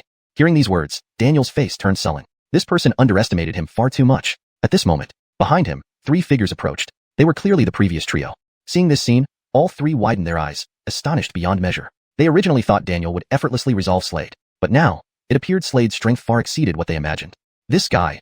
Suddenly, the Tyler in formal attire noticed the sword domain beneath Slade's feet, widening his eyes. This guy is already a master swordsman? He was full of shock. It should be noted that previously Slade was still an honorable swordsman, but now, the latter was already a master swordsman. Domain sword master. Only master swordsmen can possess a sword domain. Currently, ahead, Slade was battling intensely with Daniel. Daniel kept retreating, his entire body trembling. Calling you trash, yet you refuse to accept it? Slade curled a trace of indifference at the corner of his mouth, then rushed over. Bang! One sword swipe descended. In this moment, Daniel's entire body flew backward like a cannonball, landing heavily on the ground, spitting out a mouthful of blood, his face turning deathly pale, like white paper. His injuries were severe. Slade no longer glanced at him and turned to leave. However, below, Daniel's eyes revealed an extremely vengeful light, clutching his sharp sword. Buzz, buzz, buzz. The sharp sword in his hand flew out directly in this instant. Ahead, Slade abruptly turned, waving his right hand. Instantly, the advancing sharp sword reversed direction in this moment, striking straight into Daniel's brow point.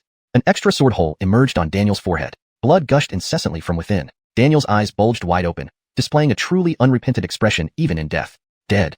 The 3 warriors behind them widened their eyes upon seeing this scene, never expecting Daniel to die at the hands of Slade. Ignoring these 3, Slade took a step.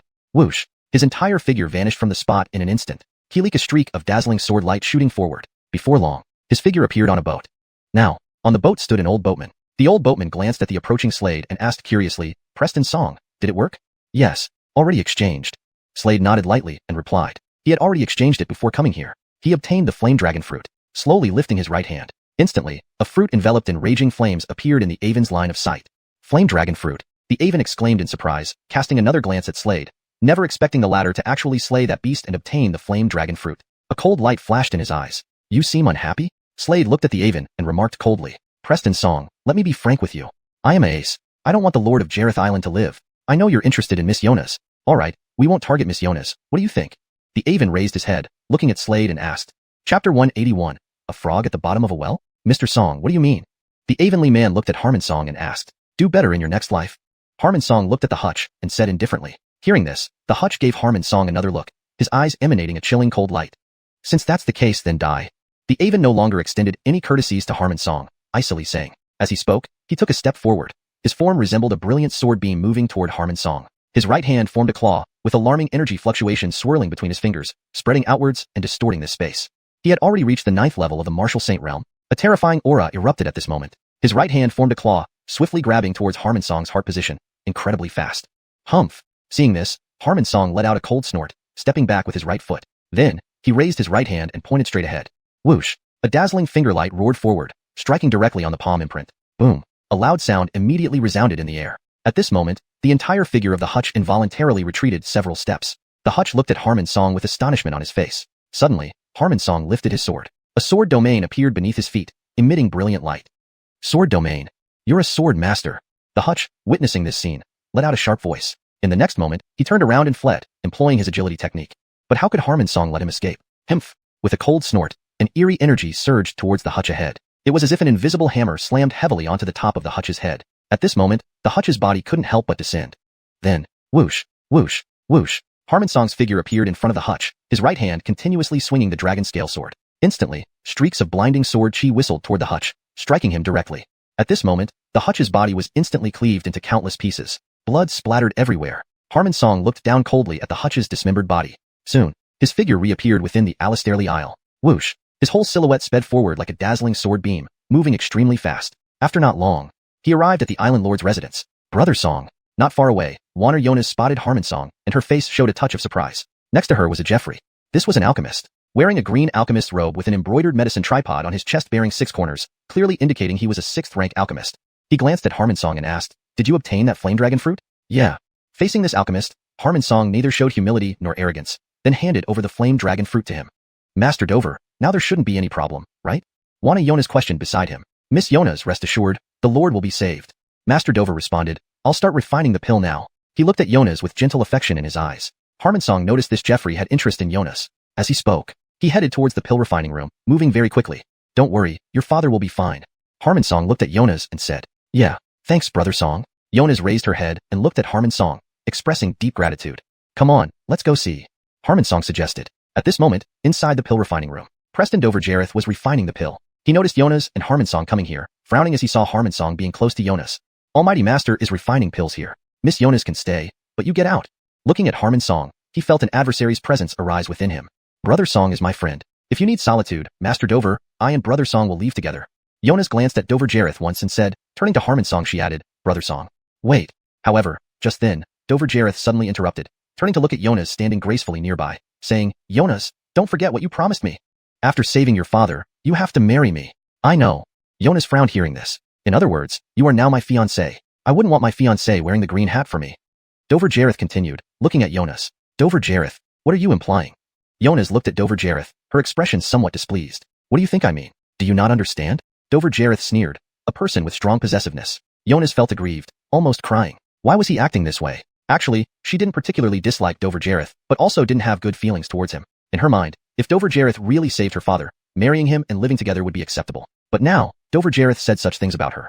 Even Harmon Song couldn't tolerate it. Harmon Song first looked at Jonas beside him and asked, "Do you like him?" "Not really." Jonas replied. Hearing this, Dover Jareth's face turned dark. "Then refuse him. Regarding the pill, I'll help you with it." Harmon Song looked at Jonas and said. Jonas was stunned, recalling something. She gazed at Harmon Song in surprise and asked, "Brother Song, you're an alchemist?" "Yeah, I am an alchemist." Harmon Song nodded, glancing at Jonas. "Egon, you're an alchemist? Do you follow any master?" At this moment, Dover Jareth looked at Harmon Song with disdain in his eyes, straightening his back, his eyes sharp like swords. "No master." Harmon Song glanced at Dover Jareth and replied coolly, "No master." Hearing this, Dover Jareth chuckled mockingly, then said, "My teacher is Eric." "Never heard of him." Harmon Song responded coolly, "Your teacher has nothing to do with me." Hearing this, Dover Jareth's eyes twitched uncontrollably. He thought mentioning Eric would frighten this person and make him pale, but it seemed this person genuinely didn't know his revered teacher Eric. "You don't even know my revered teacher Eric?" Dover Jareth gave Harmon Song a contemptuous glance, his cold voice echoing, "You're truly a frog at the bottom of a well." "A frog at the bottom of a well?" "Haha." Harmon Song laughed wryly. Chapter 182. Refining Pills. Who exactly is the frog at the bottom of the well? Slade looked at Dover Jareth as if he were a fool. Dover Jareth spoke proudly to himself, "My teacher is the first lord of Pill Island. He is the only 9th rank alchemy master in all the chaotic demon sea. You understand? My teacher has only one direct disciple, and that's me, Dover Jareth. You understand? At just 23 years old, I have already become a 6th rank alchemy master, my status and position far surpassing yours. You understand?" He turned his gaze towards Slade, chin slightly raised, with a cold expression and a look of disdain as if he were looking down on an ant. "So, why haven't you knelt before this young master? Otherwise, I have 100 ways to torture you. Do you understand?" At the end of his speech, his presence was imposing like a towering mountain pressing down on Slade. He seemed to hold control over Slade's fate. Slade lifted his head and gave Dover Jareth a casual glance. With that single glance, Dover Jareth felt countless thunderbolts strike his mind, causing his entire body to tremble. Thud, thud, thud. In that moment, he involuntarily stepped backward. "I will crush you like an ant. Do you understand?" Suddenly, Slade was right in front of Dover Jareth, gripping the latter's neck with one hand, sending chills and a killing intent through him. Dover Jareth went silent, his heart shaking. He was merely an alchemist. In martial arts, he had no remarkable accomplishments. He was no match for Slade at all. "Get lost." Slade didn't even bother paying attention to Dover Jareth, coldly dismissing him. "You'll regret this." Dover Jareth gritted his teeth. At this moment, Slade's eyes flashed with cold light as he growled, "Scram." As he spoke, it was as if an invisible hammer struck his soul heavily. Eek. At this moment, he spat out a mouthful of blood, his face turning pale. Dover Jareth looked at Slade with extreme hatred and immediately left. Not far away, the Aven watched everything closely. That guy actually brought back a flame dragon fruit. The Aven frowned but soon relaxed it. However, Chasing away the 6th rank alchemy master Dover Jareth is indeed unwise. Without Dover Jareth, who will refine the pills? Then the Aven turned around and said, prepare those ace people. We'll make our move tonight.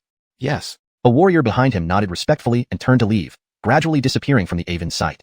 In the pill refining chamber, Brother Song. Annabelle looked at Slade with concern. Slade naturally knew what Annabelle was thinking about and smiled. Don't worry. I will refine the pill for your father now. Brother Song, do you know which pill my father needs? Annabelle asked, taken aback. Just look at these ingredients. Slade pointed at the herbs below, smiling lightly. It's the Alistair and Earth Fire Dragon pill, isn't it? When he said this, Annabelle was even more astonished, her fair face showing shock as she looked at Slade. Brother Song, you're truly amazing. Even this you know. If so, did that mean Slade had considerable skill in pill refinement? At least matching Dover Jareth's level? Annabelle's eyes sparkled. All right, Miss Jonas, I will start refining the pill now. Slade smiled at Annabelle. He approached the furnace in front of him. This furnace was about half a person's height. Swoosh. Slade waved his arm, instantly tossing the 5 spiritual herbs into the furnace one by one. Then, he moved both hands simultaneously. Instantly, a flame appeared inside the furnace. The flame enveloped the entire furnace, igniting it. Behind him, Annabelle watched Slade in great surprise. She had seen Dover Jareth refine pills before. She found that Dover Jareth's skills in pill refinement were far inferior to Slade's. The flames burned like a sea within the furnace. The entire furnace was ablaze. As time passed, open. At this moment, Slade stared intently at the furnace ahead, shouting hoarsely. As his voice echoed, the furnace suddenly shook. To Annabelle's astonishment, the lid of the furnace opened, and a beam of light shot out. Slade directly extended his right hand toward the light. Opening his hand, there was a walnut-sized pill in his palm. This pill was enveloped in fiery flames. It was indeed the Alistair and Earthfire Dragon pill. Did it succeed? Annabelle exclaimed in surprise. Then her beautiful face lit up with joy. Her father could be saved. How could she not be excited? Thank you, Brother Song. She happily walked up to Slade. No need to be so polite. Slade smiled at Annabelle beside him. Give this pill to your father. Remember, when we go out later, act as though we couldn't get this pill. Why? Annabelle was puzzled. Just do as I say, and you'll understand in due time. Slade said to Annabelle. Okay. Annabelle nodded, smiling at Slade. Brother Song, rest assured, I am a very good actress. With that, she turned and left, her figure gradually vanishing. As she departed, her face showed a sad expression, appearing very sorrowful. Dover Jareth hadn't left. He stayed mainly because he wanted to see if Slade could successfully refine the pill. In his opinion, Slade absolutely couldn't do it. After all, it was a 6th rank pill. Only a 6th rank alchemy master could refine it. He refused to believe Slade could manage it. 6th rank alchemy masters were extremely rare throughout the entire chaotic demon sea. Watching Annabelle's expression, Dover Jareth was certain that the kid definitely failed to refine the Alistair and Earthfire Dragon pill. Warner, need help refining it? Dover Jareth laughed, confident that Annabelle would soon beg him to refine the Alistair and Earthfire Dragon pill. Only the Alistair and Earthfire Dragon pill could save the Lord of Alistairly Island. Dover Jareth, why are you being so insincere? It's really annoying. Annabelle blushed and pointed at Dover Jareth, scolding him. Dover Jareth became even more certain that Slade had failed to refine the pill. He knew Annabelle's personality well. Hashtag chapter 183. I've been waiting for you. Dover Jareth was certain that in a few days, Annabelle would definitely beg him to refine the pill. That's just the kind of person she is. Once this Vanessa calms down, she'll naturally come pleading to me. Dover Jareth chuckled lightly and then turned to leave. Not far away, the Aven observed this scene, turning to speak slowly to the person behind him. Let's make our move tonight. Prepare the brothers. All right. Behind him, the martial artist nodded in agreement. Whoosh. In the next moment, his figure vanished. Xiuxian also disappeared from sight. As he left, he didn't know that at that very moment, a figure was slowly walking out from the shadows. It was none other than Slade. Slade looked up at the sky and then shook his head. Immediately after, his figure vanished as well. Before long, he appeared beside Annabelle. Brother Song. Annabelle had been waiting for Slade in the pavilion for quite some time. He had asked her to wait here when he left earlier. Take me to see your father. Slade looked at Annabelle and said, okay. Annabelle nodded lightly. Under her guidance, Slade appeared before a secluded cultivation chamber. Daddy. Annabelle called out, her voice melodious like celestial music. Warner, what's the matter? Cough, cough, cough. A fierce coughing sound came from within the chamber. It was the voice of a justice. Rolf, the Alistair Fire Dragon pill has already been refined. Annabelle announced. Oh. An amazed voice immediately responded from within the chamber, followed by a few more coughs. Soon, the chamber door slowly opened, revealing a white-clad figure with a pale complexion like paper, indicating he was seriously injured. This person was Annabelle's father, Ken. Daddy, this is Slade. He's the one who refined the Alistair Fire Dragon pill. Annabelle explained. Ken looked at Slade with a hint of surprise on his face. He hadn't expected Slade to be so young. Gratefully, he said to Slade, thank you. You're welcome. Islander Jonas, I came here mainly to discuss matters concerning the aces. Immediately, he recounted everything to Ken, including the betrayal of Xiuxian. I've known about it, but thank you anyway. Ken smiled at Slade. Known all along? Slade paused briefly, looking at Ken suspiciously. His divine sense swept over. In the next moment, Slade froze. He had only suspected it before, but now he was certain that this person was faking his injuries, and how convincing it was. Sensing Slade's gaze, Ken knew what he was thinking. Smiling faintly, the pallor on his face instantly disappeared. Seeing this, Annabelle's eyes widened in shock as she stared at her father. Daddy, you're okay? Yes, I'm fine. Ken smiled at his daughter. Daddy, you were lying to me all along? Annabelle looked at her father speechlessly, her face flushed with anger. Do you know how worried I was about you? Warner, I didn't want to do it, but there was no other way. Ken replied helplessly. I wanted to see how many people on the island were actually aces. This was the only plan I could think of. It seems they will make their move tonight. Ken added confidently. Clearly, Ken felt confident of victory. Slade felt he had been worrying unnecessarily. Kai little friend song, thank you for your help. At this moment, Ken looked at Slade again, expressing his gratitude. Islander Jonas, you're too kind. Slade replied. After this matter is settled, I will give you a gift. Ken thought for a moment and said, Night soon fell. The night was dark as ink. At this moment, the bright moon hung high in the sky. Not long after, the island erupted in shouts and cries of battle. Kill, kill, kill, kill. A huge lightning bolt flashed across the dark sky, illuminating it. Boom. Heavy rain began pouring down. Inside a house, Slade sat, and beside him sat a Katie. It was none other than Annabelle. Brother song, will many people die tonight? Annabelle asked beside him. Slade nodded lightly. The rain poured down but did not touch them. I never imagined Xuanhuan would be such a person. Annabelle still couldn't understand why Xuanhuan would be a traitor. In her eyes, Xuanhuan had always treated her well. Those aces last time were sent by him. Slade said, he's truly evil. Annabelle's face turned cold with frost. If she hadn't met Slade last time, she might have died at the hands of those aces. His goal might not have been to kill you. Slade's eyes flickered, explaining to Annabelle, perhaps he wanted to force your father to reveal himself, to check if he was really injured. Very likely. Hearing Slade's analysis, Annabelle's eyes flickered, agreeing firmly. They're here. Slade sensed something and looked forward. Suddenly, whoosh, whoosh, whoosh, figures rushed toward them at incredible speed. These martial artists wielded weapons, their sharp blades shimmering. Kill. The leader was none other than Xuanhuan. However, at that moment, suddenly, a huge iron chain appeared on the ground. Bang. Immediately, these warriors tumbled off their horses, rolling on the ground in a cloud of dust. Killing cries suddenly erupted from all around. Figures rushed toward them. What? Seeing this, Xuanhuan's face changed abruptly, revealing disbelief. He looked ahead. Ahead stood a justice in white robes. It was the island's master, Annabelle's biological father. Ken, I've been waiting for you for a long time. Ken looked coldly at the hutch ahead, his voice carrying icy killing intent. Die. In the next moment, he took a step forward. Whoosh. His entire figure instantly disappeared. He quickly reappeared before the hutch, raising his hands and pushing them forward forcefully. The power of this strike was terrifying. The hutch quickly raised his hands to block. Bang. A loud boom echoed in the air. Immediately, the hutch's figure flew backward like a cannonball. Chapter 184. Come and take my head. Come. I know you have someone backing you. Let that person step forward. Ken coldly looked at Xuanhuan ahead, his voice icy. When Xuanhuan heard this, his expression immediately turned cold. He stared at Ken and said, You were just pretending all this time? Exactly. Otherwise, how could I expose everyone hidden in my Alistairly island? Ken glanced at Xuanhuan and replied coldly. Clap, clap, clap. At this moment, applause echoed out. Two figures approached from a distance. One was a justice, the other a Jeffrey. Both wore black robes. They were father and son, with striking similarities. The one clapping was the justice. Ace, it's really you. Ken looked at him coldly. I didn't expect your injury to be fake. So what? Ace glanced at Ken coldly, then took a step forward. Instantly, an extremely violent aura erupted from him. An Emperor Realm Tier 3 aura spread outwards, distorting the surrounding space. He glanced at the Jeffrey beside him. The Tyler nodded and said, Rolf, don't worry, I'll surely capture her. With these words, he turned his gaze to Annabelle. His eyes were like those of a venomous snake lurking in the darkness, seemingly ready to bite at any moment. Kai little brother song. Ken looked at Slade and said, My daughter isn't skilled in martial arts. Kai little brother song. Please hold on until I defeat this person and quickly come to assist you. Island Lord Jonas, rest assured. Slade smiled gently and replied, It wasn't Miss Jonas who saved me back then. I might have been snatched away by those beasts. Leave this person to me. Great. Kai little brother song. Be cautious. This person ranks only at the 100th position on the Holy Shen Magic Kai list. Note, Shen is a character that doesn't have a direct English translation and seems to be part of a proper noun in this context, so it's left untranslated to maintain the original flavor. For better fluency, I suggest, great. Kai little brother song. Be cautious. This person ranks only at the 100th position on the Saint Shen Demon Kai list. This makes it clearer and more natural in English while preserving the original meaning and style. Ken cautioned. Don't worry. Slade nodded, remembering that Coleman, whom he had slain last time, ranked 221st on the list. The current opponent, ranked higher, must be stronger. Son, how many rounds will it take to settle him? The black-robed ace asked his side. Rolf, at most 5 rounds, the Tyler responded proudly. Excellent, excellent. Ace laughed heartily. I believe my son won't disappoint me. With that, he stepped forward. Flash. Instantly, his figure shot forward like a dazzling black light, leaving behind a residual image. Ken also moved forward. Thunderous booms resounded in the air continuously, causing the space around them to shake violently. At this moment, the Jeffrey in black raised his head and looked at Slade not far away. A cold smile curled at the corner of his mouth. 5 rounds, at most 5 rounds, and I shall cut off your head. His words dripped with overflowing confidence and blatant provocation. He intended to take Slade's head within 5 rounds. Slade looked at him without saying a word. Big Brother song, be careful. Annabelle stood up from the eaves and called out, looking at Slade. Relax.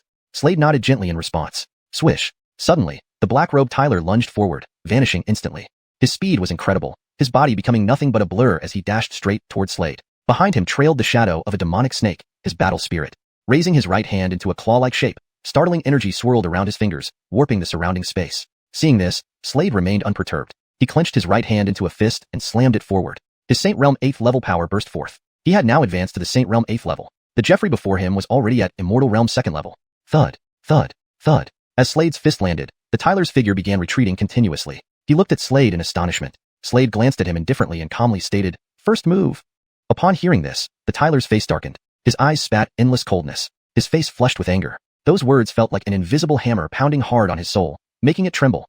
These words pierced his heart. After all, he boasted that he would personally take Slade's head within 5 rounds. Yet, in the first round, he was already at a disadvantage. You have 4 moves left. Slade looked at the Tyler indifferently. A cold smile played at the Tyler's lips as he sneered at Slade. Don't get cocky. We'll see how long you can stay arrogant. With that, he rushed at Slade again, leaving a residual image behind. This time, he did not underestimate Slade. Alistairly Thunder Curse. An icy voice rolled out from his throat. Immediately after speaking, a thundercloud appeared above Slade's head. A dazzling bolt of lightning shot down from the cloud, hurtling towards Slade below.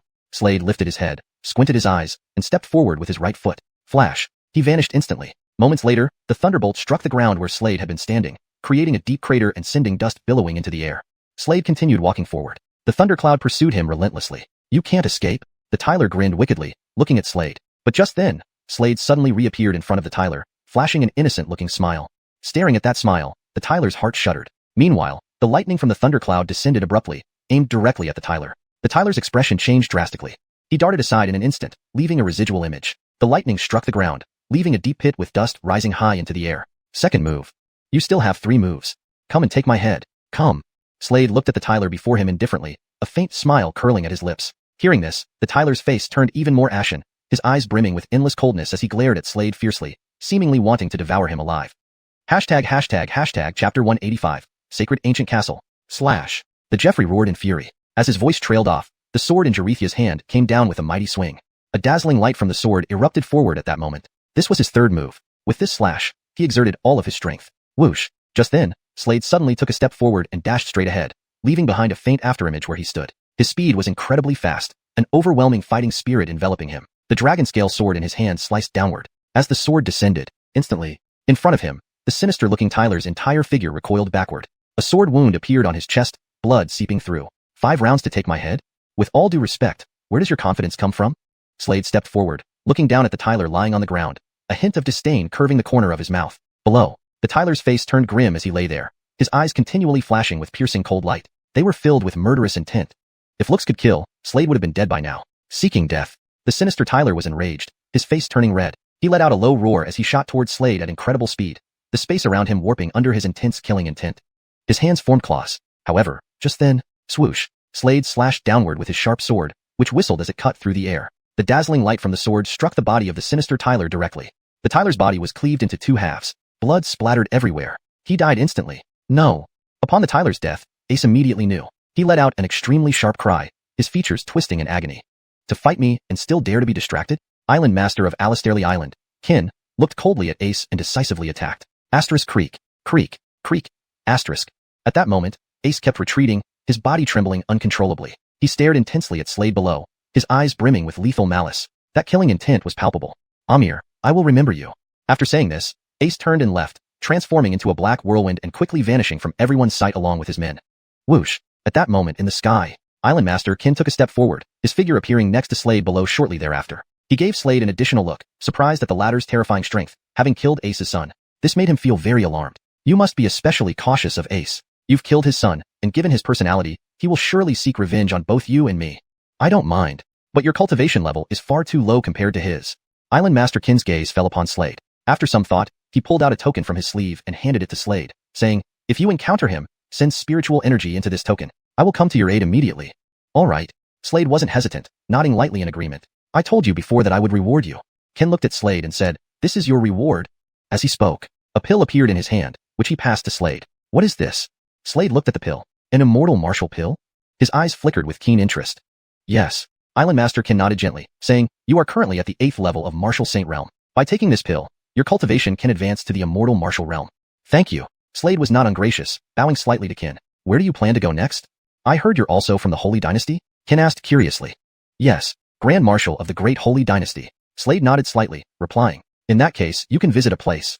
Qin seemed to recall something, smiling as he spoke. Which place?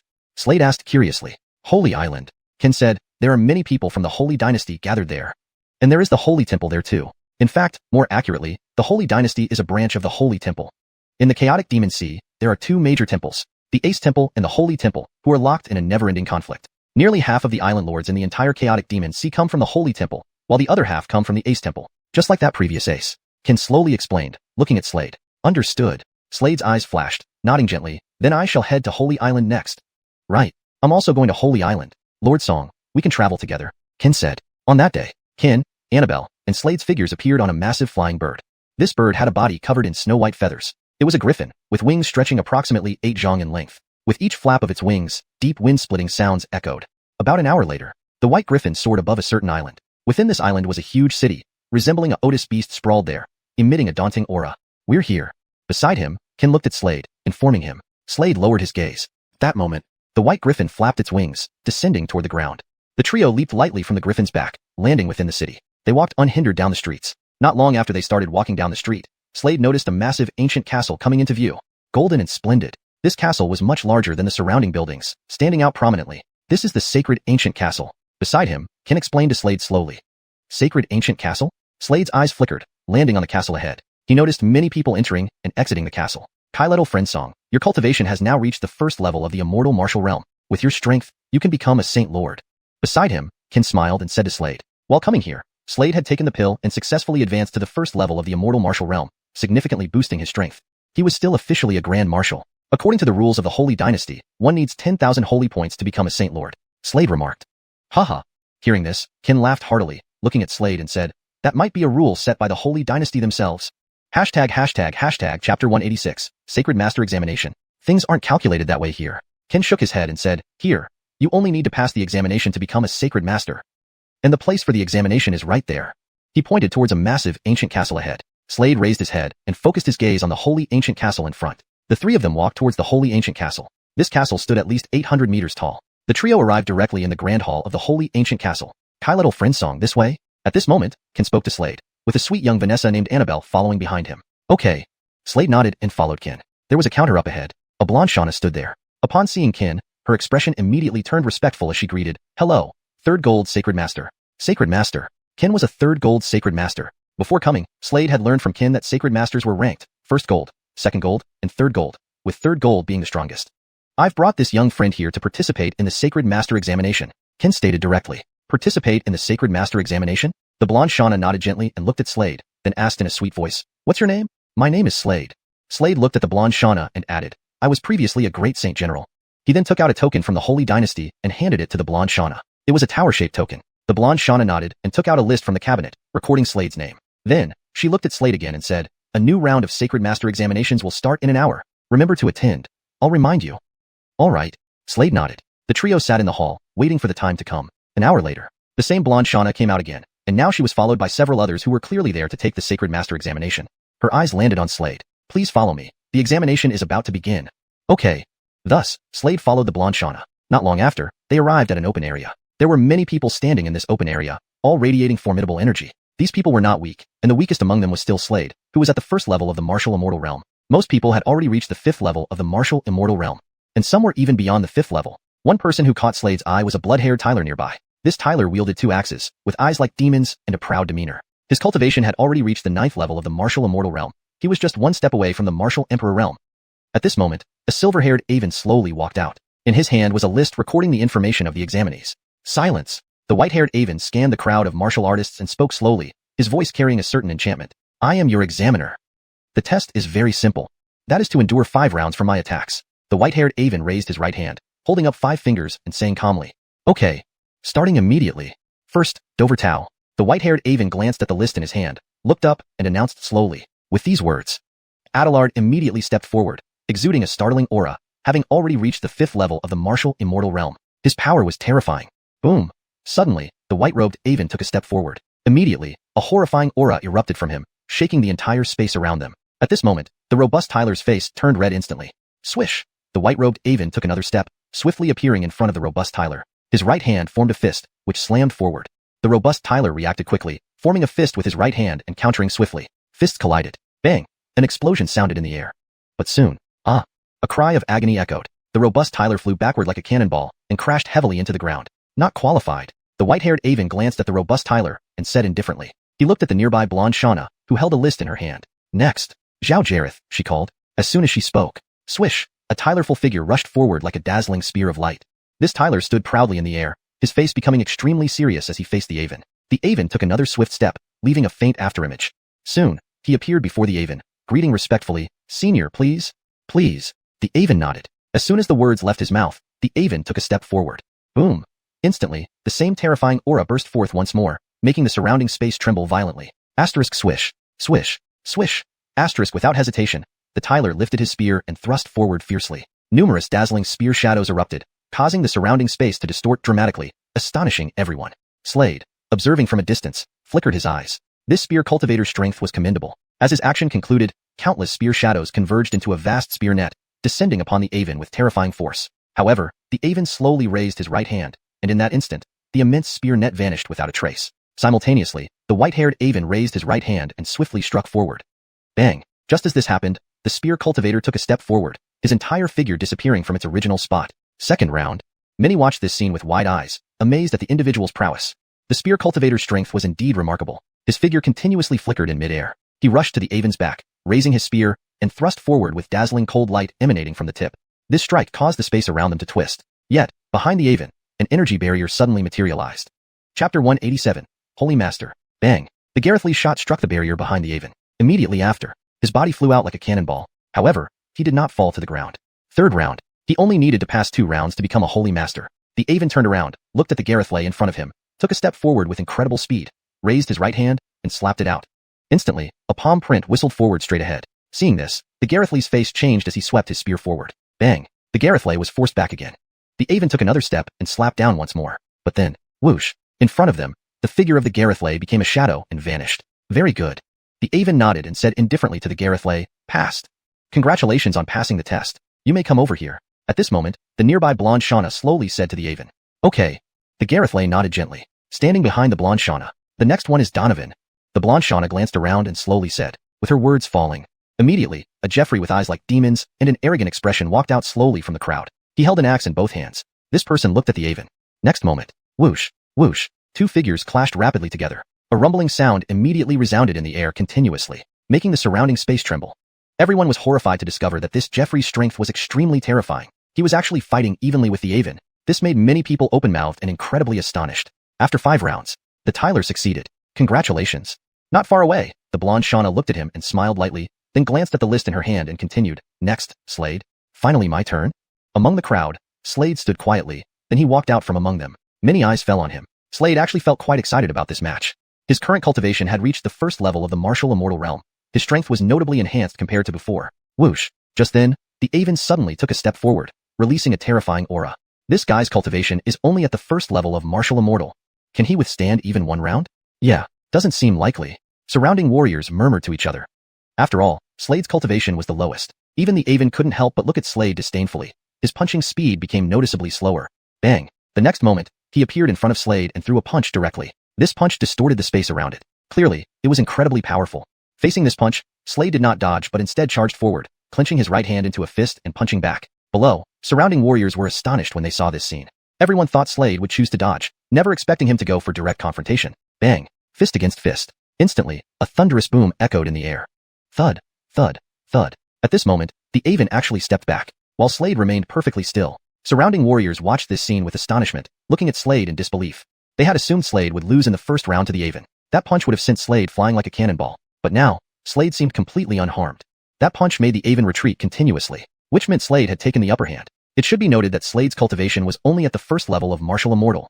This was indeed incomprehensible. Although Slade had the upper hand, he did not underestimate the Avon at all, because he knew the Avon had been too lenient. In that punch, the Avon used less than 20% of his power. Thus, he could take the upper hand. The Avon with graying hair looked at Slade more carefully, nodded secretly, and said, "I was too arrogant. But I will exert full force from now on." As his words fell, he took a step forward towards Slade. Again, he threw a punch. But clearly, this punch was much more powerful than the previous one. A fist imprint appeared in the air. Then this fist imprint shot straight at Slade. This fist imprint carried terrifying power. Looking at the fist, Slade punched back again. Still going for direct confrontation? This guy is crazy. Among the crowd, a warrior exclaimed sharply upon seeing this scene. No one expected Slade to still dare to confront directly. Everyone knew the Aven was clearly careless just now. That punch didn't use much power at all. But it was different now. The power of the Aven's punch was obviously much greater. Bang. Fist against fist. Instantly, a continuous roar resonated in the air. Thud, thud, thud. At this moment, Slade retreated several steps. His fists were trembling. This was the second round. Whoosh. At this moment, in front, the Aven took another step toward Slade. Raising his right hand, he pushed forward with a horrifying palm print moving straight ahead. This palm print carried astonishing power. Slade remained calm and unhurried. He took a step forward. This time, he did not clash directly with the palm. He flashed aside, cleverly dodging the palm. Bang! That palm print landed in the rockery behind. Instantly, the rockery shattered. Smoke and dust billowed up. This was the third round. That kid has pretty good strength. Not far away, a proud-looking Jeffrey holding an axe in both hands blinked, looking at Slade a bit longer as if recognizing his ability. Fourth round. Fifth round. Slade managed to get through both. Pass. The Aven looked at Slade more carefully. In the first round, he admitted he had let up a bit. But in the following 4 rounds, he did not let up at all, yet the person in front of him still resisted, which sufficiently proved this person's strength. Congratulations on becoming a holy master. The blonde Shauna glanced at Slade, chuckled, and spoke slowly. Her voice was very sweet. Next, more people went up to battle the Aven. Most failed. Time passed. Soon, the results were announced. A total of 5 people successfully became holy masters. Chapter 188, Golden Scale Armor. All of them were now first gold holy masters. Holy masters are ranked into 3 gold levels, and the 3 gold holy master is the highest rank before one becomes a holy emperor. Above the 3 gold holy master is the holy emperor. Follow me. At this moment, the Aven looked at Slade and the other 4 people, speaking slowly. Slade and the others nodded their heads, following behind the Aven. Under the Aven's guidance, Slade and the others appeared in a room. Congratulations to all 5 of you on passing the test and becoming first gold holy masters. The Avenly man with silver hair looked at Slade and his companions, smiling as he spoke. Now it's time for your rewards. The Aven spoke calmly, reaching into his sleeve and withdrawing some items. There were 4 silver jade slips and 1 golden jade slip. Golden jade slip. When Donovan saw this, his breathing quickened. He knew very well how precious this golden jade slip was. Is it given to me? Donovan thought to himself. After all, his performance had been impeccable this time around. He had even managed to match the Aven's strength. While others struggled to withstand the Aven's 5 attacks, he had done so effortlessly. However, his joy was short-lived. This golden jade slip goes to you. The Aven turned towards Slade, speaking steadily. Slade was momentarily taken aback, but then nodded, accepting the golden jade slip. Donovan froze in disbelief. Why? Why wasn't the golden jade slip given to him, but to someone with only first-level immortal realm cultivation? He felt aggrieved. Just as he was about to inquire, the Avenly man had already disappeared from sight. At this moment, Donovan fixed his eyes on Slade, narrowing his gaze, realizing that the latter seemed unaware of the significance of the golden jade slip. It was a pass to enter the first tier of the sacred grounds. Sacred grounds were divided into 3 tiers. Bronze jade slip allowed entry into the 3rd tier. Silver jade slip permitted access to the 2nd tier. And the golden jade slip gave entry into the first and highest tier of sacred grounds, coveted by many martial artists as an ideal training ground. Donovan's eyes flickered with something unidentifiable. Meanwhile, Slade and the others walked out of the room. In the main hall outside, Ken and Annabelle sat, drinking tea. Ken noticed Slade approaching and took a step forward, while Annabelle stood gracefully beside him, asking curiously, "Brother Song, what was the outcome? You made it, right?" Ken added with a smile, confident in Slade's abilities to clear this round and become a first gold holy master. "Yes," Slade smiled slightly at the father and daughter, confirming, "I passed." He showed them his new token, a brand new tower-shaped tablet inscribed with Holy Master in bold calligraphy and adorned with a golden claw imprint, signifying his new identity as a first gold holy master. "What's this?" Ken suddenly noticed something else in Slade's hand, his eyes widening when he identified it as a golden jade slip. Golden jade slip. Ken gasped audibly. "What is it, Rolf?" Annabelle asked curiously. Slade also looked puzzled at Ken's reaction. "This is a token to enter the first-tier sacred grounds," Ken explained solemnly. Slade understood now why Donovan had eyed him jealously earlier. "Now that you're a holy master, I'll take you to the holy hall to claim your reward." Ken grinned. "More rewards?" Slade was surprised. "Yes, those were private rewards from the examiner," a nearby blonde Stephanie explained, adding, "and there are official holy master rewards too." "The holy hall is over there," she pointed ahead. "All right, thank you," Slade nodded appreciatively at her. Ken led the way, followed closely by Slade and Annabelle. Soon, they arrived at the holy hall where an Aven stood waiting. Slade produced his token. Newly promoted holy master? The Aven glanced at Slade, nodding before turning to fetch a piece of armor and handed it to him, explaining slowly, "This is the exclusive armor for first gold holy masters, known as first grade golden scale armor, crafted from materials like 8th rank golden scale dragon and adamantite.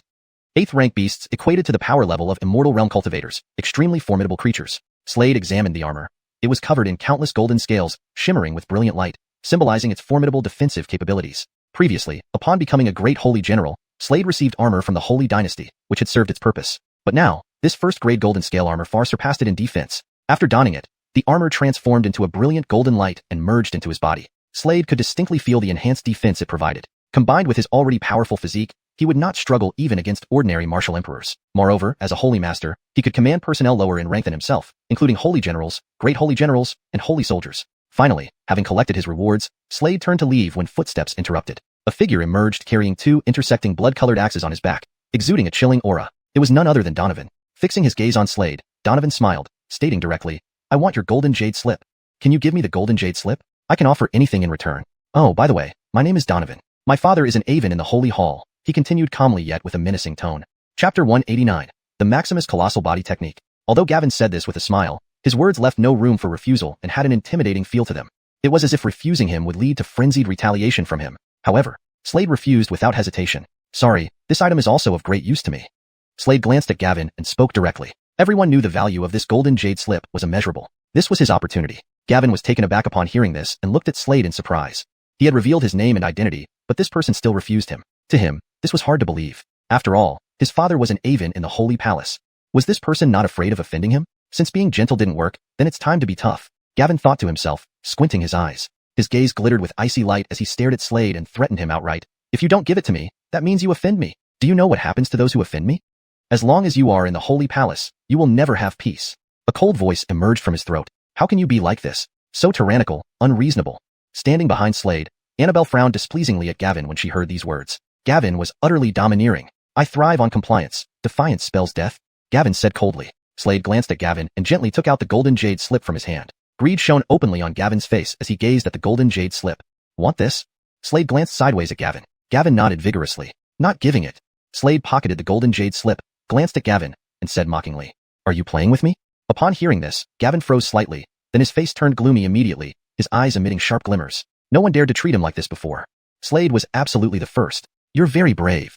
Gavin stared intently at Slade, his eyes filled with menacing, killing intent. He naturally did not dare act here.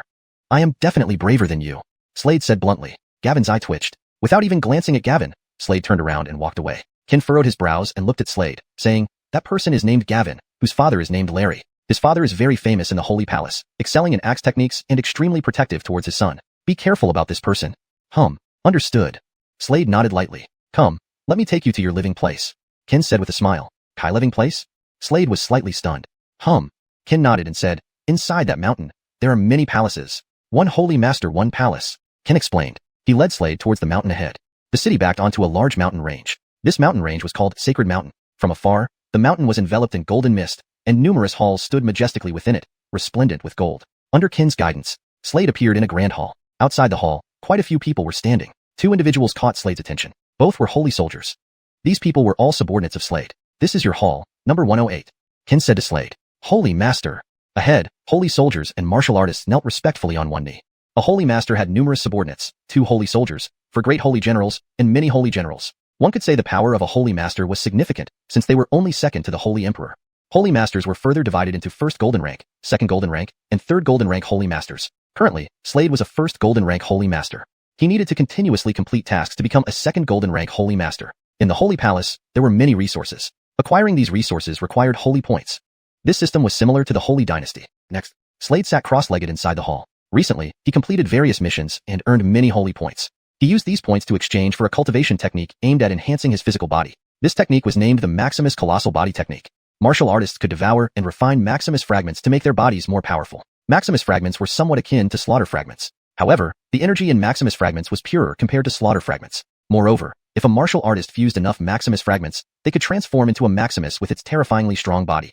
Maximus fragments were also among the most mysterious crystals in the chaotic Devil Sea. To cultivate the first level of the Maximus Colossal Body Technique, one needs to condense 1,000 Maximus fragments.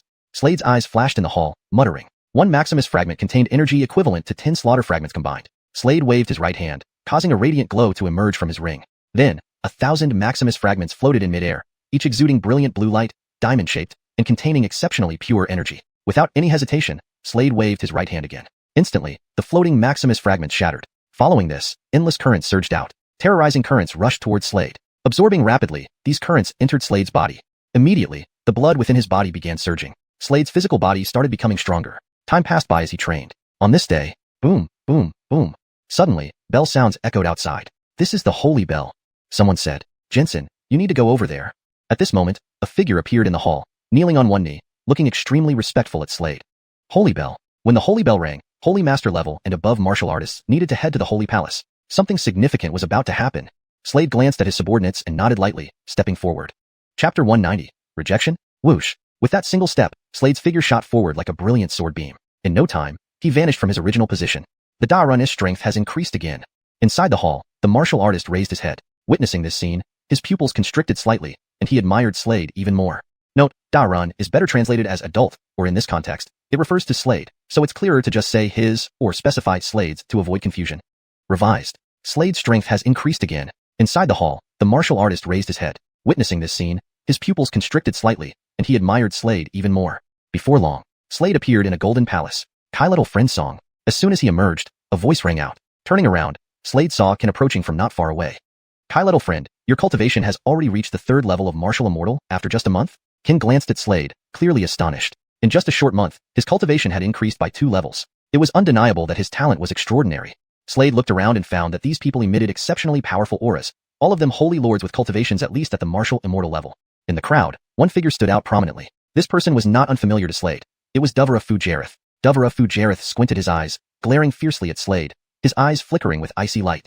These past days, he had been thinking about how to deal with Slade and give him a warning. At that moment, a figure walked in from outside the palace, radiating an even stronger aura that rippled outward.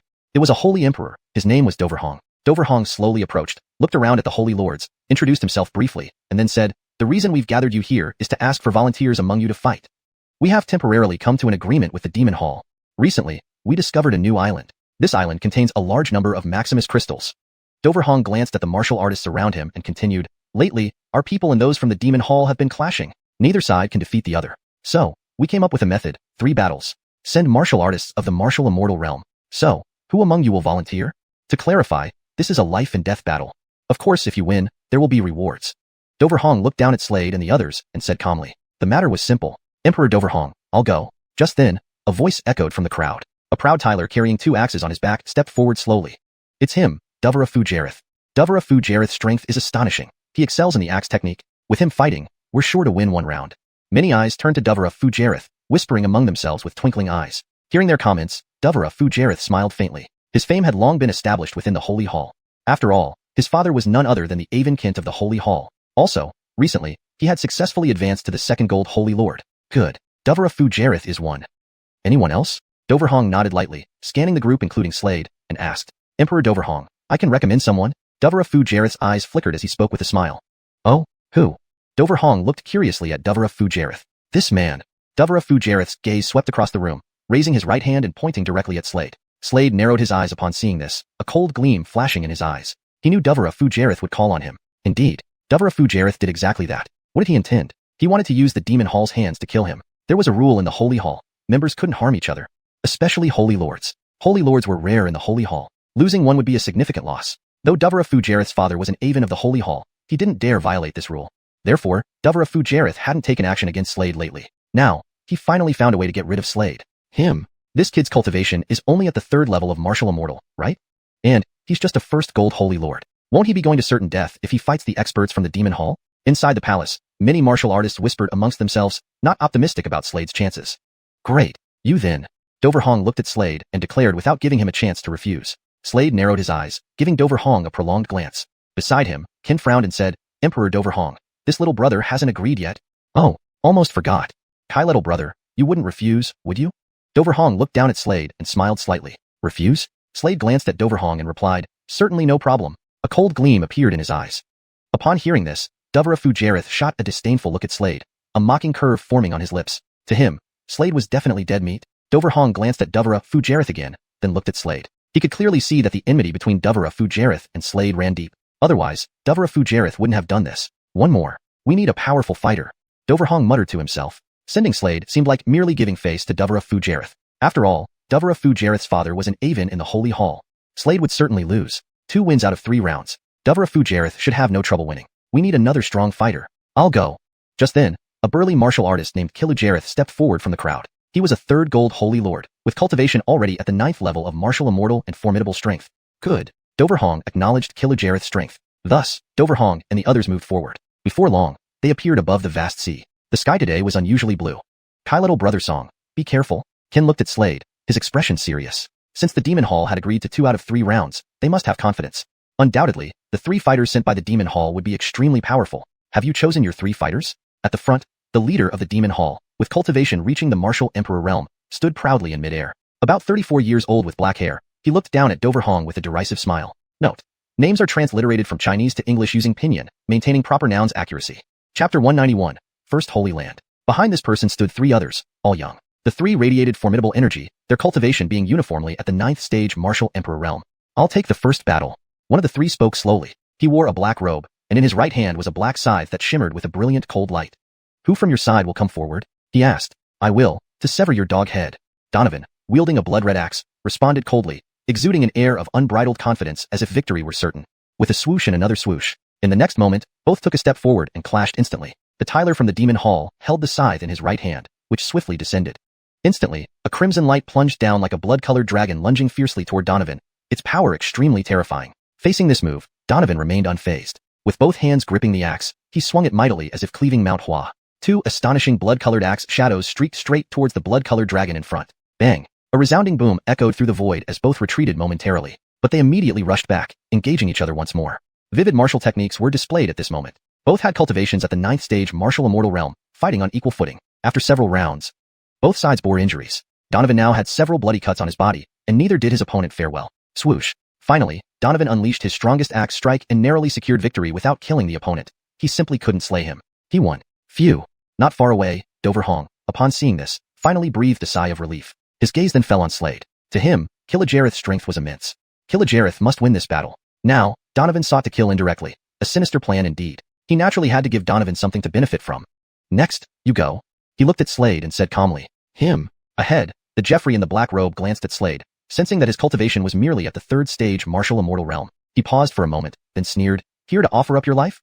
Slade ignored his disdain. Donovan cast a chilly look at Slade, as if viewing a cold corpse. This is what you get for offending me. He chuckled coldly inside, believing Slade would certainly die in this battle, a no-brainer. You should concede. You have no qualifications to fight me. At this moment, the black-robed man looked at Slade and said coldly. Slade glanced at the black-robed man but didn't speak. Instead, he suddenly drew his sword. Buzz. Immediately, a resounding sword hum arose. Dazzling sword light shot forward, landing directly on the black-robed man. Seeing this, the black-robed man's lips curled into a cold smile. He clenched his right hand into a fist and punched towards the dazzling sword light ahead. Boom. As the punch landed, a booming sound echoed through the void. The next moment, the black-robed man's face changed abruptly as he quickly retreated over 100 feet. The surrounding space cracked. Then, Slade took a step forward, the dragon scale sword plunging downward swiftly. Brilliant sword light howled towards the black-robed man. His expression changed drastically again as he threw another punch. Bang! With the punch landing, he was pushed back, gazing at Slade in surprise, asking, Are you a swordmaster? Slade looked at him without speaking. I retract my previous statement. You have the qualifications for me to give my all. The black-robed man regarded Slade, speaking calmly yet with confidence. Though only exchanging blows twice, the black-robed man understood Slade's strength. Despite his cultivation being only at the 3rd stage martial immortal realm, his combat prowess could surpass even Donovan's earlier display. Hearing this, Slade lightly laughed and took a step forward again, advancing toward the black-robed man. This time, he sheathed his sword. You're not using your sword anymore? Seeing this, the black-robed man was slightly taken aback, looking at Slade. I just tested it out. I don't think you're worthy of me unsheathing my sword, Slade replied coolly, returning the disdain in kind. The black-robed man narrowed his eyes, looking at Slade. I will personally take your head. As he finished speaking, he took a step forward, his figure moving like a brilliant flash of sword light towards Slade at incredible speed. Slade also took a step forward, clenching his right hand into a fist and thrusting it out rapidly. Punch landed. Bang! The black-robed man's figure flew back like a cannonball, landing heavily on the ground. Ugh! He spat out a mouthful of blood. Total domination. He was completely dominated by Slade. Doverhong, seeing this, froze in place. Not just him, everyone around was stunned. So powerful. Kin, witnessing this, gave Slade a second glance and murmured to himself. Bang! Another punch sent the man flying backward like a cannonball. Victory! Slade won effortlessly. He turned and left without even glancing at Donovan. Donovan's face darkened profoundly, never expecting Slade to be so strong. Kin quickly followed. Thus, the matter came to an end. That day, in the palace, a figure appeared. Master, here is your reward. Someone announced. In the palace, Slade nodded, accepting the box. Inside was a jade bottle containing a pill. Slade consumed the pill directly. At this moment, the golden jade slip in his hand suddenly emitted a brilliant golden glow. He knew the First Holy Land had opened. This golden jade slip was the token to enter the First Holy Land. I'm going to the First Holy Land, he said calmly to the Holy Army member below. Sure. The towering Holy Army member nodded emphatically, looking at the departing Golden Saint Master with admiration evident on his face. He was aware of what had happened before. Slade had become famous in one battle. This moment, Slade moved, heading forward. Shortly after, his figure appeared within the Holy Land. This place cultivated many of the Holy Temple's mighty figures. Naturally, it also housed the remains of numerous Holy Temple warriors. The Holy Land was created by the Holy Temple's founder, an incredibly grand project. Chapter 192, Baptism Altar. As Slade arrived, a figure appeared in his line of sight. It was a justice. This man was slender and wore a golden robe with an imperial token hanging from his waist, none other than the Holy Emperor token. Clearly, this justice had reached the Carson, Emperor, realm. Surprisingly, the guardian of the sacred land was a Carson. Do you wish to enter the sacred land? Present your token, the justice said indifferently, looking at Slade. The sacred land was divided into 3 tiers. Slade nodded, retrieved the golden jade slip, and handed it over to the justice. Golden jade slip? Seeing the golden jade slip, the justice paused briefly but then nodded, pointing towards the first cave entrance, not far away. Go to the first cave entrance. There were 3 entrances ahead, corresponding to the 3 tiers of the sacred land. First tier, second tier, and third tier. Okay. Slade lightly nodded and walked forward. Soon, his figure appeared in the first tier of the sacred land. Upon entering, Slade immediately felt immense pressure. His body felt as if it were filled with lead, slowing his pace. However, the spirit energy here was extremely rich. As he walked, he noticed someone not far away, a robust Jeffrey walking too. He seemed to hear footsteps behind him, turned around, and upon seeing Slade's calm demeanor, he expressed surprise. Huh? Fellow Taoist, your physical body is quite impressive. How many pieces of Maximus crystals have you refined? He asked curiously. 1,000. Slade replied. Only 1,000? The honest-looking Tyler was clearly stunned by this answer. I didn't mean it negatively. I meant that after refining only 1,000 pieces, your physical body is already so formidable. I have refined 10,000 pieces. He chuckled bitterly, waving his right hand slightly. Instantly, Maximus crystals emerged in the void, transforming into streams of gas that entered his body, being absorbed. Seeing this, Slade was somewhat surprised. These Maximus crystals are everywhere, he asked. Yes. To be precise, the entire first tier is made of Maximus crystals, the honest-looking Tyler explained with a smile. Here, you can take these crystals freely for refinement. And you must do so. Because as you proceed further, the pressure and gravity will increase significantly. Only by enhancing your physical body can you continue moving forward. Slade nodded. How long can we stay in the first tier? He asked, thinking about something. That depends on the individual, the honest-looking Tyler replied. On the individual? Slade was taken aback. Indeed, the Tyler nodded. It mainly depends on how long you can endure here. As time passes, the gravity increases. If you cannot withstand it, you'll be directly teleported out. Got it. Slade looked at him. Thank you. By the way, my name is Santiago. What's yours? Slade. Slade responded. What? You're Slade? Santiago froze, gazing at Slade with astonishment, scrutinizing him up and down. Do you know me? Slade asked Santiago. You've become quite famous recently, easily slaying that disciple of the Demon Palace. Santiago smiled gently. Let's move forward together, he added. Sure. Slade nodded, following behind Santiago. As they progressed, both of them grabbed Maximus crystals from the surroundings. I heard Blood Axe Sky deliberately targeted you. Probably because of that golden jade slip. Santiago commented while walking. Right. Slade agreed. Although his father is an Aven of the Holy Temple, he cannot casually give out golden jade slips. Only those acknowledged by the Holy Heartleys can receive them. Santiago continued. Blood Axe Sky has never been recognized by the Holy Heartleys. The biggest issue is his cultivation. Mostly, his strength comes from consuming refined pills, which many people find disdainful. Ah, I see. Slade nodded as he reached out into the void, more Maximus crystals appearing before him. Snap. In the next moment, the Maximus crystals shattered simultaneously, releasing tendrils of blue gas which flowed into Slade's body, quickly being absorbed. Continuing their journey, as they absorbed more, Slade felt his physical body becoming incredibly strong. With every kilometer advanced, the gravity doubled. And the progression couldn't stop midway, or they would be expelled from the area. However, the deeper they went, the greater the benefits. 1 more kilometer, and we'll reach the altar. Let's see what treasures await there. Santiago smiled, turning to Slade. Every 5 kilometers held an altar, presenting opportunities. Soon, a massive altar appeared in Slade's view.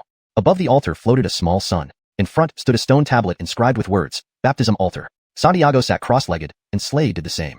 The blazing sun in the void shone down, pouring its light onto Slade and Santiago. Pure spirit energy flooded into them, rapidly being absorbed. Time passed.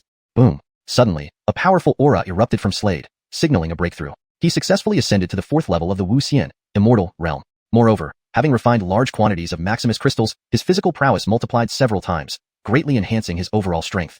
After a considerable time, both opened their eyes slowly, sharp glints flashing within. Both gained significant benefits. Santiago also benefited immensely. End of chapter.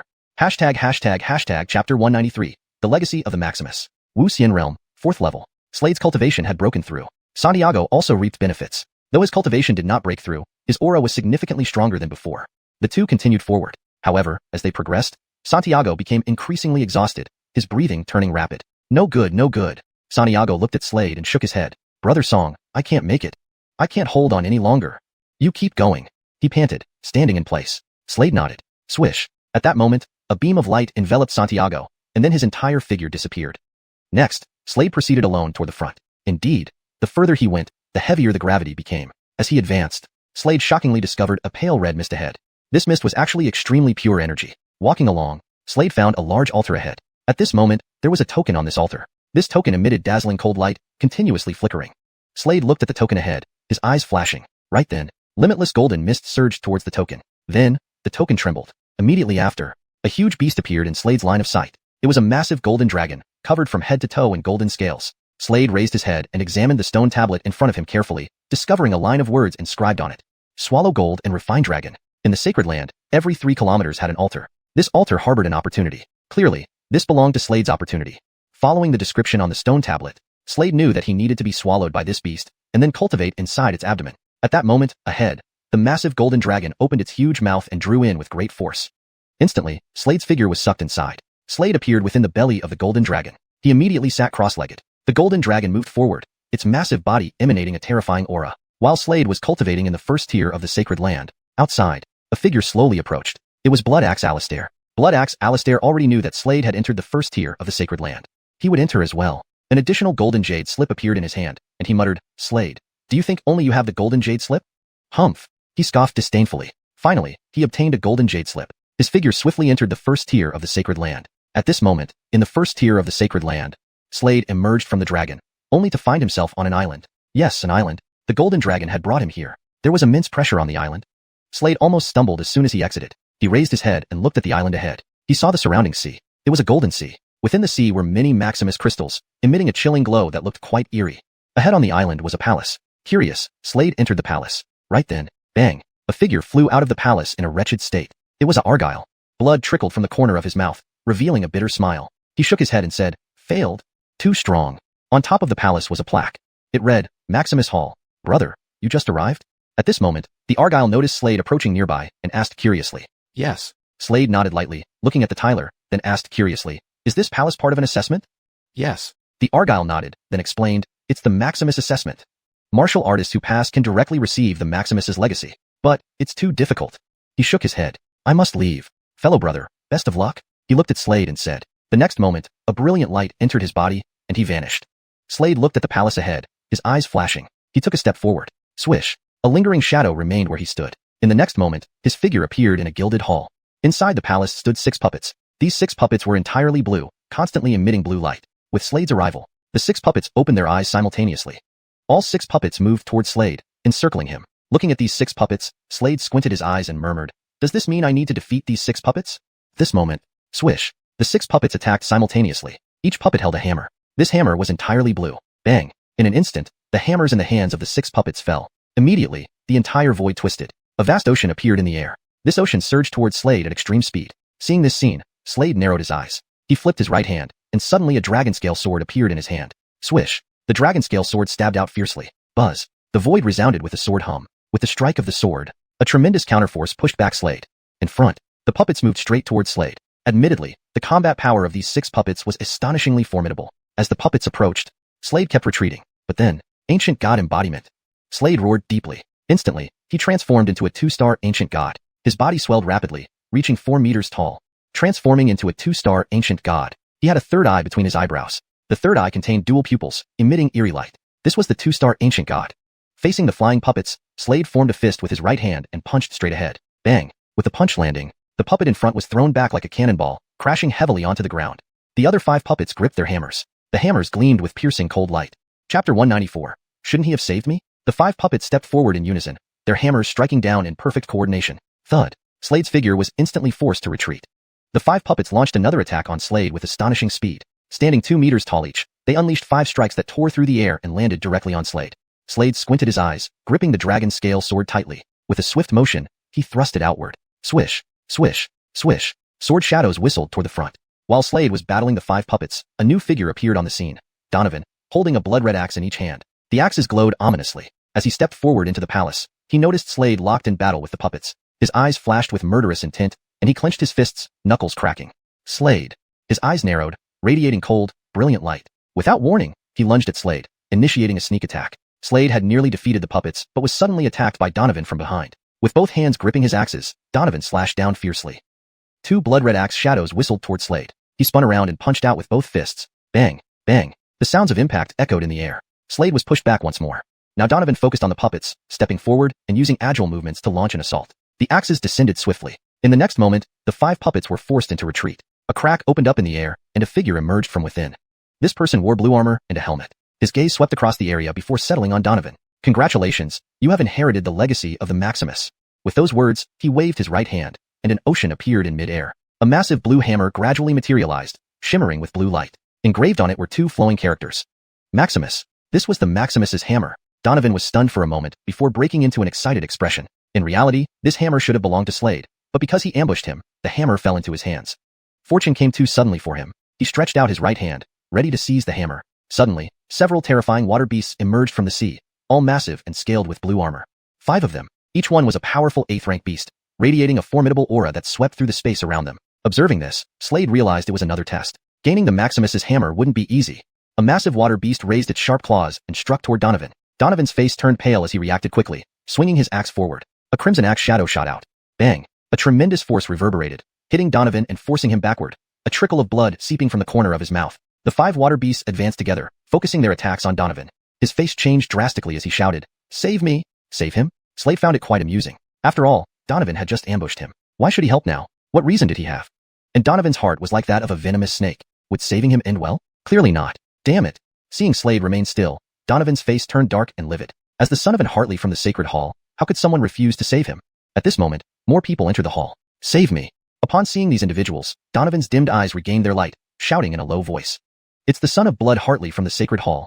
Save him. One person moved quickly, producing a spear from nowhere and launching it toward the massive water beast.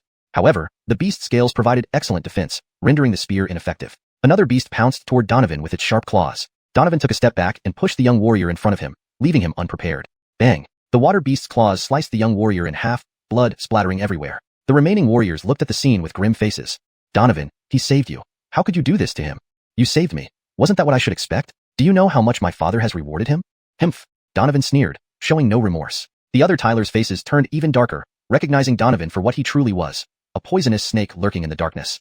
No wonder the Tyler near them hadn't moved. Finally, Donovan retreated outside the attack range of the water beasts, which ceased attacking when their target moved beyond reach. Chapter 195, The Maximus's Hammer. Donovan did not feel that he had done anything wrong. He looked at Slade, who stood a distance away, with a cold expression. Let you not save me. As his words fell, the space behind Slade began to tremble violently. Suddenly, an axe emerged from that space and lunged straight toward Slade. He had been prepared to ambush Slade all along. Donovan was confident that Slade would be unable to withstand this strike. But then, swish, suddenly, Slade vanished without a trace. What? An afterimage? Seeing this, Donovan's face changed drastically. He couldn't have anticipated this turn of events. The axe, now moving astonishingly fast, was now coming directly at him. The force of this strike was astounding, causing Donovan's face to change once again. He took several steps back, giving the 5 water demons behind him the chance to act. Roar! A deep and guttural cry rang out, echoing across the heavens. No! At this moment, Donovan's expression changed dramatically. Behind him, one of the water demons raised its sharp claws and struck down. Each of the 5 water demons was immensely powerful. As the claw came down, a crimson claw mark appeared on Donovan's back, blood oozing out from it. He screamed in agony. Save me! He looked around at the people surrounding him, pleading pitifully. However, no one paid any attention to him. They could see that Donovan was like a venomous snake. The death of the person just now was a live testament. Who would dare rescue him? Slade reappeared. He had long anticipated that Donovan would attack him, so he left an afterimage earlier. He stared coldly ahead at Donovan and said in a frosty voice, Donovan, if you blame anyone, blame only yourself. You can't blame others. Bastard. Hearing this, Donovan let out an incredibly shrill cry. His figure was already enveloped by the sea, surrounded by the 5 water demons that were rapidly approaching. Several cuts appeared on his body, even chunks of flesh were torn off, making him look like a blood-covered figure. With utmost malice, he glared at Slade, his eyes full of intense hatred. This hatred was almost tangible, seething with resentment. Slade, I will never forgive you, even in death. At this moment, a communication talisman appeared in his right hand. With a look of deep malice towards Slade, his eyes flickered with boundless coldness as he said, Rolf, I am unfilial, unable to repay you in this life. In the next life, I will repay you. I died at the hands of Slade. Not far away, upon hearing this, Slade's face darkened immediately. Was he trying to defame him completely? It was utterly ridiculous and irrational. I died in the first-tier sacred land. If not for Slade, I would not have died. He attacked and ambushed me. Rolf, avenge me. Kill him. You must kill him. Immediately after, the 5 water demons rushed over and instantly tore Donovan's body into countless pieces. Slade's face darkened at this scene. Even in death, this man wouldn't stop accusing him. How despicable and shameless. Brother, rest assured, we'll help you. At this point, the 2 martial artists standing nearby spoke to Slade. Thank you, but it's unnecessary. Slade shook his head, knowing that Donovan's father wasn't a good person either. He like father, like son. At that moment, in the Holy Temple, a vast palace held a massive throne, occupied by a justice. This was none other than Kent, Donovan's father. Kent was practicing some cultivation technique when suddenly, a voice filled with despair, hatred, and anger echoed in his mind. Rolf, avenge me. I died at the hands of Slade. He ambushed me. Avenge me. This voice was manic and filled with relentless hatred, continuously reverberating in Kent's mind. In that moment, Kent's eyes snapped open, filled with intense murderous intent. This murderous aura was almost palpable, surging upwards into the sky. His entire face twisted, unrecognizable. Betrayal's intent soared high into the sky. In the next instant, he took a step forward, his figure moving like a flash of swordlight, heading directly toward his destination, the first-tier sacred land. Back in the first-tier sacred land, Slade looked up at the roiling sea ahead. Within the sea were 5 water demons. These demons were gigantic, covered in scales, resembling seals in appearance. Above the sea floated a hammer, the Maximus's hammer. At this moment, the void shuddered, followed by a figure rushing here with an aura of overwhelming killing intent. Inside the temple hall, the 2 martial artists felt something, turned to look, and their faces abruptly changed upon recognizing the arrival. This was the Avon Kent from the Holy Temple. Their pupils involuntarily constricted at this sight. Kent approached quickly, appearing in the temple hall almost like a shadow. His gaze, icy and filled with murderous intent, swept around, tinted with a hint of red. Anyone could see that he was infuriated beyond measure, his rage burning like a blazing inferno. Who is Slade? Kent lifted his head, looking coldly at the 3 people around him. It's you, isn't it? His gaze finally settled on Slade, the murderous intent surging forward like a hurricane, freezing the surrounding space. The air was filled with icy coldness. The towering murderous intent in his eyes was undeniable. Senior Hartley Blood, things happen like this. One martial artist beside him slowly began explaining. However, before he could finish speaking, go away, Kent coldly interjected, waving his hand, releasing a massive wave of murderous intent onto this person. Instantly, the person was flung away like a cannonball, landing heavily on the ground. Hack! He spewed out a mouthful of blood, his face pale as white paper. Chapter 196. It's really you. Slade narrowed his eyes at the scene before him, confirming that this person was indeed not of good nature. I am Slade, he said coldly, addressing Kent. My son is dead. You will join him in death. Kent stared at Slade with disdain, never intending to give him a chance to explain. He acted arrogantly and tyrannically, utterly unreasonable. In his view, the one who had killed his son must now pay for it. Without another word, Kent struck out decisively. With a swift movement of his right hand, an immense power erupted from his palm and surged toward Slade. His 5th-level Emperor Realm cultivation exploded forth like mountains and seas, causing the surrounding space to tremble violently. The palm print approached Slade with incredible speed. Raising his head, Slade could clearly sense the terrifying force contained within it. However, he did not retreat. Instead, he met it head-on. The dragon scale sword unsheathed itself behind him. Humming with energy, the sword struck out powerfully and directly connected with the palm print. Boom! The sword clashed against the palm, immediately pushing Slade back several steps. Though Slade had reached the 5th-level Immortal Realm, his cultivation was still 10 levels below Kent. Nevertheless, his combat strength was formidable. For Kent to kill him with just one strike was impossible. Kent squinted as he saw this, his eyes flashing with icy light. He took another step towards Slade. However, at that moment, Slade abruptly turned and rushed towards the sea. The 5 beasts in the ocean instantly attacked him, filled with murderous intent. Kent halted his steps. Before him stood a wall of seawater, blocking his path. Seeking death. Kent thought he knew how difficult this challenge was. In his mind, Slade was already a lifeless corpse.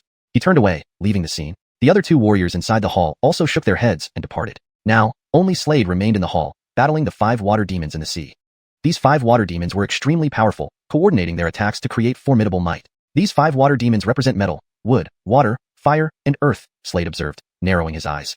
Each demon's attack was powerful, forcing Slade into constant retreat. He struggled fiercely. He noticed that whenever his confidence waned, the demon's power surged. If he became desperate, they would reach their peak strength.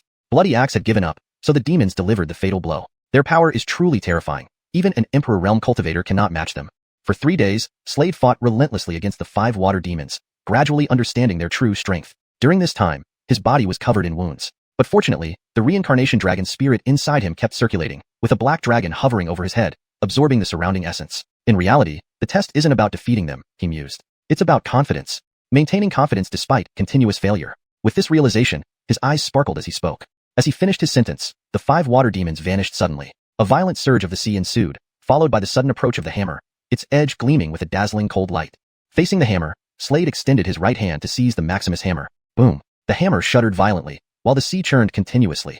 From the turbulent waters, countless Maximus crystals emerged. These crystals charged at Slade in mass. Crack! They shattered simultaneously, transforming into boundless currents that flowed into Slade and were quickly absorbed by him. Over time, Slade felt his physical body becoming immensely powerful. His aura broke through limits continuously. 6th level Immortal Realm. 7th level Immortal Realm. A brilliant blue light erupted from the sacred grounds, astonishing everyone in the palace.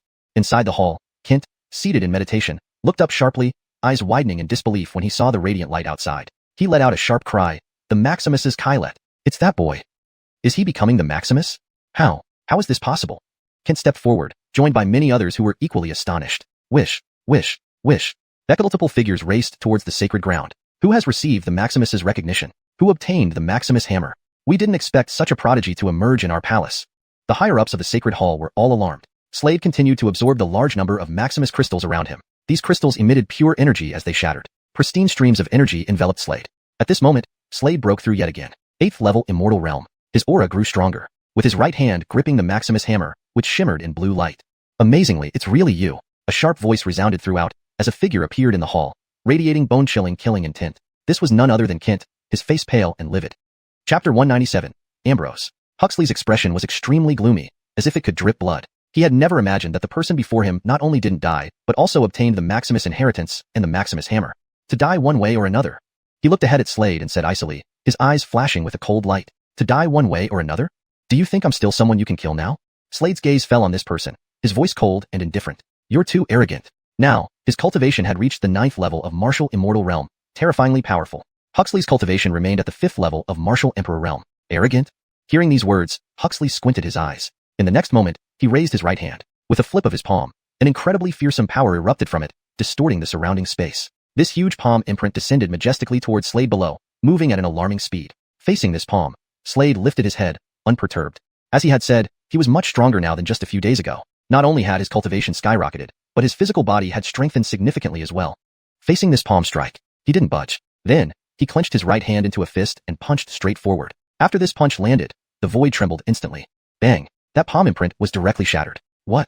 Seeing this scene, Huxley looked at Slade with disbelief, shock evident on his face. He hadn't expected this Jeffrey's combat strength to increase so drastically. Slade glanced at Huxley once more, then charged toward him in front. Battle. Huxley had provoked him repeatedly. It was simply intolerable. Slade would no longer tolerate him. Moreover, he wanted to see just how strong he was now. As he stepped out, the dragon scale sword in his hand swiftly swung down. Instantly, a terrifying sword shadow whistled through the air, striking the figure in front. In a flash, heaven and earth seemed to change color. The force of this sword strike was horrifying, piercing through the void. Looking at this sword, Huxley's pupils contracted sharply, gazing at Slade with astonishment and muttering, "This sword?" Indeed, the force of this sword strike was terrifying. The sword shadow whistled over. An axe suddenly appeared in Huxley's right hand, which slashed out forcefully. A shocking axe shadow burst from the axe at this moment. In the next moment, this blade of light collided with the brilliant sword beam. A booming sound immediately echoed through the void. At this moment, behind them, several figures appeared here. They all widened their eyes in surprise, showing expressions of disbelief. That person obtained the Maximus inheritance? He's so young. Yes, he's a true genius, a true son of a prodigy. Despite Huxley's attacks, he couldn't get the better of Slade. Hold your hand. Just as the two were battling again, a voice resounded. A white-haired figure in a golden robe quickly approached. This was Sage Asa, one of the 3 most powerful Ambroses in the Holy Temple. Sage Asa. Looking at him, Huxley showed a trace of respect on his face. This was enough to indicate this person's identity and status. What happened? Why did you attack him? Sage Asa glanced at Huxley coldly. Huxley immediately recounted the entire situation. You killed his son? Sage Asa asked, looking at Slade. No. At this moment, 2 martial artists stepped out from the crowd, recounting everything to Sage Asa truthfully. Helping the snake only for it to bite you. Huxley, this cannot be blamed on others. Sage Asa squinted his eyes, looking at Huxley coldly. He knew Huxley's character. Huxley narrowed his eyes, flashes of coldness appearing in them. He knew Sage Asa was siding with Slade. Turning away, he glanced deeply at Slade as he left, his eyes filled with icy coldness and murderous intent. Anyone could tell he wouldn't let go of Slade easily. Sage Asa naturally saw this too. He stared at Huxley and said, Huxley, you should know what obtaining the Maximus inheritance means for a martial artist in the Holy Temple. I do not wish for even a single hair on his head to be harmed. His voice carried a hint of threat. Upon hearing this, Huxley's expression darkened once again. He understood what Sage Asa meant. If he harmed Slade, he was doomed. Huxley's expression was exceptionally dark, as if dripping blood. He walked forward, but after just a few steps, a cold voice rang out. Huxley, the enmity between us is irreconcilable, and there's no need for you to always think about how to kill me. 1 month. In 1 month, we shall decide our fate in battle.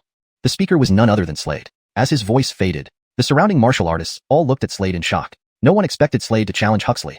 Huxley was one of the Avans of the Holy Temple, with cultivation already reaching the 5th level of Martial Emperor Realm. Fine, You said it yourself.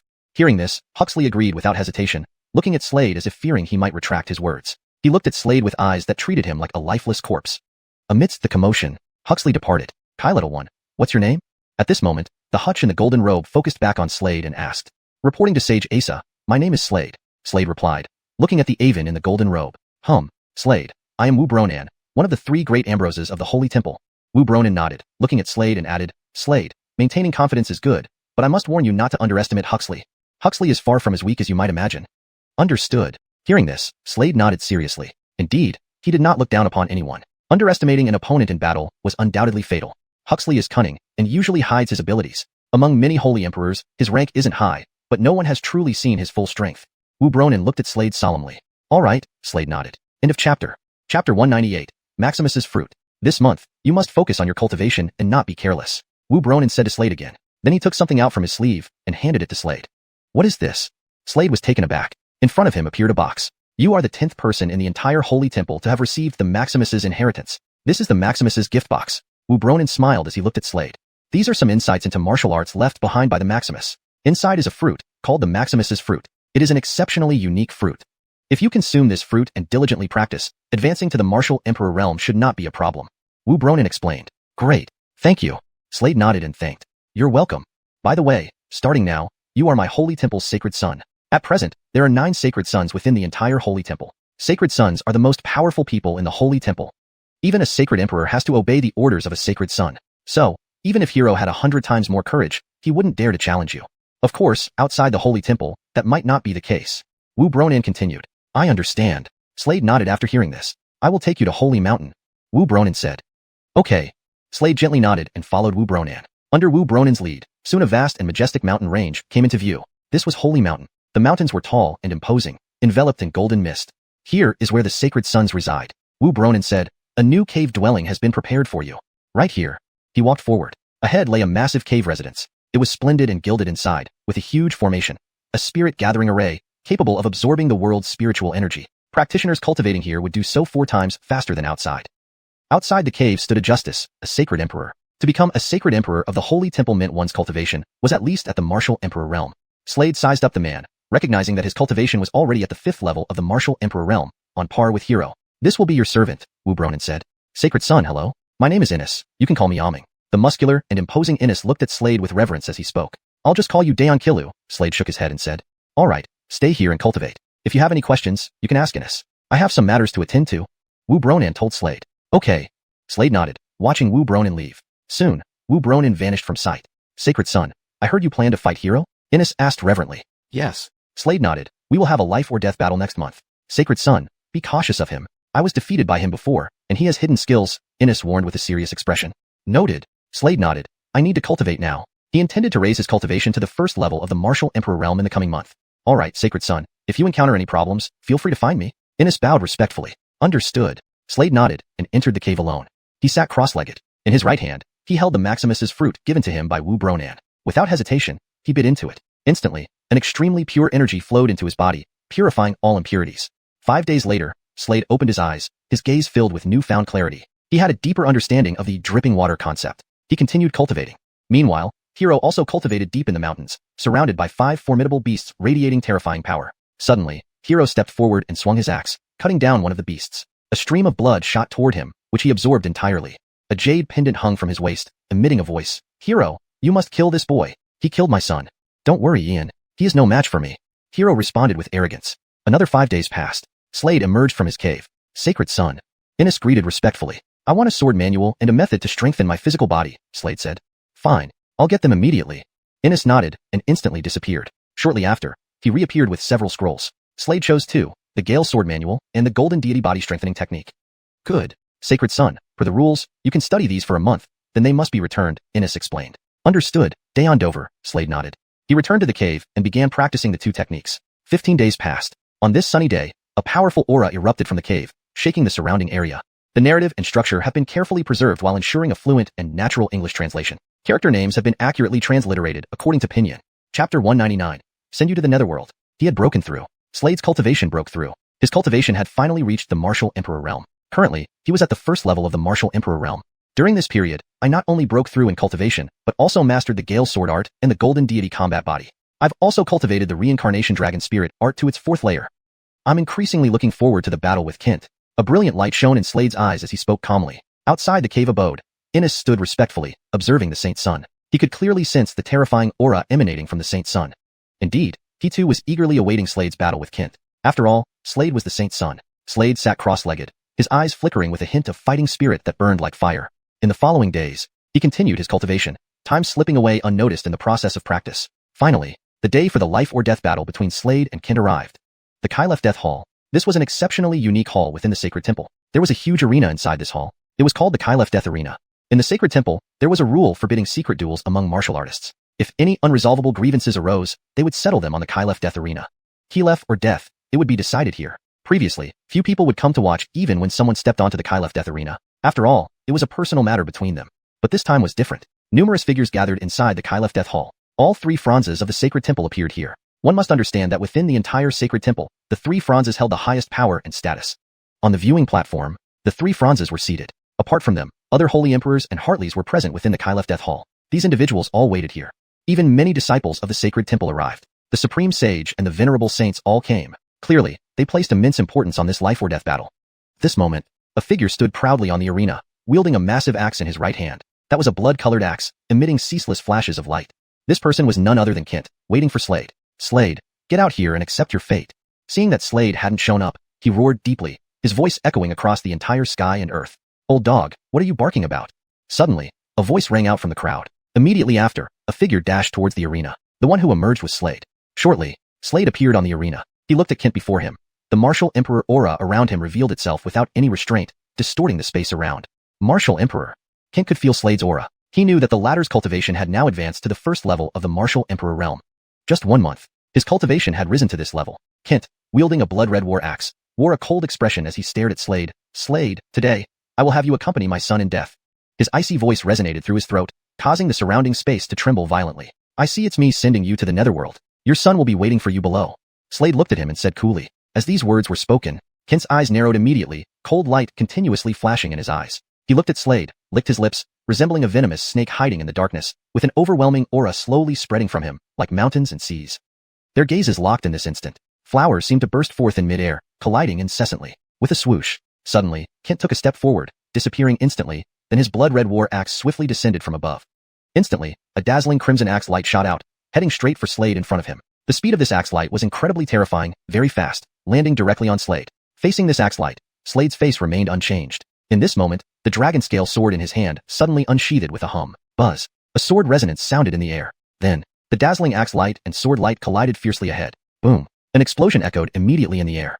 2 figures intersected repeatedly in this moment. As they fought, the void trembled. It was like thunder striking. Upon colliding, a horrifying force spread outwards like ripples, radiating outward astonishingly fast. Everyone watched Slade in awe. They knew Kint's strength. Kint was a genuine 5th level martial emperor warrior. Although Slade's cultivation had indeed improved, he was merely at the 1st level of the martial emperor realm, 4 levels behind Kint. Every level in the martial emperor realm had a significant gap. At this moment, 2 terrifying forces clashed ferociously. Kint's face became extremely sullen as he glared at Slade, his eyes flashing endlessly with a piercing coldness. He hadn't expected Slade's strength to improve so rapidly in just 1 month. With a twist of his wrist, his blood-red war axe once again slashed down. Blood axe whirlwind. His icy voice rolled out of his throat. As the words fell, a vast bloody axe-shaped wind surged towards Slade in front, traveling extremely fast, distorting the space around as it advanced, shocking everyone. Faced with this move, Slade executed his body technique, his figure flashing aside, skillfully evading the axe. Then, he took a step forward, directly using the Poseidon Gigantic Body Technique. To execute the Poseidon Gigantic Body Technique, a martial artist needed to devour numerous pieces of Poseidon crystals. Earlier, Slade obtained tremendous benefits in the 1st-tier sacred ground, consuming many pieces of Poseidon crystals, making it possible for him to perform the Poseidon Gigantic Body Technique. As he executed it, ripples formed beneath his feet. His physical body swelled at this moment, his muscles becoming incredibly developed. He took a powerful step forward. The moment he stepped out, his aura surged even higher, becoming overwhelmingly frightening. A hammer, the Poseidon Hammer, appeared in his hands. Bang! The Poseidon Hammer crashed down, distorting the surrounding space. A resounding boom filled the air. As the Poseidon Hammer landed, Kint's figure kept retreating. Chapter 200, Blood Demon. In the hall, many martial artists, witnessing this scene, widened their eyes and looked at Slade. No one expected Slade's strength to be so terrifying. At this moment, Slade took another step forward, stomping hard, causing the entire hall of Kylef and Death to tremble violently. A trace of blood seeped from the corner of Dovra Jarethfu's mouth as he stared intently at Slade and took a step forward. Immediately, his figure darted forward. Whoosh! A fleeting shadow remained where he stood. His ghostly figure rushed straight toward Slade. The blood-colored battle axe in his hand swung relentlessly. In the air, countless axe shadows whistled by, sweeping across the sky with terrifying force, heading straight for Slade. Axe Julius 10,000. A cold voice sounded from Dovra Jarethfu's mouth. The two clashed again. The surrounding martial artists all widened their eyes at this scene. It looks like Dovra Jarethfu is about to lose, someone remarked. At that moment, on the platform, Slade held the dragon scale sword in his hand and immediately slashed it out, executing the swift wind sword technique. A flash of sword light shot forward as fast as a gust of wind. Bang! At that moment, ahead, the dense swarm of axe shadows vanished without a trace. Only a dazzling streak of sword light remained in the air. This brilliant streak of sword light struck Dovra Jarethfu directly. Following this, Dovra Jarethfu's body flew backward like a cannonball, landing heavily on the ground. Ugh! He spat out a mouthful of blood, his face turning extremely pale, like a sheet of white paper. Under everyone's gaze, the sword in Slade's hand fell swiftly, the dazzling sword light slashing toward Dovra Jarethfu's neck, leaving a sword mark. Fresh blood seeped out from this wound. Dovra Jarethfu's eyes bulged wide open. Dead. All the surrounding martial artists saw this scene and widened their eyes. The three Ambroses exchanged glances, looking at Slade with shock. None of them had expected Slade to defeat Dovra Jarethfu so easily. After all, Slade had only just entered the first level of Martial Emperor. Slade. At this time, Wu Bronan, sitting on the central throne, slowly spoke. Your conflict with Dovra Jarethfu ends here. Furthermore, you are now our Holy Temple's sage son. You can command some of the Holy Temple's personnel and have privileges and resources far surpassing ordinary people. However, you also have the duty to serve our Holy Temple. Now, your first task is to visit the Sacred Dynasty. Wu Bronan said. To the Sacred Dynasty? Slade was slightly taken aback upon hearing this. Yes, we know you're from the Sacred Realm. So, this task is most fitting for you. Wu Bronan nodded gently, refocusing his gaze on Slade and continuing. A large number of blood demons have suddenly appeared in the Sacred Realm, killing many people of the Sacred Dynasty. Your mission is to help the people of the Sacred Dynasty eliminate these blood demons. All right. Slade nodded immediately. I will assign you a small team. This team consists of 3 Sage Emperors, 12 Sage Lords, 20 Sage Kings, and over 300 Grand Sage Generals. You will lead this team to the Sacred Realm, Wu Bronan added, looking at Slade. All right. Slade nodded again, accepting the order. Go ahead. Wu Bronan beckoned to Slade. That day, Slade led his team toward the Sacred Realm, departing from the chaotic Demon Sea. Blood Imperial Palace. In the sky, a colossal dragon pulled an incredibly luxurious carriage. Inside the carriage, Slade sat cross-legged, deep in thought. His eyes gleamed with determination. At this moment, a chilling aura of killing intent radiated from him. This time, besides helping the Sacred Dynasty, he intended to settle the score with the Blood Imperial Palace once and for all. This time, he would destroy the Blood Imperial Palace. Before the carriage was a golden dragon, with 3 fearsome heads. Each head carried a figure. They were the 3 Sage Emperors, their auras extremely formidable. The lowest among them was already at the first level of Martial Emperor. Behind the carriage were 12 people, each riding a warhorse covered in golden scales, golden-scaled warhorses. Their auras were equally intense, and they were the 12 Sage Lords. Behind them were 20 figures clad in golden armor, exuding strong auras, the 20 Sage Kings. Following them were over 300 Grand Sage Generals. This was Slade's team. The group moved swiftly towards the Sacred Realm. Suddenly, ahead, a low rumbling sound reverberated through the sky, the sound of battle. They saw a lone figure surrounded by several others. These individuals had strange appearances, their faces covered in bloody scales shimmering under the sun. They were exceptionally muscular. The warrior was bald. He was struggling fiercely against them. Around them lay numerous frozen corpses. Damned blood demons. Finian furrowed his brow deeply. Before him were more than 20 blood demons, their power extremely terrifying. One had even reached the first level of Martial Emperor. Kill him. Drink his blood. The blood demon who had reached Martial Emperor watched Finian coldly, his eyes filled with icy light. Following his words, the other 20 blood demons stepped forward, using their techniques to rush towards Finian simultaneously. Damn bastards! Finian roared in frustration, preparing to fight for his life. Suddenly, the entire world shook violently. Roar! The cry of a dragon echoed across the sky. The blood demons frowned, spotting a colossal dragon with 3 heads, covered in golden scales, glowing brilliantly. Help him! From the luxurious carriage came a familiar voice. Finian found it oddly familiar but couldn't recall who it belonged to. Following this voice, the justice seated on the first head of the dragon nodded gently. Chapter 201. The Holy Dynasty. The justice nodded lightly. In the next moment, he flew out and flipped his right hand. A weapon appeared in his hand. It was a silver mace. At this moment, he leaped forward, unleashing the power of his 5th-level Martial Emperor realm, overwhelming like mountains and seas, distorting the surrounding space. He swung the silver mace in his hand fiercely at this moment. Instantly, a terrifying force erupted, akin to mountains and oceans, the mace carrying a horrifying strength. As the mace descended, instantly, many blood demons below exploded. Run! The blood demons turned and fled, clearly terrified. Bald martial artist Finian saw this scene and heaved a heavy sigh of relief. He turned to look at the nearby luxurious ancient carriage, bowed towards the person sitting on it, and respectfully said, "Thank you, senior." To him, the owner sitting in the luxurious ancient carriage must have an extremely high status. Such an array could sweep away most forces in the Holy Realm. After all, there were 3 martial emperors, over 20 martial immortals, and multiple martial saints here. This lineup was absolutely terrifying. Finian, it's me. Just then, a gentle voice echoed from within the ancient carriage. This voice. Upon hearing the voice, Finian's body trembled. He looked up, gazing forward. He saw a figure slowly walking out from the ancient carriage. This person was none other than Slade. He looked at Finian with a smile. Finian, the master of the Blood Sea Cave. Slade. Looking at Slade, a trace of excitement appeared on Finian's face. He hadn't expected it would be Slade. You're back. Yeah. Slade nodded. What happened? Why are you here? Slade looked at Finian curiously. It went like this. Finian laughed bitterly and immediately explained, half a month ago, a large number of blood demons emerged in the Holy Realm. These blood demons surged in, indiscriminately killing people and directly disrupting the forces in the Holy Realm. Disciples of those top-tier forces all died at their hands. The entire Holy Realm has been thrown into chaos, and 2 of the 4 city gates of the Holy Dynasty have fallen. They say they attacked the Holy Dynasty for one person. Finian added. Who? Slade asked curiously. Aislinn. Finian said. What? Upon hearing this, Slade's face abruptly changed, and a shocking murderous intent erupted from him. Aislinn is the Holy Maiden of the Holy Dynasty, wielding great power. However, she seems to possess an innate enchanting body. The specific reason is unknown, but the blood demons want to capture her. She is currently inside the Holy Dynasty. Finian calmly narrated, feeling the substantial murderous intent radiating from Slade, causing his heart to shudder. This murderous intent was so intense, burning fiercely like flames, terrifyingly so. Slade squinted his eyes and instructed the people around him, hurry to the Holy Dynasty. Okay. Beside him, the martial emperor nodded gently. They swiftly headed towards the Holy Dynasty. Feeling the speed wasn't fast enough, Slade went alone. I'll go first, follow me. Leaving these words, Slade took a step forward, his whole figure rapidly moving forward. His speed was very fast, like a brilliant sword beam. The Holy Dynasty, located at the center of the Holy Realm. At this moment, many people were heading towards the Holy Dynasty. Fellow brother. Just then, a voice echoed from not far away. Slade had no time to bother with this person. However, that person was quite fast, with a pair of blood-red wings on his back. At this moment, the blood-red wings flapped, creating a low whistling sound through the void as he appeared beside Slade. Fellow brother, your speed is truly fast. Could you be rushing to see the Holy Maiden? It's rumored that the Holy Maiden of the Holy Dynasty possesses an innate enchanting body. Not only do many blood demons want to capture her, but also many warriors in the Holy Realm. She's breathtakingly beautiful, with snow-white skin, a slender figure, and perfectly proportioned curves. Absolutely exquisite. If I could get her in bed? The man smirked sinisterly. However, just then, swoosh. Suddenly, a dazzling sword beam swooshed and struck his neck. Then, a sword mark appeared on his neck, and blood seeped out. The sinister man's eyes widened in disbelief and horror, staring at Slade in shock. He never thought the other party would suddenly attack. This left him unable to react. His figure abruptly plummeted from the void. In the void, Slade looked coldly at the cold corpse below, his eyes emitting endless cold light, narrowing his eyes and saying icily, "You dared to lay a finger on my Stephanie?" Seeking death.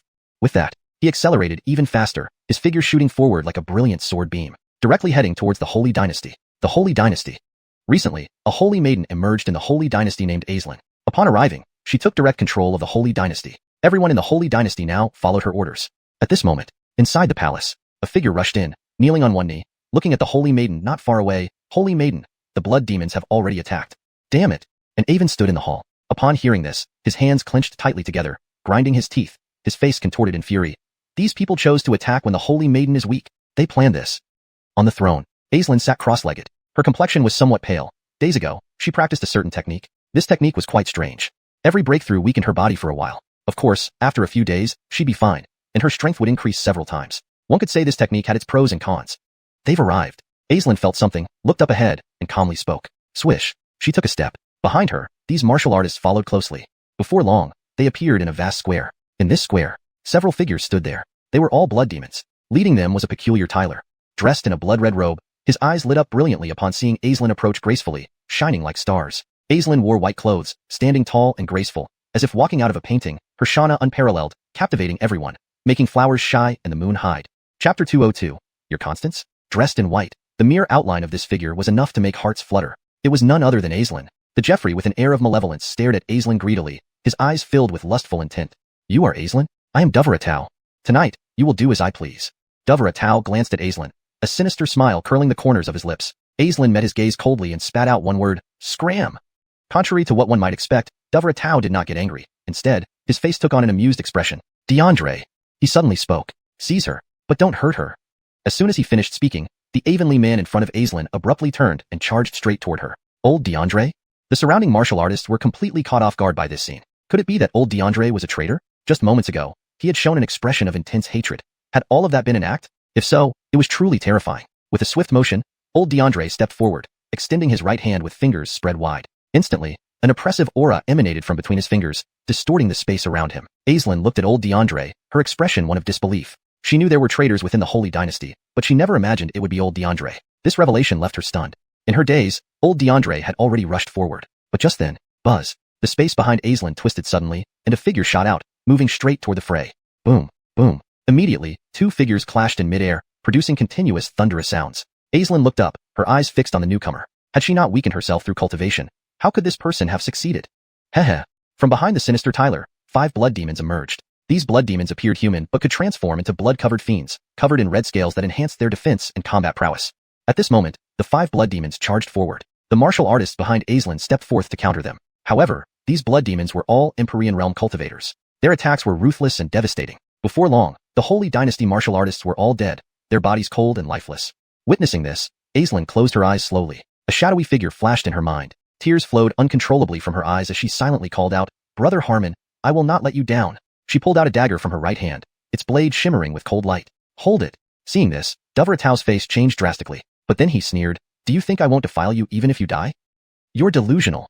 You're so beautiful. Not having my way with you would be unforgivable." He couldn't let even a female corpse go, his mind utterly perverted. "Then I'll detonate myself." Aislinn glanced at Dovratau with a cold expression, her face resolute. Her dagger slipped from her hand, falling to the ground. As she prepared to self-destruct, suddenly, a figure like a dazzling sword beam burst towards her from the sky, traveling at incredible speed. The air buzzed incessantly as it approached. The figure moved like a meteor. Before long, he appeared. It was Slade. "Brother Harmon." Upon seeing him, Aislinn froze for a moment, then a look of wild joy spread across her exquisite face. She trembled with excitement. Seeing this, Dovratau's face darkened instantly. He felt as though his beloved Stephanie had been snatched away, an unbearable feeling. "Kill him," he commanded the blood demons. "We'll talk later," said Slade, glancing at Aislinn as tears rolled down her cheeks. He gently patted her. "Don't cry." "Damn it." Seeing this, Dovratau's face turned beet red, his lungs nearly bursting with rage. He stared at Slade with icy cold eyes, murderous intent radiating from his body, distorting the space around him. "How dare you touch my Stephanie, you bastard." Did he really think Aislinn was his Stephanie? To him, since he planned to violate her tonight, she belonged to him. Idiot. Slade glanced at Dovratau with disdain. "Kill this kid. How dare he touch my Stephanie? He's asking for death." Dovratau fumed, pointing at Slade. 5 figures rapidly advanced on Slade, moving at lightning speed. One blood demon wielded a large axe, roaring as he swung it down powerfully. Swish. A terrifying axe light whistled toward Slade. Narrowing his eyes, Slade's eyes gleamed with cold determination. In the next moment, he clenched his right fist and punched straight at the incoming axe light. Bang. A loud boom echoed through the heavens. Swish. Slade left a residual image on the spot, now moving swiftly before the enemy. With a swift motion, a sword appeared in his right hand, a dragon scale sword. He slashed fiercely with the dragon scale sword, releasing a brilliant sword light that embedded itself in the neck of the blood demon. A sword mark appeared on the blood demon's neck, blood spurting out. His head rolled to the ground, eyes wide open in shock. The remaining 4 blood demons watched in grave silence, deeply observing Slade from afar. They hadn't expected his combat strength to be so terrifying, leaving them in awe and disbelief. Chapter 203, Gale Sword Technique. The remaining 4 blood demon individuals looked at Slade with extreme gravity. From his recent actions, they could tell that Slade's strength was extremely formidable and should not be underestimated. Moreover, what shocked them was the cultivation level of the person before them. Slade had only just reached the martial emperor realm. It was important to note that these blood demon individuals all possessed a cultivation level of 4th rank martial emperor. Slade naturally did not know nor cared about what these 4 blood demon individuals were thinking. He took a step forward, his figure dashing forth like a streak of sword light. In his right hand was the dragon scale sword, which he suddenly thrust forward, appearing in front of one of the blood demon individuals. The dragon scale sword in his hand slashed out forcefully. This sword slash was incredibly swift, akin to lightning. As it descended, the face of the blood demon individual abruptly changed, trying to block it. However, he found it completely impossible to do so. Chi. That dazzling streak of sword light struck directly between his eyebrows. Instantly, a sword hole appeared in the center of his forehead, from which blood began seeping out continuously. Pooh. His body fell to the ground lifelessly. There were now 3 blood demon individuals left. These 3 exchanged glances, their eyes filled with a chilling killing intent. One of them, with a flash of ruthlessness in his eyes, stepped forward without retreating. His whole figure surged forward like a crimson light. His right hand formed a fist, and blood-red scales covered his body. These blood-red scales were diamond-shaped, emitting a bright red glow. These were blood scales, unique to blood demon individuals. His right hand turned into a fist, delivering a powerful punch toward the front at Slade. Faced with this punch, Slade narrowed his eyes, forming a fist with his right hand as well, countering with another punch. Bang! Their fists collided at this moment, immediately followed by an explosive sound. The blood demon individual's expression instantly changed as an immense force pushed him back, making his body fly backward like a cannonball before landing heavily on the ground. Whoa! Just as he landed, a mouthful of blood spurted out from him. Slade gave him a cold glance, and his dragon scale sword slashed out directly. Chi. Instantly, a sword cut appeared on the neck of the blood demon individual, from which blood started seeping out. Now there were only 2 blood demon individuals left. These 2 exchanged glances, both noticing the solemn light in each other's eyes. This person was too strong, far stronger than they had imagined. Whoosh. At this moment, Slade stomped hard with his right foot, his entire figure darting forward again at great speed. The dragon scale sword swung outward from his hand, and now, an overwhelmingly terrifying sword aura erupted from the dragon scale sword, distorting the surrounding space. One sword strike swiftly landed. Don't forget, Slade was a sword master. He wielded his power within the sword domain. The blood demon individual sensed the power of this sword strike, and his face changed drastically. He raised his right hand, pointing towards the radiant sword beam with a piercing finger light racing forward. Both powers collided. Bang! An explosion sounded in the air. The blood demon individual's expression abruptly changed. Immediately afterward, he let out cries of pain as his fingers were severed by the radiant sword beam.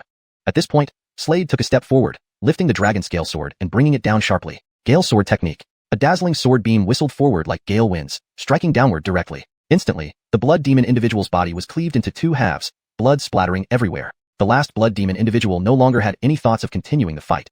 He turned and ran without hesitation. However, how could Slade let this person go? He flipped his right hand over, sending the sharp blade flying out. The dragon scale sword rushed forward, piercing straight through the heart of the last blood demon individual. Chi. Blood splattered everywhere, and the body of the last blood demon individual also fell to the ground. It's your turn. Slade looked at Duveratau, a strange-looking Tyler standing opposite, and said coldly. Upon hearing this, Duveratau squinted his eyes, his gaze flickering with a menacing light. Brother Harmon, be careful. Behind him, Aislinn, standing gracefully and exquisitely beautiful, warned Slade. Don't worry. Slade glanced at Aislinn, giving her a slight smile. Shut up. However, upon hearing this, Duveratau's expression changed dramatically as he shouted at Slade. Don't speak to my Stephanie? Idiot. Slade considered Duveratau to be a fool. Damn. Duveratau's features twisted with fury, and the next moment, he lunged forward quickly. Holding the dragon scale sword, Slade said nothing and simply slashed forward. A dazzling sword beam raced forward, vast and overwhelming. Faced with this radiant sword beam, Duveratau did not dodge. He took a step forward, releasing an immensely powerful aura from his body that distorted the surrounding space frighteningly. With his right hand clenched into a fist, he struck towards Slade's sword beam. Bang! As this punch landed, an explosive sound echoed across the heavens and earth. Immediately following, 2 figures kept retreating. However, Slade stabilized himself after retreating a few steps. In contrast, Duveratau kept retreating. Then, Slade stepped forward, his figure surging forward, distorting the space around him alarmingly. He moved at great speed, raising the dragon scale sword above his head and slicing downward. The dazzling sword beam emitted at this moment was exceptionally brilliant and carried terrifying power. Seeing this, Duveratau's expression changed drastically. He opened his palm, from which numerous black gas streams emerged. These strands of frightening black gas intertwined at this moment, forming a protective shield. A black shield emitting dark light, blocking this sword strike. Bang! In the air, that dazzling sword beam directly struck this black shield. Bang! A resounding boom reverberated throughout the heavens and earth. As the sword beam landed, the black shield in front of Duveratau exploded directly. A powerful force hit Duveratau's body directly. At this moment, Duveratau's figure retreated continuously. Whoa! He spat out a mouthful of blood immediately, his complexion becoming abnormally pale, like a sheet of white paper. Chapter 204. Kill as many as they come. The blood demons surrounding the scene all wore expressions of shock on their faces. They were well aware of Duveratau's strength, and he had already advanced to the 6th level of Martial Emperor Realm. However, he was no match for Slade. This left them extremely astonished.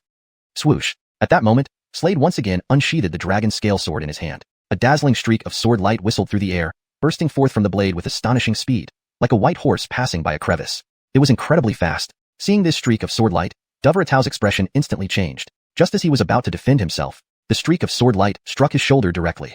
Ah! Instantly, he let out an unimaginably agonized scream. At that moment, his entire face was contorted beyond recognition, as he attempted to rise. An extremely sharp dragon scale sword was placed against his neck. Holding the dragon scale sword was none other than Slade. With a cold look, Slade looked down at the wicked Jeffrey, Duveratau, and said, "Don't even think about touching my Stephanie. Harboring evil thoughts towards her means death too." As soon as he finished speaking, the dragon scale sword in his hand emitted a radiant burst of sword light. This dazzling sword light pierced into Duveratau's body directly. At that moment, Duveratau's body turned into a mist of blood. The scene fell into dead silence. Many people who saw Slade were dumbstruck. No one expected Slade, who was only at the 1st level of Martial Emperor Realm, to kill these blood demons so forcefully. Especially Duveratau, whose cultivation was as high as the 6th level of Martial Emperor Realm, yet he was easily slain by Slade. Undeniably, Slade's strength was truly terrifying, leaving everyone astonished. Ahead, there were still many blood demons present. At this moment, these blood demons looked at Slade with serious expressions. "Unfortunately, you're just one person." At this point, a large number of blood demons surrounded Slade and his group. Among them, an Avonlea man covered in crimson scales glared coldly at Slade and declared, "You killed the 3rd son of our blood demon clan's chieftain. Your crime is unforgivable. As soon as he finished speaking, he rushed forward. His 8th level Martial Emperor realm cultivation exploded forth. Swallow soul. Faced with this situation, Slade spoke coldly. With that, he activated the Cycle Dragon Spirit Art immediately. He had cultivated the Cycle Dragon Spirit Art up to the 3rd level. The 3rd level allowed him to swallow souls, to forcibly and temporarily boost his cultivation. As his voice rang out, an enormous vortex appeared above his head, much like a vast ocean. Within this vortex swam a small black dragon. This little black dragon had its body covered in diamond-shaped black scales, emanating brilliance. At this moment, the black dragon opened its mouth wide and sucked in sharply. Instantly, the spiritual energy of heaven and earth surged into Slade's body like waves crashing. Boom. At that moment, Slade's aura dramatically increased. His cultivation temporarily rose by 3 levels, reaching the 4th level of Martial Emperor realm. What kind of cultivation technique is this? Seeing this scene, the blood-robed Avon furrowed his brows deeply. Looking at Slade ahead, he then thought of something and sneered disdainfully at the corner of his mouth. Such a technique must have side effects. Indeed, generally, techniques like these that forcefully elevate one's cultivation come with side effects. However, what was regrettable was that Slade did not suffer from any side effects. Kill as many as they come. Start with you. Slade stared coldly at the Avon ahead, smirked, and with that, he stomped the ground forcefully. His figure shot forward rapidly like a shadow, and the dragon scale sword in his hand stabbed out sharply. The tip of the dragon scale sword exhaled a dazzling cold light. Seeing this, the Avon frowned. Knowing Slade's strength now, he dared not be careless anymore. He raised both hands, revealing a blood-red stone club in them. The blood-red stone club slashed forward powerfully. Terrifying club shadows carried fearsome might, rushing forward quickly with overwhelming force. Bang! In the air, a thunderous sound resounded immediately. Boom! Following that, both figures retreated continuously. These two were clearly the blood-robed Avon and Slade. As they retreated, they moved forward again. Both sides engaged in battle. In the sky, countless thunderous sounds echoed incessantly. The surrounding ground lay in disarray. This Avon was evidently far stronger than the previous peculiar Jeffrey, but right at this moment, behind him, blood-armored blood demons came roaring in, encircling Slade altogether. Are you outnumbering me? Seeing this scene, Slade narrowed his eyes, a cold gleam flashing continuously in his pupils. It is outnumbering you. Can you possibly kill all of us blood demons? The Avon looked provocatively at Slade. I'll bully you individually. Oh.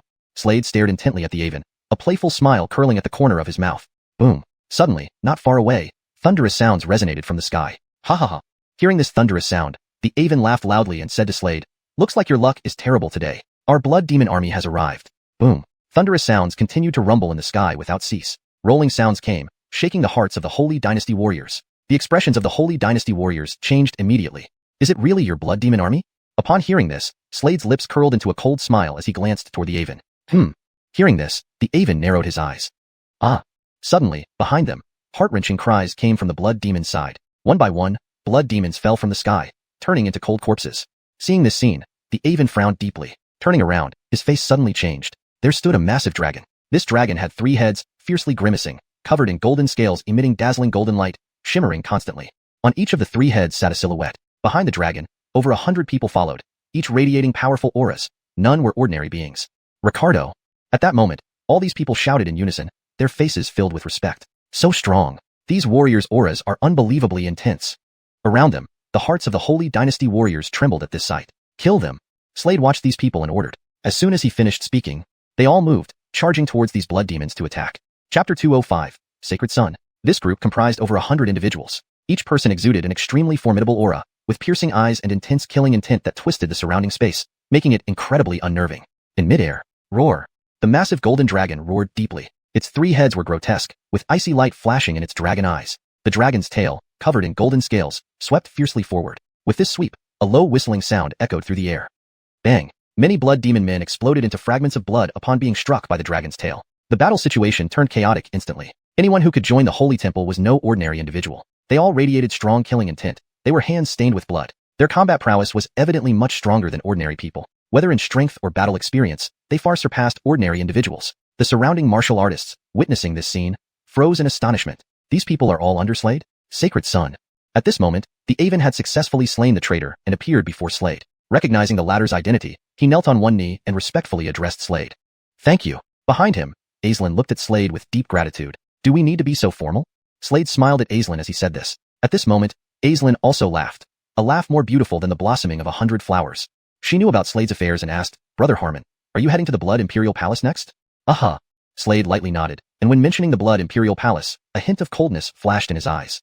The battle ended quickly. At this moment, a holy emperor approached, kneeling on one knee and reported to Slade, report to the Sacred Sun. We have killed the blood demons and obtained many resources from them. including tens of billions of spirit stones and several imperial-grade weapons. Distribute these among the brothers. Slade said calmly, then told another Holy Emperor, I'll go handle something. I'll rejoin you later. All right. The Holy Emperor immediately nodded. Big Brother Harmon, can I go with you? Aislinn asked beside him. Sure. Slade gently nodded. The two figures turned into dazzling beams of sword light shooting forward. This moment, inside the Blood Imperial Palace, an open area was filled with multiple arenas, bustling with activity. Figures intertwined on these platforms, fiercely battling. Today was the annual intrasect competition of the Blood Imperial Palace where disciples sparred and honed their skills. In midair, two Avonlea gentlemen with white hair stood proudly. Both were Avons of the Blood Imperial Palace. They watched the disciples below, smiling, ready to say something. Suddenly, whoosh, whoosh, two figures approached rapidly like dazzling sword lights. Soon, they appeared in the airspace of the Blood Imperial Palace, akin to celestial lovers. These two were indeed Slade and Aislinn. It's you. The higher-ups of the Blood Imperial Palace were familiar with Slade. One of the Avons exclaimed in shock. Slade, you dare return here? You choose hell over heaven. The Avon of the Blood Imperial Palace let out a sharp cry, glaring fiercely at Slade as if his voice was squeezed through gritted teeth. As his words fell, the disciples below started whispering among themselves. Slade? The disciple of Dario? I didn't expect him to come back. Is he coming here to enter hell? Many rushed out, surrounding Slade. I came to annihilate your sect. Standing proudly in midair, Slade lifted his head and coolly spoke to the Blood Imperial Palace martial artists in front of him, his words brimming with icy coldness and terrifying killing intent, distorting the surroundings. Annihilate our Blood Imperial Palace? Ridiculous. The Avon couldn't help but burst into laughter. The Blood Imperial Palace was one of the top 5 supreme powers in the divine realm. To claim it would be destroyed seemed laughable. Ridiculous? Slade shook his head, coldly looking at the hutch, and replied, You will soon know if this is a joke. With that, he drew his sword. A resonant sword cry rang out. The dragon scale sword unsheathed instantly, releasing a brilliant sword light. An overwhelmingly powerful sword intent surged from Slade, distorting and trembling the surrounding space. Sensing the might of this strike, the Avon's face turned serious. Kill him. The Blood Imperial Palace Avon commanded coldly. Swish, swish, swish. Instantly, 9 radiant figures burst from the Crimson Palace, surrounding Slade. All 9 possessed intense auras. They were genuine martial emperors with fearsome power. Draw sword technique. All 9 simultaneously drew their swords. They were all willies. In equal realms, willies wielded significantly greater power. With the simultaneous draw, an immensely brilliant sword light surged forward. The 9 brilliant lights merged into a single dazzling blade, over 10 zhang long. Boom. Vast power converged on the sword light, enhancing its brilliance. This dazzling sword light, carrying terrifying power, lunged towards Slade with immense force. Aislinn stood behind Slade, unworried. She believed in Slade's strength. Facing this attack, Slade remained calm, showing no signs of panic. Just as the dazzling sword light was about to hit him, he moved. Holding the dragon scale sword, he slashed lightning fast. The dragon scale sword thrust out, with sparkling cold light flickering at the tip. As the strike landed, clang, a metallic clashing sound reverberated in mid-air. Immediately after, the Blood Imperial Palace martial artists were stunned, expressions of shock appearing on their faces. Chapter 206, Demon Beast Palm Technique. In the void, 2 dazzling sword beams collided. Immediately after, the sword beams stretching over a dozen yards vanished. With this strike falling, whoa! The 9 figures surrounding Slade trembled collectively. They spat out mouthfuls of blood, their faces turning pale in an instant. Who was stronger and who was weaker was clear at a glance. At this moment, one among the 9 stepped forward, raising his right hand which held a sharp sword. A brilliant cold light flickered at the tip of the sword. The sword in his hand swiftly struck down with tremendous force. Watching this sword strike, Slade's expression remained unchanged. He raised his right hand, shooting it out as if in a flash, directly grabbing hold of the sharp sword. He caught it with a single hand. This scene left the Blood Imperial Palace martial artists around him stunned. No matter how terrifying the might of this sword strike was, it was firmly caught by Slade without moving an inch. How is this possible? The willy holding the sword widened his eyes upon witnessing this scene, shock evident on his face. His mind went numb. One must know that the power of this sword strike was extremely terrifying. Even ordinary Emperor Realm martial artists wouldn't dare catch it barehanded. However, the person before him had caught his sword strike with bare hands. It was truly terrifying. He stared wide-eyed at Slade, completely shaken. Soon, a glint of murderous intent flashed in his eyes. Die! He let out a fierce cry, followed by an eruption of overwhelming sword intent from his body, causing everything around to tremble. Following his voice, instantly, a brilliant sword light erupted from the sword he held. This dazzling sword light burst forth from the sword's blade. At an incredible speed, facing this streaking sword light, Slade merely waved his left hand lightly. The dazzling sword light fell into his palm and vanished as if sinking into the sea, leaving him unharmed. This physical body. The attacker's pupil shrank sharply at this sight. Don't forget, Slade had previously fused a large number of ocean deity shards, enhancing his physical body to another level. Although these sword energies were sharp, they were incapable of harming him given the formidable strength of his physical body. The attacking Willie's expression grew heavy, and at this moment, bang, Slade looked at the man coldly, lifted his right hand, and slapped forward. A horrifying palm imprint shot toward the front. As this palm landed, instantly, the Willie flew away like a cannonball. Whoa! He spat out a mouthful of blood, and while retreating, His entire body exploded, spattering blood everywhere. The remaining people saw this and their expressions turned exceptionally grave. Anyone could see that Slade's strength was incredibly terrifying. This boy. From not far away, the two Avens' expressions darkened, akin to dripping blood, as they stared intently at Slade, coldness flickering in their eyes. The potential of this kid is too terrifying. How long has it been? His strength has actually increased to such a degree. They could feel Slade's terrifying physical strength and astonishing sword Dao level. This moment, in the void, the proudly standing Slade took a step forward. His figure rapidly appeared before a Willy. With his right hand holding the sharp sword, he fiercely slashed out. Swish! A dazzling sword light howled and sliced the Willy's body into two halves. Blood splattered everywhere. Swish! Slade took another step, this time appearing before the third Willy. High-lefting his right hand, he grabbed the other's neck, lifting him up. The Willy's face was filled with terror and shock. His throat was tightly gripped by Slade. Crack! A crisp sound echoed in the void. At this moment, the Willy's throat was crushed. Dead instantly. Damn! Seeing this, the black-robed Hartley and the white-robed Hartley's faces darkened, roaring lowly. They exchanged glances and then both stepped forward.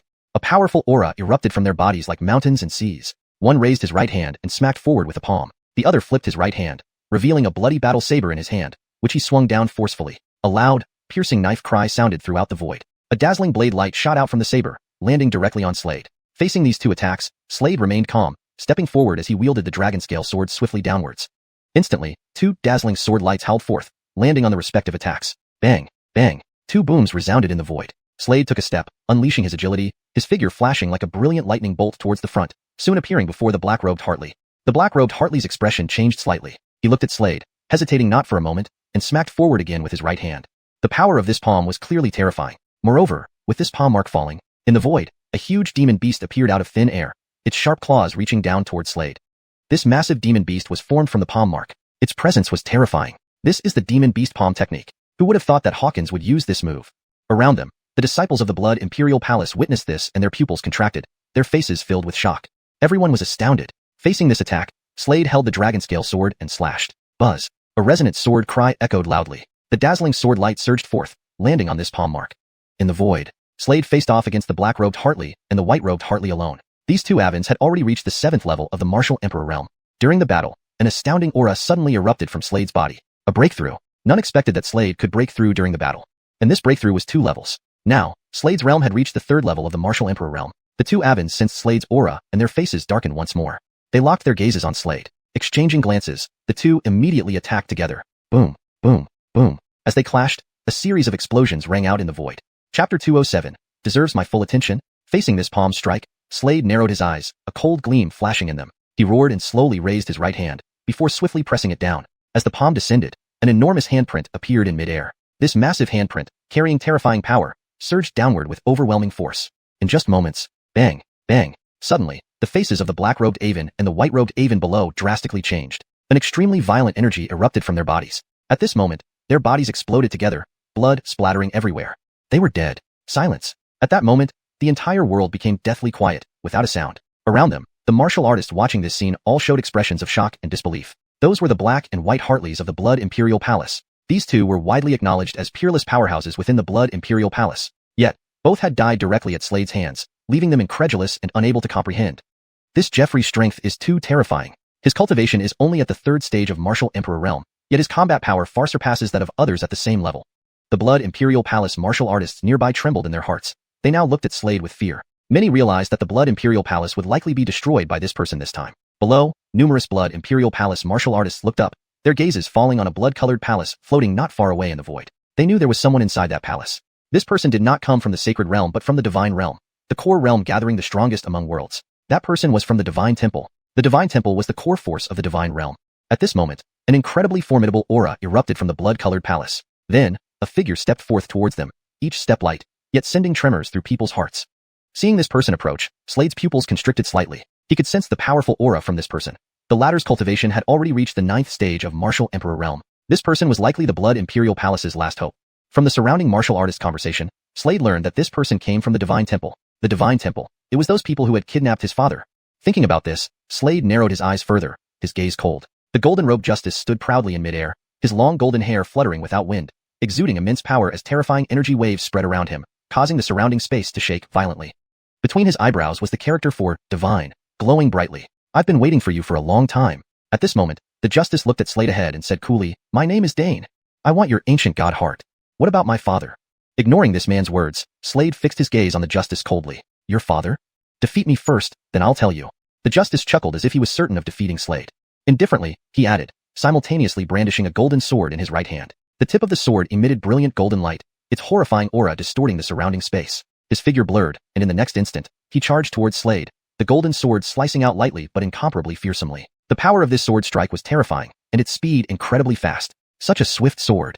Slade looked up, seeing the sword, his pupils constricting. He sensed the extraordinary nature of this sword and the swiftness of the strike. The swordsmanship skills must have reached the Sage Swordsman level. After Swordmaster came Sage Swordsman.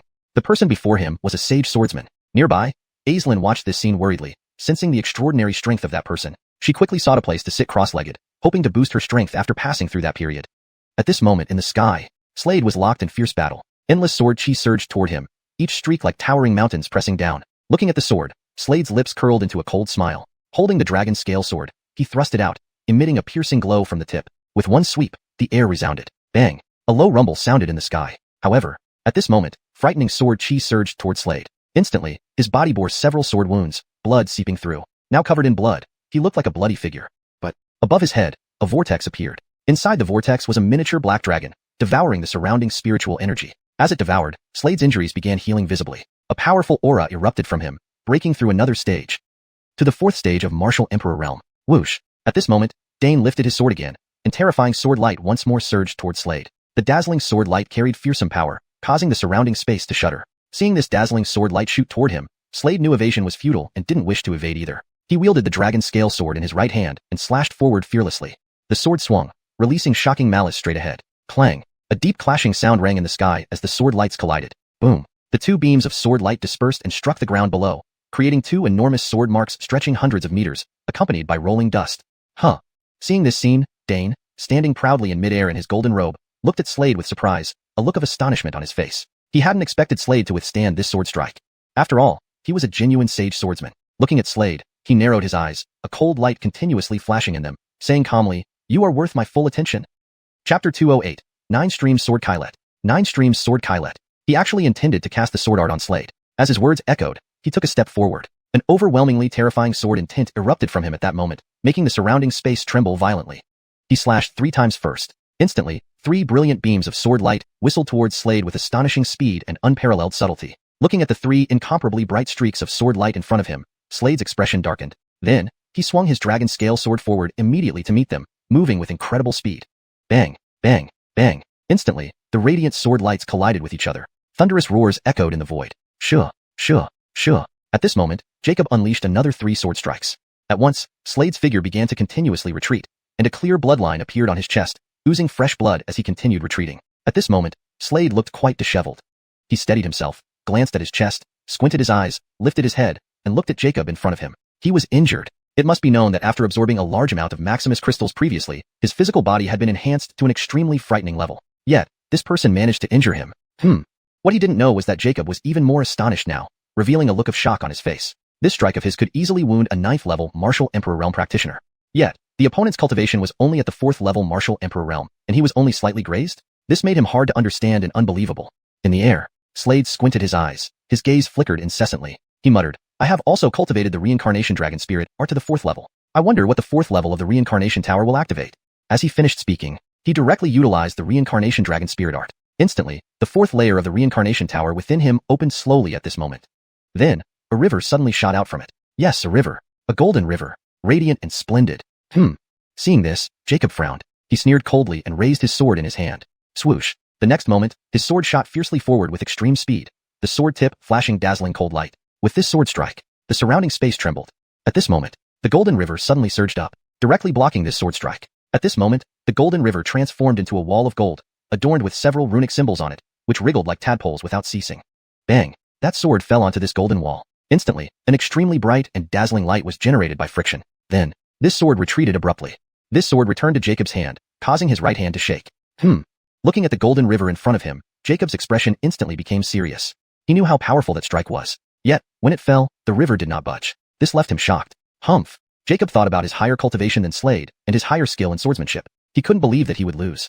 Thinking of this, he advanced again. At this moment, Slade was absorbing information from the golden river. According to the information conveyed from within the tower in his mind, this golden river is called the Dragon Spirit River. The dragon spirit river has 3 states. The first state is the golden river seen before his eyes. This golden river can multiply Slade's defense several times. The second state is a purple river. The purple river can enhance Slade's speed. The third state is a crimson river. The crimson river can enhance Slade's combat power. Slade can switch between these 3 states according to his wishes. Looking at the incoming Jacob, Slade squinted his eyes. At this moment, the golden river in front of him turned purple. The purple river could increase his speed. Slade took a step forward, appearing on the purple river. Instantly, his speed increased dramatically, and he headed straight for Jacob in front of him. While advancing, the purple river turned into a crimson river. Suddenly, Slade's right hand clenched into a fist. At this moment, Jacob swung the sword in his right hand down again. Brilliant sword light came whistling, heading straight for Slade in front. Facing this bright beam of sword light, Slade's right hand formed a fist, delivering a swift punch forward. Bang! As this punch landed, instantly, a low booming sound rang out in the void, echoing non-stop. At this moment, Jacob's expression changed abruptly. His entire figure kept retreating backward. He looked at Slade in front of him with astonishment. How did your strength become so big? He seemed to recall something, narrowing his eyes and looking at the crimson river in front. The crimson river rolled endlessly. Is it because of this crimson river?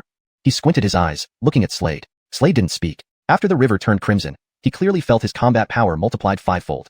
His figure appeared before Jacob, then his right hand formed a fist, punching continuously ahead. Instantly, several fist shadows appeared in the void. Each fist shadow carried astonishing power, making the surrounding space tremble. Bang, bang, bang. As these punches landed, instantly, Jacob's figure kept retreating, his body trembling. Seeing this scene, the martial artists around them revealed expressions of astonishment on their faces. No one expected Slade to reverse the situation. You must know that just now, Slade was at an absolute disadvantage. But now, this boy's potential was truly terrifying. Jacob's expression was extremely grim, as if dripping with blood. He stared fiercely at Slade, intending to land a sword strike. However, just at this moment, Slade flipped his right hand, and his dragon scale sword cut straight out. Swoosh! Instantly, a brilliant streak of sword light came whistling, landing directly on the man's right wrist. The sharp sword in the man's right hand dropped immediately.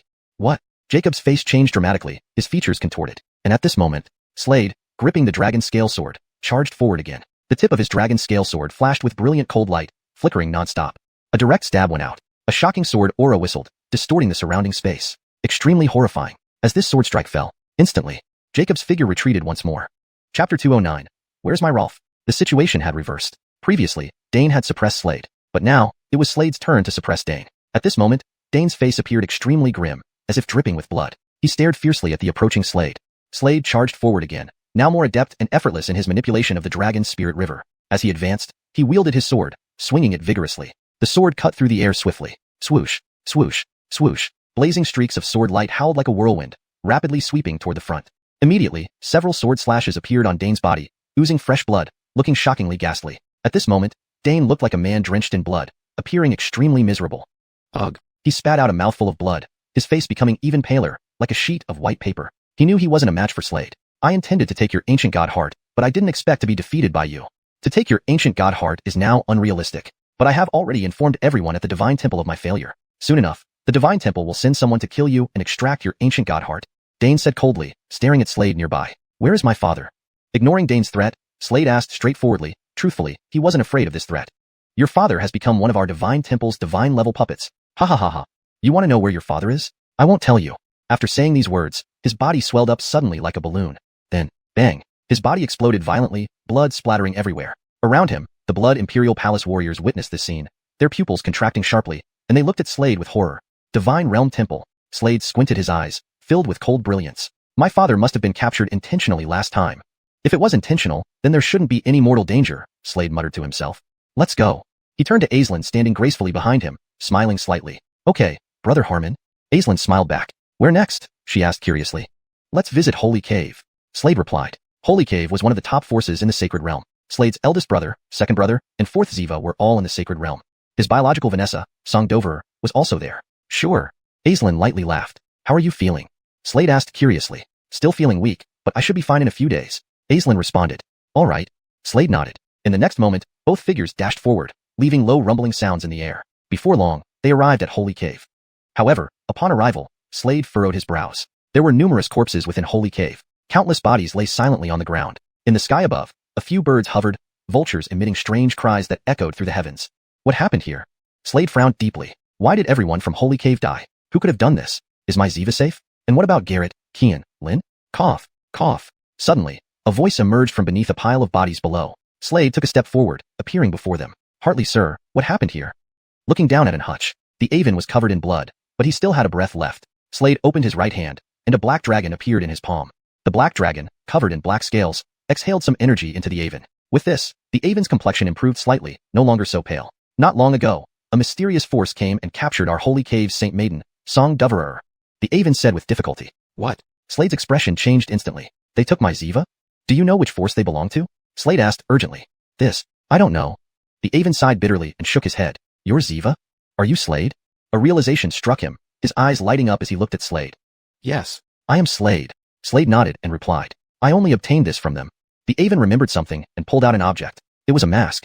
These people wore masks. I defeated one of them and removed his mask, seeing scars all over his face, a horrifying sight. The Aven slowly spoke. Slade listened intently, asking, Do you remember what he looked like? The Aven recalled carefully, then slowly described, I remember he had an earring, a robust build, and his comrades called him Blackie. After removing his mask, he was abandoned by his companions. I recall he took a pill and headed west. How long ago was this? Slade asked. A day. The Aven replied. He went in that direction, the Aven pointed. Thank you, Slade said to the Aven. Turning to Aislinn, he said, mingling, I need to find this person first. I'll come back for you later. Okay, no problem. Aislinn understood Slade's concern for his Ziva. Swish. Next moment, Slade dashed forward at incredible speed, moving swiftly. Following the Aven's information, he headed west. That person is heavily injured and shouldn't have gone far. Worried about his Ziva's safety, Slade's speed increased, moving forward like a dazzling sword beam. Slade moved rapidly. As he proceeded, he glanced down. He saw a trail of blood below. The person isn't far from here. Slade's eyes lit up with a sharp light, and he surged forward. Before long, he reached a valley. Chapter 210, Secret Dragon Guards. A low, eerie roar echoed through the vast valley. The roar reverberated across the sky. He watched the scene before him, his brows furrowing instantly. In the valley lay a cold, lifeless body. At that moment, several birds of prey circled overhead, feasting on the corpse. The face was marked with numerous scars, an unsettling sight. It was clear that this was the person mentioned by the hutch. Dead. Seeing this, Slade's brow furrowed in disappointment. With no other choice, he turned to leave. However, just then, a faint whistling sound suddenly pierced the air. Moments later, a brilliant sword light streaked toward Slade's neck. Slade frowned and immediately spun around, wielding the dragon scale sword, striking down with lightning speed. Immediately, two radiant beams of sword energy collided in mid-air. Soon after, a deep rumble echoed through the air. From a nearby tree, a figure swiftly moved towards the scene. This person was slender and wore a black mask. Under the mask were two cold, unfeeling eyes. Cold glints flashed continuously within them. Seeing this person, Slade, who had been disappointed, now showed a trace of surprise. You're not bad for a kid. The masked figure glanced at Slade, the corners of his lips curling into a cold smile. Who are you? Slade asked coldly. Secret Dragon Guard. The masked figure slowly replied. In my Dark Dragon Palace, there is a rule. If someone removes a guard's mask, they must die. There are many ways to die, and a Secret Dragon Guard can choose any. The masked figure looked at Slade and continued, his voice icy, sending chills down one's spine. Slade's brow furrowed upon hearing this. Secret Dragon Guard, Dark Dragon Palace. Their rules were extremely extreme. Death upon unmasking, and anyone who witnesses the death of a Secret Dragon Guard must also die, to be buried alongside. The masked figure looked coldly at Slade and spoke icily. As he finished speaking, he took a step forward. Swish. A residual shadow remained where he stood. His speed was incredible, and as he advanced, his right hand flipped, revealing a sword. The blade shimmered with piercing coldness. He lunged at Slade with blinding speed, like a bolt of lightning. The power behind this strike was terrifying. As the strike descended, the space around them trembled. This person had reached the 8th level of Martial Emperor realm. Although his cultivation was only at the 8th level of Martial Emperor, his strength far surpassed Jacob. Facing this attack, Slade struck back without dodging, advancing directly. The dragon scale sword thrust out fiercely. Instantly, streams of radiant sword energy collided with a series of booming sounds. Both figures retreated simultaneously. This person's sword skills had already reached the level of a sword saint. However, Slade's sword skills had similarly advanced to the level of a sword saint. Swish. Suddenly, the masked figure disappeared. However, Slade took a step forward, appearing before the masked figure. He held the dragon scale sword with both hands and slashed ferociously. Radiant sword light swept towards the figure. As the sword landed, the masked figure flew backward like a cannonball, retreating rapidly, his face showing shock. He hadn't expected Slade's strength to be so terrifying. Nevertheless, he advanced once more, charging forward, leaving a low whistle in the air. Holding a sharp sword, he slashed down fiercely. Radiant sword light raced toward him. However, Slade's figure vanished just as quickly. What? A residual image? The masked figure's pupils contracted sharply upon seeing this. At that moment, Slade reappeared before him, extending his right hand to grasp the mask on the figure's face. Bang! The mask shattered instantly. After the mask broke, the person's face became clearly visible. Several scars marred this face. No, more accurately, several wriggling worms covered his face, blending into his skin grotesquely, making it look extremely hideous and nauseating. Seeing this, Slade's brows lightly furrowed. Looking at the person before him, he said, "Now that I've removed your mask, aren't you supposed to die?" Upon hearing this, the Jeffrey narrowed his eyes and, holding a sharp sword, slashed at his own neck. Swoosh. As the sword fell, An additional slash appeared on his neck. Blood seeped out from the wound. His head separated from his body and rolled down. Seeing this, Slade frowned. These warriors of the Dark Dragon Palace were truly peculiar. They would commit suicide if their masks were removed. Dark Dragon Palace. Slade narrowed his eyes. This Dark Dragon Palace was probably another top-tier force from the Divine Realm? Seemed like he needed to visit the Divine Realm. Swish. In the next moment, Slade took a step forward, his entire figure shooting ahead like a brilliant sword beam, incredibly fast. Approximately 1 incense stick time later, his figure appeared in the Holy Dynasty. Aislinn appeared beside him and asked, "How did it go?" "I found some clues." Slade replied, "Xian, Abigail, we can return to the Holy Hall." At that moment, a burly Saint Emperor, clad in golden armor, walked over, looking at Slade and Aislinn, and slowly said, "Let's go back." Slade nodded. Initially, he wanted to find Senior 1, 2, and 4, but none of them were in the Holy World. Currently, there was no need for him to stay in the Holy World. So, Slade and Aislinn sat in a luxurious carriage. The enormous golden dragon pulled the carriage forward rapidly. This golden dragon had a long body, covered entirely in golden scales, radiating gold light. It possessed 3 fierce heads. Each head had a Saint Emperor standing atop it. Behind the carriage followed many martial artists. These martial artists all belonged to the Holy Hall, their auras intense. Slade conversed with Aislinn inside the carriage. The carriage moved grandly forward. That day, on the vast plain, 5 figures stood proudly. All 5 wore black robes, emitting terrifying auras, clearly not weaklings. Chapter 211, Battle Against the Ace. In the endless plain stood 5 figures, all draped in black robes. They were from the Ace Hall, which was a mortal enemy of the Holy Shrine. Leading them was none other than Ace. Previously, Slade had killed the son of Ace. Thus, Ace harbored intense murderous intent towards Slade, wishing to tear him apart piece by piece. Knowing that Slade had come here, Ace invited 4 top experts from the Ace Hall to assassinate him. These 4 individuals had all reached the 9th level of the Martial Emperor realm. "Is the formation set up?" Ace asked. "Don't worry, Gwillem. That kid can't escape," replied one of the thin warriors nearby, his eyes flickering with cold light. Ace nodded, recalling the scene where Slade killed his son. His face turned grim, eyes emitting boundless cold light. "Slade, you will surely die this time." Ahead, a golden dragon pulled a lavish carriage toward them, followed by many powerful warriors. However, suddenly dark clouds rolled in overhead, and energy barriers emerged around them. Not good. It's a trap? The 3 holy emperors sitting atop the dragon's head changed expressions abruptly. Boom, boom, boom. The loud, thunderous roars echoed incessantly, shaking the surrounding space intensely. Then, terrifying lightning bolts shot out from the dark clouds, cracking and roaring continuously as they shot downwards with fearsome power. Many warriors exploded on impact. "This is the Kai Lightning Annihilation Array. Warriors below the Martial Emperor realm have no chance to withstand it," said the thin warrior, smiling coldly. To him, these warriors would undoubtedly die. As lightning bolts struck down, the warriors either died or were injured. The 3 holy emperors were the most powerful among them. Being part of the Holy Shrine, they were not ordinary beings.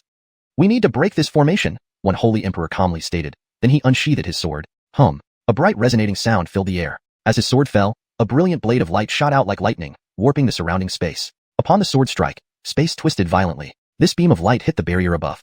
Whum. Cracks appeared but didn't shatter yet. Humph. The second holy emperor gave a cold snort, looked upwards, and with a slow raise of his right hand, slapped fiercely. His palm imprint carried immense power. Having already reached the 5th level of the Martial Emperor realm, his attack was devastating. With this strike, a roar reverberated through the air, and cracks spread over the barrier like spiderwebs. Finally, the array was broken. Slade stepped out, looking at the destruction around him. He saw numerous corpses and injuries among the 3 holy emperors. "Slade." An extremely furious voice sounded from ahead, echoing across the sky. It was Ace, staring at Slade with murderous intent, so palpable it seemed almost tangible. "I was just wondering who dared do this? It's you. You killed so many people. You truly deserve death." Slade stared at Ace with fierce intensity. Though he hadn't spent long with his subordinates, their deaths couldn't be in vain. "Kill." Ace coldly commanded. Behind him, the 4 martial emperors stepped forward swiftly, causing a low whistle in the wind. The 3 holy emperors each found an opponent. The last one faced off against the golden 3-headed dragon. Whoosh! The golden dragon raised its sharp claws, striking downward swiftly. A loud whistle resounded, and an imprint of a dragon claw appeared in the air, brimming with power and glowing gold. The Ace Hall warrior snorted and lunged with incredible speed, brandishing a massive axe. His chop released terrifying force, splitting the air brilliantly. Clash. Fights erupted, echoing explosions resounding continuously. Ace watched Slade with burning rage. His son was killed by this man before him. Inflamed by black flames, he emitted overwhelming pressure. His eyes appeared to burn with black fire, exuding horrific energy. Every step he took distorted space, making Slade grow solemn. Seeing Ace's immense strength, Slade instructed Aislinn to stay back. The graceful Aislinn nodded, reminding him to be careful. "Don't worry." With a grin, Slade shot forward, his movements rapid. Ahead, Ace charged with flames blazing. Chapter 212, Alistair Shaking Sword. Ian emitted a terrifying aura that warped the surrounding space. His cultivation had already reached the 9th level of Martial Emperor, making him extremely powerful. Buzz. At this moment, Slade flipped his right hand, and a demon sword appeared in his hand. The sword was abruptly unsheathed with dazzling brilliance. A prolonged clanging resonated throughout heaven and earth, reverberating endlessly. Blinding light from the sword erupted forward, warping the spatial fabric around it. Seeing this, Ian's lips curled into a cold sneer as he slowly raised his right fist and punched toward the brilliant streak of sword light. Boom! With the landing of his punch, a thunderous roar filled the air. Immediately after, Ian staggered back a few steps, eyeing Slade in disbelief. A crazed gleam appeared in Slade's eyes. There was no thought of fleeing. These people had killed so many of his subordinates. How could he let them go? Ian, this is where you meet your end. An icy voice echoed from Slade's mouth, spreading across the heavens and earth. As the words fell, he slowly lifted his right hand. Instantly, a vast river appeared in front of him, surging with power. It was the Dragon Spirit River, glowing with 3 colors representing 3 distinct abilities. Now, the Dragon Spirit River turned golden, shimmering brilliantly and blindingly bright. This golden Dragon Spirit River significantly boosted Slade's defenses. Just then, Ian rushed over, punching without hesitation. A black flame erupted from his fist as he struck, distorting and trembling the surrounding space. The punch landed in the golden Dragon Spirit River. Boom! A continuous roar resounded in the void. Swish, swish, swish. Once again, Ian retreated continuously, blood trickling from the corner of his mouth, his face turning deathly pale. He looked at Slade incredulously, unable to fathom his opponent's monstrous strength. Slade narrowed his eyes, holding the dragon scale sword as he took a step forward at an astonishing speed. He appeared instantly before Ian, brandishing the dragon scale sword with both hands and chopping down fiercely. Brilliant sword light whistled toward its target, striking with precision. One strike followed another. Slade's current sword Dao proficiency had entered the realm of Sword Saint, clearly much stronger than before. Swoosh! With this strike, Ian retreated repeatedly, disbelief on his face deepening. His opponent was only at the 4th level of Martial Emperor. How could his combat prowess be so terrifying? It left him baffled. Slade completely overwhelmed Ian. Black wind coil. Suddenly, Ian called out coldly. As he spoke, he made rapid hand seals, creating numerous black vortexes that charged towards Slade. Facing these black vortexes, Slade's expression remained unchanged. With both hands gripping the dragon scale sword, he swiftly brought it down. Swoosh! A sharp clanging rang out. Upon impact, the black vortexes exploded instantly. Moving like a flash of lightning, Slade reappeared before Ian, swinging his sword downward again. Another burst of radiant sword light shot forward, this time piercing Ian's chest. Swish! A bloody gash appeared on Ian's chest, oozing blood. Ian's features contorted in pain, becoming grotesque. From their exchange, he knew he couldn't match Slade. So now, he turned and fled. But would Slade let him escape? Slade narrowed his eyes, coldness in his gaze as he quickly pursued, moving like a bolt of lightning. Ian, if you can withstand this strike, I'll spare your life. Looking at Ian not far away, Slade said coldly, raising his dragon scale sword. He chopped down without hesitation. It was absolutely horrifying. This move was named Alistair Shaking Sword. When this sword moved, it shocked the heavens. It was a technique Slade had mastered earlier. As the sword descended, instantly, buzz, a vague sword shadow appeared between heaven and earth, majestic like a mountain, radiating terrifying power. Shockwaves rippled outward. The might of this technique was staggering. Feeling the power of this sword strike, Ian's eyes twitched. He could distinctly sense the terrifying power of this sword strike. This sword was extremely strong. A staff appeared in his right hand. Knowing he couldn't dodge, he could only fight for his life. His whole body radiating an ominous aura. Gripping the staff tightly in his right hand, black flames burned atop it, distorting the surrounding space. Then, he swung the staff down forcefully. This was his strongest move. As his action landed, instantly, 1,000 zhang-long black dragon erupted from the staff. This black dragon was enveloped in black flames, roaring ferociously as it lunged towards the towering sword shadow. Then, they collided head-on. Boom! A deep thunderous roar echoed through the sky. Immediately, the black dragon was swept away. Radiant sword light soared forward, directly aiming at Ian. In this instant, Ian's expression changed drastically, filled with fear. Ah! He spat out a mouthful of blood. His face turned deathly pale, like a sheet of white paper. His body was split in two. The remaining 4 martial emperors from the Ian Hall witnessed this scene, their pupils constricting in shock, all looking utterly disbelieving. Without hesitation, they turned and fled. Kill them! Slade commanded coldly, gazing at these Ian Hall martial artists. Head. Roar! The 3-headed golden python dragon let out a low growl. Its gold-scaled claws came down powerfully, tearing the surrounding space. Chapter 213, Departure. All 5 of the Ace Hall's warriors were killed. However, Slade's side also paid a heavy price. Many of the Sacred Hall's warriors perished. Now, only 3 Sacred Emperors remained by Slade's side. Aislinn stood gracefully behind Slade. Let's go back. Slade spoke to the group. They all mounted the golden 3-headed dragon. It emitted a loud roar and then its figure flashed, turning into a brilliant streak of golden light that shot forward. Its body radiated an awe-inspiring aura, distorting the surrounding space. A day later, Sacred Island. The figure of the golden 3-headed dragon appeared here, followed by Slade and the others. Wu Bronan, one of the 3 Grand Avans of the Sacred Hall, approached Slade.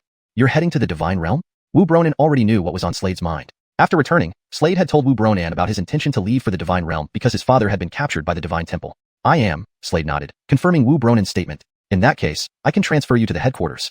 Wu Bronan's eyes flickered as he smiled slightly at Slade. Transfer to the headquarters? Slade was momentarily stunned. Yes, Wu Bronan nodded lightly. The Sacred Hall has 3 main headquarters. This is only one of them. The second is located in the Divine Realm. Given your talent and strength, It would be more than enough for you to join the sacred hall there. Wu Bronin held Slade in high regard. He then produced 2 tokens, handing one to Slade and the other to Aislinn. With these tokens, you can proceed to the sacred hall in the divine realm. Thank you. You're welcome, Wu Bronin smiled. At that moment, he whistled. Immediately afterward, a massive pong bird emerged from the sky, spreading its wings, which spanned 8 meters wide. As it flapped, a deep whooshing sound echoed through the air. The pong bird soon landed. It will take you to the divine realm. Wu Bronin looked at Slade and said, all right. Slade nodded. That day, Slade and Aislinn sat atop the wind speed pong bird. Farewell, brother Song. Annabelle waved from below, alongside her father, Kin. Goodbye. Slade waved slowly as he watched the crowd below. Kai little friend Song, watch out for pirates. Kin called out with a solemn expression. Understood, Slade nodded. He knew the chaos magic sea was vast, and this place was far from it, harboring many pirates. Some of these pirates were incredibly powerful. The wind speed pong bird took off, moving quickly through the sky. Annabelle's face showed a hint of sadness as she whispered, I wonder when we'll meet again. Kin sighed inwardly as he watched her. Despite its great speed, the divine realm was extremely distant. Wu Bronin had mentioned it would take at least 2 months for the wind speed pong bird to reach the divine realm, emphasizing just how far away the chaos magic sea was. Big brother Harmon. That's the spirit cold flower. Suddenly, Aislinn pointed down. Below, amidst the sea, a large flower grew from the remains of a water beast, dead and lifeless.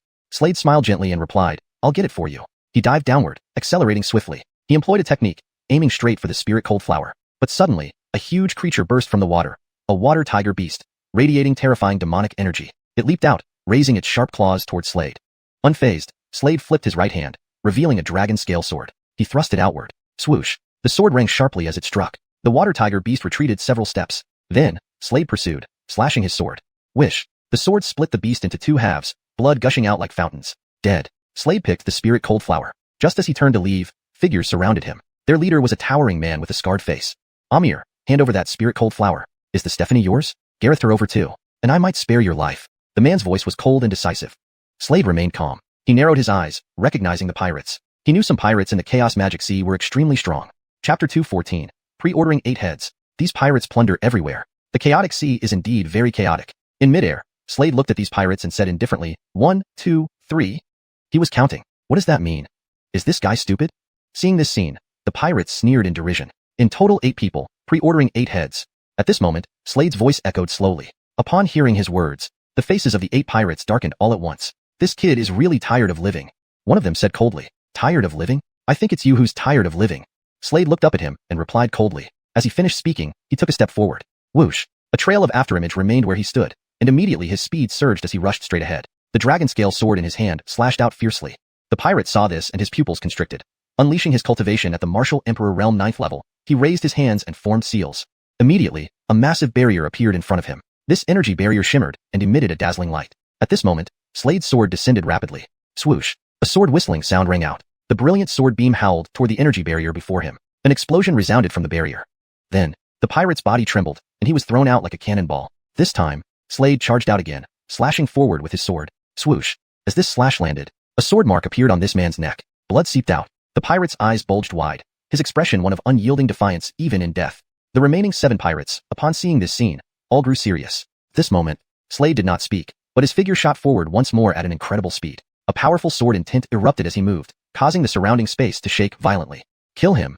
Ahead, the towering man with a scar on his face squinted his eyes. His icy gaze flickered with cold light as he spoke chillingly. With his words, the pirates behind him rushed towards Slade at breakneck speed.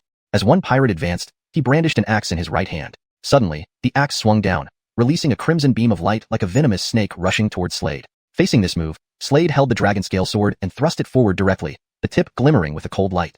With the slash landing, the crimson beam exploded instantly. Then, Slade stepped forward again, swinging the dragon scale sword casually, easily taking this man's life. Slade's sword skills were astonishing. Relying on these, he fought fiercely with the pirates. Before long, icy corpses fell from the air. None of the pirates escaped his grasp. Without exception, they died by his hands. Slade returned to the swift-winged pong bird, delivering the divine cold spirit flower to Aislinn. The swift-winged pong bird continued flapping its wings, flying forward with a low rumbling sound. It moved incredibly fast. Below was a vast ocean. Occasionally, waves surged. To the northwest, there was an island. On this island stood a teleportation array. This array led to the divine plane, and beyond the divine plane was the divine realm. The swift-winged pong bird landed directly on this island. The island was quite large, with numerous shops. Upon entering, Slade noticed many martial artists. Their intense aura indicated they were no ordinary weaklings. Now, Slade led Aislinn straight towards the massive teleportation array at the front. The array was located within the island. However, he found out it needed repairs. It would take 3 days to fix it. There was nothing Slade could do except wait. Wait 3 days before setting off again. At this moment, in one of the countless shops on the island, there was an inn. This inn was extremely famous, standing 3 stories high, named Alistairly Spirit Inn. The island itself was called Alistairly Spirit Island. Now, seated at a table by the window, Slade and Aislinn faced each other. Slade ordered some dishes and wine, dining leisurely with Aislinn. During this time, they chatted and laughed, leading quite a carefree life. Additionally, his cultivation had improved. Currently, he had advanced to the 9th level of the Martial Emperor realm. Aislinn's cultivation matched his, also at the 9th level of the Martial Emperor realm. At this moment, he noticed many people on the street heading in one direction. Also, the patrons in the inn were leaving one by one. Out of curiosity, Slade asked someone about it. That person said today, 2 Slaughter Kings will decide the winner. Slaughter Kings? Hearing this, Slade was slightly stunned. The underground arena, the person explained. According to him, beneath the island was a huge arena. Both Slaughter Kings had achieved 100 victories in the underworld. Today, they were going to determine the winner. Naturally, this attracted a large crowd. Both were at the 9th level of the Martial Emperor realm, powerful and formidable. Why don't we go check it out? Aislinn looked at Slade, blinking her eyes. Sure, let's go check it out. Slade smiled. Next moment, the two joined the throngs headed towards the underworld. Soon, their figures appeared in a vast underground realm. As soon as they arrived, they heard wild cheers. Slade and Aislinn casually found seats in the stands and sat down, looking below. Below was a huge arena. Currently, a fierce battle was unfolding. 2 figures continuously exchanged blows. Low thunderous roars resonated throughout the sky. These 2 martial artists exuded terrifying murderous auras, their power indicating they were no weaklings. Boom, boom, boom. They kept exchanging strikes. One held a 4-foot-long sword, the tip emitting endless cold light. He wielded the blood-red sword, thrusting it forward.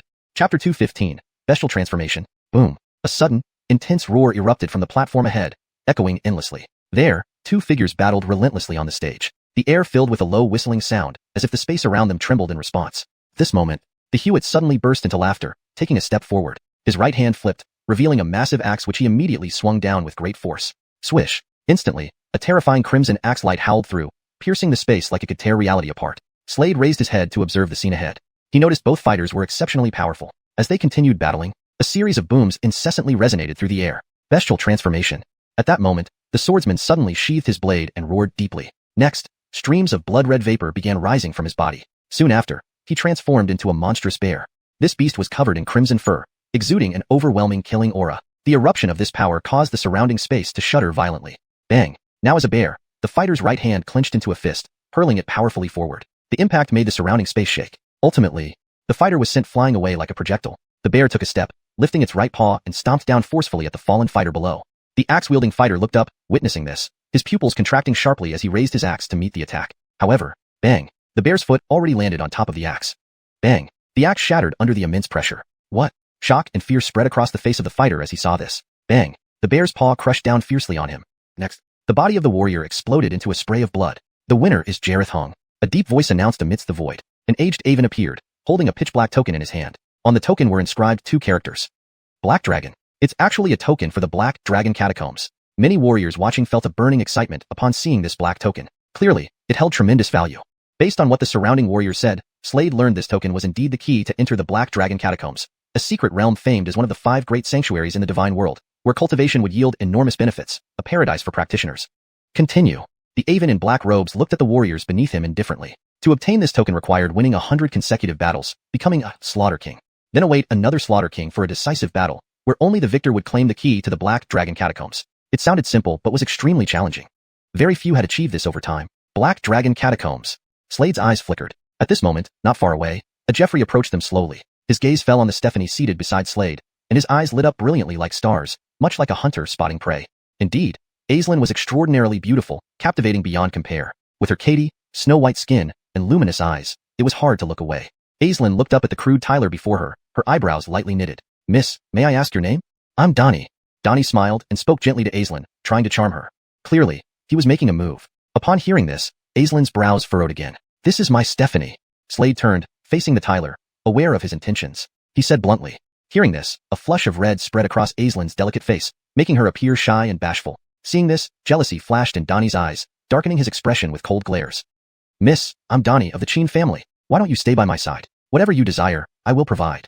Donnie gazed intently at Aislinn, expressing his attraction directly.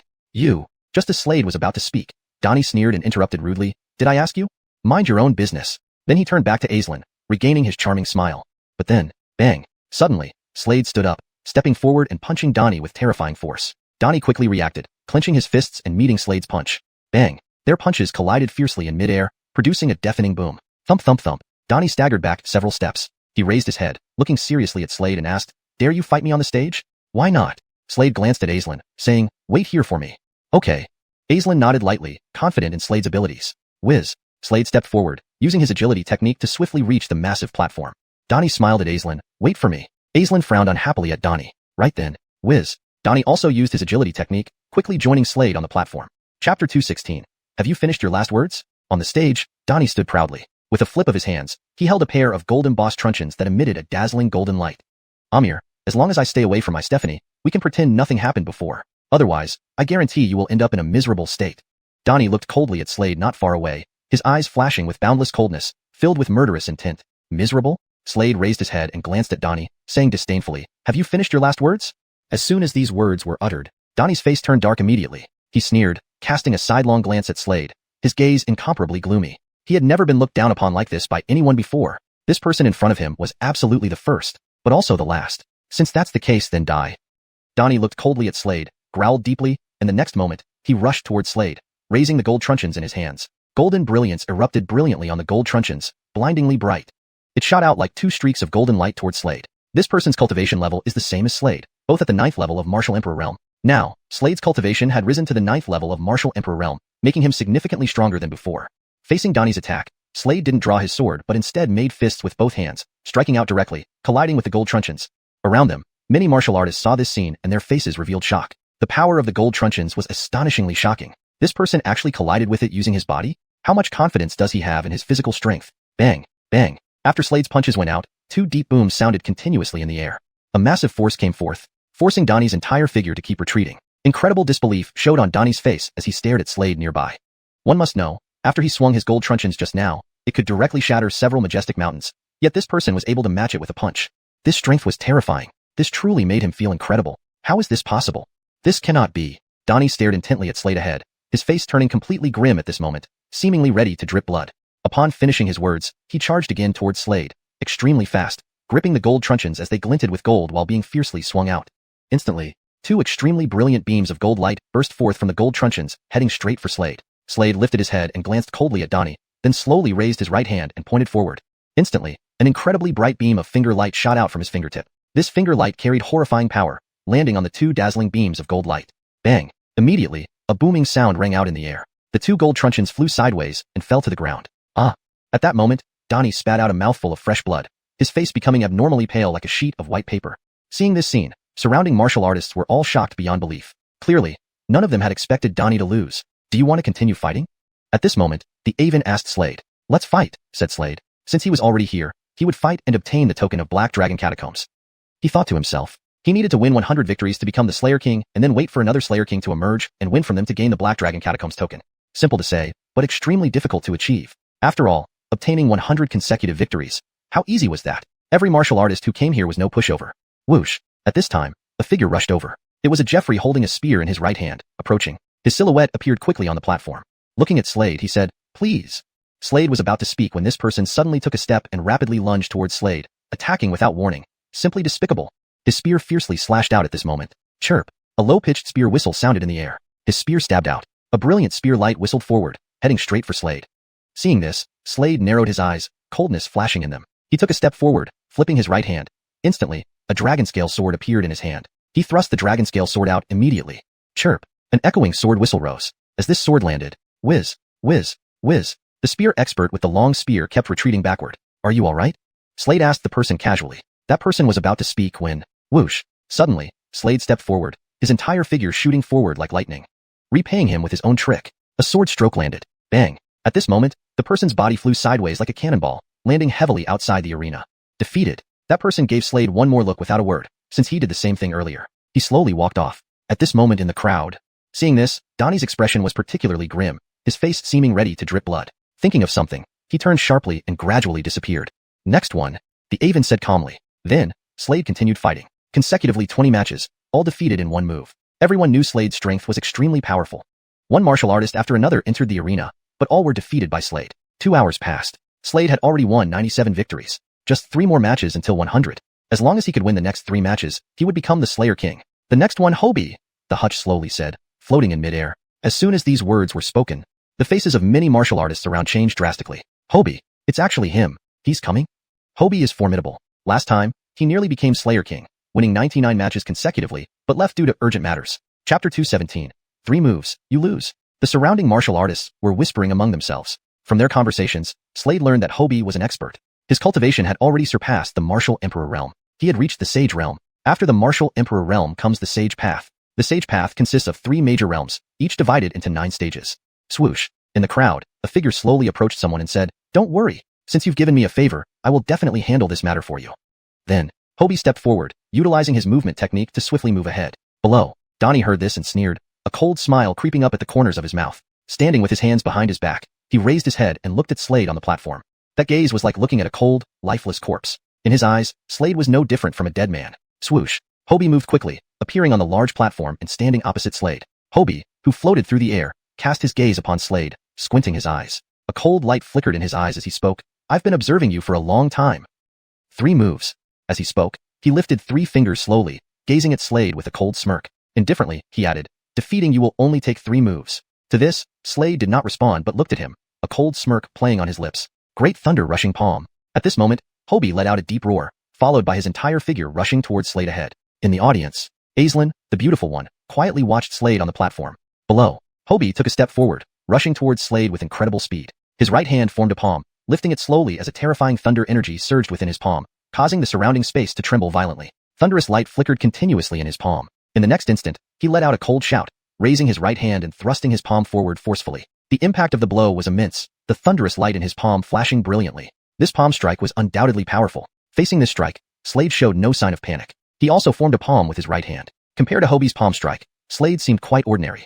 Boom. In the next moment, the 2 palm prints collided fiercely. A deep, resonating boom echoed in the air, continuous and deafening. Whoosh, whoosh, whoosh. At this moment, Hobie's figure continuously retreated. His cultivation was actually not yet at the Sage realm. At most, he was a half-step Sage. Now, Hobie lifted his head and glared at Slade in the distance, his face grim. "You still have 2 moves. Don't say I didn't give you a chance to show your skills," Slade said indifferently. Upon hearing this, Hobie's face became even grimmer, as if blood could drip from it. This was outright provocation.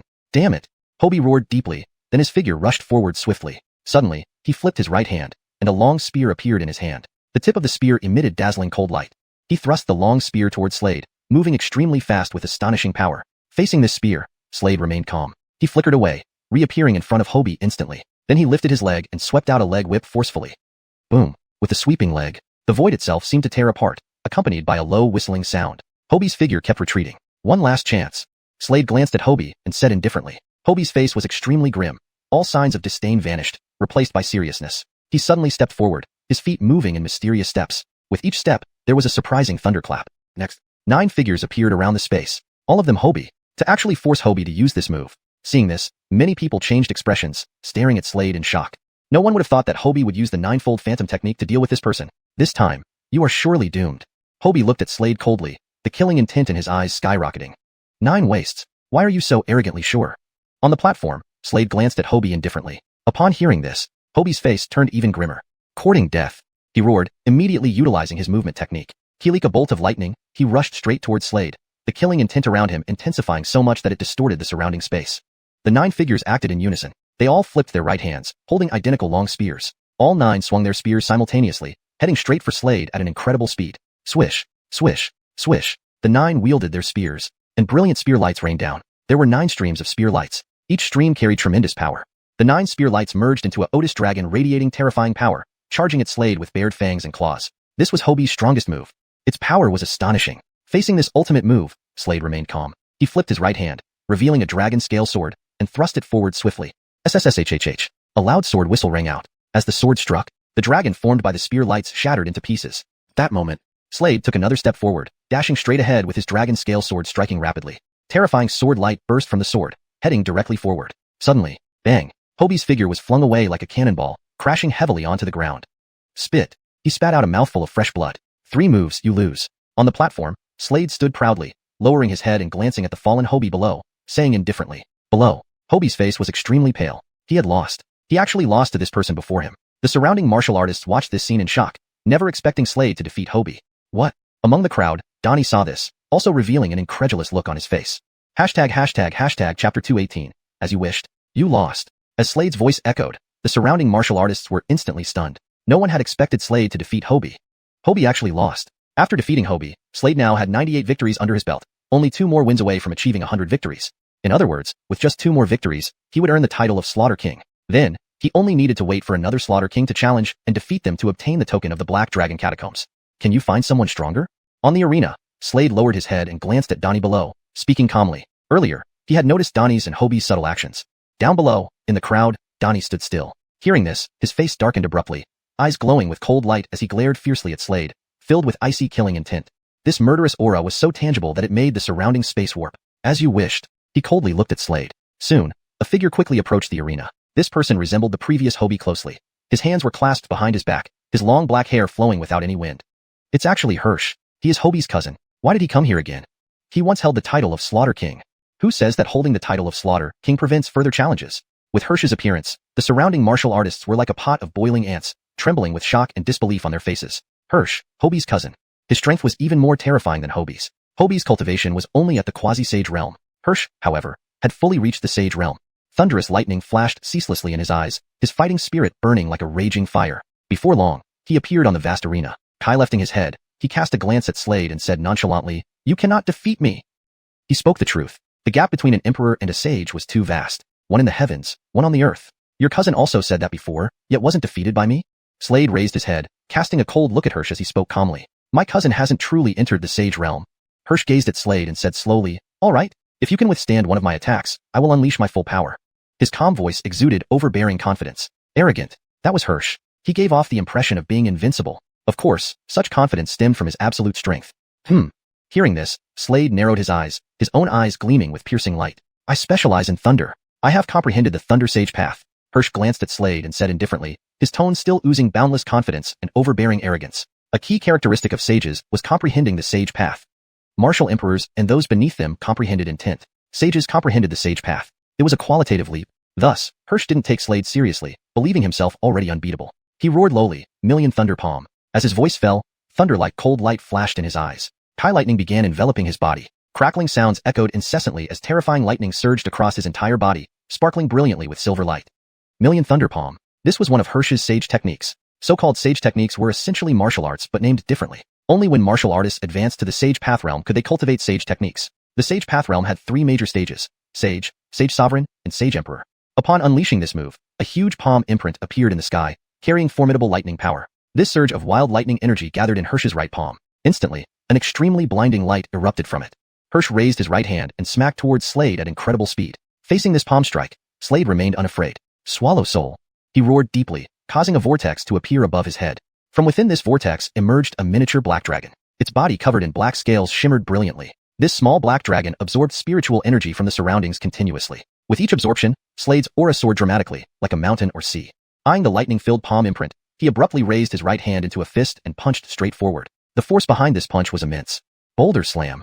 A deep sound rumbled out of Slade's throat, making the space around him tremble. The punch landed. Bang. An immediate thunderclap echoed through the void. Then, both figures started retreating rapidly. No wonder you could defeat Hobie. Indeed, you have some skill, but what does it matter? Hirsch glanced at Slade, squinting his eyes, which glowed with cold light. Ignoring Hirsch, Slade took a step forward, curious to see if he could indeed overcome his current opponent. Thunder Gale. Hirsch opened coldly, waving his right hand, instantly releasing a thunderbolt-infused gale from his sleeve. This thunder gale contained terrifying energy, making the surrounding space shake violently as it twisted. The thunder gale roared toward Slade. Kai lifting his head, Slade saw the approaching thunder gale and flipped his right hand. Instantly, a dragon scale sword appeared in his hand. He then slashed forward with it. Swish! A brilliant sword beam whistled forward directly into the thunder gale. However, a luminous thunder spear suddenly shot out from the gale, heading swiftly toward Slade, warping the space around him alarmingly. Instinctively, Slade swung his sword. Clang! A resonating sound of weapons colliding immediately echoed through the void. Chapter 219. Ancient God's Finger, a finger to sacrifice to Alistair. Bang! 2 figures crossed paths. Hirsch's attacks were ferociously intense, like violent thunderbolts crashing down, distorting the surroundings. Thunder Trinity. 1 finger Kai lightning. As they clashed, Hirsch's expression grew increasingly grave. He knew that this opponent was not weak. Their strength was much greater than he had imagined. At this moment, he slowly raised his right hand and pointed forward. Instantly, a terrifying beam of lightning erupted from his fingertip. This lightning beam carried an overwhelming aura that distorted the surrounding space as it advanced. Facing this finger, Slade's eyes sparkled with sharpness. Not long ago, he too had practiced these 3 fingers, and now was the perfect time to test their power. He named his 3-finger technique, Ancient God's 3 Fingers. This was the finger technique he obtained when he ascended to second rank Ancient God. Ancient God's finger, one finger to sacrifice to Alistair. A cold voice rolled out from his throat. As this finger fell, instantly, a terrifying finger appeared between heaven and earth, rolling forward mightily, distorting the surrounding space. Bang! In the next moment, the two fingers collided fiercely. A deep roar echoed in the void. Boom! With one finger strike, Hirsch's figure retreated several steps. He looked up at Slade with shock, revealing a look of astonishment on his face. He hadn't expected his opponent to be able to withstand his finger strike. This left him extremely surprised. But then, swish, he lifted another finger and stabbed forward again. At the same time, a cold voice came out once more from his throat. Second finger Kai lightning. As his voice faded, another brilliant finger beam burst out from his fingertip. The light of thunder blossomed at that moment, forming a vast sea of thunder around him, with lightning flashing. A terrifying finger beam condensed out of this sea of thunder, advancing towards Slade with unimaginable force, as if the surrounding space ceased to exist. Ancient God's second finger, sacrifice spirit. Slade squinted his eyes, his pupils flickering with cold light. Then he raised his right hand and unleashed the second finger. As this finger fell, immediately, the spiritual energy around them surged madly towards the finger in the air. Then, this finger emitted a dazzling light. At that moment, a terrifying pressure exploded, distorting the surrounding space. The two fingers collided once again. A booming sound echoed in the void. As Slade's finger landed, bang! At that moment, Hirsch's whole figure kept retreating. His body trembled violently. He stared at Slade in front of him with horror on his face. The formidable force struck him, causing him to spew out a mouthful of blood. His face turned pale. Defeated. Hirsch was defeated. Around them, many warriors lifted their heads in astonishment to look at Slade on the platform. They couldn't believe that Slade could defeat Hirsch. After all, Hirsch had reached the first level of the sage realm. He was a true sage. Had he been defeated just like that by Slade? Is there anyone else? Slade now lowered his head and looked down at Donnie in the crowd below, asking calmly. Donnie's expression kept changing. Don't worry. Once I make my move, he will die without a doubt. At this moment, a voice slowly echoed behind him. With these words, Donnie's expression improved significantly. No longer grim, he remembered the power of this person.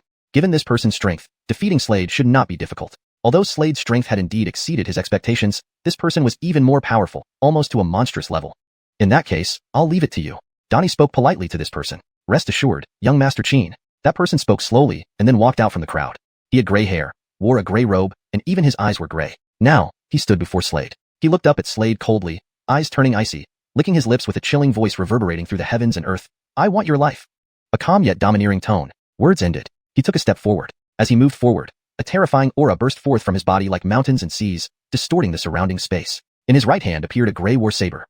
Swish. The gray war saber suddenly descended. Gray energy erupted. Slade looked up and found himself enveloped in a gray energy space. In this space, his movements became unbearably slow. Suddenly, brilliant gray saber beams erupted from this gray energy space. These gray saber beams rushed toward Slade at terrifying speed, each carrying immense power. Brilliant saber beams surged toward Slade, moving at incredible speed. Swoosh, swoosh, swoosh. Saber sounds echoed in the void. Immediately, several saber marks appeared on Slade's body. Blood seeped out slowly. An intense pain spread, causing Slade's features to slightly contort. Slade squinted his eyes, muttering, "What an eerie technique." Indeed, this technique was quite eerie. It must have been a holy technique. Holy techniques differed greatly from martial skills. Their power far surpassed those of martial skills. However, Slade had yet to unleash the third finger of Ancient God's three fingers. Ancient God's third finger, blood sacrifice. A cold voice rolled out from his throat. As his voice faded, he immediately raised his right hand and pointed forward forcefully. A single finger thrust forward. Immediately, a brilliant finger beam roared out. This beam carried terrifying power, surging downwards. At this moment, some of Slade's blood gathered in this finger. Instantly, the finger emitted a dark red light, carrying astonishing energy, rushing straight ahead. Bang! As the finger landed, the surrounding space shattered at that moment, causing awe and shock. Chapter 220. Seems you can't kill me. Three fingers of ancient deity, third finger, blood sacrifice. As Slade's cold voice rang out, a brilliant finger light appeared in midair. The finger light coalesced with blood-red light, pulsating vigorously as it surged downward. Bang! In that instant, the surrounding grayish airflow vanished without a trace. The finger had already struck the Jeffrey clad in a gray robe below. At this moment, the figure of the gray-robed Tyler was continuously pushed backward. All the martial artists watching were stunned, their faces full of disbelief as they raised their heads to look at Slade in the distance. Clearly, none of them had expected him to possess such terrifying power. Seems you can't kill me. On the arena, Slade lifted his head and cast a glance at the gray-robed Tyler, speaking coolly, disdain evident in his voice. Don't be arrogant. I didn't use my full strength just now. The gray-clothed Tyler shot a scornful look at Slade. He licked his lips with his tongue. Then in the next moment, his figure flickered, becoming blurry. In an instant, he wielded a dagger in his right hand, which glinted ominously. He thrust the dagger sharply toward Slade's back. The dagger exuded grayish airflow as it stabbed forward. These wisps of gray air carried astonishing force and gleamed coldly. The speed was unimaginable. Caught off guard, Slade swung the dragon scale sword fiercely. Bang! A loud boom resounded through the air. Immediately, Slade's figure started retreating continuously due to the enormous impact force rushing towards him, retreating over 100 meters before stabilizing. Whoosh! Just then, the gray-robed Tyler took another step forward swiftly, leaving behind a lingering afterimage. His figure instantly appeared before Slade, and with a swift motion, the dagger in his right hand slashed towards Slade with incredible speed, distorting the space around it. Whoosh! The dagger swept up a bloody light, striking directly at Slade's neck, severing his head. In the stands, Aislinn looked anxiously down at Slade, troubled by what she saw. Right then, the gray-robed Tyler holding the dagger smiled confidently, believing that this move would surely kill Slade, turning him into a cold corpse. He grinned smugly, but soon, his smile froze, because Slade had vanished from in front of him, disappearing without a trace. What? An afterimage? The gray-robed Tyler's pupils constricted in disbelief, looking ahead. Indeed, it was only an afterimage of Slade. Whoosh! Suddenly, a sharp sword appeared at the neck of the gray-robed Tyler, emitting dazzling cold light. You! The gray-robed Tyler's face changed abruptly at this moment. Die! Then, a chilling voice resonated, carrying overwhelming killing intent. This killing intent felt almost tangible. With the voice, swish! Slade's dragon-scale sword sliced down forcefully. Instantly, blood spattered everywhere. A bloody head detached from its body, rolling to the ground with eyes wide open in shock, completely not accepting its fate. In this battle, Slade emerged victorious again. It was a total of 100 matches. All victories. The surrounding martial artists watched this scene, all looking at Slade with astonishment. Congratulations on becoming the Slayer King. At this moment, the Avonlea man with white hair walked over and smiled at Slade. Wait a few days. When there is a new Slayer King, I will inform you. This is your token. As he spoke, the Avon withdrew a blood-red token from his sleeve. On this token, 3 beautifully written characters were carved. Slayer King. Slade nodded gently, taking the token, his gaze scanning Donnie below before saying indifferently, you still have a chance. You can challenge the new Slayer King. Don't be too weak.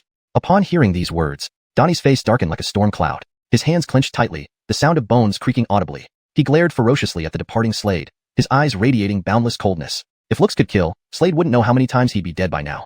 Slade chose to ignore Donnie's glare. At this moment, his figure appeared beside Aislinn. Aislinn gazed at Slade, her delicate face showing relief as she said, Brother Harmon, you're truly amazing. Haha. Hearing this, Slade laughed heartily and stroked Aislinn's lovely face. Seeing this from afar, Donnie's expression turned even darker. Ever since he set eyes on Aislinn, he regarded her as his Stephanie. And now, Slade had touched her face. This was undoubtedly like an invisible slap across his face. Damn bastard. Donnie clenched his hands again, eyes flashing ominously. Slade and Aislinn moved to a residence area on Jarethling Island. In the days that followed, both of them focused on their cultivation. Time passed. Slade's aura gradually grew stronger. 3 days later, his cultivation level reached the peak of 9th stage Martial Emperor, just 1 step away from the Sage Realm. In his secluded chamber, Slade licked his lips, eyes shimmering with intensity. He needed just 1 more step to enter an entirely new realm. That day, the Slayer token suddenly trembled. The Slayer King, your opponent has arrived. The match will take place tomorrow morning. A weathered voice echoed from the Slayer token. Might as well test my current strength. Slade nodded slightly, acknowledging the message, then muttered to himself, his eyes twinkling. Meanwhile, in a large courtyard, Brother Xiao, it depends on you this time. Certainly help me eliminate him. Donnie looked at the Jeffrey in front of him, stating slowly, malice filling his eyes at the thought of Slade. Don't worry. I'll definitely help you, Brother Chin. Eddie glanced at Donnie and responded calmly. Chapter 221. The Battle of the Slaughter Kings. Today, there was yet another battle between 2 Slaughter Kings. This time, the victor would receive the token of the Black Dragon Tomb. Many had gathered here with the intent of obtaining this token. At this moment, on the arena, 2 figures stood prominently. One was Slade. The other was a burly Tyler in golden robes named Eddie. Eddie was well known. He was from the Alistairley Spirit Palace of the Divine Realm, and he was Donnie's senior brother. Clearly, his intentions were twofold, to obtain the token of the Black Dragon Tomb and to kill Slade. Eddie gazed at Slade before him, his eyes exuding an endless chill, as cold as ice. He spoke coldly, I hear you're quite arrogant. Bold enough to snatch away my junior brother Donnie Stephanie? Delusional. Upon hearing this, Slade cast a speechless look at Eddie, unable to help but curse. Eddie, just like Donnie, was utterly delusional. Hearing this, Eddie narrowed his eyes, his gaze filled with murderous intent. He suddenly took a step forward, and instantly, a powerful aura erupted from his body. A fierce gleam flashed in his eyes as he lunged forward, attacking directly. This person's cultivation had surpassed the 9th level of Martial Emperor, reaching the 2nd level of Sage, making him far stronger than the previous opponents.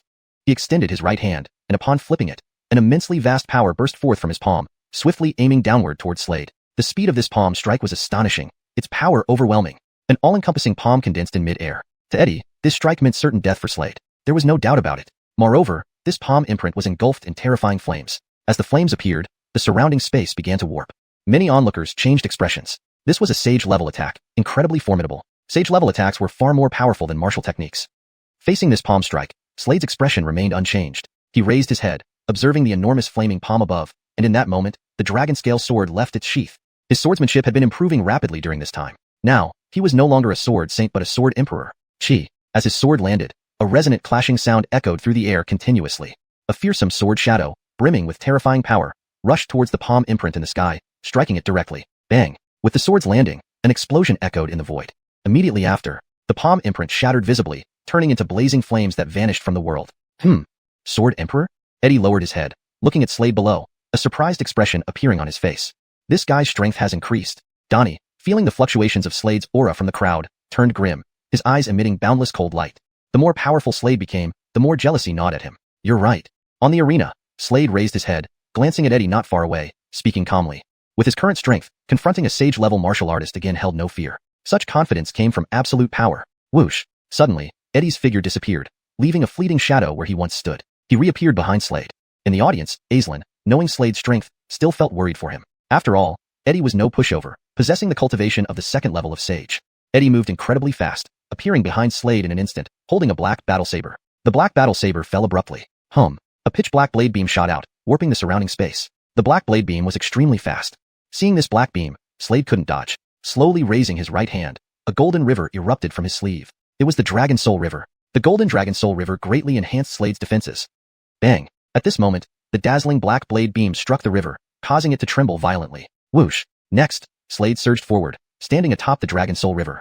At this point, the river beneath him turned crimson. The blood-red Dragon Soul River could enhance Slade's combat prowess. Holding the dragon scale sword in his right hand, he slashed outward in the next moment.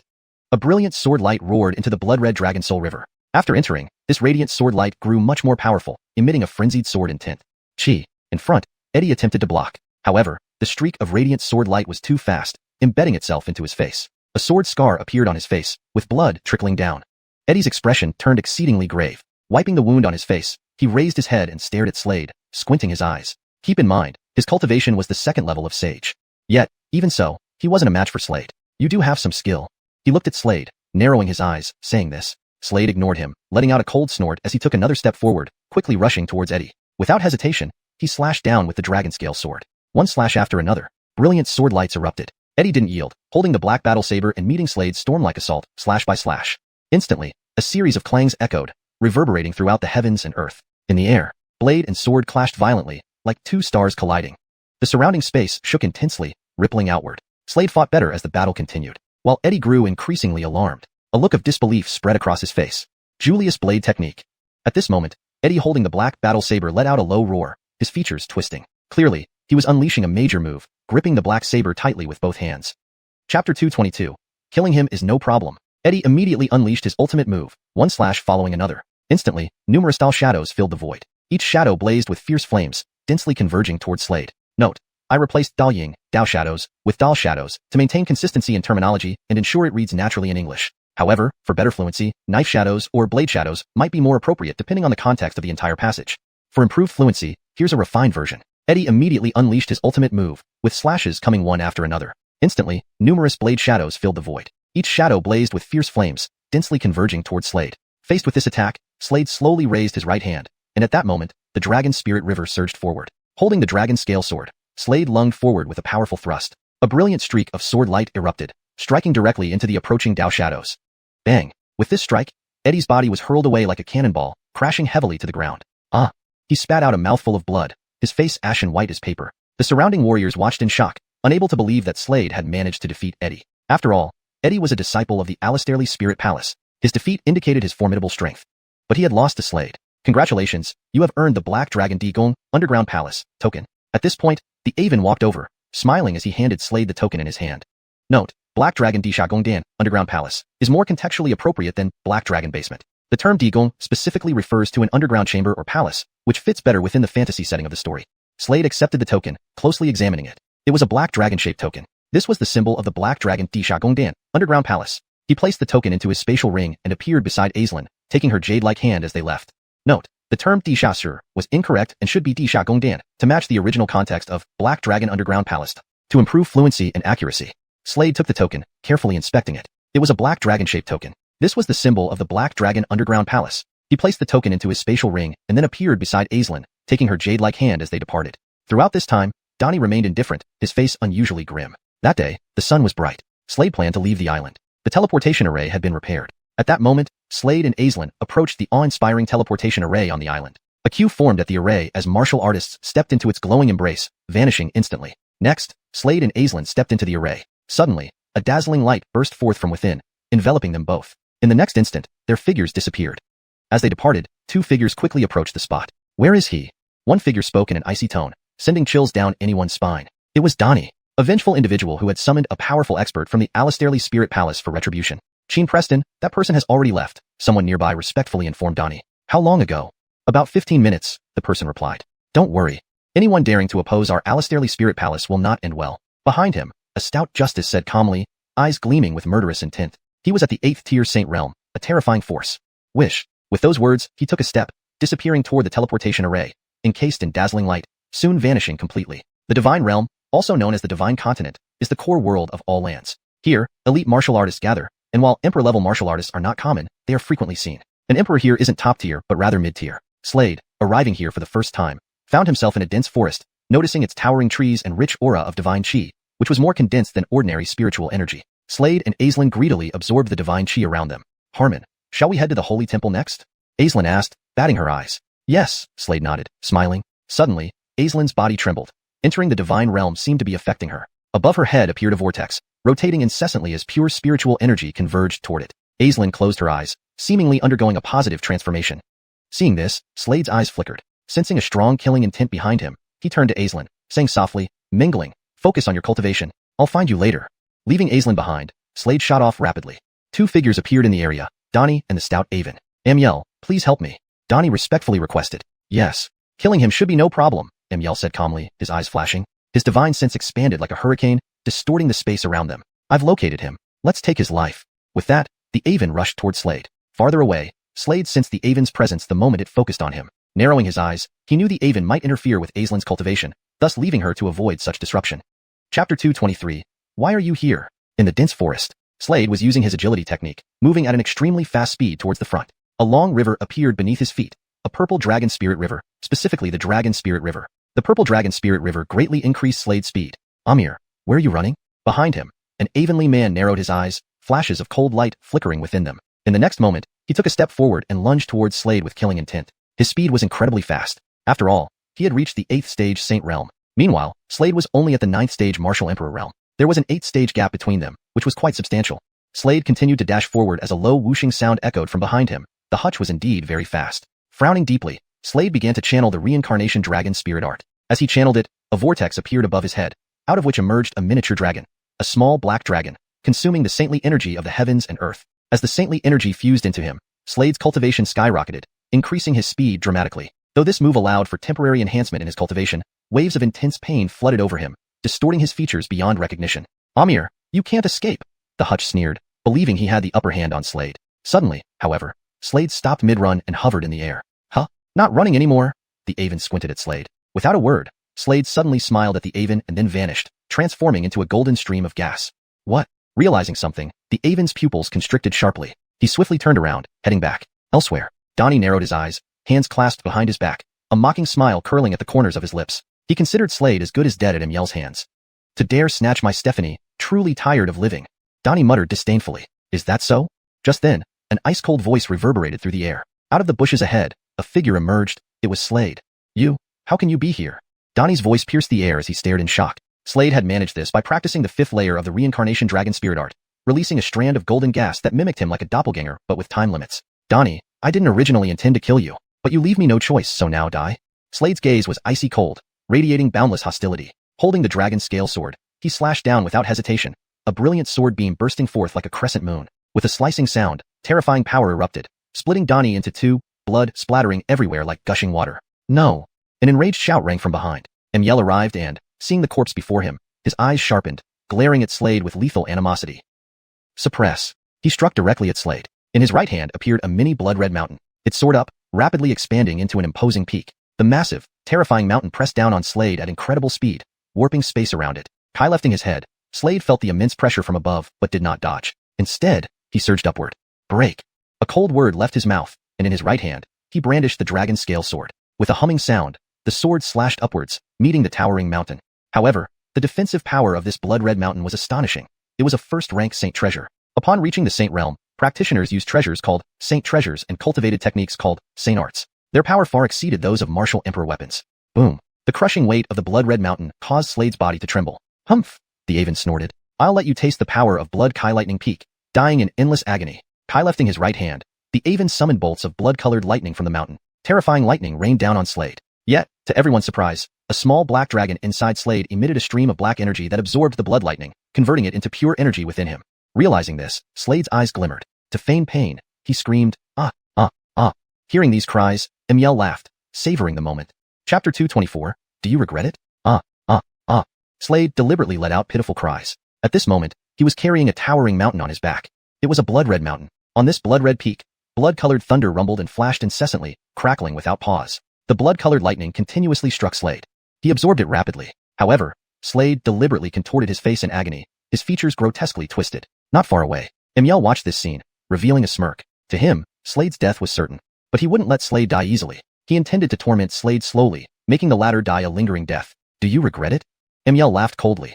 Regret what my grandfather did. Under the pressure of the blood thunder peak, Slade lifted his head and glared at Emiel with a deep roar. You're defiant even at the brink of death? Impressive. Emiel narrowed his eyes. In the next instant, he raised both hands and pressed down forcefully. Boom. Instantly, terrifying blood-red lightning erupted and shot downwards, distorting the space around it. Powerful bolts of blood-colored lightning descended upon Slade. Boom. Right then, an overwhelmingly powerful aura burst from Slade. At that moment, Slade's cultivation had broken through his existing level, directly entering the second stage of the Sage Realm. Indeed, the second stage of the Sage Realm. He had consecutively broken through 2 stages. Feeling the intense fluctuations in Slade's cultivation, Emiel's pupils constricted sharply, and a look of shock appeared on his weathered face. He stared at Slade in disbelief. He was utterly baffled. The next moment, he came to, and his expression changed drastically. He looked intently at Slade not far away and shouted, Were you faking all along? Yes. At this moment, Slade slowly stood up. As he rose, an intense momentum erupted from him. Bang! Immediately, countless cracks appeared on the blood thunder peak he carried, spreading out like a spider web. A sharp sound echoed. This holy treasure blood thunder peak shattered into pieces, fragments raining down. What? Seeing this scene, Emiel was more astonished, a look of horror appearing on his face. Just then, whoosh! Slade took a step forward, his figure flashing as he suddenly charged towards Emiel ahead of him. At the same time, he flipped his right hand and the dragon scale sword flashed out. As the sword slashed down, a brilliant streak of light shot out from the blade straight towards Emiel. Eyes squinting, Emiel lifted his hands quickly, grabbing at the streak of light, speeding toward him. With his hands closing together, the bright streak of light exploded instantly. Bang! A faint sound resounded in the void, echoing across the heavens and earth. However, in the next moment, Emiel furrowed his brows, opened his right hand, and revealed a bloody sword mark on his palm. Blood seeped out slowly. Eyes narrowing, Emiel realized this person's strength had significantly increased. Although your cultivation has reached the second stage of the Sage Realm, the gap between our cultivation is still significant. Emiel looked at Slade with squinted eyes, his gaze piercing and filled with cold light. Taking a step forward, he remained confident, believing Slade was no match for him. While moving forward, he formed a palm with his right hand. Then, a brilliant light erupted from his palm and shot straight at Slade. Crackling loudly, a massive palm print howled towards Slade. This palm print was like a towering mountain, imposing and vast. Slade looked up at it, squinting his eyes, then stabbed the dragon scale sword forward, uttering a low voice, break. As the words fell, a dazzling streak of sword light rushed out and struck the Otis palm print straight ahead. Bang! The palm print shattered instantly. This single strike was astonishingly powerful. An explosive boom followed. The terrifying aftereffects spread out like ripples, causing the surrounding space to tremble violently. Bang! At this moment, Emiel retreated several steps, his face showing shock. Clearly, Slade's power was too overwhelming. Emiel's face turned dark at that moment. Just then, whoosh! Without a word, Slade took a step forward and charged directly at Emiel. His wrist moved swiftly, and the dragon scale sword danced vividly in his hand. Blows followed one after another. Hiss, hiss, hiss. In an instant, numerous streaks of brilliant sword light filled the void. By now, Slade had already swung over 12 times, with streaks of light flying swiftly toward the front like a sea of swords. Dense and overwhelming, with these brilliant streaks of sword light rushing towards him. Instantly, Emiel emitted a wretched cry as his entire body flew backward like a cannonball, crashing heavily onto the ground. Numerous sword marks covered his body, dripping blood profusely. Emiel now looked like a man covered in blood. After Slade's cultivation improved, his combat power clearly escalated significantly. Emiel wasn't a match for him at all. You! Emiel glared fiercely at Slade. Just then, Slade stepped forward again and slashed his dragon scale sword. Swoosh! Instantly, a sound of sword whistling resounded. A dazzling streak of sword light rushed forward and landed directly on Emiel's neck. A sword mark appeared instantly on Emiel's neck. Blood gushed out, and Emiel's head rolled onto the ground. His eyes bulged wide open. Slade didn't spare a glance at the corpse beneath him. He turned around. Just then, not far off, a loud phoenix cry echoed throughout the heavens. It's Aislinn. Recalling something, Slade's face changed abruptly. In the next moment, he turned sharply and sped toward Aislinn's direction, fast as a bolt of lightning. Chapter 225, The Sumeru World. It's Meng Yan asked. Slade knew that something was wrong with Aislinn. He didn't know what exactly had happened, but he immediately took a step forward, moving rapidly toward Aislinn as if he were a streak of lightning. Clank. At this moment, not far away, an extremely clear and vibrant sound rang out, echoing across the heavens and earth, buzzing incessantly in the ears. Warriors who heard this sound felt their hearts tremble involuntarily. Even Slade himself was affected. Upon hearing it, his spirit received a jolt, feeling an indescribable sense of comfort throughout his body. This feeling was strange yet very good. The phoenix's cry. Is Meng Yanask's bloodline about to awaken? Slade thought inwardly, his eyes gleaming with brilliant light as he hurried toward her. On the way, he noticed that many warriors had appeared in this realm. Leading them was an Avon, behind whom stood a Jeffrey. These warriors all focused their gazes on the Cadia head. Currently, Aislinn sat cross-legged, with a massive illusion forming behind her, a colossal ice-blue phoenix. As she slowly opened her eyes, her aura suddenly surged dramatically, continuously escalating. Very quickly, her cultivation broke through the Carson realm and directly entered the Sage realm. What terrifying power of the bloodline! The Avon's eyes sparkled intensely upon witnessing this scene, giving the Stephanie before him an extra glance. Follow me. You agreed, right? The Avon said to Aislinn slowly. Aislinn did not speak, but lifted her head to look at Slade, who had returned. An unmasked excitement instantly spread across her exquisite face when she saw him. Seeing this, the Jeffrey standing behind the Avon frowned deeply, coldness flickering in his eyes. Brother Harmon. Aislinn came over, appearing beside Slade. Slade looked at her, revealing a slight smile. Who are they? Where do you need to go with them? Slade asked curiously. Brother Harmon. They come from the core realm of the Sumeru world. They seem to know how to resolve the issue with my bloodline. Aislinn explained. Originally, after her bloodline awakened, causing a significant commotion, these people were attracted to her. At that time, Aislinn had already fallen into a critical state. It was the Avon in white robes who helped her, allowing her to perfectly awaken her bloodline. Egon, we have no ill intentions towards her. You can rest assured. The white-robed Avon now turned his gaze to Slade nearby, smiling slightly as he spoke. Sumeru world. Slade looked at the Avon, clearly sensing the strong aura emanating from him. Clearly, the Avon was not weak. His strength was immense and frightening. Slade knew that this world was vast. He currently resided in one of the 3,000 small worlds, known collectively as the Sumeru world, which comprised one continent. Each of the realms such as the Sacred Realm or the Divine Realm also existed on different continents. The Sumeru world had a structure where each 1,000 small worlds formed one core, totaling 3 cores, one for Alistair, one for the Divine, and one for Spirit. We just arrived here, the white-robed Avon said calmly, turning his gaze to Slade. We will address her condition. From which world are you? Slade asked the Avon. We come from the Alistairly core of the Sumeru world. The Sumeru world has 3 main cores, Alistair, Divine, and Spirit. The Avon replied. I'm just warning you, if anything happens to her, I won't let you off easily. Slade looked at the group, speaking slowly. Who do you think you are? Suddenly, the Jeffrey behind the Avon looked at Slade with displeasure, a cold voice resounding. Honestly, you and she belong to entirely different worlds. Ignoring the Jeffrey, Slade kept his eyes on the Avon. The Avon glanced at Slade, though annoyed, he nodded lightly considering Aislinn. Don't worry, I hold high hopes for her and won't let anyone disturb her, he added while also giving Slade a second glance. But Jeffrey, don't be so boastful in your words. My current strength may not amount to much, but the future is unpredictable. Slade shook his head. The white-robed Avon looked at Slade and faintly nodded, not taking his words seriously. The Avon then turned to leave. I'll find you once I'm done. Aislinn looked up at Slade, her eyes shimmering brightly. Don't worry, I'll find you after handling things here. Slade responded. All right, let's go. Just then, the white-robed Avon said. Aislinn lifted her gaze to Slade. Slade looked down at her, suddenly cupping her face and kissing her softly. Behind them, the Jeffrey furrowed his brows deeply at this scene. After a long pause, Aislinn left with the others. During the journey, the Jeffrey flashed a thoughtful look at the Avon, bowing respectfully. Hartley, I have some matters to handle, and will return immediately afterward. Before the Avon could respond, Aislinn's voice cut in sharply. If you trouble him, I won't forgive you. The Avon shot the Jeffrey a deep look, knowing full well what was on his mind, and shook his head. This isn't the time for other matters, come along.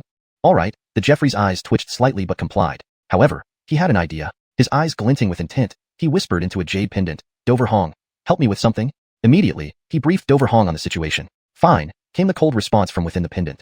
Hashtag chapter 226, villain. On the other side, Slade walked alone toward the front. At this moment, he was in the midst of a mountain range. As he flew forward, he heard the sounds of a fierce battle not far away. Looking down, he saw a group of ruthless and vicious thugs attacking people ahead. It was a caravan, including children, Avons, and women. Take off your clothes. A martial artist with a scar on his face glared fiercely at the Stephanie below, speaking coldly with an unyielding tone. The Stephanie protected a little Vanessa, her frail body trembling slightly as she lifted her head to look at the martial artist defiantly. I said, take off your clothes. The scarred martial artist spoke coldly again, his voice leaving no room for argument. The Stephanie's face turned pale like a sheet of white paper, just as she was about to comply. Suddenly, swish, a sword cry resonated throughout the sky. A brilliant sword light streaked over from nearby, moving incredibly fast. In the blink of an eye, it pierced through the neck of the scarred martial artist. Instantly, a bloody mark appeared on his neck, and blood gushed out as his head rolled off and fell to the ground, eyes wide open in death. Who dares to kill someone from Bloodslaughter Valley? Courting death. A cold voice rang out. Among the crowd, Aemon narrowed his eyes, his gaze filled with a murderous intent as he looked into the sky. There stood Slade amidst the air. His black hair moved despite no wind. His icy gaze locked onto the man in the blood-red robe. Slade narrowed his eyes, ignoring the man and slashing out with the dragon scale sword without hesitation. Swish, a dazzling sword beam rushed toward the man. Seeing this, the man in the red robe narrowed his eyes, his pupils flashing with coldness. He quickly raised both hands and fiercely pushed them forward. Instantly, a huge shield appeared before him, blocking Slade's sword.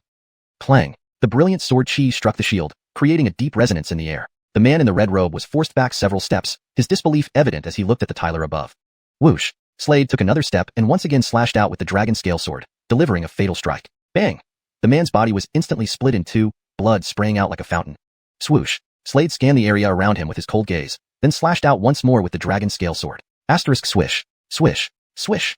Asterisk brilliant sword lights swept across, and several martial artists from Blood Slaughter Valley trembled, their heads falling, all dying instantly.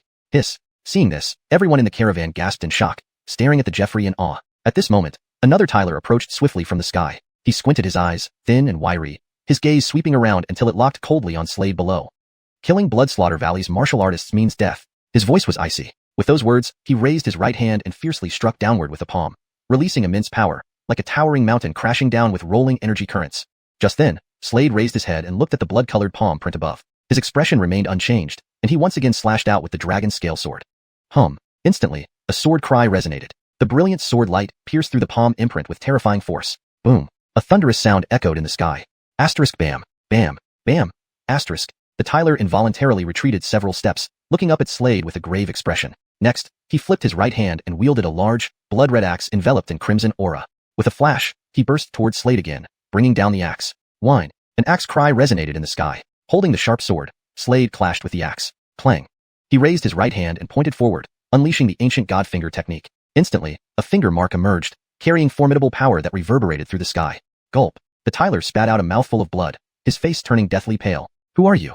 He asked, looking at Slade. Since you're about to die, I'll tell you. Slade. Slade glanced at the Tyler and took a step forward, his dragon scale sword stabbing out fiercely. Swish! Another sword cry rang out, followed by an agonizing scream. This was naturally the Tyler's scream. Ah! A bloody sword mark appeared on his neck, blood pouring out continuously. The next moment, he fell to the ground, dead. After killing this Tyler, Slade turned his gaze to the remaining people nearby. Most were ordinary civilians, with only a few being martial artists. Actually, in this world, martial artists were few, and most were ordinary civilians.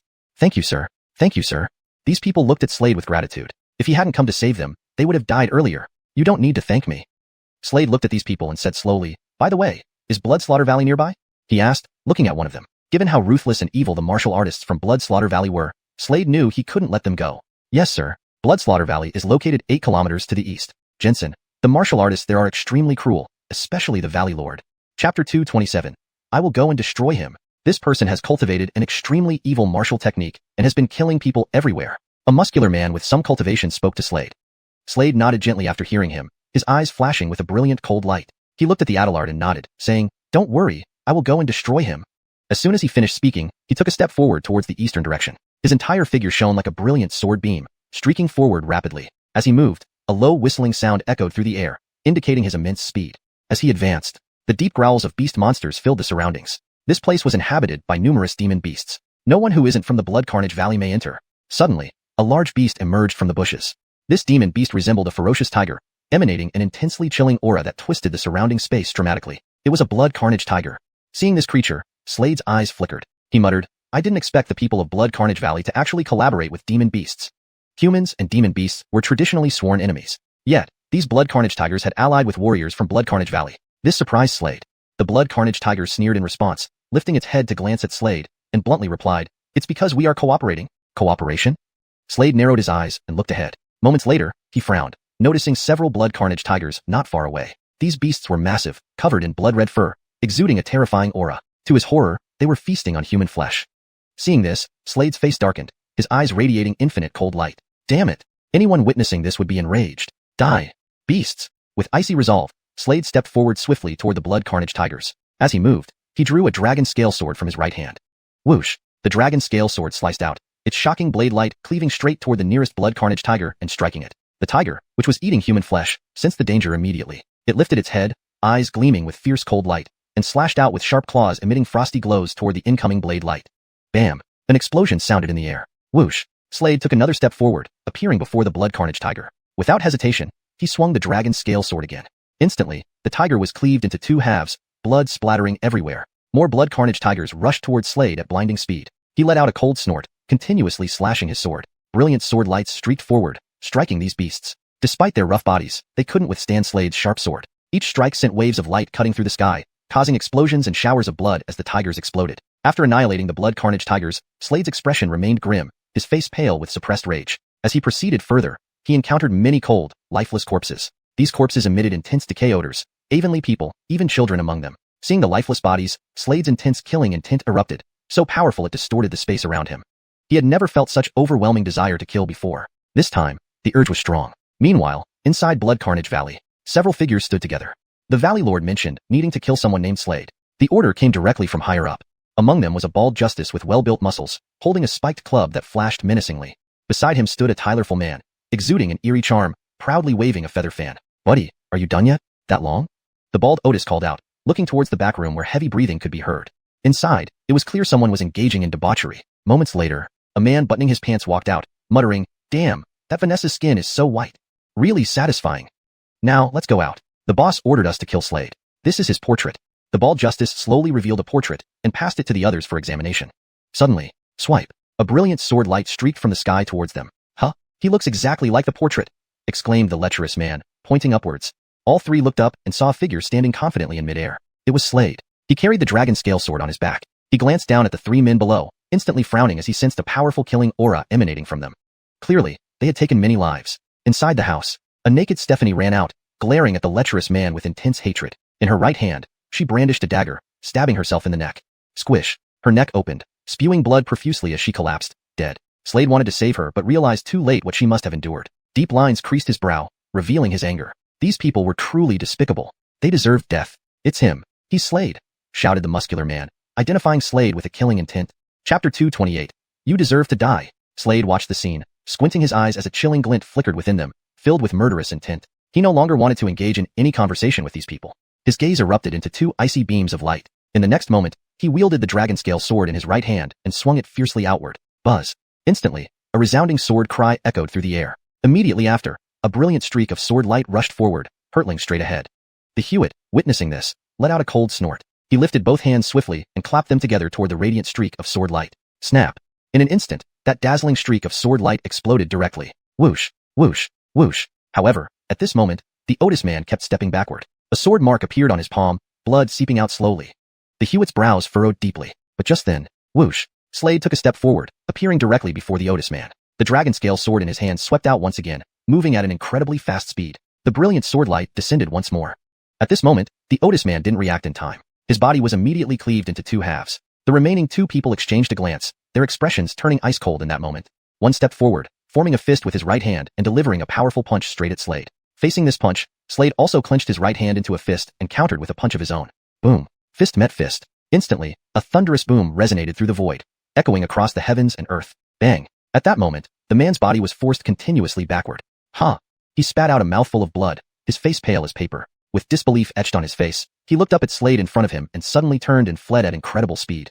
Seeing this scene, his companion was momentarily stunned but quickly reacted, turning around without hesitation to escape. From that previous encounter, he knew Slade's strength was formidable.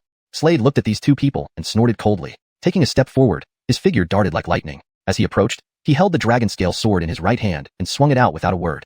Two blinding streaks of sword light shot directly towards the two men ahead. One of them reacted, realizing he couldn't dodge it. He abruptly turned around, swinging the feather fan in his hand forcefully. Instantly, radiant light burst forth from the feather fan, continuously emanating. Using this to resist Slade's astonishing sword aura. Boom. A loud booming sound echoed instantly in the void.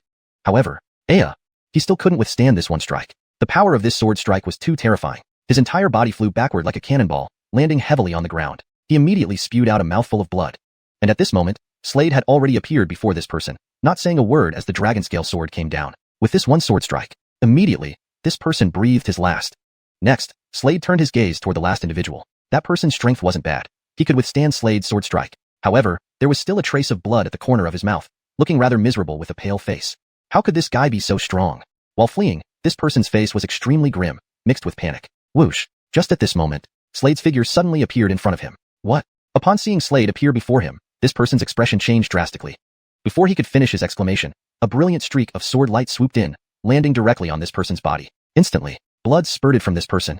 His body was split directly in half. He was dead beyond doubt, killing all three in one go. Slade's expression remained cold and detached. Lowering his head, he looked at the portrait below. From the words of the three earlier, he realized the Bloodfiend Valley's leader intended to kill him, yet he had never seen the Bloodfiend Valley's leader. So, why did the other party want to kill him? There was only one possibility. Most likely, it's because of that Jeffrey. Slade squinted his eyes, his pupils glowing with icy radiance, continually flickering. In the next moment, he continued to advance. Ahead lay a valley. Within this valley lay numerous cold corpses. There was a cave inside this valley. Inside the cave, a figure sat cross-legged. This person was cultivating some evil technique. This technique required absorbing the death chi from deceased individuals. Because of this, he needed to slaughter many people. Whoosh! At this moment, a brilliant streak of sword light sped toward this area. Black hair flowing, a slender figure, none other than Slade. In his right hand, he held the dragon scale sword. Seeing the scene below, Slade's expression darkened instantly, his eyes flashing with cold light. He clearly saw the numerous cold corpses lying below. Looking at these corpses, the ferocity in his eyes intensified sharply, murderous intent surging within him like tangible waves. Sensing this intense murderous aura, Jonas Bronchen, who had been sitting cross-legged and cultivating, slowly lifted his head. Looking at Slade in front of him, he roared deeply, "Who dares be so audacious, coming to my place to cause trouble? It's you? Is Godfrey Xiaozhu trying to have someone killed?" He looked at Slade and immediately understood. His eyes flickered with boundless cold light and sinister murderous intent. He stood up directly. With this stand, a powerful killing aura erupted from him, distorting the surrounding space in a horrifying manner. High-lifting his right hand, he slapped forward fiercely. Instantly, a terrifying palm imprint whizzed toward the Slade in front. This person's cultivation had already reached the 8th level Sage Realm. Slade's current cultivation was at the 2nd level Sage Realm, 6 levels behind the other. A vortex formed above his head. This vortex constantly twisted and rotated. Within the vortex was a miniature black dragon. Currently, this black dragon absorbed the Saint Chi from the world. As it absorbed, a profoundly strong aura burst forth from Slade's body. Facing the approaching palm strike, Slade swung the dragon scale sword in his hand and thrust it forward.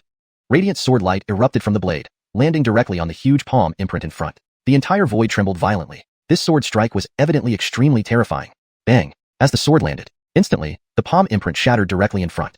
Chapter 229, If I Don't Kill You, I Am Not Slade. Seeing this scene, Jonas Bronchen's face showed a look of shock. He stared in horror at the Jeffrey floating in the air. In his view, this Tyler was certain to die once his palm landed.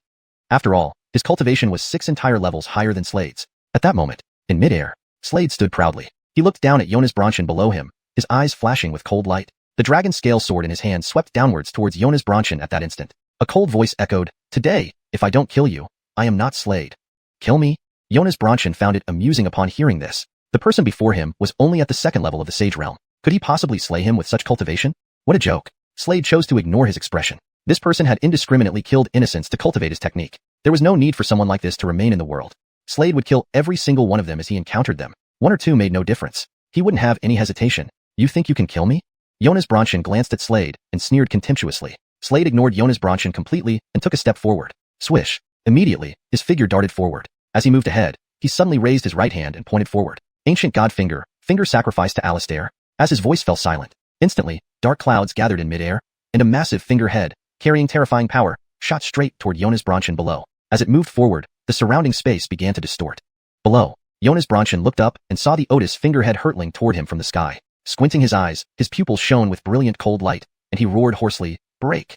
As he spoke, a long spear appeared in his hand. With a fierce swing of the spear in his hand, buzz! Suddenly, an incomparably sharp beam of light shot into the sky and struck directly onto the towering finger above, directly shattering that finger. Seeing this scene, Jonas Bronchen couldn't help but laugh loudly. "Ha ha ha, kid, is that all you've got? With just this level, you talk about killing me? Who gave you such confidence?" Jonas Bronchen looked extremely smugly at Slade ahead and curled the corners of his mouth in disdain. Slade looked at Jonas Bronchen. At that moment, he waved his right hand. Behind Jonas Bronchen, a golden river appeared. At that moment, this golden river surged like a golden dragon, colliding fiercely with Jonas Bronchen's back. With the impact, bang! Jonas Bronchen didn't react in time. His body flew out like a cannonball, crashing heavily into the ground. "Is that so?" Slade squinted his eyes, looking at Jonas Bronchen not far away. His eyes were filled with coldness. At that moment, he raised his right hand and pointed again. Instantly, a dazzling finger beam flashed past and plunged directly into Jonas Bronchen's body. In that moment, Jonas Bronchen's meridians within his body were completely destroyed. His whole body shook violently. This meant that from today on, he was nothing more than a useless cripple. Pale-faced, horror-stricken looks appeared on his face. You actually crippled me. A scoundrel like you. Killing you outright would be too lenient." Slade looked coldly at Jonas Bronchen below, his eyes filled with murderous intent. Swish. As the sound faded, Slade did not hesitate to swing his sword. The dazzling sword light suddenly burst out and plunged directly into Jonas Braun's right arm. In that moment, Jonas Braun's right arm separated from his body, blood gushing out like a fountain. Ah, ah, ah. Jonas Braun let out an incredibly pitiful scream. His facial features twisted uncontrollably, appearing grotesque. Slade lifted his foot and stomped directly on Jonas Braun's chest. Ugh. At that moment, Jonas Braun spat out a mouthful of blood, his complexion even paler. No, it's just starting. Slade looked at Jonas Braun coldly. Although his cultivation was only at the second level of the Sage Realm, his combat power was clearly much stronger than Jonas Braun's. Jonas Braun could not resist at all, left entirely at Slade's mercy. That was the gap. Swish. Slade swung the sword indifferently. Swish. The dazzling sword light instantly plunged into Jonas Braun's left arm. In that moment, Jonas Braun's left arm snapped off. Blood splattered everywhere. He screamed in agony once more, crying out miserably. Pain distorted his facial features again. Slade watched this scene coldly, the sword in his hand continuously swinging down. With each strike of the sword, instantly, countless sword marks appeared on Jonas Braun's body. Blood seeped out continuously from these cuts. Splatter. Simultaneously, wails of pain resounded. His facial features were grotesquely contorted beyond recognition. Thus, Jonas Braun was tortured to death. Slade looked ahead, seeing a dazzling light flickering non-stop in the cave complex ahead. Curiosity piqued, Slade took a step forward. Swish. Quickly. He appeared inside the cave complex. Inside this cave complex was a blood-red array. Ahead was a blood-red barrier. Slade looked up at the blood-red barrier, his eyes flickering. Then he raised his right hand, slowly clenching it into a fist, and punched forcefully at the barrier ahead. Boom. With that punch, instantly, the barrier trembled violently ahead. Bang. Then, the barrier shattered immediately. Slade walked inside once more, his gaze sweeping around, finding a puppet at the front. Yes, a puppet. This puppet radiated a horrifyingly intense malevolent aura. This energy was so powerful that it caused the surrounding space to distort, extraordinarily terrifying. And inscribed on top of this puppet was a grandiose word written in a cursive style. Blood. Blood puppet. Slade narrowed his eyes, scrutinizing the blood puppet ahead, noticing the intense aura emanating from its body. However, the blood puppet's eyes were closed, motionless. Slade waved his right hand and immediately retracted this blood puppet. At that moment, swish, a low-pitched whoosh echoed through the air. Suddenly, a figure sped toward here rapidly. It was a Jeffrey. He carried a blood-red war saber on his back, his brows exuding arrogance, dressed in a crimson robe. Now, he walked steadily over, his gaze immediately falling on Slade. Chapter 230, Divine Realm Sanctuary. The Jeffrey in a blood-red robe walked toward Slade. His eyes flickered as he glanced at the corpse on the ground, then his gaze refocused on Slade. Did you kill him? Yeah. Slade looked at the Jeffrey in the blood-red robe and nodded indifferently. Does that mean the crimson puppet is also in your possession? The Jeffrey in the blood-red robe added. Gareth it over.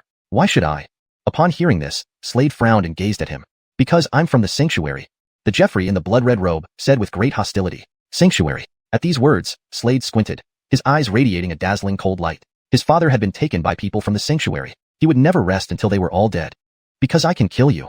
At this moment, the Jeffrey in the blood-red robe spoke again. As soon as he finished speaking, he took a step forward. Boom. A powerful aura burst forth from his body, mountainous and oceanic, shaking the surrounding space. This person's cultivation had already surpassed the Sage Realm. In the path of sainthood, there are 3 major realms, Sage, Sage King, and Sage Emperor. Each realm is divided into 9 levels. This person was now at the first level of Sage King. Feeling the overwhelming aura, Slade knew he wasn't a match for the other party. Thus, at this moment, he suddenly turned around and quickly employed a secret technique, speeding away like a bolt of lightning. As he fled, he waved his right hand. Instantly, a purple river appeared here. It was unmistakably the Dragon Spirit River. With the appearance of the purple Dragon Spirit River, Slade's speed increased several times. He headed straight for the mountains ahead. Behind him, seeing this, the Jeffrey in the blood-red robe sneered coldly at the corner of his mouth and immediately gave chase. His speed was extremely fast as he chased after Slade frantically. At this moment, a beam of sword light rapidly approached from the void ahead. It was a Stephanie. She wore a white dress, with an elegant figure and snow-white skin that seemed to be flawless, standing atop a massive blue sword like a celestial maiden. At this moment, she glanced at Slade, then took a step forward, fixing her gaze on the Jeffrey in the blood-red robe and harumphing, "Humph! Godfrey Duvera Jareth, what audacity you have, to dare provoke my sanctuary." Upon hearing this, Godfrey Duvera Jareth's expression turned chilly. He did not continue chasing but turned and left. Just before leaving, he shot another look at Slade, his eyes filled with cold light that flickered incessantly. "Thank you, miss, for saving my life." Slade, seeing this, breathed a sigh of relief. He focused on the Stephanie in the white dress and expressed his gratitude. "You're welcome. You're also from the sanctuary, right?" At this moment, the Stephanie in white looked at Slade. "I sensed the token of our sanctuary on you." "Yes," Slade replied, realizing that she had mistaken him for a disciple of the sanctuary, which led her to rescue him. He then produced the sanctuary token. The Stephanie scanned it with her divine sense and nodded lightly, saying, "The aura on this token matches yours, proving that it belongs to you and not stolen from a fellow disciple." Her analysis was precise. Slade immediately said, "I come from the sanctuary in the chaotic demon sea." "No wonder." The Stephanie, named Mindy, glanced at Slade and nodded. Then she continued, "I happened to be passing by and felt the presence of a sanctuary token. Let me take you back to headquarters. Sure. Slade immediately agreed without hesitation. Thus, he followed behind Mindy. It's your first time in the divine realm, so you must not be familiar with the power structures here, right? Mindy asked while flying her sword. She glanced at Slade beside her. Indeed, Slade nodded. The divine realm is the core of the 1,000 worlds among the 3,000 minor realms. Within it, there exist 3 supreme beings. They are the Divine Emperor who founded the Divine Palace, the Dark Emperor who established the Dark Dragon Palace, and the Sage Emperor Shang God Frejiu who created the Sanctuary. In other words, this continent has 3 top-tier forces, the Divine Palace, Dark Dragon Palace, and Sanctuary. These 3 powers control hundreds of clans and sects. Your joining the Sanctuary proves you've surpassed your peers, Mindy told Slade. But within the main Sanctuary, you need to rely on your own strength to obtain resources. Slade nodded in understanding. Led by Mindy, Slade arrived at the Sanctuary. Ahead was a massive golden mountain range shaped like 5 fingers, giving an overwhelmingly majestic feeling. To the main hall, Mindy instructed Slade. All right. Slade nodded. Following Mindy, Slade found himself inside a grand hall, empty and vast. At this moment, Mindy bowed slightly to the central throne. Hall Spirit, this is Slade, from the Sanctuary in the Chaotic Demon Sea. Please bestow upon him a rank. En route, Mindy had briefly explained the situation of the Divine Realm Sanctuary to Slade. Generally, those who transfer from other branch sanctuaries are prodigies with exceptional talent and formidable strength. Each newcomer is brought directly to the main hall, where the spirit of the Holy Seat scans them, granting them a rank within the sanctuary. Curiously observing the throne ahead, Slade marveled at the sacred seat. The throne was covered in intricate golden scales, emitting a continuous golden glow. From this holy seat was born the Hall Spirit, signifying its exceptionally high-quality status as a holy treasure. Humming sounds erupted from the golden throne, and suddenly, a brilliant ray of golden light shot out from it and directly entered Slade's body. Slade knew that sanctuary disciples were divided into many ranks. There were 9 in total. The first 3 were common rank. The middle 3 were sacred rank. The last 3 were divine rank. It remained to be seen what rank Slade started at. Chapter 231. 7th rank Holy Sun. Inside the grand hall stood a massive throne. It was a golden throne, a holy treasure. At this moment, this throne emitted a brilliant golden light, which directly infused into Slade, who stood nearby. Shortly after, a weathered voice resounded slowly. 7th rank Holy Sun. 7th rank? Upon hearing this, Mindy, standing beside Slade with an elegant posture and unparalleled Shauna, was stunned. She looked at Slade with shock on her face. Rank 7 to 9 all fall within the divine rank category. Very few people coming here have been recognized by the Holy Throne as divine rank Holy Sons. Mindy took another look at Slade. At that moment, the golden throne burst forth with another dazzling light. Following it, a storage ring floated over, landing in front of Slade. This ring pulsed with a brilliant golden light. This is your reward and proof of identity. It's a holy ring. Beside him, Mindy spoke softly, her voice pleasant to hear. Good. Slade accepted the storage ring. With a sweep of his divine sense, he discovered that it contained numerous stones. These are holy stones, Mindy explained. I'll take you to your living quarters, Mindy told Slade. Led by Mindy, Slade appeared inside a palace. The environment here was not much different from the holy temple in the chaotic demon sea. According to the rules of the holy temple, Mindy said slowly, only divine rank holy sons can have a golden palace. Don't underestimate this golden palace. It's vastly different from anything in the chaotic demon sea. This entire golden palace is actually a holy treasure. With these words, a look of surprise appeared on Slade's face. He lifted his head and looked towards the huge golden palace ahead. This palace is a holy treasure? Yeah, and it's just newly established. Mindy smiled at Slade. Hearing this, Slade was once again astonished. He gazed intently at the golden palace ahead and realized it was indeed extraordinary. Come in, Mindy invited. Slade nodded, following Mindy into the golden palace. Inside the golden palace, it was empty. Spirit of the artifact. At this moment, Mindy spoke. From today onwards, he is your master. Show your ring. She looked at Slade and instructed. Slade nodded and showed his ring. Immediately, a beam of light swiftly moved toward the ring in his hand. Suddenly, the ring burst into a brilliant glow. Following that, a mysterious voice echoed in the golden palace, saying, Master, I am the spirit of this palace. Currently, the level of this palace is 3. Level 3? Slade was slightly taken aback. Palaces are classified into levels. The level depends on the rank of the master. Since the master is currently a 7th rank Holy Sun, this palace is ranked at level 3. If the master advances to 8th rank Holy Sun, then this palace will upgrade to level 2. Similarly, if the master reaches 9th rank Holy Sun, this palace will advance to level 1. The higher the palace's level, the more powerful its functions become. The mysterious voice sounded again, reverberating throughout the palace. All right. Slade nodded gently. Fine, communicate with it first. Prepare yourself, tasks will be assigned soon, and this spirit will explain everything then. Mindy told Slade calmly. In the next moment, she flashed away and quickly disappeared, moving incredibly fast. Watching Mindy leave, Slade's eyes flickered. He directly asked, how many divine rank holy sons are there in the entire holy temple now? 30, including the master. The mysterious voice responded again, explaining to Slade, in the entire holy temple, there are thousands of holy sons. Most of them are Beckendane rank holy sons. Ranks 1 to 3 are Beckendane rank holy sons. Ranks 4 to 6 are sacred rank holy sons. Ranks 7 to 9 are divine rank holy sons. There are very few divine rank holy sons in the entire holy temple. According to the palace spirit, There are only 30 divine rank holy sons. This number is quite small. How does one enhance their rank? Slade asked further. This relates to holy points. Currently, as a 7th rank holy son, the master has 70,000 base points. To become an 8th rank holy son, the points need to reach 80,000. Points can be gained through various methods, such as completing missions or evaluations, the spirit explained. Understood. Slade nodded, gaining a general understanding of the holy temple in the divine realm. The holy temple in the divine realm differs significantly from the one in the chaotic demon sea. What can this palace do? Slade thought for a moment and asked. There's a powerful array inside this palace, gathering the essence of heaven and earth's spiritual energy. The spirit explained. Moreover, there are 3 cultivation chambers, although they aren't very significant. According to the spirit, this palace has considerable benefits. Right, master. You also have a mount. The spirit added. A mount? Where is it? Slade asked curiously. It should be arriving from above, the spirit replied. Slade looked up upon hearing this. A brilliant light approached rapidly from the bright blue sky in the distance. Upon closer inspection, it was a dragon. This dragon had blood-red scales all over its body, pulsing with red light. It descended downwards, and soon landed within the palace, gazing at Slade with docility. Seeing this, Slade nodded gently. He never expected becoming a divine rank holy son in the holy temple would come with so many advantages. Next, Slade entered a cultivation chamber to practice. He cultivated the cycle dragon spirit art. Currently, he had advanced this art to the 5th stage and obtained the dragon spirit river from the 5th stage of the cycle dragon spirit tower. Now, he began cultivating the 6th stage of the cycle dragon spirit art. Within him, the cycle dragon spirit tower radiated brilliantly. As he cultivated, the surrounding holy chi started flooding into Slade's body. To be precise, it flowed into the cycle dragon spirit tower within him. At this moment, countless runes covered the 6th stage of the cycle dragon spirit tower. These runes constantly moved, emitting a brilliant light. Chapter 232, The Golden Rune. In the cultivation chamber, Slade sat cross-legged. He was cultivating the reincarnation dragon spirit technique. The holy aura around him flowed into his body. Time passed. Inside his body, within the 6th level of the reincarnation dragon spirit tower, the runes on the gate slowly disappeared. Then, at this moment, the stone door slowly opened. Slade's gaze immediately focused on the 6th stone door of the reincarnation dragon spirit tower. The reincarnation dragon spirit tower slowly opened. Immediately after, a rune floated out from it. It was a golden rune. There were 3 characters in this rune. Defense, attack, stabilize. Is this the item in the 6th level of the reincarnation dragon spirit tower? Seeing this scene, Slade's eyes flickered, and he spread out his right hand, with the rune slowly appearing in his palm. Then, this rune quickly merged with his palm. In the next moment, he looked down and found an imprint had appeared on his palm. It was an imprint of the sun. In the middle of this sun imprint were 3 characters. Slade decided to give it a try. At that moment, Master, you have a mission, said the spirit of the artifact slowly. Oh, I have a mission? Hearing this, Slade's eyes flickered, and in the next moment, he stood up slowly and took a step forward. He whistled. Instantly, the water dragon came over. Slade leaped onto the water dragon's back. Now, the water dragon headed towards a magnificent palace.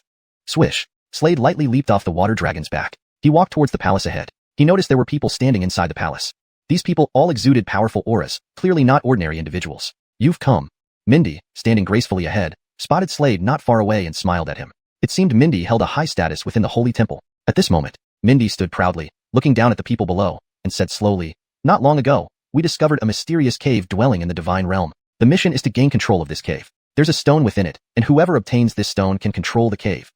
The cave has been set with restrictions, only allowing Saint Realm martial artists to enter.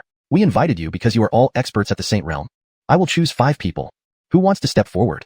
As she spoke, several people stepped forward, more than 5. Slade, having nothing else to do, also walked out from the crowd. He saw that all these people were 7th rank holy sons. Typically, 7th rank holy sons were all at the Saint Realm. There were 27th rank holy sons here. In the holy temple, there were only 37th to 9th rank holy sons. With 27th rank holy sons present, this meant there were only 10 8th and 9th rank holy sons.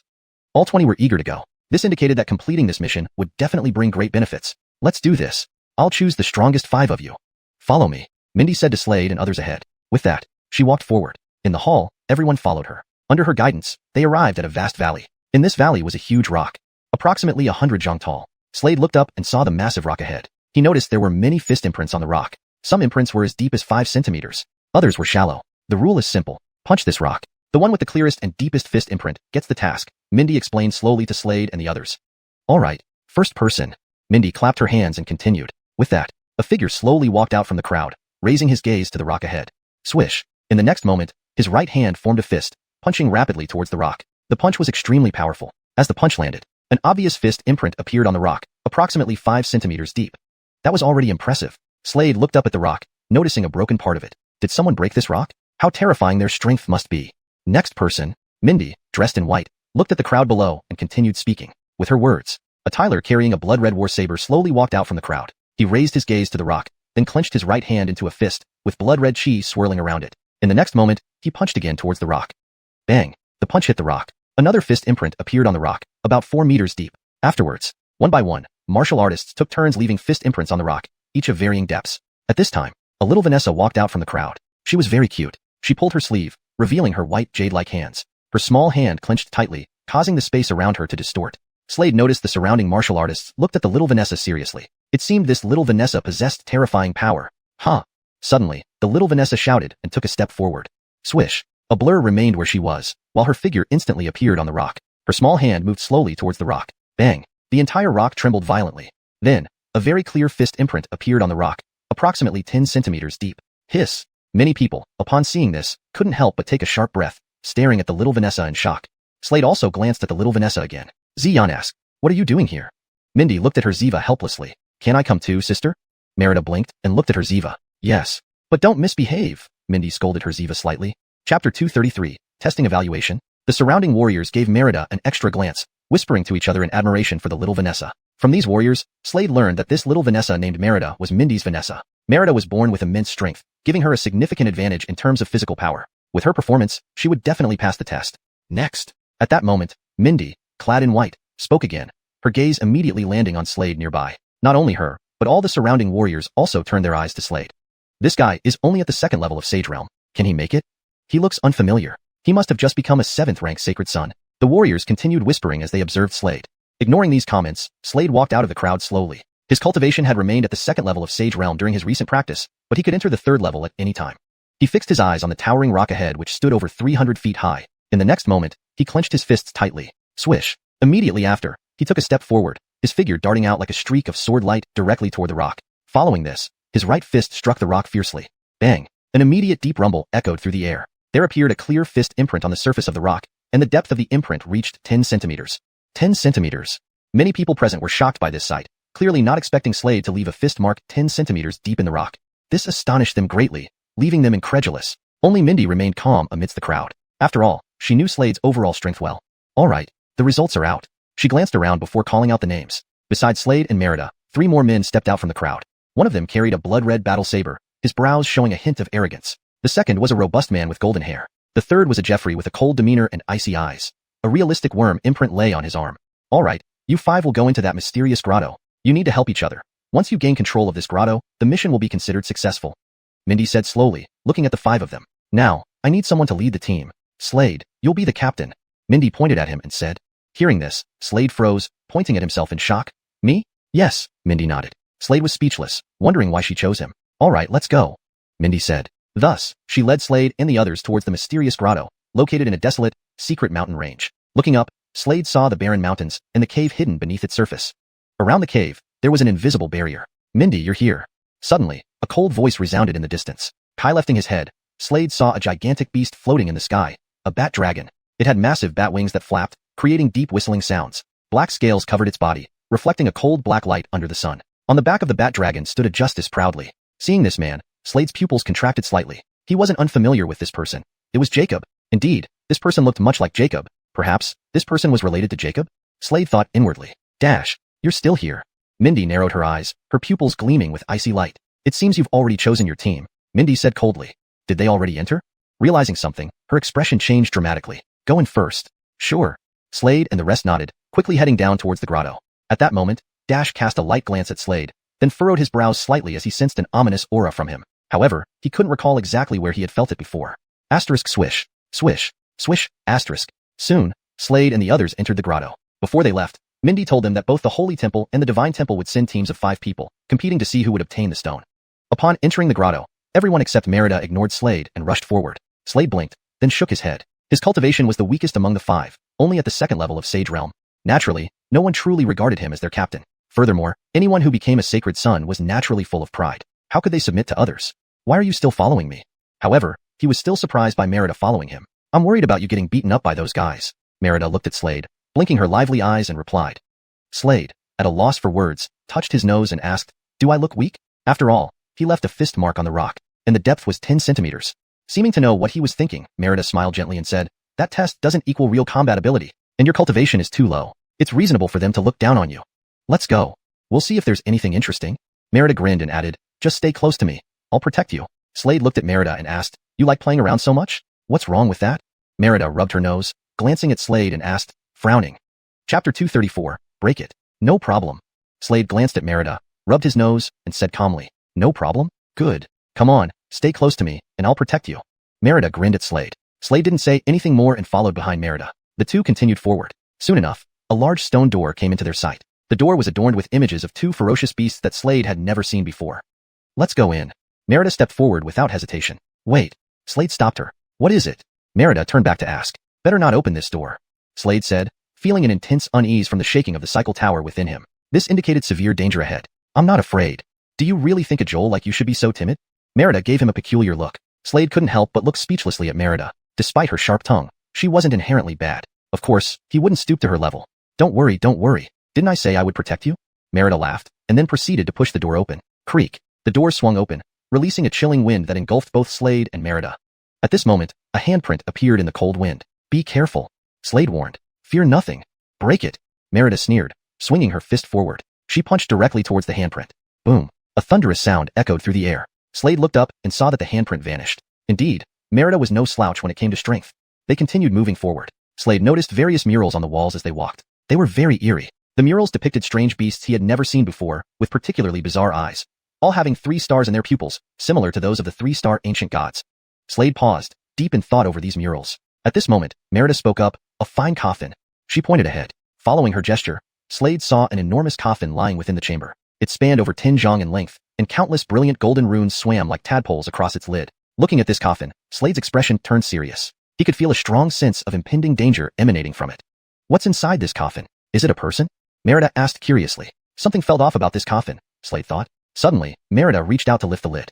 Hold it, Slade shouted, noticing changes in the golden runes on the lid. But it was too late. Merida had already lifted the lid. Golden mist poured out, followed by a massive hand extending from it, hurtling towards her with overwhelming force.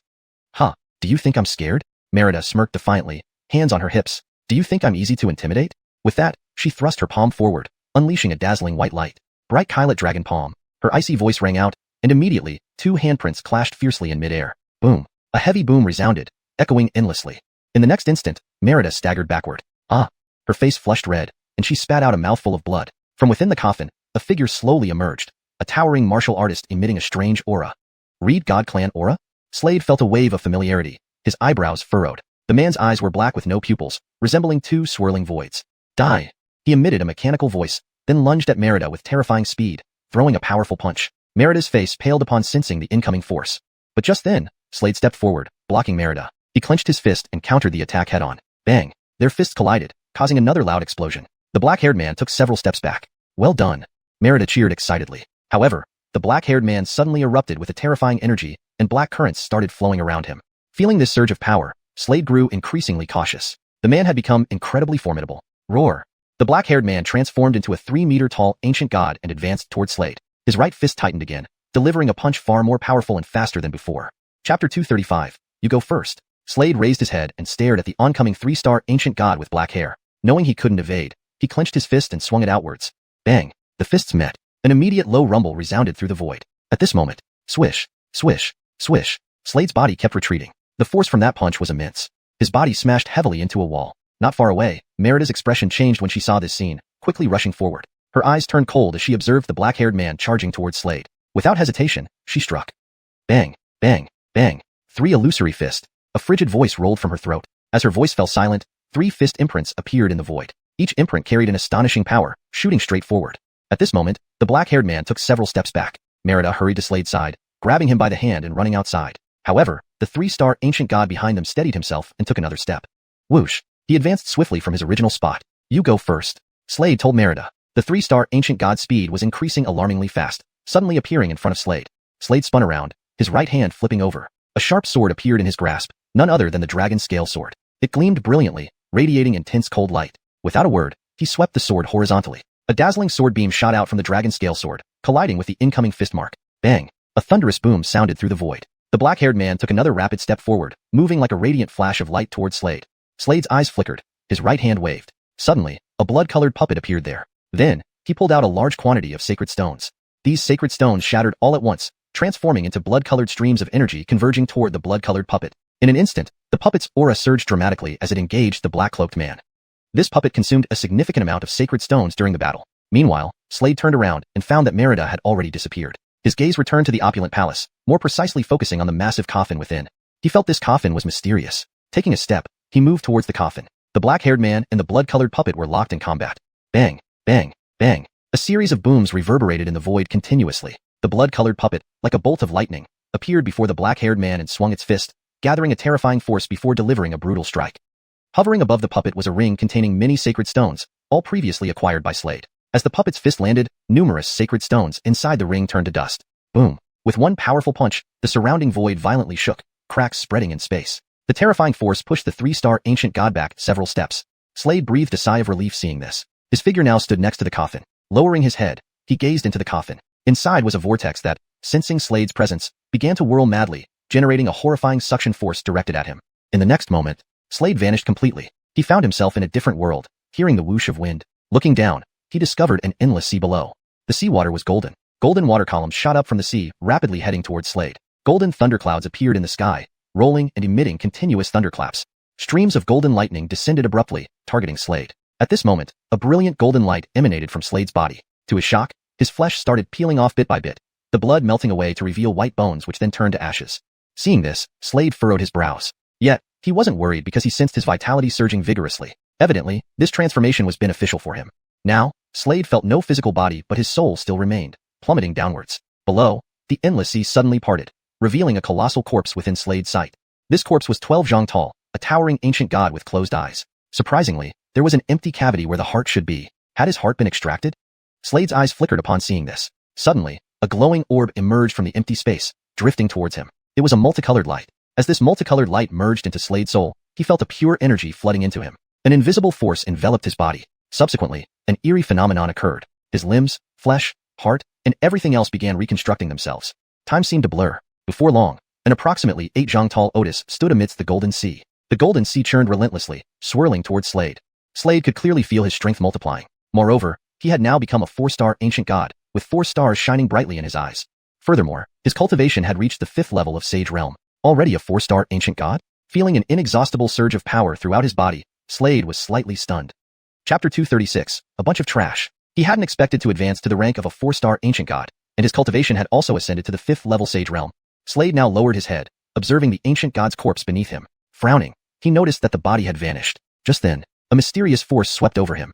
Suddenly, Slade felt dizzy. When he opened his eyes, he found himself back in the opulent palace. Inside the palace, the blood-colored battle puppet was still engaged in combat with the 3-star ancient god. The blood-colored battle puppet was at a disadvantage. Clearly, with the depletion of spirit stones, its combat strength had significantly decreased. A sweep of his divine consciousness revealed that there were hardly any holy stones left in his spatial ring. How resource-intensive. Slade couldn't help but sigh. In the next moment, he waved his right hand and immediately retracted this blood puppet. Immediately, the 3-star ancient god's gaze fell on Slade, and in an instant, it took a step forward like a dazzling sword beam shooting towards Slade at incredible speed. It tightly gripped its right fist, which gathered terrifying energy fluctuations. In the next moment, it unleashed a powerful punch aimed directly at Slade. Facing this punch, Slade did not dodge but retaliated with another punch. He wanted to see just how far his strength had progressed. As the punch landed, bang, fists collided. Instantly, a low boom resounded in the air. Then, the 3-star ancient god was continuously pushed back, eventually landing on the coffin. Slade extended his right hand slowly. The coffin lid before him closed immediately. The golden runes on the lid began to move again. Afterward, Slade turned and left. Inside the grotto, in another direction, Merida found the previous 3 people. The 4 of them came together. Right ahead, Merida said anxiously. Originally she had gone to find help for Slade. The group of 4 moved forward. Among them was a Jeffrey with a haughty demeanor who held a stone in his right hand. It was a rhombic stone emitting brilliant light. This stone controlled this grotto. Just as these 4 advanced, suddenly, swoosh, swoosh, swoosh, swoosh, swoosh, 5 figures surrounded them simultaneously. One person wasn't unfamiliar to Slade. It was the one who had pursued him last time. Both sides exchanged glances without speaking, immediately engaging in fierce combat. These 5 were from the temple. One stepped forward, holding a large axe, and the next moment, it swung out with shocking power, as if capable of cleaving through the entire sky. Swoosh. On Merida's side, one stepped forward, wielding a blood-red war blade that suddenly struck down. Bang. Instantly, a deep booming sound echoed in the air. They fought fiercely here, the void quivering and twisting. Merida's face showed anxiety. Her first thought was to rescue Slade. Actually, her heart wasn't bad. If something happened to Slade, she would feel guilty. Kylettle Vanessa, stop running. But at this moment, a figure suddenly appeared in her line of sight. It was a robust Jeffrey. He looked at Merida in front of him and grinned. However, swoosh, Merida's figure suddenly vanished from where she stood, reappearing in front of the robust Jeffrey. Without hesitation, she punched him. Bang! The punch landed. The robust Jeffrey flew back like a cannonball, but soon, he stabilized himself. Now, his expression became extremely cold, his eyes glowing with endless hostility. Narrowing his eyes, he stepped forward, directly advancing towards Merida. Stinking Vanessa. He spoke coldly. Immediately, he had a crimson spear in his right hand. The spear sharply lunged forward. Swoosh, swoosh, swoosh. Terrifying spear shadows bloomed in the air, each carrying horrifying power. With the spear shadows falling, instantly, the space in front violently trembled. These spear shadows formed a Otis net, directly hitting Merida. But at that moment, swish, a brilliant red saber light roared over from nearby, striking the spear shadow. Bang! An explosive sound rang out. However, at that moment, swoosh, a blood-haired Tyler from the temple stepped forward, raising his right foot and forcefully stomping on the ground. Under his feet, countless bolts of lightning emerged. The warrior with the war knife instantly retreated. Ha! A mouthful of fresh blood spewed out, his face turning pale like paper. The other two warriors from the holy temple didn't fare well either, both sustaining varying degrees of injuries, retreating continuously. A bunch of trash. The blood-haired Tyler looked disdainfully at those in front. From the holy temple, someone's face darkened upon seeing this scene. In the next moment, he let out an angry roar, holding a battle axe in his hands. Swoosh! His battle axe abruptly descended. A terrifying axe shadow carried immense power, distorting the space around it. Humph! Seeing this, the blood-haired Tyler snorted coldly and clapped both hands towards the axe shadow, shattering it. What? The Jeffrey holding the battle axe saw this, his pupils constricting, disbelief showing on his face. This is half-step Sage King realm. His expression grew heavy as he stared at the blood-haired Tyler. Today, you all will die. The blood-haired Tyler said coldly, counting the remaining opponents with slight surprise. One person seems missing. But, no matter. Soon, I will deal with him. With that, he looked at those in front of him, a playful smirk forming on his lips, as if he was certain of victory. He first glanced at Merida, then executed his martial technique. Chapter 237. Such confidence? The Jeffrey with blood-red hair wore an expression as if he had already defeated Merida and the others. Now, he charged at Merida with incredible speed, reaching out his right hand to strike her with the palm. The palm was swift and carried astonishing power. Merida unleashed a punch towards him. Bang! A loud boom echoed in the void as she was pushed back continuously by the force of impact. The blood-haired Tyler attacked again, landing another palm. Merida retreated once more. Ah! She spat out a mouthful of fresh blood, her face pale as paper. I'll see how you can retreat this time. The blood-haired Tyler sneered coldly. Merida clenched her teeth. Suddenly, a hand slapped her shoulder. Turning around, she saw an incoming figure and excitement flashed across her face. It was none other than Slade. Slade's gaze flickered and he noticed two cold bodies lying not far ahead. His face darkened immediately. You're here? It's actually you? The blood-haired Tyler frowned as he looked at the approaching Slade. They had met before when both were vying for a blood battle puppet. That's even better. I wanted to kill you last time. This time, I will see who can save you. The blood-haired Tyler gazed coldly at Slade. With that, he lunged forward aggressively. Slade raised his head coolly, looking straight at the blood-haired Tyler. His eyes narrowed into slits with piercing light within. He stepped forward with his right hand gripping a dragon-scale sword, which shot out with blinding speed. The blood-haired Tyler also held a sword, a blood-red one emitting terrifying malevolent energy. Clang! Their swords collided, creating resounding noise in the void. With this blow from Slade, the blood-haired Tyler began retreating continuously. Huh. He looked at Slade in disbelief. Last time, Slade had appeared extremely disheveled when facing him. Yet now, Slade had turned the tide, leaving the blood-haired Tyler incredulous. Slade's face grew cold as he stared at these people. Although he used to be looked down upon by these Sacred Hall disciples, witnessing his comrade's death made him furious. You're all going to die. A chilling voice rolled out of Slade's throat. Stepping forward, he left behind a shadow and moved at incredible speed to appear before the blood-haired Tyler, then swiftly brought down the dragon-scale sword without a word. Swoosh! A sharp sword cry rang out, the blade moving with lightning speed and plunging directly into the Tyler's right arm. Rushing water sounds echoed as the Tyler's right arm was cut off, spurting blood like a fountain. He let out a heart-wrenching scream, his facial features distorted beyond recognition. Behind them, Merida stared wide-eyed at Slade, never expecting his strength to be so formidable. Swoosh! Slade slashed again, cutting through without hesitation. The left arm of the blood-haired Tyler snapped, splattering blood as he emitted another agonizing scream. Behind them, the four Divine Hall warriors furrowed their brows deeply seeing this scene. The blood-haired Tyler was their leader and evidently had considerable skill, especially since he had reached the near Saint King realm. Yet, he was at a disadvantage against Slade? This left them bewildered. This moment, whoosh! Slade took another step forward, continuing to swing his sword. This time, the dazzling sword light penetrated the chest of the blood-haired Tyler, delivering the killing blow. Seeing this, the remaining four Divine Hall warriors shivered and hurriedly ran away. But would Slade let them go? Clearly not. Whoosh! With a sudden burst of movement, Slade appeared in front of one of the Divine Hall warriors. Seeing this, the warrior roared fiercely with a flushed face. You're courting death.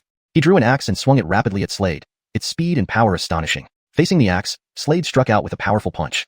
Boom! The axe shattered. What? The warrior's eyes widened at this sight. Before he could react, a bright streak of sword light flew towards him and landed on his neck. In the next moment, his head rolled onto the ground, eyes bulging in shock.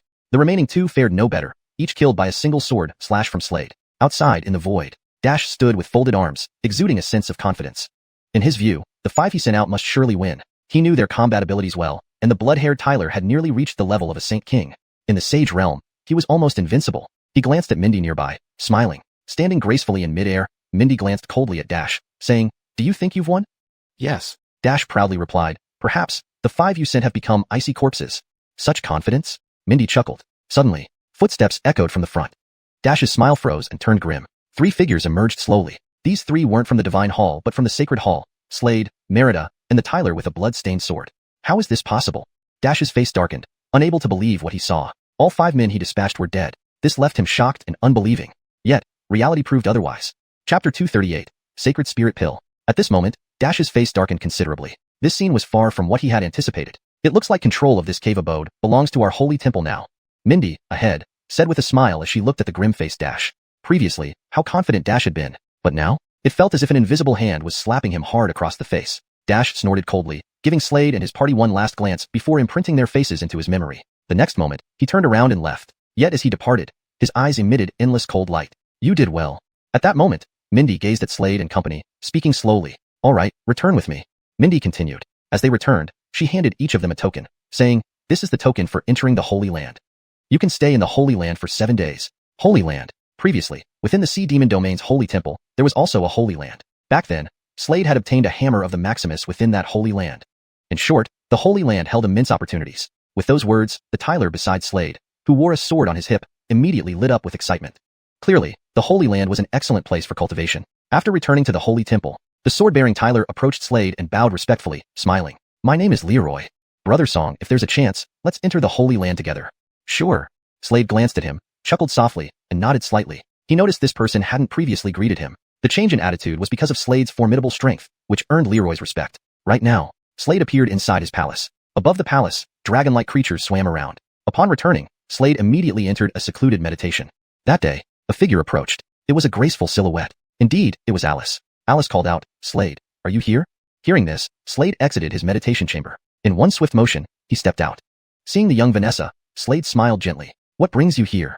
He knew the Vanessa wasn't bad-hearted. "Task reward," Alice explained, taking out a jade box from her sleeve and handing it to Slade. "For me?" Slade was momentarily taken aback. "Who else?" Alice looked at him and continued, "This is the reward from the last task. Otherwise, why would so many vie for it?" Alice shook her head, then opened the jade box. Inside were emerald pills. At that moment, Alice's voice rang clearly. "These pills are called Sacred Spirit Pills. They can refine the holy energy within your body. After advancing to the Sage Realm, one absorbs holy energy from the universe and converts it into holy power. Sacred Spirit Pill." Slade nodded upon seeing the pill.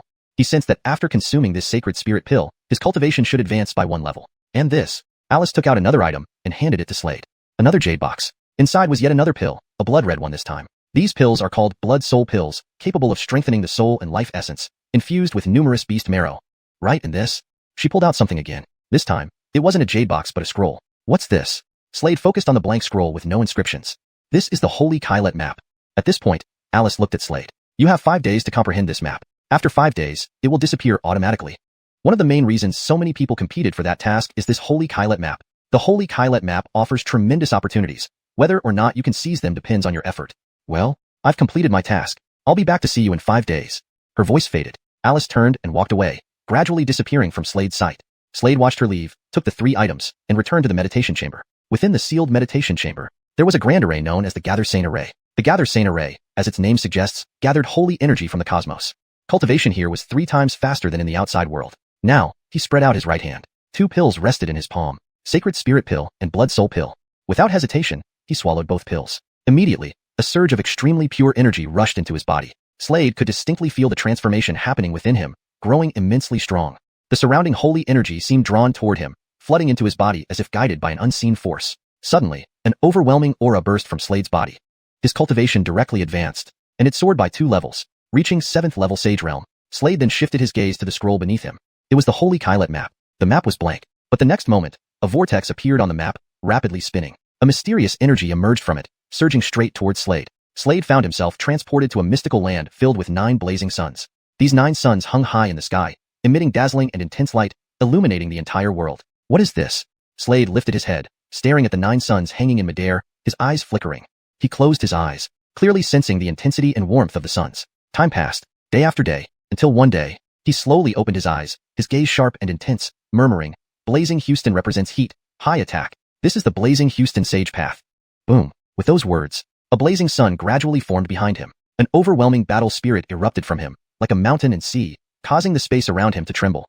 When he opened his eyes, he realized he had returned to the meditation chamber. Chapter 239. Accepting a mission. At this moment, Slade clearly noticed that his cultivation had significantly improved. He was now at the 8th stage of the Holy Man realm, far more powerful than before. From this session of cultivation, he could distinctly feel improvements in every aspect, with every part of his body undergoing metamorphosis. He walked out from the secret cultivation room. Next, he planned to undertake missions from the Sacred Hall, intending to improve his combat prowess through practice. For him now, enhancing his strength was still the most important task. Only by becoming stronger could he help his father.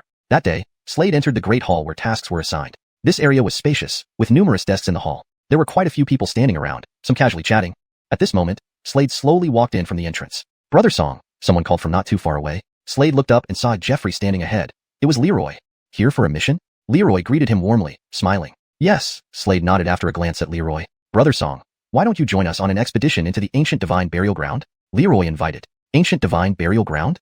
Upon hearing this, Slade slightly hesitated, his eyes gleaming brightly. He knew very well that the divine realm was once ruled by the ancient gods. At that time, the Sacred Hall, Divine Hall, and Dark Dragon Palace were all under the command of the ancient god race. Together? Just then, a Vanessa bounced over. Merida's eyes fell on Slade, and she grinned. Merida then introduced her companion. "Let me introduce you. This is Wesley." A towering warrior approached behind Merida. This robust martial artist stood about 2 meters tall. Wesley smiled broadly and said, "Hello, I'm Wesley. Glad to meet you. My name is Slade. Pleased to meet you too." Slade responded. "All right, let's head to the ancient divine burial ground together. Our mission this time is to find a divine flower there," said Leroy, who carried a sharp sword on his back. "Okay," Slade nodded without hesitation. Actually, he was more interested in visiting the ancient divine burial ground than just completing a mission. After all, it was the burial place of the ancient gods. That day, using a teleportation array, Slade, Wesley, Leroy, and Merida quickly arrived near the ancient divine burial ground. A thick fog covered the front. "This is a foggy region. After crossing this area, we will enter the ancient divine burial ground," explained Leroy while examining a map. Slade and others nodded. Ahead was indeed an impenetrable fog. "Let's go in carefully. Beware of the ancient divine puppets," Leroy warned seriously. Previously, the black-cloaked man Slade encountered was such a puppet, possessing formidable combat strength. The 4 of them moved forward. As they progressed, the mist grew denser, reducing visibility. "It's hard to see anything," Leroy commented while gripping his sword, its tip emitting chilling light.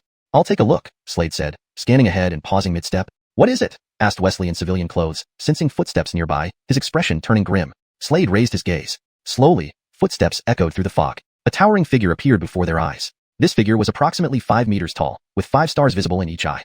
A 5-star ancient divine puppet. Merida's delicate face turned serious upon seeing it. The puppet resembled a justice but was distinguished by its height and starlit eyes, each containing 5 stars. Behind it was a broad blood-red war saber, continuously radiating cold light. The puppet spoke in a mechanical voice. "Intruders, death."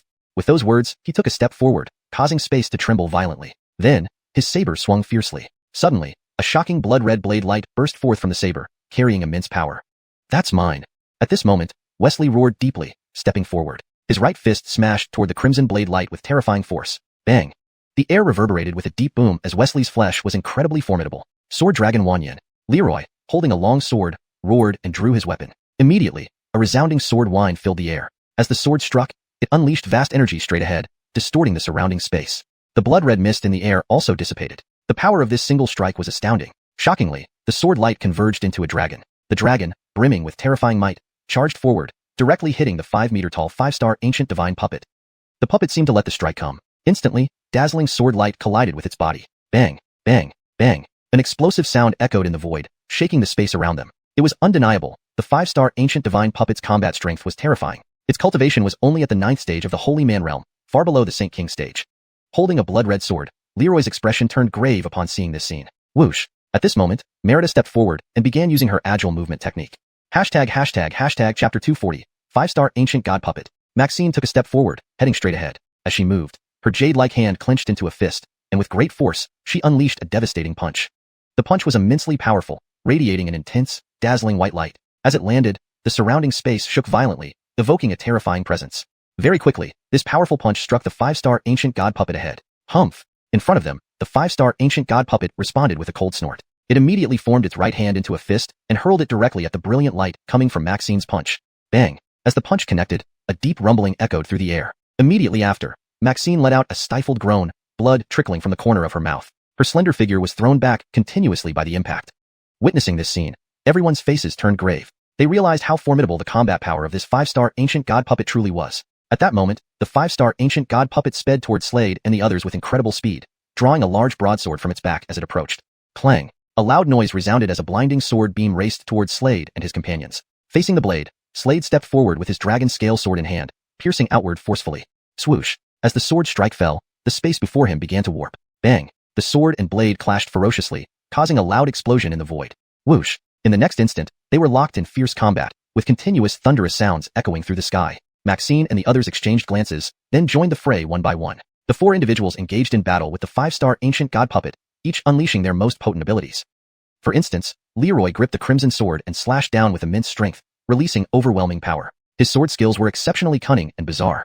Meanwhile, the Iron Tower Tyler was bare-chested, covered in golden runes that resembled wriggling tadpoles. He punched continuously, each blow incredibly fast and powerful. On the other side, Maxine wielded a whip, which acted like a venomous python, restraining the movements of the puppet ahead. Just as they were about to subdue the 5-star ancient god puppet, it vanished without a trace, stunning Leroy and the others.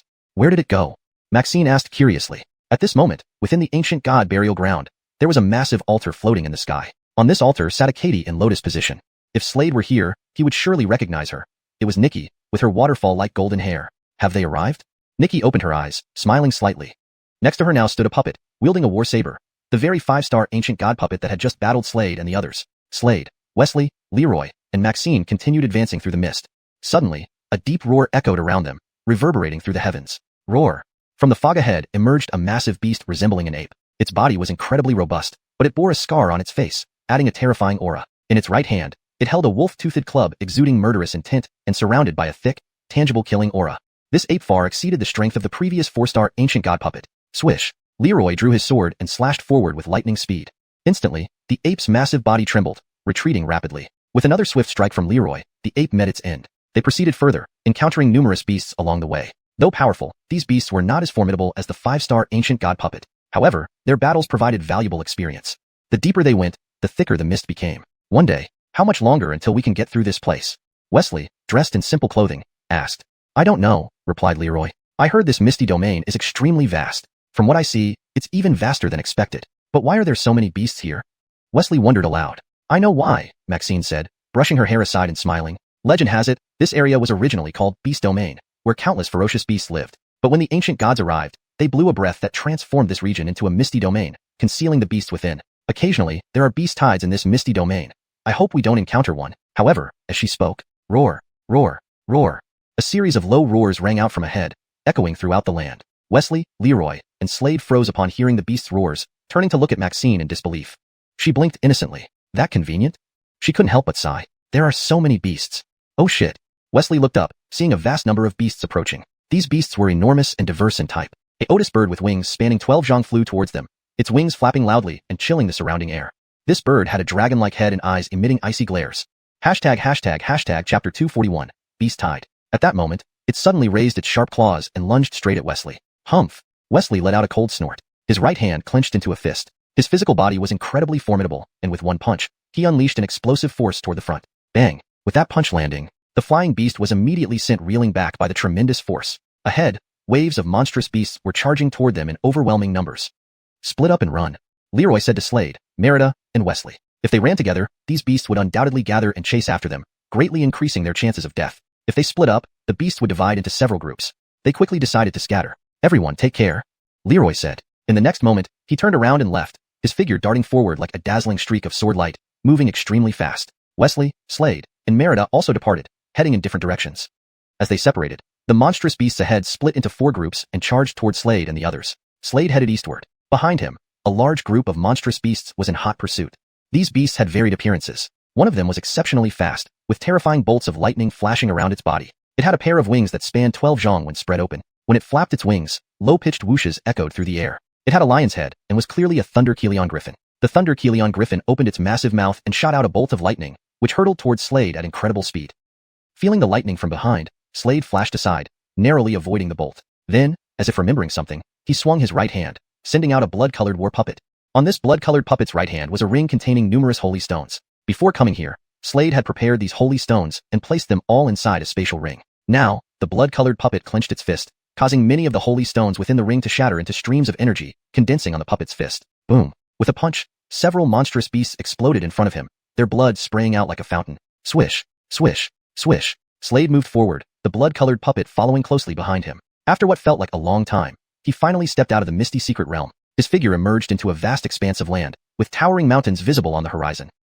Is this the ancient divine burial ground? He looked ahead, eyes flickering slightly, muttering to himself. The blood-colored puppet continued to follow him closely. As soon as he entered, he heard sounds of battle nearby. His eyes flickered again, curiosity piqued, and he walked toward the source of the noise. Inside, he saw several figures relentlessly pursuing a monstrous beast. It was a green-faced, fanged ape covered in black fur, robust and powerful, its cultivation reaching the first stage of the Sacred King realm. At that moment, the ape roared in fury, "Humans, you're courting death." Its face contorted with rage, and then it shot forward like a bolt of lightning. Its opponents were three young men. One held a sword in his right hand and slashed rapidly. Whoosh! The bright swordlight shone like a full moon in the night sky. However, just as the dazzling swordlight approached the green-faced black ape, it left a shadow in place and vanished into a stream of black energy, appearing strangely ethereal. The sword attack missed entirely. Next, the green-faced black ape shot toward one spot. Cleave. The second Tyler was a Arwen who, with a cold snort, brought down his blood-colored battle saber with immense speed. A terrifying saber light erupted and landed directly ahead. Bang! With the brilliant saber light rushing forward, the green-faced ape was forced to retreat, a deep gash appearing on its right arm, blood seeping through. Damnable humans! It screamed with venomous hatred, its features twisted. However, it immediately turned and fled, disappearing from sight before the three could catch up. F***ck, he got away. The robust Tyler frowned deeply. Now what do we do? We can only find another beast for the sacrificial array, said the Tyler with the sword. Someone's coming. The Tyler holding the blood-colored saber noticed Slade not far off and his eyes flickered. Beasts are scarce here. It will be difficult to find another. Perhaps. He glanced at his companions, whose eyes lit up upon hearing this. The robust Tyler laughed and agreed. That makes sense. Slade overheard their conversation clearly. His eyes narrowed. They likely intended to use him for the sacrificial array. Whoosh, whoosh, whoosh. In the next moment, the three Tylers swiftly appeared around Slade, encircling him. I have no grudge against any of you, Slade said, looking at them. He was merely a passerby. I'm sorry, but this world is ruthless, the robust Tyler replied coolly, looking at Slade. Without giving Slade a chance to speak, he grinned and rushed forward at incredible speed. His right hand already clenched into a fist, enveloped in layers of golden flames. The space around him distorted as the golden flames surged, creating an ominous atmosphere. This man was already at the first stage of the Sacred King realm. He could see that Slade was only at the 9th stage of the Sage realm, so in his view, Slade would be unable to withstand this punch. After all, the power of this punch was fearsome enough to make the surrounding space tremble.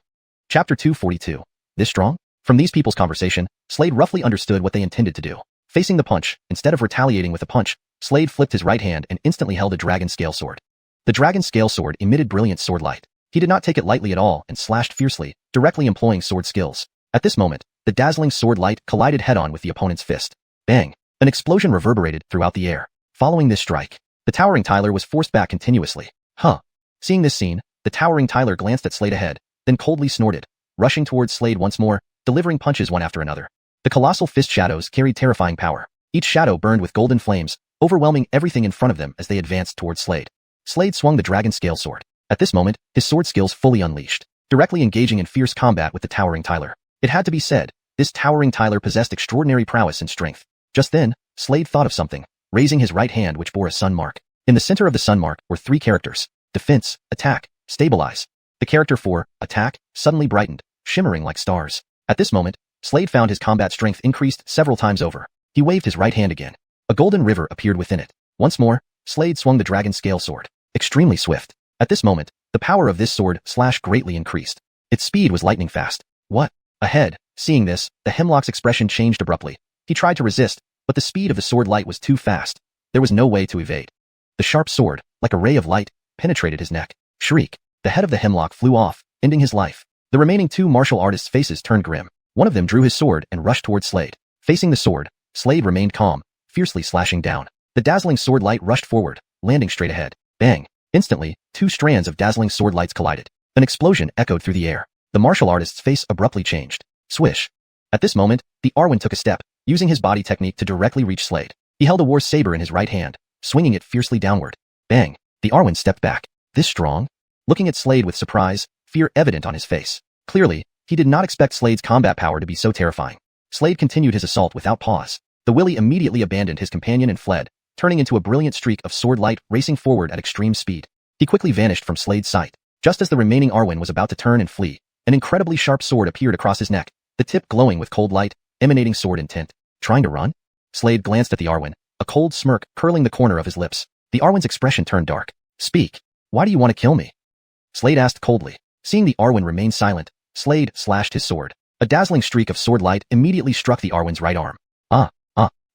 Immediately, the Arwen screamed in agony, his features contorted in pain. Speak. I'll talk. The Arwen blurted out. Hearing the Arwen's words, Slade's eyes flickered.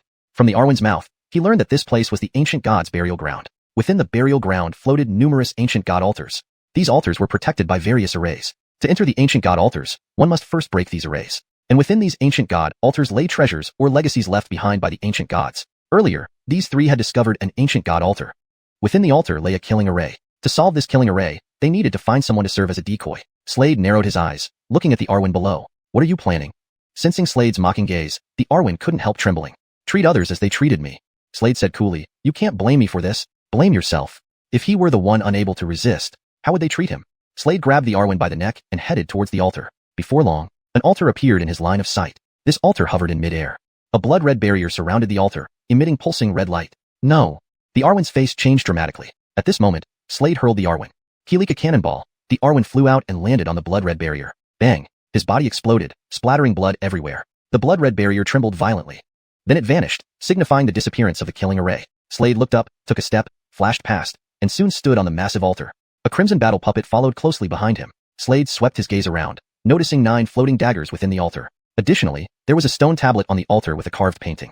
Slade's divine sense reached the stone tablet ahead, quickly converging. Soon, an image appeared in his mind. In this image, 9 daggers intertwined and danced, shimmering with brilliant cold light.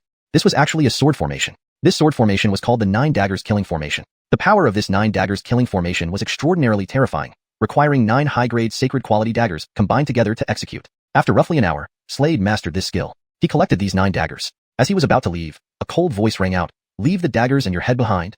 Following the voice, Slade narrowed his eyes. The Willy who disappeared earlier reappeared, now exuding even stronger energy than before.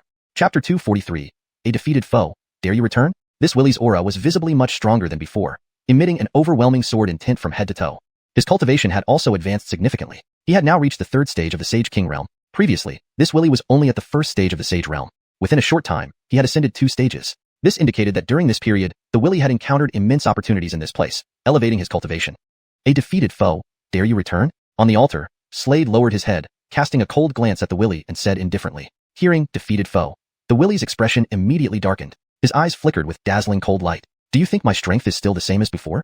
With a deep roar, he spoke. In an instant, he wielded a blood-red sword in his right hand, slicing out with great force. Instantly, a domineering sword beam burst forth from the blade, rushing straight ahead. The power of this slash was terrifying, seeming to tear apart the heavens.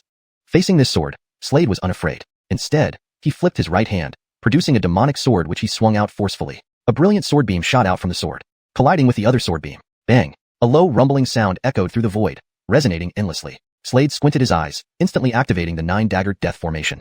Suddenly, whoosh, whoosh, whoosh, 9 daggers, shimmering with cold light, flew out from his sleeves, rapidly heading toward the person ahead. The 9 daggers emitted endless cold light, constantly crisscrossing and making clanging sounds.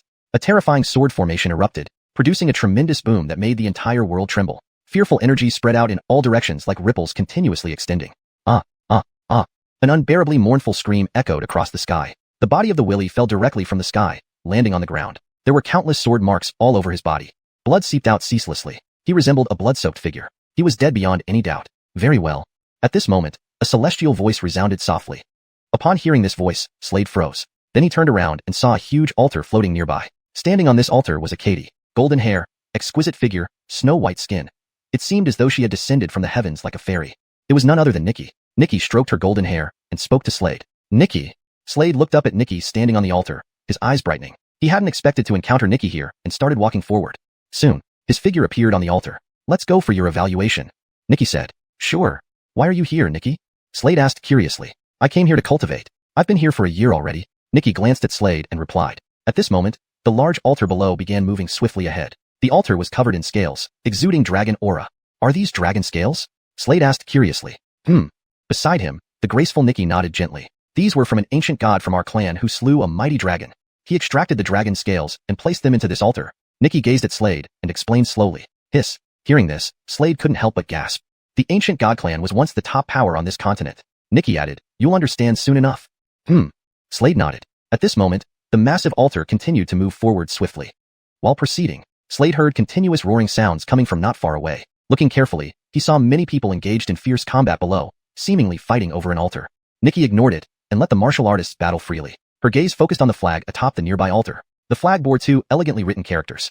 With a gentle wave of her right hand, the flag on the altar immediately flew out and landed in her hand. She handed the flag to Slade, saying, "It's a rather decent holy treasure."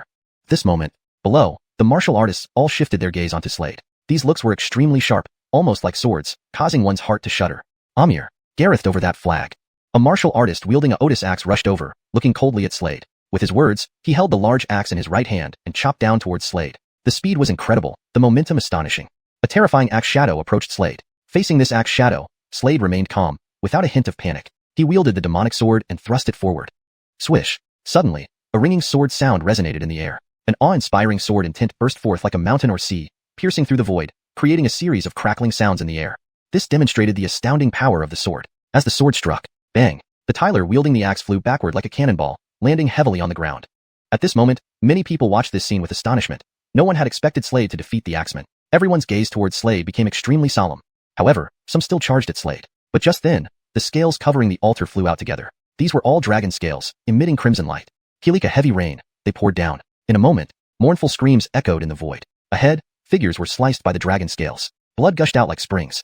Rushing water. Figures exploded. What a terrifying altar. Gazing at this scene, Slade couldn't help but focus on the altar beneath his feet, covered with countless blood-red dragon scales, reflecting a crimson glow under the sunlight, twinkling non-stop. "Here we are." After about an hour, a celestial voice echoed again. It was Nikki standing beside Slade who spoke calmly. Chapter 244, The Holy Path of Sword and Tint. Following her gaze, Slade found himself in a vast open space. In this open space stood 3 enormous cave palaces. "This is your trial." Nikki gazed forward and slowly said to Slade beside her. Slade raised his head and looked ahead. He stared at the 3 cave palaces in front of him. "Go in," Nikki said to Slade. "All right." Slade nodded slightly, and in the next moment, he took a step, unleashed his agility technique, and dashed toward the first cave palace. After entering the first cave palace, he felt a wave of dizziness. When he opened his eyes, he found himself in an endless wilderness. In this boundless wilderness, swords floated mid-air. A closer look revealed dazzling sword lights. Each carried shocking power that distorted the surrounding space. The holy path of sword and tint. Gazing at these dazzling sword lights, Slade's eyes flickered as he murmured. Indeed, these were all the manifestations of the holy path of sword and tint. After becoming a sword emperor comes the saint-level sword cultivator. By comprehending just one type of sword and tint from the holy path, one can become a saint-level sword cultivator. However, for a Willy, comprehending even one type of sword and tint from the holy path is an immensely difficult task. At this moment, Slade's gaze swept across the area and landed on a beam of sword light in front of him. Immediately, his divine sense was drawn by this dazzling sword light, and a scene appeared in his mind. The scene depicted an intense sea of fire, formed by brilliant sword lights. This made Slade's heart tremble. As time quietly passed in this state of enlightenment, it was unknown how long had elapsed. Boom. On this day, an extremely powerful sword and tint suddenly erupted from Slade's body. It was the holy flame sword and tint. This proved that Slade was now a saint-level sword cultivator. At the moment of comprehending this holy flame sword and tint, suddenly, countless dazzling sword lights in front began trembling incessantly. Immediately, the numerous sword lights converged into one, forming a sea of fire. Then, under Slade's gaze, a flaming figure appeared in front of him. This flaming figure exuded surging sword and tint. It was a man of flame. At this moment, this flaming figure held a flaming sword in his right hand, its tip emitting a dazzling cold light. With a swift slash, a wave of holy flame sword and tint surged towards Slade. With this swing, a sea of fire burst out from the sword tip, racing forward at an incredible speed. As this dazzling sword light fell, the surrounding space became twisted like ripples spreading outward, astonishingly horrifying. They engaged in a fierce battle. Whoosh! At this moment, a cold and blazing sword light shot forward with terrifying speed, directly piercing through the flaming figure. With one strike, this flaming figure was slain. At this moment, outside, Nikki raised her head and looked towards the first cave palace, as if she could see what was happening inside. Not bad. Seeing Slade easily defeat the flaming figure, she murmured approvingly. Then, she turned around and returned to the altar covered in blood-red scales. These blood-red scales were not ordinary scales but dragon scales. She sat on the altar, slowly lifting her right hand. Instantly, the altar beneath her lit up, emanating bright red light, dazzling. "Have you come?" She narrowed her eyes, which continuously glinted with cold light. At this moment, a scene appeared in her mind. It showed a place 10,000 feet away. In the sky, dark shadows flashed, rapidly approaching Nikki at an alarming speed. These people were from the Divine Temple, numbering over 100. Each figure emitted a terrifying aura, shaking and distorting the surrounding space. An ominous aura rose. Humph! Sitting on the altar, Nikki snorted coldly, narrowing her eyes. In the next moment, she lifted her right hand, and the dragon scales covering the altar all detached, floating before her line of sight. Nikki gently lifted her right hand and pointed at the blood-red scales. Instantly, several scales transformed into streaks of bloodlight, shooting forward, causing the surrounding space to tremble violently. Soon after, 10,000 feet away, the void began trembling. Then, a gigantic palm print appeared in the void. This palm print swirled with terrifying crimson energy, descending majestically. Below, damn ancient Stephanie. She definitely did this. Kill her. Yes. Figures shot forward swiftly. Several divine temple martial artists drew their swords, slashing into the air. Instantly, dazzling sword lights shot out from the swords, directly piercing the Otis palm print in the void. However, the palm print's power was too terrifying, like a towering mountain pressing down rapidly, increasing pressure as it advanced. Puff! This palm killed many divine temple martial artists and injured many more on impact. Seeing this, Nikki narrowed her eyes, her gaze flickering with cold light. She waved her right hand again. At this moment, all the dragon scales turned into streaks of bloodlight, shooting into the void. These streaks quickly condensed into a true dragon.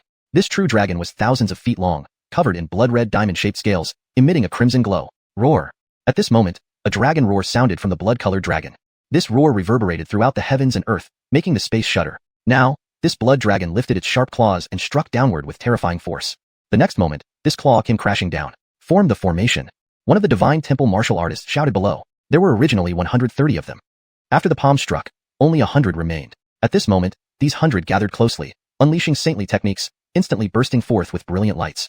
Chapter 245, Two Seniors. 100 people simultaneously unleashed their techniques. Instantly, a colossal crimson barrier formed above their heads, continuously emitting and absorbing light. In the void, the golden dragon roared forward, directly colliding with the crimson barrier below. Bang! An immediate roar echoed through the void, unceasingly. Below, half of the 100 people immediately spat out mouthfuls of blood, their faces pale as paper, deathly white. However, they had destroyed the golden dragon in the void. The remaining 50 people advanced once more. On the altar, Nikki saw this scene, her eyes narrowing, filled with brilliant cold light. She turned to look at the nearby cave, saying, "Next, it's up to you." As she spoke, she took a step, her figure flashing and vanishing from the spot.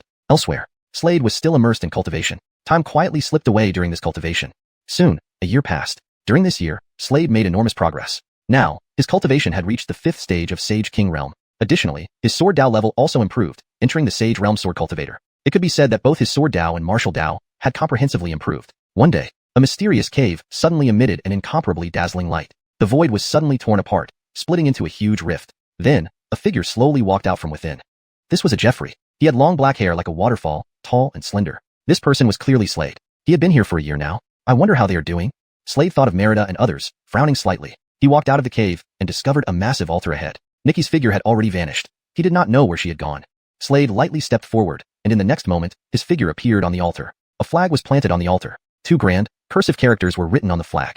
In this year, Slade also soaked in the 5-star ancient god baptism pool. He was now a 5-star ancient god. Apart from the flag, there was also a puppet on the altar. It was clearly the same 5-star ancient god puppet from before. This puppet carried a blood-colored war saber on its back. This 5-star ancient god puppet was incredibly powerful. It's time to leave this place. Slade muttered to himself. The altar beneath his feet moved forward at great speed. Screams of battle sounded ahead.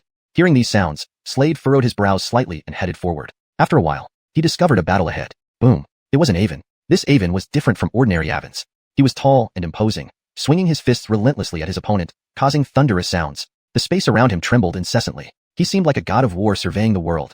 His opponent was another Aven carrying a war saber. The 2 Avens battled fiercely. It was not a life or death duel but rather a sparring match. After some time, the 2 Avens stopped their actions. Ha ha ha. They looked at each other and laughed heartily. Seeing these two, Slade's pupils constricted slightly.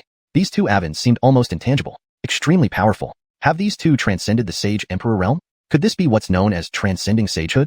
Slade's eyes flickered as he muttered to himself. He knew that beyond the Sage Emperor realm was the Transcendent Sage. In fact, the Sage realm was also called the Transcendent Sage realm. Ancient God Clan?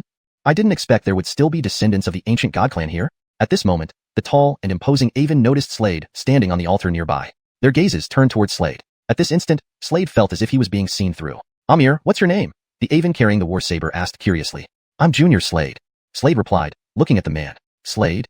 The Aven with the war saber paused, widening his eyes as he looked at Slade and then asked, what relation do you have with Godfrey Xiao? He is my sworn brother. Slade replied. And who else is your sworn brother? The other towering Aven asked. Qian and Lin. Slade answered. Upon hearing this, he began to speculate about their identities. As expected, they were likely his brother's masters. How coincidental. The Aven carrying the war saber smiled at Slade, saying, I am Godfrey Xiao's master, Jet. The Hutch is Zeus. The other Aven, dressed in white with a wineskin hanging from his waist, also smiled, adding, I'm Qian's master. Indeed, Slade was not surprised by this. Do the 2 seniors come from the divine realm? He asked. Yes, not from the divine realm. From another place. From the Alistairly realm. Zeus laughed, saying to Slade, my disciple has always spoken of you, so I know of you. We came here for a medicinal herb, and felt the need to spar on the way. Jet added, looking at Slade. Oh right, young friend, has your matter been resolved? Do you need our help? Jet continued. Slade pondered, just about to speak. At that moment, swish, swish, swish. Ahead, several figures shot towards them abruptly. Slade, you're really here. A chilling voice echoed loudly. Slade frowned, lifting his head to see a justice approaching. This person was no stranger to Slade. He was Dash, but why would he appear in the ancient god burial ground? Last time, I was curious why you seemed so familiar. After searching the Stephanie's soul, I realized it was you. You killed my cousin. Dash looked at Slade coldly, his voice icy cold, sending shivers down anyone's spine. Upon hearing this, Slade's gaze sharpened, filled with brilliant cold light. You captured Nikki? He said, squinting his eyes. Chapter 246. Serve my temple with your key left. Exactly. At that moment, a weathered figure emerged from the crowd. This was an Aven. The aura around this Aven was extremely terrifying. He had already reached the Sage Emperor realm. There are 3 stages within the Sage realm. Sage, Sage King, and Sage Emperor. After Sage Emperor comes the Super Sage Transcendent stage, the Desolate realm. Slade, prepare to die. You will serve my temple with your life, just like your father did. A cold voice echoed from the Aven's mouth. As he spoke, he abruptly lifted his right hand and hurled it towards Slade. Instantly, a gigantic palm print materialized in the air. This palm print carried immense power, causing the space around it to warp. Although Slade's cultivation had significantly improved over the past year, the Aven before him was a powerhouse at the Sage Emperor level. The power of this strike was not something the current Slade could withstand. Humph. Do you think we don't exist? At this point, the hutch in white beside Slade snorted coldly. With those words, he lightly tapped the wineskin hanging at his waist. Following his movement, wine exploded out of the wineskin, forming a water dragon. This water dragon rushed forward with formidable power, directly colliding with the palm print in midair. Boom. An immediate booming sound echoed through the heavens. Huh. Not far away, the Aven's expression turned grave upon seeing this scene, looking at the Zeus with astonishment. Super Sage Transcendence. Upon sensing the fluctuating aura around the Zeus, his face changed again as he looked at the Zeus in surprise. Super Sage Transcendence. A martial artist of this caliber is exceedingly rare in the divine realm. In the entire divine temple, only one person had reached this level. That was the former patriarch. However, the former patriarch had been in seclusion all along, ignoring matters related to the divine temple. For a Super Sage Transcendence powerhouse to appear here, how could this not make the Aven's expression turn serious? Esteemed guest, this Tyler must be killed by our divine temple. I hope you won't oppose our divine temple, the Aven said politely to the Zeus. Indeed, this person was a genuine Super Sage Transcendence level expert. He couldn't help but be courteous. A must-kill? The Zeus narrowed his eyes, his pupils emitting a dazzling light as he replied, I'm sorry. He is someone we must protect. His calm voice brooked no argument. Hearing these words, the nearby Aven's expression immediately darkened, like a drop of blood, as he gazed at the Zeus and shouted angrily, You really want to be an enemy of our divine temple? The Zeus didn't respond. Instead, he slapped the wineskin at his waist once more. With this tap, the wine shot up into the sky again. The wine converged rapidly, quickly transforming into a water staff.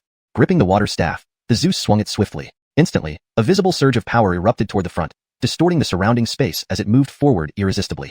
It surged like a vast ocean, relentlessly sweeping through and crushing everything in its path. An astonishing shockwave hit the nearby towering mountain. Bang! In an instant, the mighty mountain turned to powder. From this, one could see how terrifying the power of this single strike was. Slade glanced at the Zeus, deeply impressed. No wonder the Zeus was Kian's master. Kian excelled in staff techniques, and so did the Zeus. He's using the drunken staff technique. Devlin, who was hugging a large knife in his hands, glanced at Slade and laughed. Slade nodded. The Aven from the divine temple raised his head, observing the scene in front of him. His expression turned grave as he could clearly sense the overwhelming power of this strike. This single strike was absolutely not something he could withstand. Without hesitation, he turned and ran. However, the power of this strike was too terrifying. An overwhelming energy storm engulfed him. In that moment, the Aven was flung backward like a cannonball, retreating hundreds of feet before finally landing heavily on the ground. When he steadied himself, his face flushed red, unable to contain it any longer, and he spat out a mouthful of blood. Meanwhile, ahead, the Zeus gripped the water staff, his gaze incredibly cold as he stared at the Aven. The Aven's face reddened once more. Without hesitation, he picked up a token and channeled his holy power into it. As the holy power infused it, the token instantly emitted a brilliant light. A door appeared in midair. Then, a figure slowly walked out of the door. This figure wore a mask. Only a pair of eyes were exposed. These eyes appeared numb. At the same time, a cold voice sounded from behind the figure. Isn't he your son? You don't even greet him?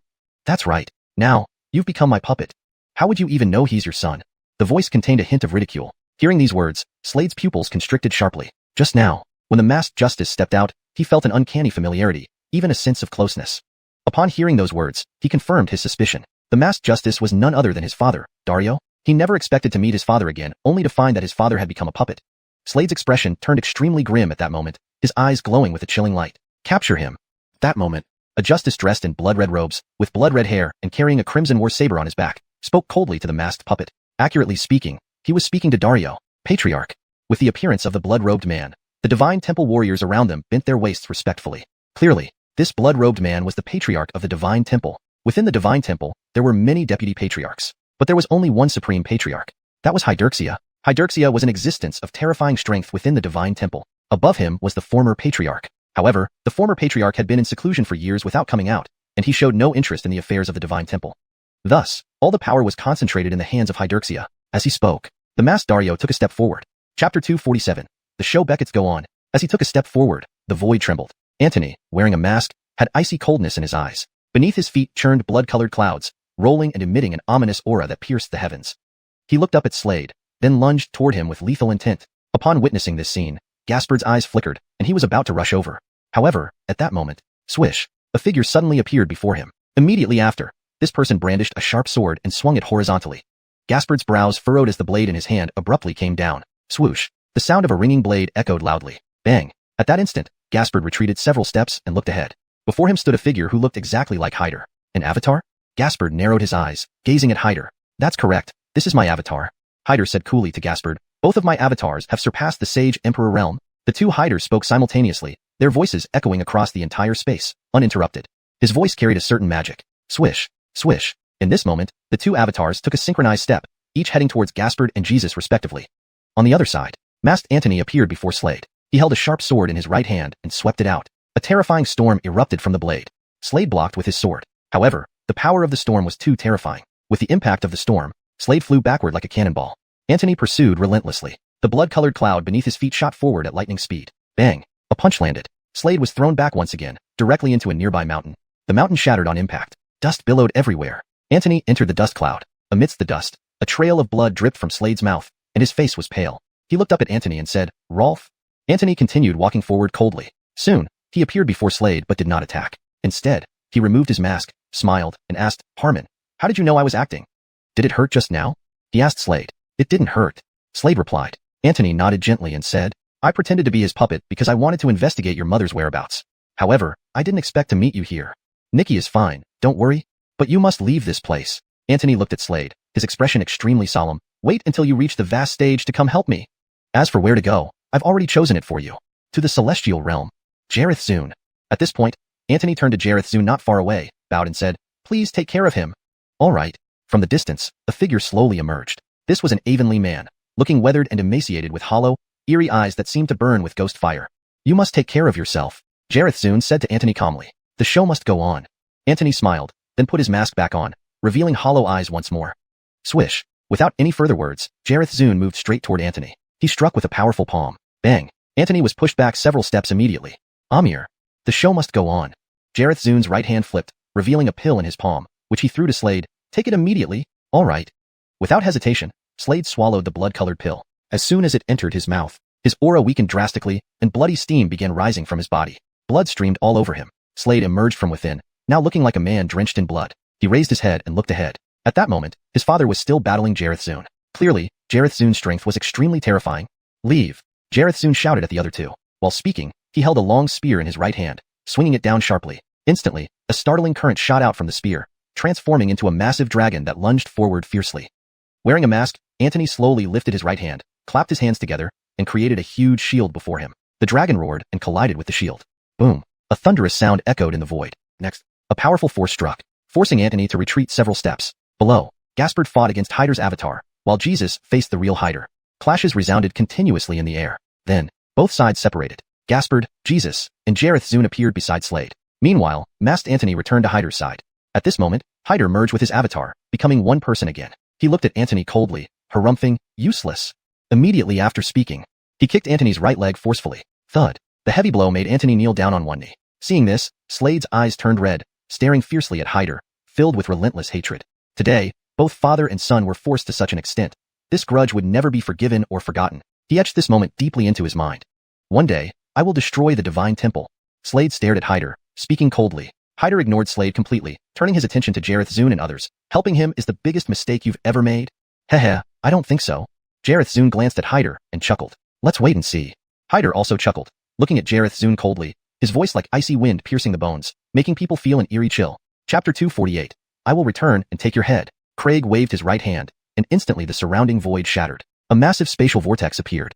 This vortex was filled with the power of teleportation. Hydertsi, Slade, will remember this humiliation. Wait for my return, and I will take your head, and all of you. Slade narrowed his eyes, sweeping his gaze over the warriors in the divine hall, his eyes shimmering with a brilliant cold light. Wait for me. The last 4 words were laced with overwhelming hatred and murderous intent. His voice echoed in everyone's ears. Dario, kneeling on one knee, remained expressionless, but his heart trembled as ripples spread outward. This was his son, Dario's son. His pride and joy. He believed it wouldn't be long before Slade's cultivation would greatly increase. With those words spoken, Slade and his companions turned around and stepped directly into the spatial vortex. Gradually, their figures were consumed by the vortex and swiftly vanished. Silence returned to the world once again. Observing Slade's departure, Hydertsi frowned. Hearing the latter's words, he felt an ominous premonition rising in his heart. A sense of unease quietly surfaced within him. However, he soon shook his head, a mocking smile curling at the corner of his lips. I can't believe I actually fear an ant. With that, he led the members of the divine hall away rapidly in one direction. Behind him, masked Dario followed silently, his eyes utterly vacant, like a puppet. Soon, the group disappeared from the area. The Alastairly realm, one of the 3 core realms. These 3 core realms were the Alastairly realm, the spiritual realm, and the divine realm. This moment, it was a dark and windy night. Above a desolate land, the void suddenly distorted. Then, figures emerged slowly from the rift in space. There were 4 people in total. Among them was a Jeffrey. He was drenched in blood, looking like a blood-soaked figure, carrying a sword on his back. It was none other than Slade. Swallow this pill. Craig appeared beside Slade, extending his right hand. A pill appeared in his palm. Slade nodded, took the pill, and swallowed it without hesitation. As the pill entered his mouth, an extremely pure energy rushed into Slade's body. Instantly, the blood on his body dissipated. Moreover, a terrifying aura erupted from him, spreading outwards and causing the surrounding space to tremble. 7th level Holy King realm. Indeed, Slade's cultivation surged, reaching the 7th level Holy King realm. His strength had improved significantly compared to before. At this moment, the celestial sovereign looked at Slade and said, I am friends with your father. You should cultivate here. If you have any problems, you can find me. I can introduce you to a place for cultivation. It's where all the prodigies of the Alastairly realm gather. Craig added, not bad. At this point, Khan smiled at Slade, saying, your good friends are also cultivating there. Where? Slade asked curiously. The domain of gods. Yates slowly replied to Slade. Just to warn you, once you enter the domain of gods, it's very hard to leave. However, those who come out from there are all extremely powerful, unmatched in their realm. Yates continued. Fine, I'll go. Slade showed no hesitation and immediately agreed. Good, that we shall take you there now. Yates nodded and said, the domain of gods, though in the Alastairly realm, is another world. While advancing, Khan explained slowly, inside the domain of gods, there are 12 major tribes. First, you need to be chosen by one of these tribes. If not, you will be relentlessly hunted by countless beasts. According to Khan, entering the domain of gods required passing through a certain passage lined with numerous beasts. This is the place. We've arrived. At this moment, the celestial sovereign spoke slowly. Under his guidance, Slade appeared in a desolate mountain range. Ahead was a vast cave entrance, shrouded in rolling smoke. This is the passage to the domain of gods. Craig said, go in carefully. He warned Slade. All right. Slade nodded slightly, looking at the celestial sovereign, Khan, and Yates. He said, thank you for your help. Should you ever need assistance in the future, I will spare no effort. No need to be so formal. If you encounter my disciple, please look after each other. Khan said. Slade nodded. In the next moment, he turned and headed forward. Flash. He left a faint trail behind him. His figure shot forward at lightning speed and quickly disappeared from the sight of the celestial sovereign, Khan, and Yates. If they can all return, this world will gain several formidable experts. Khan sighed while watching Slade leave. Yes. Yates agreed from beside him. Slade moved quickly. Before long, he found himself in an ancient forest radiating an old-world atmosphere. As he entered, he noticed a faint mist hanging in the air. Occasionally, low growls from beasts could be heard echoing throughout the region, incessantly. Is this the domain of gods? Slade lifted his head, curiously examining his surroundings, his eyes gleaming with sharp light. He observed towering ancient trees. These trees were extraordinarily tall. Suddenly, a low growl sounded from above. Slade sharply looked up, seeing a large beast, a colossal bat.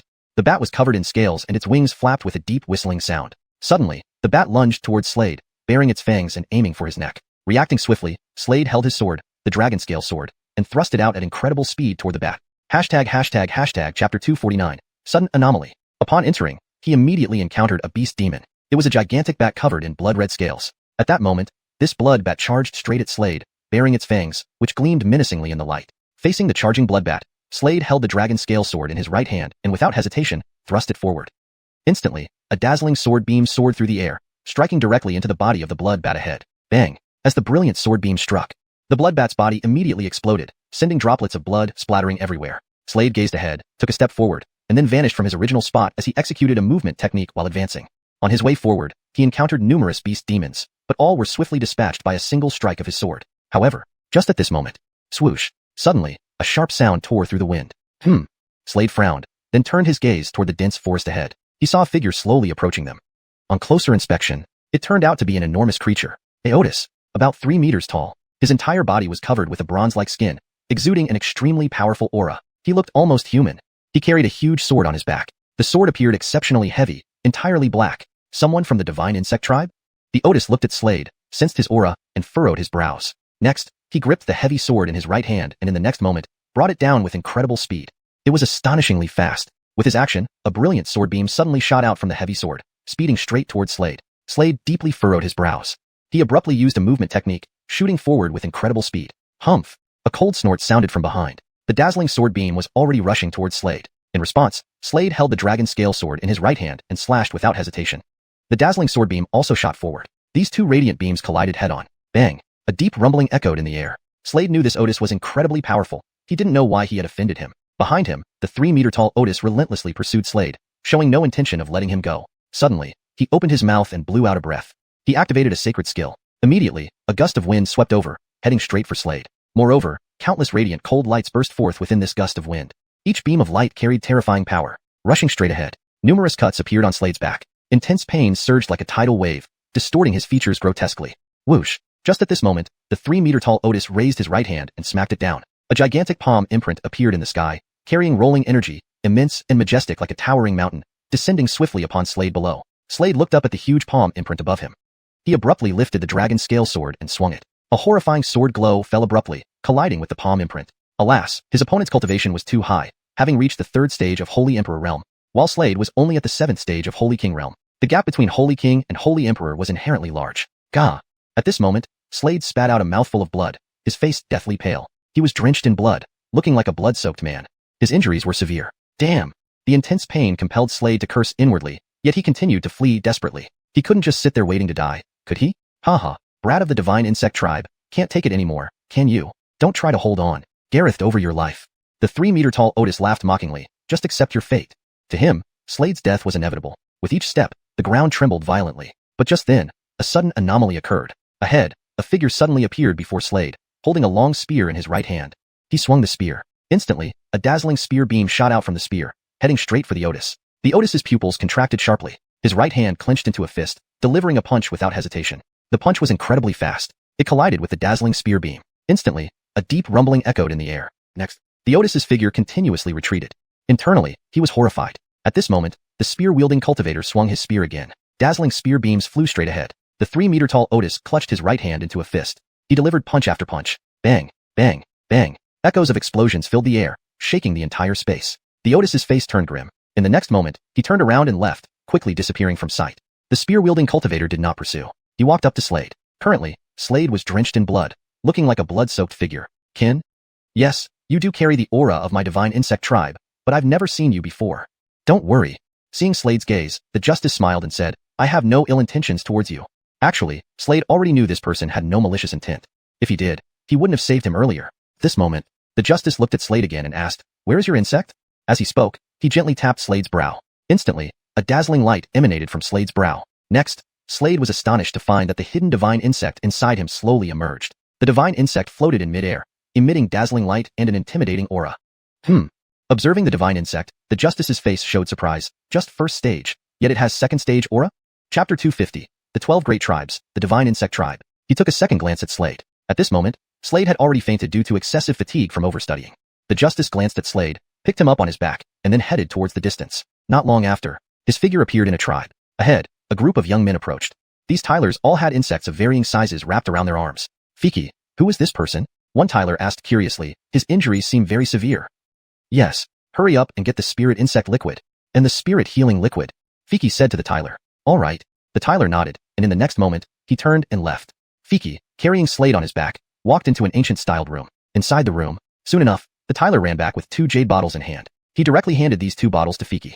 Fiki took the bottles, poured the liquids together, and shook it. At that moment, the floating divine insect before them fell into the jade bottle, directly sucking in the liquid inside. Immediately, a blood-red light emanated from the divine insect. In the next moment, this divine insect crawled along Slade's arm toward his heart. It then drilled directly into his heart. A powerful surge of vitality erupted at that instant, coursing through Slade's bloodstream and spreading throughout his body. As it surged, Slade's complexion gradually turned rosy, no longer as pale as before.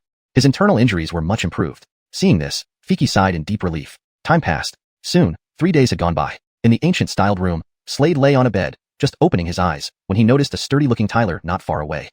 Realizing Slade was awake, the Tyler could not help but excitedly exclaimed, "Awake! Fiki, he's awake! Awake!" With those words, a robust, tall man with brown hair, resembling a brown bear, suddenly appeared in Slade's line of sight. It was clearly the Gareth who saved him earlier. Fiki. Fiki's gaze landed on Slade, and he smiled gently, saying, "Kai little brother, you're awake?" "Yep. Thank you for saving my life." Slade stood up from the bed, cupped his hands together in gratitude, and said, "Very welcome. Kai little brother, may I ask you a question?" Fiki looked at Slade and asked. "Senior, go ahead," replied Slade. "How did you obtain this golden insect?"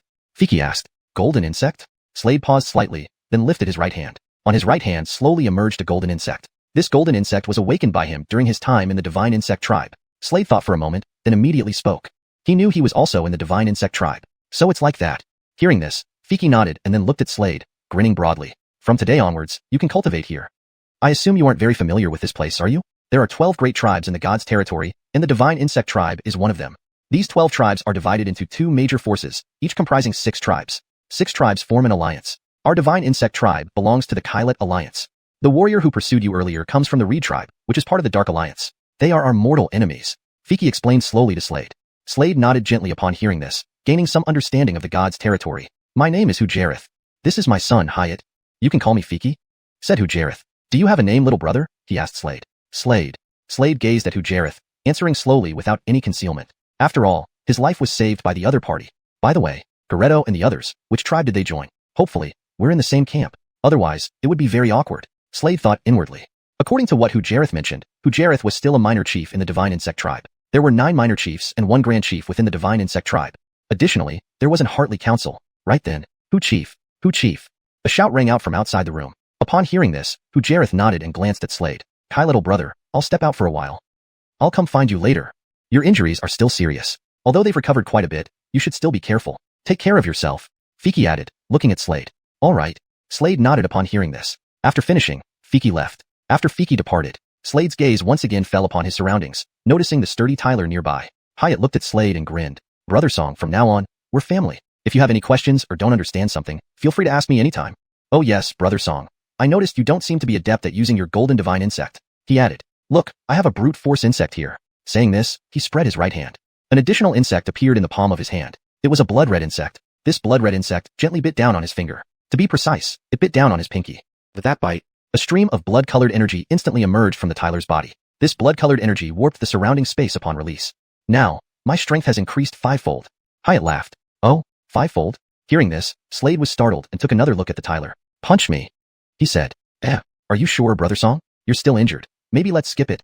Hyatt looked at Slade. "No worries, go ahead," said Slade. "Well, all right," Hyatt replied. Just as he spoke, Hyatt dashed forward, moving incredibly fast, leaving a residual image in his wake. He swiftly lunged forward, his speed increasing rapidly, and sent a sudden punch toward Slade. Facing this punch, Slade retaliated with a punch of his own. Their fists collided forcefully. Chapter 251, Insect Fusion. Boom. A punch landed. Slade took several steps back, looking at the approaching Hyatt with great surprise. Although he had only used 2/10 of his strength, it was still terrifying. Yet, the person in front managed to withstand it. "Brother Song, you haven't learned insect fusion, have you?" Hyatt blinked at Slade and asked. "Insect fusion?" Slade had never heard of it before, and he looked curiously at Hyatt, asking, "Hyatt, what is this insect fusion technique?" "Insect fusion is the core cultivation technique of our divine insect tribe," Hyatt said slowly to Slade. "This technique is practiced through the 5 fingers." As he spoke, he raised his right hand. "I've only cultivated insect fusion to the 1st level. Can I practice this technique?" Slade asked Hyatt. "Of course you can." Hyatt nodded. "It's just outside." "Outside?" Slade was slightly stunned upon hearing this. "Yes, I'll take you there. Anyone from the divine insect tribe can cultivate it," Hyatt said. Led by Hyatt, Slade came outside. "It's right there." At that moment, Hyatt pointed ahead and told Slade. Slade nodded lightly and followed Hyatt's direction, seeing a stone tablet in front of them. The stone tablet was inscribed with dense lines of characters. Upon closer inspection, they were actually insects that looked like characters. This was the cultivation method of insect fusion. You just need to merge your divine consciousness into it, Hyatt explained to Slade. "All right." Slade nodded, saying, "Then I'll start cultivating here." "All right." Hyatt nodded and turned to leave alone. Slade sat in front of the stone tablet. At this moment, he merged his divine consciousness into the stone tablet in front of him. Immediately, a flood of information surged into Slade's mind.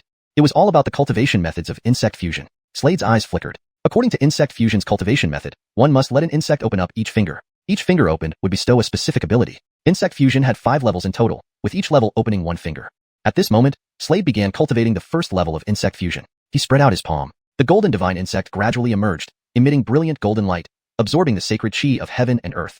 Slade sat cross-legged and started cultivating, according to the first level method of insect fusion. The golden divine insect burrowed into his right hand, heading towards his pinky finger.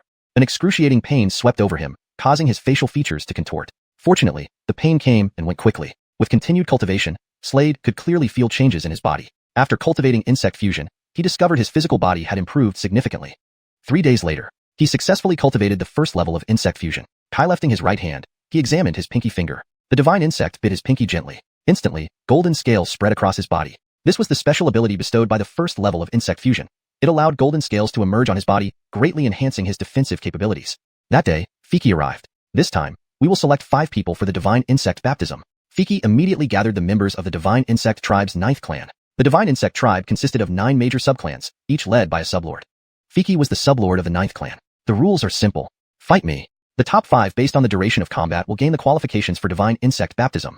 Fiki looked at the people below, speaking calmly. All martial artists from the 9th clan had gathered in the square. Slade was among them. Come on, Fiki said. His words barely fell when a martial artist stepped forward from the crowd. He greeted Fiki with a bow. In the next moment, this martial artist stepped out, dashing straight towards Fiki with incredible speed.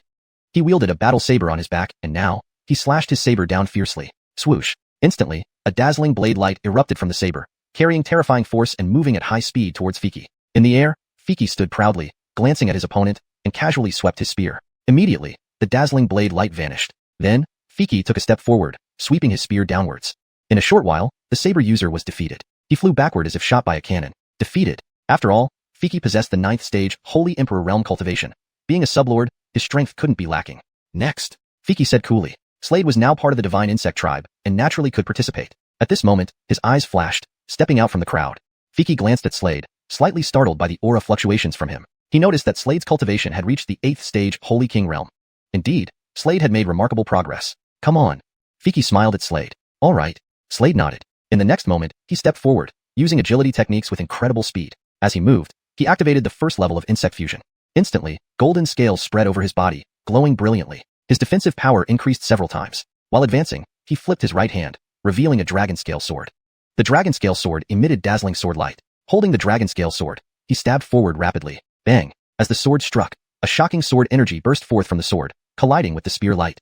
A deep rumbling echoed through the air. Below, many martial artists watched this scene, surprised by Slade's terrifying combat strength. Not bad. Fiki laughed heartily, taking a step forward and attacking Slade. They engaged in fierce battle. Ultimately, Slade was defeated. However, he held on for a whole incense stick's worth of time. This performance qualified him for the divine insect baptism. Time passed quickly. Soon, Fiki selected the 5 people. Chapter 252, Insect Tablet. Slade's name was clearly on the list. All right, tomorrow, you will accompany me to the headquarters, Fiki said slowly as he looked at Slade and the others. The next day, Slade and 4 others appeared in the vast square. Standing there was a justice, none other than Fiki. This was the 9th tribe of the divine insect clan, with the headquarters located elsewhere.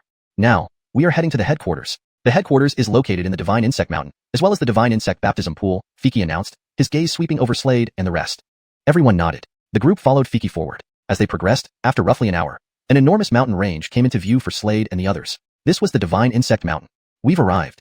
Fiki's voice echoed out slowly. Everyone nodded and followed him into the divine insect mountain. Inside this mountain were numerous halls. Upon entering, Slade clearly sensed several powerful auras hidden within the mountain. Following Fiki, he walked forward steadily. After some time, they heard the sounds of combat not far away. Not far off was a stage where 2 young men were battling fiercely. One of them suddenly had an insect latch onto his right pinky finger. Clearly, he was performing the insect fusion. With its execution, grayish energy began emanating from his body, and an overwhelmingly powerful aura burst forth, warping the surrounding space. In mere moments, he transformed into a stone Otis. Whoosh! He lifted a hand the size of a fan and slammed it downward with terrifying force. On the stage, the other combatant squinted, also executing insect fusion. An insect bit his right pinky finger, and then brilliant golden light erupted from his body. Insect fusion was a peculiar cultivation technique. Different martial artists experienced different effects depending on the type of insects they cultivated. The insect's type determined the transformation's nature. For instance, Slade's divine golden insect gave him a layer of golden scales after reaching the first level of insect fusion, significantly enhancing his defense. Ahead on the stage, the 2 figures clashed repeatedly. Soon, one emerged victorious, the martial artist glowing with golden light. His golden radiance was both defensive and offensive. Ha ha ha, he laughed heartily. You lost. Gareth over your insect tablet. The loser reluctantly handed over his insect tablet. The victor accepted it contentedly. That insect tablet is the token to enter the divine insect baptism pool, Fiki explained as they walked ahead. Each of you will receive an insect tablet later. With this tablet, you can enter the pool. Each tablet represents 1 day in the pool. You can also challenge others on this stage, and if you win, you gain their tablet, meaning you stay 2 days. If you lose, you cannot enter, effectively making your trip here meaningless. Everything depends on your own decision. If you're confident in your abilities, you can fight on the stage. Otherwise, you can choose not to. Everyone nodded in understanding. Under Fiki's lead, Slade and company entered a hall. Soon, they received their insect tablets. According to Fiki, each tribe would send 5 members, totaling 45 individuals, along with 10 from headquarters. Thus, 50 people would participate in the divine insect baptism. However, this number wasn't set in stone. The baptism was scheduled in 5 days, during which many changes could occur. Already, 3 people had lost their tablets on the stage, losing their chance to enter the pool. All the martial artists here had absolute confidence in themselves, so most were eager to challenge others for additional tablets. An extra day in the pool meant a significant boon. Alright, you 5 are free to move around. If you have any questions, feel free to ask me, Fiki said. They all nodded again. Immediately, the 5 headed towards the stage where 2 more combatants were engaged in battle. Among them was the martial artist who emitted dazzling golden light earlier. He punched forward, his fist enveloped in radiant golden light, aimed at another martial artist. His opponent was a robust Tyler wielding a blood-colored blade. The blade swung down swiftly, unleashing an alarming blade wave that distorted the surrounding space. Bang! The blade wave and fist collided fiercely, producing a thunderous roar. The Tyler holding the blood-colored blade coldly uttered, "Break!" A crimson blade wave surged forward, shattering the golden barrier. Whoosh! The golden light-encased martial artist was sent flying backward, crashing hard onto the ground. "You've lost," the blade-wielding Tyler stated calmly, brimming with confidence. The defeated martial artist had no choice but to hand over his insect tablet, fortunately still retaining 1 tablet. This translation adheres to the original text structure while maintaining a natural, fluent English narrative. Chapter 253, Take the Move. Previously, he had won 1 match, earning a worm fragment. With his original worm fragment, he now had 2. Now that he had lost a match, he only had 1 left. If he were to lose again, he would not be able to enter the divine worm baptism pool. It all depended on him now. Would he dare to continue gambling? In the next moment, his eyes flickered and he left the arena. Clearly, he did not dare to continue. On one hand, after losing the previous battle, his confidence in himself was shaken. On the other hand, if he lost another time, he wouldn't be able to enter the divine worm baptism pool, making his trip here futile. Therefore, he chose not to fight any further. Slade looked up at the person on the arena. He wanted to give it a try. After all, if he could gain another worm fragment, he could stay an additional day in the divine worm baptism pool. An extra day meant an extra dose of transformation. For him, currently, the most important thing was to enhance his strength. Thinking this, Slade's eyes flickered, and he stepped onto the arena in the next moment. 8th rank Sacred King Realm? Cultivation hasn't yet reached the Sacred Emperor Realm? The Jeffrey carrying a blood-colored war saber glanced at Slade before shaking his head, saying, "You should go down. I don't want to take advantage of you." He believed it would be easy for him to defeat Slade. Take the move. Slade glanced at the Jeffrey with the blood-red battle knife, speaking indifferently, with an air of calmness. Oh. Upon hearing this, the Tyler with the blood-colored battle knife couldn't help but glance at Slade again, sneering coldly. The next moment, he took a step forward. His whole figure instantly appeared in front of Slade. Then, the right hand gripping the blood-colored battle knife swung out forcefully. Buzz. A sound of a knife resonated in the air, echoing through heaven and earth. At the same time, a brilliant blade light whistled towards them, shooting straight ahead. Watching this dazzling blade light coming towards him, Slade's eyes flickered as he drew his sword. The dragon-scale sword pierced out directly from his hand. It seemed like a simple strike, utterly crisp and decisive. One direct thrust. The tip shimmered with dazzling cold light. As this sword stroke landed, a startling sword cry echoed in the air immediately. Then, the sword light and the blade light collided together. The dragon-scale sword also clashed with the blood-colored battle knife. Clang. A metallic clashing sound rang out instantly, reverberating non-stop in the air. The attacker's cultivation was already beyond the 8th rank Sacred King Realm. His cultivation stood at 2nd rank Sacred Emperor Realm, 3 ranks higher than Slade, who was at 8th rank Sacred King Realm. As the sword tip and the knife tip clashed, a dazzling firelight burst out in midair with sparks flying everywhere. This moment, Slade stepped forward and appeared directly in front of the bladesman. His dragon-scale sword moved at an extremely bizarre angle. Clang. Another clashing sound rang out. At this moment, the bladesman's entire body kept retreating. He looked at Slade with shock evident in his eyes, revealing a trace of horror. He realized he had severely underestimated Slade's strength. This person's strength far exceeded his surface-level cultivation. At this point, Slade stepped forward once again, holding the dragon-scale sword in his right hand, dashing at an incredibly fast speed. The bladesman squinted his eyes and no longer hesitated. He employed the worm fusion technique. Instantly, a worm covered with black runes appeared in his palm. This worm bit his right little finger. Immediately, a black rune appeared in front of the bladesman. This moment, Slade dashed over with the dragon-scale sword in his right hand, striking suddenly with it. Whoosh! Suddenly, a dazzling sword light erupted from the tip of the sword. At this critical moment, the bladesman slapped towards the black rune in front of him.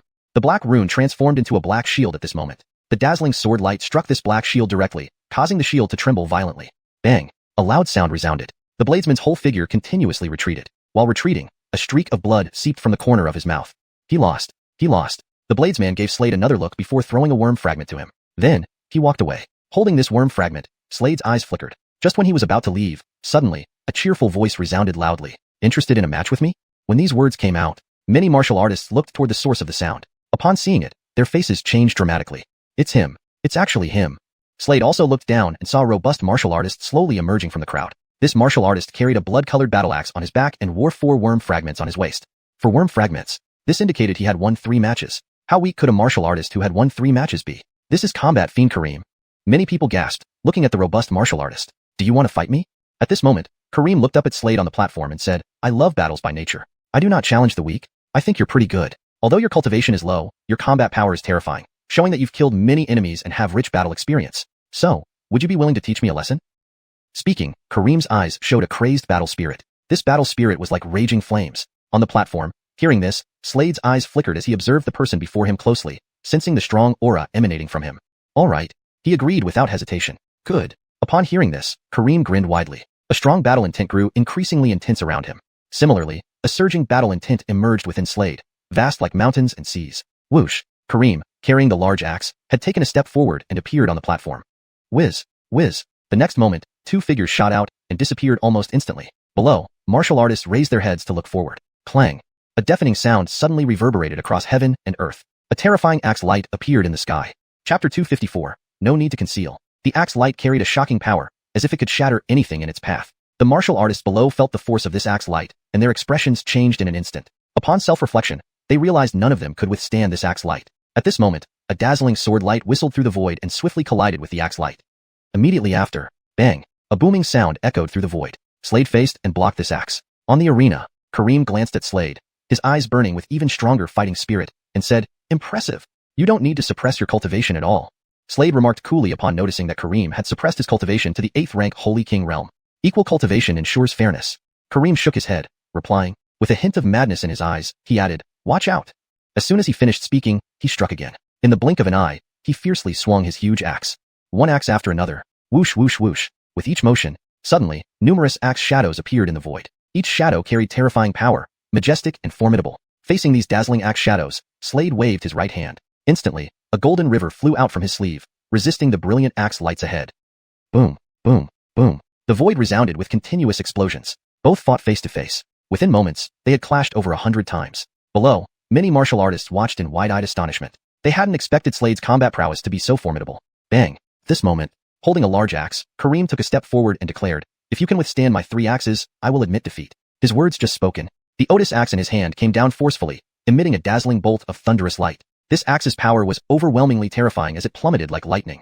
Simultaneously, Kareem uttered, First axe, thunder axe. A vast axe shadow formed in the void. Wrapped in thunder, it crackled loudly, sweeping outward with tremendous force. Looking at the approaching axe shadow, Slade narrowed his eyes. Grasping the dragon scale sword, he swiftly slashed, deploying his sword technique. Swoosh. With the sword strike landing, instantly, bang. At this moment, both figures were forced back. Great. Seeing this, Kareem laughed heartily. Next moment, holding his axe, he announced, Second axe, mountain splitter.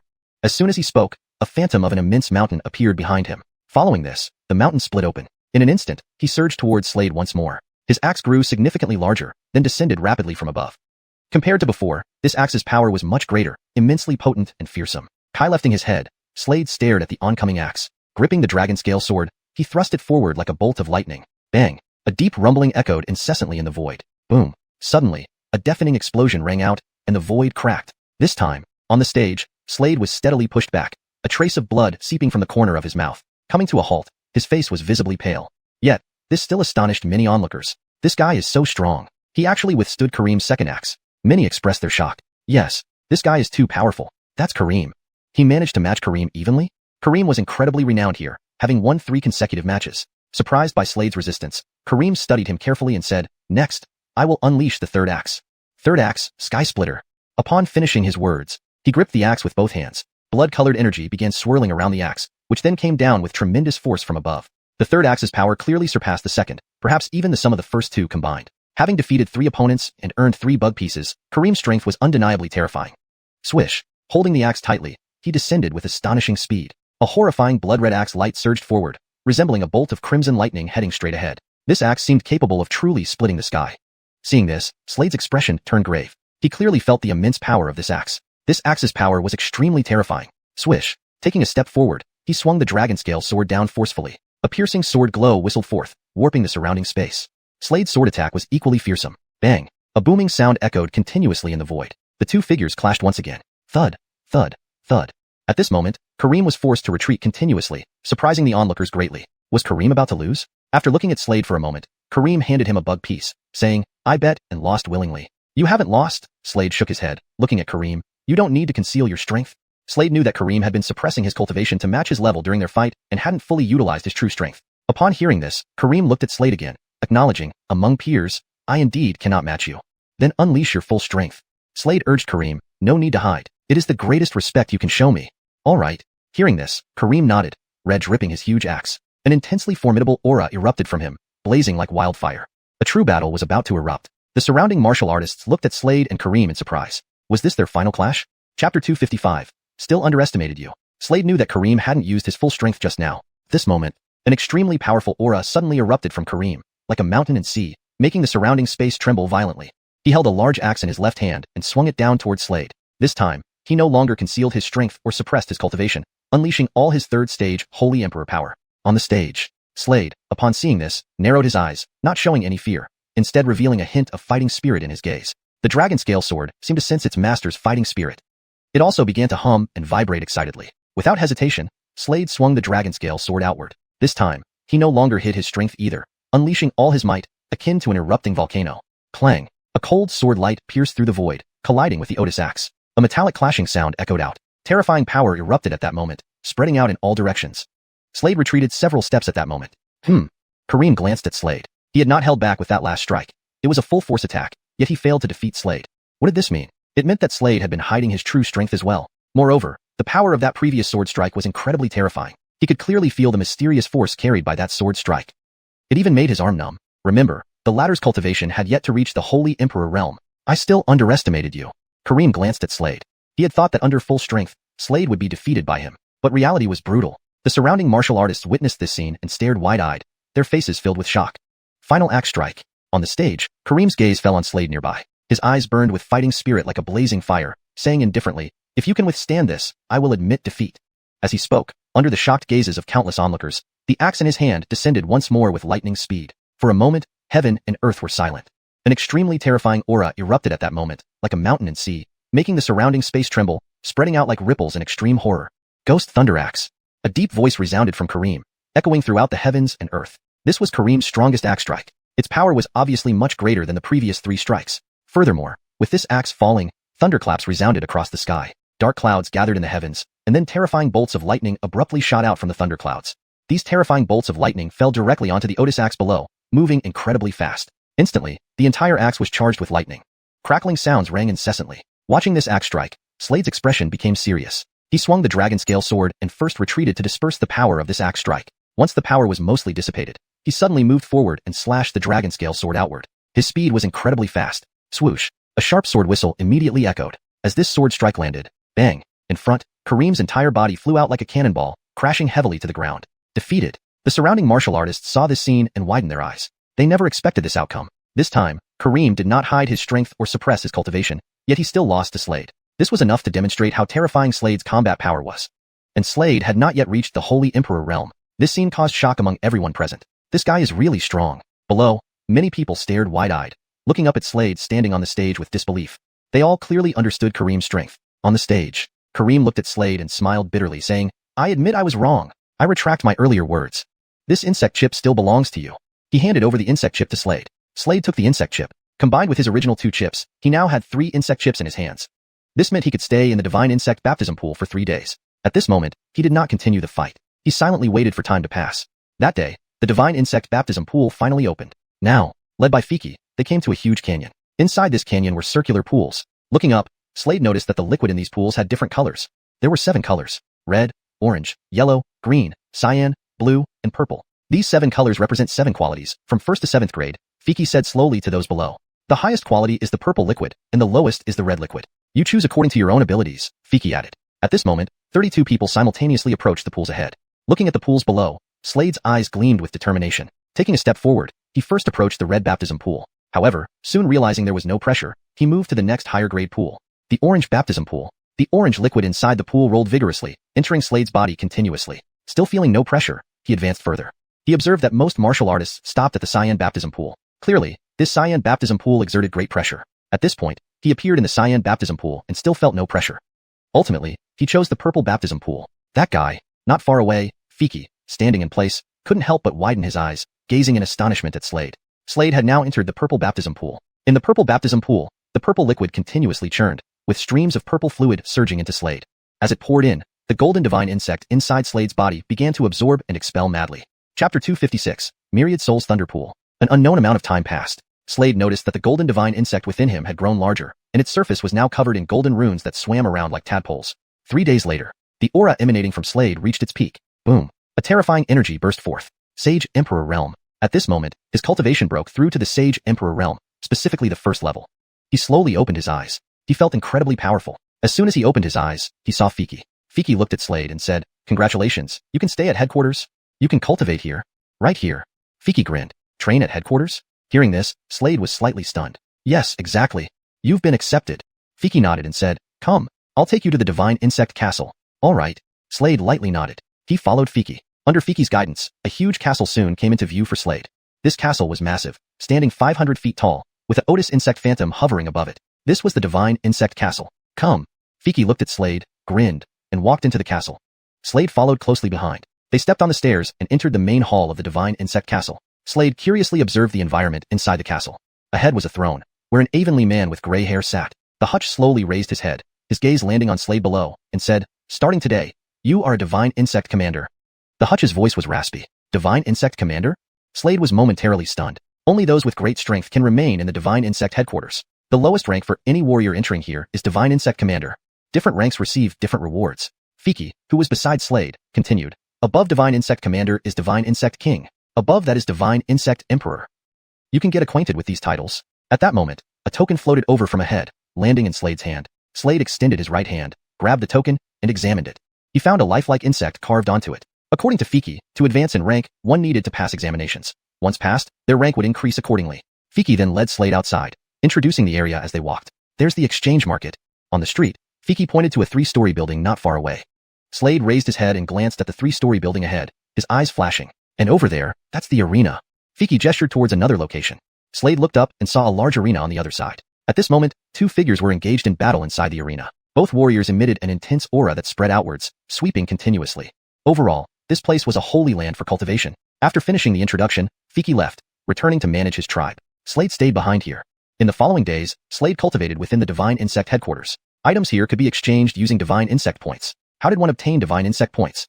There were several methods. Firstly, by completing various tasks. Secondly, by challenging cultivation grounds. Over the past 3 months, Slade had challenged numerous cultivation grounds, earning 10,000 Divine Insect points in total. At this moment, he appeared in the Treasure Pavilion. The Treasure Pavilion had 3 floors. Slade directly appeared on the 3rd floor. Countless treasures caught his eye.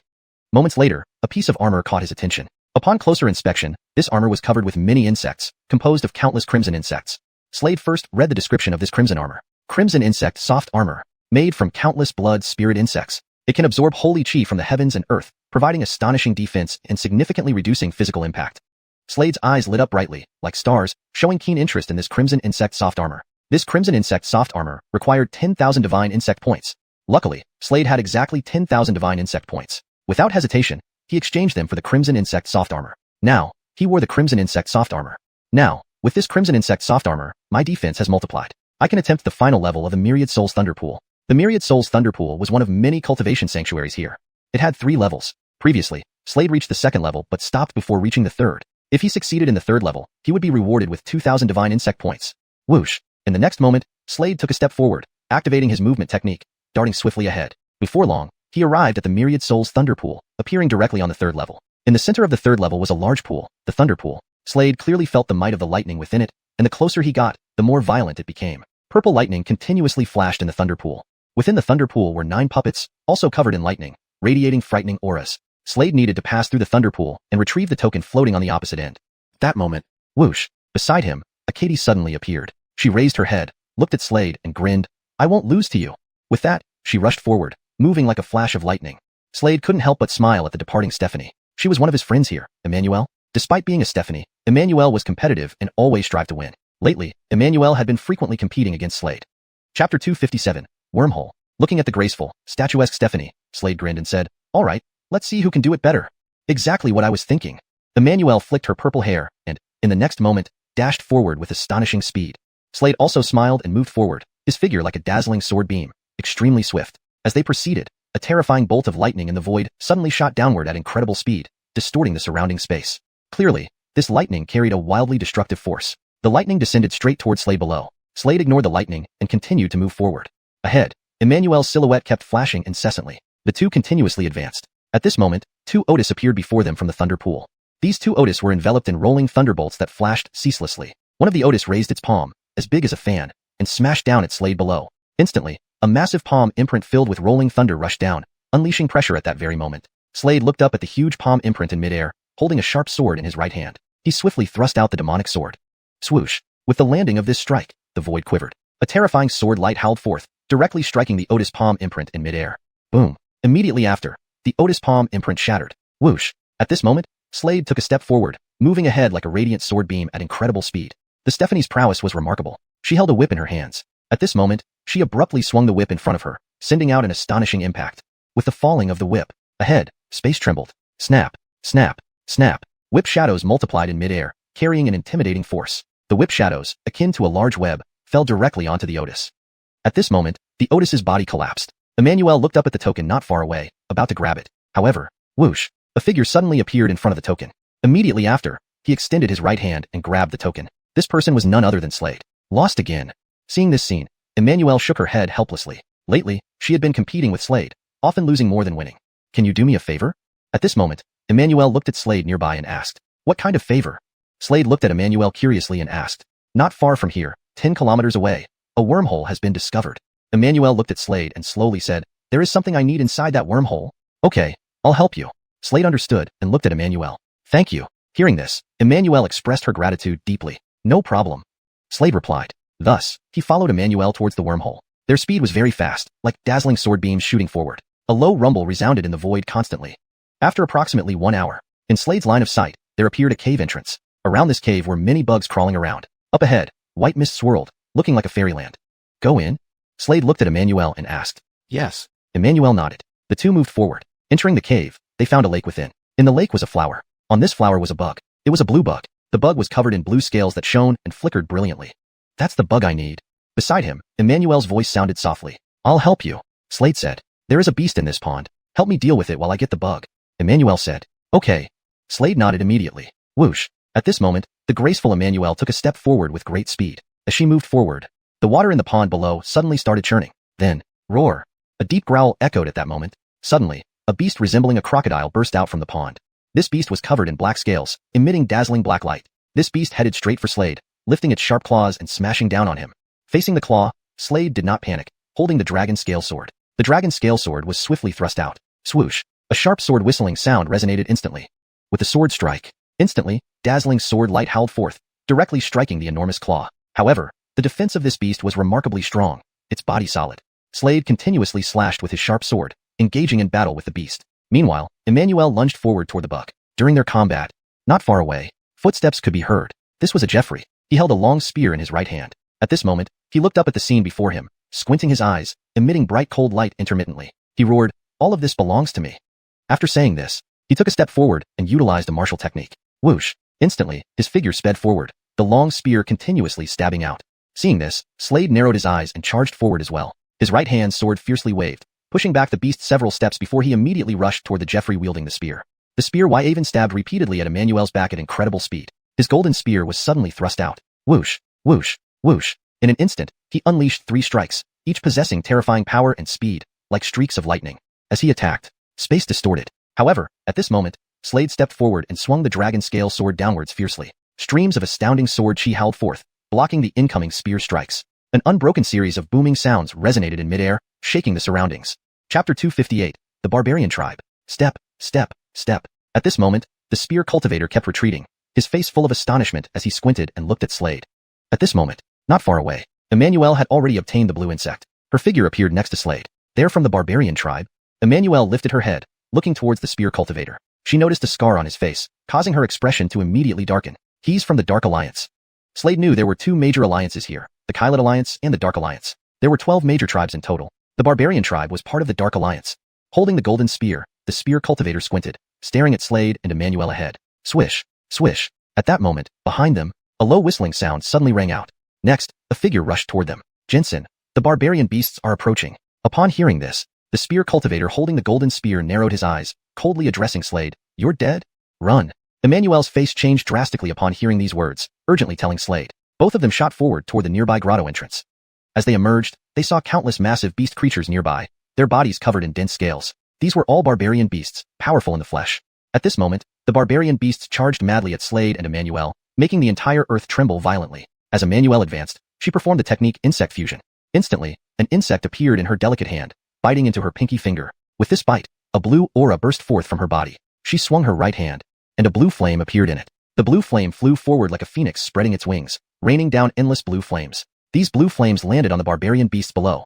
Several of the beasts screamed miserably. However, more of them remained unfazed. Seeing this scene, Slade also performed insect fusion. Golden scales spread across his body, glowing brilliantly, making him look like a golden war god, invincible. A terrifying aura erupted from him. After this period of cultivation, his realm had soared to the second level of the Holy Emperor realm, and he had mastered the second level of insect fusion. He now used the second level of insect fusion. Suddenly, the golden scales on his body transformed into winged insects. These insects bared sharp teeth, flying downward. Countless of them formed a golden windstorm. As the golden storm swept through, one barbarian beast let out a heart-wrenching cry. In the next moment, the beast turned into a white skeleton, stripped of all flesh. Simultaneously, a pure energy infused into Slade's body. Surprise flickered across his face. This was his first time using the second level of insect fusion, and he hadn't expected such an effect. Boom. Suddenly, a figure appeared ahead. A person from the Divine Insect Clan? How dare you come here and make trouble? Truly asking for death. A cold snort echoed. Ahead stood a towering Jeffrey. It's the Reed tribe. Emmanuel frowned deeply upon seeing this. That Jeffrey took a step, stomping on the ground. Instantly, the entire earth trembled violently. Next, the burly Jeffrey transformed into a 10-meter-tall Otis. This guy's bloodline has awakened. Emmanuel's frown deepened upon seeing this. At this moment, the burly Tyler reached out with his right hand, instantly obtaining a massive axe made of stone. Gray energy swirled around the axe, making it look extremely sharp, as if it could easily cleave through towering mountains. Without hesitation, the 10-meter-tall Otis swung the axe. A terrifying axe light burst forth, heading straight for Slade and Emmanuel with extreme speed. Slade raised his head, watching the scene. He lifted his right hand, and the golden scales on his body gathered to form a golden shield emitting brilliant golden light. Swish! The formidable axe light rushed forward, striking the golden shield. Bang! A loud roar resounded in the air continuously. The golden shield emitted a blinding golden light.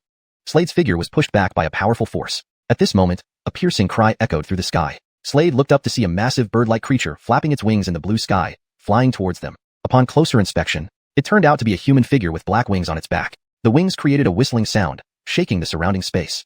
This is from the Blackwing tribe. Beside him, Emmanuel's face became solemn as she said to Slade. In the sky, the Gary continued to flap his wings, creating a strong gust carrying immense pressure toward Slade and Emmanuel. Boom! A loud roar resounded continuously. Slade raised his head, watching the gust above. Without hesitation, he slashed with his sword. The dragon scale sword swiftly sliced out. Swish! A sword whistling sound resonated. As the dazzling sword light struck the gust, bang! A thunderous roar echoed in the sky. At this moment, the Gary suddenly raised his right hand. Black scales covered his right hand, transforming into claws, looking like a predator's talons gleaming with a frosty light. Slap! He slapped down. The claws seemed capable of tearing through the heavens. Whoosh! Even the air was torn apart by the claws. Chapter 259.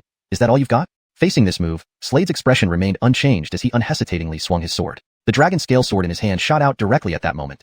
Swish! Immediately, with the fall of this sword strike, a terrifying wave of sword chi howled forth, landing directly on the claw imprint suspended in midair. Boom! A booming sound echoed through the void. Huh! Upon seeing this scene, the Chris's face showed surprise, but a cold smile curled up at the corner of his mouth, and his eyes flickered with icy light. In the next moment, he raised his scale-covered claw once again. Thunderclaw! An icy voice rolled from his throat, echoing throughout the heavens and earth. With his low cry, an immediate crackling sound resonated in the void. A huge claw imprint appeared above, covered in fearsome thunderbolts, unleashing vast power that descended upon Slade below. Slade, standing below, looked up at the thunderous claw imprint above. Narrowing his eyes, a sharp glint surged within them. Break for me! He held the dragon scale sword and fiercely slashed upwards. Suddenly, rush! The sword light mercilessly shot towards the void, piercing into the claw imprint in midair. Following this, boom! A deep boom sounded throughout the world. In the void, the thunderous claw imprint crumbled away and dispersed. Seeing this scene, the Chris's face showed shock. Hmph! Below, Slade snorted coldly. Holding his sharp sword, he performed a body technique and burst into the air, slashing once more with his dragon scale sword. Awe-striking slash. An icy voice echoed from his throat. This slash possessed extremely terrifying power. As it landed, a dazzling sword light rushed forth and struck one of the Chris's wings. The Chris plummeted down immediately. His face changed drastically. "Help me," he roared hoarsely. Not far away, the Grimes took a step forward. His figure instantly appeared before Slade, raising his right leg and sweeping it out horizontally, swiftly and powerfully towards Slade's body. Faced with this kick, Slade did not retreat. Instead, he also kicked out horizontally. Bang! Next moment, leg collided with leg, causing a booming sound to echo in the void. Thud, thud, thud. At this moment, the Grimes stepped back several paces. Huh. He looked up, very surprised, at Slade in front of him. He hadn't expected the latter to be so powerful. Whoosh. Behind him, the spear cultivator chased over immediately, moving at incredible speed. He held a golden long spear in his right hand. The golden spear in his hand continuously swayed. Swish, swish, swish. Terrifying spear lights kept sweeping towards Slade in front. At this time, Emmanuelle appeared before Slade. She lifted her right hand, and a whip appeared in her hand. Her blue whip swept out horizontally. Whip shadows combined to form a protective shield, blocking the incoming spear lights. Each spear light fell directly onto this shield. Bang, bang, bang. Between the collisions, the entire shield trembled, producing extremely bright sparks. Low sounds reverberated throughout the sky and earth. The three warriors' faces turned grim. All three had reached the 5th level Sage Emperor realm, their cultivation higher than Slade's and Emmanuelle's. Yet, they couldn't take down Slade and Emmanuelle. To them, this was utterly humiliating. If we can't even handle them, our reputations will be ruined. At this moment, the three surrounded Slade and Emmanuelle. The Chris narrowed his eyes at Slade and said coldly. In response, Slade sneered. Next moment, he took a step forward, and his figure flashed, bursting forward like dazzling sword light, astonishingly fast. His wrist moved, and the dragon scale sword in his hand thrust out sharply.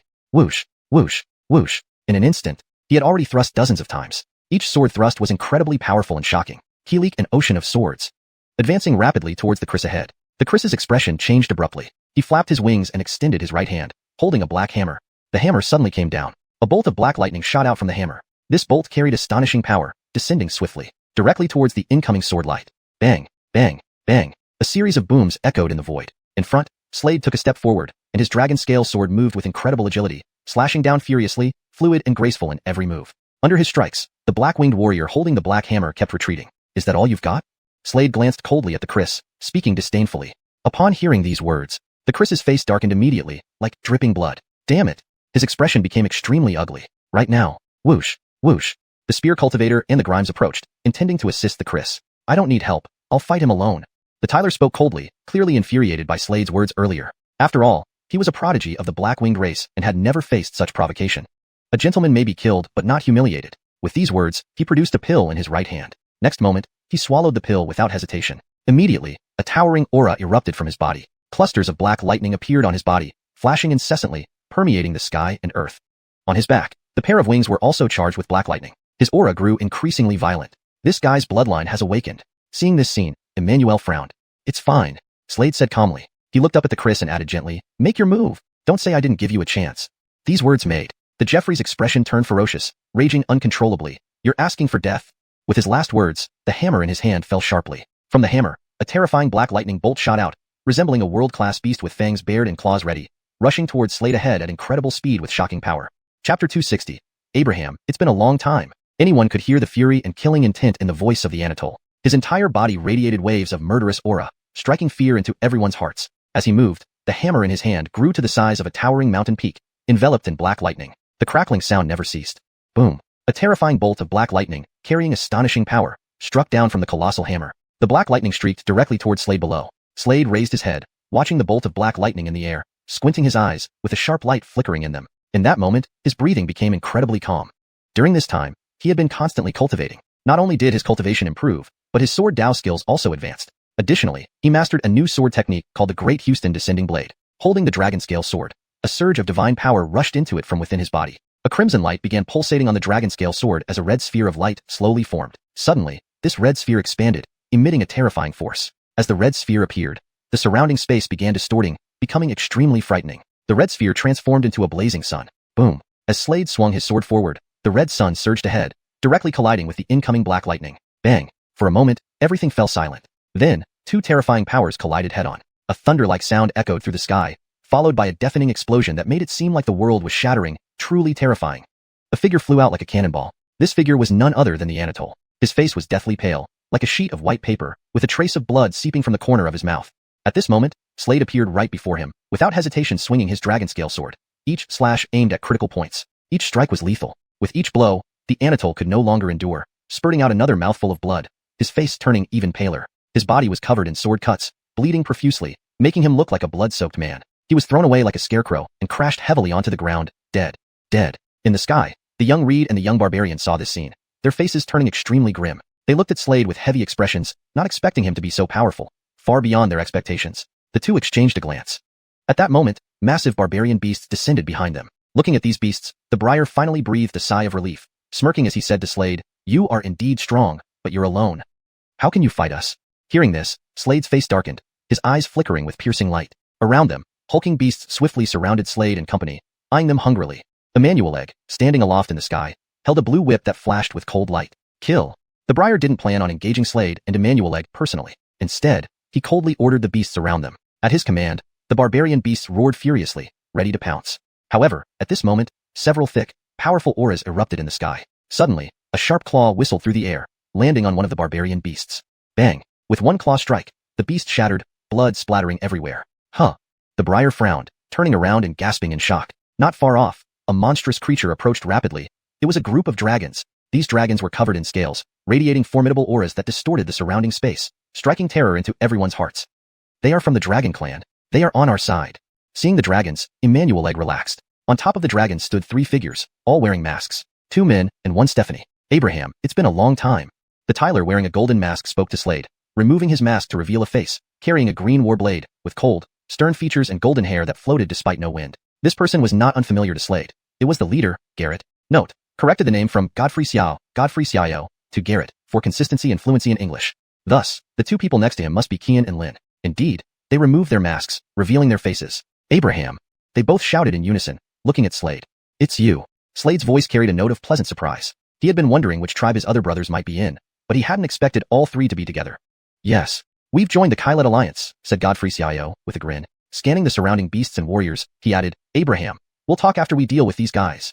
With that, he took a step forward, an intense aura bursting forth from him. Drawing his green warblade, he swung it down. Hum. A brilliant knife sound rang out, reverberating through the heavens. A dazzling blade light surged towards the barbarian warrior in front of him. Seeing this, the barbarian warrior squinted, gripping his spear and thrusting it out. Swish, swish, swish. Terrifying spear shadows whistled forward, striking towards the incoming blade light. However, the blade light was too powerful. This single swing obliterated countless spear shadows. What? The barbarian warrior's pupils constricted in shock. Chapter 261. The Desolate Realm. Terrifying. The combat prowess of the Jeffrey wielding the green battle saber was simply too terrifying. As his saber descended, the Bronson offered no resistance, and his entire figure flew out like a cannonball, landing heavily on the ground. At this moment, Zach's gaze fell upon the nearby Otis race warrior. He squinted his eyes, cold light flickering in them. Seeing this scene, the Otis race warrior's expression changed drastically, and he hurriedly turned to leave. Stay. However, at this moment, a figure appeared before him. He held a long staff. It was clearly Kian, the second oldest. Kian, gripping the long staff, swiftly came down. With one sweep of the staff, the Otis race warrior, seeing this, his face changed drastically as he quickly raised his right hand, clenching it into a fist and striking toward the incoming staff. Bang! Immediately, a booming sound resonated in the air. A massive force surged forward, causing the Otis race warrior's entire figure to retreat continuously. Ugh! He spat out a mouthful of blood, his face turning pale in an instant. He abruptly turned and fled. However, a whip lashed out at him like a venomous snake, striking directly at his body. Lin was the one who attacked. With her strike, the Otis race warrior's body was immediately split into two halves, blood gushing out like a fountain, splattering everywhere.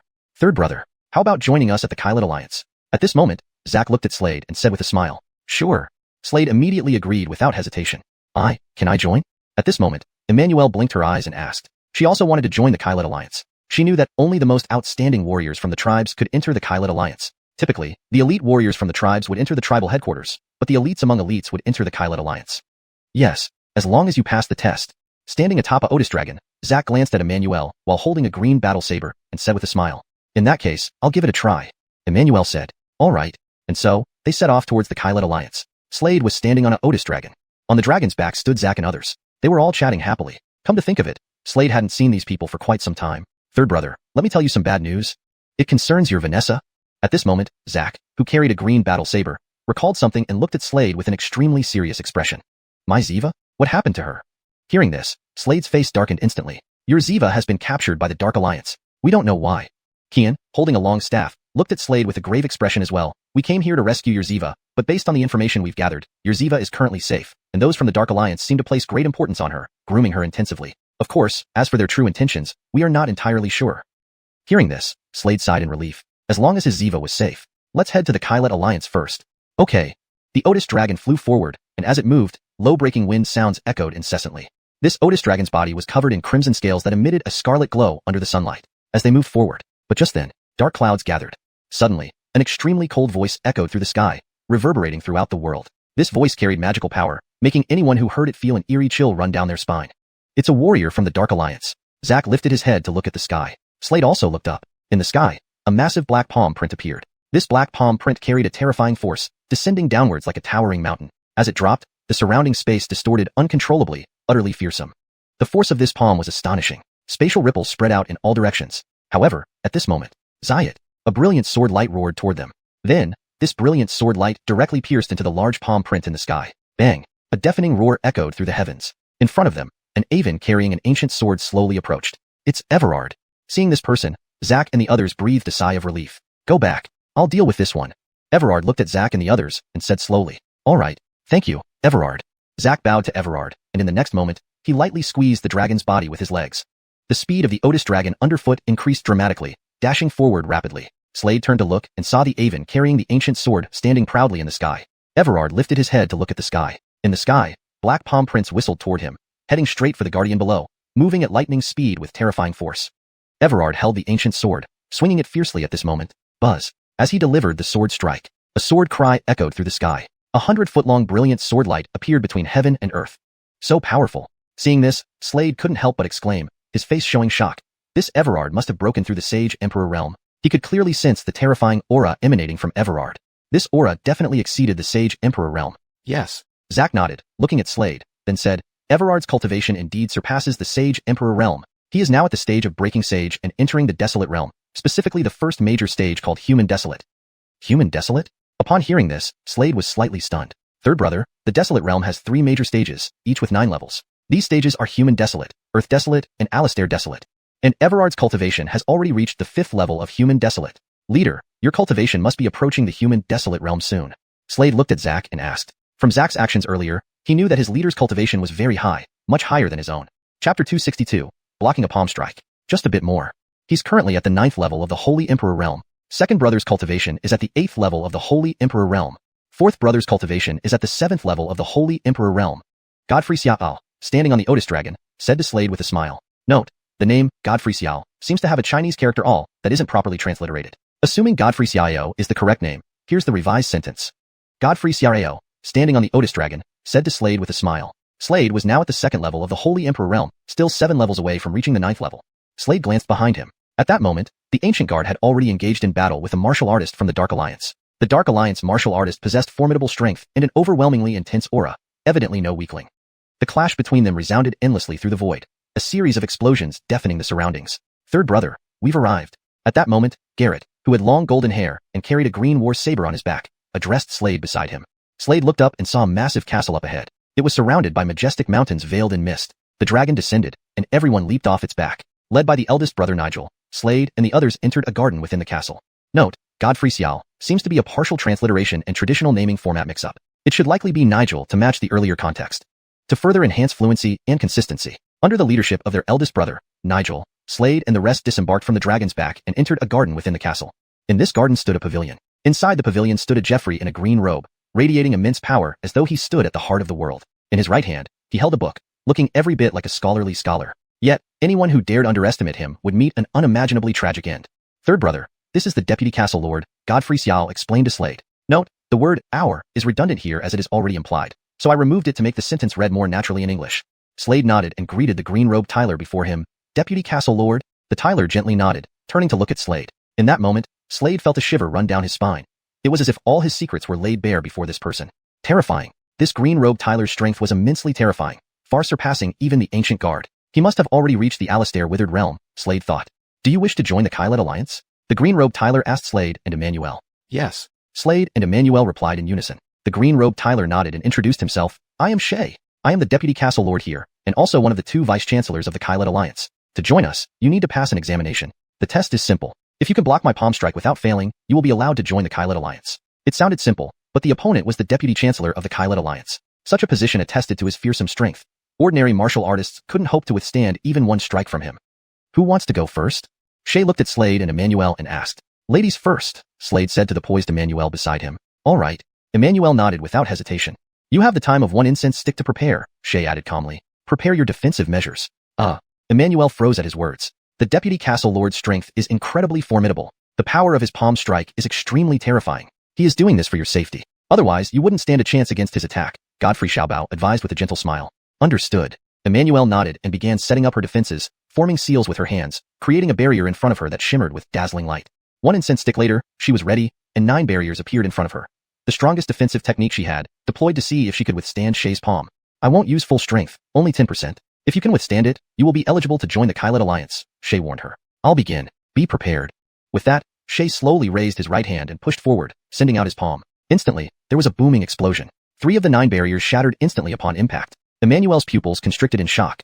She hurriedly raised her hands again, channeling divine power to reinforce her remaining 6 barriers. But another 3 barriers crumbled under the relentless force. Finally, the last 3 barriers shattered under a wave of power, and Emmanuel flew backward, crashing heavily onto the ground. She couldn't withstand Shay's strike. Not bad. Shay looked down at Emmanuel, waving his hand to send a brilliant light from his sleeve directly toward her. A medicinal pill materialized in Emmanuel's hand. Without hesitation, she consumed it, her complexion visibly improving. You can stay and try again in a month. If successful, you may remain here. Thank you, sir. Emmanuel's face lit up with a grateful smile. Now it's your turn.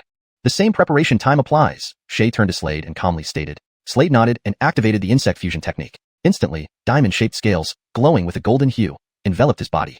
1 incense stick has passed. Are you ready? Shay asked kindly. Ready. Slade nodded lightly. Good. Shay nodded, lifting his right hand and striking forward once more. An enormous palm imprint formed in the air, carrying a terrifying force. Translator's note. Please continue providing text for further translation or provide feedback. Chapter 263, The Alliance of Kailet. In the void, Slade was resisting Shay's palm strike. Although Shay only used 1/10 of his strength, he had already achieved the realm of breaking the Emperor and entering the Desolate. Thus, this palm strike was extremely powerful. Moreover, Shay's cultivation was at the alistairly desolate realm. Boom. The palm descended. Immediately, a terrifying palm imprint appeared in the void, carrying immense power. Soon, this palm imprint struck the scale shield formed by Slade. Boom. A resounding boom echoed through the void. Following that, a tremendous force landed directly on Slade. In this moment, Slade was pushed back continuously. A trace of blood seeped from the corner of his mouth. However, he managed to steady himself. He had withstood the strike. Shay, dressed in a green robe, observed this scene and gave an approving nod. Well done. From today onward, you are a member of the Alliance of Kailet. Upon hearing these words, Zack, Xian, and Lin, who were standing behind Slade, all smiled. They weren't surprised by this outcome as they knew well about Slade's strength. Emmanuel glanced at Slade. She naturally understood his capabilities, so she wasn't surprised that he could successfully withstand Shay's palm. Congratulations, she said, looking at Slade. This is your token. At this moment, Shay turned towards Slade and spoke slowly. Then, he waved his right hand, and a token flew out from his sleeve directly towards Slade. Extending his right hand, Slade caught the token. Zack and others curiously looked at the token in Slade's hand, knowing different tokens represented different ranks within the Alliance. Examining closely, it was a dragon-shaped token with 3 claws. 3-clawed warrior of Kailet, Zack exclaimed, inhaling a sharp breath as he looked at Slade. A 3-clawed warrior of Kailet? Slade asked, slightly startled. Zack, go chat with him for a while, Shay instructed, looking at Zack. With those words, he raised his head, gazing into the void, before suddenly disappearing. Kailet'll brother, let's talk about the situation within the Alliance of Kailet. Zack smiled broadly and said, all right, Slade nodded and followed Zack. Emmanuel, on her part, found a place to practice alone. Kailet'll brother, every warrior entering here receives a new identity. Typically, they start as 1-clawed warriors of Kailet. Following Zack's explanation, Slade gained an understanding of the Alliance of Kailet. Warriors entering here would receive identities marked by different tokens. 1 to 3 claws signified warriors of Kailet. 4 to 6 claws indicated generals of Kailet. 7 to 9 claws were commanders of Kailet. Typically, warriors joining the Alliance of Kailet started as 1-clawed warriors of Kailet. It was rare to skip ranks straight to a 3-clawed warrior. From another perspective, it showed Shay's high regard for Slade. What about you guys? Slade asked Zack, Xian, and Lin curiously. Our leader is a 6-clawed general of Kailet. Both the 4th brother and I are 5-clawed generals of Kailet. Xian replied. Slade nodded lightly. How do we advance? He asked. Just pass the assessment. Zack explained to Slade. I remember that level involves a group test. With Kailet'll brother's strength, passing shouldn't be too difficult, Xian commented, recalling something. Come on, let's go to the assessment site. Zack suggested. Sure, Slade agreed. Led by Zack, the group headed towards an ancient castle. Upon entering the castle, there you are again. A bulky Tyler walked over from a distance. Zack snorted coldly upon seeing him. Callum Chong, got a problem? Zack glanced at Callum Chong, speaking coldly. Callum Chang's expression darkened, and he turned to leave. Who's he? Slade asked, looking at the distant Tyler. This is Callum Chong. He has some grudges with our leader. Kian stepped forward, explaining with a broad smile. Don't worry, he got thoroughly disciplined by the leader and won't dare cause trouble anymore. Slade nodded gently. As they proceeded forward, Callum Chong returned but with a companion this time. A purple-haired Tyler wielding a purple sword at his waist, exuding an aura of charm and mystery. An Aven was present ahead. Zack stated their purpose. The Aven nodded and then turned to Callum Chong. This new recruit also wishes to undergo the assessment, Callum Chong said. Slade noticed that the Tyler held a 3-clawed dragon-shaped token, indicating he was also a 3-clawed warrior of Kylet like him. Fine. You both follow me, the Aven instructed Slade and the purple-haired Tyler. Go on, Kylet'll brother. Zack urged. We'll wait for you here. Lin added. Kian patted Slade's shoulder. Slade followed the Aven forward, with the purple-haired Tyler trailing behind.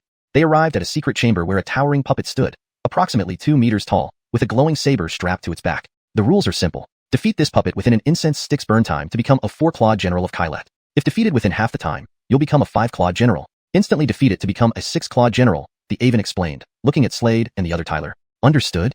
Yes, both nodded. All right, who goes first? The Aven asked. Me, the purple-haired Tyler stepped forward. Chapter 264, 5-clawed Kylet General. At this moment, the puppet ahead suddenly opened its eyes. The instant this puppet opened its eyes, an astonishing aura abruptly erupted from it, as vast as a mountain or sea, distorting the surrounding space and evoking immense dread. Immediately after, it surged forward and drew out a war saber. The large, broad saber in his hand was swung out at this very moment with great speed. As he completed his action, a startling blade beam suddenly shot out from the blade, heading straight for the purple-haired Tyler ahead. Seeing this, the purple-haired Tyler narrowed his eyes. Cold flashes of light continuously flickered in his eyes as he held the purple sword in his right hand and thrust forward.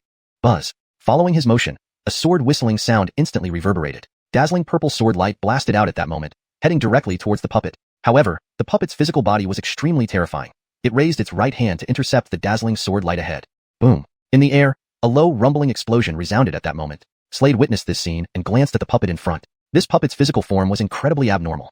But, after all, it was still a puppet. Its physical body was made of metal. Its defensive capability was naturally astonishingly formidable. The two figures kept battling. The purple-robed Tyler had already reached the 5th-level Holy Emperor realm in cultivation. His sword Dao skills were outstanding. At this moment, he wielded the purple sword in his hand. The purple sword kept swinging out. Sharp purple sword chi emerged in the air one after another. One after another, purple sword chi rained down like a storm. Bang, bang, bang. The towering puppet continued to swing its fists, landing on the dazzling sword lights ahead. Instantly, rumbling sounds resounded in the air, unceasingly, causing the surroundings to tremble violently, extremely frightening. Bang. Finally, the purple-haired Tyler gripped the purple sword with both hands and swung mightily. The figure of the puppet was hurled out like a cannonball, crashing heavily onto the ground. Exactly 1 incense stick later. 1 incense stick. Congratulations on becoming a 4-clawed Kylet General. At this moment, the Aven looked at the purple-haired Tyler and said slowly. The purple-haired Tyler nodded. This is your new token. The Aven took out a token from his sleeve. It was a 4-clawed dragon-shaped token, which he handed over to the purple-haired Tyler. The purple-haired Tyler received the token. At this moment, looking at Slade, feeling the aura from him, he felt that the latter would find it difficult to defeat the puppet. From the battle just now, he knew how terrifying the strength of the tall and sturdy puppet was. It's your turn.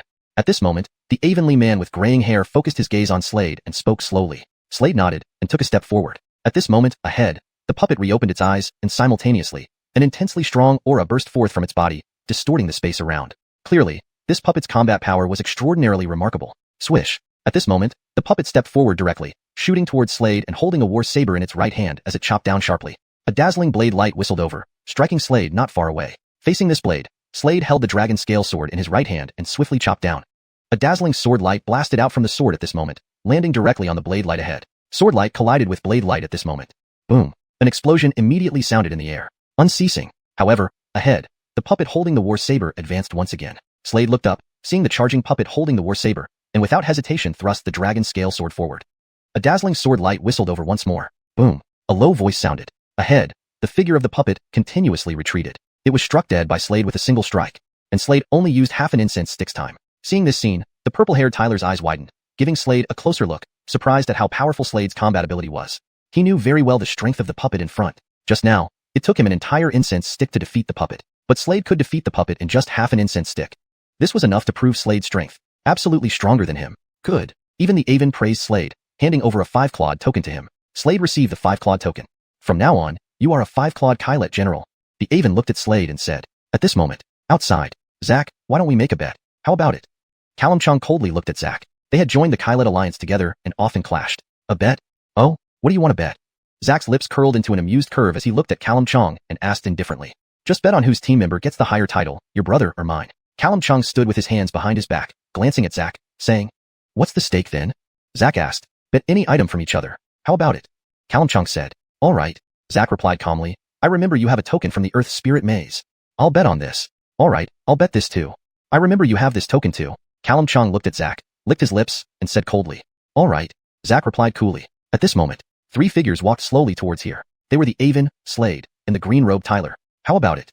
Callum Chung looked at the green-robed Tyler and asked. "Four-clawed Kylet General." The green-robed Tyler said. "Ha ha ha ha." Hearing this, Callum Chung laughed loudly, looking at Zack. "Zack, you lost. Accept your loss?" "Lost? My side hasn't announced the results yet. How can I lose?" Zack looked at Callum Chung, shaking his head. Then, he focused his gaze on Slade and asked, "Buddy, what's the result?" Hearing this, Slade knew Zack had made a bet with this person, and smiled calmly. "5-clawed Kylet General." With these words, Callum Chang's expression gradually turned sour. Chapter 265. Another bet. Callum Chang's face darkened like a cloud, as if dripping with blood. He really didn't expect Slade to become a 5-claw bright general. "Callum Chang, will you admit defeat?" Garetto's lips curled into a cold smirk as he spoke, the war saber on his back gleaming. Note, the term Gaul seems to be incomplete or incorrectly inputted, possibly referring to the name Garetto. Adjustments have been made for fluency and accuracy. Upon hearing these words, Callum Chang's expression darkened once again. "What? Not willing to accept it?" Godfrey Xiao looked at Callum Chang and said indifferently. "For better fluency and accuracy, it should be revised to." Godfrey Xiaobao looked at Callum Chang and said indifferently. Note, Godfrey Xiaobao is the correct name based on the original text provided. Godfrey Xiao seems to be a typo or incorrect transcription. However, since the original context uses Jin Xiaoal, the accurate translation should be. Nigel looked at Callum Chang and said indifferently. Here Xiaoal is transliterated as Xiao. However, for natural reading in English, it's recommended to use names consistently as they first appear in the story unless there's an established English version of the name. For consistency with previous names used. Garatog looked at Callum Chang and said indifferently. But this may not be fluent, so using Nigel would be better. To maintain fluency and consistency in terminology. Nigel looked at Callum Chang and said indifferently. Humph. Hearing this, Callum Chang sneered coldly. He waved his right hand, and instantly, a token flew out and landed in front of them. Godfrey Xiao extended his right hand and caught the token. Note, it seems there is a consistency issue with the name Godfrey Xiao. It should be Zack, to maintain consistency and proper transliteration. Here's the corrected sentence. Zack extended his right hand and caught the token. Corrected version. Zack extended his right hand and caught the token. This ensures accuracy, fluency, and consistency in terminology and style.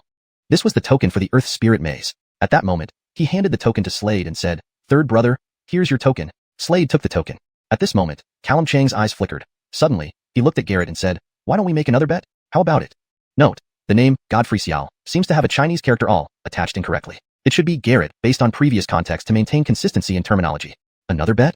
How? Still not enough losing for you? Godfrey Xiaobao glanced at Callum Chang with disdain and said. Callum Chang's eyes twitched when he heard this, his face darkening as he looked at Garrett, saying, "This time I'll bet on this." Note, there seems to be a small inconsistency in the name Godfrey Xiao, where the last character is not properly translated. Based on context from the provided text, it should likely be Garrett. Please ensure consistency in character names throughout the document. Here's the corrected segment. Callum Chang's eyes twitched when he heard this, his face darkening as he looked at Garrett, saying, "This time I'll bet on this." With that, he reached out his right hand, and a blood-red diamond-shaped scale appeared on his palm, emitting a faint glow. Seeing this, Garrett's pupils constricted slightly. Looking at Callum Chang, he said, "Callum Chang, you're willing to part with this? Looks like you're very confident." Note, I assume Al is a typo for Ao, which should be A, forming the name Garrett. If Godfrey Xiao is an intended name with a special styling, it may need further clarification. How? What kind of bet do you have in mind? Godfrey Xiaoya asked, "Do you want to fight me?" Note, I corrected the name from Godfrey Xiao to Godfrey Xiaoya to maintain consistency and readability in English. If Godfrey Xiao is a specific stylization or there's another character name intended, please provide further context. Hearing this, Callum Chang's eyes twitched. Fight Garrett? It seems there was a typo or misunderstanding in your translation. Based on the original text, it should be Garetto. Here is the corrected and natural continuation. Fight Garetto? Upon hearing this, Callum Chang's eye twitched. Fight Garetto again? Last time, he had already fought Garetto and was utterly defeated. I will fight him. At this moment, Callum Chang pointed at Slade not far away. It turned out he had set his sights on Slade. After all, in his view, Slade's cultivation was only at the 2nd stage of Saint Emperor Realm, and his own cultivation was already at the 5th stage of Saint Emperor Realm. Moreover, he had been cultivating here for a long time, whereas Slade was just a newcomer. Let's bet on that token. He said, "Do you dare?" He looked at Slade and asked, "You sure have sinister intentions." Garetto, upon hearing this, looked at Callum Chang. How could he not understand Callum Chang's intentions? Clearly, Callum Chang looked down on and intended to bully the third brother. "It's fine. I agree to bet with you." At this moment, Slade glanced at Callum Chang and calmly replied. He had absolute confidence in his strength, even though his cultivation level was lower than the person in front of him. Oh. Seeing Slade agree so quickly, a playful smile formed at the corner of Callum Chang's mouth. Great. He was afraid Slade would refuse at the last minute, so he immediately said, "Then let's fight right here." Please. Slade looked at Kalimchong and slowly said, swish. At this moment, Kalimchong flipped his right hand, and suddenly a battle knife appeared in his palm.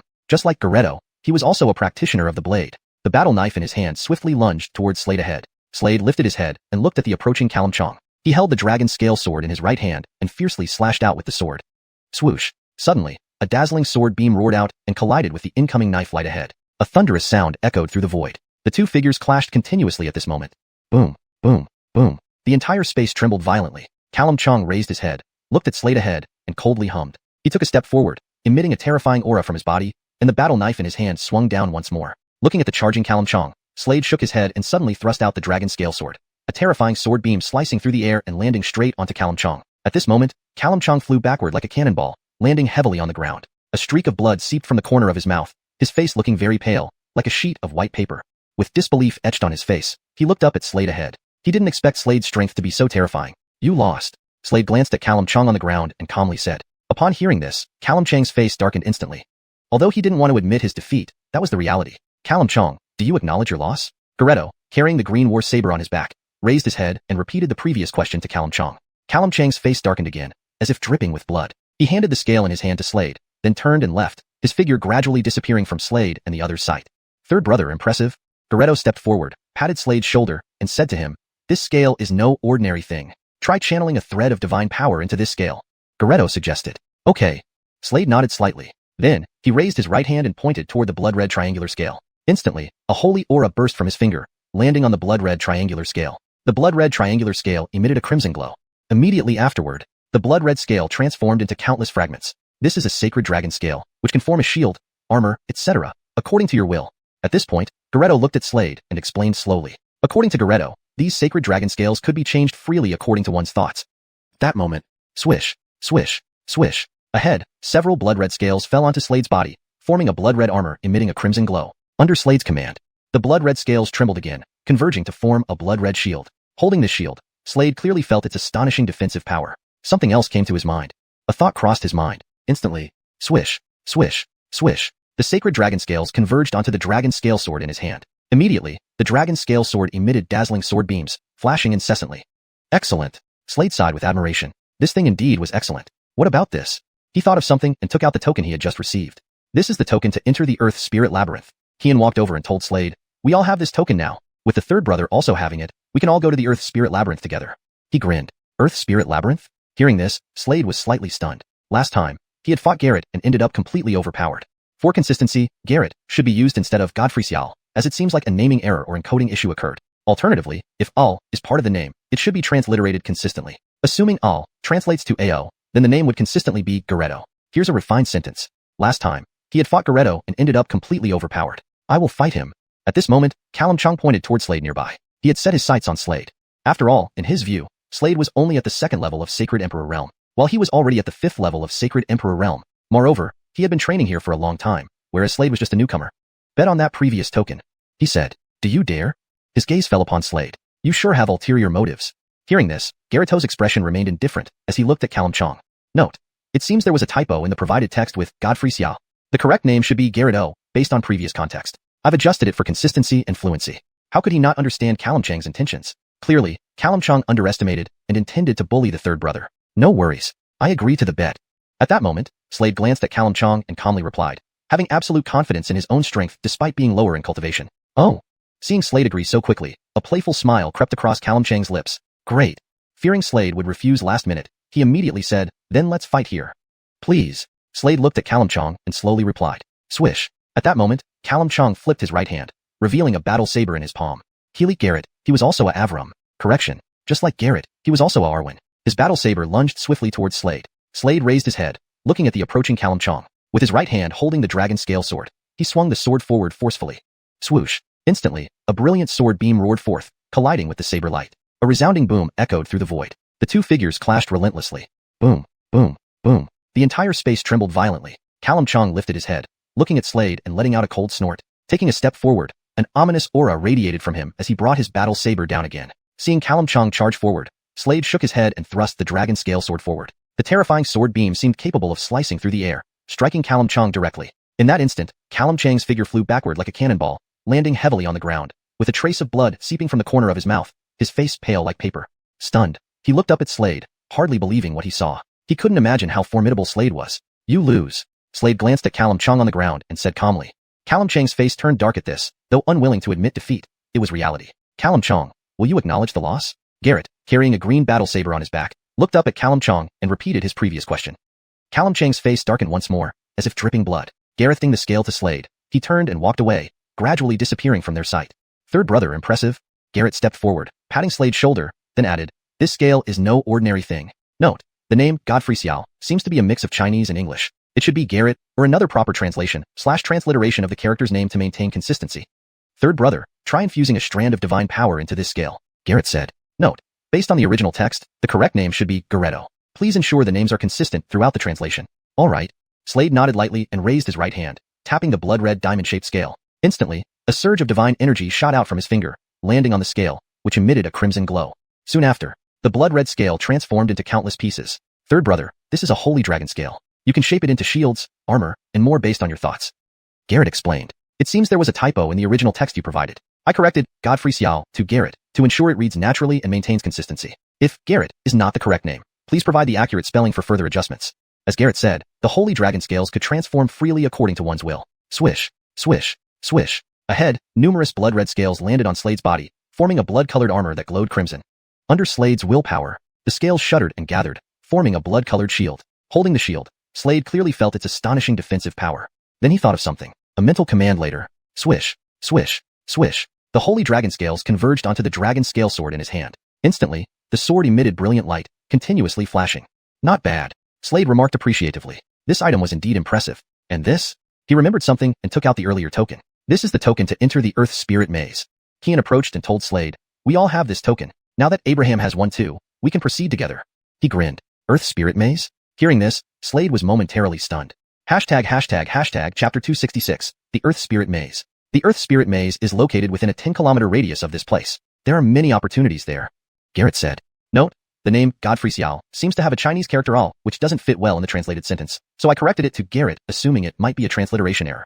Upon hearing these words, Slade nodded lightly. Abraham, rest for a while. We will set out together tomorrow, Nigel said. Note, the name Godfrey Xiao seems to be a mix of Pinyin and Chinese character. It should be consistently translated as Nigel da. All right.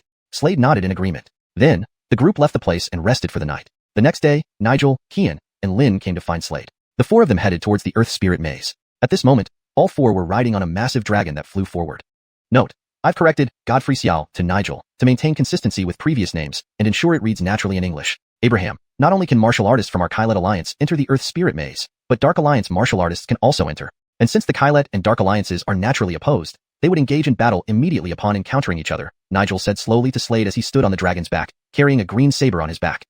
Note, I corrected Godfrey Xiao to Nigel for consistency and fluency. I understand, Slade nodded, actually hoping to capture a Dark Alliance martial artist to ask about his Ziva's whereabouts.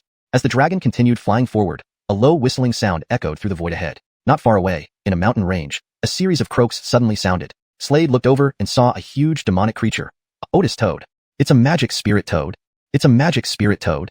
Godfrey Xiao furrowed his brows as he observed the beast. Note, the term al seems to be part of Godfrey Xiao's name, so it should not be translated. I have corrected the sentence for better readability and fluency.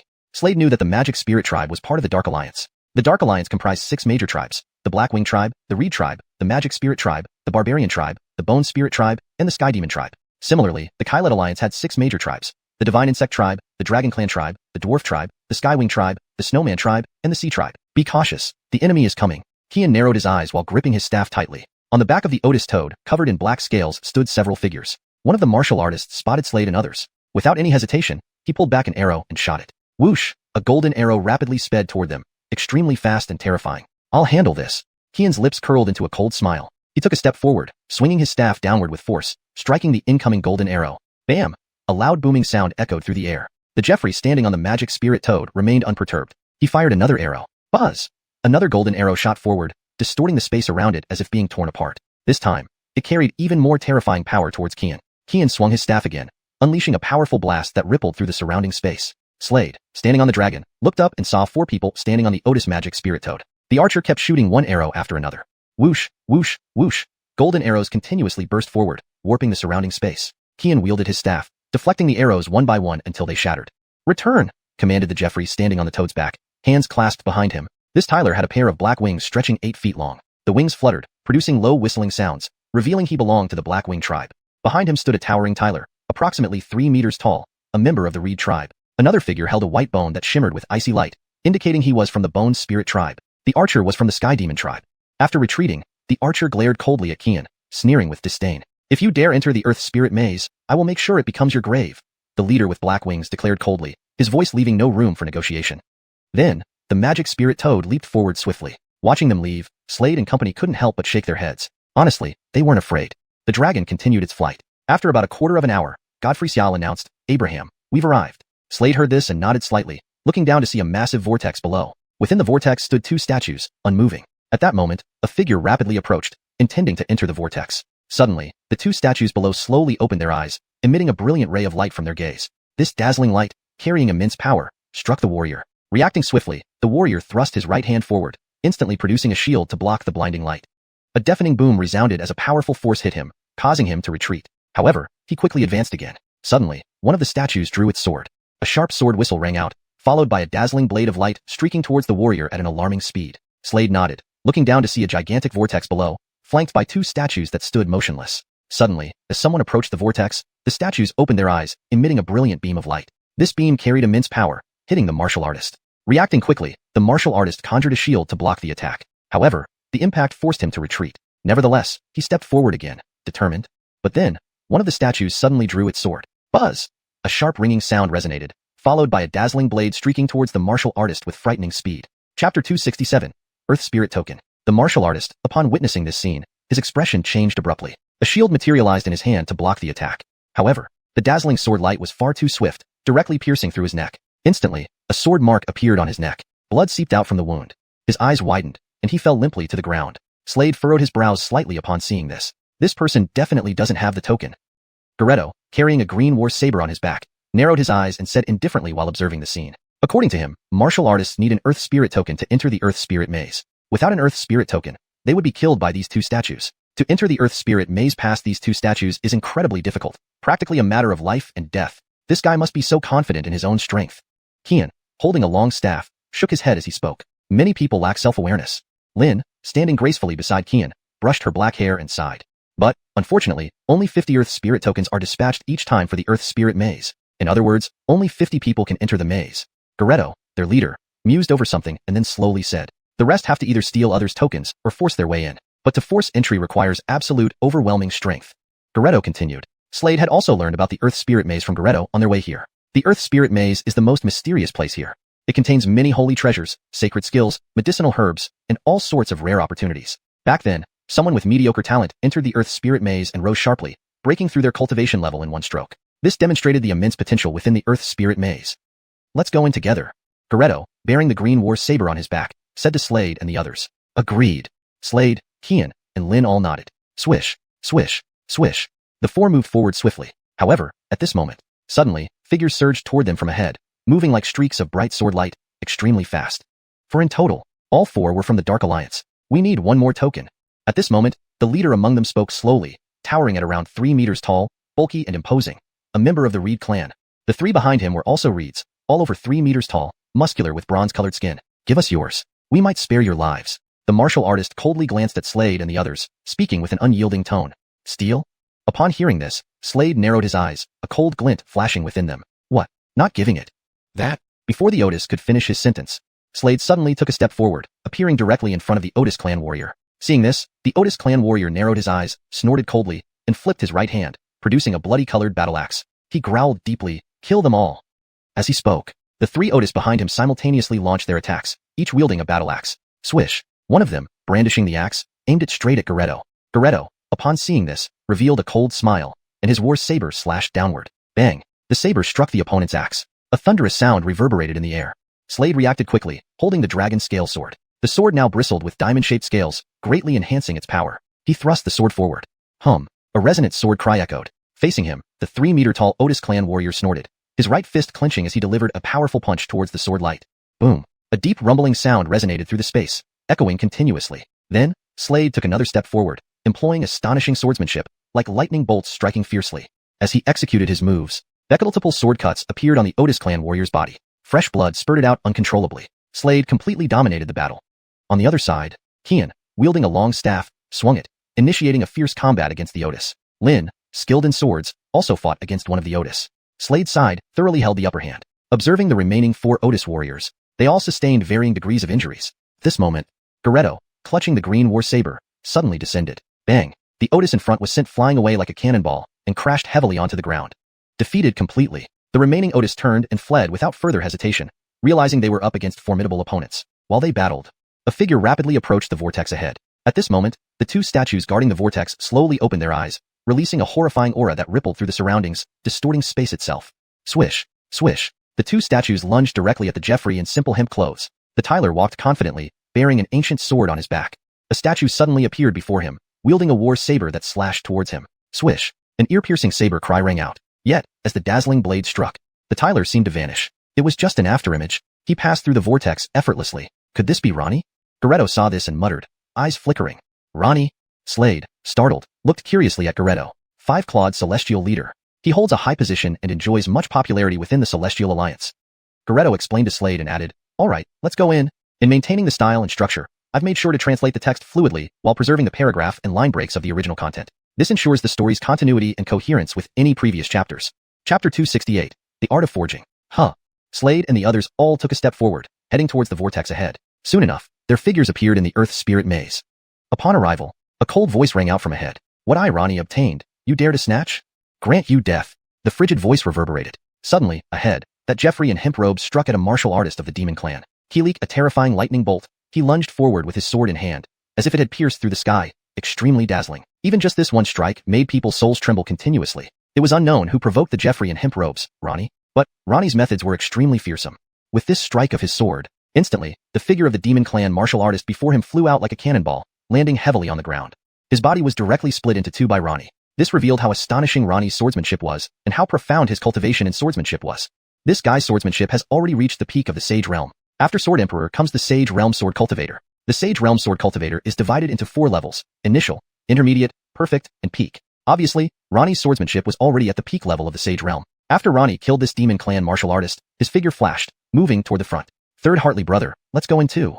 Zack, carrying a green war saber on his back, slowly said. Thus, Slade, Xian, and Lin all moved forward together, searching for opportunities. Elsewhere, in the Divine Realm, in the Divine Palace, there was a massive black altar here. This altar seemed to be cast from black iron. On this altar were numerous stone pillars, looking rather strange. And carved on these stone pillars were many ferocious demonic beasts. These pillars were entwined with black currents, rising up slowly, emanating a terrifying aura. At this moment, a figure stood there. It was none other than the palace master of the Divine Palace, Hyder. Behind him stood another figure. This person wore a mask, exposing only a pair of eyes, appearing quite numb. If Slade were here, he would certainly recognize this person. It was Dario. Recently, Dario had been pretending to be a puppet, always following behind Hyder, all for the sake of finding the whereabouts of his wife. He silently watched the person before him. Until he found the whereabouts of his wife, he would not expose his identity. At this moment, Hyder slowly raised his right hand, then gently touched a stone pillar in front of him. Instantly, a brilliant light burst forth from the stone pillar. Following this, a vortex appeared ahead. Looking at this vortex, Hyder slowly walked into it. Dario closely followed behind Hyder. The 2 figures slowly disappeared from this place. Speaking of Slade's side, at this moment, the 4 figures appeared in a cave. This cave was extremely spacious. There were many ore deposits around. These are saint-level ores. Excellent. With these saint-level ores, our weapons can be upgraded. Zack, carrying a green war saber on his back, couldn't help but smile upon seeing this scene. His gaze swept over the glowing saint-level ores around him, and the corners of his mouth curled up even more. These were all saint-level ores. Saint-level ores were the main materials used to forge holy artifacts. After cultivating to the Sage Realm, the techniques they used were called holy techniques, the weapons were holy artifacts, and treasures were holy treasures. Holy artifacts were divided into 3 ranks, first rank being the lowest, and third rank being the highest. As long as these saint-level ores were infused into the weapons, they could be upgraded. I'll refine it, Xian said. At that moment, he directly took out a forging station from his spatial ring. He placed the forging station in front of him. Second brother, when did you master the art of forging? Slade curiously asked upon seeing this. Haha, my master is a blacksmith. He taught me the art of forging. Currently, I am a third-rank Sage Realm blacksmith. Xian laughed and replied. Slade nodded slightly after hearing this. Abraham, give me your weapon. I'll upgrade its grade for you, Xian said. Being a third-rank Sage Realm blacksmith meant he could forge third-rank holy artifacts. According to his account, the green war saber held by Zack and the sharp sword wielded by 4th Ziva Lin were both forged by him personally and were of second-rank holy artifact quality. Good. Slade lightly nodded, took out the dragon scale sword, and handed it to Xian. Xian received the dragon scale sword. He directly placed the dragon scale sword on the forging station. Next, he fetched a pill cauldron, preheated it, then immediately threw the dragon scale sword into it. Swoosh. Instantly, a scorching fire burned continuously, enveloping the dragon scale sword. In an instant, it turned bright red. Then, Qian poured in the previously acquired saint-level ores, continuing the burning process, gradually fusing with the dragon scale sword. Slade, Zack, and Lin watched Qian with their gazes. Qian's movements were truly fluid and smooth. When the dragon scale sword was thoroughly red-hot, he swung a huge hammer, striking it repeatedly. Boom, boom, boom. Instantly, deep booms echoed in the air, resounding throughout the cave. Seeing this, Slade's eyes flickered, glancing at Qian a few times more. Without question, Qian had high talent in forging. While Qian was forging the weapon, at that moment, footsteps sounded outside. Huh. These are saint-level ores. So many saint-level ores. Ha ha ha. An excited voice came from nearby, clearly indicating someone had discovered the large quantity of saint-level ores here. Saint-level ores were very rare minerals. There's trouble. Upon hearing this, Zack frowned. At this moment, 6 people appeared from ahead. All 6 came from the Dark Alliance. It seemed they were all Bone Spirit tribe members, because each of them held a white bone in their right hand. Only Bone Spirit clan martial artists used white bones as weapons. Such a pretty Vanessa. At this moment, a Jeffrey in white robes noticed Lin not far away. At that moment, his eyes lit up like stars, revealing a lecherous grin. Just right. My body has been feeling rather overheated recently. I need to vent some frustration. The Tyler licked his lips. Chapter 269. Bloodline Awakens. Hearing these words, Slade and Nigel's expressions turned grave simultaneously. Congratulations to the young master. Indeed a Vanessa. The toady standing behind the Tyler said slowly. Ha ha ha. The Tyler in white, holding ghastly white bones in his hands, laughed loudly. He leered at Harley Yanisksheo.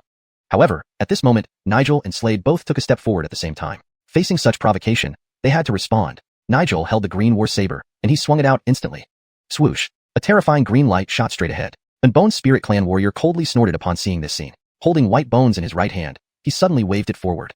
A streak of white bone light erupted and clashed with Nigel's green saber light. Bang! With the collision, an explosion echoed through the air. Step, step, step.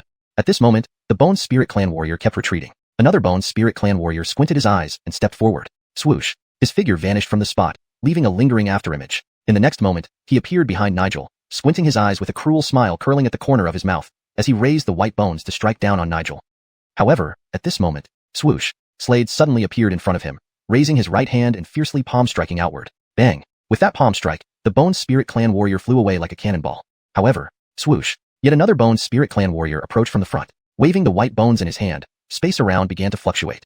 Hartley 3, your sword. At this moment, a voice sounded from behind. It was clearly Qian's voice. He pulled out the dragon scale sword and threw it to Slade. Slade extended his right hand and caught the dragon scale sword. This sword was already a grade 3 sacred tool, astonishingly powerful. Gripping the dragon scale sword, he did not hesitate to thrust it out. Swish. With that strike, the warrior in front retreated continuously. Then, die. Not far off, Qian holding a long staff rushed over, bringing his staff down forcefully, shockingly so. Retreat.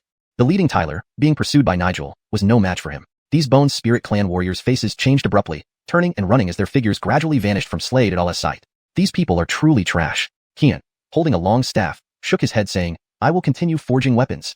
Good. Nigel nodded. Next, Qian continued forging weapons. Soon, all 4 individuals' weapons were upgraded to grade 3 sacred tools. Just as the 4 were about to leave, footsteps echoed nearby. The previously departed Bone Spirit clan warriors had returned. Their leader was a Tyler, holding white bones in his right hand, distinctly different from the others. His bones were covered with wriggling, tadpole-like white runes. Surrender your weapons, cripple yourselves, and I'll spare your miserable lives. The Jeffrey in white looked at Slade and others with coldness, his voice brooking no argument. Upon hearing this, Slade and all exchanged glances. In the next moment, Nigel stepped forward and drew his saber. The green war saber came down swiftly. The group immediately engaged in rapid combat here. Thunderous sounds rang incessantly in the air. Now, give up your life. The Tyler with unusual white bones focused on Slade not far off. In an instant, his whole figure darted towards Slade at blinding speed, bringing his white bones down sharply. Himph! Seeing this, Slade snorted coldly, his dragon scale sword bristling with scales stabbing out ferociously. Buzz! Immediately, a dragon's roar resounded, echoing endlessly across the sky. With that strike, the white bone-wielding Tyler was driven back again. At this moment, Nigel, having slain a Bone Spirit clan warrior, charged over, slicing down with his green war saber. A frightening saber light howled forth. On the other side, Qian arrived. Harley Dovran's staff slash. An icy voice rolled out of his throat. With these words, instantly, a tornado erupted from the staff. Carrying terrifying force, it shot directly forward. Bang! The Tyler retreated once more. Now, his face darkened, eyes gleaming with boundless chill, staring fixedly at the ones in front of him. In the next moment, his white bones suddenly emitted a brilliant cold light. Following that, he plunged the white bones directly into his heart. A bizarre scene unfolded. White gas began rising from his body, surging toward the heavens. Gradually, he transformed into a white phoenix. The white phoenix spread its wings, flying into the air. Strangely, flames only left skeletal remains. Screech! It emitted a piercing cry. You shall all die. The white-boned phoenix, looking down at Slade, Nigel, Kian, and Harley Xiuxian, spoke with utter coldness. As he spoke, the white-boned phoenix spread its bone wings, descending. With each flap, low whistles broke through the wind. Brilliant white lights burst towards Slade et al. Seeing this, all reacted, employing their skills. This guy actually awakened his bloodline. Nigel furrowed his brows. Slade knew among the 12 major tribes, only a few could awaken their bloodlines. And once a bloodline awakened, strength would multiply several times over. Bone Spirit clan warriors harbored white-boned phoenix blood within them. Upon awakening, they transformed into white-boned phoenixes, multiplying their power. Just like the Tyler before them now. So what if it's a phoenix? Prepare to be butchered. Slade looked at the white-boned phoenix in the air, curling the corners of his mouth in cold disdain. Chapter 270. Heston. At this moment, with a step forward, his body quivered and the dragon scale sword in his hand was suddenly thrust out. One sword stroke followed another, each dazzling to behold. The sword light rained down like a torrential storm, causing the skeletal phoenix in the void to shudder ceaselessly. Abraham, well said. Upon hearing these words, Garida shouted loudly and, as his voice faded, he also charged forward. The four of them fought together against the skeletal phoenix in the void. The white-boned phoenix flapped its white-bone wings continuously, emitting blinding white flames that poured down endlessly. Although it had become a skeletal phoenix, enhancing its overall strength several times over, Slade and the others were no weaklings. As Slade, Garida, Kian, and Lin worked together, the skeletal phoenix kept retreating until finally, it spread its wings and left the area. But as it departed, it cast an intensely hateful look at Slade and the rest. Watching the departing skeletal phoenix, Slade and the others narrowed their eyes, cold glints flashing in their gazes. Garida was about to speak when, suddenly, the ground far away started trembling violently. Soon after, the sky filled with a dense mass of dark clouds. A closer look revealed them to be numerous demonic beasts. Moreover, there were more demonic beasts on the ground. These beasts were enormous, exuding a terrifying aura. A beast tide? At this sight, Garida, carrying a green war saber, frowned deeply. It seems a beast tide has occurred. This means the mysterious altar has been activated. Garida muttered thoughtfully. We should separate. Abraham, here's the map to the Earth Spirit altar. Let's split up. With that, he handed a map to Slade. With so many demonic beasts gathered, they would undoubtedly be attacked en masse. Splitting up would be better. Agreed. Slade nodded, taking the map. See you at the Earth Spirit altar. Kian remarked. Given their formidable strength, forging a bloody path wouldn't be difficult for Slade and the others. Abraham, see you at the Earth Spirit altar. Garida and Lin said simultaneously to Slade. And with those words, the four of them headed off in 4 different directions. As he moved forward, a gigantic rock appeared before Slade, claws poised to slash down rapidly towards him, glowing fiercely like a bolt of lightning that abruptly struck Slade. The force of the claw attack was astonishing. Humph! Seeing this, Slade snorted coldly and instantly thrust his dragon scale sword outward. A resonant hum sounded from the sword. With the strike of this sword, a radiant blade howled forth, directly piercing into the rock's claw. The Otis rock immediately let out a miserable screech as a resplendent sword glow impaled it. Blood spewed. Its massive body was cleaved in two by Slade. It met its gruesome end. Continuing his movement, Slade dashed forward like a radiant sword beam, his speed incredible, distorting the surrounding space. He glanced back and found Garida, and the others had already vanished from view. Alone, Slade pressed forward. He glanced at the map in his hand, then took a step. Whoosh! His figure streaked forward like a luminous sword beam, extremely fast. Ahead, several demonic beasts stood. These beasts were enormous, exuding terrifying murderous auras. However, as Slade unleashed continuous sword strikes, their bodies exploded instantly, blood splattering everywhere. What? At one point, Slade noticed demonic beasts exploding for no reason, turning into blood that formed a river of blood rushing toward a single location. Seeing this, Slade furrowed his brows. He looked down closely. There below was a crimson skull. This crimson skull was madly absorbing the blood chi and murderous energy from the heavens and earth. From within the blood skull shot out beams of blood light. As the blood light penetrated the demonic beasts, their bodies exploded, splattering blood everywhere. Witnessing this, Slade's eyebrows furrowed even deeper. As the blood energy flowed in, a bony form began to grow beneath the crimson skull, forming an eerie skeletal body. Heston? Ha ha ha, finally, I found you. At this moment, a voice full of excitement echoed in the void. From the void came a Jeffrey clad in coarse clothes, carrying an ancient sword on his back. This coarse-clothed Tyler was not unfamiliar to Slade. He was Ronnie. At this moment, avarice flashed across his face. It was clear he placed great importance on the blood skull below. Ronnie quickly descended, his figure moving swiftly as the sharp sword in his hand was thrust out. Instantly, countless dazzling sword lights emerged in the void, slashing continuously. The brilliant sword lights rained down like a tempest, striking directly onto the blood skull below. Then, the blood skull let out a cold snort, raising his right hand. Instantly, a blood-red energy barrier appeared around him, emitting a glow. Directly ahead, numerous dazzling sword lights fell upon this blood-red barrier. Boom, boom, boom. Low, booming sounds echoed incessantly through the void. In the air, Slade looked up at the battle unfolding not far away between the two. Ronnie's power was terrifying. Wielding a sharp sword, he executed his sword techniques. However, his opponent wasn't weak either. Flipping his right hand, the blood skull held a crimson war saber, looking coldly at Ronnie and growling, "You dare challenge me for my skeleton? You're not worthy. I happen to lack a corporeal body. Seeing as your flesh is decent, you'll do nicely." With those words, he slashed forward with his blood-red bone saber. Instantly, a crimson blade light shot forth, distorting the space around it and trembling violently. Annihilate! An icy voice echoed. The two figures clashed once again in the void. Energy fluctuations radiated outward, overwhelmingly intense. These two martial artist powers were formidable and not to be underestimated. Chapter 271. The third level of Fusion Worm. In the void, two figures were clashing fiercely. Heston's methods were extremely unholy and cruel, wielding a blood-red bone saber in his hand. At this moment, he swung this blood-red bone saber forcefully forward. Ahead, Ronnie held a sharp sword, hacking forward slash by slash. At that moment, the glint of the blade and the light of the sword collided. Thunderous roars echoed continuously in the void. The two engaged in fierce combat. Not far away, Slade silently observed everything. He noticed Ronnie constantly retreating while Heston had the upper hand. Seeing Heston again swing the bone saber at Ronnie ahead, dazzling blade light whistled toward Ronnie. A storm surged forth, distorting the surrounding space. The power of this saber blow was astonishingly terrifying. Facing it, Ronnie swung his sword repeatedly with his right hand. Sword chi whistled, forming a startling sword shield. That dazzling blade light directly plunged into the sword shield. As it pierced through, the sword shield trembled violently. Suddenly, Ronnie's figure shuddered, as if shot like a cannonball, landing heavily in a mountain not far off. Ah! A mouthful of blood spewed out, his face turning abnormally pale like white paper. Brat, prepare to die. Become my corporeal form. Ahead, Heston watched Ronnie coldly. After speaking, he took another step forward with incredible speed, akin to a terrifying lightning bolt. As he approached, Ronnie narrowed his eyes, suddenly making a gesture and smacking his brow point. Instantly, black air streamed from his body. Soon, a pair of wings sprouted on his back. A chillingly horrifying aura erupted from him. Behind him, an illusion appeared. It was a demon head. Devil Sect. You are from the Devil Sect.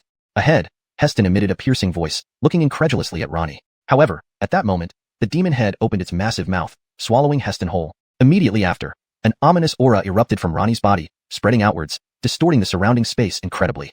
Ronnie swept his gaze and fixed it on Slade not far away. Oh! Upon catching that gaze, Slade frowned. He could clearly sense the intense killing intent in the other's eyes. That killing intent was extraordinarily strong. Clearly, this person was going to eliminate any witness. Slade knew his identity. Whoosh! At that moment, Slade turned and left without hesitation, moving as fast as a lightning bolt. Where do you think you're running? Ronnie spoke coldly. He hadn't planned to attack Slade initially, but since Slade knew his identity, he had no choice but to silence him. Only the dead wouldn't reveal his secrets. Because once his identity was exposed, he couldn't survive here. Slade furrowed his brows. Behind him, Ronnie continued pursuing him, with increasing speed. Slade suddenly turned, holding a sharp sword and stabbing outward. A sword cry instantly sounded. Dazzling sword light whistled and directly hit the pursuing Ronnie. Seeing this, Ronnie's lips curled up in a cold smile. As a willy himself, he also swung his sword. With that strike, dazzling sword lights collided incessantly. A deep roar resonated in the void. Behind, Ronnie's cultivation had already broken through Holy Emperor Realm, reaching Human Desolate Realm Stage 4. Meanwhile, Slade's cultivation was still at Holy Emperor Realm Stage 5, 9 stages lower than Ronnie. You can't escape? Ronnie looked coldly at Slade and immediately struck. Raising his sword, he swung forward abruptly. Instantly, sword tips emitted dazzling cold light, releasing a beam formed from countless sword lights, carrying an intimidating force that distorted the surrounding space.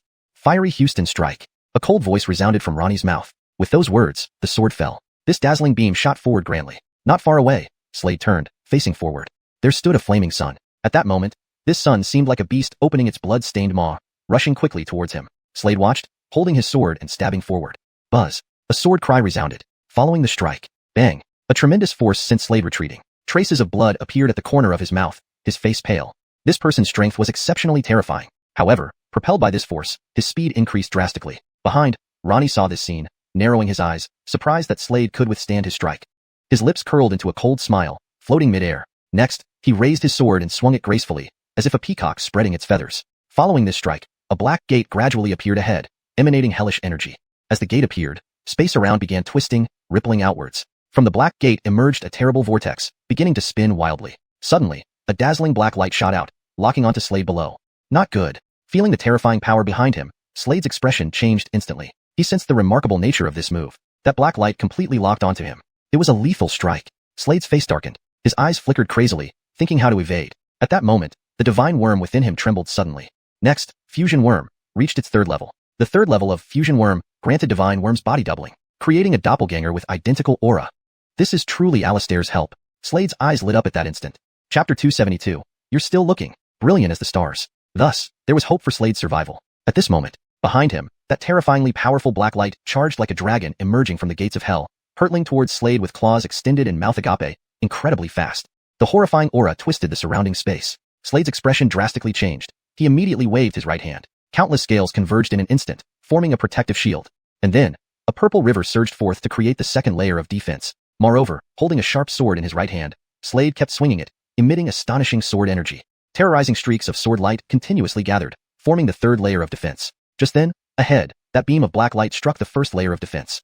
The shield violently trembled, then instantly shattered into pieces. Immediately after, the black light hit the second layer of defense. Amidst the purple dragon spirit river, the river violently shuddered and then broke apart. Following that, the black light struck the third layer of defense, the sword energy shield. Bang! Bang!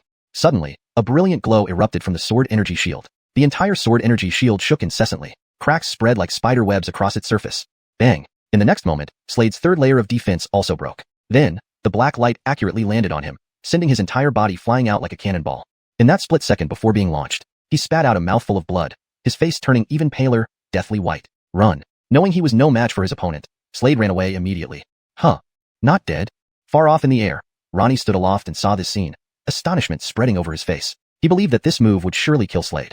To his surprise, Slade was only gravely injured. However, you can't escape your fate. You will still die.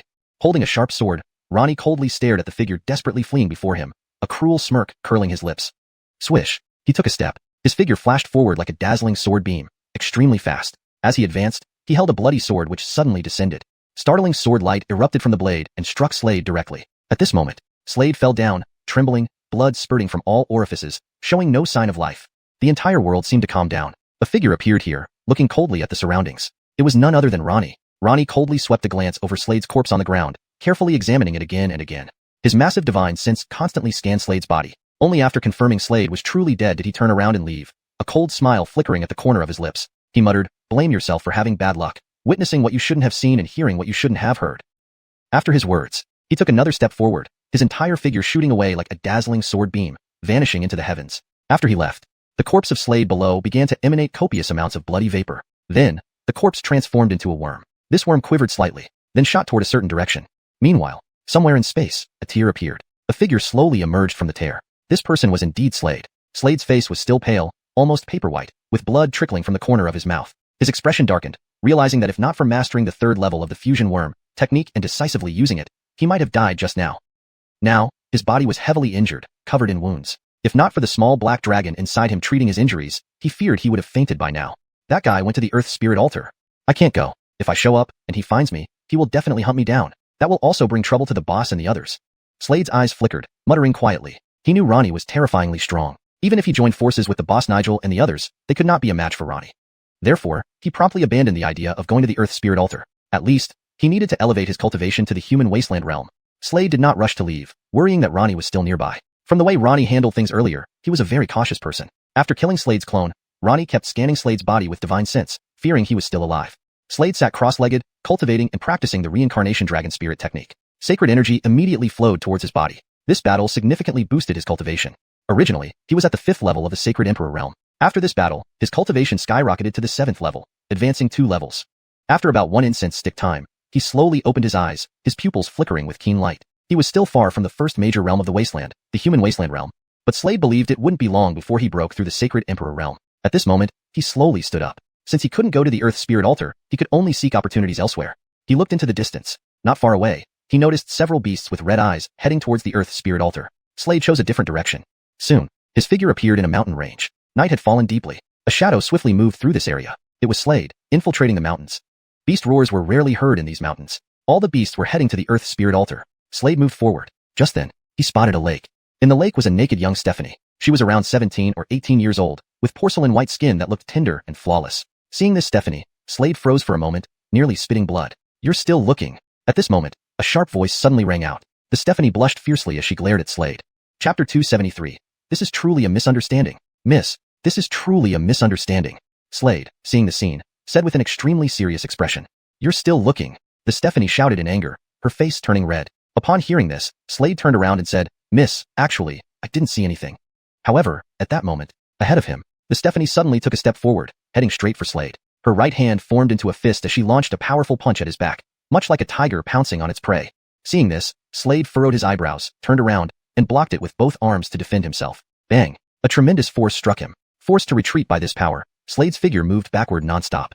This Stephanie indeed had immense strength. At this moment, Slade's expression became extremely solemn. He looked up and saw the Stephanie ahead of him who was now fully dressed. She wore a white dress with a black silk ribbon tied around her waist, accentuating her slender and Katie. At this moment, the Stephanie slowly walked forward, her gaze falling upon Slade. Miss, this is really a misunderstanding. I really didn't see your body.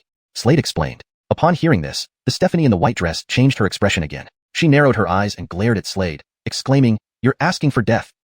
As soon as she spoke, she darted towards Slade once more at incredible speed. You, this Stephanie, are truly odd. Slade frowned, looking at the Stephanie in the white dress. However, the Stephanie continued advancing towards Slade, moving very fast. As she clenched her right hand, an overwhelmingly strong force erupted from it, immediately putting pressure on Slade. Once again, she rushed over, punching fiercely. Facing this punch, Slade did not dodge but retaliated with another punch. When their punches collided, an explosion sounded in the air. Following this, Slade's figure kept retreating. This Stephanie's strength is somewhat terrifying, Slade muttered. In the next moment, he looked at the Stephanie in the white dress not far away and said, "A good man does not fight with a Stephanie?" With these words, he moved forward. Hearing this, the Stephanie's expression changed again, and she pursued him frantically, moving incredibly fast, almost like a terrifying bolt of lightning. This crazy Stephanie. Slade frowned, noticing that the Stephanie in the white dress behind him had vanished. But soon after, his frown deepened even further. The Stephanie in the white dress reappeared before him. Without saying a word, she threw another punch directly at Slade. This punch came rapidly, and a brilliant light began flashing around her fist continuously. Slade could not evade this punch. He could only counterattack with another punch. Another clash occurred. Bang! An explosion sounded in the air. Slade's entire body kept retreating. At this moment, the Stephanie in the white dress suddenly looked up at the sky, then slowly raised her right hand. As she made this move, something strange happened. Dark clouds gathered in the sky. Wasteland art, Thunder Fist. A cold voice echoed from her throat. Immediately following her voice, dark clouds gathered, and countless bolts of lightning surged forward. Seeing this, Slade nearby blinked his eyes in surprise. He knew from his leader Nigel's account that after warriors broke through to the Wasteland stage, they no longer practiced Sane arts but instead focused on Wasteland arts, which were much more powerful than Sane arts. This person being able to perform a Wasteland art proved that she had reached the first stage of human Wasteland realm. Countless bolts of lightning suddenly descended, landing in the Stephanie's right hand. Seeing the Stephanie's right hand clenched into a fist, she launched a swift and formidable punch toward Slade. As this punch landed, terror-inducing thunderous energy instantly shot out from her fist, directly aimed at Slade not far away. Slade lifted his head, watching this scene without any carelessness, clearly feeling the might of this punch. Holding the dragon scale sword with both hands, he plunged the sword forward forcefully. A terrifying sword aura burst forth. Brilliant sword light shot straight toward the lightning energy ahead. Bang! An explosion resounded in the air, echoing endlessly. Boom! At this moment, Slade's entire body retreated again. As he did, a trace of blood seeped from the corner of his mouth. This Stephanie's strength was extraordinarily terrifying. One might even say she was more powerful than Ronnie previously. It seemed, however, that this Stephanie only wanted to teach Slade a lesson, not kill him. Hence, her strikes weren't too harsh or heavy. If they were too heavy, Slade would likely be dead by now. My brother is Ronnie. If you have guts, come find him. Slade looked at the Stephanie in the white dress. In the next instant, his figure disappeared without a trace. Upon hearing this, the Stephanie's expression immediately froze, as if covered in frost, her eyes flashing with cold light. Ronnie? She narrowed her eyes. Whoosh! In the next moment, her figure vanished from the spot. Not long after, her figure appeared inside a palace hall. Mistress! Inside the hall, and Avon glanced at the Stephanie in the white dress with a respectful look on his face. Seeing the frosty expression on the young lady's face, he couldn't help but ask, "Mistress, who angered you? Help me find Ronnie." The Stephanie coldly instructed. "All right." The Avon nodded, then immediately turned around. The next moment, his figure reappeared beside the Stephanie in the white dress, informing her, "Ronnie is from the Alliance of Kylet. He went to the Earth Spirit Altar." Whoosh! Upon hearing this, the Stephanie took a step, disappearing from the spot in the next instant. This moment, inside the Earth Spirit Altar, a group of martial artists were contending for a treasure item that had erupted from within the altar. Amidst the crowd, Leader Garrett, second brother Kian, and fourth brother Lin remained in the crowd without taking action. I wonder where Abraham has gone. There should be nothing wrong, yet he hasn't arrived till now. With a look of concern, Garrett, carrying a green battle sword on his back, said to Kian and Lin, "There shouldn't be anything wrong, right?" Kian pondered aloud. Fourth brother's strength is so great, there shouldn't be any issues. Lin added. All three raised their heads and looked ahead. At that moment, a Tyler wearing coarse clothes and carrying an ancient sword had a cold smirk on his lips. Kai lifting his ancient sword, he swung it forward fiercely. Chapter 274. Is this the source of his arrogance? Instantly, a terrifying sword beam whistled forth, abruptly bursting out from the sword. A blazing sun floated in midair, emitting brilliant golden light and carrying with it a fearsome power. It struck directly upon the spear cultivator ahead. This spear cultivator came from the Alistairley demon clan. Seeing this, the spear cultivator's expression suddenly changed as he held his long spear. The long spear in his hand fiercely stabbed forward. Swish, swish, swish. With each of his movements, terrifying spear beams whistled forth, actually forming into a massive dragon. This was a spear beam dragon, revealing the spear cultivator's extraordinary combat prowess. Roar! In front, the spear beam formed dragon raised its sharp claws, fiercely grabbing towards the dazzling fiery sun ahead. Bang! A deep rumbling immediately sounded through the void. However, Gay, the Tyler in hemp clothes, proved even stronger. The spear cultivator's figure continuously retreated, a trail of blood seeping from the corner of his mouth. His complexion paled. He turned to leave. He knew he wasn't Gay's match. So this is Gay, the Seven-Claw commander of the Brightness Alliance. In the Brightness Alliance, there are only about 20 commanders. It's said that with Gay's strength, he could easily become an 8-Claw commander of the Brightness Alliance. Warriors around murmured and muttered upon seeing this scene. I want this banner. At this moment, Gay, holding an ancient sword, coldly stated, his voice leaving no room for argument. Humph. But just then, a towering warrior 2 meters tall stepped forward from the crowd. This was a Otis race warrior. He let out a cold snort, and in the next moment, took a step, his figure shooting toward the void like a brilliant sword beam. I think this banner should be mine. His voice barely faded when he stepped forward once more. Blood-colored chi surged from his body, endlessly churning. His right hand formed a fist, smashing straight at Gay before him. This punch was not only fast but also astonishingly powerful. With the punch falling, the surrounding space began to warp, incredibly shocking. Not far away, upon witnessing this scene, Gay's lips curled into a cold smile. Seeing him grip the ancient sword in his right hand and thrust it forward. Buzz. A sword wail echoed. Brilliant sword beams whistled forth, directly striking the fist shadow before him. Bang. As the sword fell, the fist shadow exploded instantly. Following closely, the Otis race warrior's figure continually retreated not far away. He emitted pitiful screams, his right arm severed by Gay. Gay coldly glanced at the Otis race warrior, then stretched out his right hand toward the banner ahead. Just as he was about to grab it, suddenly, the banner transformed into a streak of light soaring into the void. Gay frowned upon seeing this. Looking up, there stood a Katie in midair. She was a lady in white, her figure extremely charming, skin snow-white and soft. Her piercing gaze landed on Gay below, eyes narrowing as she spoke coldly. You are Gay? Yes. May I ask why you wish to take my spoils of war? Gay looked up at the Stephanie in white. Neither humble nor haughty, his eyes narrowed. Just being you is enough. Standing proudly in the void, the Stephanie in white coldly replied. Her words hardly faded when she lunged forward, her figure vanishing. Shoo. As she moved, the surrounding space crumbled inch by inch. Desolate realm. Feeling this powerful aura, many warriors' expressions drastically changed, their gazes towards the Stephanie in white markedly different. Facing the rushing Stephanie in white, Gay's eyes turned cold. He wielded his sword, stabbing forward. A dazzling sword beam whistled forth, directly landing on the Stephanie in white ahead. Yet, at this moment, the Stephanie in white formed a fist with her right hand, smashing straight at the brilliant sword beam. Bang! With the punch, the dazzling sword beam exploded. Both figures continuously retreated. The Stephanie in white gave Gay another look. Recalling the earlier Tyler, she snorted coldly. No wonder he was so arrogant. Turns out he has a desolate realm warrior backing him. But what does it matter? Is this the source of his arrogance? I'd say he overestimates himself. Upon hearing this, Gay felt bewildered, speechless as he looked at the Stephanie in white, asking, what ghost? Yet, now, the Stephanie in white was too lazy to explain further to Gay. She raised her right hand. Immediately, dark clouds rolled through the sky, swiftly approaching. Thunder continuously gathered at this moment. Rumble. Deafening roars filled the air. Warriors all around lifted their heads, watching this scene, their expressions changing. They could clearly sense the power of this move. Desolate art. This is desolate art. Someone seeing this exclaimed sharply, desolate art. Gay, holding an ancient sword, grew serious, deeply gazing at the Stephanie in white. The tip of his sword flickered with a cold glow. Right then, he waved his right hand. Immediately, a door appeared before him. From within this door emanated hellish chi. This too was desolate art. Last time, he used this move against Errol, defeating him. Now, he used it again, this time against the Stephanie in white. The Stephanie in white raised her head, eyes narrowing, desolate art, thunder fist. Her icy voice rolled out loudly. As her voice faded, thunder enveloped her fist, flashing brilliantly, emitting a dazzling silver light. She took a step forward, her fist hurtling out rapidly. At this moment, a brilliant black light burst forth from the gate ahead, carrying hellish chi. Next, the two attacks collided. Deafening booms resounded through the void, incessantly echoing. However, in the following moment, Gay's face drastically changed. His figure flew backward like a cannonball, landing heavily on the ground. Defeated. He had lost to this Stephanie in white. The Stephanie in white walked forward coldly, looking at Gay. Where are your people? Have your people come out? What people do I have? Gay heard this, utterly confused. Witnessing this, the Stephanie in white's eyebrows furrowed. In the next moment, something occurred to her, her expression slightly changing, eyes flickering constantly. Chapter 275. Just who is it? The Stephanie in the white dress glanced at Ronnie again after hearing these words. Her eyes flickered, but she did not say anything. In the next moment, she turned around and left. But as she was leaving, her expression turned extremely cold. She already knew she had been toyed with. At this moment, she was inwardly cursing Slade fiercely. Not far away, Ronnie's face darkened when he saw this scene. He realized that he had been framed. However, he didn't know who had framed him. Who is it? If I find out, I will tear you to shreds and rip you apart into 10,000 pieces. Ronnie clenched his teeth and said coldly. His face revealed a sinister look, which made him seem very frightening. Although the Stephanie in the white dress got the wrong person, he didn't say or dare to say anything. After all, her strength was clearly formidable. Very soon, the figure of the Stephanie in the white dress disappeared from everyone's sight. Many martial artists nearby were somewhat bewildered upon seeing this scene. On the other side, Slade was located in a dense forest. He came here because he sensed a special summoning.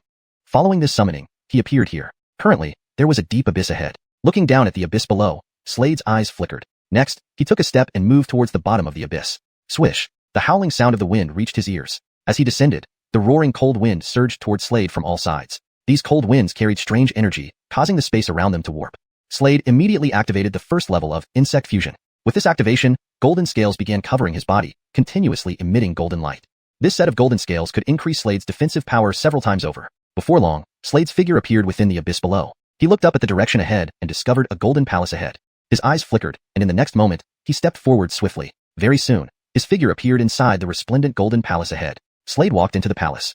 Upon entry, at that moment, countless dazzling beams of sword light burst forth from ahead, directly aiming at Slade. Slade lifted his head, looking at those brilliant beams of sword light coming towards him. He squinted his eyes. Next, holding the dragon scale sword in his right hand, he slashed it outward in an astonishing manner. Swish, swish, swish. With each slash of the dragon scale sword by Slade, in the void, terrifying sword lights roared toward the beams of sword light before them.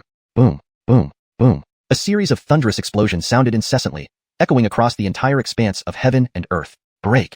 With Slade's low roar, the brilliant beams of sword light before him shattered instantly. Slade's eyes flashed with sharpness as he slowly moved deeper into the palace ahead. After entering, he found a black lake ahead. Currently, this black lake churned relentlessly, and there was a whirlpool ahead. This whirlpool rotated nonstop. Slade looked up and then took a step, using his technique to rush forward. While rushing, the black lake below churned, followed by a dazzling cold light shooting out from the lake. It was a demonic beast. At this moment, the demonic beast extended its sharp claws, clawing fiercely at Slade. Seeing this, the corner of Slade's mouth curled up in cold disdain. Next, he thrust his dragon scale sword outward abruptly. Hum! A sword ringing echoed loudly, reverberating through heaven and earth. Then, a brilliant sword light whistled forward, landing directly on the claw print. Boom! A low rumble resounded. The demonic beast was instantly slashed in two by Slade. With a cold expression, Slade continued forward. Below, one ferocious demonic beast after another emerged from the black lake and attacked Slade directly. However, in response, Slade swung his dragon scale sword indifferently, slashing swords one after another. One by one, the ferocious demonic beasts were killed by him. Blood splattered everywhere. Their bodies were cleaved into halves by him. Before long, Slade's figure entered the whirlpool ahead. His eyes flickered as he proceeded into the vortex, gradually disappearing from the spot. As he took this step, a strikingly loud bell chime suddenly resounded, echoing across the heavens and not ceasing for a moment. Not far away, inside a palace. Who has intruded into the Earth Spirit Palace? And Avon looked up, gazing ahead, then his gaze fell on the Stephanie in the white dress nearby, saying, Doverer, go check. All right. The Stephanie in the white dress nodded lightly. In the next instant, she took a step, her Katie vanishing from the spot. Slade was completely unaware of this development. At this moment, he had already stepped into the whirlpool. High-lifting his head and looking around, he found himself in a different realm. Cold winds blew all around. Furthermore, there were actually numerous corpses lying on the ground. Currently, these corpses wriggled around. Slade looked down at these cold, writhing corpses, deeply frowning. Suddenly, the corpses on the ground started moving, standing up, and advancing rapidly towards Slade. Slade raised his right hand slightly. Instantly, the dragon scale sword shot out abruptly, speeding through the corpses like lightning. All the corpses were sliced in half at the waist, but more and more corpses appeared around him. In the end, a terrifying aura suddenly converged on Slade, shockingly intense. This aura affected Slade's mental state, making his eyes turn bloodshot as if he had lost control of his mind. Unknown when. Finally, the surrounding corpses vanished. Yet at this moment, there was now a village in front of him. There were many people in this village.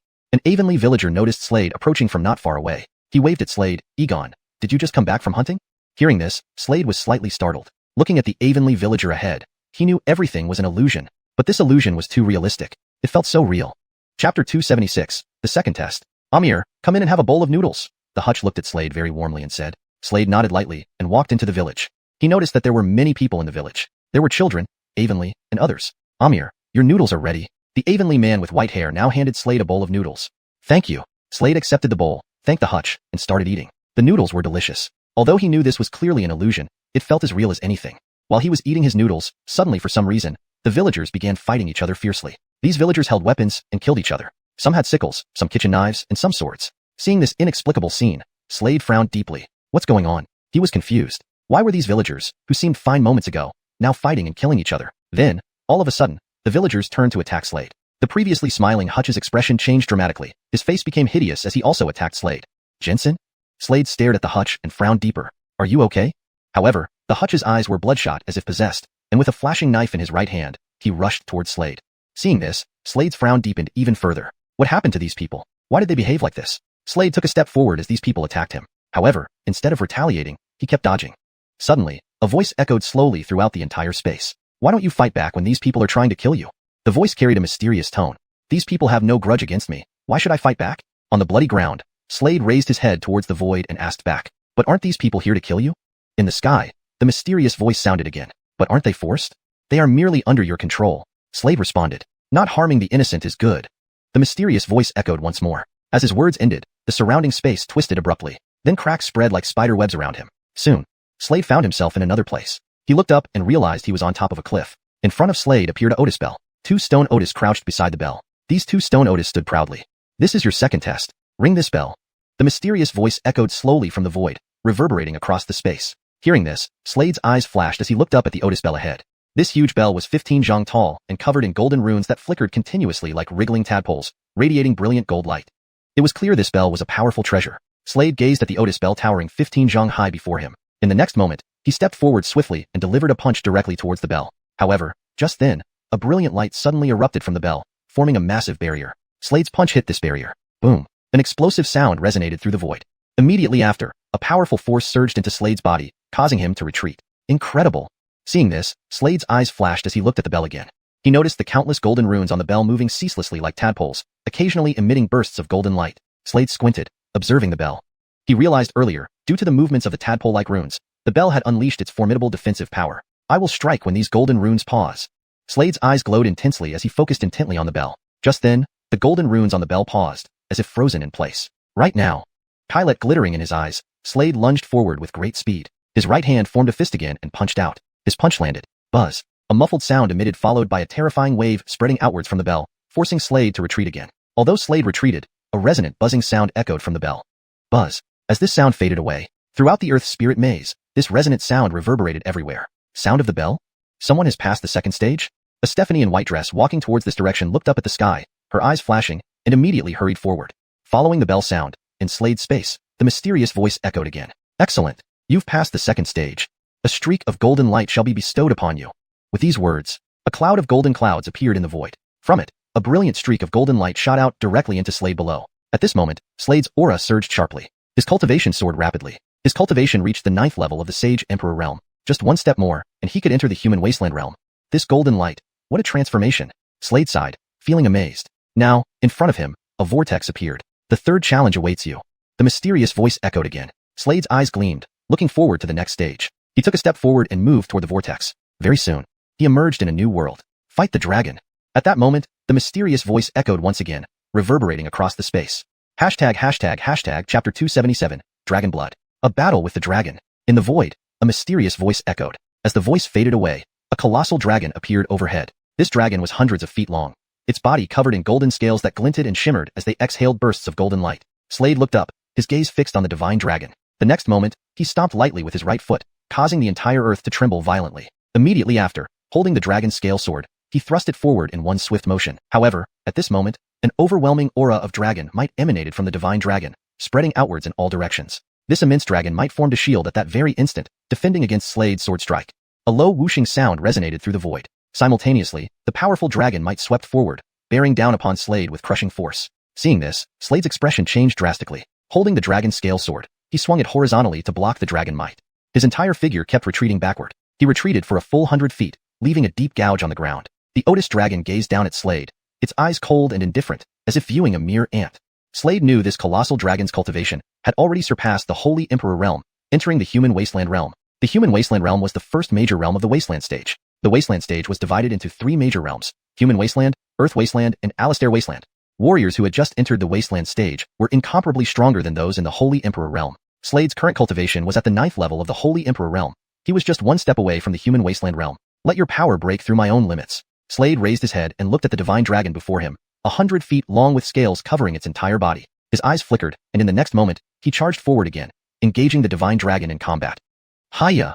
The divine dragon let out a low roar, and immediately after, its scaly tail lashed out towards Slade with astonishing power. With this lash, space itself warped around it, a sight both shocking and terrifying. Seeing this, a sharp gleam flashed in Slade's eyes. He held his sharp sword and slashed horizontally toward the dragon's tail with great force. Boom!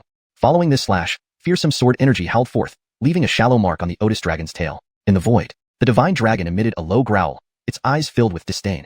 Its tail swung out once more. At this moment, Slade's figure continuously retreated. He flew backward like a cannonball, landing heavily on the ground. He slowly stood up, his whole body trembling. The strength of the divine dragon before him was truly horrifying. He could feel his right hand losing sensation. The dragon might radiating from the divine dragon grew even stronger, blazing like raging flames, terrifying to behold. Slade raised his head and looked at the divine dragon, a determined gleam flashing in his eyes. Holding his sharp sword in his right hand, he once again slashed out. Slash after slash. The speed of his sword strikes increased rapidly, warping the surrounding space, creating an awe-inspiring, horrifying scene. With each successive strike, the divine dragon's body scraped off brilliant sparks of light. Suddenly, Slade transformed into an ancient god. He was now a 3-star ancient god. His pupils contained 3 stars, standing approximately 6 meters tall. At this moment, he extended his right hand and forcefully pressed down on the divine dragon ahead with incredible speed, causing the surrounding space to tremble violently. With this press, the divine dragon's body was immediately blasted away. Slade strode forward boldly, raising his sword high. The dragon's scale sword descended swiftly from above. Fearsome sword intent erupted at this moment, overwhelming and boundless like mountains and seas. Boom! With the fall of this sword strike, the overwhelming dragon might ahead was instantly severed.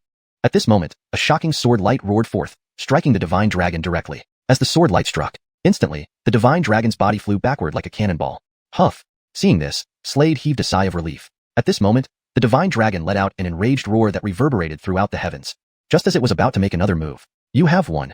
However, at this moment, the mysterious voice from the void spoke again. The divine dragon paused, no longer daring to attack Slade. "Grant the blood of the divine dragon." At this moment, the mysterious voice sounded again in the void. Following this voice, the divine dragon spat out a fist-sized blood bead which floated in front of Slade. Slade looked up, his eyes flashing as he gazed at the blood bead before him. You can choose to ingest it or apply it externally.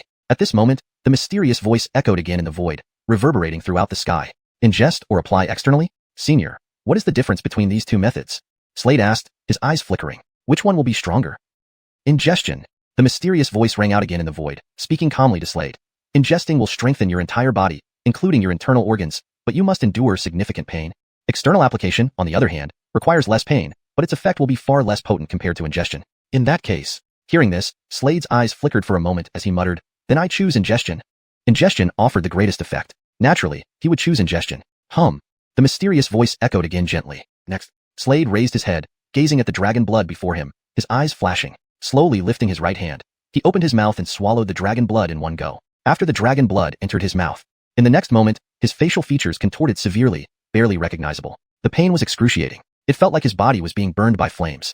His facial features twisted even more violently at that moment. Pain. Unbearable pain. But for Slade, endurance was the only option. Time passed quietly during this process. No one knew how long it took. Finally, Slade slowly opened his eyes. At the very instant his eyes opened, a powerful aura erupted from his body, overwhelming and boundless, causing the surrounding space to warp violently, a sight both shocking and terrifying. At this moment, Slade's cultivation finally broke through the Holy Emperor realm. Chapter 278, Desolate Aura. A strange aura erupted from Slade, overwhelming like a mountain and vast like the sea. This bizarre aura spread in all directions, causing the space around him to continuously warp at this moment. Desolate Aura. In this world, there are many types of auras, such as Spirit Aura and Sacred Aura. These auras converge together. Desolate Aura is one of these types. For warriors to absorb these auras from the universe, they need to reach certain realms. For example, warriors below the Sacred Realm can absorb the Spirit Aura, or warriors at the Sacred Realm can absorb the Sacred Aura. After warriors break through into the Desolate Realm, they can absorb the Desolate Aura from the universe. The Desolate Realm is divided into 3 major stages: Human Desolate, Earth Desolate, and Sky Desolate. Currently, Slade has cultivated into the second stage of the Human Desolate Realm. He clenched his fists tightly, the cracking sounds resounding. His entire body bones creaked. Looking at his body, he noticed an earth-shattering change. Senior, is there another test? Slade looked up at the sky, revealing a look of anticipation on his face. From the previous scenario, it seemed that once he passed a test, boundless good fortune would befall him, just like the dragon's blood he obtained earlier. Come to me. A mysterious voice echoed again in the void. Following his words, Slade found the surrounding space changing once more, the spatial distortions becoming apparent. He realized he was now on a land emitting a yellowish-brown airflow. There stood a statue ahead. The statue resembled a justice dressed in a wide golden robe, with a sharp sword hanging at his waist. Senior? Slade asked, looking at the statue. At that moment, the statue slowly opened its eyes, its gaze landing on Slade. It smiled faintly and said, "You, not bad. Are you willing to become my successor as Nevin?" Nevin? Hearing this, Slade was slightly stunned. "I've been searching for an heir." The statue looked down at Slade and slowly said, "I've been searching. Many have failed, and I nearly lost hope. But your arrival has reignited my hopes. If you become my successor, then the Earth Spirit Clan will be led by you. But I am human." Slade shook his head and said, "It's no problem. Blood replacement is simple. If I extract all your human blood and replace it with the blood of the Earth Spirit Clan, then you will be part of our clan." The statue slowly explained while looking at Slade. "That doesn't seem right." Slade was taken aback by this suggestion, blinked his eyes, and stared at the statue. "There's nothing wrong with it. If I say it's fine, then it is." The statue spoke slowly, The Earth Spirit clan has declined. The clan needs an outstanding successor to lead us. I think you're very suitable. So come. As he finished speaking, an extremely mysterious force instantly enveloped Slade. His expression changed dramatically, his body shaking violently. Suddenly, blood-colored gas burst forth from the statue and surged towards Slade. Slade could not resist this surge of blood-colored gas. Streams of blood-colored gas entered his body, transforming it once more, attempting to expel his bloodline. However, the next moment, the statue's expression changed abruptly. What? This is impossible.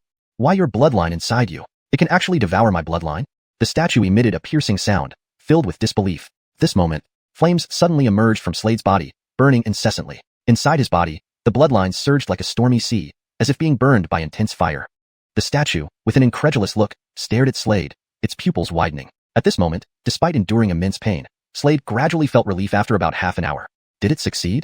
Slade noticed that his cultivation had improved again, advancing 2 stages into the 4th level of the human desolate realm. If he were to encounter Ronnie again, he was confident he could kill him. Hearing this, the statue looked at Slade, silent for a moment, unsure of how to speak. His expression was complex. Then, he shook his head and said, "It wasn't a replacement. You swallowed my Earth Spirit bloodline." Swallowed your Earth Spirit bloodline? Slade was stunned. This means your bloodline is extraordinary, of superior quality, and even higher than the Earth Spirit bloodline. The statue explained to Slade. Slade's eyes gleamed. Thus, the bloodline within him must indeed be exceptional. However, since you consumed my Earth Spirit bloodline, you now carry components of it within you. Therefore, indirectly, you can be considered part of the Earth Spirit clan. The statue added, "Now, I will impart the Earth Spirit divine skill to you." Upon finishing, the statue slowly raised its right hand and pointed towards Slade. Instantly, a finger beam struck Slade's forehead. At that moment, a new martial technique appeared in Slade's mind, the Earth Spirit divine skill. According to the Earth Spirit divine skill, it can gather special gases from the universe. These gases are called Earth Spirit gases. Some gases are quite strange. Only those who cultivate certain skills or possess specific bloodlines can utilize these gases. The Earth Spirit gas is one such example. This gas can enhance a warrior's strength. It melds a warrior's power with the earth, multiplying their power several times over. The Earth Spirit divine skill has 5 levels, each granting the ability to borrow 20% of the earth's power. At this moment, Slade recalled the white dress Stephanie from before. She possessed immense strength. Could that white dress Stephanie also be from the Earth Spirit clan? At this moment, Slade sat cross-legged and immediately began cultivating the Earth Spirit divine skill. Elsewhere, the figure of the white dress Stephanie already appeared in the opulent palace. She lifted her head, looking at the statue ahead, kneeling on one knee with a respectful look on her face. "Nevin, The statue slowly opened its eyes, its gaze landing on the white-dressed Stephanie. "I have found a suitable successor." The white-dressed Stephanie nodded lightly. From the chime sound earlier, she knew someone had successfully passed the test set by the Nevin. Chapter 279, Earth Spirit Martial Art. The Earth Spirit Martial Art has 5 levels, and at each level, one can harness 20% of the Earth's power, which is extremely terrifying. In front of the statue, Slade was practicing the Earth Spirit Martial Art. He now possessed Earth Spirit bloodline within his body. As he cultivated the martial art, he could clearly feel a unique energy from the universe. This energy was the Earth Spirit energy. Around him, without notice, strands of earth yellow aura began to appear, emitting an awe-inspiring presence. Unknown how much time had passed, Slade slowly opened his eyes. At that moment, his pupils turned earth yellow. Slade extended his right hand. 2 streams of earth yellow energy appeared in his palm. This signified that Slade had advanced to the 2nd level of the Earth Spirit Martial Art, able to control 40% of the Earth's power. You have already reached the 2nd level of the Earth Spirit Martial Art? Very good. At this moment, the statue looked at Slade and said slowly, "I will now teach you a desolate technique, Earth Condensing Shield." The statue spoke again to Slade. As it finished speaking, it slowly raised its right hand, with light emanating from its fingertips. This light shot directly towards Slade and entered between his eyebrows. This desolate technique Earth Condensing Shield was a formidable defensive skill. Moreover, I must also impart you the Earth King True Body technique. But, this Earth King True God technique can only be executed once you awaken the Earth King bloodline within you. As these words were spoken, the statue's eyes suddenly emitted dazzling light. This dazzling light directly entered Slade's eyes. At this moment, Slade's mind buzzed as if a large bell was resonating within. Countless characters appeared before his eyes, continuously flowing. Earth King True Body technique. Slade's eyes sparkled as he muttered to himself. Just then, a slender figure appeared here. It's you, pervert." Upon spotting Slade nearby, the white-dressed Stephanie's face turned frosty. She dashed at Slade with blinding speed. Her right hand clenched into a fist, striking at him with ferocious speed, like a hungry tiger leaping. Facing the white-dressed Stephanie, Slade remained calm, not retaliating but continuously dodging. "Miss, you misunderstand me. Last time, I did not intend to see your body, and moreover, I didn't even see it." "You didn't see? Did you wish to?" Hearing this, the white-dressed Stephanie widened her lively eyes, glaring intensely at Slade, her lips pressed together, her coldness growing. Just as she continued attacking Slade. "Stop." Suddenly, the statue ahead said solemnly. Hearing this, the white-dressed Stephanie paused, no longer attacking, just glaring furiously at Slade from a distance. "Humph," she snorted coldly. "Someone has tampered with the Earth Spirit Pearl. Quickly go to the Earth Spirit altar." The statue spoke. With these words, the white dress Stephanie's face changed drastically, turning around abruptly. Go together. At this moment, the statue slowly said, shedding countless layers of dust to become a justice. The three headed towards the Earth Spirit altar together. It might be the demon sect again. The justice frowned deeply, remembering something. Demon sect people? Near the Nevin, Slade heard this and furrowed his brows, recalling that Ronnie came from the demon sect. Looks like those demon sect people are here for the Earth Spirit Pearl? The world has 4 treasures. It's rumored that gathering these 4 treasures brings great fortune. The Nevin slowly said, these 4 treasures are held by the 5 major races, respectively, the Earth Spirit Clan's Earth Spirit Pearl, the Ancient God Clan's 9-Star Heart, the Dragon Clan's Dragon Pearl, Phoenix Clan's Phoenix Fire, and Eternal Clan's Eternal Breath. We mustn't let the demon sect obtain the Earth Spirit Pearl. Slade's eyes flickered upon hearing this. Ancient God Clan's 9-Star Heart? It seems the extermination of the Ancient God Clan is related to the demon sect? I wonder how my father is doing now. Whoosh. Suddenly, a brilliant light flashed before them. Gathering order, the Nevin said to the white dress Stephanie. All right. The Stephanie nodded slightly. Next, she waved her right hand, and immediately, a token shot out from her sleeve. The token flew into the air and transformed into 12 beams of light heading toward the tribes. From the Nevin's words, Slade learned that the gods' territory had 12 major tribes. These 12 tribes were divided into 2 factions during ordinary times, the Kylet Alliance and the Dark Alliance.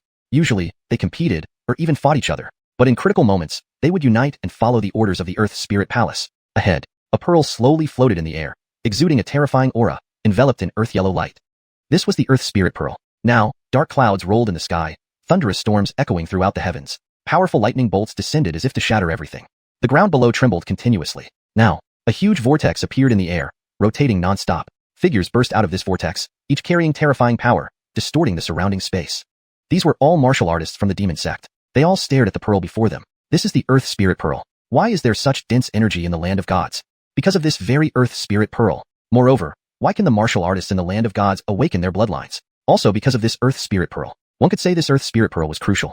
After all, it was one of the 5 treasures. Above this Earth Spirit Pearl floated a small earth-yellow tiger. This was the seal on the Earth Spirit Pearl. Release this seal. Suddenly, a mysterious voice echoed through the air. Following this voice, immediately, those demon martial artists stepped forward, swiftly unleashing techniques, dashing towards the pearl with incredible speed. However, just then, the earth-yellow tiger above the Earth Spirit Pearl suddenly swelled up, transforming into a gigantic tiger like a towering mountain. Roar! The mighty earth-yellow tiger roared, echoing across the entire heaven and earth. Chapter 280, You're Still Alive? In the void, a sandy yellow tiger emitted a low, menacing roar. As its voice echoed, it raised its sharp claws and pounced forcefully downward. Around it, martial artists from the demon sect rushed toward the tiger. Suddenly, deafening rumbles began to fill the air in this space. Not far away, martial artists from the 12 major tribes approached as one and launched an attack on the demon sect martial artists. In the Kylet Alliance, Ronnie was among them. His eyes narrowed with a piercing cold light. Suddenly, he drew his sword and stabbed forward at the martial artist in front of him. The dazzling sword beam whistled through the air, plunging directly into the heart of the martial artist before him. Swish, swish. At this moment, the martial artist's body fell immediately. Ronnie, you. Nearby, Kylet Alliance martial artists who witnessed this scene furrowed their brows, their expressions drastically changing. Traitor! Someone shouted. Traitor? Hearing these words, Ronnie's lips curled into a cold smile. I have always been a member of the demon sect. How can there be talk of treason? These words made the surrounding martial artists' faces change abruptly. It wasn't just a sudden development here. Similar changes also occurred within the Dark Alliance. There were individuals like Ronnie in the Dark Alliance too. Demon sect spies. Ronnie. Not far away, Slade squinted his eyes, casting a sharp gaze upon Ronnie. The look in his eyes was frigid. Third brother. Below, Garrett, Kian, and Lynn saw Slade in the void and shouted excitedly. Facing forward, Ronnie felt that sharp gaze. He squinted his eyes, turned around, and spotted Slade not far away along with a Stephanie in a white dress standing beside him. Seeing the Stephanie in the white dress, Ronnie's expression became exceptionally serious at this moment. He knew the strength of this Stephanie in the white dress. You're still alive. Upon seeing Slade, a look of surprise crossed his face. Were you only defeated last time? Previously, he distinctly remembered killing Slade. However, it appeared that what he killed back then wasn't Slade's true body, but only his first clone. This one is mine. Slade spoke calmly, then took a step forward. Whoosh. Very soon, he appeared before Ronnie. Didn't expect the loser to still be alive. Ronnie stared coldly at Slade, his eyes filled with sinister killing intent. An overwhelming killing aura also emanated from him, tangible enough to make others shudder. As soon as he finished speaking, he drew his sword and swung fiercely at Slade in front of him. This sword strike was incredibly fast, with astonishing power. Following this slash, a dazzling sword beam whistled through the air, heading straight for Slade. Facing this sword attack, Slade brandished his dragon scale sword.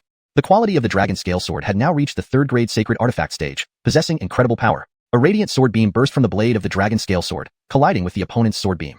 Boom! A low boom echoed through the void. At this moment, Slade moved forward with extreme speed. Ahead, seeing this, Ronnie lifted his head and glanced coldly at Slade. In the next instant, his muscles twitched, followed by a series of booming sounds. An icy killing intent locked onto Slade nearby, intense and palpable. His right hand formed a fist, carrying destructive force. A punch surged towards Slade with terrifying speed. Slade raised his head, staring coldly ahead without panic, his right hand clenching into a fist as well. Then, he countered with a powerful punch. Bang! With this punch, a series of booms erupted in the void. Terrifying gusts exploded from the collision. At this moment, Ronnie's entire figure continuously retreated. Blood trickled from the corner of his mouth as he looked steadfastly at Slade nearby. Last time, he had utterly beaten Slade. But now, re-engaging in battle, he found himself completely outmatched, unable to match Slade. Didn't expect that after several days, your strength has increased so quickly.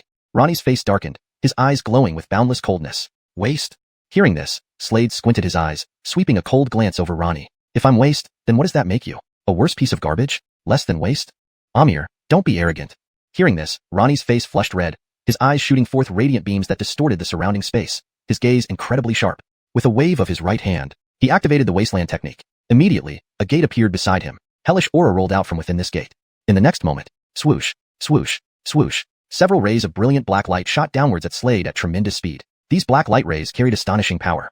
In the void, Slade's black hair danced wildly, standing proudly. He lifted his head and gazed at those incoming rays of black light. Last time, he had been hit by similar black light, causing severe injuries. However, this time, his cultivation had advanced to the 4th tier of human wasteland, significantly boosting his strength. Faced with the black light shooting at him, Slade clenched his right hand into a fist and slammed it forward with a roar.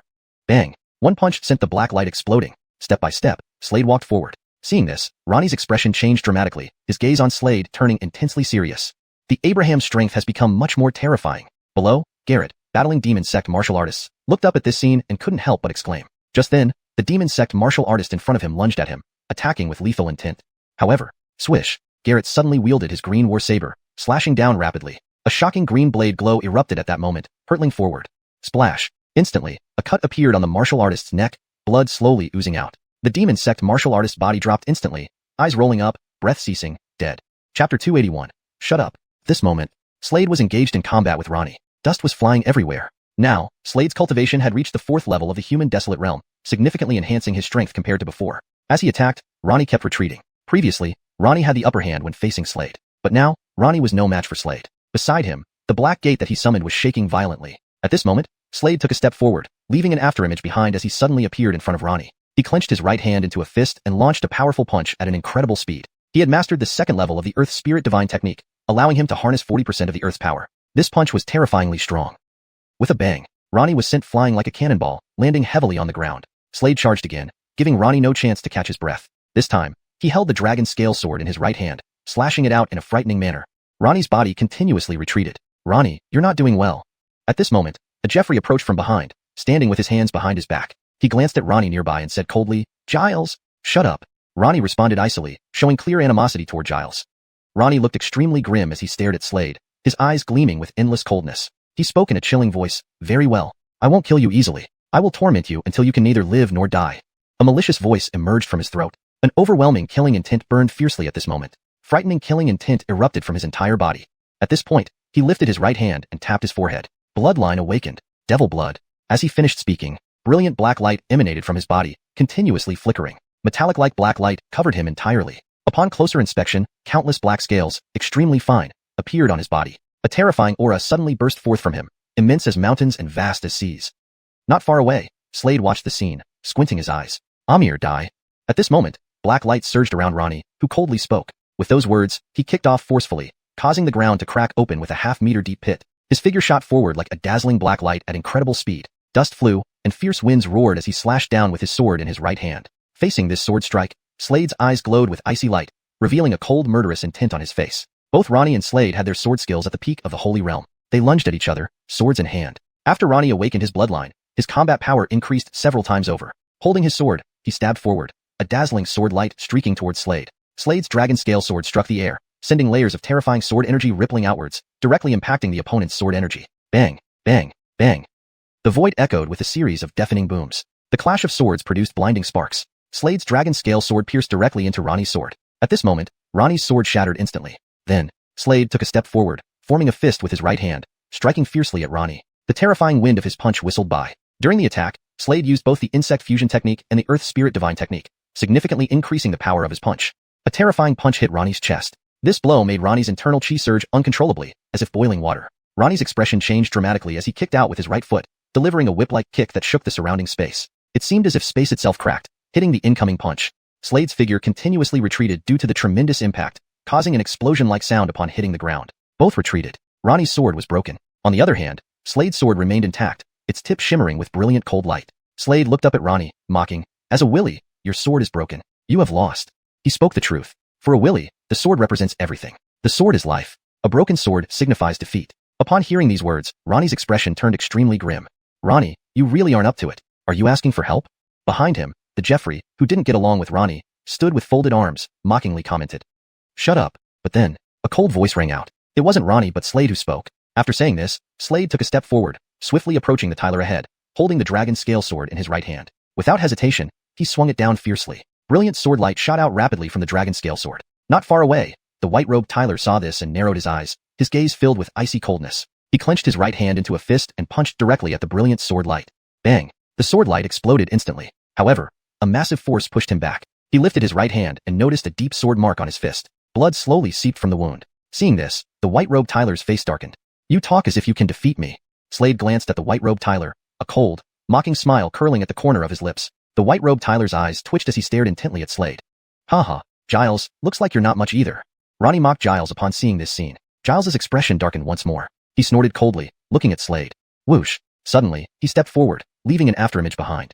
Chapter 282, Burial Ground? As he advanced, he transformed into 9 separate entities. Each of these entities carried a terrifying power, converging towards Slade with a chilling intent to kill. Slade lifted his head, gazing at the 9 entities before him. Narrowing his eyes, he brandished the dragon scale sword continuously. Instantly, waves of astonishing sword chi roared out, transforming into 9 strands of sword chi. These strands of sword chi rushed toward the 9 entities. In this moment, the 9 entities exploded directly in front of him. Then, taking another step forward, Slade swiftly slashed down with his sword. Swish, swish, swish. At this moment, Giles was forced to retreat rapidly. Gasp! He spat out a mouthful of blood, his face as pale as a sheet of white paper. It was clear that he was no match for Slade either. "Abraham, you're too strong," Kian exclaimed, his eyes wide open. At this moment, the surrounding demon sect warriors were battling the earth-yellow ferocious tiger. The elite warriors from the 12 tribes launched attacks on these demon sect warriors. Thunderous roars echoed continuously throughout the sky, resounding and unending. Suddenly, dark clouds gathered, rolling in. Below, Nevin slowly raised his head, his gaze fixed on the sky above. At this moment, his black robe billowed gently, and an extremely terrifying aura erupted from his body, like mountains and seas, resembling a sleeping enraged dragon gradually awakening. The horrifying aura distorted the surrounding space, incomprehensibly shocking. Has it arrived? The Nevin lifted his head, gazing at the void. In the distant sky, a deluge of thunder rained down, distorting the surrounding space upon impact. A figure enveloped in lightning slowly descended. With his descent, a terrifying pressure spread across the entire realm. He appeared godlike. On his shoulder sat a small black cat. This cat had 2 black pupils, emitting and retracting black light, constantly flickering. "Nevin, you finally show yourself." The esteemed Nevin, one of the 100 kings of the Sumeru world, has been hiding like a rat for all these years, truly lamentable. The hooded man looked up at the Nevin ahead, a calm voice resonating through the surroundings. With the sound of his voice, the space around them cracked inch by inch, showcasing his horrifying strength. "Today, my purpose here should be clear to you. I want the Earth Spirit Pearl. The Earth Spirit Pearl is one of the 5 treasures," the hooded man said coldly. "Gareth over the Earth Spirit Pearl obediently, or else this place will become your burial ground." His eyes were extremely cold, like ice. A burial ground? Hearing this, the Nevin took a step forward. His clothes shredded instantly. Extending his right hand, the Earth Spirit Pearl flew directly toward him. "Without my consent, who dares take the Earth Spirit Pearl?" In that instant, the Earth Spirit Pearl merged into his body. Meanwhile, Slade reappeared before Ronnie, coldly raising his dragon scale sword. In the next moment, the sword plunged straight into Ronnie's body. Ronnie's face changed dramatically as he raised both hands, forming a protective shield in front of him. Slade's sword struck the shield. Boom. At this moment, Ronnie's entire body flew out like a cannonball. Then, Slade swung the dragon scale sword once again. Countless brilliant sword beams howled toward Ronnie like a torrential downpour. Instantly, Ronnie's body was riddled with countless sword holes. Blood spurted out non-stop. Ronnie died. That white-robed Tyler saw this and his expression changed. He now regarded Slade with immense caution. After their earlier sparring, he knew that this person was not weak. At this moment, Slade's sharp gaze fell upon the white-robed Tyler. The Tyler's expression changed once more. Whoosh! Slade lunged at the Tyler, his dragon scale sword striking down. Buzz! A resonant sword cry echoed. Immediately after, a dazzling sword beam soared toward the Tyler. Ah! The white-robed Tyler let out an agonizing scream, a huge sword slash appearing on his back. Blood gushed out endlessly. He also died by Slade's hand. "Abraham, your strength is terrifying." Nigel had all appeared before Slade, speaking to him. "Just luck. I stumbled upon an opportunity," Slade replied, looking at Nigel. Kai lifting his head, he glanced forward. He saw that the Nevin was covered in numerous earth-yellow runes. These were Earth Spirit runes. They moved like tadpoles, emitting terrifying fluctuations. Buzz. At this moment, these runes emitted a brilliant light, resembling a rising sun. Simultaneously, an extremely powerful aura burst from the Nevin, warping the surrounding space. Whoosh. Next, the Nevin charged forward. The black cat on the Justice's shoulder also rushed out, its body expanding into a ferocious black tiger. This black tiger was enormous, akin to a towering mountain. It roared loudly, repeatedly. Rushing forward with incredible speed, it raised its sharp claws, surrounded by swirling black energy. As the black tiger clawed down, the space below twisted severely. Humph! The Nevin saw this and snorted coldly. An earth-yellow tiger emerged, engaging the black tiger in fierce combat. With each clash, thunderous roars reverberated in the void. The Nevin then rushed toward the black-robed man. Seeing this, the black-robed man from the demon sect narrowed his eyes, cold light flashing within. He roared, and a terrifying aura burst forth from him. In the next moment, he transformed into a Otis, or rather, an ancient god. His eyes contained 6 shining stars. Indeed, a 6-star ancient god. Chapter 283. Isn't it broken now? 6-star ancient god. Upon seeing this, Slade's pupils slightly contracted, and he cast more glances at the figure in the air. He hadn't expected that this robed justice would be of the ancient god race. However, Slade remembered there was a rebel faction within the ancient god race. Could this robed justice be from that rebellious clan? At this moment, the Nevin and the 6-star ancient god were engaged in an intense battle. Bang, bang, bang. In the sky, thunderous sounds echoed incessantly, reverberating across the entire world. The Nevin, whose body was covered in earth-yellow runes, took a step forward at great speed and rushed towards the 6-star ancient god. On this side, the experts from the 12 major tribes also acted together, fighting fiercely with the demon sect disciples. Both sides clashed. Nigel, Kian, and Lin also joined in the fight. Slade had consecutively killed 2 of the young generation elites from the demon sect, drawing attention from the demon sect's experts. At this moment, a demon sect expert slowly walked out from the crowd, his sharp gaze locking onto Slade. His eyes were filled with bone-chilling killing intent. The killing intent emanating from him seemed substantial, extremely terrifying. This person was named Xuanhuan. He was one of the young generation elites of the demon sect. He had already advanced to the 8th level of the human wasteland realm. His cultivation was 4 levels higher than Slade. Now, he looked coldly at Slade, a hint of arrogance on the corner of his lips, and said coolly, "Draw your sword. Otherwise, I'm afraid you won't have the chance later." Arrogant. This person before him was very arrogant, even more so than Ronnie and others previously. Slade laughed, and drew his sword directly. Since the other party wanted to court death, he naturally wouldn't be courteous. The dragon scale sword in his hand lunged forward abruptly, piercing through the air. Instantly, a dazzling blade of light erupted from the tip of the sword. This dazzling blade of light carried astonishing power, like a dragon surging out of the abyss, rapidly heading towards Xuanhuan. As it moved forward, the air twisted and warped. A resounding sword cry pierced the air. Seeing this, Xuanhuan narrowed his eyes and immediately raised his right hand, striking out with a palm. This palm directly hit the dazzling blade of light ahead. Bang! The next moment, Xuanhuan's figure retreated several steps. He paused, slowly loosening his right hand. There was a bloodline on his right palm, and crimson blood slowly oozed out. Witnessing this scene, Xuanhuan lifted his right hand, licked the bloodline on his right palm, then his face turned extremely hideous as he looked at Slade, saying, "No wonder you could kill Ronnie and others. Indeed, you have some skills." But, before he finished speaking, whoosh, in the next instant, his entire figure vanished from the spot and appeared right before Slade. He then hurled a punch at Slade. In an instant, black scales covered his fist, emitting black light. The power of this punch was terrifying. Facing this punch, Slade did not dodge. He too clenched his fist and struck back fiercely, performing the Earth Spirit skill. Bang! With the collision of their fists, a low-pitched wind sound echoed in the air. It had to be said that Xuanhuan's strength was extremely formidable, far stronger than Ronnie. However, Slade wasn't afraid. Holding the dragon scale sword, he thrust it forward, striking Xuanhuan's chest directly. The sword pierced through the clothing but didn't penetrate Xuanhuan's flesh. Upon closer inspection, black scales covered Xuanhuan's body, emitting black light. These are demon scales. Only core disciples of the demon sect possess them. At this moment, Xuanhuan looked at Slade with disdain and said, "You can't break through my defense. Is that so?" Hearing this, Slade's lips curled into a cold smirk. The next moment, he took another step, charging straight towards Xuanhuan with incredible speed, like a bolt of lightning. As he approached, he spun his sword, continuously slashing. Now, his swordsmanship had reached the peak of the sage realm. As he executed his sword techniques, streams of astonishing sword chi whistled towards Xuanhuan, seeping into his body. At this moment, the demon scales on Xuanhuan's body burst apart simultaneously. Bang! Xuanhuan kept retreating. Wah! He spat out a mouthful of fresh blood, his face turning extremely pale, like white paper. "Isn't it broken now?" In the sky, Slade stood proudly, lifting his head to look at Xuanhuan once, and said indifferently. Xuanhuan's expression turned extremely dark, as if dripping blood. His eyes emitted boundless coldness, filled with rolling murderous intent. If looks could kill, Slade would have died countless times. "Young boy, you're courting death." He growled deeply, charging forward again towards Slade with incredible speed and horrifying momentum, like a bolt of lightning. This time, he held a black hammer in his hand. The black hammer suddenly enlarged, wrapped in black air currents, flashing non-stop. The black hammer descended abruptly, like a majestic mountain landing on Slade below. Slade lifted his head, staring at the enormous black hammer above, squinting his eyes, which were filled with dazzling cold light. He held the dragon scale sword and thrust it upward.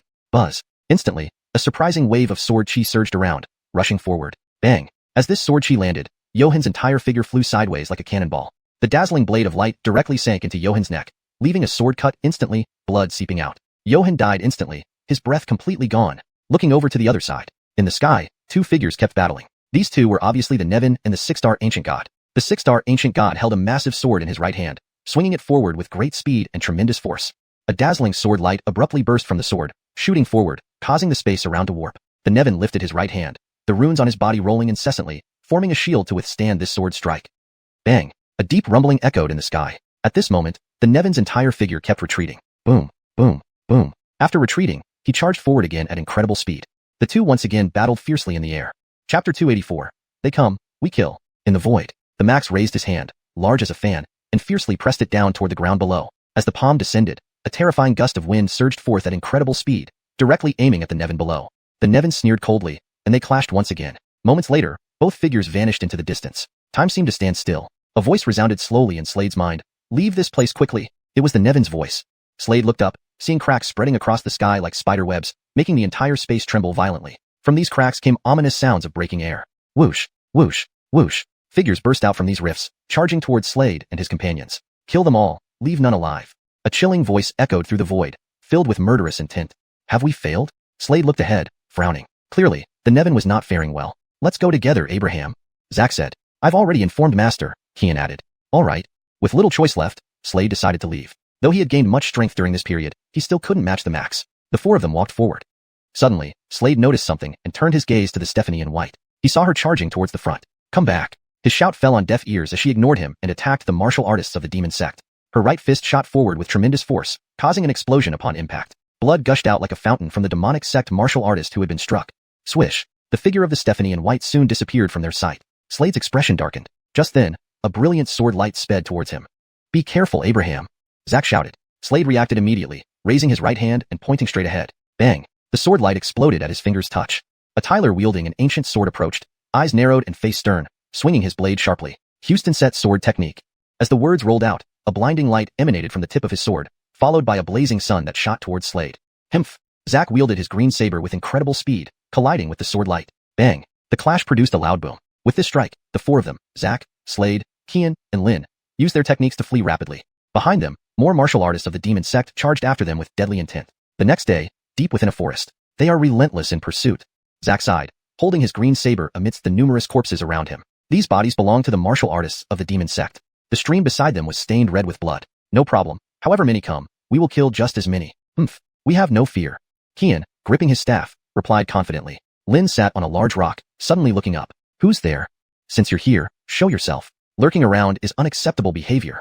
Slade scanned the surroundings and spoke coldly. At his words, whoosh, whoosh, whoosh, multiple figures emerged from the darkness, their overwhelming aura distorting the space around them. They were disciples of the demon sect. That's him. Their leader pointed at Slade coldly, sending chills down everyone's spine. Gareth over the Earth Spirit Pearl, boy. A towering martial artist demanded. Earth Spirit Pearl? Slade hesitated, unsure what to make of this. In your possession? The Otis martial artist continued, his tone icy. Don't play games, boy. Without warning, they attacked as one, moving like a dazzling black light. Slade looked coldly at them, brandishing his dragon scale sword and sweeping through them mercilessly. Powerful sword chi erupted around him, cutting through the grass and trees. Several demon sect martial artists couldn't withstand his attack and exploded in a spray of blood. So fast. Can't hold it off. Not only Slade but also Zack, Kian, and Lin joined the fray. Zack slashed down with his green saber, producing astonishing blade energy. Kian struck powerfully with his staff, causing a destructive shockwave. Bang! The demon sect martial artist using a huge ruler was sent flying back by the sheer force. The battle raged on. Chapter 285. A great transformation. Slade and his companions swiftly disposed of these demon sect martial artists. In the secluded forest, Slade lowered his head, gazing down at the cold corpses before him. His eyes were icy, his expression frigid with indifference. Abraham, they said the Earth Spirit Pearl is on you? Zack looked curiously at Slade. I clearly saw the Earth Spirit Pearl merge into the Nevin's body. Lin brushed aside her waterfall-like black hair, saying, yes, I saw it too. Kian nodded in agreement. Slade seemed to recall something. In the next moment, he began circulating the Earth Spirit skill. As he circulated the skill, a surge of earthy yellow energy rose from the ground. Then, these tendrils of earthy yellow energy intertwined incessantly. Soon after, an earthy yellow pearl floated up. It was unmistakably the Earth Spirit Pearl. When Zack and others witnessed this scene, they all widened their eyes, gazing in shock at the Earth Spirit Pearl before Slade. So that's how it is. This Earth Spirit Pearl can only be summoned by a martial artist who has mastered the Earth Spirit skill. Slade looked at the earthy yellow pearl ahead, his eyes flickering as he murmured silently. In the next moment, Slade started refining the earth spirit pearl.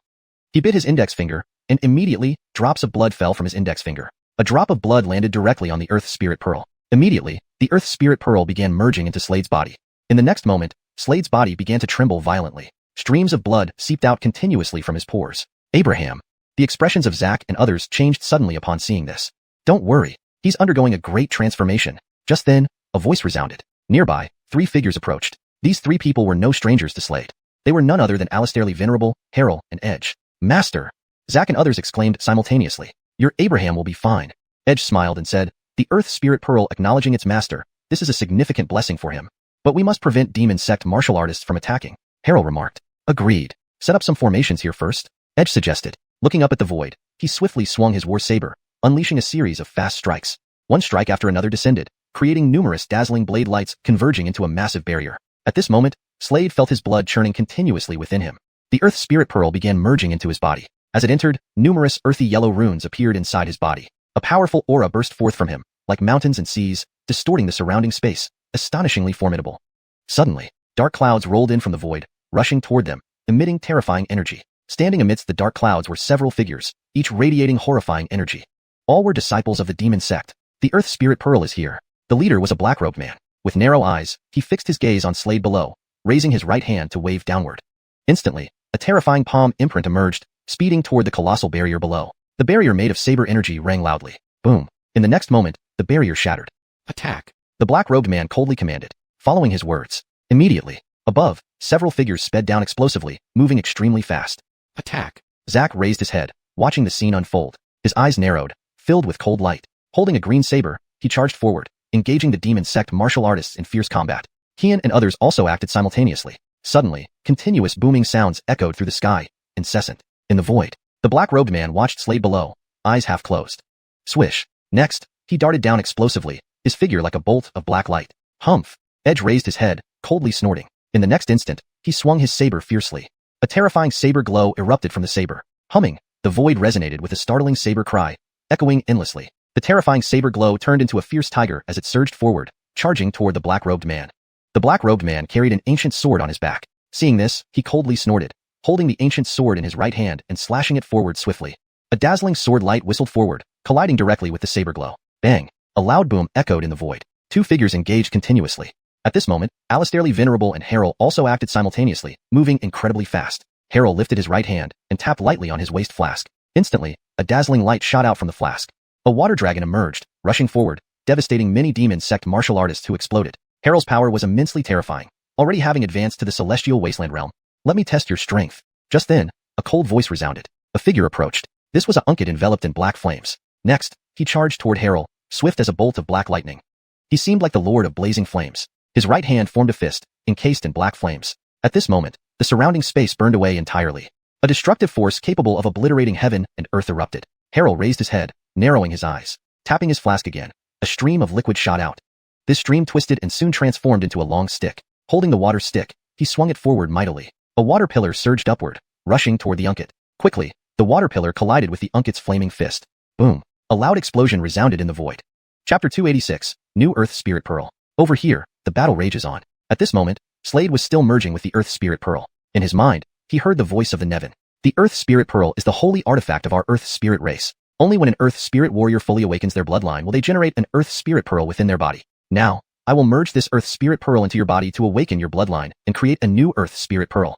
As these words fell, the Earth Spirit Pearl inside him trembled violently. Then, countless cracks spread across it like spider webs. A crack. The Earth Spirit Pearl shattered, emitting countless tendrils of earth yellow energy. These tendrils rushed into Slade's body swiftly. At that moment, the bloodline in Slade's body began to tremble wildly, as if boiling water. With this boiling, a powerful aura erupted from his body. His cultivation surged continuously. 5th stage, Human Wasteland Realm. 6th stage, Human Wasteland Realm. 7th stage, Human Wasteland Realm. Slade's cultivation increased by 3 stages in quick succession.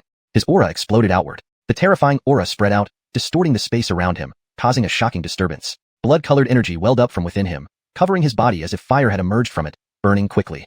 At this moment, the upper part of Slade's clothes were directly burned away, revealing his solid chest. Countless earth-yellow runes appeared on Slade's body, moving continuously like tadpoles. At this moment, Slade slowly opened his eyes. A sharp light flashed in his eyes, icy cold. He lifted his head and looked at the surrounding demon sect warriors, his lips curling into a cold smile. Old 3.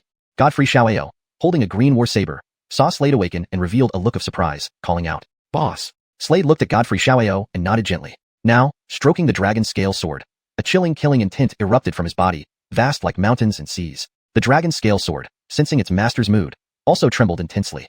Buzzing incessantly, killing intent also emanated from the blade of the dragon scale sword, vibrating and quivering. Slade lifted his head and looked at the surrounding demon sect warriors. He slowly took a step forward. As he took this step, invisible ripples appeared in the space, spreading outwards. He raised his right hand. Suddenly, a yellow earth pearl appeared in his hand, emitting yellow light, flickering non-stop. It was clearly the Earth Spirit Pearl. Having absorbed a large amount of information just now, Slade now understood the Earth Spirit Pearl. The Earth Spirit Pearl is the holy artifact of Earth Spirit warriors. Every Earth Spirit warrior has a chance to generate an Earth Spirit Pearl within their body. However, the probability of this happening is extremely low. It's akin to the 9-star heart of the ancient god race. Only 9-star ancient gods can possess the 9-star heart. In the Earth Spirit race, only those whose bloodlines have fully awakened can possess an Earth Spirit Pearl. The Earth Spirit Pearl has several functions. One of them is to devour the gases in the world, temporarily increasing one's cultivation dramatically. Earth Spirit Pearl. It's the Earth Spirit Pearl. Upon seeing this scene, the eyes of the black-robed man became bright, shining like stars. "I want that Earth Spirit Pearl," said the black-robed man. As his words fell, several demon sect warriors stepped forward simultaneously, heading toward Slade. Seeing this, Leader Zack wanted to come over to help Slade. "Boss, it's fine. I'll handle it myself," said Slade. At this moment, the Earth Spirit Pearl in his hand floated above his head, followed by a terrifying devouring force erupting from it, sweeping towards all sides. At that moment, the space around started trembling violently. Within a few miles, the wilderness power rushed into Slade's body at an astonishing speed. In a short while, Slade's aura soared to its peak. An overwhelming fighting spirit erupted at this moment, like a huge storm. As the storm swept through, the trees around splintered. Slade stood majestically in midair, his long hair dancing wildly. His eyes were bloodshot, revealing immense killing intent. His figure suddenly appeared in front of a demon sect powerhouse. This demon sect powerhouse had already reached the first stage of the Earth Wasteland realm. The demon sect warrior saw this, a cold smile curling his lips. With a swift move of his right hand, a spear appeared in his grasp. Without hesitation, he thrust the spear straight ahead. Spear after spear. Each thrust sent terrifying spear lights whistling towards Slade at incredible speed, each carrying astonishing power. But then, Slade, holding the dragon scale sword in his right hand, stabbed forward without hesitation. Terrifying sword light whistled and directly struck the dense spear lights ahead. Boom. As the sword landed, the dense spear lights immediately shattered. What? Seeing this, the demon sect warrior's eyes widened, a look of disbelief on his face. Whoosh. At this moment, Slade's figure suddenly vanished. He appeared in front of the demon sect warrior, his dragon scale sword stabbing without hesitation into the demon sect warrior's neck. Swish. With the ringing of the sword, the brilliant sword light directly pierced the demon sect warrior's neck. A sword mark appeared on the demon sect warrior's neck. Fresh blood seeped out. The demon sect warrior's eyes bulged wide, his entire body falling limp to the ground with a thud, stirring up dust. Seeing this, the surrounding demon sect warriors showed a solemn expression, looking at Slade differently now. No one dared to underestimate Slade anymore. A fierce gleam flashed in Slade's eyes, and he waved his right hand. Instantly, a purple river burst from his sleeve, shooting forward swiftly, mighty and boundless, carrying surging energy, distorting the space around, causing shocking disturbances, rushing towards the demon sect warriors in front. Its power was astonishing, terrifying beyond belief. This made the surrounding demon sect warriors' hearts shudder. Chapter 287. You're too slow. Slade had now reached the 7th stage of the human desolate realm. His strength significantly improved. As the dragon spirit river roared forward, numerous cultivators from the demon sect perished in front of him. Whoosh. This moment, a chilling blood blade suddenly appeared behind Slade, shimmering with a blood-red glow. It stabbed towards him at an extremely precise angle, aiming to pierce through his body. However, the blood blade did not pierce through Slade. What? An afterimage? The demon sect cultivator's expression changed drastically upon seeing this scene. This moment, whoosh, Slade appeared right in front of this demon sect cultivator. Without hesitation, he thrust the dragon scale sword straight through the man's throat. A bloody hole appeared in the man's throat, blood spurting out non-stop. His eyes bulged wide open, clearly dying in disbelief. Slade looked coldly at the cold corpse below him, his gaze filled with icy detachment. Whoosh, whoosh, whoosh. This moment, in front of him, several figures rapidly approached and surrounded Slade. There were 9 individuals in total. Each one exuded an incredibly powerful aura. These people wore black masks with the word demon engraved on them in an elegant, flowing script. They were the demon soldiers of the demon sect. To become a demon soldier of the demon sect indicated that their talent and strength were exceedingly terrifying. Slade glanced around. At this moment, Jesus, Jareth Zun, and Gaspard were all battling against these demon sect warriors. Even the likes of Frank were also engaged in combat with demon sect members. Seeing this, Slade's face darkened, his eyes flashing with intense coldness. Take him away. At this moment, a demon sect warrior wearing a mask with the word demon stared coldly at Slade and ordered coldly. As soon as the words left his mouth, they all stepped forward simultaneously, moving at incredible speed. Looking at these 9 individuals, Slade's expression remained cold. All 9 of them had reached the 9th stage of the human desolate realm. 9 ninth stage human desolate realm warriors. You truly honor me. Slade muttered. Die. At this moment, a masked demon sect warrior stared coldly at Slade. As he spoke, the spear in his hand lunged abruptly towards Slade's throat. Slade raised his head, watching the scene before him. His expression turned cold instantly, and he thrust the dragon scale sword forward, clashing with the opponent's spear. Clang. Instantly, a deep, reverberating sound echoed in the air, unceasing. Die. Slade roared furiously, his sword exploding with power. A terrifying sword intent gathered in an instant, overwhelming and vast. A cold beam of light shot out from the sword, sweeping forward with unstoppable force and instantly pierced into the person in front. In that moment, the body of the masked warrior was split into 2 halves. Blood spurted everywhere. Immediately after, Slade took another step and appeared in front of a warrior wielding an axe. This warrior smirked cruelly when he saw this. He held a massive axe in both hands and swung it down with blinding speed. Swish, swish. Following his movement, 2 beams of axe light appeared in midair, like 2 Otis dragons charging towards Slade. Slade squinted his eyes, holding the sword firmly, and thrust forward. With his move, 2 booming sounds rang out. A single strike forced this warrior back. Slade stepped forward again and used bug fusion, creating an additional figure beside him, identical to himself. This was his clone. Both figures moved forward simultaneously. This guy's strength can't be underestimated. One person raised his head, looking gravely at Slade. These 9 individuals were the demon soldiers of the demon sect. In the demon sect, there were only 100 demon soldiers. These 100 individuals were all incredibly powerful. Being a demon soldier meant they had exceptional talent and formidable strength. Yet, just now, this Jeffrey easily killed 2 demon soldiers, demonstrating his formidable power. You're too slow. Your attacks are weak. Your speed is slow. Are you trying to capture me? Are you dreaming? Hovering in the air, Slade strode arrogantly with his long black hair fluttering despite no wind. He looked at the remaining 7 demon soldiers, a hint of disdain playing on his lips as he said indifferently. Upon hearing these words, the faces of the 7 demon soldiers darkened simultaneously, feeling deeply insulted. This kid, the leading, burly demon soldier's face flushed red upon hearing this. His eyes flashed with endless coldness and murderous intent as he stepped forward, producing a long spear in his right hand. The long spear suddenly thrust forward. The air distorted as the spear advanced. Slade gave a cold laugh and casually swung the dragon scale sword. With his increased cultivation and the condensation of the Earth's spirit pearl, his strength had dramatically improved. The sharp spear struck his chest. On his chest were countless earth yellow runes, which moved continuously like tadpoles. Boom! A tremendous force surged forth. The burly demon soldier kept retreating, a trace of blood seeping from the corner of his mouth. He lifted his head, his pupils suddenly constricting. He noticed Slade had vanished. Oh no! Next moment, he felt something amiss, his face changing rapidly. An afterimage suddenly appeared in front of him. It was Slade. Slade looked coldly at him, then thrust the dragon scale sword fiercely forward. With this thrust, a brilliant sword light burst out from the sword, plunging directly into the other's body. Boom! At that moment, the entire body of the demon soldier exploded. Blood splattered everywhere. How strong is this guy? These are demon soldiers. They have all reached the 9th stage of the human desolate realm. Witnessing this, the surrounding cultivators' faces became grave. They raised their heads to look at Slade, their minds reeling. Ignoring their reactions, Slade continued his assault on the remaining ones. These demon soldiers were no match for him. Their corpses fell one by one. Blood sprayed about. Blooming in the air were several flowers of blood. Chapter 288. Wasting time? Not far away, the justice in a black robe, who was engaged in battle with xiuxian, Zeus, saw this scene and his expression darkened. He stared coldly at xiuxian ahead and said, I don't want to waste any more time with you. Wasting time?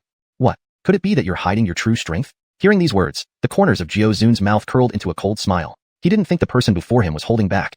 From their previous exchanges, he realized that while he couldn't defeat his opponent, the opponent also couldn't take him down. At this moment, he swung his right hand. Under his control, the water dragon once again charged towards the black-robed justice ahead, causing the surrounding space to distort as it advanced. This water dragon carried terrifying power. The water dragon raised its sharp claws, then abruptly lunged at the black-robed justice with claws radiating formidable might. In the void, the black-robed man stood proudly with his hands clasped behind his back, completely motionless, seeking death. Seeing this, xiuxian sneered. The power of this move was extremely terrifying. The 100-meter-long water dragon let out a roar that echoed across the entire sky and earth, carrying formidable might as it charged toward the black-robed man ahead.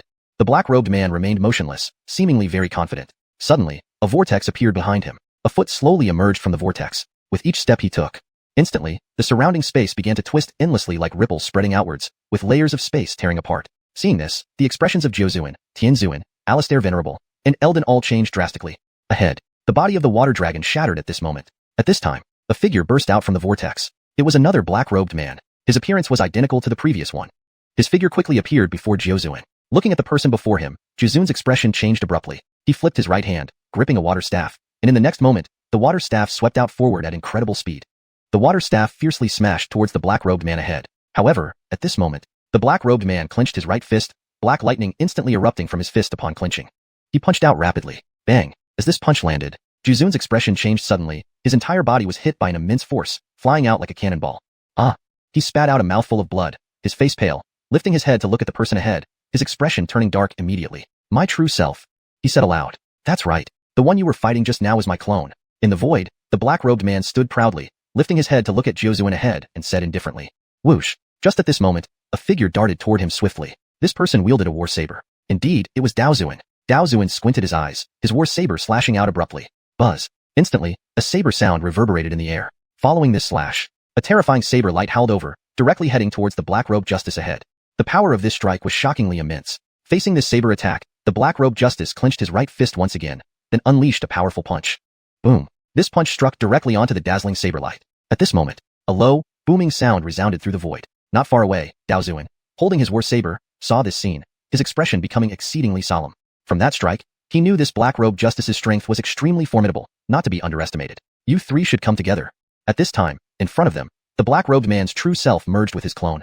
Boom. A powerful aura exploded from him suddenly, mountainous and vast, causing the surrounding space to warp dramatically, horrifying to behold. He looked at Tianzuan, Daozuan, and xiuxian ahead and said indifferently with disdain in his voice. Upon hearing this, the expressions of Tianzuan, Daozuan, and xiuxian turned dark. They exchanged glances. At this moment, Tianzuan acted decisively. A sword appeared in his hand. Buzz. He attacked directly with the sword. The resonating sword sound rang out loudly.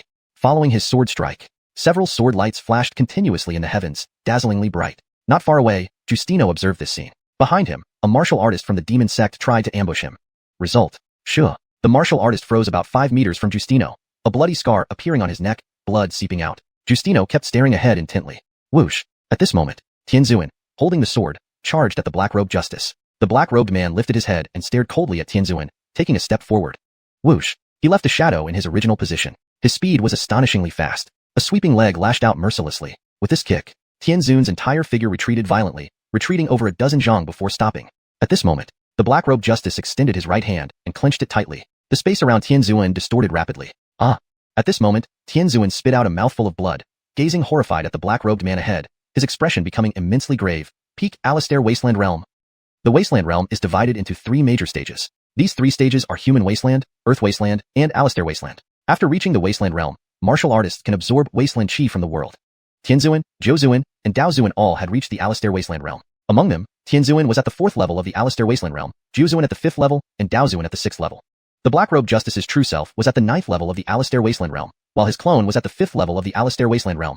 Come on, continue. The Black-Robed Justice looked certain of defeating Tianzuan at all, saying indifferently. Daozuan's eyes flickered. He suddenly raised his right hand, biting down hard, emitting a terrifying aura explosively that shook the surrounding space profoundly, horrifying to behold. He moved forward. While advancing, a shocking saber aura shot up into the sky. This saber aura split into 9 streams. Each stream of saber aura was incredibly terrifying, carrying devastating power. Chapter 289.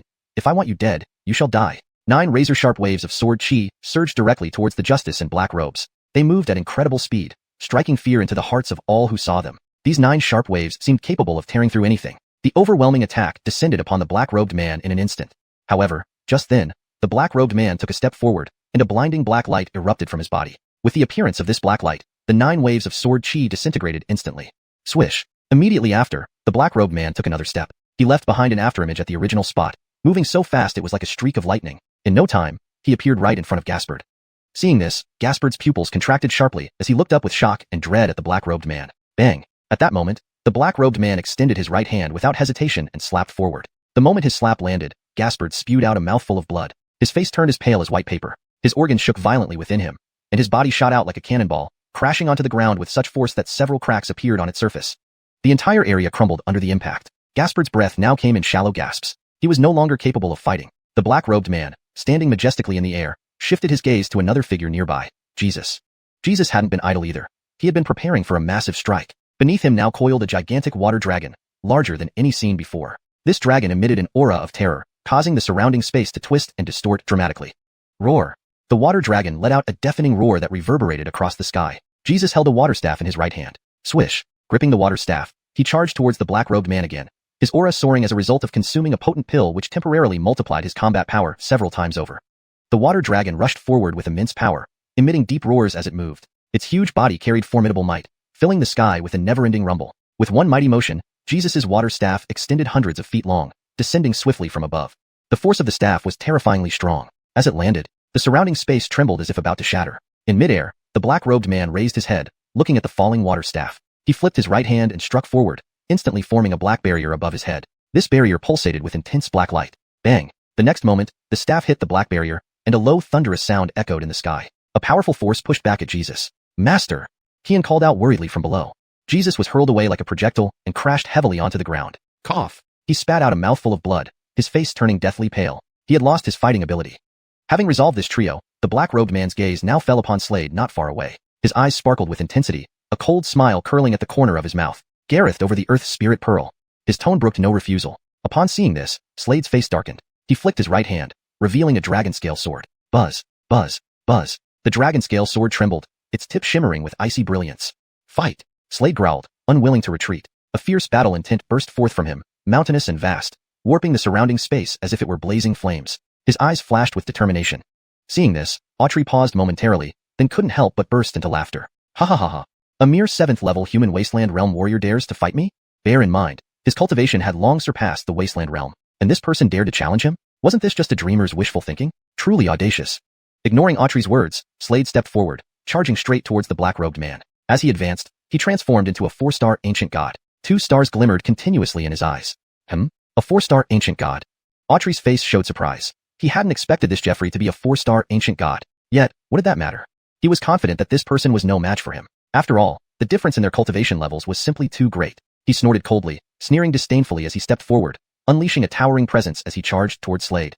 Bang, bang, bang. In the next moment, both hands formed fists, pounding fiercely ahead, each blow rapid and forceful, roaring towards Slade with unstoppable momentum.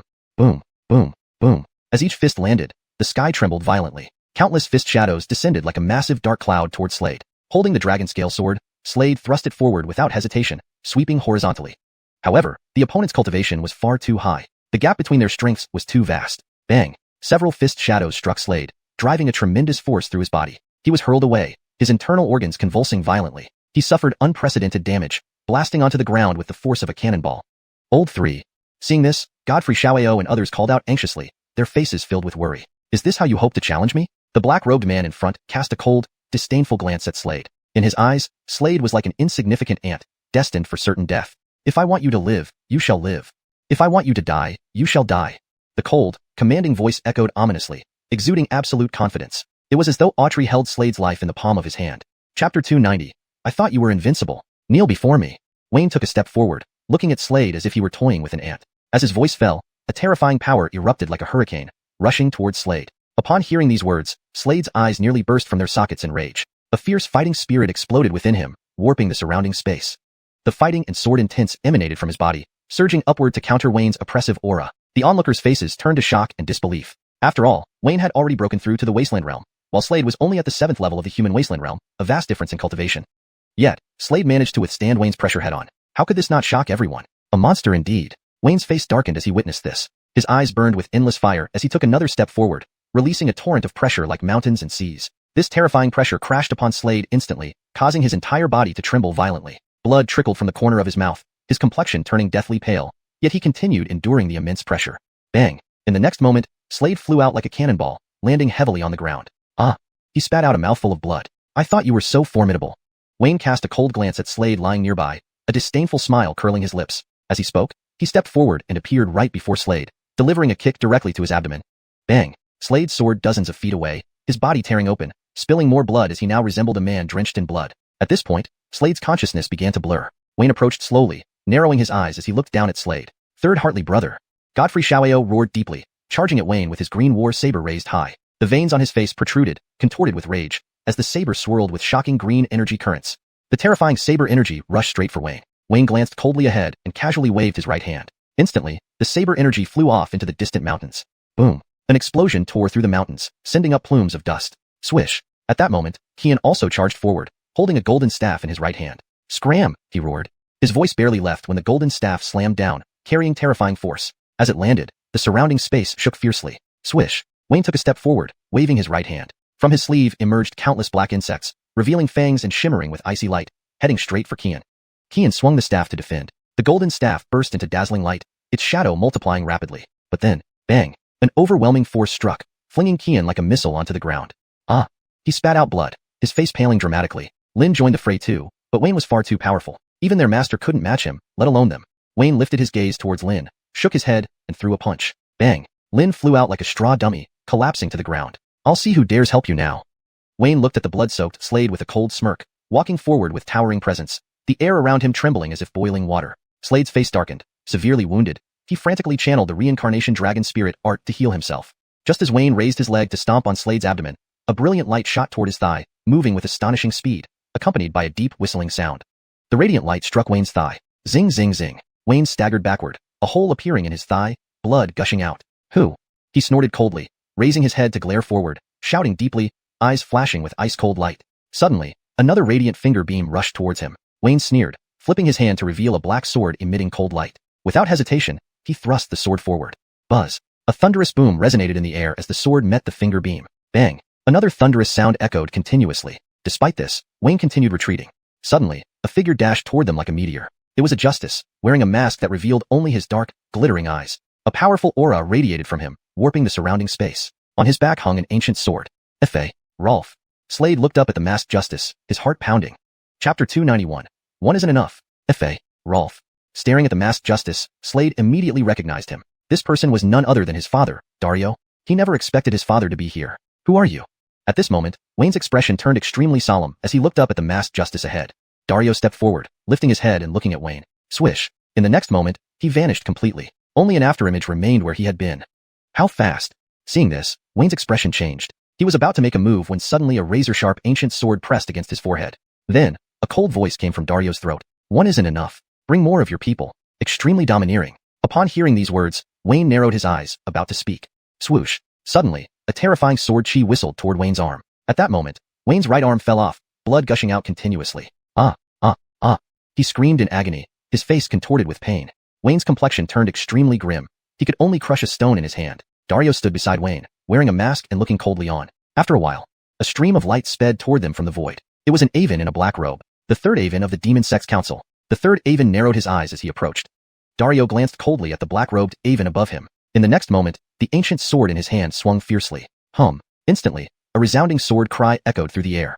Simultaneously, a dazzling sword beam shot towards the black-robed Aven in the void at tremendous speed, causing the surrounding space to warp. The black-robed Aven watched the approaching sword beam, narrowing his eyes. Just as he was about to counterattack, the dazzling sword beam vanished before him. What? The black-robed Aven's pupils constricted upon seeing this. Swoosh. The disappeared sword beam suddenly appeared on his neck. Instantly, a sword mark appeared on the black-robed Aven's neck, blood pouring out. A bloody head floated down from the clouds, eyes wide open, a look of incredulity frozen on its face. Witnessing this scene, Wayne below turned even paler. He stared at the masked justice and asked, Who are you? Why are you treating me like this? We have no grudge between us. He growled lowly. No grudge? Hearing this, the corner of the Favio's mouth curled into a cold smile. He glanced at Wayne and said, After hitting the small one, you should prepare for the old one to come and crush you. Upon hearing this, Wayne's expression became even darker. Go on. I'm too lazy to visit your demon sect. Have all your experts come out, and I'll take care of them together. Dario looked at Wayne indifferently and spoke calmly, his voice filled with domineering confidence. Swoosh. At this moment, a gate appeared in mid-air. The gate continuously emitted brilliant black light, releasing a terrifying aura. An Aven emerged from it. Second Hartley. Looking at the Aven in red robes, Wayne showed excitement. There were 3 Avens in the entire demon sect. The first Hartley was the most powerful, followed by the second Hartley, and then the third Hartley. The gap between their powers was significant. The second Hartley could easily defeat the third Hartley. The first Hartley could easily defeat the second Hartley. The second Hartley nodded, and his sharp gaze locked onto the masked Dario below. You dare kill our people? You deserve death. With that, a powerful aura erupted from him, distorting the surrounding space. He had already broken through to the wasteland realm. Raising his right hand, dark clouds swirled in the sky, lightning coursing through them like snakes. Thunder Devil Palm. A cold voice rang out. Following the sound, a huge palm imprint formed from the dark clouds, surrounded by fearsome lightning that flickered constantly. The terrifying palm imprint descended. The martial artists below felt immense pressure, as if carrying towering mountains on their backs. What realm comes after the wasteland realm? The Supreme Realm.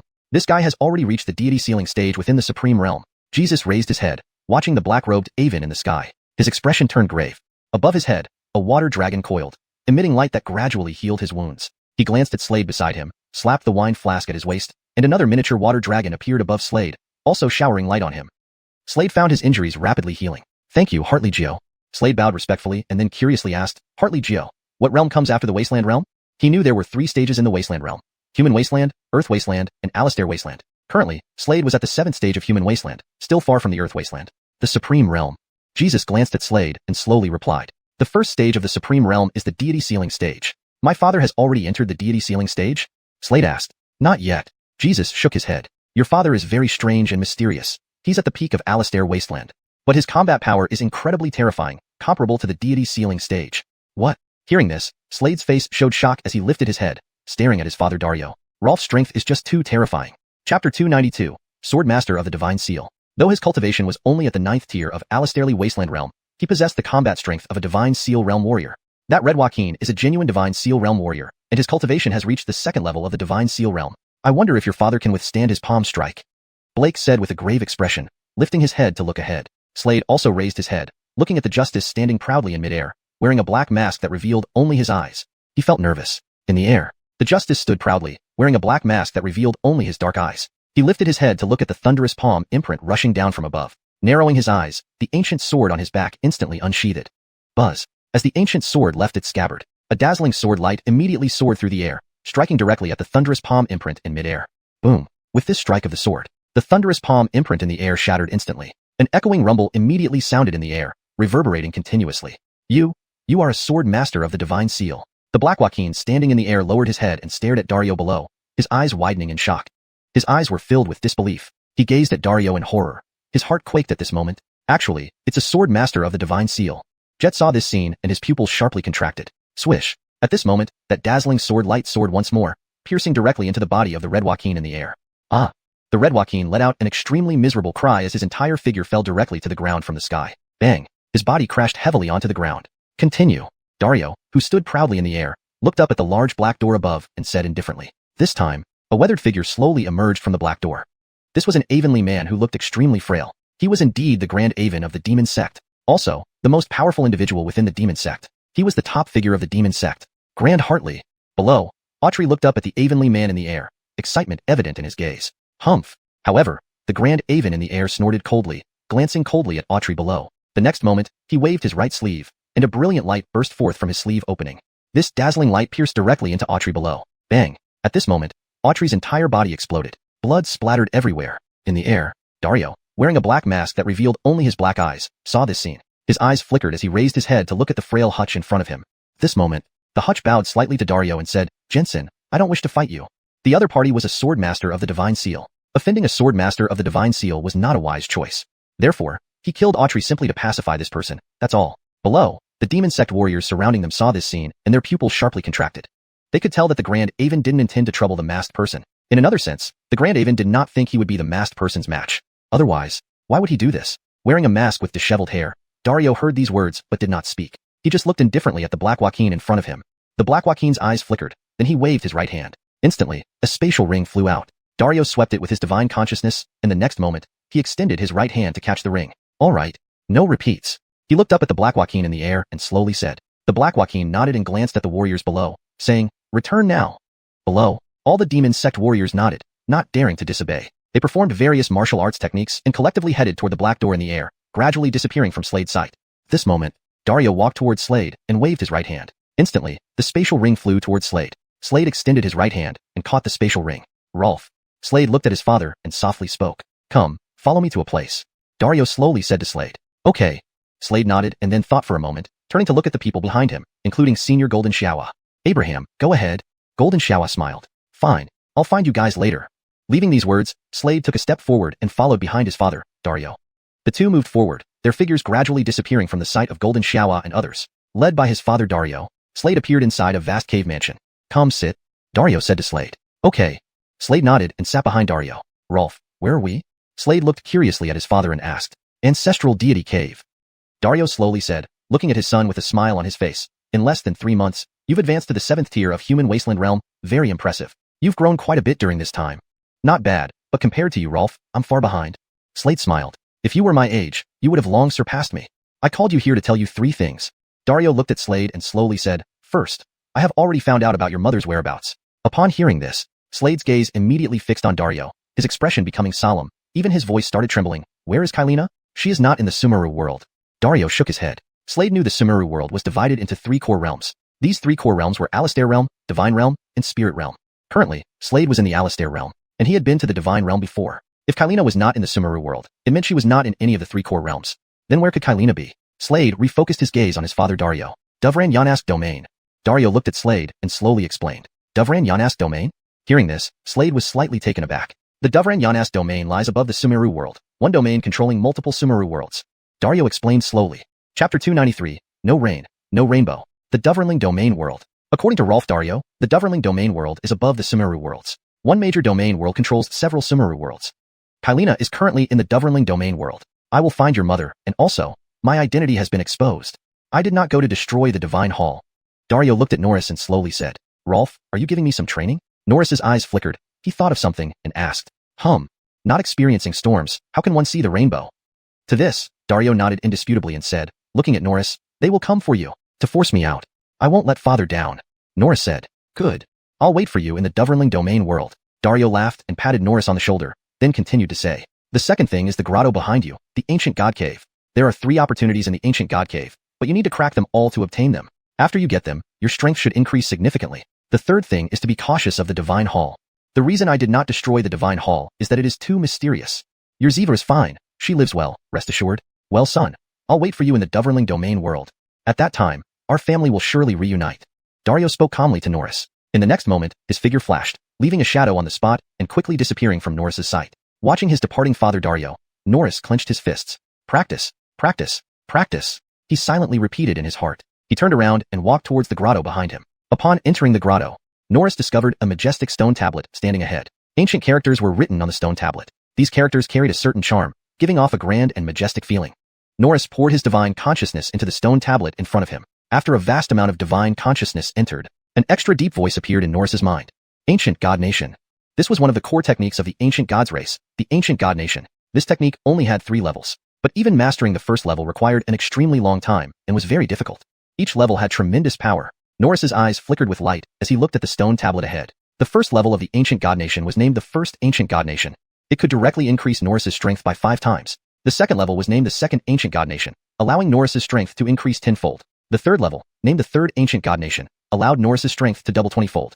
If my strength increased 20-fold, then at the Human Desolate Realm cultivation level, facing cultivators of the Alistair Desolate Realm would not be feared, and might even allow me to kill them with various methods. Norris's eyes flickered with brilliance as he muttered. The power of the Ancient God Nation was incredibly terrifying. Moreover, after mastering the first level, one must undergo a thunder tribulation. This indicated the Ancient God Nation went against the heavens, violating heaven's will. Thus, the heavens would punish practitioners of this technique with lightning. Wanting to master this technique was not easy. Next, Norris began to practice the first level of the Ancient God Nation. At this moment, a scene appeared in his mind. In this scene was a universe. Within this universe, numerous ancient gods stood. These ancient gods were gigantic, each emitting terrifyingly shocking auras. Suddenly, these ancient gods lifted their eyes, shooting flames from their pupils. These flames covered Norris instantly. Buzz. Terrifying blood-red flames covered Norris. It made him seem like he was sitting cross-legged in a sea of fire. As he practiced, time quietly slipped away. On this day, a circular halo appeared under Norris's feet. It was a blood-red halo. As he practiced, suddenly, blood-red clouds appeared above the grotto. Blood-red clouds rolled over and gathered here crazily, accumulating power. The pressure emanating from the blood-red clouds grew stronger, warping space, creating a horrifying sight. Time passed again. Half a month flew by. Inside the grotto, Norris was like a meditating old monk. Above him, red clouds gathered crazily, continuously accumulating power and spreading out. With the spread, that pressure also kept increasing. Norris slowly opened his eyes, the light in his eyes flickering constantly. He knew the thunder tribulation was descending. He took a step. Whoosh. In the next moment, his figure disappeared from its original place. Moving swiftly, he appeared in midair, his black hair billowing without wind. He looked up, toward the clouds in the sky. The blood-red clouds continuously rolled, producing continuous rumbling sounds, distorting the surrounding space. Boom. Just then, a loud rumble erupted from the blood-red clouds. Following this sound, instantly, a blood-red bolt of lightning descended, heading straight for Norris below. Roar. At this moment, Norris suddenly looked up, staring at the lightning in the sky. His eyes emitted endless brilliant golden light. In this instant, his body directly reached 5 meters tall, transforming into a 4-star ancient god. His eyes contained 4 twinkling stars, continuously flashing. An overwhelmingly powerful force suddenly emitted from his body, continuously expanding, distorting the surrounding space drastically. The earth trembled. Facing the incoming lightning, Norris did not dodge. Instead, he formed a fist with his right hand and punched fiercely towards the lightning. Bang! With this punch, instantly, the lightning vanished into thin air. In the sky, a low rumble echoed at this moment, reverberating endlessly. 9 bolts of blood-red lightning descended across the world. This meant 9-9 unity. As long as Norris could withstand these 9 bolts of lightning, it meant he had passed this stage. As he continuously punched, the blood-red lightning beams burst apart in the sky. A rumble echoed in the void. Norris let out a fierce roar. At this moment, His right fist was riddled with countless cracks, resembling a spider web, blood oozing out slowly. Not just his right hand, his entire body was drenched in blood. Chapter 294, The Ancient God Nation. Ultimately, he collapsed heavily on the ground, reverting to his normal human form. His entire body appeared as if drenched in blood. He lay there unconscious, not knowing how much time had passed until he eventually awoke. Slowly opening his eyes, he realized that his cultivation had advanced, directly reaching the 9th stage of the human wasteland realm, just one step away from entering the earth wasteland realm. Success in cultivation. First stage. At this moment, he unleashed the first stage of the ancient god nation, and instantly, a circular light appeared beneath his feet. It was a blood-red circle. Stepping on this circle, he felt his combat power increased by 5-fold. Just 5 times, it wasn't enough. If he could cultivate up to the 3rd stage of the ancient god nation, his combat power would increase by 20 times. So, he continued to practice. As he practiced, more time slipped away. In the blink of an eye, 3 months had passed. During these 3 months, Slade had been cultivating the 2nd stage of the ancient god nation.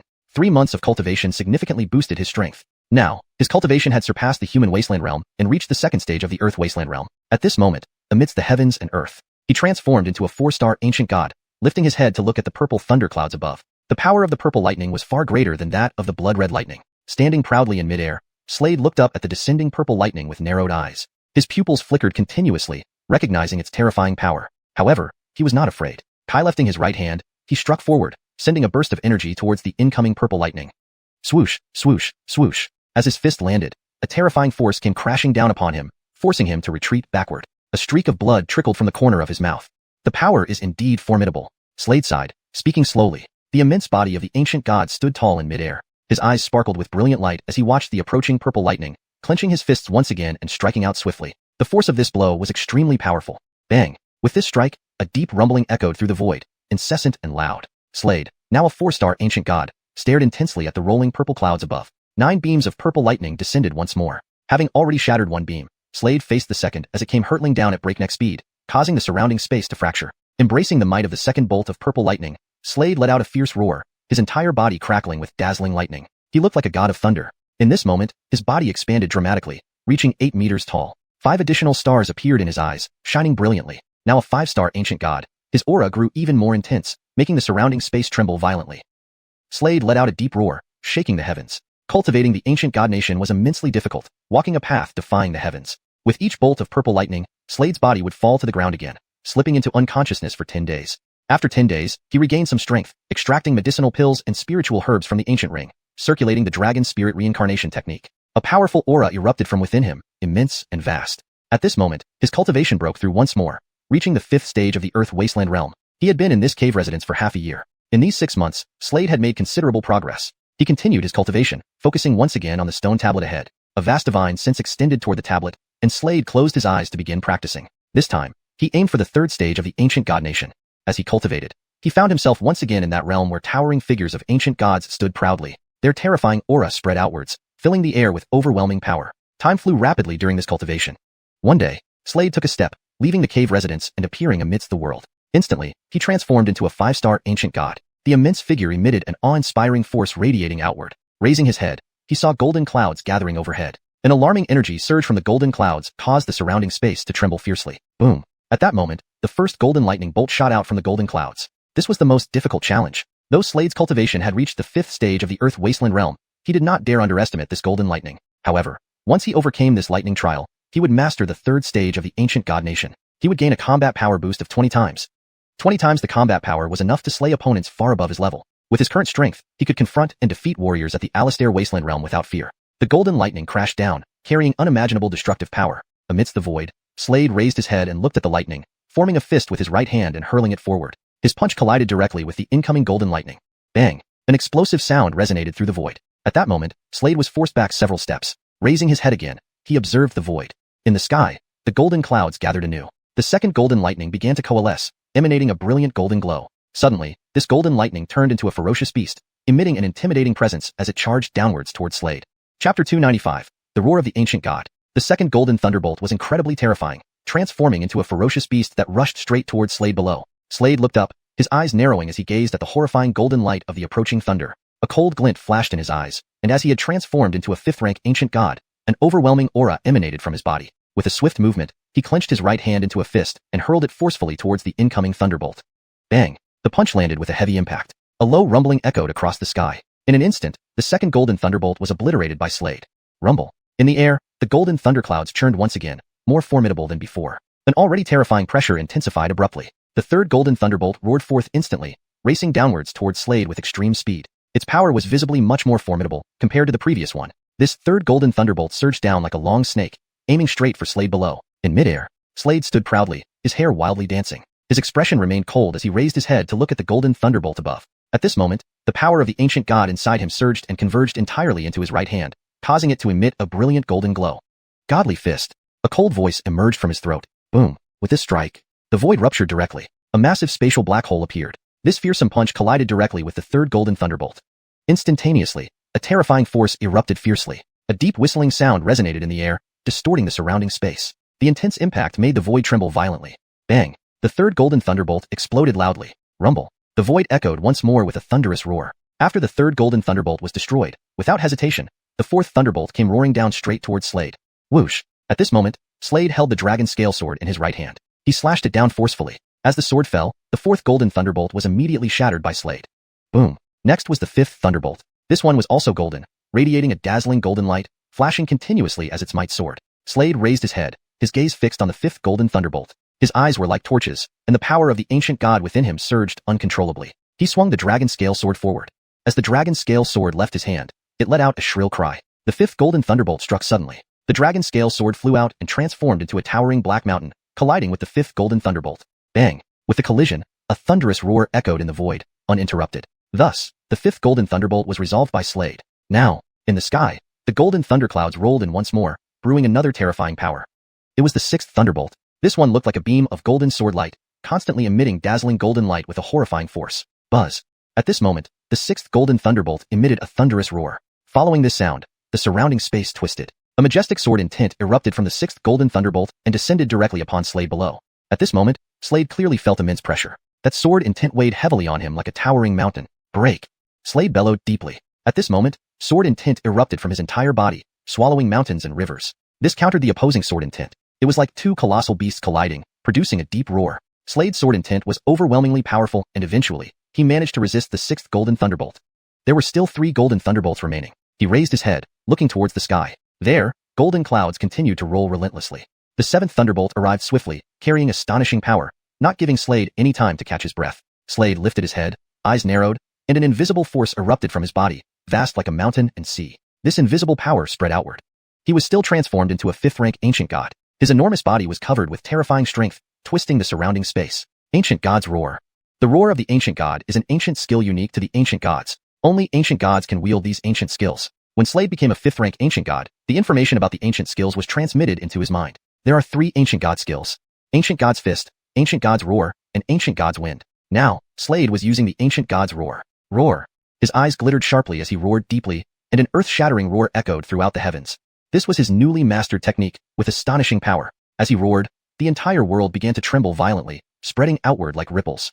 Bang! With this roar, the 7th thunderbolt exploded in front, dissipating into dust and no longer existed. However, the 8th thunderbolt soon followed, even more powerful, several times stronger than the 7th. In the sky, Slade stood arrogantly, looking at the 8th golden thunderbolt, eyes gleaming. This 7th golden thunderbolt was actually filled with golden flames intertwined with the lightning, making it even more terrifying. With the appearance of the 7th golden thunderbolt, the entire world distorted again. Slade lifted his head, staring directly at the 7th thunderbolt above. He could feel the terrifying power contained within it. This power made him feel a chill run down his spine. The final 3 golden thunderbolts were absolutely powerful. However, he had prepared for this. With a flick of his palm, several pills appeared in his hand. These were all from the spatial ring. At this moment, he took these pills and swallowed them whole, and his aura surged instantly. His cultivation broke through immediately, reaching the 8th level of the Earth Wasteland stage. This revision ensures that the terminology is consistent and clear, and it reads more naturally in English. The term Huang stage has been expanded to Earth Wasteland stage to provide a fuller understanding of the context. His strength had increased several times compared to before. Come on. In the sky, Slade stood proudly, hair wildly dancing. He lifted his head and stared at the 7th golden thunderbolt in the sky, eyes glowing fiercely, letting out a low roar, fully prepared. Chapter 295. Roar of the Ancient God. The 2nd golden thunderbolt was incredibly powerful, transforming into a ferocious demonic beast charging straight towards Slade below. Slade raised his head and stared at the terrifying golden lightning ahead. Squinting his eyes, a cold gleam flickered in them. As a 5-star ancient god, he exuded an overwhelming aura at this moment. He clenched his right hand into a fist and then hurled it forward with all his might. Bang! With one punch landing, a deep rumble echoed across the heavens and earth. The 2nd golden thunderbolt was instantly destroyed by Slade. Rumble. In the void, golden thunderclouds churned once more, magnificently and overwhelmingly. The already terrifying pressure surged exponentially. The third golden thunderbolt immediately howled forth, speeding straight down towards Slade, moving extremely fast. This third golden thunderbolt was clearly far more terrifying than the previous ones. At this moment, the golden thunder looked like a long serpent striking downwards towards Slade. In the void, Slade stood proudly, his long hair disheveled, his face expressionless as he lifted his gaze to the golden thunder in the sky. At this moment, the power of the ancient god within him surged continuously, converging entirely into his right hand, which emitted a dazzling golden light. Ancient god's fist. A cold voice rolled out from his throat. Boom. As this punch landed, the void exploded outright. A huge spatial black hole appeared. The terrifying punch struck directly on the third golden thunderbolt. Instantly, a horrifying energy erupted. A low whistling sound resounded in the void, distorting the surrounding space. The horrifying impact caused the void to tremble violently. Bang! The third golden thunderbolt crashed down. Rumble. Another booming sound echoed in the void. After the third golden thunderbolt was destroyed, without any hesitation, the fourth thunderbolt came roaring in straight for Slade below. Whiz! At this moment, Slade gripped the dragon scale sword in his right hand. He slashed down with the sword in his hand. As this slash landed, the fourth golden thunderbolt was instantly split apart by Slade. Boom! Next came the fifth thunderbolt. This thunderbolt was also golden, emitting a dazzling golden light that kept flickering, its power surging drastically. Slade lifted his head, his gaze fixed on the fifth golden thunderbolt in the sky. His eyes blazed, and the power of the ancient god inside him surged incessantly. He swung the dragon scale sword forward. As soon as the dragon scale sword emerged, it let out a sharp wailing sound. The fifth golden thunderbolt suddenly descended. At this moment, the dragon scale sword flew out, transforming into a towering black mountain as it collided directly with the fifth golden thunderbolt. Bang! As they collided, a loud boom echoed in the void, incessant and unending. Thus, Slade had dealt with the fifth golden thunderbolt. At this moment, in the void, golden thunderclouds rolled in, once again brewing a terrifying force. That was the sixth thunderbolt. This thunderbolt looked like golden sword light, continuously emitting dazzling golden light, exuding a horrifying power. Buzz! At this moment, the sixth golden thunderbolt emitted a rumbling sound. As the sound faded, the surrounding space warped. A shockingly powerful sword intent burst forth from this sixth golden thunderbolt, striking Slade below directly. At this moment, Slade clearly felt a tremendous pressure. That sword intent was like a towering mountain pressing heavily upon him. Break for me! Slade growled deeply. At this moment, the sword intent around him erupted, sweeping through everything, bursting forth directly. This was a confrontation between sword intents. It was as if two colossal beasts were colliding, producing a low roar. The sword intent emanating from Slade was terrifying, and ultimately, he withstood the sixth golden thunderbolt. There were 3 golden thunderbolts left. He lifted his head, looking up into the void. There, the golden clouds churned ceaselessly. The seventh thunderbolt arrived in quick succession, carrying astonishing power, not giving Slade a moment to breathe. Slade lifted his head, staring at the seventh golden thunderbolt, narrowing his eyes, and an invisible force erupted from him, vast as mountains and seas, spreading outward. Now, he had transformed into a 5-star ancient god. His massive body was imbued with terrifying power, causing the surrounding space to warp drastically, incomparably shocking. Ancient God's Roar. The roar of the ancient god was an ancient technique of the ancient gods. Only ancient gods could use the ancient god techniques. When Slade became a 5-star ancient god, information about the ancient god techniques resonated in his mind. There were 3 ancient god techniques: Ancient God's Fist, Ancient God's Roar, and Ancient God's Wind. Now, Slade was using the Ancient God's Roar. Roar. His eyes flashed with intense light, and a deafening roar echoed, reverberating through the entire sky. This was a new skill he had mastered, extremely powerful. With this roar, the entire world began to shake violently, spreading out like ripples. Bang! With this roar, ahead, the seventh thunderbolt exploded directly, enveloped in rolling smoke, vanishing completely. However, the eighth thunderbolt quickly descended, even more terrifying, several times stronger than the seventh. In the void, standing proud, Slade lifted his head to look at the eighth golden thunderbolt, his eyes flashing with intense light. This eighth golden thunderbolt contained golden flames intertwined with lightning, making its power even more terrifying. With the appearance of the eighth golden thunderbolt, the entire world warped once again. Slade lifted his head, his gaze meeting the eighth thunderbolt above. He could feel the horrifying power contained within it. This power made him feel a chill down his spine. The power of the final 3 golden thunderbolts was absolutely immense. However, he was fully prepared for this. He turned his palm over, and several pills appeared in his hand. These were from the spatial ring. At this moment, he directly took these pills and swallowed them whole, causing his aura to surge dramatically. His cultivation broke through at this moment, reaching the 8th stage of Earth Wasteland. His strength had increased several times over what it was before. Come. In the void, Slade stood proudly, his long hair flying wildly. He lifted his head and looked at the 8th golden thunderbolt in the void, his eyes flashing intensely, ready for the challenge. Chapter 296, Withstanding the Kai Lightning Tribulation. Come on. Slade let out a low roar, lifting his head to look at the 7th golden lightning bolt descending from the void. His eyes sparkled with determination. At this moment, in the sky, the 7th golden lightning bolt carried an overwhelming force, tearing through everything as it rapidly approached Slade below. As it moved forward, golden flames began to emerge from the bolt, continuously burning. The entire world seemed to twist violently. Gazing up at the 7th golden lightning bolt, Slade's eyes flashed with resolve. In the next instant, the ancient divine power within him surged abruptly. He roared in a deep voice, "Wind of the ancient god." Upon finishing his words, he waved his hand. Instantly, a hurricane swept over. He stood at the very center of this hurricane. It formed an incomparably strong barrier of wind. When the seventh lightning bolt struck this wind barrier, much of its power was deflected by the barrier. Only a small portion landed on Slade. This caused him to stagger backwards several steps. Meanwhile, the golden fire also entered Slade's body. Inside his body, the little dragon opened its mouth and devoured the golden flames. Huh! In that moment, Slade could not help but spit out a mouthful of blood, his face turning deathly pale like a sheet of paper. The power of the golden fire was indeed terrifying, but that was not all. He still needed to withstand 2 more lightning bolts to completely master the third realm of the ancient divine realm. Boom! Thunder roared in the sky incessantly, creating a bone-chilling sensation. Then, the 8th lightning bolt appeared in the heavens. Or rather, a sea of golden lightning, endlessly surging and carrying horrifying power. Slade raised his head and squinted his eyes at the sea of golden lightning above. The golden lightning sea emitted low, continuous rumbles. Suddenly, countless brilliant golden rays shot out from this sea of lightning. As these golden beams descended, instantly, they exploded into deep craters on the ground. Entire mountain ranges cracked, with splinters flew everywhere. The scene was absolutely frightening. This clearly demonstrated the tremendous power of these golden beams. Now, countless golden beams were raining down toward Slade. With a wave of his right hand, Slade once again cast the ancient god technique, Wind of the ancient god. Instantly, another hurricane enveloped him. He looked up at the golden lightning sea above. Retaliate. Swish. His speed was incredibly fast as he darted toward the golden sea, sword in hand. He slashed vigorously, sword after sword, releasing dazzling sword lights towards the sea ahead. During this period, he had mastered numerous sword techniques and cultivation methods. One such sword technique was called Black Dragon Suppressing Mountain. The sword could transform into a majestic black mountain. Right now, his dragon scale sword buzzed incessantly. It soared into the air and transformed into a majestic black mountain wrapped around by a golden dragon, emitting a terrifying aura. Bang! The black mountain forcefully pressed down upon the thunderous ocean above. With this press, the entire sea of thunder shattered instantly. However, numerous golden rays burst out from the remains of the thunderous ocean. Several of these rays struck Slade, forcing him to step back repeatedly, leaving small holes on his shoulders, arms, abdomen, and chest, blood trickling out slowly. At this point, Slade resembled a man drenched in blood. Nonetheless, he had managed to withstand the 8th golden lightning strike. Only one more golden lightning remained. Slade's eyes glowed brilliantly as he took another medicinal pill and activated the Cycle Dragon Spirit Art. His injuries healed rapidly. At this moment, rumbling sounds filled the sky again as golden clouds rolled fiercely, accompanied by deafening roars. This was the final lightning strike, the 9th golden lightning bolt. If Slade could survive this strike, he would have fully mastered the third realm of the ancient divine realm. Mastering the third realm would boost his combat power 20-fold. Go on. This is the last one.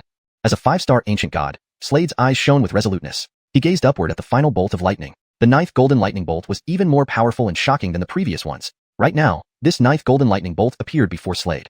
This lightning bolt was small, like a fine needle, yet it carried incredible power, causing the surrounding space to distort. As the 9th lightning bolt appeared, the surrounding space began to tremble violently, terrifying beyond belief. An overwhelming aura erupted in that moment. It felt like an imposing mountain crashing down onto Slade below. Slade looked up at the final bolt of lightning, his eyes flickering with determination. Holding the dragon scale sword in both hands, he swung it with all his might. A horrifying sword intent erupted from him like mountains and seas. The dragon scale sword trembled intensely in his hand. As the sword landed, the surrounding space twisted and warped. Bang! Instantly, a stunning beam of sword light whistled through the air and struck the 9th golden lightning bolt in the sky. The power of the 9th golden lightning bolt was indeed terrifying. It devoured the impressive sword light as it approached. Seeing this, Slade showed a hint of surprise on his face, unable to believe what he saw. This 9th golden lightning bolt was extraordinarily unusual, possessing devouring abilities. Slade's eyes flickered. He once again swung the dragon scale sword, slashing furiously one after another at incredible speed. As he acted, immediately, numerous startling sword lights charged toward the 9th golden lightning bolt, each carrying formidable power. The 9th golden lightning bolt wielded astonishing devouring power and instantly swallowed Slade's successive powerful sword lights. Simultaneously, the aura of this 9th golden lightning bolt grew drastically, spreading outward, horrifying and utterly terrifying. Chapter 297, the Third Ancient God Realm. This was the final, 9th bolt of golden lightning. The 9th bolt of golden lightning was unlike the previous ones. It shaped like a slender needle yet carried terrifying power, spreading out in all directions and distorting the surrounding space to an alarming extent. Come on. In the void, Slade, now transformed into a 5-star ancient god, gave a low roar. He held the dragon scale sword, his eyes reflecting madness as he looked into the void. He took a step forward, flashing into motion directly towards the needle-like golden lightning. The punch of the ancient god. Boom. With this punch, a deep rumbling echoed through the void. Immediately after, Slade's figure retreated several steps. He raised his head, staring at the needle-like golden lightning ahead, his eyes shimmering with sharpness. Gripping the hilt of the dragon scale sword, a surge of sword intent erupted from him, overwhelming like mountains and seas. Buzz. A resonant sword cry echoed in the void. As the sword struck down, the space around instantly twisted and trembled fiercely. The speed of this strike was astonishingly fast. It swept across and quickly landed on the golden lightning ahead. Another thunderous sound echoed in the void. This moment, ahead of him, the ninth bolt of golden lightning suddenly transformed into a golden otis. This golden otis roared toward the sky, then raised its right hand and swiftly smacked it downward with terrifying speed. The power of this palm strike was incredibly shocking. With this palm strike, the surrounding space distorted. Facing this palm, Slade was undaunted. He, as a 5-star ancient god, also rapidly unleashed a palm strike. Boom. With his palm landing, the palms met. A thunderous boom echoed through the void. As the palm landed, the golden otis's entire figure kept retreating. But soon, this golden otis transformed back into a bolt of golden lightning. This bolt of golden lightning entered Slade's body at a terrifying speed. Zap, zap. On Slade's body, a brilliant golden light burst forth, continuously flickering. He looked like a god of thunder. He sat cross-legged, struggling against the golden lightning within him. The golden lightning rushed towards his limbs, bones, organs, and meridians as if undergoing a baptism. At this moment, a grimace appeared on Slade's face, his features twisting beyond recognition. He rapidly circulated the Samsara dragon spirit technique. The small dragon within him moved throughout his body, alleviating the pain. An unknown amount of time passed. That day, Slade slowly opened his eyes. Now returned to normal size, his eyes emitted sharp light, and a terrifying aura burst from him. His current cultivation had reached the 9th level of the Earth Wasteland realm. He was just one step away from the Alistair Wasteland realm. Moreover, he had thoroughly mastered the 3rd level of the Ancient God Nation, the 3rd Ancient God Nation. Now, when he activated the 3rd level of the Ancient God Nation, a golden halo appeared beneath his feet. With the appearance of this golden halo, he clearly felt his strength increase by 20-fold, boosting his combat power by 20 times. What did this mean? It meant he could fight or even kill enemies far above his own rank. I spent over half a year and finally mastered the Ancient God Nation. Slade's eyes flickered. He could clearly feel his immense power. Not just a little stronger. He was many times more powerful. If he encountered another martial artist of similar strength like the leader of the demon sect, he was confident he could slay them. Now, I've only completed the first challenge of this ancient tomb. Though Slade had mastered the 3 levels of the Ancient God Nation, he had only passed the first stage of the Ancient God Tomb. This first stage was about mastering the 3 levels of the Ancient God Nation. Slade's eyes flickered as he stepped forward, walking deeper into the tomb. He arrived at the second chamber within the tomb. There were 3 inner chambers within this tomb.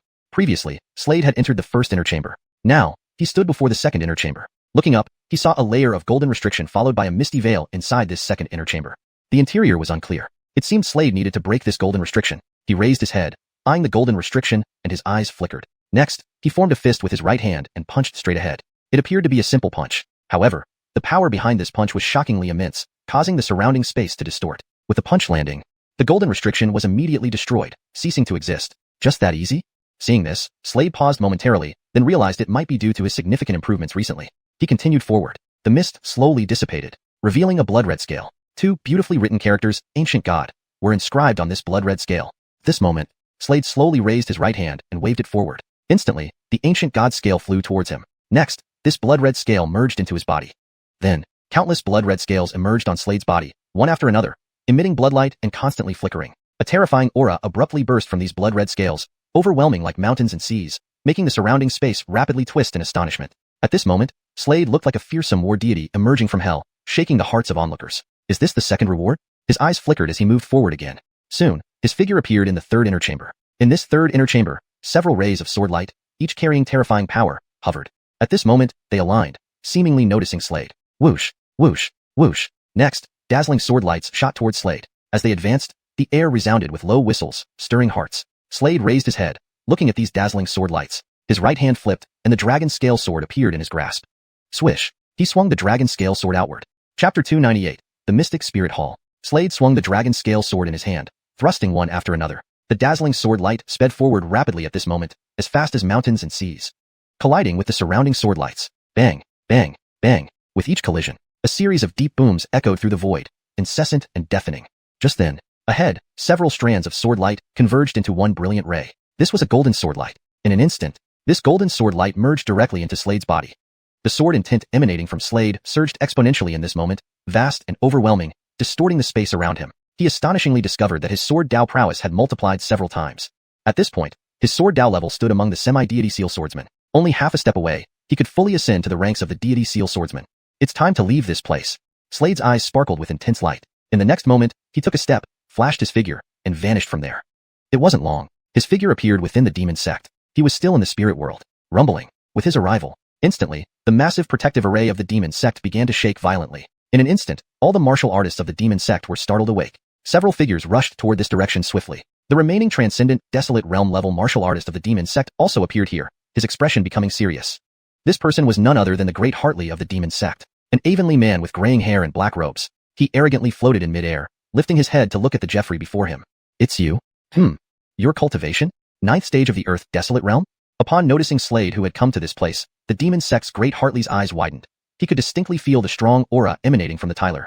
Of course, he remembered Slade. Unexpectedly, Slade's strength had increased so rapidly in just over half a year. This left him amazed. I wonder why my friend has come? The great Hartley of the demon sect asked Slade very politely. Although the latter's cultivation was not as high as his, the latter's father was indeed a genuine deity seal swordsman. He did not dare offend Slade.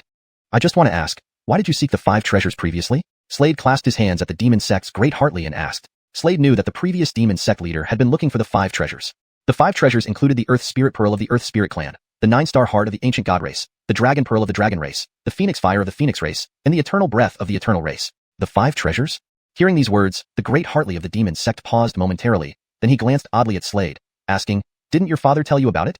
No, Slade shook his head. Upon hearing this, the great Hartley of the demon sect nodded slightly, looked at Slade, and continued, To enter the Mystic Spirit domain, one needs the Mystic Spirit token.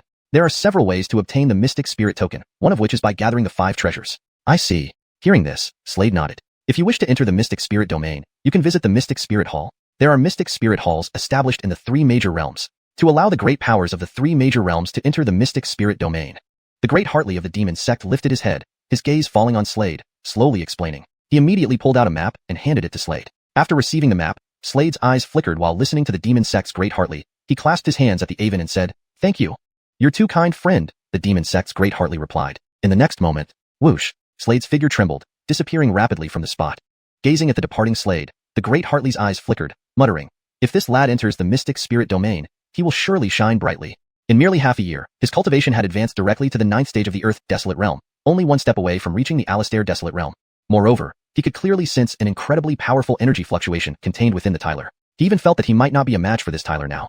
This moment, whoosh, Slade used his footwork to move rapidly forward. Destination, the Mystic Spirit Hall. This hall was located on a vast plain, and there were many bandits on this plain.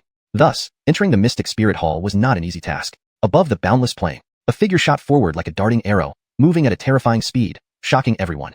This figure was none other than Slade. He carried a long sword on his back. This sword was the dragon scale sword. This moment, swish, swish, swish, several figures suddenly sped toward Slade, each emitting a horrifying aura, warping the surrounding space. These were all bandits. They held different weapons. Some held a sharp sword, others held an axe or a spear. Brat, hand over everything you have, or die. Suddenly, ahead, a burly bandit raised his head coldly and looked at Slade in the distance, his eyes icy cold. Slade lifted his head, looking at the burly bandit ahead, his eyes filled with coldness and shock. Whoosh! In this moment, he drew his sword. Dazzling sword light burst forth straight ahead, striking directly onto the burly bandit. The bandit hadn't reacted in time. The speed of this strike was too fast, and its power was astounding. A streak of blinding sword light whistled toward the bandit's neck. Immediately, a sword mark appeared on the bandit's neck. Blood gushed out continuously. Splatter. The bandit's head fell off. Is there anyone else who wants to die? In the air, Slade looked at the remaining bandits ahead, his eyes flickering as he spoke indifferently. Brat, you're courting death. A bandit up ahead snorted coldly upon hearing this, taking a step forward, causing a horrifying aura to explode from his body instantly. He was at the 2nd stage of the Alistair Desolate Realm. An 8th stage Earth Desolate Realm trash dares to bark? Himph. The bandit snorted coldly, and the next moment, he stepped forward, charging straight at Slade. Chapter 299. Breaking the formation. These bandits have quite a high level of cultivation. Surveying the bandits around him, Slade's eyes flickered as he muttered to himself, I can use them for practice. Now, Slade's cultivation had reached the 9th level of Earth Wasteland Realm. The bandits in front of him were all at least 1st level Alistair Wasteland Realm, with the strongest being 5th level Alistair Wasteland Realm. To Slade, these bandits were suitable for honing his skills. Thinking this, in the next moment, Slade took a step forward and dashed straight ahead. At the same time, an unstoppable sword intent erupted, so terrifying that it warped the surrounding space. A puny Earth Wasteland dares to resist? The Unkit in front narrowed his eyes, filled with icy coldness. Brothers, kill him and avenge our comrades. Immediately, both parties clashed. As soon as they engaged, Slade unleashed astonishing sword techniques. He wielded the dragon scale sword which suddenly slashed forward at incredible speed. Terrifying waves of sword chi struck the Unkit like a downpour of rain, distorting the surrounding space. The bandits were unable to withstand such exquisite swordplay, offering no resistance as Slade effortlessly slew them. Gashes appeared on their necks, from which blood spurted continuously. One by one, bodies fell to the ground. Slade, standing proudly in midair, ignored the corpses below, looked up and continued forward. Whoosh! Leaving behind an afterimage, Slade moved with lightning speed, his figure shooting forward like a streak of sword light, accompanied by a low rumbling sound in the air. As he advanced, he noticed a magnificent palace on top of a mountain peak ahead. This golden palace appeared grand and imposing. Surrounding the palace were towering stone pillars covered in mysterious runes, each reaching a height of 10,000 feet. There were 36 of them, emitting a golden glow, creating an eerie atmosphere. Slade's gaze swept across the scene, noticing a Tylerful figure standing arrogantly nearby. This Tyler exuded a chilling aura that spread outward. This is a great formation. Standing in midair, Slade raised his head, looking at the 36 stone pillars not far away, and murmured, "I need to break this formation to proceed." At this moment, the Tyler noticed Slade and greeted him with clasped hands, saying slowly, "There are rules like this." Such a rule exists? Upon hearing this, Slade was momentarily stunned. "Yes," the Tyler responded and courteously added, "Fellow cultivator, allow me to try first." "All right." Slade also clasped his hands in return. Raising his head, he saw the Tyler stepping forward. The Tyler formed a fist with his right hand and fiercely punched toward the golden barrier in front of him. The barrier was formed by the 36 stone pillars. As the Tyler's punch landed, the 36 stone pillars emitted dazzling golden light. Roar! From one of the stone pillars emerged a golden puppet. In total, there were 36 of them. In the next moment, the 36 golden puppets stepped forward together, charging towards the Tyler swiftly. His face changed slightly as he fought hard against the puppets, causing tremors in the surrounding space. The Tyler displayed remarkable strength, already having reached the 5th level of Alistair Wasteland Realm. In his right hand, he held a large hammer. Bam! He slammed his hammer onto a golden puppet with great speed, causing the puppet to be pushed back. However, the remaining puppets charged at him relentlessly, forcing him to retreat continuously. Not far away, Slade watched the scene intently, noting the formidable combat prowess of the 36 golden puppets. Each puppet wielded a sharp sword with its right hand, emitting a brilliant cold light at the tip. Clearly, they were all swordsmen. Moreover, when they struck, they formed a powerful sword formation. That guy is about to lose. Slade raised his head, watching the scene before him, and muttered. As his voice trailed off, bam! The Tyler was hit by an immense force, flying out like a cannonball and landing heavily on the ground. Ahead, the 36 golden puppets merged into 36 streams of golden energy, reabsorbing into the 36 stone pillars. Difficult, too difficult. The Tyler, now looking somewhat disheveled, laughed bitterly, shaking his head. He had given his best effort, but still could not break through the formation. For him, it was just too challenging. "Do you have to break this formation to enter?" Slade asked curiously. "Yes. It's also a method to prove one's strength." The Tyler nodded gently. In the view of the Dovran Yanask Palace martial artists, failing this test means certain death inside the Dovran Yanask world. Slade nodded lightly upon hearing this. Next, he sheathed his dragon scale sword, stepped forward, and gazed at the huge barrier ahead. Right then, holding the dragon scale sword in his right hand, he slashed forward at tremendous speed. Buzz! Immediately, a resonating sword cry echoed through the air, sending shivers down one's spine. A fearsome sword beam pierced the huge golden barrier ahead. Then, from the 36 stone pillars came dazzling golden light once more, and the 36 golden puppets reappeared in the sky. All 36 puppets lifted their heads, their gazes fixed on Slade. In the next moment, the 36 golden puppets, wielding swords, charged towards Slade. Slade lifted his head, his black hair dancing wildly as he faced the 36 golden puppets. His right hand tightly gripped the dragon scale sword, which flew straight forward, transforming into a majestic black mountain. On this mountain, a golden dragon coiled. Suppress. A cold voice rolled out from Slade's throat. Chapter 300. Easily taken away. As his voice fell silent, the towering black mountain abruptly descended, directly crushing the 5 golden puppets. Instantly, these 5 golden puppets transformed into 5 streams of golden energy and vanished. So strong? Not far away, a Tyler lifted his head, his face showing shock as he stared at this scene. He looked at Slade in disbelief. He had expected Slade to be utterly defeated. After all, he saw that Slade was only at the 9th level of Earth Wasteland Realm and had not yet reached Alistair Wasteland Realm. Yet, Slade could instantly defeat the 5 golden puppets. He knew the combat power of these golden puppets well. They were extremely terrifying. The fact that Slade could so easily dispose of 5 golden puppets demonstrated his incredible strength. Now, out of 36 golden puppets, only 31 remained. At this moment, Slade took a step forward, executing his martial art, and swiftly appeared behind one of the golden puppets. Without hesitation, he swung the dragon scale sword, striking its neck and instantly eliminating this puppet. Despite not having fully ascended to the level of a sealed god swordsman, Slade's swordsmanship was still formidable, placing him at the half-step sealed god swordsman level.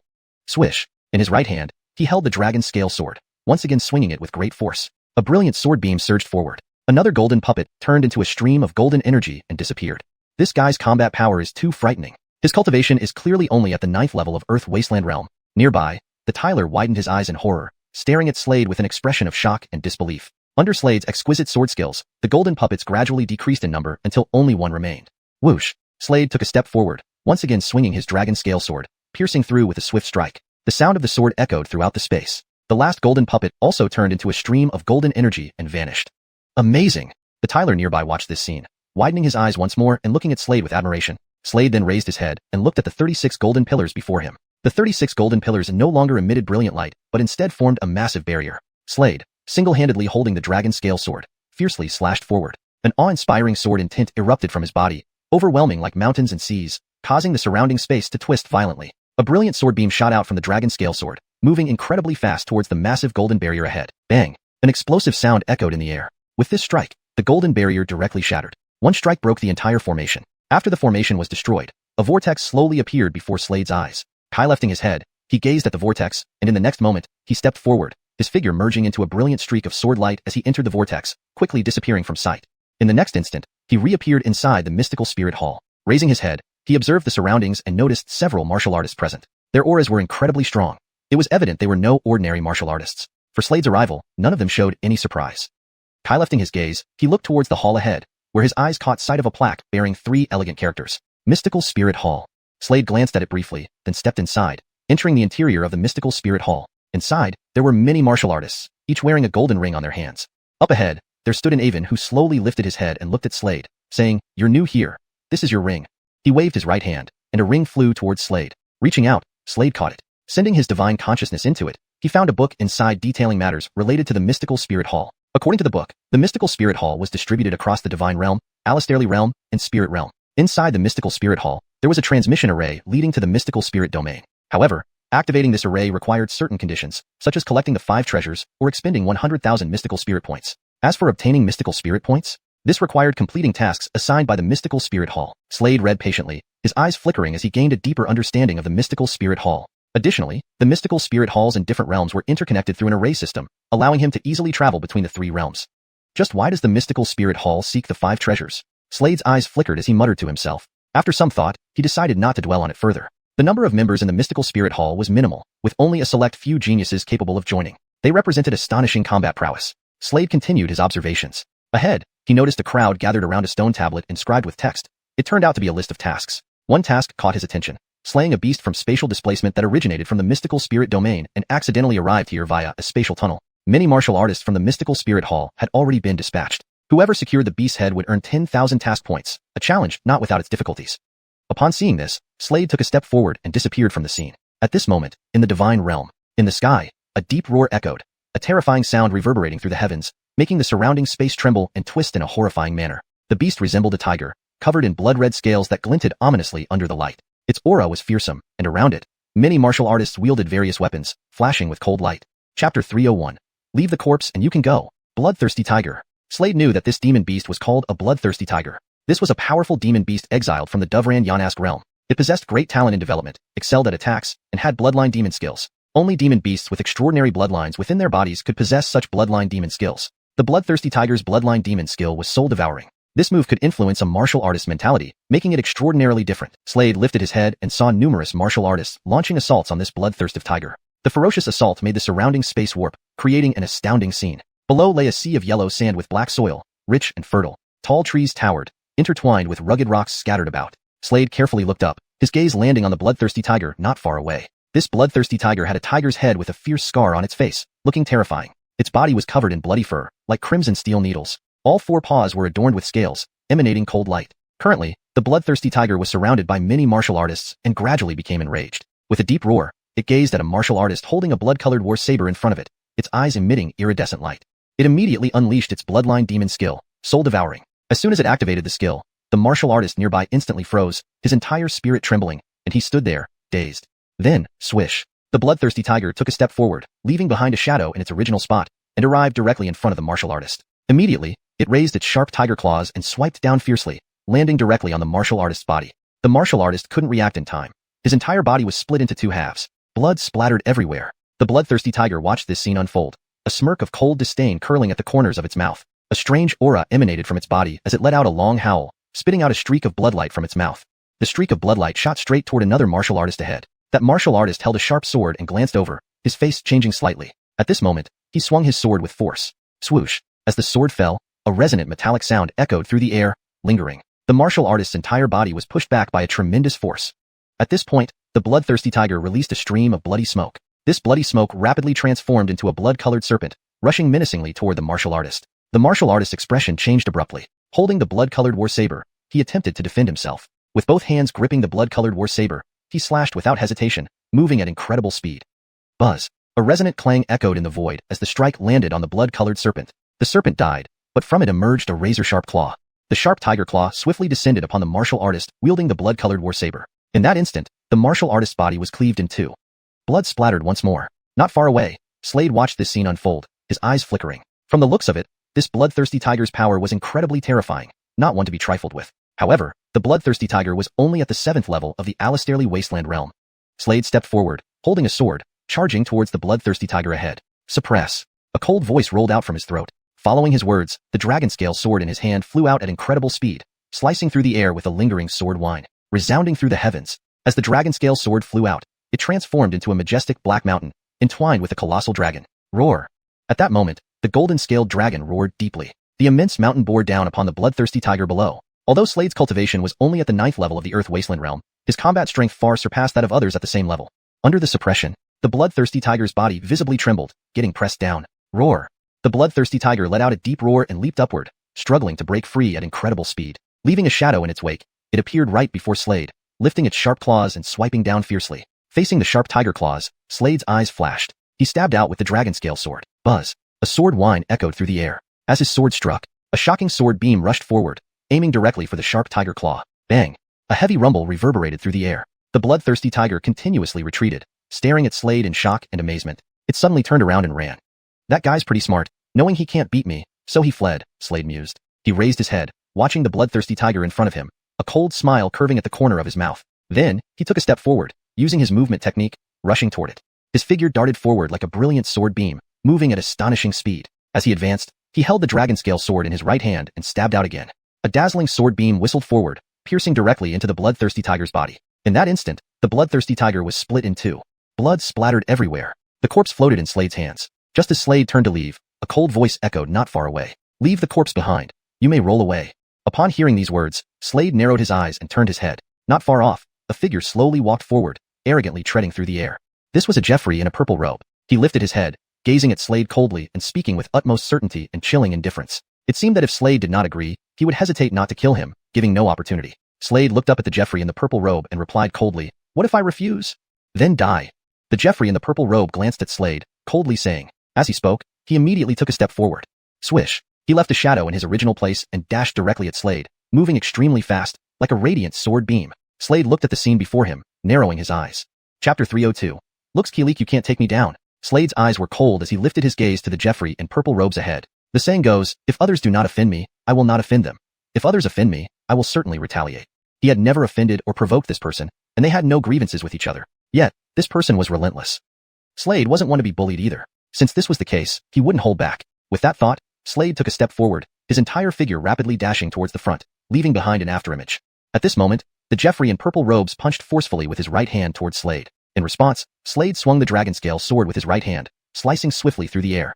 Buzz. A resounding boom echoed in the air as the sword and fist collided. Immediately, a figure was forced backward. It was the Jeffrey in purple robes. He retreated 100 paces before finally stopping. However, just as he paused, another dazzling sword light approached him at lightning speed, carrying a terrifying power. Bang! The Jeffrey in purple robes retreated once more, his entire body trembling violently. A streak of blood trickled from the corner of his mouth, making his face look extremely pale, like a sheet of white paper. At that instant, a sword was pressed directly against his forehead. The one holding the sword was none other than Slade. He raised his head, looked at the Jeffrey in purple robes, who still wore a composed expression, and said coldly, "You're not afraid of death? You dare not kill me." The Jeffrey in purple robes replied very calmly, as if he had foreseen that Slade would not dare to kill him. Is that so? Upon hearing these words, Slade narrowed his eyes, and a horrifying killing intent radiated from him. This killing intent felt tangible, sweeping toward the Jeffrey in purple robes like a hurricane. The space around twisted horribly as this wave of killing intent surged forward. Dare you kill him? At that moment, the space behind the Jeffrey in purple robes suddenly warped, and a cold figure emerged. It was an Avonlea man with graying hair, who stared coldly at Slade, his voice full of authority. Slade glanced at him indifferently. Staring at the Avonlea man with graying hair, he slashed the dragon scale sword sharply. Swish. Instantly, a dazzling sword beam plunged into the martial artist's neck, creating a clear sword mark on it. The Jeffrey in purple robes' eyes widened in disbelief. Puff. In the next moment, his head detached from his body, rolling to the ground with his eyes bulging out, seemingly unwilling to die in peace. You. The Hutch's pupils contracted sharply as he glared at Slade with a pair of eyes emitting chilling glows. He took a quick step forward, directly rushing towards Slade with an overwhelming aura of killing intent. His right hand rose, slapping forward with a terrifying palm imprint, moving straight towards Slade at an incredible speed. The power of this strike was immensely frightening. As the palm imprint advanced, the space around them twisted violently. This Avon's cultivation had already reached the 8th stage of the Alastairly Wasteland realm, possessing extraordinary strength. Slade looked up at the Avon and narrowed his eyes. Stepping forward, his momentum erupted as he immediately activated the third level of the ancient divine nation, the third ancient divine land. Suddenly, a golden halo appeared beneath his feet, and a terrifying aura burst forth from his body, astonishing everyone. His combat power instantly increased 20-fold. Facing the palm, Slade held the sword in his right hand and stabbed forward at breakneck speed. Buzz. As the sword struck, a resonant hum echoed continuously through the air. A dazzling sword beam rushed forward, landing directly on the palm imprint. Bang! At that moment, a loud roar filled the sky, echoing endlessly. Your power. Not far away, feeling Slade's bizarre power, the Hutch's face showed surprise. He could hardly believe how such terrifying combat power came from someone only at the 9th stage of the Earth Wasteland realm. The Hutch squinted his eyes, a cold light flickering within. Staring intently at Slade, he said coldly, "Today, nobody can save you. You are indeed powerful, but that's all there is to it." Humph! The Hutch snorted coldly. His right hand flipped, producing a long spear in his hand. Swish, swish, swish. Next, he thrust the spear fiercely forward at incredible speed. Instantly, countless spears pierced through the air. Each spear carried terrifying force, warping the surrounding space. Slade looked up at the dazzling spears, narrowed his eyes, and let out a deep roar as he unleashed the roar of the ancient deity. Following this roar, the entire heaven and earth shook violently. With this roar, the Hutch's entire body shuddered violently. Ah! He spat out a mouthful of blood, his complexion turning extremely pale, like a sheet of white paper. He stared in horror at Slade. After their earlier exchange, he realized that Slade's strength far exceeded his expectations, much stronger than he imagined. The power of the ancient divine nation is indeed formidable, especially at the third level, which can increase my combat power by 20 times. Slade's eyes sparkled brightly. By activating the third level of the ancient divine nation, I have nothing to fear from these 8th stage, Alastairly Wasteland realm martial artists. He lifted his head, his black hair disheveled, looking at the Hutch before him and said calmly, "Looks like you can't take me down." The moment these words left his mouth, the Hutch's expression darkened ominously, and he glared fiercely at Slade, roaring, "Amir, you're courting death." Finishing his sentence, he charged fiercely towards Slade again, his speed drastically increasing. His entire body moved like a sharp blade, warping the surrounding space as he advanced. Slade lifted his head, looking at the Hutch, and the dragon scale sword flew out of his hand at high speed. An icy voice rolled out of his throat, "Suppress." ####Chapter 303, the Alastairly Wasteland Pill. Suppress. A cold voice echoed from Slade's lips. As his voice trailed off, the dragon scale sword shot forward, transforming into a majestic black mountain. A massive golden dragon coiled around this black mountain. Now, this towering mountain plummeted fiercely toward the Avon below. Though Slade's cultivation was still at the 9th level of Earth Wasteland realm, after using the third layer of the ancient god nation power, his combat strength increased by 20 times, fully matching up against this hooded Avon. Bang! As the towering mountain fell, the hooded Avon was instantly sent flying. Staring in shock at Slade not far away, his face darkened with fury. His eyes flickered with icy brilliance, continuously glinting. If looks could kill, Slade would have died countless times already. However, the hooded Avon did not make another move against Slade. Instead, he turned and left, his expression darker than ever. From the exchange just now, he knew that he was no match for Slade. Thus, he had to return. His figure quickly disappeared from Slade's line of sight. Carrying the corpse over one shoulder, Slade returned to the Mystic Spirit Hall. Garrothing over the bloodthirsty tiger's body, he received 10,000 points. Not in a hurry to leave, he decided to use these points immediately. He used 10,000 points to obtain a pill, Alastairly Wasteland Pill. Now at the 9th level of Earth Wasteland Realm, just one step away from the Alastairly Wasteland Realm, he planned to find a quiet place to break through.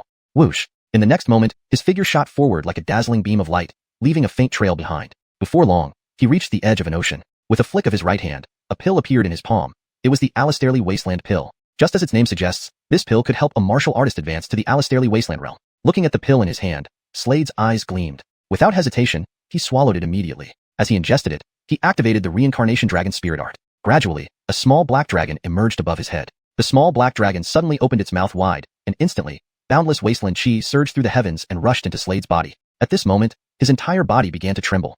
He could feel every inch of his skin, sinews, bones, even cells being filled with and transformed by the vast wasteland chi. Even his bloodline was swirling intensely. This sensation was extraordinary. The aura emanating from him became increasingly powerful. He was but a step away from the Alastairly Wasteland Realm. Alastairly Wasteland Realm, he roared lowly. The small black dragon above his head widened its maw once more, devouring massive quantities of wasteland chi. Boom. Finally, an overwhelmingly strong aura burst forth from him. At this moment, Slade successfully entered the Alastairly Wasteland Realm, advancing straight to the 2nd level. All impurities within his body were expelled during this breakthrough. Thump thump thump. His pulse raced wildly, his heart pounding like a celestial drum. He could clearly sense himself becoming immensely stronger than before. That kid. Just as Slade turned to leave, a cold voice sounded nearby. Ahead, an Hutch with grizzled hair and dressed in a black robe approached, flanked by 5 martial artists who radiated formidable auras. "This boy killed our Preston," the Hutch said venomously, his eyes brimming with murderous intent. Upon hearing this, the 5 people behind him grew visibly colder, emitting intense killing intent that seemed tangible, causing the surrounding space to shudder violently. "Kid, you killed our young master of the Xia family? You truly deserve death.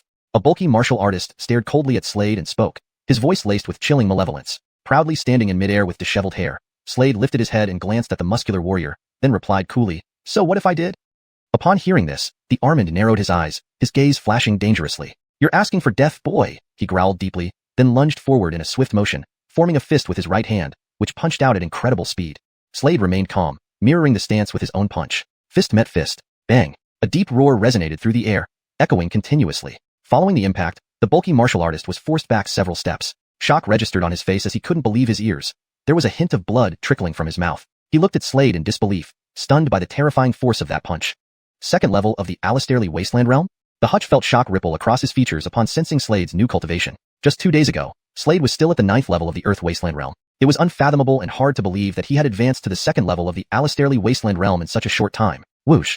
At this moment, Slade took a single step forward towards the bulky warrior. With a flick of his right hand, a dragon scale sword appeared in his grip. He thrust the sword forward with astonishing speed, displaying immense power. As the sword struck, a brilliant sword light erupted from the blade and streaked towards the bulky warrior. Sensing the power of the sword light, the bulky warrior's complexion changed abruptly. He tried to dodge, but the sword light was too fast, piercing into his body, splitting him into two, blood spurting out like a geyser. Chapter 304. Misjudgment. The remaining warriors who witnessed this scene all underwent a sudden change in expression, their gazes towards Slade completely altered. They hadn't anticipated that Slade's combat prowess was so terrifying. In that moment, everyone turned and fled. Misjudgment. Complete misjudgment. This kid's combat power is horrifying. Actually, the cultivation levels of those present were all higher than Slade's. But Slade's combat strength was truly too frightening. Slade lifted his head and looked at the 4 remaining figures in front of him. Narrowing his eyes, he didn't plan on letting these 4 escape. As the saying goes, one should not provoke if unprovoked, but if provoked, one must retaliate. Since these people had come to kill him, they should be prepared to be killed by him. Swish! Slade took a step forward, employing his body movement technique, vanishing instantly from his original position as he shot forward with extreme speed. Very soon, he appeared in front of one warrior. The warrior stared at Slade before him. His face changed abruptly. Locking eyes ahead, he snarled deeply, "You're courting death." With the last word, he swiftly raised his right hand and thrust out a palm towards Slade with astonishing speed. Slade looked up, staring directly at the palm imprint speeding towards him, narrowing his eyes. Holding the dragon scale sword, he stabbed straight ahead.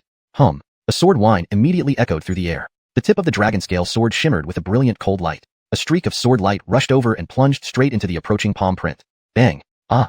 The warrior screamed painfully as his face suddenly paled dramatically. A hole appeared in the center of his palm where the sword struck, and blood flowed out steadily.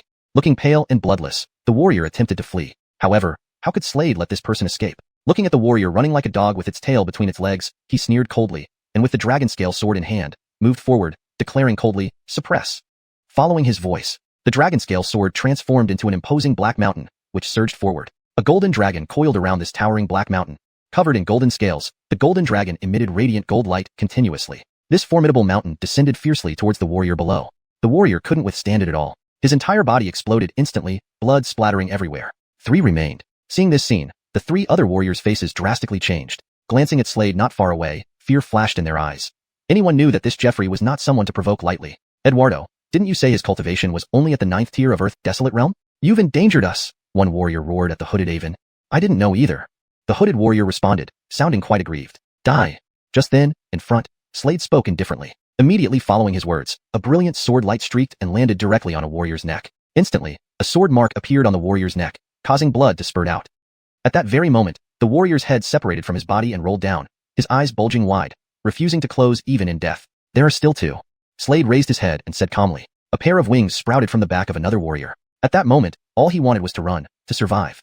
He had realized that the person in front of him possessed combat power far beyond what his apparent cultivation level suggested. The enemy's combat ability significantly exceeded what it should have been for his level. "Flee. Do you think you can escape?" At that moment, Slade appeared in front of this warrior, smirking coldly. Realizing this, the warrior's face changed dramatically upon seeing Slade before him. Chi. Slade held his sword in his right hand and slashed outward fiercely. A brilliant streak of sword light rushed forth, striking directly onto the warrior. In that instant, the warrior was cleaved in 2, blood spurting out non-stop. Splash. Echoes of continuous sounds filled the space. Now only the hooded Avon remained. The hooded Avon looked at Slade, his face revealing profound dread. "Do you choose suicide, or shall I kill you myself?" Slade raised his head and glanced coldly at the hooded Avon, speaking indifferently, his voice leaving no room for negotiation, filled with coldness and murderous intent. The hooded Avon glared at Slade and replied, "You killed so many of my Xia family members. Are you not afraid of offending the Xia family?" "The Xia family? Never heard of it." Slade gave a casual glance at the hooded Avon and answered indifferently, "Huh." Hearing this, the hooded Avon glanced curiously at Slade and remarked, No wonder you dared to kill so many of my Xia family. You really are ignorant. Ignorance is indeed terrifying. Now, I'll tell you about the status of our Xia family. With that knowledge, you can die. Upon hearing this, Slade looked at the hooded Avon speechlessly, deciding not to waste more time talking nonsense. As he finished speaking, he swung the dragon scale sword forward. A sword whine sounded in the air. Immediately following his action, an overwhelmingly brilliant streak of sword light burst from the blade of the dragon scale sword, hitting the Avon dead on. Whoosh! After this strike, the hooded Avon couldn't resist at all, his figure flying sideways. His corpse fell into the sea directly. Slade lowered his head, gazing coldly at the corpse beneath, his eyes flashing. The next moment, he vanished from sight. But just then, killing my Xia family member die. Suddenly, a piercing voice echoed through the air. Following this voice, thunderclouds filled the sky, emitting a series of deafening rumbles continuously, warping the surrounding space. A massive lightning handprint emerged from within and descended directly onto Slade below. Slade lifted his head, watching the handprint above, and let out a cold snort. He once again employed the third layer of the ancient divination technique. Instantly, his aura erupted. His combat power instantly increased 20-fold. Gripping the dragon scale sword with both hands, he fiercely chopped upward at the descending handprint. A brilliant sword light rushed over, striking directly against the handprint. Bang! With this strike, a deafening boom resounded continuously, shaking the space violently. Chapter 305. Just you? A powerful figure from the Xia family struck. Gordy unleashed a killing blow upon his first move. Killed my son, you die. An icy voice reverberated through the void, echoing across the vast expanse of heaven and earth. As his words fell silent, thunderclouds spread instantly. A massive palm print roared down, carrying a terrifying force directly towards Slade below. As it descended, the surrounding space warped with an alarming intensity.